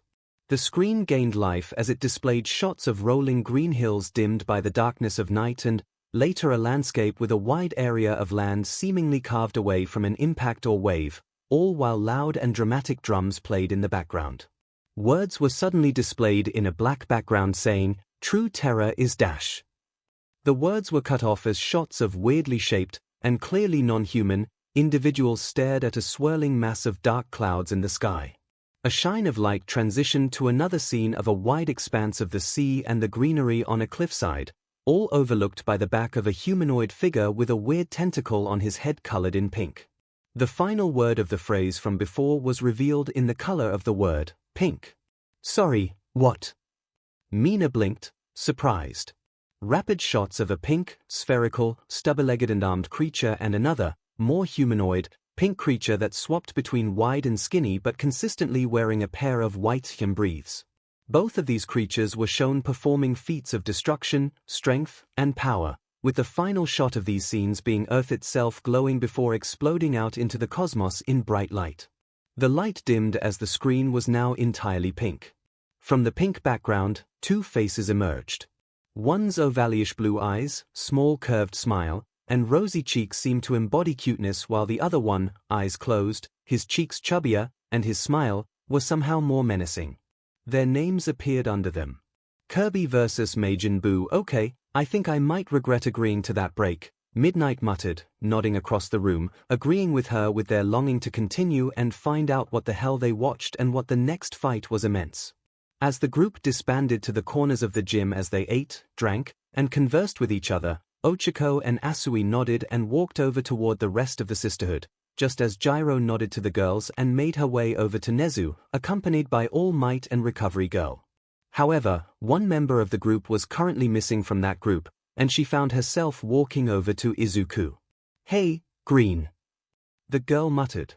Izuku turned from Ei and Kuta, blinking and blushing as he registered the girl in question to be Setsuna. "Suna," Izuku said. "What's up? See, can we talk for a moment, outside, please?" Setsuna. Two greenettes looking emotionally exhausted.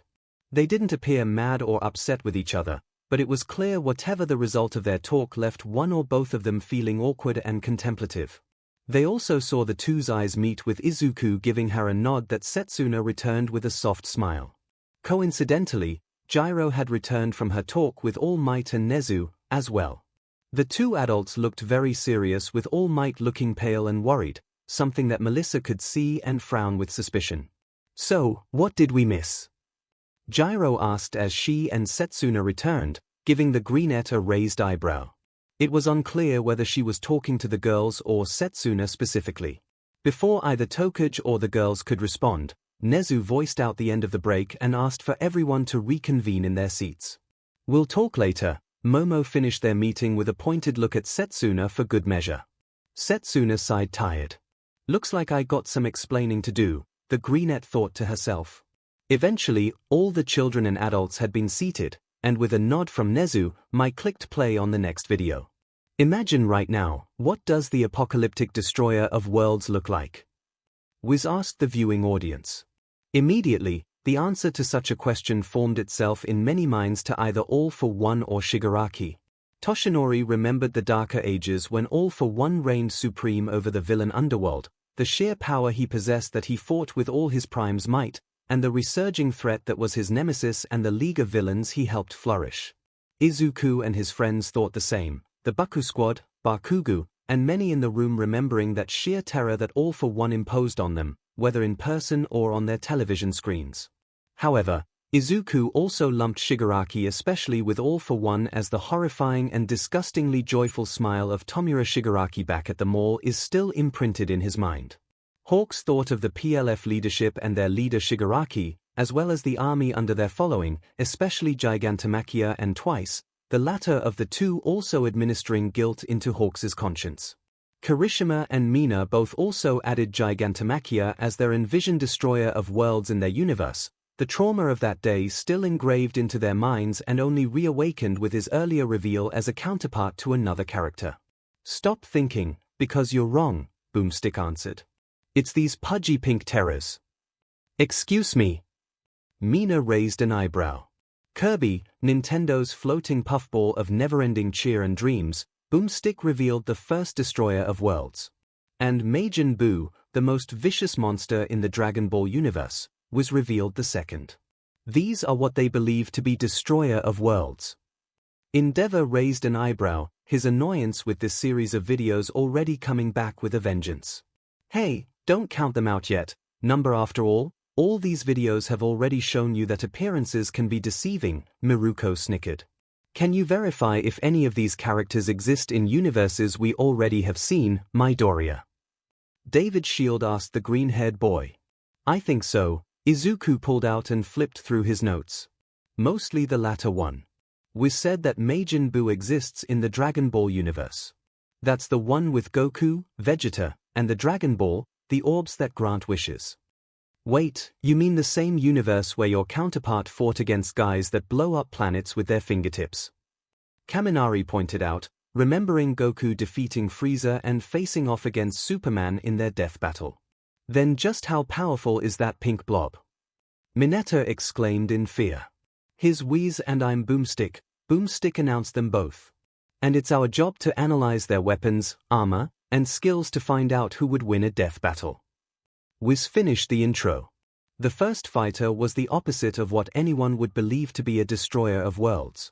The being was round and pink with stubby protrusions for arms, with red, oval-like feet or shoes, but none of the group could see the connecting legs. The pink puffball also had one of the most adorable and innocent faces the group had ever seen. Two ovalish blue eyes that screamed happiness, accompanied by a usually smiling mouth and ever-constant rosy, pink cheeks. The pink cheeks looked so familiar, Ochiko's own burned ever brighter when she realized everyone looking at her as a comparison.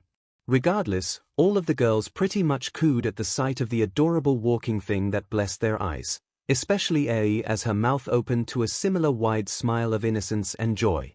𝐒𝐻𝐻, meanwhile, had a chill roll up his spine that reached and sparked a flash of activity in his brain. The rodent principal did not know what to make of this sudden feeling. Was it some instinctual primal fear, or was it some sense of commonality? But then what would there be between us that would be common? 𝐒𝐻𝐻 thought, and his massively intelligent brain came up with an answer in seconds. The next thing the adults knew, chills up their spines came as they heard the principal of U chuckle menacingly and maniacally, especially those under the principal's employment. Kirby, over 1,000 years ago, an epic war waged throughout the universe. Wiz began, showing two separate fleets of armadas flying toward each other. One side had multiple, similarly shaped and looking beings similar to the current fighter, including one with a white mask, glowing yellow eyes, a large cape, and a spiked, golden sword. The other side seemed to include many different monsters, with their supposed leaders caped and clawed figure covered in shadow. The legendary Star Warriors battled against the vile nightmare for the freedom of everything that ever was. Koda yelped and hid behind his hands at the sight of some of these monsters, particularly an inhumanly large centipede-like monster.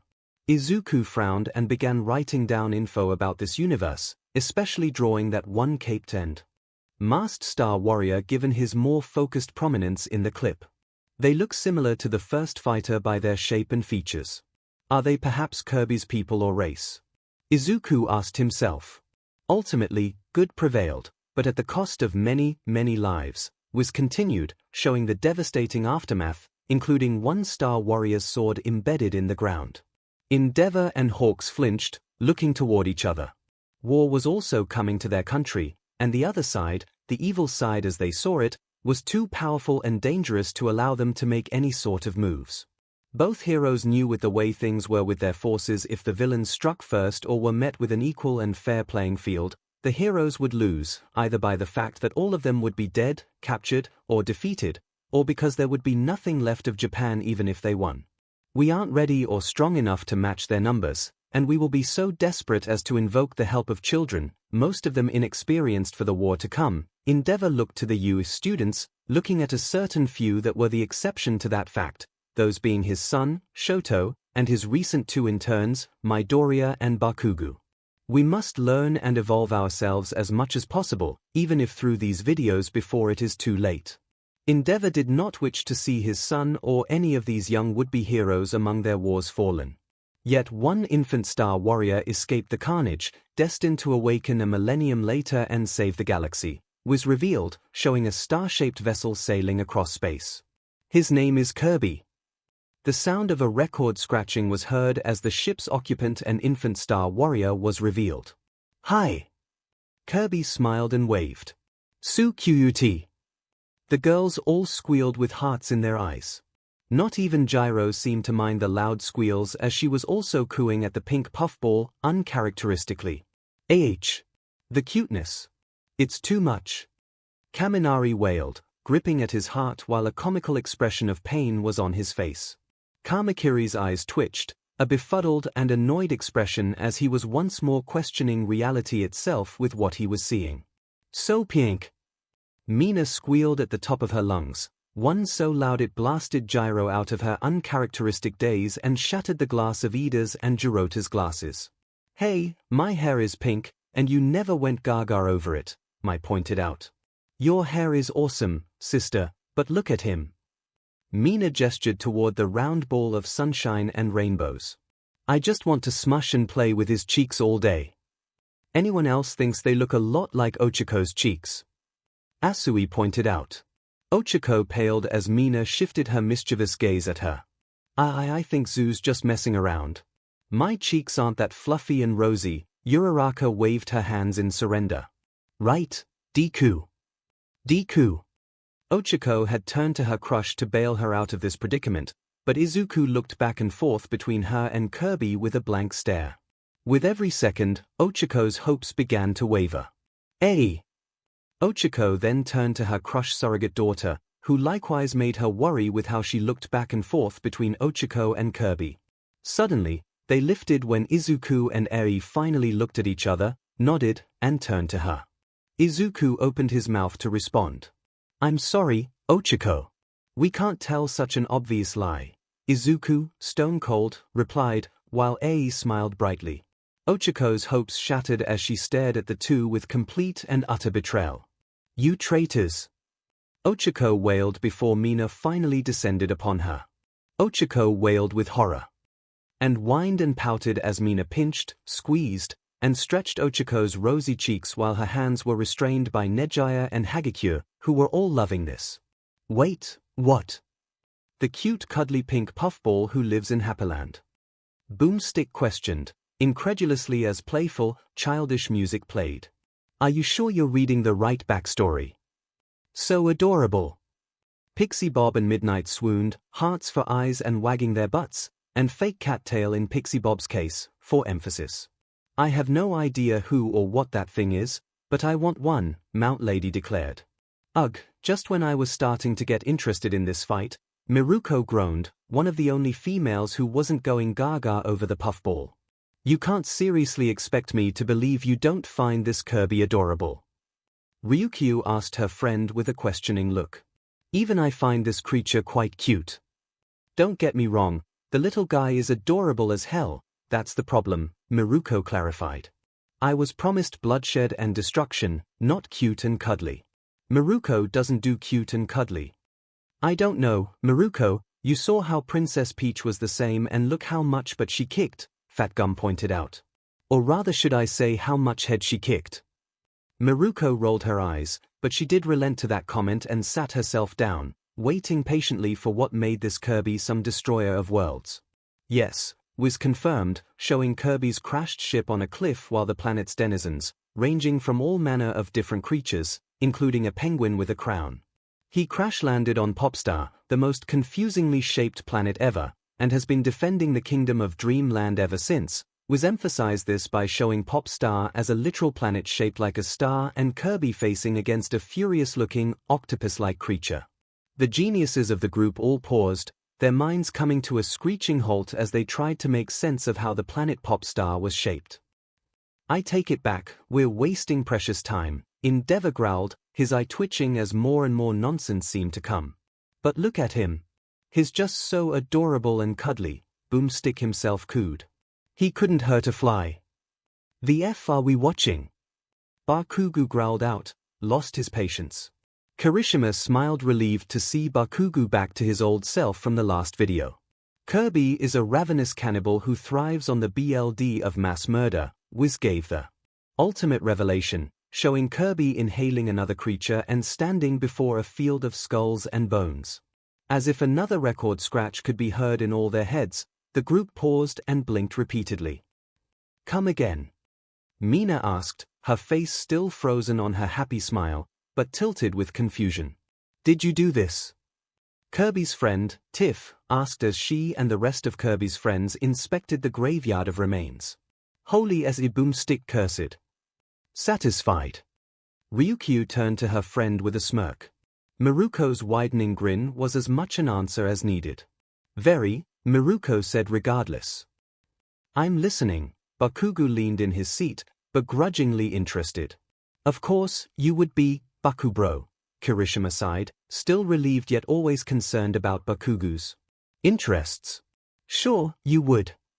Background age, unknown, 200 years prematurity height, 8 inches 20 centimeters weight, likely under 10 ounces 283 G species, unknown infant-like and cheerful demeanor A-star warrior citizen of Dreamland. He may not look it, but Kirby is a powerhouse, Wiz began detailing Kirby's abilities. He possesses incredible strength, speed, durability, and an arsenal stranger than an average day in Florida. Well, he sure set the bar high then, didn't he? David whistled and shook his head, now completely unaware of what may come from this Kirby creature. Are things really that crazy in Florida? Kinoko asked the American girls. Both Pony and Melissa deadpanned and stared at Kinoko like she said the most blatantly obvious thing in the world. And never mind, Kinoko's sweat dropped and decided to drop it. His trademark power is his inhale ability, which seeks almost everything in with a powerful vortex. Boomstick unveiled Kirby's infamous power. With it, he can clear out everything from a quick meal to an acre of forest in a matter of seconds. Imagine that, Soto muttered, paling at the sight of Kirby devouring an entire feast, including the dinnerware and sheet, in seconds. His paling only grew worse when imagining what Kirby would do if he made an entire feast for the class. Did he just eat those guys? Nejaya pointed out, her ever-smiling face cracking at the sight of Kirby eating sentient people. Guess Wiz was right that the guy's a cannibal, Tamaki. Mirio asked his friend. His appetite and ability to consume is astounding. A Magiki gulped down his bile again. He makes Fat Gum look like an amateur. Right, Fat Gum. Fat Gum. Fat Gum was rendered entirely speechless. He even dropped the bucket of popcorn in his hands. Finally, he went down to the floor level, fell to his knees, and bowed before the pink puffball. MSTR. King of feasts, teach me thine ways. Accept your lowly servant and bless thy with but a fraction of your all-consuming might. I think we might need to speed this up before Fat here starts a cult, Snipe suggested, sweat dropping. Agreed, Cementos nodded, also sweat dropping. Plus, Kirby's body is malleable, allowing him to stretch his mouth and inhale larger objects, Wiz continued, showcasing the Star Warrior's body stretching, whether it was being pulled in 4 ways or swallowing an object larger than himself. That thing he just ate was even bigger than himself.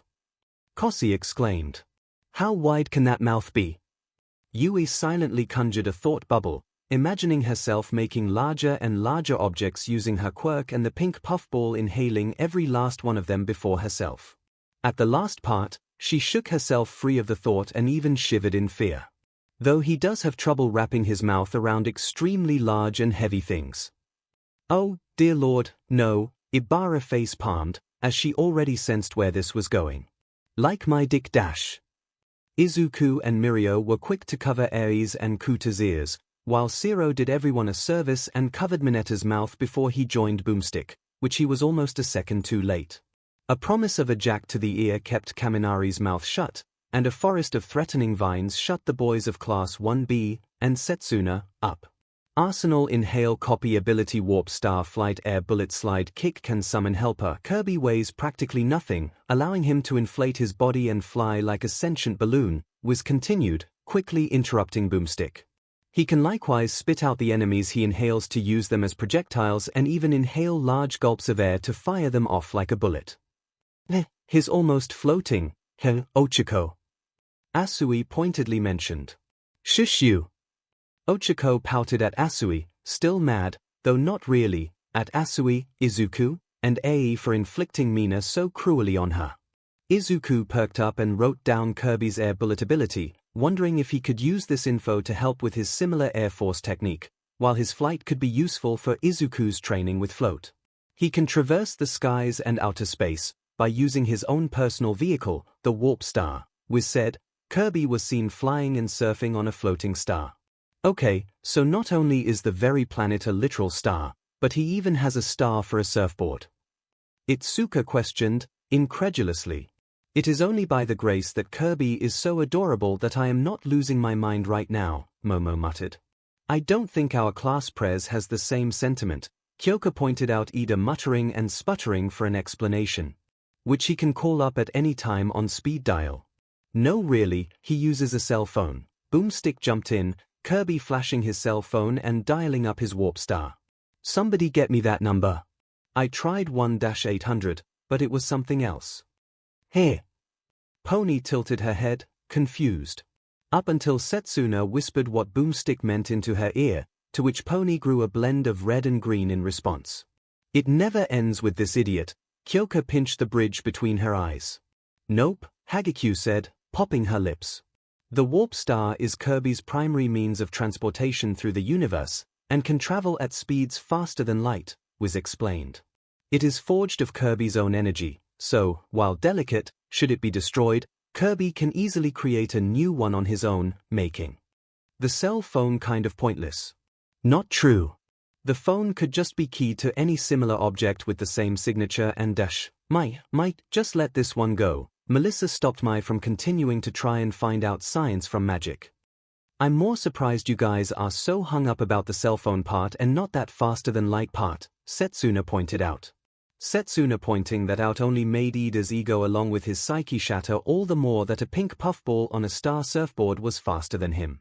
Even Bakugu's eye twitched at the thought that Kirby could outfly him too. I'd be happy to take that phone off his hands, though I'm a bit iffy on standing anywhere near that star-driving balloon marshmallow, Boomstick shuddered. Look at him. He doesn't even care. He's a monster. It is concerning that he is essentially eating what look like sentient beings, All Might muttered nervously. And still while keeping that same demon smile, Vlad King shuddered as the smile became all the more sinister to him as he stared at Kirby's feats. A Magiki also shuddered. While his quirk depended on him consuming animal parts to use, and eating animals is a primary source of protein and sustenance for humans and other animals, the dividing line was usually to call animals sapient rather than sentient like humans, and the fact that the animals most everyone eats are usually dead. For Kirby to consume not only living, but also seemingly sentient creatures was definitely concerning. And nauseating. It's about to get even worse. Guess what just happened to that poor creature? Wiz jumped in, showing Kirby eating a giant Waddle Dee. See, when Kirby swallows a victim, they don't exactly die. Turns out, Kirby's stomach is, in fact, an entirely separate and endless dimension of reality. Say what? Mina did a double take. I guess when they that a person's stomach is a black hole, Kirby took that literally. Mirio chuckled to himself. I believe that might be a worse fate than simple death, 𝐒𝐻𝐼 muttered darkly. Imagine encountering an at first adorable creature, then swallowing you when your guard is down into their endless abyss of a stomach, and now you find yourself trapped in an endless expanse of space to which the only source of your freedom is the whims of an uncaring and cruel god of such a realm. The group stared silently at 𝐒𝐻𝐼 as he finished seeding their future nightmares, something that Kuta's and Ai's ears didn't pick up, thankfully. While Leiko and Tokoyami simply muttered revelry in the dark, Kinoko stared at 𝐒𝐻𝐼 with wide and awed eyes as she caught a glimpse of the dark and imaginative thoughts of his mind. It made the mushroom girl blush. So, he never feels full. Talk about getting your money's worth at an all-you-can-eat buffet, though, Boomstick joked. All hail the great devourer. All hail the great devourer. Fat Gum continued to prostrate himself before the great pink one. Sounds like your boss found a new role model, Shoji muttered to Kirishima. Or rather God. No kidding, Kirishima chuckled nervously. Fat may be welcome in his town to all the food vendors for his patronage, but is pretty much banned from ever going to an all-you-can-eat buffet until the end of the day. And when the employees don't want to clean up or leave any leftovers. Kirby can trap thousands of victims in this abyss, Wiz continued. Then, he can actually enter his own stomach dimension and draw from his captive's power using his copy ability. Copy, you say? Monoma perked up, interested at the similar name to his quirk. How in the hell? Does he, like, swallow himself? Boomstick asked, slightly disgusted. Mineta perversely chuckled. I'm sorry, but what are you finding so hilarious, pervhead? Kyoka raised a suspicious eyebrow at him. Nope, thinking absolutely nothing, Mineta played dumb. My mind is as void as Kirby's limits. Kyoka narrowed her eyes suspiciously but said nothing else and turned back to the screen. Mineta breathed a sigh of relief. He likely projects an astral image of himself within the dimension, which can act on the physical plane. Wiz gave a scientific explanation to the madness that was Kirby. Ah!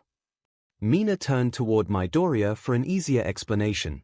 What Wiz basically meant was that Kirby just looks within himself, like he has a world inside his mind, and draws power from within it like a quirk, Izuku explained. Oh! Gotcha! Thanks, Midori. Mina cheerfully thanked Midoriya for the easy explanation. Anytime, Mina. Midoriya blushed at her smile and rubbed the back of his head. It was only so easy of an explanation for him because of how similar this alternate plane of existence felt to the vestige world that he had wandered into a few times, usually via his dreams or when affected by Shinsu's quirk. Copy abilities: Sword Hammer Fighter Fire Ice Will Umbrella Bomb Cutter Leaf Magic Needle Mike Hypernova Star Rod Sure. Anyway, with the copy ability, Kirby's form and power change based on what he's eating. Boomstick moved on from Wiz's explanation to list Kirby's range of copy abilities. By devouring an enemy with a mallet, he can become Hammer Kirby, a MSTR of Whack-A-Mole. So, what he eats, he becomes. Sounds an awful lot like your quirk, eh, Sun Eater? Mirio poked at a Magiki's side with his elbow. I guess, a Magiki admitted. Though his copy ability currently ranges more on the attributes of the being he eats rather than the being itself, if any creature were to have a hammer, including one of us, then would he copy only the hammer or the quirk? Oi, that sounds painful to think about, Nejaya pouted. Any thoughts on how that relates to your own quirk? Shinsu asked Monoma. It is more similar to my quirk than it is to our esteemed upperclassmen, Monoma replied. Whatever abilities that this Kirby can copy seem to be those specially attributed to them, such as a hammer or swordsman, much like how my quirk copies that quirk factor of those I touch rather than all their characteristics and features. When I copy Jirota, I may copy his quirk, but I don't copy his fur. Fire Kirby can unleash a torrent of flame and survive all manner of heat, Wiz joined in. Ice Kirby can freeze his foes solid. So he has your quirk too, Todoroki, Izuku pointed out. Only one at a time, though, much like Monoma, too, Todoroki showcased using both ice and fire from his respective sides. When he uses his copy ability, it's clear that he can only use one at a time rather than all at once. Wheel Kirby is fast enough to drive around the entire kingdom of Dreamland in under 2 seconds, though who knows how he can see where he's going, was pointed out. Ida didn't know what to feel, weird out that Kirby could turn into a wheel, or even more depressed that Kirby could achieve speeds faster than him in many different ways. There's Mike Kirby, whose singing talent is apparently so awful everything that hears it dies, Boomstick revealed. Oh, come on, no one's singing is that bad. Gyro rolled her eyes, refusing to believe any one person's singing is that bad. 3, 2, 1. Itsuka counted off. Mike Kirby began singing, his high-pitched voice so grating and painful that it caused several monsters to explode. Gaga! Gyro fell off her seat when jumping in pain from the horrible voice that made cat scratching on a chalkboard seem like classical art. You were saying? Todoroki asked. Shut up, Gyro groaned from her place on the ground.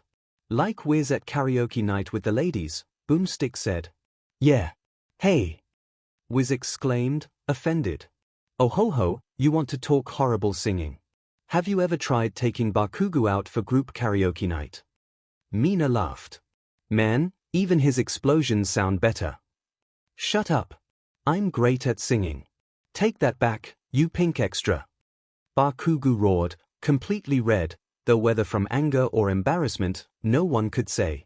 Dude, I still got the recording right here, 𝐒𝐿 said before diving away from Bakugo's dive at him, forcing their classmates to hold back the explosive teen from throttling 𝐒𝐿.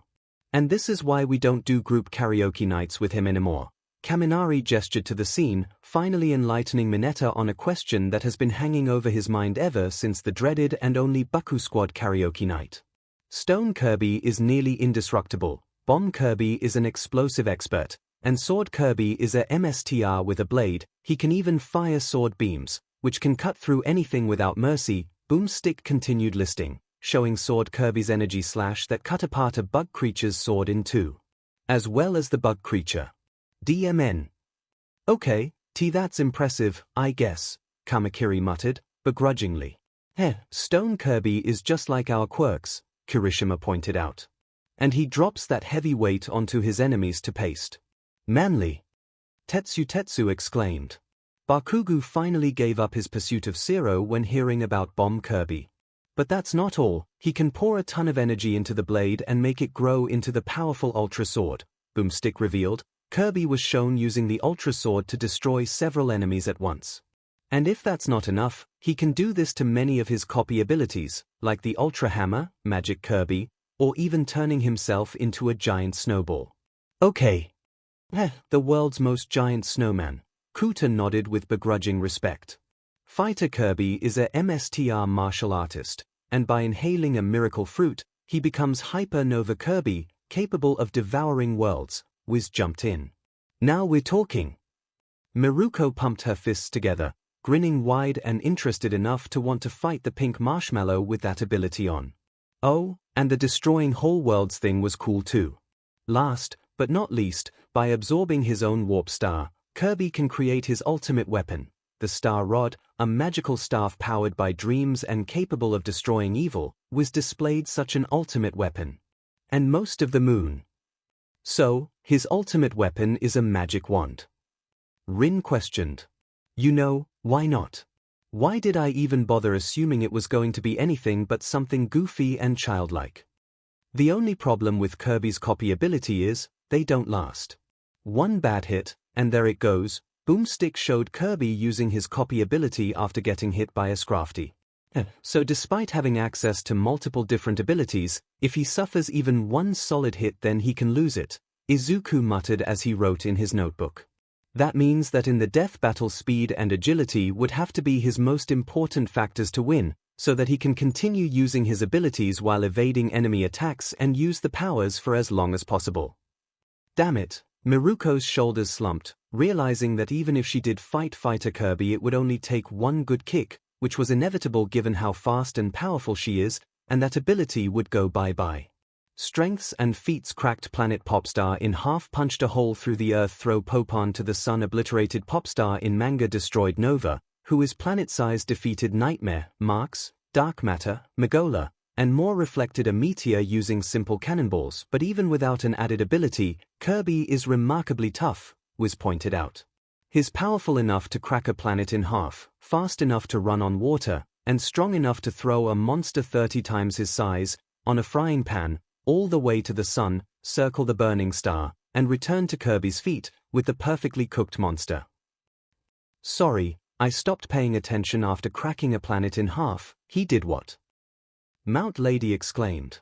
Asui was forced to hold Ida back with her tongue to keep from smashing his head into his seat. After actual cracks started appearing on the wooden chair. I think that might be the most ridiculous feat we've ever seen on Death Battle, Boomstick chuckled. I kind of have to agree with him on that, Mandalay sighed. Still excusing these feats because of his cuteness. Itsuka challenged Momo. Yes, Momo hesitated and held strong. Because the alternative was smashing her head into the floor so hard, she would crack the cement. And her skull. But he's not just strong, he's so tough that he was barely phased after being crushed under thousands of tons of pressure, and effortlessly survived an explosion massive enough to eclipse the entire world, Boomstick added. In translation, he survived getting blown up with a planet-sized explosion, Kirishima summarized. Hey, how about that, Baku bro? Think you can top that? Zip it, shitty hair. Bakugu barked. He's achieved all of this, despite being only 8 inches tall, Wiz revealed. Here. But how? Melissa exclaimed, her glasses getting crooked from her shock. How is he only this tall? Melissa showed the gap between her hands to be only wide enough for a small doll. Maybe size works differently in their world. Izuku gave the best explanation he could give. See. It's not the size of the monster, it's how he throws a humongous frying pan into the sun and back. Boomstick exclaimed. Well, Kirby does have one crucial flaw, he's a baby and has yet to fully mature as a Star Warrior, was pointed out. Wait, he's still a baby. Ojiro blinked, surprised. But that listing said he was 200 years old. Age often works differently with other species, Tokoyami noted. A fly's lifespan can last all of one day while a whale or jellyfish can last for hundreds of years. Yeah, he's not too bright, so he's not gonna be whipping up any genius strategies mid-fight, Boomstick agreed. Fortunately, he's powerful enough to get away with it. Kirby is the most adorably terrifying thing in the world. Kirby does his traditional ending dance while the Kirby dance music from Kirby's Return to Dreamland plays. Bravo! Simple magnificent. Mina shed a tear at the sight of Kirby's dancing. Eri squealed again at Kirby's smiling and dancing. Oh! Papa, he's so cute. Eri squealed. I wish I could hold him for a hug or have a plushie of him. Izuku's sweat dropped at the idea of Kirby despite his height being anywhere near his surrogate daughter, but a plushie of the guy would hurt. As he finished that thought, the device paused the video with a message. Package delivered. Receive. The group paused at the message and no doubt who was the sender. After several looks at each other, Mai would ultimately be given the green light to accept the package. Instantly, a lens opened up in the device and shone a light. From the end of it, a package was formed out of hard light technology, as David Shield pointed out, and formed a small black box that landed softly by Izuku's feet by Eri. Noticing the note on the package, Izuku picked it up and opened it. The most adorably powerful little thing in the world needed a friend like her. Izuku read the note. Looking at Eri's expectant eyes, Izuku sighed and opened the box for her. When Eri saw what was inside, sparkles could practically be seen on her. The horned girl let out a squeal so loud that dogs miles away flinched at the sound. Thank you, Gut, Gyro thanked her instincts as she removed the earmuffs. What did you get, Eri? Eri grabbed the object from inside the box gently and raised it for everyone to see with wide eyes. It was a Kirby plushie. Oh my god. So cute. Hagekyu squealed. I'm so jealous. Mina also squealed. Yep, definitely starting to get the hang of this, Gyro muttered, removing the earmuffs again. I love it. I love it. I love it. Eri bounced up and down so much that Miruko mistook the platinum-haired child for a distant cousin of hers. Regardless, seeing 𝐻𝐸 adorably suffocate the plushie in a hug warmed even her hard heart. "That's so wonderful, eh?" Melissa petted the girl's hair as she investigated the plushie. "Hair, and it's even 8 inches. Just like Kirby." "There's a button on its hand." Mai's eyes zoomed at the small soft button on Kirby's right hand. 𝐸𝐸 perked up at the mention and pressed the button. "Hi." The Kirby plushie spoke. 𝐸𝐸 squealed again and hugged the plushie again, and the students wondered if the plushie were alive it would be grasping for breath. "Can I keep it? Can I keep it, Papa? Please." 𝐸𝐸 looked to her surrogate father and pleaded with the biggest puppy dog eyes she ever mustered. "Of course, you can, 𝐸𝐸." Izuku cupped her cheek and smiled. The note said, "For the most adorable little thing in the world. Who else could top you?" 𝐸𝐸's eyes watered at those words before wrapping herself onto Izuku's chest with a bone-breaking hug. As her muffled thank yous repeated in his chest, Izuku wondered if perhaps technically adopting her meant she somehow inherited his mother's bone-crushing hugs, because this is what it felt like. While this gift is generous, are we sure that 𝐸𝐸 should be given this doll?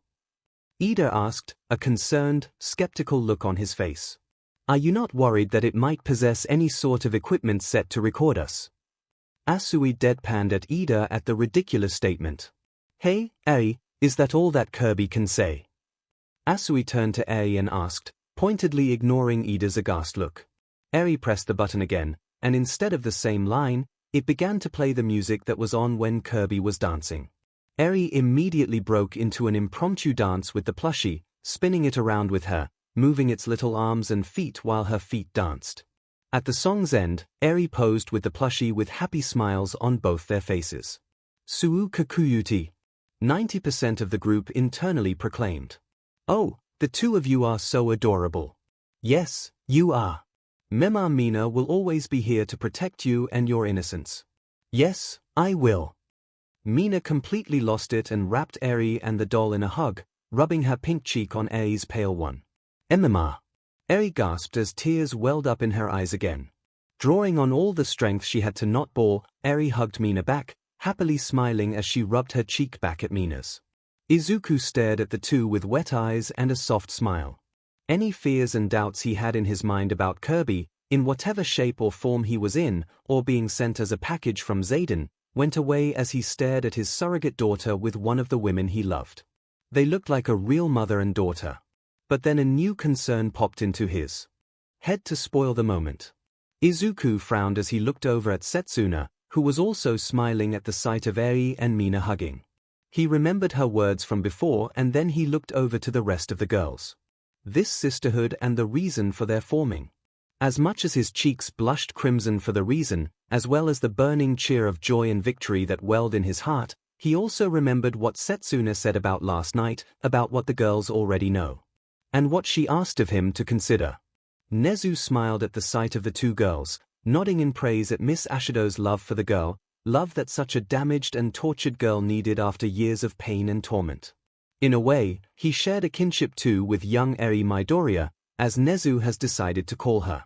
The two of them were victims of torturous experimentation and both have escaped from their dark past into a better place. Nezu felt envious that 𝐸𝐸 was freed and showed this much care and comfort compared to how long it took for Nezu to be free and the solitude he had to use as a shield.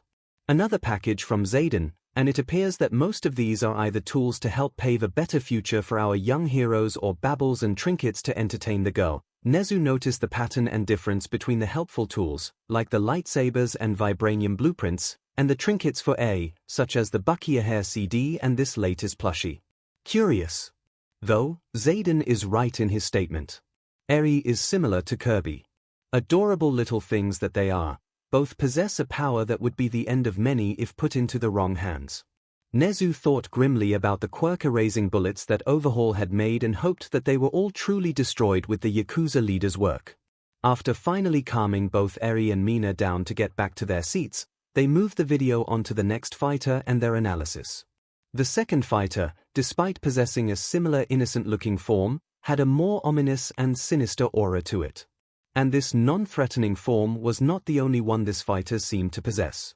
The first form that the fighter took was that of a large and wide alien-looking individual. They possessed pink skin that was remarkably similar to 𝐻𝐻𝑖𝐲's and held a tentacle-like antenna on the top of its head. Its eyes were seemingly always closed, weird holes were on its sides like its ears, and its face was plump and round, making its chubby smile look friendly. The rest of his figure was wide and fat, with a large round stomach and arms. Its pecs and shoulders were covered by a short, black and yellow line jacket, with a purple cape tied around its neck. Its hands were covered in yellow boxing-like gloves. A black belt was tied around its waist with its center headpiece yellow with a black, stylish M, and its bottom half was clothed in puffy white 𝐴𝐻𝐵𝐻𝑒𝑚, black leggings or socks, and yellow boots. Its second form was far more sinister-looking, mainly due to its now open and rage-filled eyes. Similar again to Mina, the sclera of its eyes was black instead of white, though, unlike the US student, this creature's eyes were a bloody red that perfectly matched the rage they carried. Other differences this form had were a constant frown instead of a smile and its skinnier and more fit physique. In this form, it lost its large gut, large, and head, and replaced it with a slimmer, muscled, and sturdy physique. Its hands were also bare and pink like the rest of the creature, with black fingernails and black and yellow braces on its wrist. It was clear right away to the group that while the first form appeared innocent and friendly like Kirby, this analysis would be much more consistently darker and more serious. Majin Buu true terror is something unpredictable, unstoppable, and dreadfully deceiving, Wiz began. All Might frowned as this statement turned his thoughts to what made All for One the terrifying symbol of evil that he was. While All for One's goal of taking over Japan, possibly even the entire world, was obvious enough, the plans and methods that the symbol of evil took were still unpredictable and terrifyingly accurate as to suggest that everything that has currently happened thus far in the present, such as his eventual discovery and imprisonment, were all planned. It was of no debate the older brother of the first user of One for All was also a nearly unstoppable monster in human form. Not even at his prime was All Might able to kill the bestiary, and it took all the embers he had left to defeat him in a weakened state that rendered several heroes unconscious and mortally wounded the third hero. And finally, he was dreadfully deceiving, which Toshinori also found true. His survival was one thing, but it was frosting on the cake compared to the schemes and bargains he planned and executed with those in his employ, how he had Shigaraki be the figurehead of the league while he remained in the shadows, and the very act of how he got his MSTR's grandson to be his pawn also reeked of something suspicious, perhaps even staged. While All Might thought of his nemesis, Izuku thought of the many villains he had thus far faced. Gentle Criminal was arguably his hardest moral challenge, and Nine his most destructive, the latter being so nearly unstoppable with his power and quirks that he had to give One for All to Bakugo, temporarily, to try and defeat him. Muscular was also a very unpredictable and unstoppable threat, his bloodlust making him act erratic and murderous and tanking even 100% of One for All. Stain's speed, skill, and bloodlust were likewise a terrifying force to face and survive, and he sure made himself appear unpredictable when he saved him from the winged Nomu. Overhaul was so strong and unpredictable that Night Eye originally foretold that he would die fighting against the Hasaikai leader, and it was likely thanks to A that outcome never happened. However, the one foe that stood out to him above them all was Shigaraki. His emotional immaturity and rage can make him unpredictable, and his dangerous decay quirk made fighting him in close combat incredibly risky, but the intelligence, resourcefulness, and perseverance he also displayed was something that was incredibly deceiving, a far cry from how he first revealed himself in the USJ. That last note, above all else, the fact that he can grow and change so much in so little time, was utterly terrifying for Izuku, and who knows just how changed he will be when next they clash. A perfect description for the pink monstrosity known as Majin Buu. Boomstick jumped in, a short montage of Majin Buu changing forms and his display of powers leaving unease in the group. Majin Buu is a fat, pink, man-sized baby thing with enough power to destroy a planet. Oh, great, another planet buster. Just what we need, Awase groaned. With the number of planet busters that come from that universe, I definitely don't want to go vacating there, Sen muttered, recalling the planet-destroying feats of Goku, Vegeta, and Frieza. Vlad King frowned, finding that his students had a point. A lot of seemingly powerful beings seem to call this particular universe home and display enough power to reduce said home to utter rubble. I hope to whatever higher being there is out there that these beings stay in that world, Vlad King prayed, knowing that if they ever decide to find their way to their world, none of them would have the power to stand up against even one of them. And I assume he's made of some sort of bubble gum, Boomstick added. Probably Big League Chew. Would you look at that? Find something there inspiring, Mineta. 𝐭𝐾𝐲 raised an eyebrow at the infamous Class 1A perv as she saw the sight of Majin Buu attempting to smooch a terrified woman. Hey! I may like the ladies. Okay, really like the ladies, but I'm no RPST, Mineta declared. I know when no means no. Really? You of all people.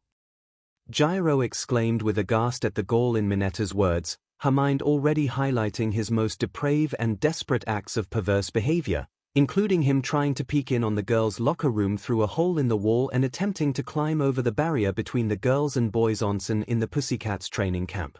Background age, immemorial height fat, approximately 6 feet 183 centimeters height kid, approximately 5 feet 152 centimeters race, Majin aliases, Mr. Buu, Buu of pure evil, Majin of destruction originally thought to be created by Bibbidi friends with Super Janemba. Buu has existed since the dawn of time but was only discovered 5 million years ago by the nefarious wizard, Bibbidi, was revealed.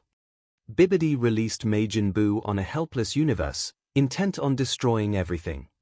Scenes of Buu slaughtering countless civilians and races, along with destroying entire planets played out. After annihilating hundreds of planets, Bibbidi set his sights on Earth, sending Buu ahead in a sealed capsule just waiting to be released. Dear Lord, Ibarra gasped, hands over her mouth as she stared in horror at the slaughter brought about by this monster. Mina frowned deeply, knuckles cracking under the grip of her fist. Mina always loved aliens, or the concept of them at least.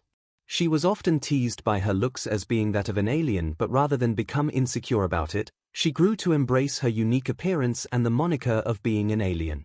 Soon after, she grew to love alien sci-fi stories, movies, and TV shows, especially Alien, that timeless classic that even survived the cultural purge during the dawning of quirks.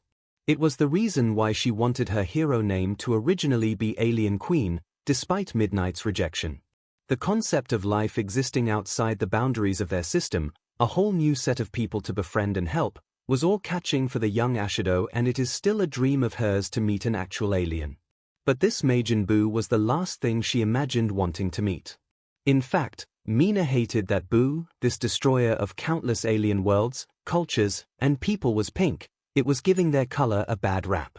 Mina wasn't stupid to imagine that those alien races she wished to meet would be 100% good. She knew there would be bad apples in the mix, and as she wanted to be a hero, she wanted to beat those alien villains, save those alien lives, and be an alien hero for both Earth and beyond. But Majin Buu, with his power and savagery, gave Mina uncomfortably similar vibes to Gigantomachia, that giant villain that she could now put a name onto. They both appeared like monstrous creatures that seemed to have no way of defeating them, and it angered her just as much as it frightened her. Then Bibbidi got himself killed before he could get to Earth and release the pink terror. Boomstick jumped in. Phew, Kirishima wiped his brow, relieved. I mean, good thing that someone put down that psychopath before he could get to Dash. But no worries, the weird lizard wizard thing had a backup plan in the form of a magic clone named Barbidi, Boomstick pointed out. Yes, clone, not son, that was a mistranslation. Oh. Never mind, Kirishima muttered. Magic, Izuku muttered as he flipped back to his notes revolving ki and magic in the Dragon Ball universe. Oh, here it is. Found something, Midoriya? Mirio asked. Yeah, back in the death battle between Goku and Superman, when they mentioned the difference between magic and ki as two separate types of power, they mentioned Barbidi as one of those magic users, Izuku mentioned. While it seems that Buu is using mostly ki-based attacks from those clips, I wonder if he could also use magic. Last time, Goku's only use of magic was with Power Pole that he could magically extend and hurt Superman with, Todoroki pointed out. If this Majin Buu can possess both magic and ki, he could pose a sizable threat. You know, as opposed to the already sizable threat that he was when he was just destroying planets and wiping out whole civilizations, Kaminari sarcastically spoke. Todoroki shrugged. So, Bibbidi, Barbady and Boo. Put 'em together and what do you get? Boomstick sang as he lined up the two wizards and Boo together. A Disney lawsuit, Wiz answered. Ha ha ha. Mirio laughed. Oh, I get it. From that fairy godmother from Cinderella. Cinderella. Eri tilted her head confused. Who's that? Oh, you would love her, eh? Ochako cooed as she knelt before the little girl with a smile. She's from these very old classic Disney movies. She's a princess with glass slippers, mice that can turn into horses with a carriage like that of an onion. She's one of a dozen Disney princesses. Princess, Eri gasped, a look of childlike wonder and joy sparking in her eyes. I often forget that poor Eri didn't have much of a childhood under Heiseikai. How tragic, Momo frowned, a hand over her aching heart. But hey, with us and the green bean, we can make up for lost time with her, right? Gyro pointed out.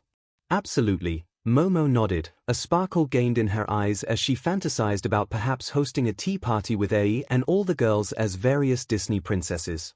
Leiko pouted, muttering about how the old Grimm's Tale version was a lot better and more intense, like the wicked stepsisters cutting off their toes to try and fit the glass shoe on their feet. Anyway, the doppelganger Barbady set out on a quest to recover Boo and complete Bibbidi's plan, Boomstick continued. Eventually, Barbady found Boo and opened the monster's shell, Wiz said as Barbady and Deborah found and opened Boo's pod, bubblegum-like gas coalescing into a shape. But turns out there was a slight defect and Boo was a complete idiot. Boomstick revealed bluntly. Oh ho ho ho ho ho. Majin Buu cried out moronically as the screen spun around with the spinning idiot of a mass murderer.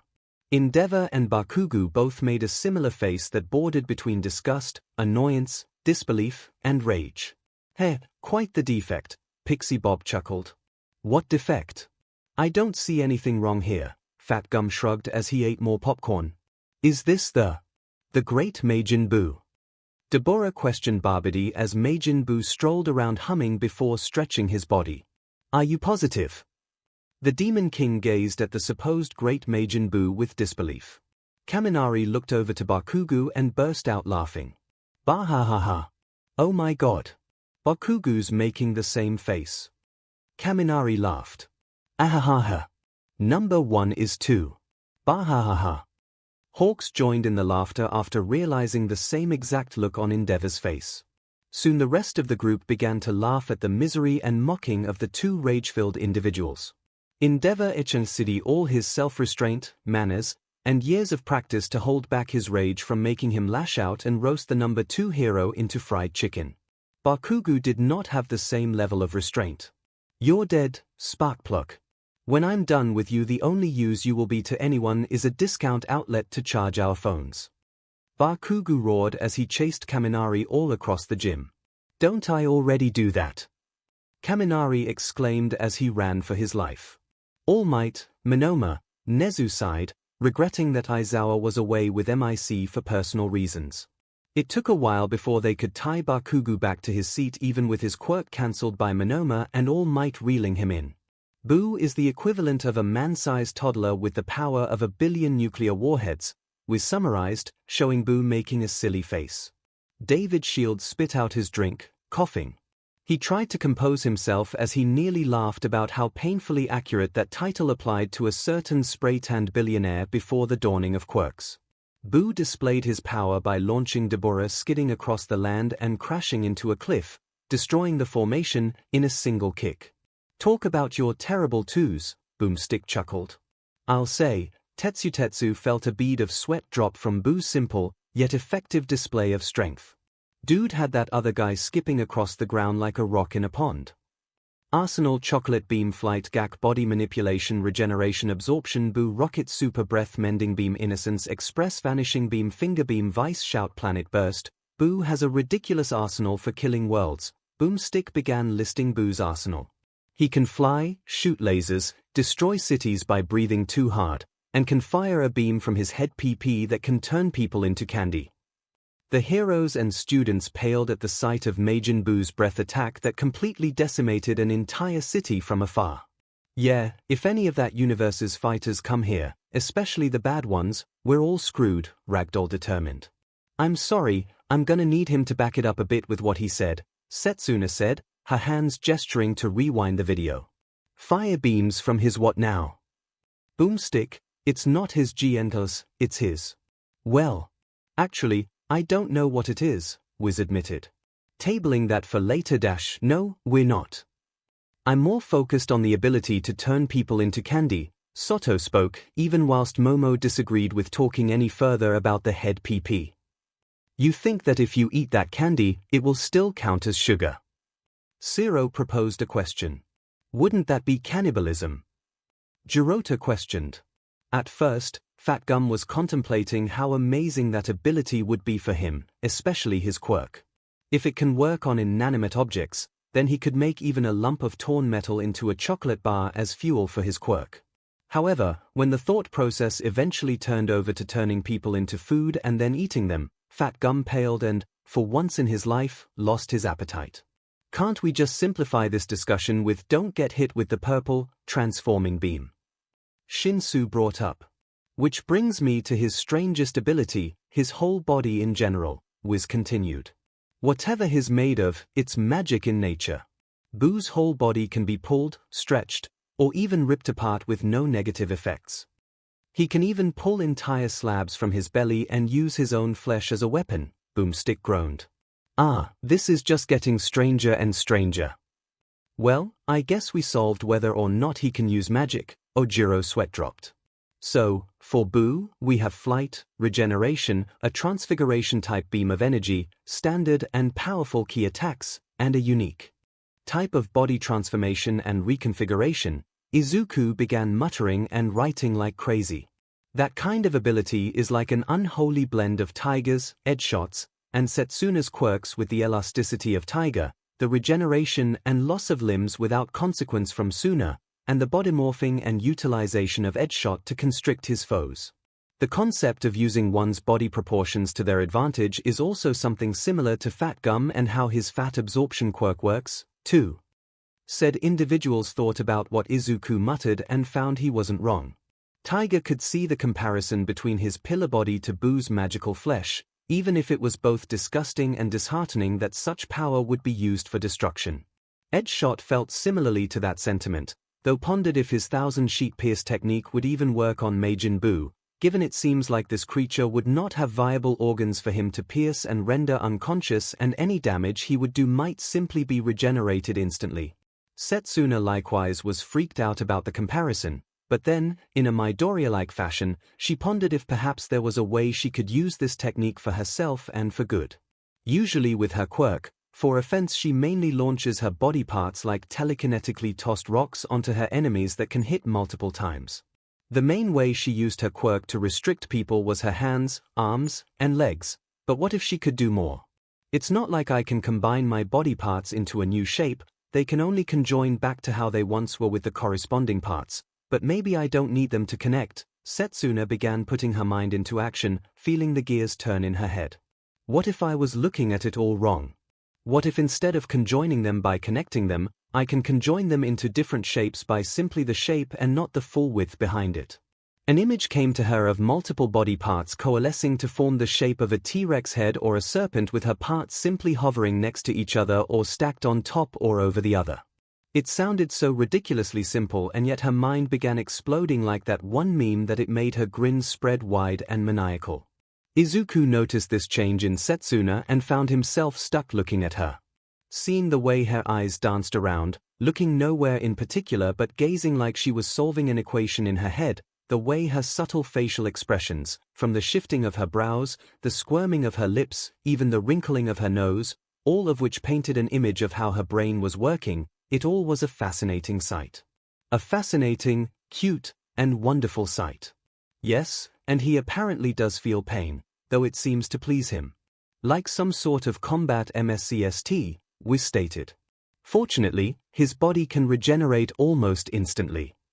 He can be blasted to smithereens and reform himself in seconds, Boomstick added. He's practically invincible.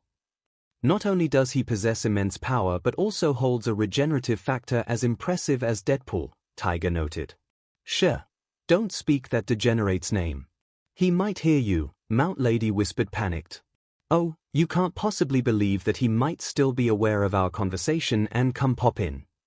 Mandalay raised an eyebrow at the paranoid heroine. The size-changing heroine gazed seriously at Mandalay's eyes, showing the telepathic heroine she was dead serious. As Mandalay re-evaluated her thought process by reminding herself of Deadpool's feats and his actions in the last video, and paled as she begged and prayed that no spandex-wearing mercenary would pop in. Boo can mimic any key attack after seeing it in action only once, was explained. This is how he learned Goku's Kamehameha wave, and Supreme Kai's instantaneous movement teleport. So, he can also use the Kamehameha and instant transmission. 𝐒𝐻𝐼a exclaimed, surprised at the development, especially the former of Goku's abilities. This made 𝐒𝐻𝐼a's longing to learn the attack greater after seeing the attack can be learned or mimicked by other people. I'd imagine this is one of the reasons why he was paired against Kirby, Cementos pointed out. Both are pink, seemingly harmless creatures that can copy the abilities of others and possess world-ending power. His ability to copy the abilities of others is also more powerful than my own quirk, Monoma mentioned. My copy quirk only functions after making contact with a person or something that possesses their DNA, like Eraser's hair. This Majin Buu can instead copy techniques by simply looking at them from afar. All Might shuddered as his thoughts turned to All for One. The king of the villain underworld could also only take quirks if he made physical contact with his victims. However, the thought of All for One being able to take quirks from afar, without touching a person, was a rather horrifying possibility that he hoped remained simply that, a possibility. In any case, if he has learned the ability to teleport like Goku, then it could present a problem to Kirby if he can evade Kirby's more powerful attacks or catch up with him, Momo analyzed. But his copying prowess goes even further, Wiz continued. He can physically absorb other people, transforming his mind and body. Yes. Come to me. Boo declared as his pink flesh absorbed Gotenks and Piccolo, the pink flesh returning and covering Boo. After a brief transformation, Boo's form had changed to reflect that of his captured victims, from Piccolo's height and build to Gotenks' jacket. That's the most disturbing thing I've ever seen, Boomstick muttered, disgusted. I think I see another reason why he and Kirby were chosen to face each other, 13 muttered. That was even more disturbing SHT than Kirby just eating people, Kamakiri muttered, gulping down the bile that threatened to come up his throat. Izuku shuddered in disgust and fright. It was one thing for Boo to mimic the techniques and abilities of those he sees. Izuku worried that if he ever faced Boo, the pink monstrosity would only fight like him or be able to mimic the quirks of the vestiges like Black WHP. However, the prospect of potentially being consumed by Boo offered a more horrifying possibility and consequence than simple mimicry. Izuku worried if he ever got consumed by Boo, then it would mean that the Destroyer of Worlds would be able to absorb and even steal One for All, a possibility that would be incredibly horrible to ever come to being that Izuku wished his morbidly analytical mind didn't conjure. Each version of Boo has a different personality based on whom he's absorbed, Wiz explained, showing Boo absorbing and transforming into a similar form to one of the Kais. Fat Boo is cheerful and childlike, due to absorbing the carefree Grand Supreme Kai. So, the reason why Boo was so innocent-looking and playful was because he ate that dude. Mineta asked. I guess so, Soto shrugged. But what was he like originally? I believe we are about to find out, Tokoyami morbidly predicted. But then there's his original and most dangerous form, Kid Boo, was revealed the second most recognizable form of the Pink Destroyer of Worlds. Kid Boo, Toru said, looking at the slimmer and angrier-looking pink alien. His eyes even look like yours, Mina, with the same black sclera and all. I guess, Mina admitted, reluctantly though, as the rage and hatred in those eyes was definitely not what she saw whenever she looked in the mirror. He's so tiny. He's like a little kid in MC Hammer breathes. Boomstick cooed. This can't seriously be his deadliest form. Kid Boo is pure rage incarnate, Wiz said. Kid Boo screamed out loud to the heavens, pounding his fists onto his chest in a war cry. The raging beast hidden behind the mask of joy and civility, Leiko muttered. A dangerous facsimile of Jekyll and Hyde. Jekyll was the mask that the Doctor took to appear as a friendly face to society, while Hyde was the evil, rage, and sinful nature he hid within himself. Tokoyami nodded at the apt comparison, something that made Leiko's pale cheeks to turn red. He can get so angry, he's capable of tearing holes in the fabric of reality just by screaming, Wiz noted. Nezu frowned at that particular ability. Not only did it appear a dangerous power that could break the boundaries of time and space in a universe, but Nezu's mind pondered whether this ability could extend to breaking through the barriers of other universes. If such a feat can be attained if sought after, then Boo could attain the ability to traverse through different universes, including our own, Nezu thought grimly, already planning on contingencies on how to eliminate the pink monstrosity if that ever were to come to be. Or if he's fed up with whatever planet he's on, he'll just blow it to bits with his planet burst attack, Boomstick pointed out, showing Boo lifting his palm into the air and forming an orb of pink energy that crashed into the ground and obliterated the planet he was on. That attack looked like a dark parody of Goku's Spirit Bomb attack, Shoji pointed out, his eyes narrowing. But where Goku's were powered by goodness and harm the evil and sinful, this one is only about destruction. And even if Boo were on the planet he is destroying, he could simply reform, Itsuka frowned. In a universe chock full of planet busters, Majin Buu is one of the strongest, Wiz declared. He's destroyed entire galaxies by systematically obliterating each planet one by one over time. Like a genocidal game of dominoes, Shoda frowned, his fists cracking in anger at the horrible feats of Majin Buu. Strengths and feats, unprecedented amount of combat experience, one-shot Deborah ripped apart space and time, eradicated the human race in seconds, destroyed hundreds of planets, defeated Gotenks, Vegeta, and Gohan survived a battle with Vegito. He's defeated most of Dragon Ball Z's most powerful characters, including Vegeta, Gotenks, and Gohan. Boomstick listed Boo's defeated foes. He even beat Vegeta. Kirishima exclaimed in fright and shock. As in rival to Goku Vegeta. Bakugu growled in anger at seeing his counterpart disrespectfully pummeled by the Majin of Destruction. It was a blow to his pride that this pink, overweight buffoon had surrounded his counterpart with his flesh, but to actually beat his planet-destroying counterpart was humiliating. That is frighteningly disturbing, but my question is, who are Gotenks and Gohan?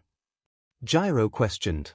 They appear to be Saiyans who are strong enough to become Super Saiyans, Izuku muttered as he looked through his notes on Goku and Vegeta.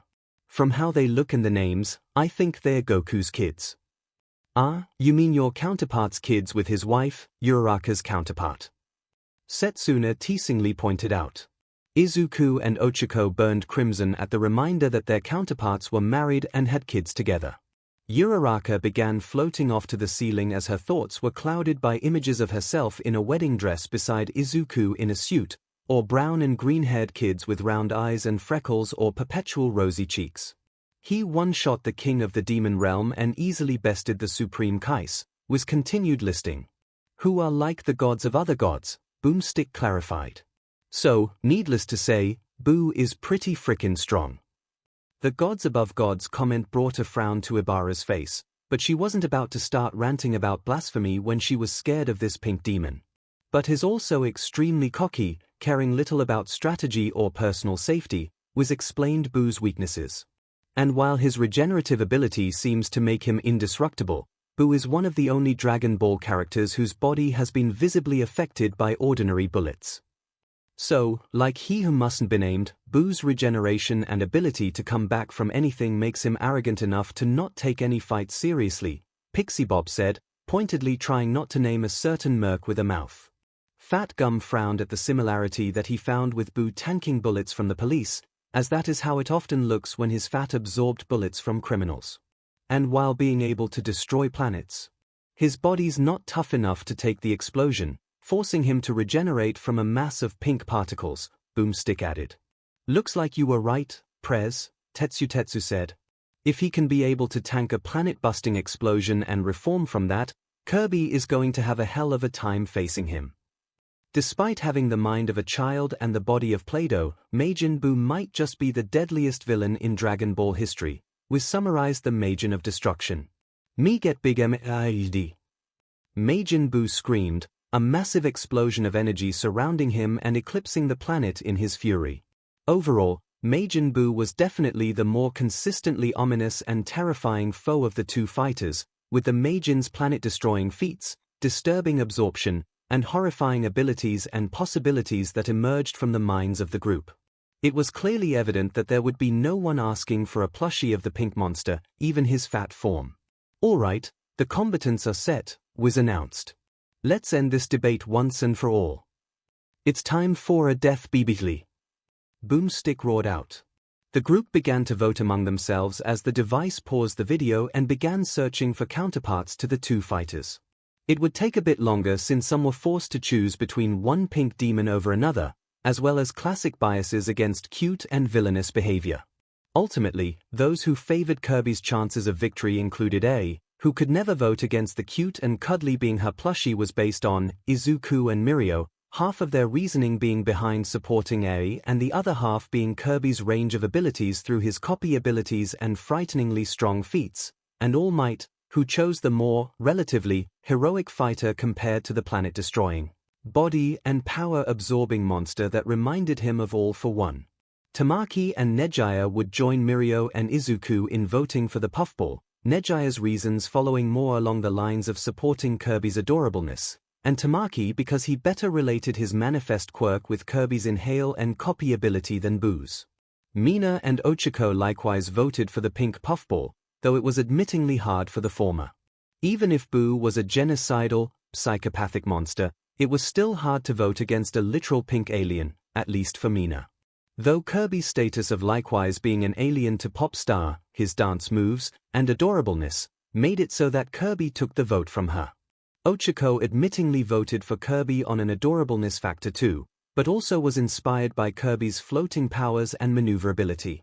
Gyro and Kamakiri would also reluctantly vote for the savior of Popstar, the latter because Kirby was the only one of the two who wielded a sword and was capable of slicing apart enemies with ease, and the former because she had to give props to Kirby for being able to kill people with his singing alone.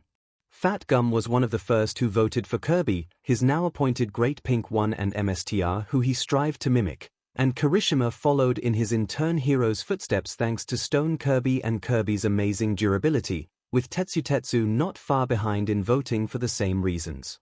Lastly, Nezu would vote for the deceivingly monstrous, round, pink creature, all the while chuckling maniacally. As for those who voted for Majin Buu's victory, among them included Bakugo, who while his counterpart was defeated by Buu, that was also the reason he voted for the Planet Destroyer, as if it validated that Majin Buu was so strong and would easily beat Kirby by comparison. Endeavor, Edgeshot, and Ida would all too vote for the Majin of Destruction, finding his level of power capable of defeating Goku's rival to be an impressive enough feat on its own, and every ability and feat only compounded the reason for their vote more and more.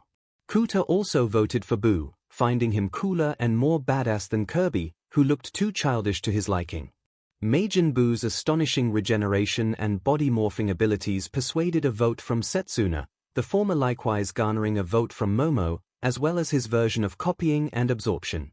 His absorption and copying power and his mimicry skills garnered a vote from Monoma and Ragdoll, with the two finding that Buu could mimic potentially Kirby's abilities on top of his own. Miruko voted for Buu because he appeared more capable of fighting traditionally compared to Kirby even with the fighter form, and even eagerly pondered how it would be like for Buu to mimic her moves and force her to fight herself, and Soto would vote, persuaded by Buu being able to turn people and objects into candy, which would be detrimental to Kirby if he was hit by it even once.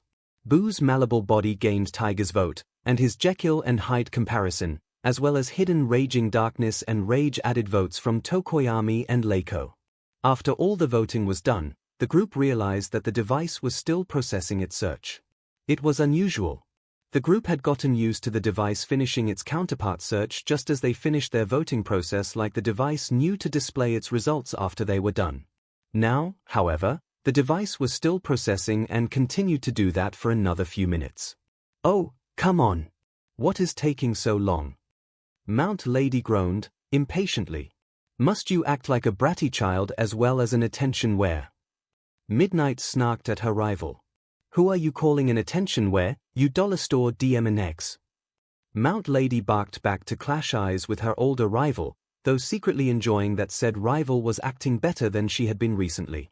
Their back-and-forth jabs and remarks had become something that Takeyama had found fun and special between her and Kiyomi, and they were the best way she figured to distract and cheer up Midnight from the funk that she had recently been in.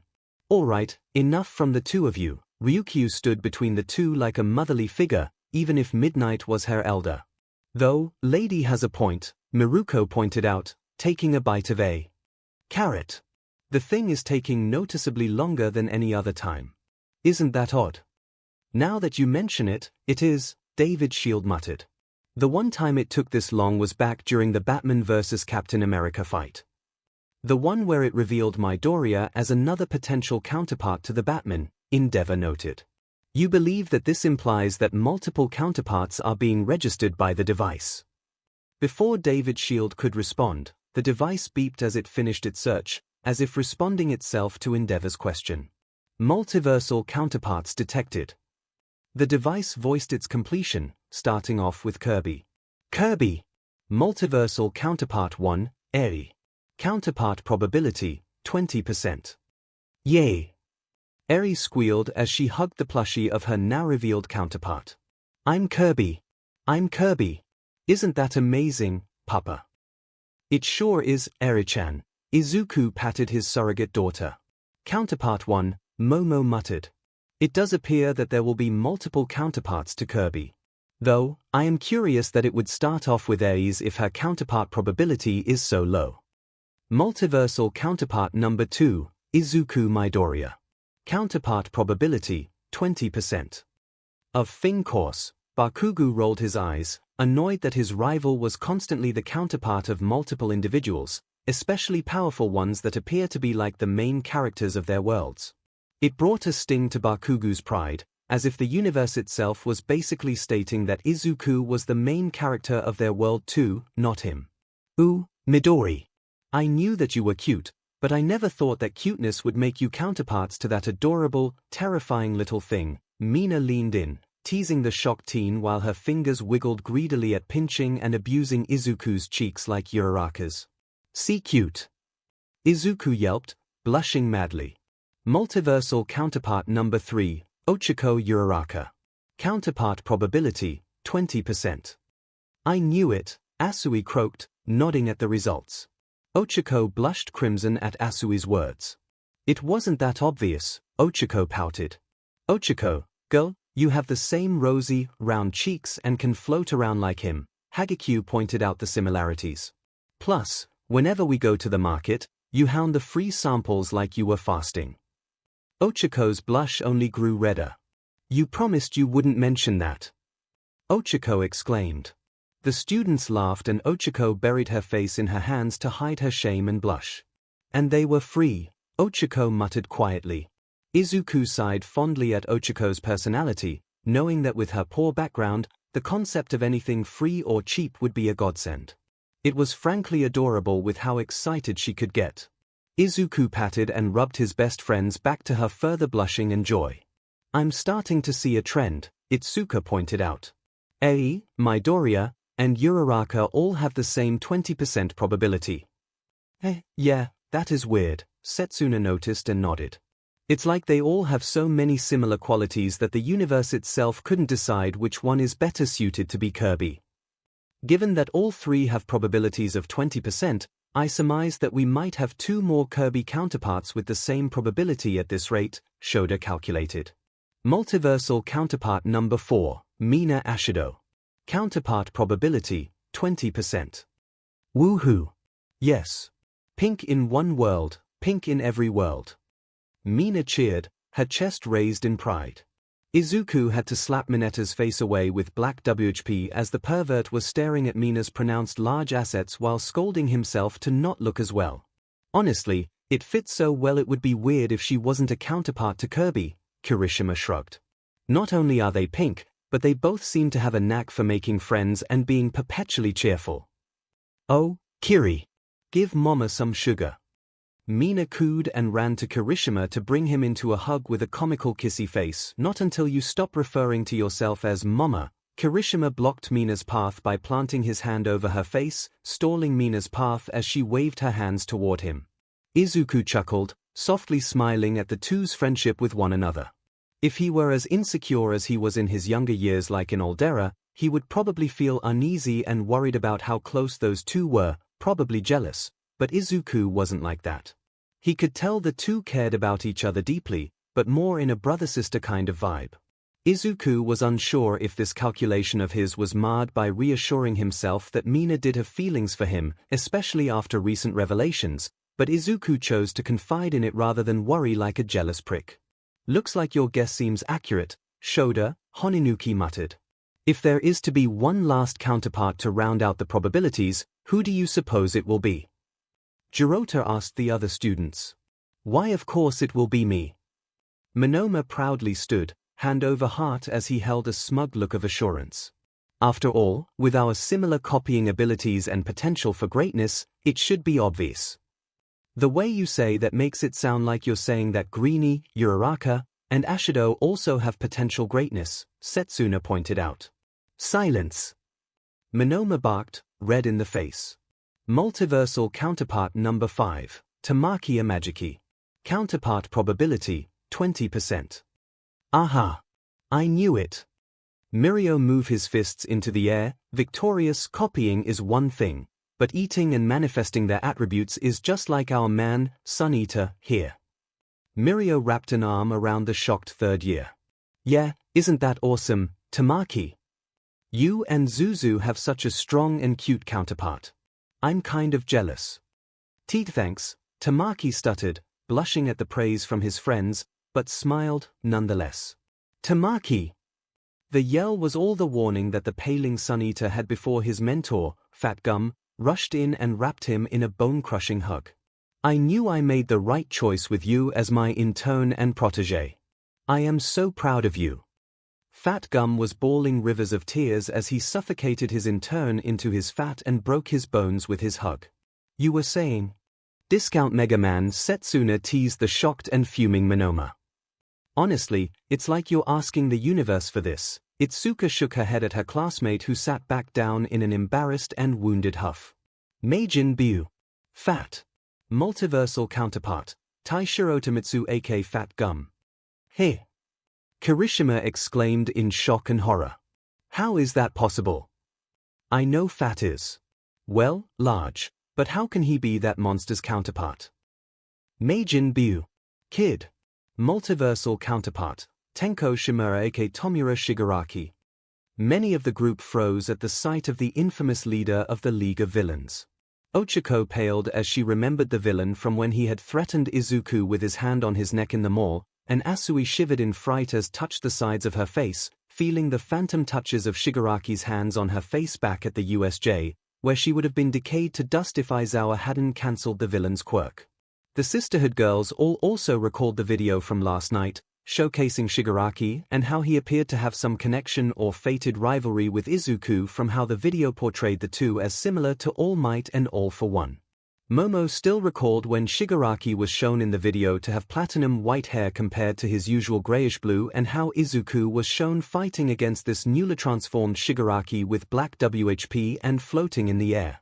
It still didn't make sense, because Izuku had never displayed the ability to float like that or mentioned clashing against Shigaraki after unlocking black WHP unless he was hiding such an encounter taking place during his internship with Endeavor. Or unless the event hasn't happened yet, Momo thought, as the possibility she came up with back when she watched the video still seemed like the most evident and likely conclusion, especially when the video also showed other potentially future events like a depressed and battle-worn Izuku over a bleak city. Bakugo growled in hatred as he stared at the BSTRD that orchestrated his kidnapping at the training camp, which led to the whole situation that would lead to All Might's retirement. Mineta paled and shivered in absolute terror at the horrible villain that nearly killed him, Asui, and Midoriya in the USJ with his Nomyu and quirk. Hawks felt a bead of sweat drop down his angry face as he stared at the new leader of the Paranormal Liberation Front. Truthfully, he hadn't seen the BSTRD in some time, as meetings that he had with the leadership of the PLF didn't include him, and any questions about where their leader was met with curt and brief excuses like having a doctor's appointment or training to get better, whatever they meant.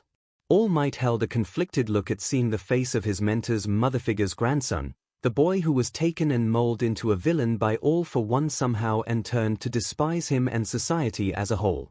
Gran Torino's words echoed in his mind that he should stop seeing him as Nana's grandson, as it was clouding his judgment on how to handle him.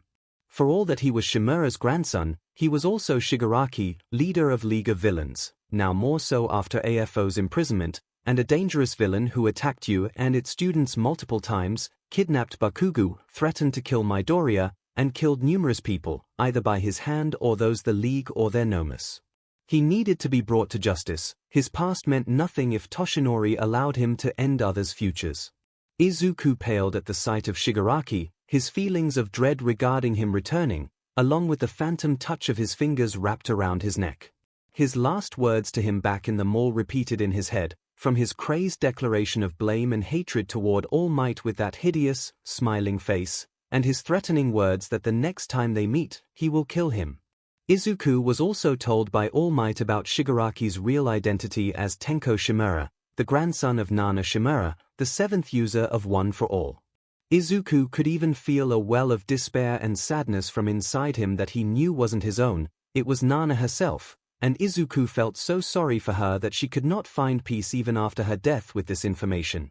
And yet, whenever Izuku remembers Shigaraki's eyes, he can't see the strong and kind eyes of Shimura, only eyes of rage incarnate.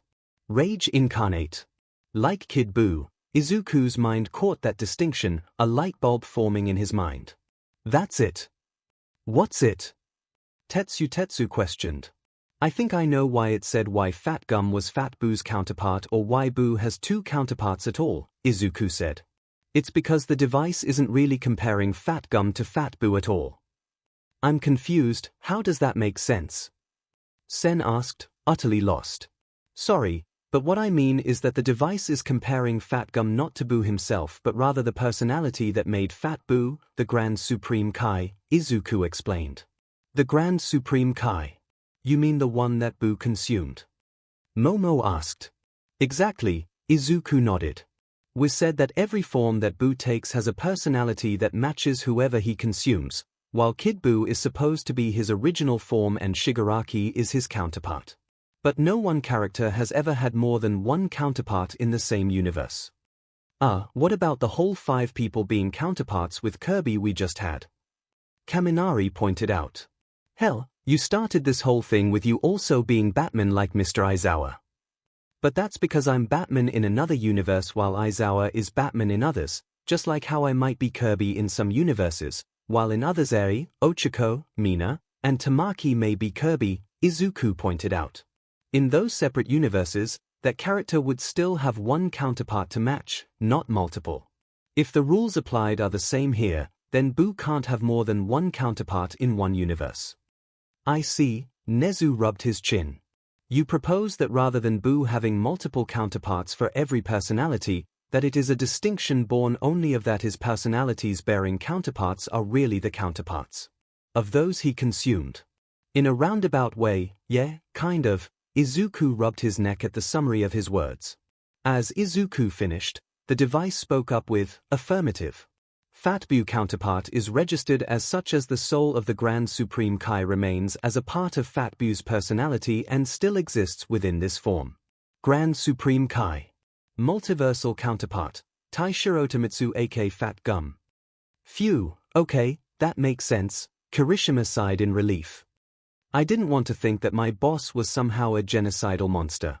No way in hell, Red Riot, Fat Gum patted his chest. No evil bone in his large body of mine.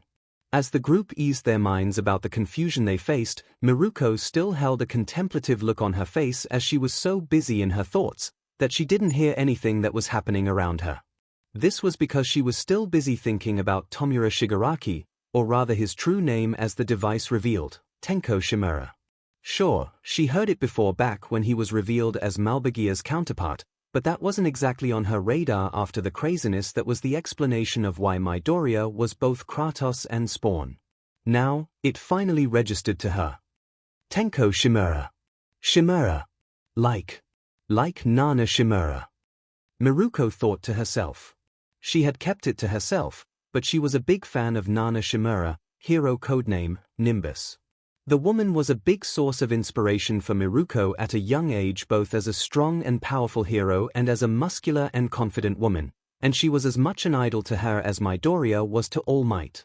Nimbus's carefree and confident nature inspired her own, and even initially competed in underground rings as Tiger Bunny before switching career paths to being a hero like 𝐤𝐵𝐺. She was silent when All Might revealed that 𝐤𝐵𝐺 was his mentor, though inside she was giddy at the prospect of knowing someone who had personally trained with her idol. Over the past few days, aside from watching these videos, training the Hero Corps students, contemplating her strange attraction to Midoriya, and analyzing multiple fighters and their skills, Miruko had also been devising a plan to get All Might to tell her more about 𝐤𝐵𝐺. Despite being her idol, Miruko had no idea why Nimbus suddenly departed from the hero scene. One minute she was there and then the next she was gone. Rumi didn't know if she quietly retired or if she. Miruko didn't like to think of that option, but she would be a fool to believe it wasn't a possibility for a hero like her to just disappear out of the blue.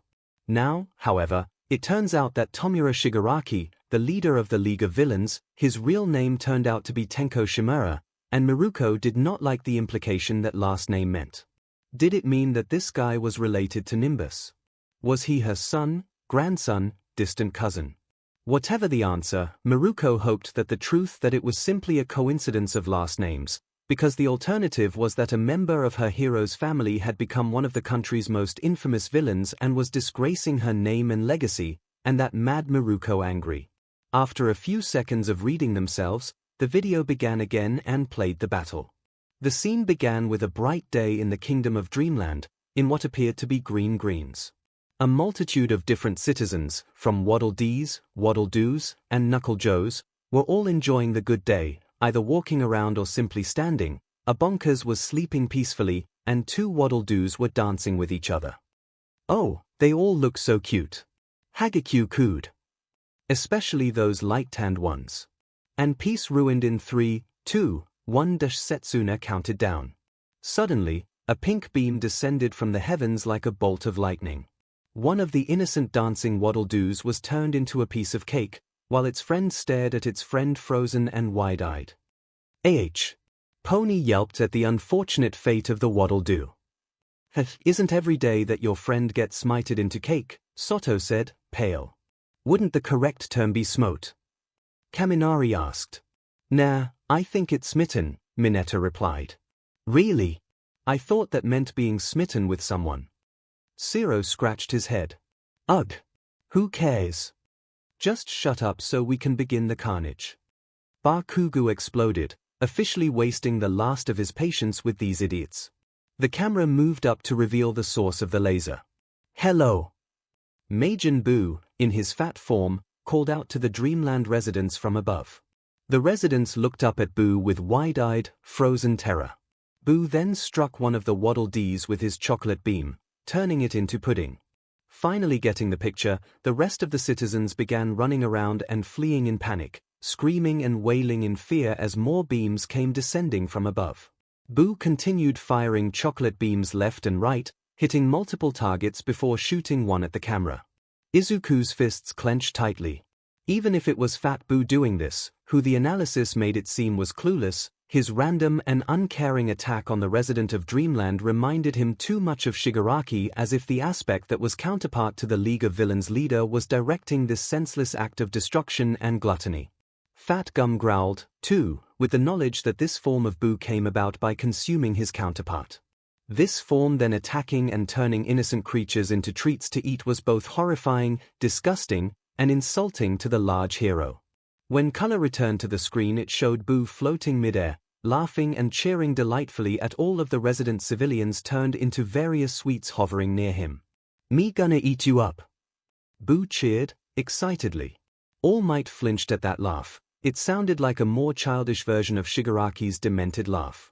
Buu picked up one of the nearby chocolate bars and threw it into the air in an attempt to catch it in his mouth. But before it could fall into his mouth, a sudden strong wind, accompanied by an infamous suction sound, pulled the chocolate bar and all of the food away from him. The food was all sked up and swallowed by the hero of Dreamland riding his warp star. Kirby gulped all the recently turned food with a look of satisfaction on his face. Ooh, Kirby stole his meal. Mina teasingly voiced, a look of mischief on her face at what her counterpart did. Does he know that all of the food was Dreamland residents? Momo questioned, a comical drop of sweat running down her head. From what we've seen of him, I don't think he would notice or care, Kyoka shrugged. Boo was shocked at the arrival and act. When it fully registered to his toddler-sized mind, his pink face turned red from outrage, steam hissing out his ear holes. You make Boo mad, Boo pointed accusingly at Kirby, as the two readied for their fight. Boo make you dead. There is something deeply unsettling about someone with the mind of a child proclaiming that. Midnight unintentionally shivered. Now you know how it felt facing Shigaraki back in the USJ, All Might muttered. Fight. The two fighters rushed at each other, colliding their punches together. The two continued to trade and block the other's punches before Kirby knocked Boo back with a kick. Kirby jumped from his warp star and attempted a downward kick that Boo blocked. Kirby tried to follow it up with a punch, but the Magian of Destruction evaded with a teleport, striking in retaliation with a blast of fire from his mouth that struck Kirby. Kirby crashed to the ground, groaning in pain. When he got up, he realized he was next to a bonkers. Oh, boy, IP to him. Awase made a sign of the cross for the poor bonkers. Classic wrong place, wrong time, Sen sighed. The hammer-wielding creature took notice and tried to skedaddle away comically, only for Kirby to use his inhale ability. A strong force of sking wind halted the bonkers in mid-run before he was consumed, transforming the pink puffball into Hammer Kirby. Boo descended from the skies, yelling as he charged at Hammer Kirby. Here! Kirby huffed as he reared his new hammer back, preparing to swing. Just as Boo arrived right at Kirby, the hammer-wielding puffball swung, striking Boo and sending him flying. That was quite the accurate counter, Edge Shot complimented. From what is essentially an infant. An infant that saved his whole planet multiple times and is a remorseless cannibal, Miruko reminded him. Fair enough, Edge Shot sighed. Boo crashed with a huff of pain at the side of a hill, and before the Magian could recover, a hammer was thrown in his face, courtesy of the hero of Dreamland. Phut, that was kind of funny. Ochako clasped her hands in front of her mouth, trying to muffle her chuckles. It would have hurt more, and been funnier, if it was a frying pan, Mirio pointed out. Personal experience. Izuku sarcastically asked with a soft smile at his surrogate older brother, to which he laughed boisterously. Kirby arrived quickly and retrieved his hammer, slamming Boo further down the hill to the solid flat ground. Kirby performed a spinning cyclone with his hammer, dragging Boo upward with him with a flurry of hammer strikes. Afterward, Kirby knocked the destroyer of worlds high in the sky, at which point the round, pink creature hopped onto a newly created warp star. As the sounds of a rapidly falling object approached, Kirby readied himself. As Boo came down, Kirby struck twice, in rapid succession, knocking Boo flying back and bouncing off a large tree. Kirby zoomed at light speed with the warp star above Boo and struck again, sending him flying back against the wall. Kirby flew in again and slammed his hammer down, pounding Boo flat against the ground. Jesus! He went ham on him. Kaminari hissed. I'd say he'd beaten him pink and silly, but he already is. Proud of yourself for that one, here? Kyoka raised an eyebrow at him. I sure am. And you can't tell me that wasn't clever. Kaminari pointed accusingly and victoriously at Gyro. Meh, a broken clock is right twice a day. Gyro shrugged and turned away, not interested. Kaminari faltered and froze comically, wondering how she managed to wound him with just words. It seems clear that Kirby seems to possess the advantage in speed with how quickly he pressured Boo into multiple attacks, Ryukyu mentioned. His warp star seemed to contribute immensely to reaching where he launched Boo toward. However, Boo stretched and popped himself back up, almost completely unscathed. Hoo-hoo! Boo chuckled, warping behind Kirby in an instant. The Magian of Destruction grabbed the off-guard Kirby, making him drop his hammer. Boo roughly slammed Kirby into the ground with a punch. The world around them grew black in slow motion as Kirby lost his copy ability in a puff of stars. Despite all that damage, it looks like he barely got a scratch on him, Fat Gum muttered, admittingly impressed and acknowledging why he was initially compared to Fat Boo. And it took only one solid hit from his opponent for Kirby to lose his hammer ability, Vlad King frowned. If Kirby is to use his abilities more, he will have to focus on evasion and speed to dodge and attack as quickly as possible. Boo uppercut Kirby into the air, before warping up to the skyward hero of Dreamland and slamming into him and sending them both elsewhere. The scene transitioned into a forest with two Blade Knights, a 𝐒𝐭𝐽, a whatifdekufanfic, and whatifdeku just walking around. Kirby slammed into a tree and landed on the ground, frightening the residents with his infamous appearance. As the civilians tried to flee, Kirby proceeded to inhale one unfortunate Blade Knight, becoming Sword Kirby. And down goes another poor soul, 𝐤𝐤𝐽. Ironically, it looked like the hero among the fighters was the one killing innocent bystanders compared to the villain. At least, Boo turned them into pastries. At least, non-sentient pastries, I hope. Wait a moment, isn't this against the rules of death battle? 𝐭𝐸 spoke up. I mean, one of the rules stated that they can't use outside help, and yet Kirby is using quite a lot of those guys to transform into his forms. To be fair, they were just bystanders of this fight and weren't directly aiding either Kirby or Boo, so I don't think that is an infraction, Honinuki argued. Majin Boo arrived with a cheer, as Sword Kirby charged up his attack, energy gathering into his blade. Yee! Kirby yelled as he slashed through a black screen. The black of the screen gave way to reveal Kirby slashing Majin Boo in half at the waist. Excellent! Kamakiri grinned in approval. Boo's upper half landed flat on the ground while his lower half fell over. Wah! You hurt Boo! Boo cried like a baby. Suddenly, his two cut halves squashed back together, no sign of the cut apparent. Almost. Kirby's response was a facepalm. Unfortunately, he is, as one would say, speaking my language, Momo sighed, pinching the bridge between her eyes. Regeneration for the win, Setsuna chirped, displaying herself splitting in two and reattaching like Boo. A Blade Knight ran past Kirby in a panic. Boo noticed and giggled deviously, sending a blob of his flesh after the fleeing swordsman. The Blade Knight screamed and ran for his life, though in vain as the pink flesh consumed him with a splat. The pink blob of flesh returned to Boo, granting the jolly pink giant a sword of his own. Yeah! Boo cheered, hopping gleefully. Yep, still more disturbing than what Kirby does, Kamakiri groaned, his eye twitching in disgust.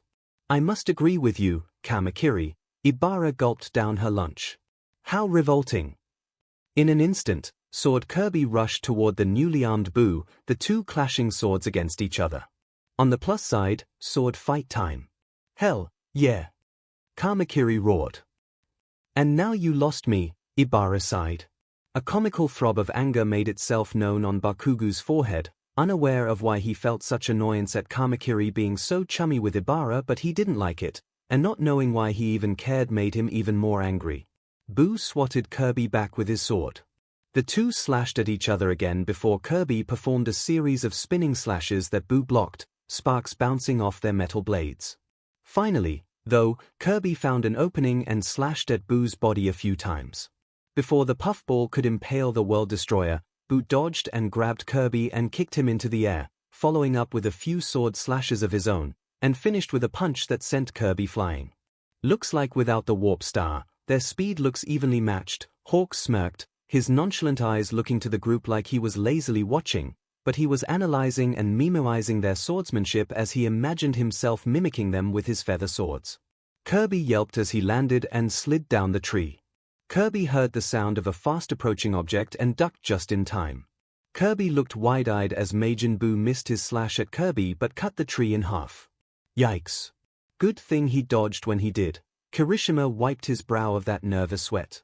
His reaction time is rather impressive, Shoji nodded. Must be from his time riding his warp star at such high speeds. Kirby kicked the blade out of Boo's hand, launching his opponent into the air with rapid sword slashes. Yeah! Kirby cried repeatedly as he likewise repeated his rising slashes, dragging Boo further upward. Finally, Kirby ended his long combo by grabbing Boo and suplex him down to the ground, roughly. Now, that's what I'm talking about. Kamakiri cheered. I'm pretty sure that isn't how physics worked, Pixie Bob pointed at the screen. Like physics would apply realistically with these two, Ragdoll laughed. Physics flew out the window a long time ago. Sadly, Tomoko is right, Mandalay sighed, tiredly. Hold up, I thought that Kirby loses his copied abilities when he gets hits. Rin asked. He does, why do you ask?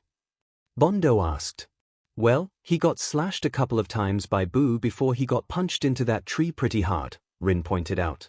Shouldn't he have lost his ability on the first sword hit? I also recall that Boomstick claimed that one good hit could rid Kirby of his copy abilities, Monoma replied, rubbing his chin. I'd imagine that implies that as long as the strikes that Kirby receives aren't too damaging, he can retain his copied abilities. I guess, Shinsu shrugged. Though, I would have thought that a solid punch that can send you flying into a tree meters away would count. Boo warped a few meters away from Kirby, charging himself up with energy, and fired his chocolate beam in a power beam of pink energy. Kirby ducked, flattening himself as much as possible while watching, wide-eyed, as the beam traveled above him. The beam continued until it struck a boulder, transforming it into a cream caramel. Kirby looked at the sight, frightened, farting, and losing his sword ability. Bah-ha-ha-ha. He farted himself in fear. Kuta burst out laughing, hugging his sides. Ew. Eri pouted, pinching her nose as if she could smell the fart. Bad Kirby. Farts are stinky. Eri turned to her plushie like it was the offender. She clicked the button on its paw. Poyo! Plushie Kirby exclaimed. Eri squealed in response and hugged the plushie, all forgiven and forgotten. Wahoo! Boo roared as he fired his chocolate beam again. However, this time, Kirby opened his mouth wide and inhaled the beam of energy, the pink laser disappearing into the void that was Kirby's stomach. What the bullshit is this? Bakugo exclaimed in outrage. He ate the beam. That was quite the risk. All Might rubbed his chin. If his mouth were any smaller and strayed to touch the beam, he likely could have been turned into a pastry. Kirby kept inhaling, the strong force of wind growing stronger as it reached Boo. Gah! No! Majin Boo cried out as he was pulled along with his beam and toward Kirby's mouth. Next thing he knew, the screen turned black as he was swallowed by Kirby. The group stared shocked at the sudden and unexpected turn of events. Ate him, too. Ida stuttered as he watched, wide-eyed and in disbelief. Is that over? Ochako asked, hopefully. Did Kirby win? I don't think so, Izuku answered, having a bad feeling about this. Not yet, at least. Boo suddenly found himself floating inside a dimension full of space, stars, and all manner of food and treats. His in Kirby's stomach pocket dimension, Nejaya gasped. Which is a sentence that I never thought I would say. Isn't life funny like that? Believe me, Nejaya, there's lots in my life I never thought possible happening, Izuku sighed, tiredly. Nejaya smiled at him, though that smile faltered as she and the girls saw much of what Izuku had experienced, at least during his time in U. And the rest from before you, as she was starting to form a bad picture of what kind of hell her love had to deal with. No. Majin Buu angrily smacked away a piece of cake inside Kirby's stomach dimension. His race-burned red and pink steam escaped and spread all along the pocket dimension. Eventually, out of that pink smoke, Kid Buu appeared, separated from himself. Izuku's eyes widened. Oh no! Kid Buu laughed at himself being freed, warping toward his doppelganger and grabbing him. In a roar, Kid Buu destroyed his fat version in a burst of fire and smoke. Did he just blow himself up? 13 questioned, scratching at the dome of her suit. I suppose the way he forms his other forms, or at least his original form, is somewhat similar to my quirk, ectoplasm figured. Though, that has never happened with my clones. Thank God for you, Snipe chuckled. Though what is he even going to do now? Mount Lady asked. He's still literally stuck in his Kirby stomach. As his doppelganger was destroyed, Kid Buu roared and laughed angrily, pounding on his chest like an animal. The scene transitioned to the skies above Dreamland, where Kid Buu's roar was suddenly heard. Finally, a tear began to open up in space, and from it, Kid Buu emerged, laughing at his escape. What just happened? Mina exclaimed, confused and shocked. One of the abilities that Wizard revealed during Buu's analysis, Nezu answered. He stated that Kid Buu can tear apart holes in the fabric of reality with his rage and scream alone. He must have done this to tear open a hole to which to escape Kirby's stomach. Wait, would that mean that anything that Kirby eats could fall out from that hole too? David Shield scratched his head at the quantum physics of this. Kirby began to panic as Kid Buu teleported from behind and slammed into him. The true form of Buu began pummeling Dreamland's hero with multiple strikes before a powerful kick sent Kirby flying. Warping to where Kirby would fly toward, Kid Buu slammed Kirby onto the ground with an elbow drop. He's gotten much faster now that he ascended to his true form, Hound Dog growled. And more ruthless. Now that's what I'm talking about, Miruko repeated Kamakiri's words, now satisfied her fighter was in her element. Kid Buu teleported into the sky, his form in a lazy slump as he raised his hand and summoned a large shocking ball attack. Ha ha ha! Buu laughed maniacally, firing the shocking ball attack at Kirby. The warp star appeared out of nowhere and picked up Kirby just when the shocking ball attack struck the ground. Kirby recovered the warp star, spotting a 𝐒𝐭𝐽𝐲 running nearby. Kirby swallowed him and transformed into Fighter Kirby, bumping his fists together. Manly! Kirishima cried out. Miruko grinned. Even though she was rooting for Buu to win, she couldn't help but feel excited to see how Fighter Kirby would turn out, and see how well it could match up if she fought the real Kirby. Ha ha ha! Kid Buu laughed tauntingly in presumed victory. His stretchy body was shaking and stretching inhumanly in a weird dance. That's creative. Mina sweat dropped, unsure of whether to compliment or be grossed out by Buu's unique dance moves. I forbid you from ever trying that, Mandalay assumed a bossy tone and told Tiger. As you say, Captain. Tiger sighed and did a mock salute while he was busy dancing and laughing. Fighter Kirby appeared and gave a surprise kick to Buu's face. Just like the analysis said, once in this form, Kid Buu suffers from a debilitating cockiness, Endeavor said. While it may not bode well for him here, it would be a boon to us should this creature, or something similar to it, find itself on our doorstep. Gods help us if one does, Edgeshot prayed. Fighter Kirby continued his surprise assault by grabbing Kid and slamming him onto the ground. 𝐒𝐭𝐽𝐲! Kirby launched a ball of energy similar to a certain martial artist's signature attack. Kid Buu dodged the fireball by stretching his body like a torp and blowing into the air above. Kid Buu teleported to behind Kirby, but the martial arts puffball parried the punch and blocked the subsequent rapid-fire strike from Buu. 𝐒𝐿! Kirby fired another fireball to pause Buu's attacks. 𝐂𝐴𝐈! 𝐻HE's fighting like Ryu, Itsuka gasped. Wow, no wonder you're one of his counterparts, Midori. Mina teasingly pinches Izuku's cheeks. You know other than being the most adorable powerful of us. Mina, don't sell yourselves so short. Izuku lightly swatted her pinching fingers and rubbed his cheek. You and the others are plenty powerful as well. Your acid in the right viscosity can be incredibly deadly, but you use it, your flexibility, and your dance moves to be a powerful and unpredictable opponent. Then there's Ochako, who can launch a meteor storm of debris of enemies, and her martial arts skills from Gunhead make her a terror up close. 𝐼𝐺𝐻𝐸's manifest is also incredibly versatile with how many animal combinations he can use, and Mutter Izuku quickly devolved into a muttering storm as he continued to list all of his fellow Kirby counterpart skills and strengths, even A's. While Mina's sweat dropped at causing this with her comment, she did smile lovingly at how serious and truthful Izuku was in complimenting and praising them more than himself, something all the more amazing and speaking of his humbleness when witnessing his feats in that video. It made her love the green cinnamon roll even more.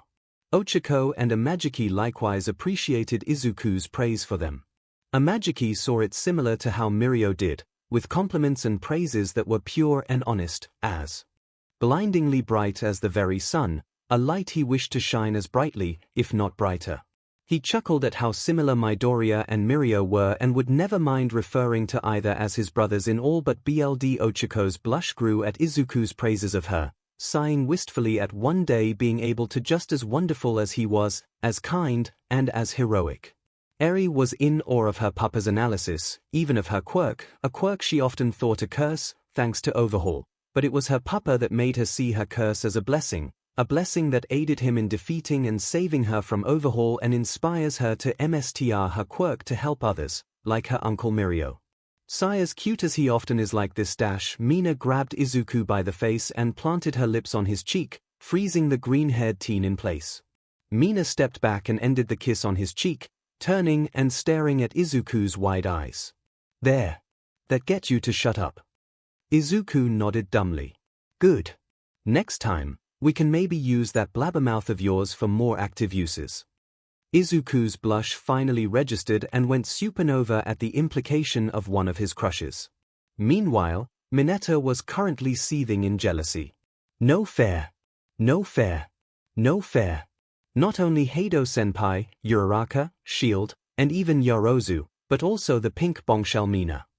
Mineta exclaimed mentally as he saw that kiss as way too familiar and romantic than a friendly peck on the cheek. What SCKS the most was that passed Yorozu as his most sought-after prize, and acknowledged that Hado and Shield were too far out of his league, that Mina was his first backup, followed by Zu, then Uraraka, and so on. But now that BSTRD of a HM protagonist was able to snatch up the second hottest chick in their class too, and who knows who else. That's it. I now feel obligated to spy on their personal training session. Just so Midoriya doesn't do anything untoward to the girls. Mineta really meant something he would have done and Midoriya would have had better luck in doing it. Kaminari noticed that look of manic jealousy in his closest thing to a best friend and sighed. Okay, maybe I definitely need to talk to the guys about this, Kaminari sighed. Boo recovered quickly and began teleporting all over the place, Kirby's fighter abilities helping to expertly block and dodge all of Boo's attacks. Demon, he's blocking all of them. Soto exclaimed. They're in a standstill. Not so fast, rookie. It's no standstill, Miruko responded, eyes narrowing as she caught Boo's and Kirby's speed. Boo is speeding up with every attack, and Kirby's barely keeping up. It won't be long until finally, Boo teleported behind Kirby and struck a successful punch at the puffball, a puff of stars followed by his ability's disappearance. Ayuff! Kirby yelped as he was sent flying into a tree, breaking it. Just one hit can make a big difference between victory and defeat, All Might said. Izuku nodded at his mentor's words. It was that very lesson that he applied when he defeated Muscular, despite his injuries. All it took was one overpowered smash to power through Muscular's fiber muscles and plant the villain into the cliff. Kid Boo unexpectedly fired multiple key fireballs behind him. The fireballs sailed through the air until they struck their target, the Warp Star. Boo warped toward the now broken Warp Star and smacked it to Kirby, mockingly. That was mean. Eri pouted, angrily. Yet calculated, Ida acknowledged. Boo must have realized that the Warp Star was the means that which Kirby could keep up and outpace him, so he destroyed it to make Kirby less maneuverable. That or he just destroyed it because he knew it would make Kirby sad, Hagakure added, noting how Boo destroyed and smacked it away like a bully breaking a kid's favorite toy. Kirby recovered and took note of his destroyed War Star. This only lasted a second as he inhaled the Warp Star, shocking Boo. Suddenly, the Star Rod sprouted out and onto Kirby's hand paw. The Star Rod. Kirby's ultimate weapon, Izuku noted. Still ridiculous that his most powerful weapon is a magic wand with a star on it. Bakugo muttered about the stupidity and childish weapon. A magic wand that he blew up half of the moon with, Todoroki muttered. Zip it, Scarface. Bakugo barked. With his new weapon, Kirby fired 3 magical stars at Boo. The Magen of Destruction countered with his own key fireballs and teleported at the same time. The respective attacks cancelled each other out in an explosion of sparkles. But as Kirby waited, Boo appeared from behind and kicked the wand out of Kirby's hand. Impressive, Edge Shot muttered. He used his fireballs as both a means to counter Kirby's attacks but also a cover to approach and surprise attack Kirby. He also targeted Kirby's wand to try and rid Kirby of a potentially dangerous weapon, Ryukyu added. Kirby quickly jumped up and retrieved the wand, firing another star at Boo, which the fighter warped away.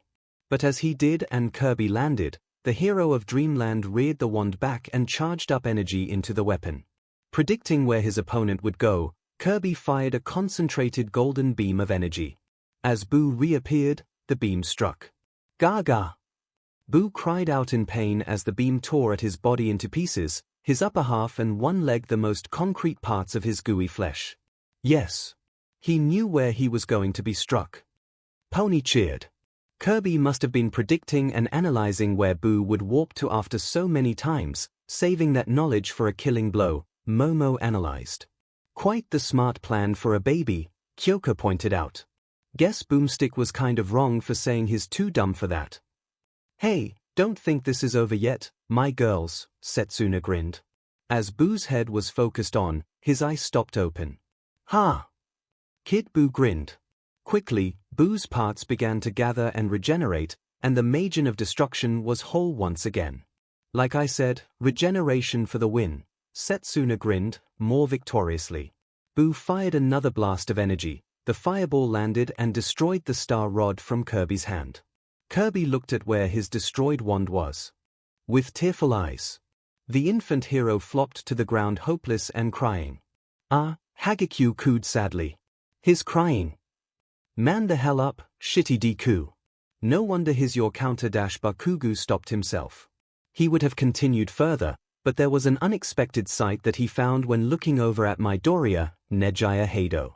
Normally, Bakugu wouldn't have cared about any of the girls, or the rest of his classmates, glaring at him, but there was something different about Hado's glare. It was unnerving. So much hate and anger were in those eyes, quite alien to the normally cheery upperclassmen, and all of it was directed at him with the fury of 1,000 suns. If looks could kill, Bakugu would have been an even messier splatter of pieces like Kid Boo was, but without any regeneration. What's her deal? Bakugu thought, a bead of sweat falling down from his brow. He had no idea, nor why such a glare seemed to strike at his very soul more than any he ever had. While Kirby moped on the ground, Boo raised his hand above his head and out formed a large ball of pink energy that kept on growing and growing. As it did, its energy was felt throughout the planet, lightning thundering in the background. His planet burst attack, Nezu recognized it. He means to destroy the entire planet and Kirby along with it. Come on, Kirby. Eri cheered for her now favorite character, raising his plushie in solidarity. Get up and keep fighting. Go plus ultra. Izuku smiled at Eri, proud of her for that. Deya. Kid Boo roared as he launched the planet burst at Kirby. It would appear this match is over. Endeavor closed his eyes. I wouldn't be sure about that, Nezu grinned. Just look. As Kirby got up, still crying over the loss of his star rod, the scene shifted back to his stomach dimension, specifically to the miracle fruit. What is that? Itsuka asked, wearily. The miracle fruit. Izuku gasped. The fruit activated and everything turned white. Kirby's voice shouted in the white light. The light faded and in its place, Kirby was now glowing in rainbow light. Hypernova Kirby. Hypernova Kirby. Mina and 𝐻𝐽 exclaimed in cheers. Yay! Plus ultra. Eri cheered again, earning her tickles and laughs from her papa. Setsuna paled. I got a bad feeling about this. As the planet burst reached Kirby, the rainbow-glowing puffball opened his mouth wide and inhaled the planet burst in a single gulp. What? Many of the Majin Buu voters exclaimed in shock. Just as easily as he swallowed it, Kirby spat out the planet burst, right back at the shocked Buu. The attacks collided and continued, sending the helpless and groaning Majin through the sky and out of the planet's atmosphere. Eventually, Kid Buu was dragged by the planet burst into the sun where it and the Magen of Destruction met their end.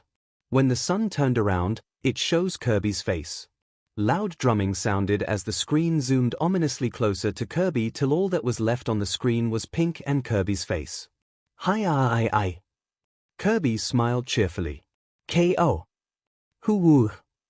The Majin Buu voters were the first to snap from their collective shock and roared in a mixture of shock and outrage. This in turn snapped the Kirby voters from their shock, too. Yes. They cheered in victory.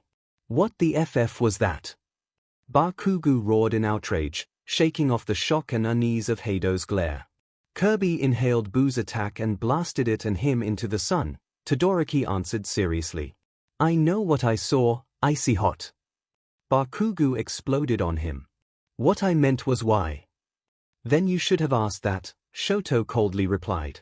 At ease, young Baku, I'm sure the two will explain what happened, All Might warned Bakugo, which finally managed to plant Bakugo back in his seat. Kirby inhaled the last remaining part of Boo, his Boo, and transformed into a new form, Boo Kirby, with this new form adding Boo's tentacle antenna thingy and used it to fire the chocolate beam and turn two poor Waddle Dees into screaming, horrified cookies that Kirby salivated at. Welp, I think they doomed the rest of those people, Mount Lady scratched at her cheek, nervously.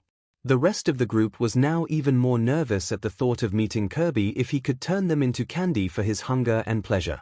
No way, did that seriously just happen? Bakugo groaned in disbelief.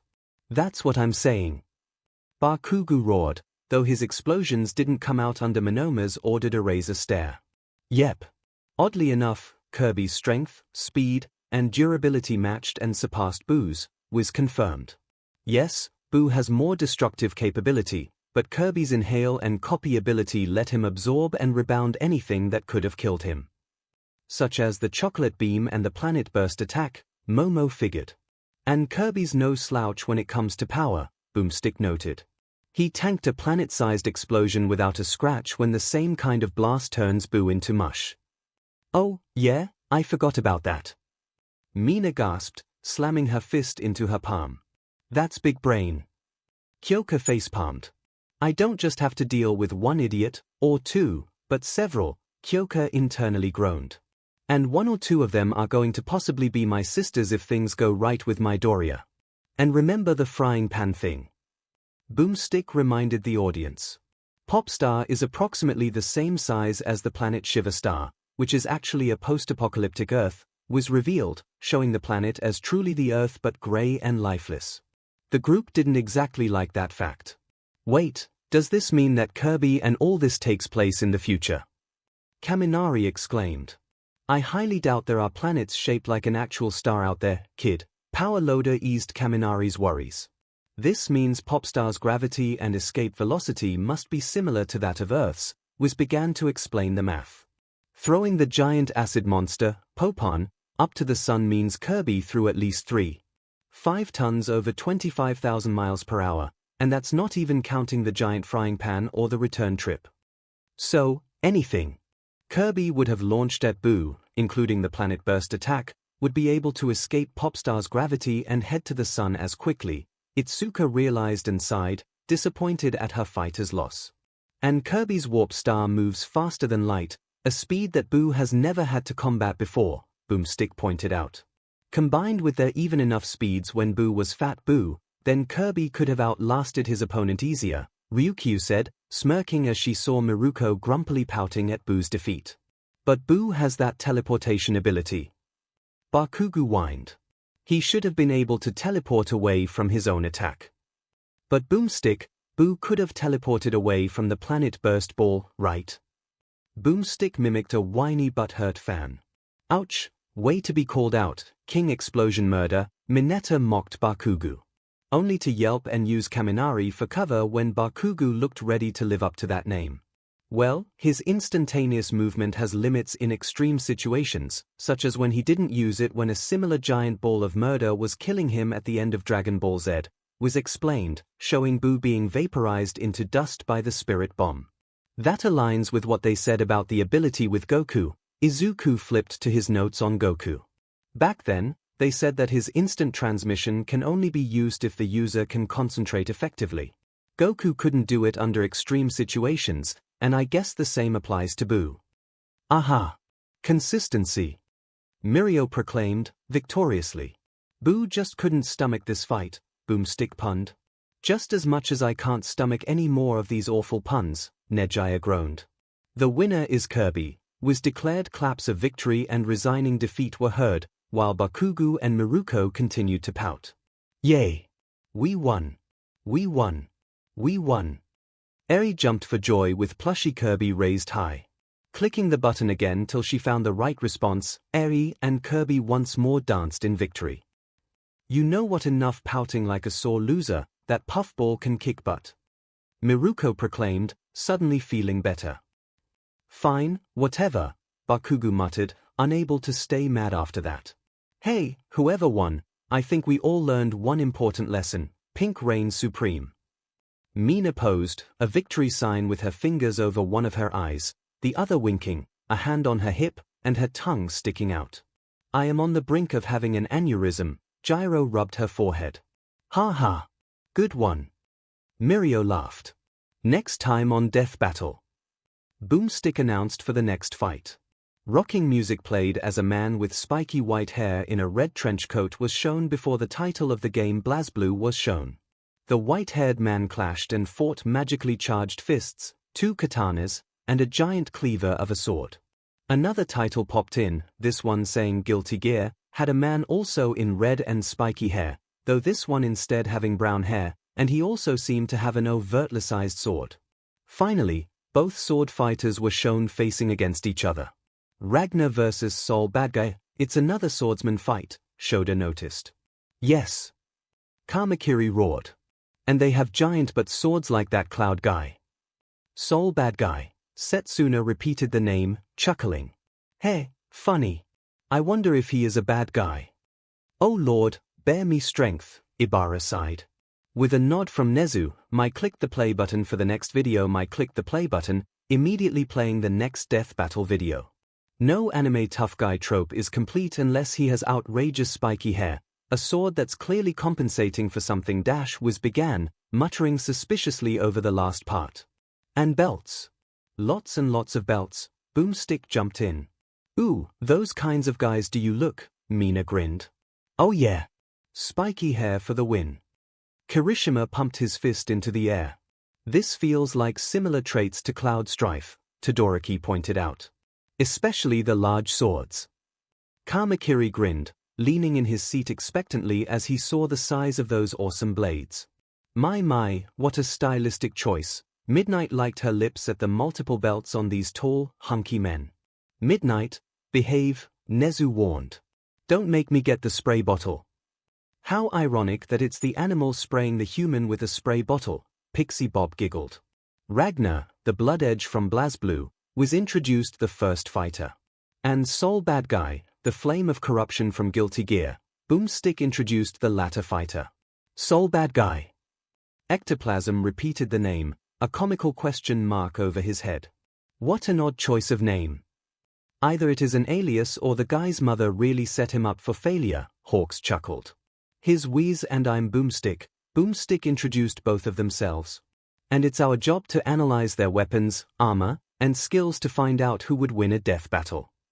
Wiz finished the intro. The first fighter looked like a textbook definition of the word edgy.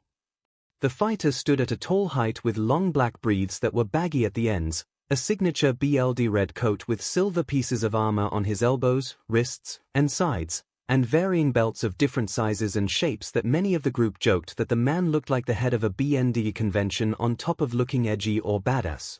His torso was covered by a red coat and a black shirt with a stripe going up the middle to around the collar that Ibara thought looked similar to a priest's attire, minus everything else. The man wielded an overtly large cleaver of a sword, its metal gleaming silver metal with red accents that reminded the group of Cloud Stripe's Buster Sword, only skinnier by comparison. The man had windswept, spiky, white hair, a constant frown, and mismatched eyes of red and blue respectively, ones that made Shoto Todoroki blink in surprise and acknowledgement. Ragnar the Blood Edge. Nearly a century ago, humanity was hunted to near extinction by the fearsome Black Beast, Wiz began, showing ancient drawings of humanity cowering and running from a monstrous, multi-headed, dragon-like beast. Fortunately, 6 brave heroes slayed the monster and saved mankind.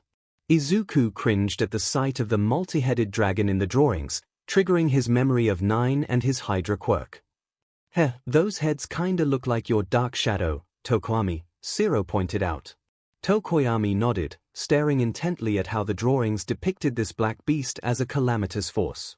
That gaze narrowed at the memory of unintentionally chasing Shoji and Midoriya because he had lost control of Dark Shadow, his quirk becoming similar to one of this beast's heads. Revelry in the dark, the avian-headed teen muttered. The remains of humanity were reorganized under an oppressive government until one man decided to rise up. Ragnar the Blood Edge was introduced, the white-haired fighter of the analysis.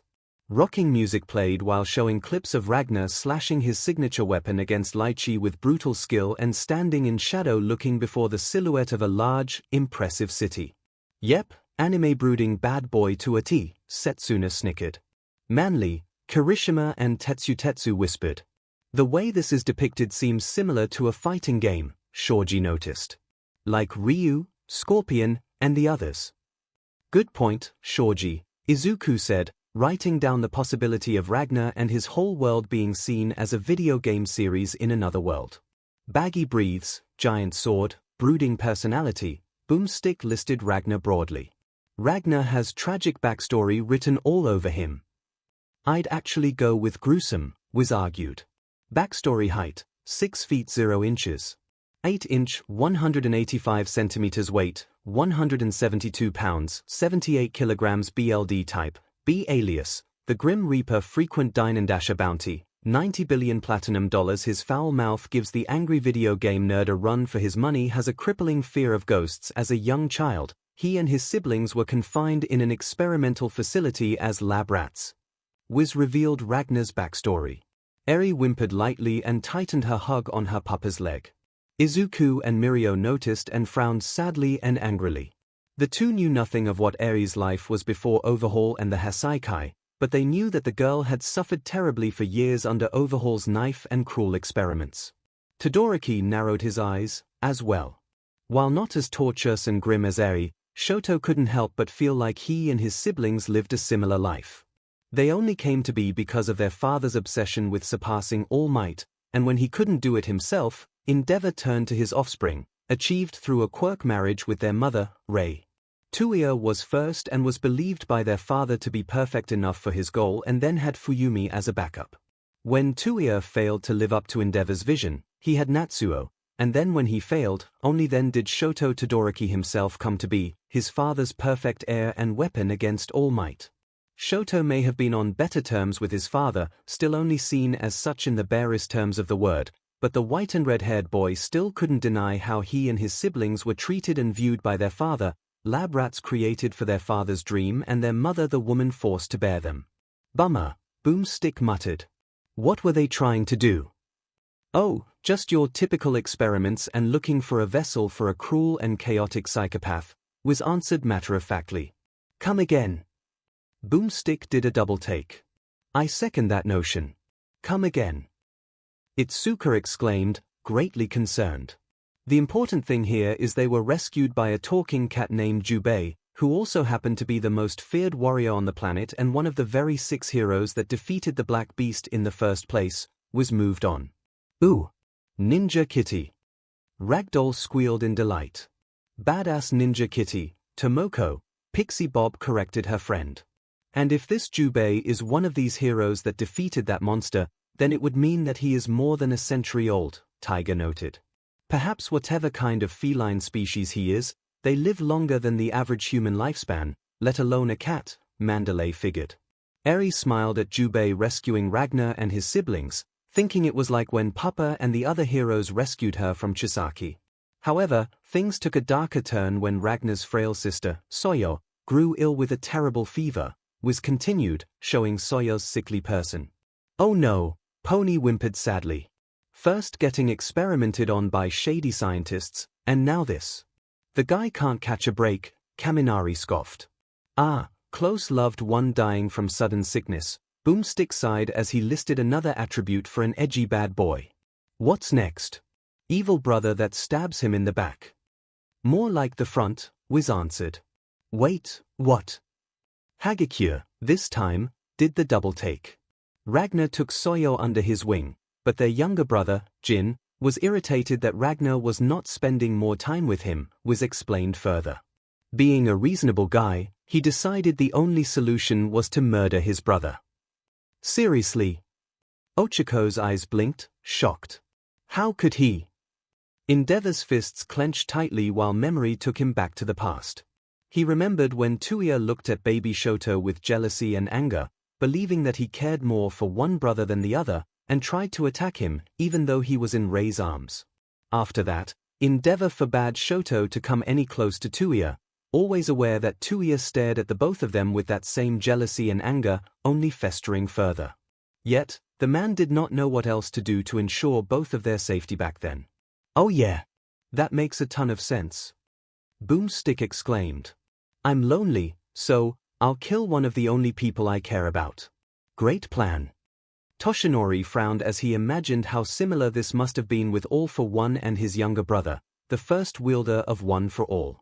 Little did the former symbol of peace know, he hit a bullseye. Izuku's eyes flinched, looking down at particularly nothing but the memory of his dream of One for All before the joint training exercise with Class B. The ninth wielder of the quirk saw how One for All began, how All for One had locked his little brother in a cell, proclaimed some words about doing this for the brother's good, and then gifting him the stockpiling quirk that would come to fuse with the brother's quirk.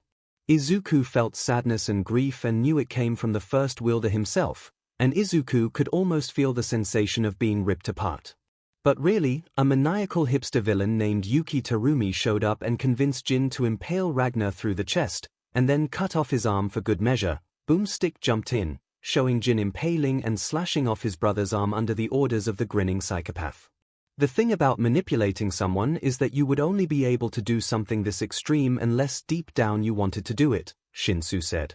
Regardless of whatever tricks or honeyed words that came out of that silver tongue, unless you are forced to do it, that boy wanted to kill his brother, deep down. Aomar did his best to hide his shame and pain, but he couldn't stop his constant smile from falling into a frown. "Is that how you died? From your own brother?" Izuku asked the first user, hoping for a response. Izuku got nothing. Terumi did this by convincing Jin that he was destined to be the hero to slay the Black Beast once again, Wiz explained, again. And the one that would be the Black Beast reborn was dear old Big Bro who wanted to spend more time tending to their sickly sister than play with your annoying Winnie but, Boomstick finished Wiz's sentence. "Sounds reasonable." The enticing allure of greatness beyond his meager life, the draw of meaningful purpose to the struggles of his past pain, and the feelings of jealousy and resentment, Edgeshot listed. With a final touch of making his resentment feel justified by painting the guilty party as an other, a wrong, and a monster. Hawks frowned as he thought about the forces of the now paranormal Liberation Front. The winged hero wondered how many ended up drawn to his army by one of those reasons, whether it be feeling like it gave them purpose or Redestro and his acolytes painting Hero Society as the others and enemies to throw all their pent-up resentment and pain onto. He wondered if that held true for the League themselves, as he knew how devoted Twice was to support those he saw as his friends, even if they were villains. Bakugo cringed as his mind took him back to his childhood with Deku. The green-haired kid was always around and hanging on to Bakugo as far as the ash-blonde teen could remember. They played with the same All Might toys, fanned over their shared idol, and both desired to be heroes. But then somewhere along those lines, they grew apart, and all of it was his fault. He let those words of praise from the teachers and classmates butter him up like a Thanksgiving turkey, filled his head with promises of being a great hero, and supported his every action as the right action, no matter how cruel it was toward Deku. Bakugo couldn't even blame them for how he bullied Deku for all those years. Believe him, he tried, and the best he could stomach as true was those lackeys never said or did anything to the contrary. He started picking on Deku for not being as great as he was on practically anything. He was the one whose pride couldn't stomach the idea of little Deku trying to help him up from the creek, thinking he was looking down on him, and he was the one that landed the first blow, the first explosion on Dezuku's body, and the rest just followed and ate his words up that what he was doing was right too. Granted, an order-loving sword was also influencing him. But yeah, reasonable, Wiz said, sarcastically. That still feels like a PSS poor excuse for wanting to stab your own kin, Miruko huffed, incensed. The boy was still a kid, an easy target to manipulate and corrupt, Ryukyu pointed out. I'm not saying he's not in the wrong, but it is clear that he was led astray. Toshinori's frown deepened at Ryukyu's words. Gran Torino's advice regarding Shigaraki rang like hers about Shigaraki still being a villain. However, Dragoon Hero's words about Shimura's grandson led astray still poked at his mind as reason enough to try and reach out to the decaying villain. But then he saw the insane devotion that Shigaraki had toward his hatred of him, his longing to tear this world down because he wanted to, and his loyalty to All for One.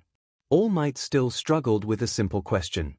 It wasn't whether Shigaraki wished to be saved, and Hero's true grit and job was to help where they didn't belong, but whether he even could be saved. Moving on for sanity's sake, Ragnar would have been done for until an omniscient, time-traveling, pig-tailed vampire descended from the heavens, snapped her fingers, magicked him a new arm, and left. Boomstick summarized, showing said pig-tailed vampire appearing and creating Ragnar a new arm. At the same time, his right eye changed color to red. What in the food does Kamakiri almost cursed? No, no. Don't think. Just accept. Boomstick unintentionally interrupted the blade-producing 1B student. Despite Boomstick's words, Shoto still paused over Ragnar's transformation and the change in his eye color. At first, Todoroki assumed the changed color was the left one, but to see the opposite felt like his world was flipped upside down. For so long, he had glimpsed his left side as a curse, from the same quirk as his father to the looks his mother thought looked unbearable. Seeing Ragnar go through something similar with his right side made Todoroki's theorist mind wonder what would have been if it was his right side that he detested, if it was his mother he held resentment towards for burning him rather than his father. Azure Grimoire gives Ragnar virtually unmatched control over 𝐒𝐻, absorbs the soul of its target augmented by the idea engine, acquired from the dying Karatno. 11 adds the ability to create a force field, can activate 𝐵LD without losing his life force, turned Ragnar's right eye red when it bonded with him, doubles Ragnar's attack power, surprisingly still conscious and apparently an expert on things that never happened before. Ragnar instantly recognized his new appendage as an Azure Grimoire, a piece of the Black Beast which Ragnar can use to manipulate 𝐒𝐻, was continued with Ragnar's new arm and the red eye-like orb on the back of the hand. Would you look at that, Fat Gum muttered. He was left for dead by his brother because that guy said he was going to be the Black Beast, and now he has a part of it as his right arm. Imagine that. A tragic and ironic fate, one that was sought to be avoided but ended up coming to pass in another way, Cementos said. 𝐒𝐻 is a radioactive energy left behind by the Black Beast all over the world, Wiz explained. Like magic. Boomstick simplified. Well, kind of, Wiz admitted. It is translated to magic element, and they are treated like two different things, but they are pretty much the same. Like a distinction without a difference. Shoda guessed. Possibly, Jirota shrugged. Perhaps 𝐒𝐻 gives access to a different branch of abilities and powers that regular magic wouldn't.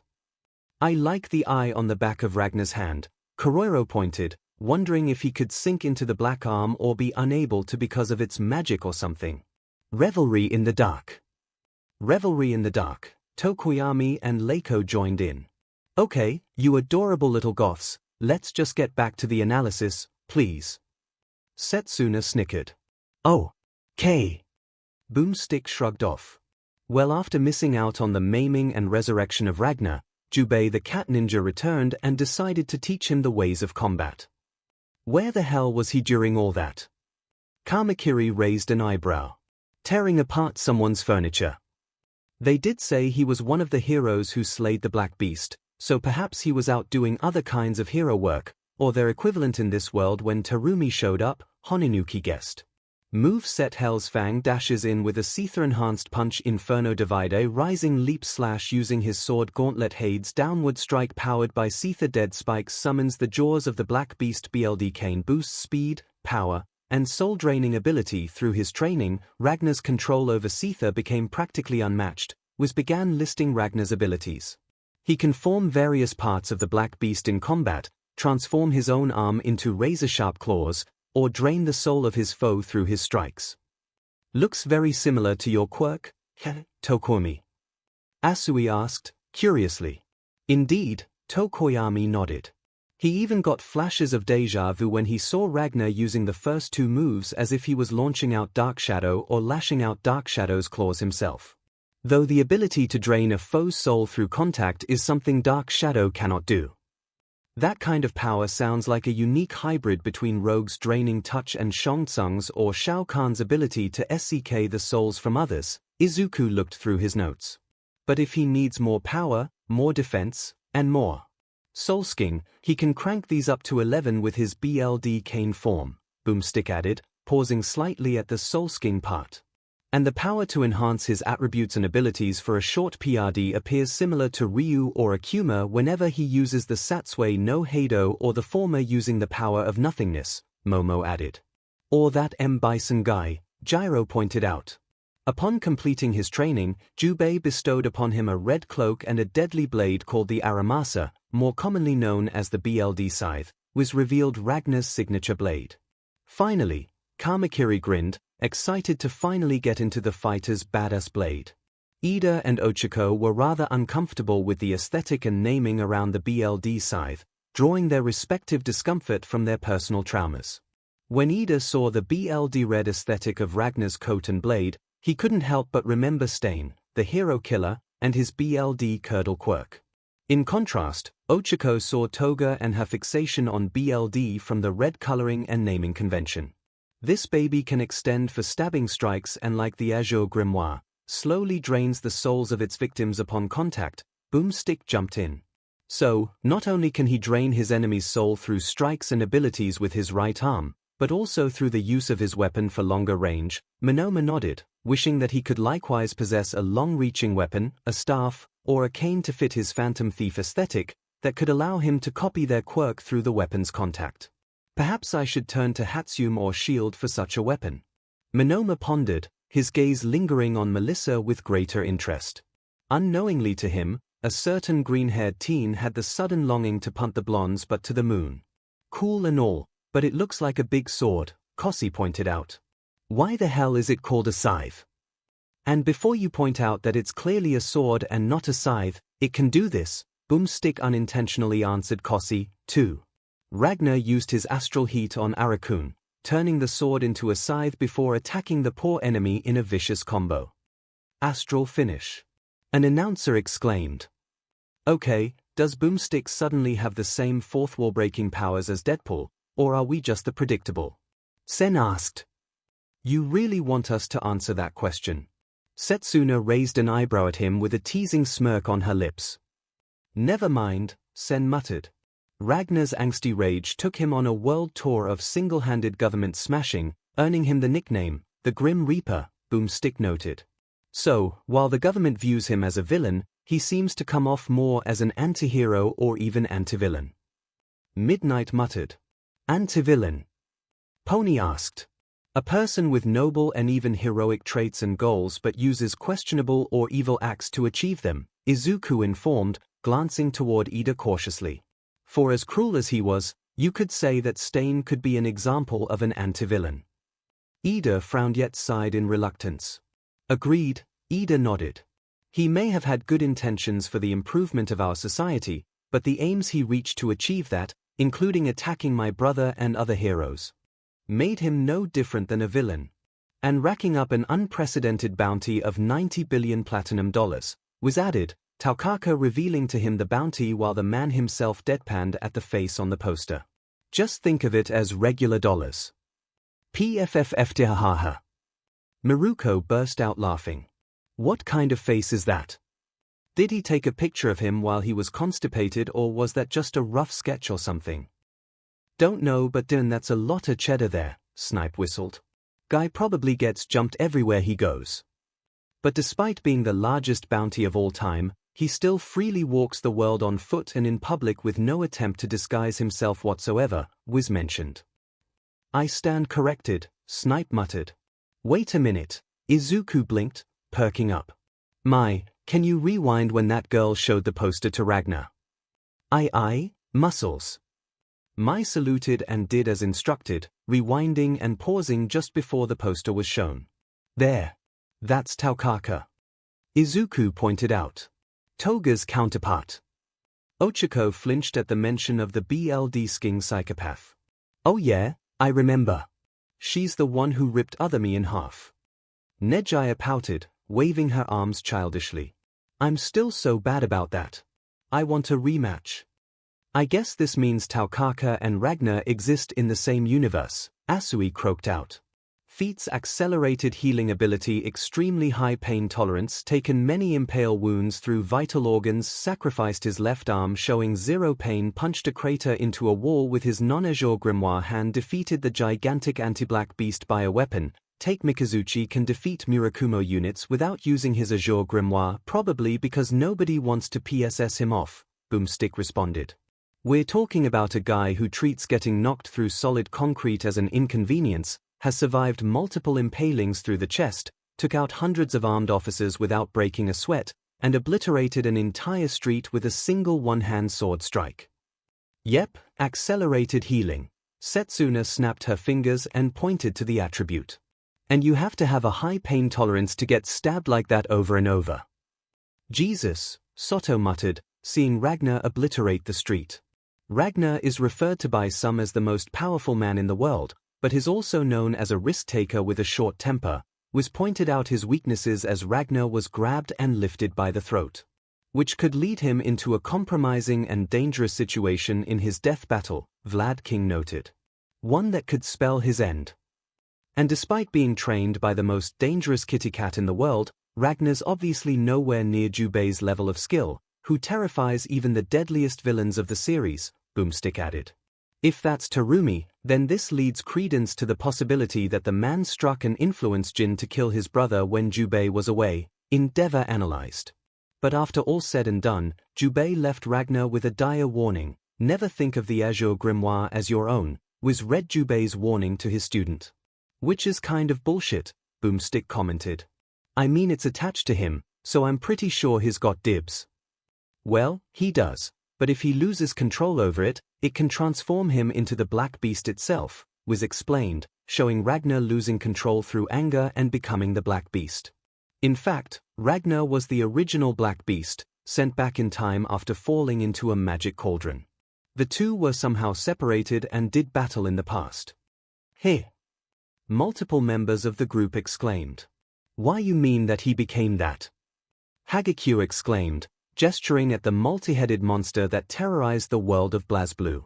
But how? Time travel, quite a tricky and unpredictable concept, Nezu sighed. Tokumi flinched at seeing Ragnar fall to anger and become the Black Beast. He felt like seeing himself fall to his rage and dark shadow going on a rampage that threatened his classmates and friends, but to see that Ragnar was always destined to become the Black Beast gave Tokoyami quite the dark possibility that he always feared, that he would be unable to control Dark Shadow at some point, falling to his own quirk's influence, and becoming the monstrous demon that so many feared he would be, especially those among the Creature Rejection clan or their supporters that taunted him in his youth. These events would repeat themselves in a 100-year time loop until the intervention of Noel Vermilion, one of 3 clones of Ragnar's own sister, 𝐒𝐲, was revealed. She saved Ragnar from falling into that cauldron, stopping the Black Beast from appearing in the past in the first place. The way Noel leaped after Ragnar to save him brought Izuku his own flash of déjà vu. He remembered his match against Monoma's team and when Black WHP emerged during the joint training exercise. The new quirk went wild, destroying everything around him with no regard or order. He felt like he was tied to a rampaging monster, much like the out-of-control Dark Shadow or the Black Beast. But then Ochako leaped in and grabbed onto him, hugging him, trying to plead and calm him down to take control of Black WHP. Izuku would always remember the act as brave, warming his chest and smiling every time he thought about it.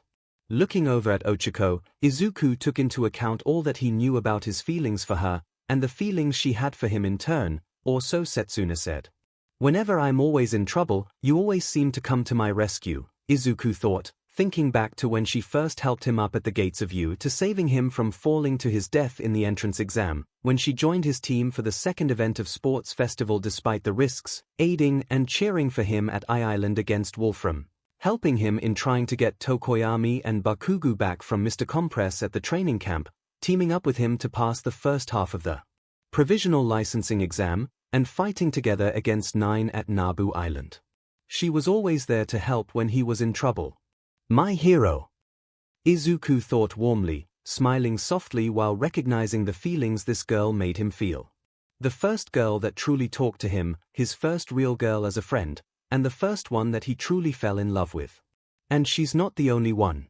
Izuku glanced at the rest of the girls around him, feeling different, yet similar feelings for them that all came to the same conclusion. But now, what do I do? But if the Black Beast never went back in time, then it never would have created Seether, and everything in BlazBlue shouldn't exist as we know it, Boomstick pointed out, confused. Yes, that does present quite the paradox, Nezu muttered, working his enhanced brain for a solution. Well, this can be all solved through two simple words, multiverse theory, Wiz explained.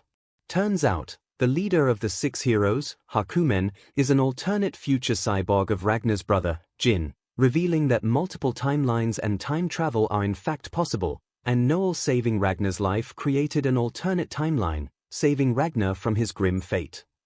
Oh, yeah, that makes sense. Boomstick muttered, still totally unconvinced.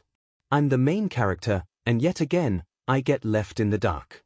It's really starting to piss me off. Ragnar raged. The group held mixed opinions about Ragnar, ranging from sympathy for his tragic backstory and ever-increasing bad luck, wariness over his true form as the black beast that could be unleashed with his anger and his clear disdain for authority, to acknowledged awe and praise of his resilience and strength.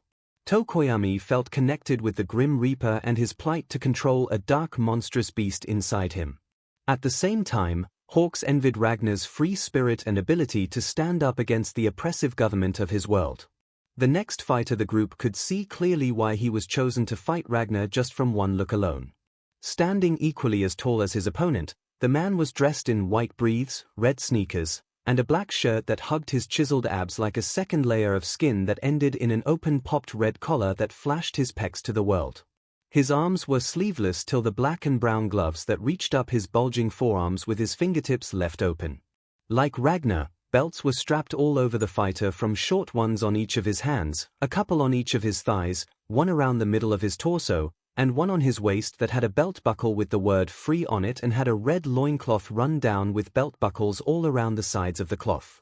The man's forehead was covered in a large red headpiece that held the words "Rock You" carved onto it. He had brown, forward spiky hair, the remains flowing in a long ponytail by the back, brown eyes, and his constant smirk complemented his chiseled jawline. The fighter also held an equally large silver and red sword. Soul bad guy. Way back in the year 2010, the discovery of magic forever changed the course of human history, Wiz began.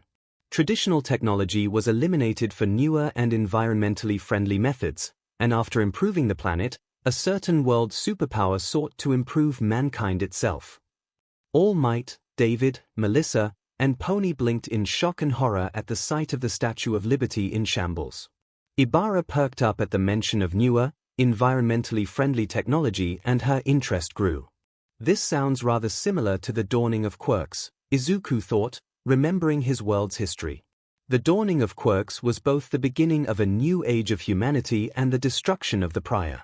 Societal unrest plagued all the nations of the globe as more people manifested quirks, conflict ensued from the powerless majority's fear of these powers, and those with these new quirks either fought back to defend themselves or used their newfound gifts for personal gain.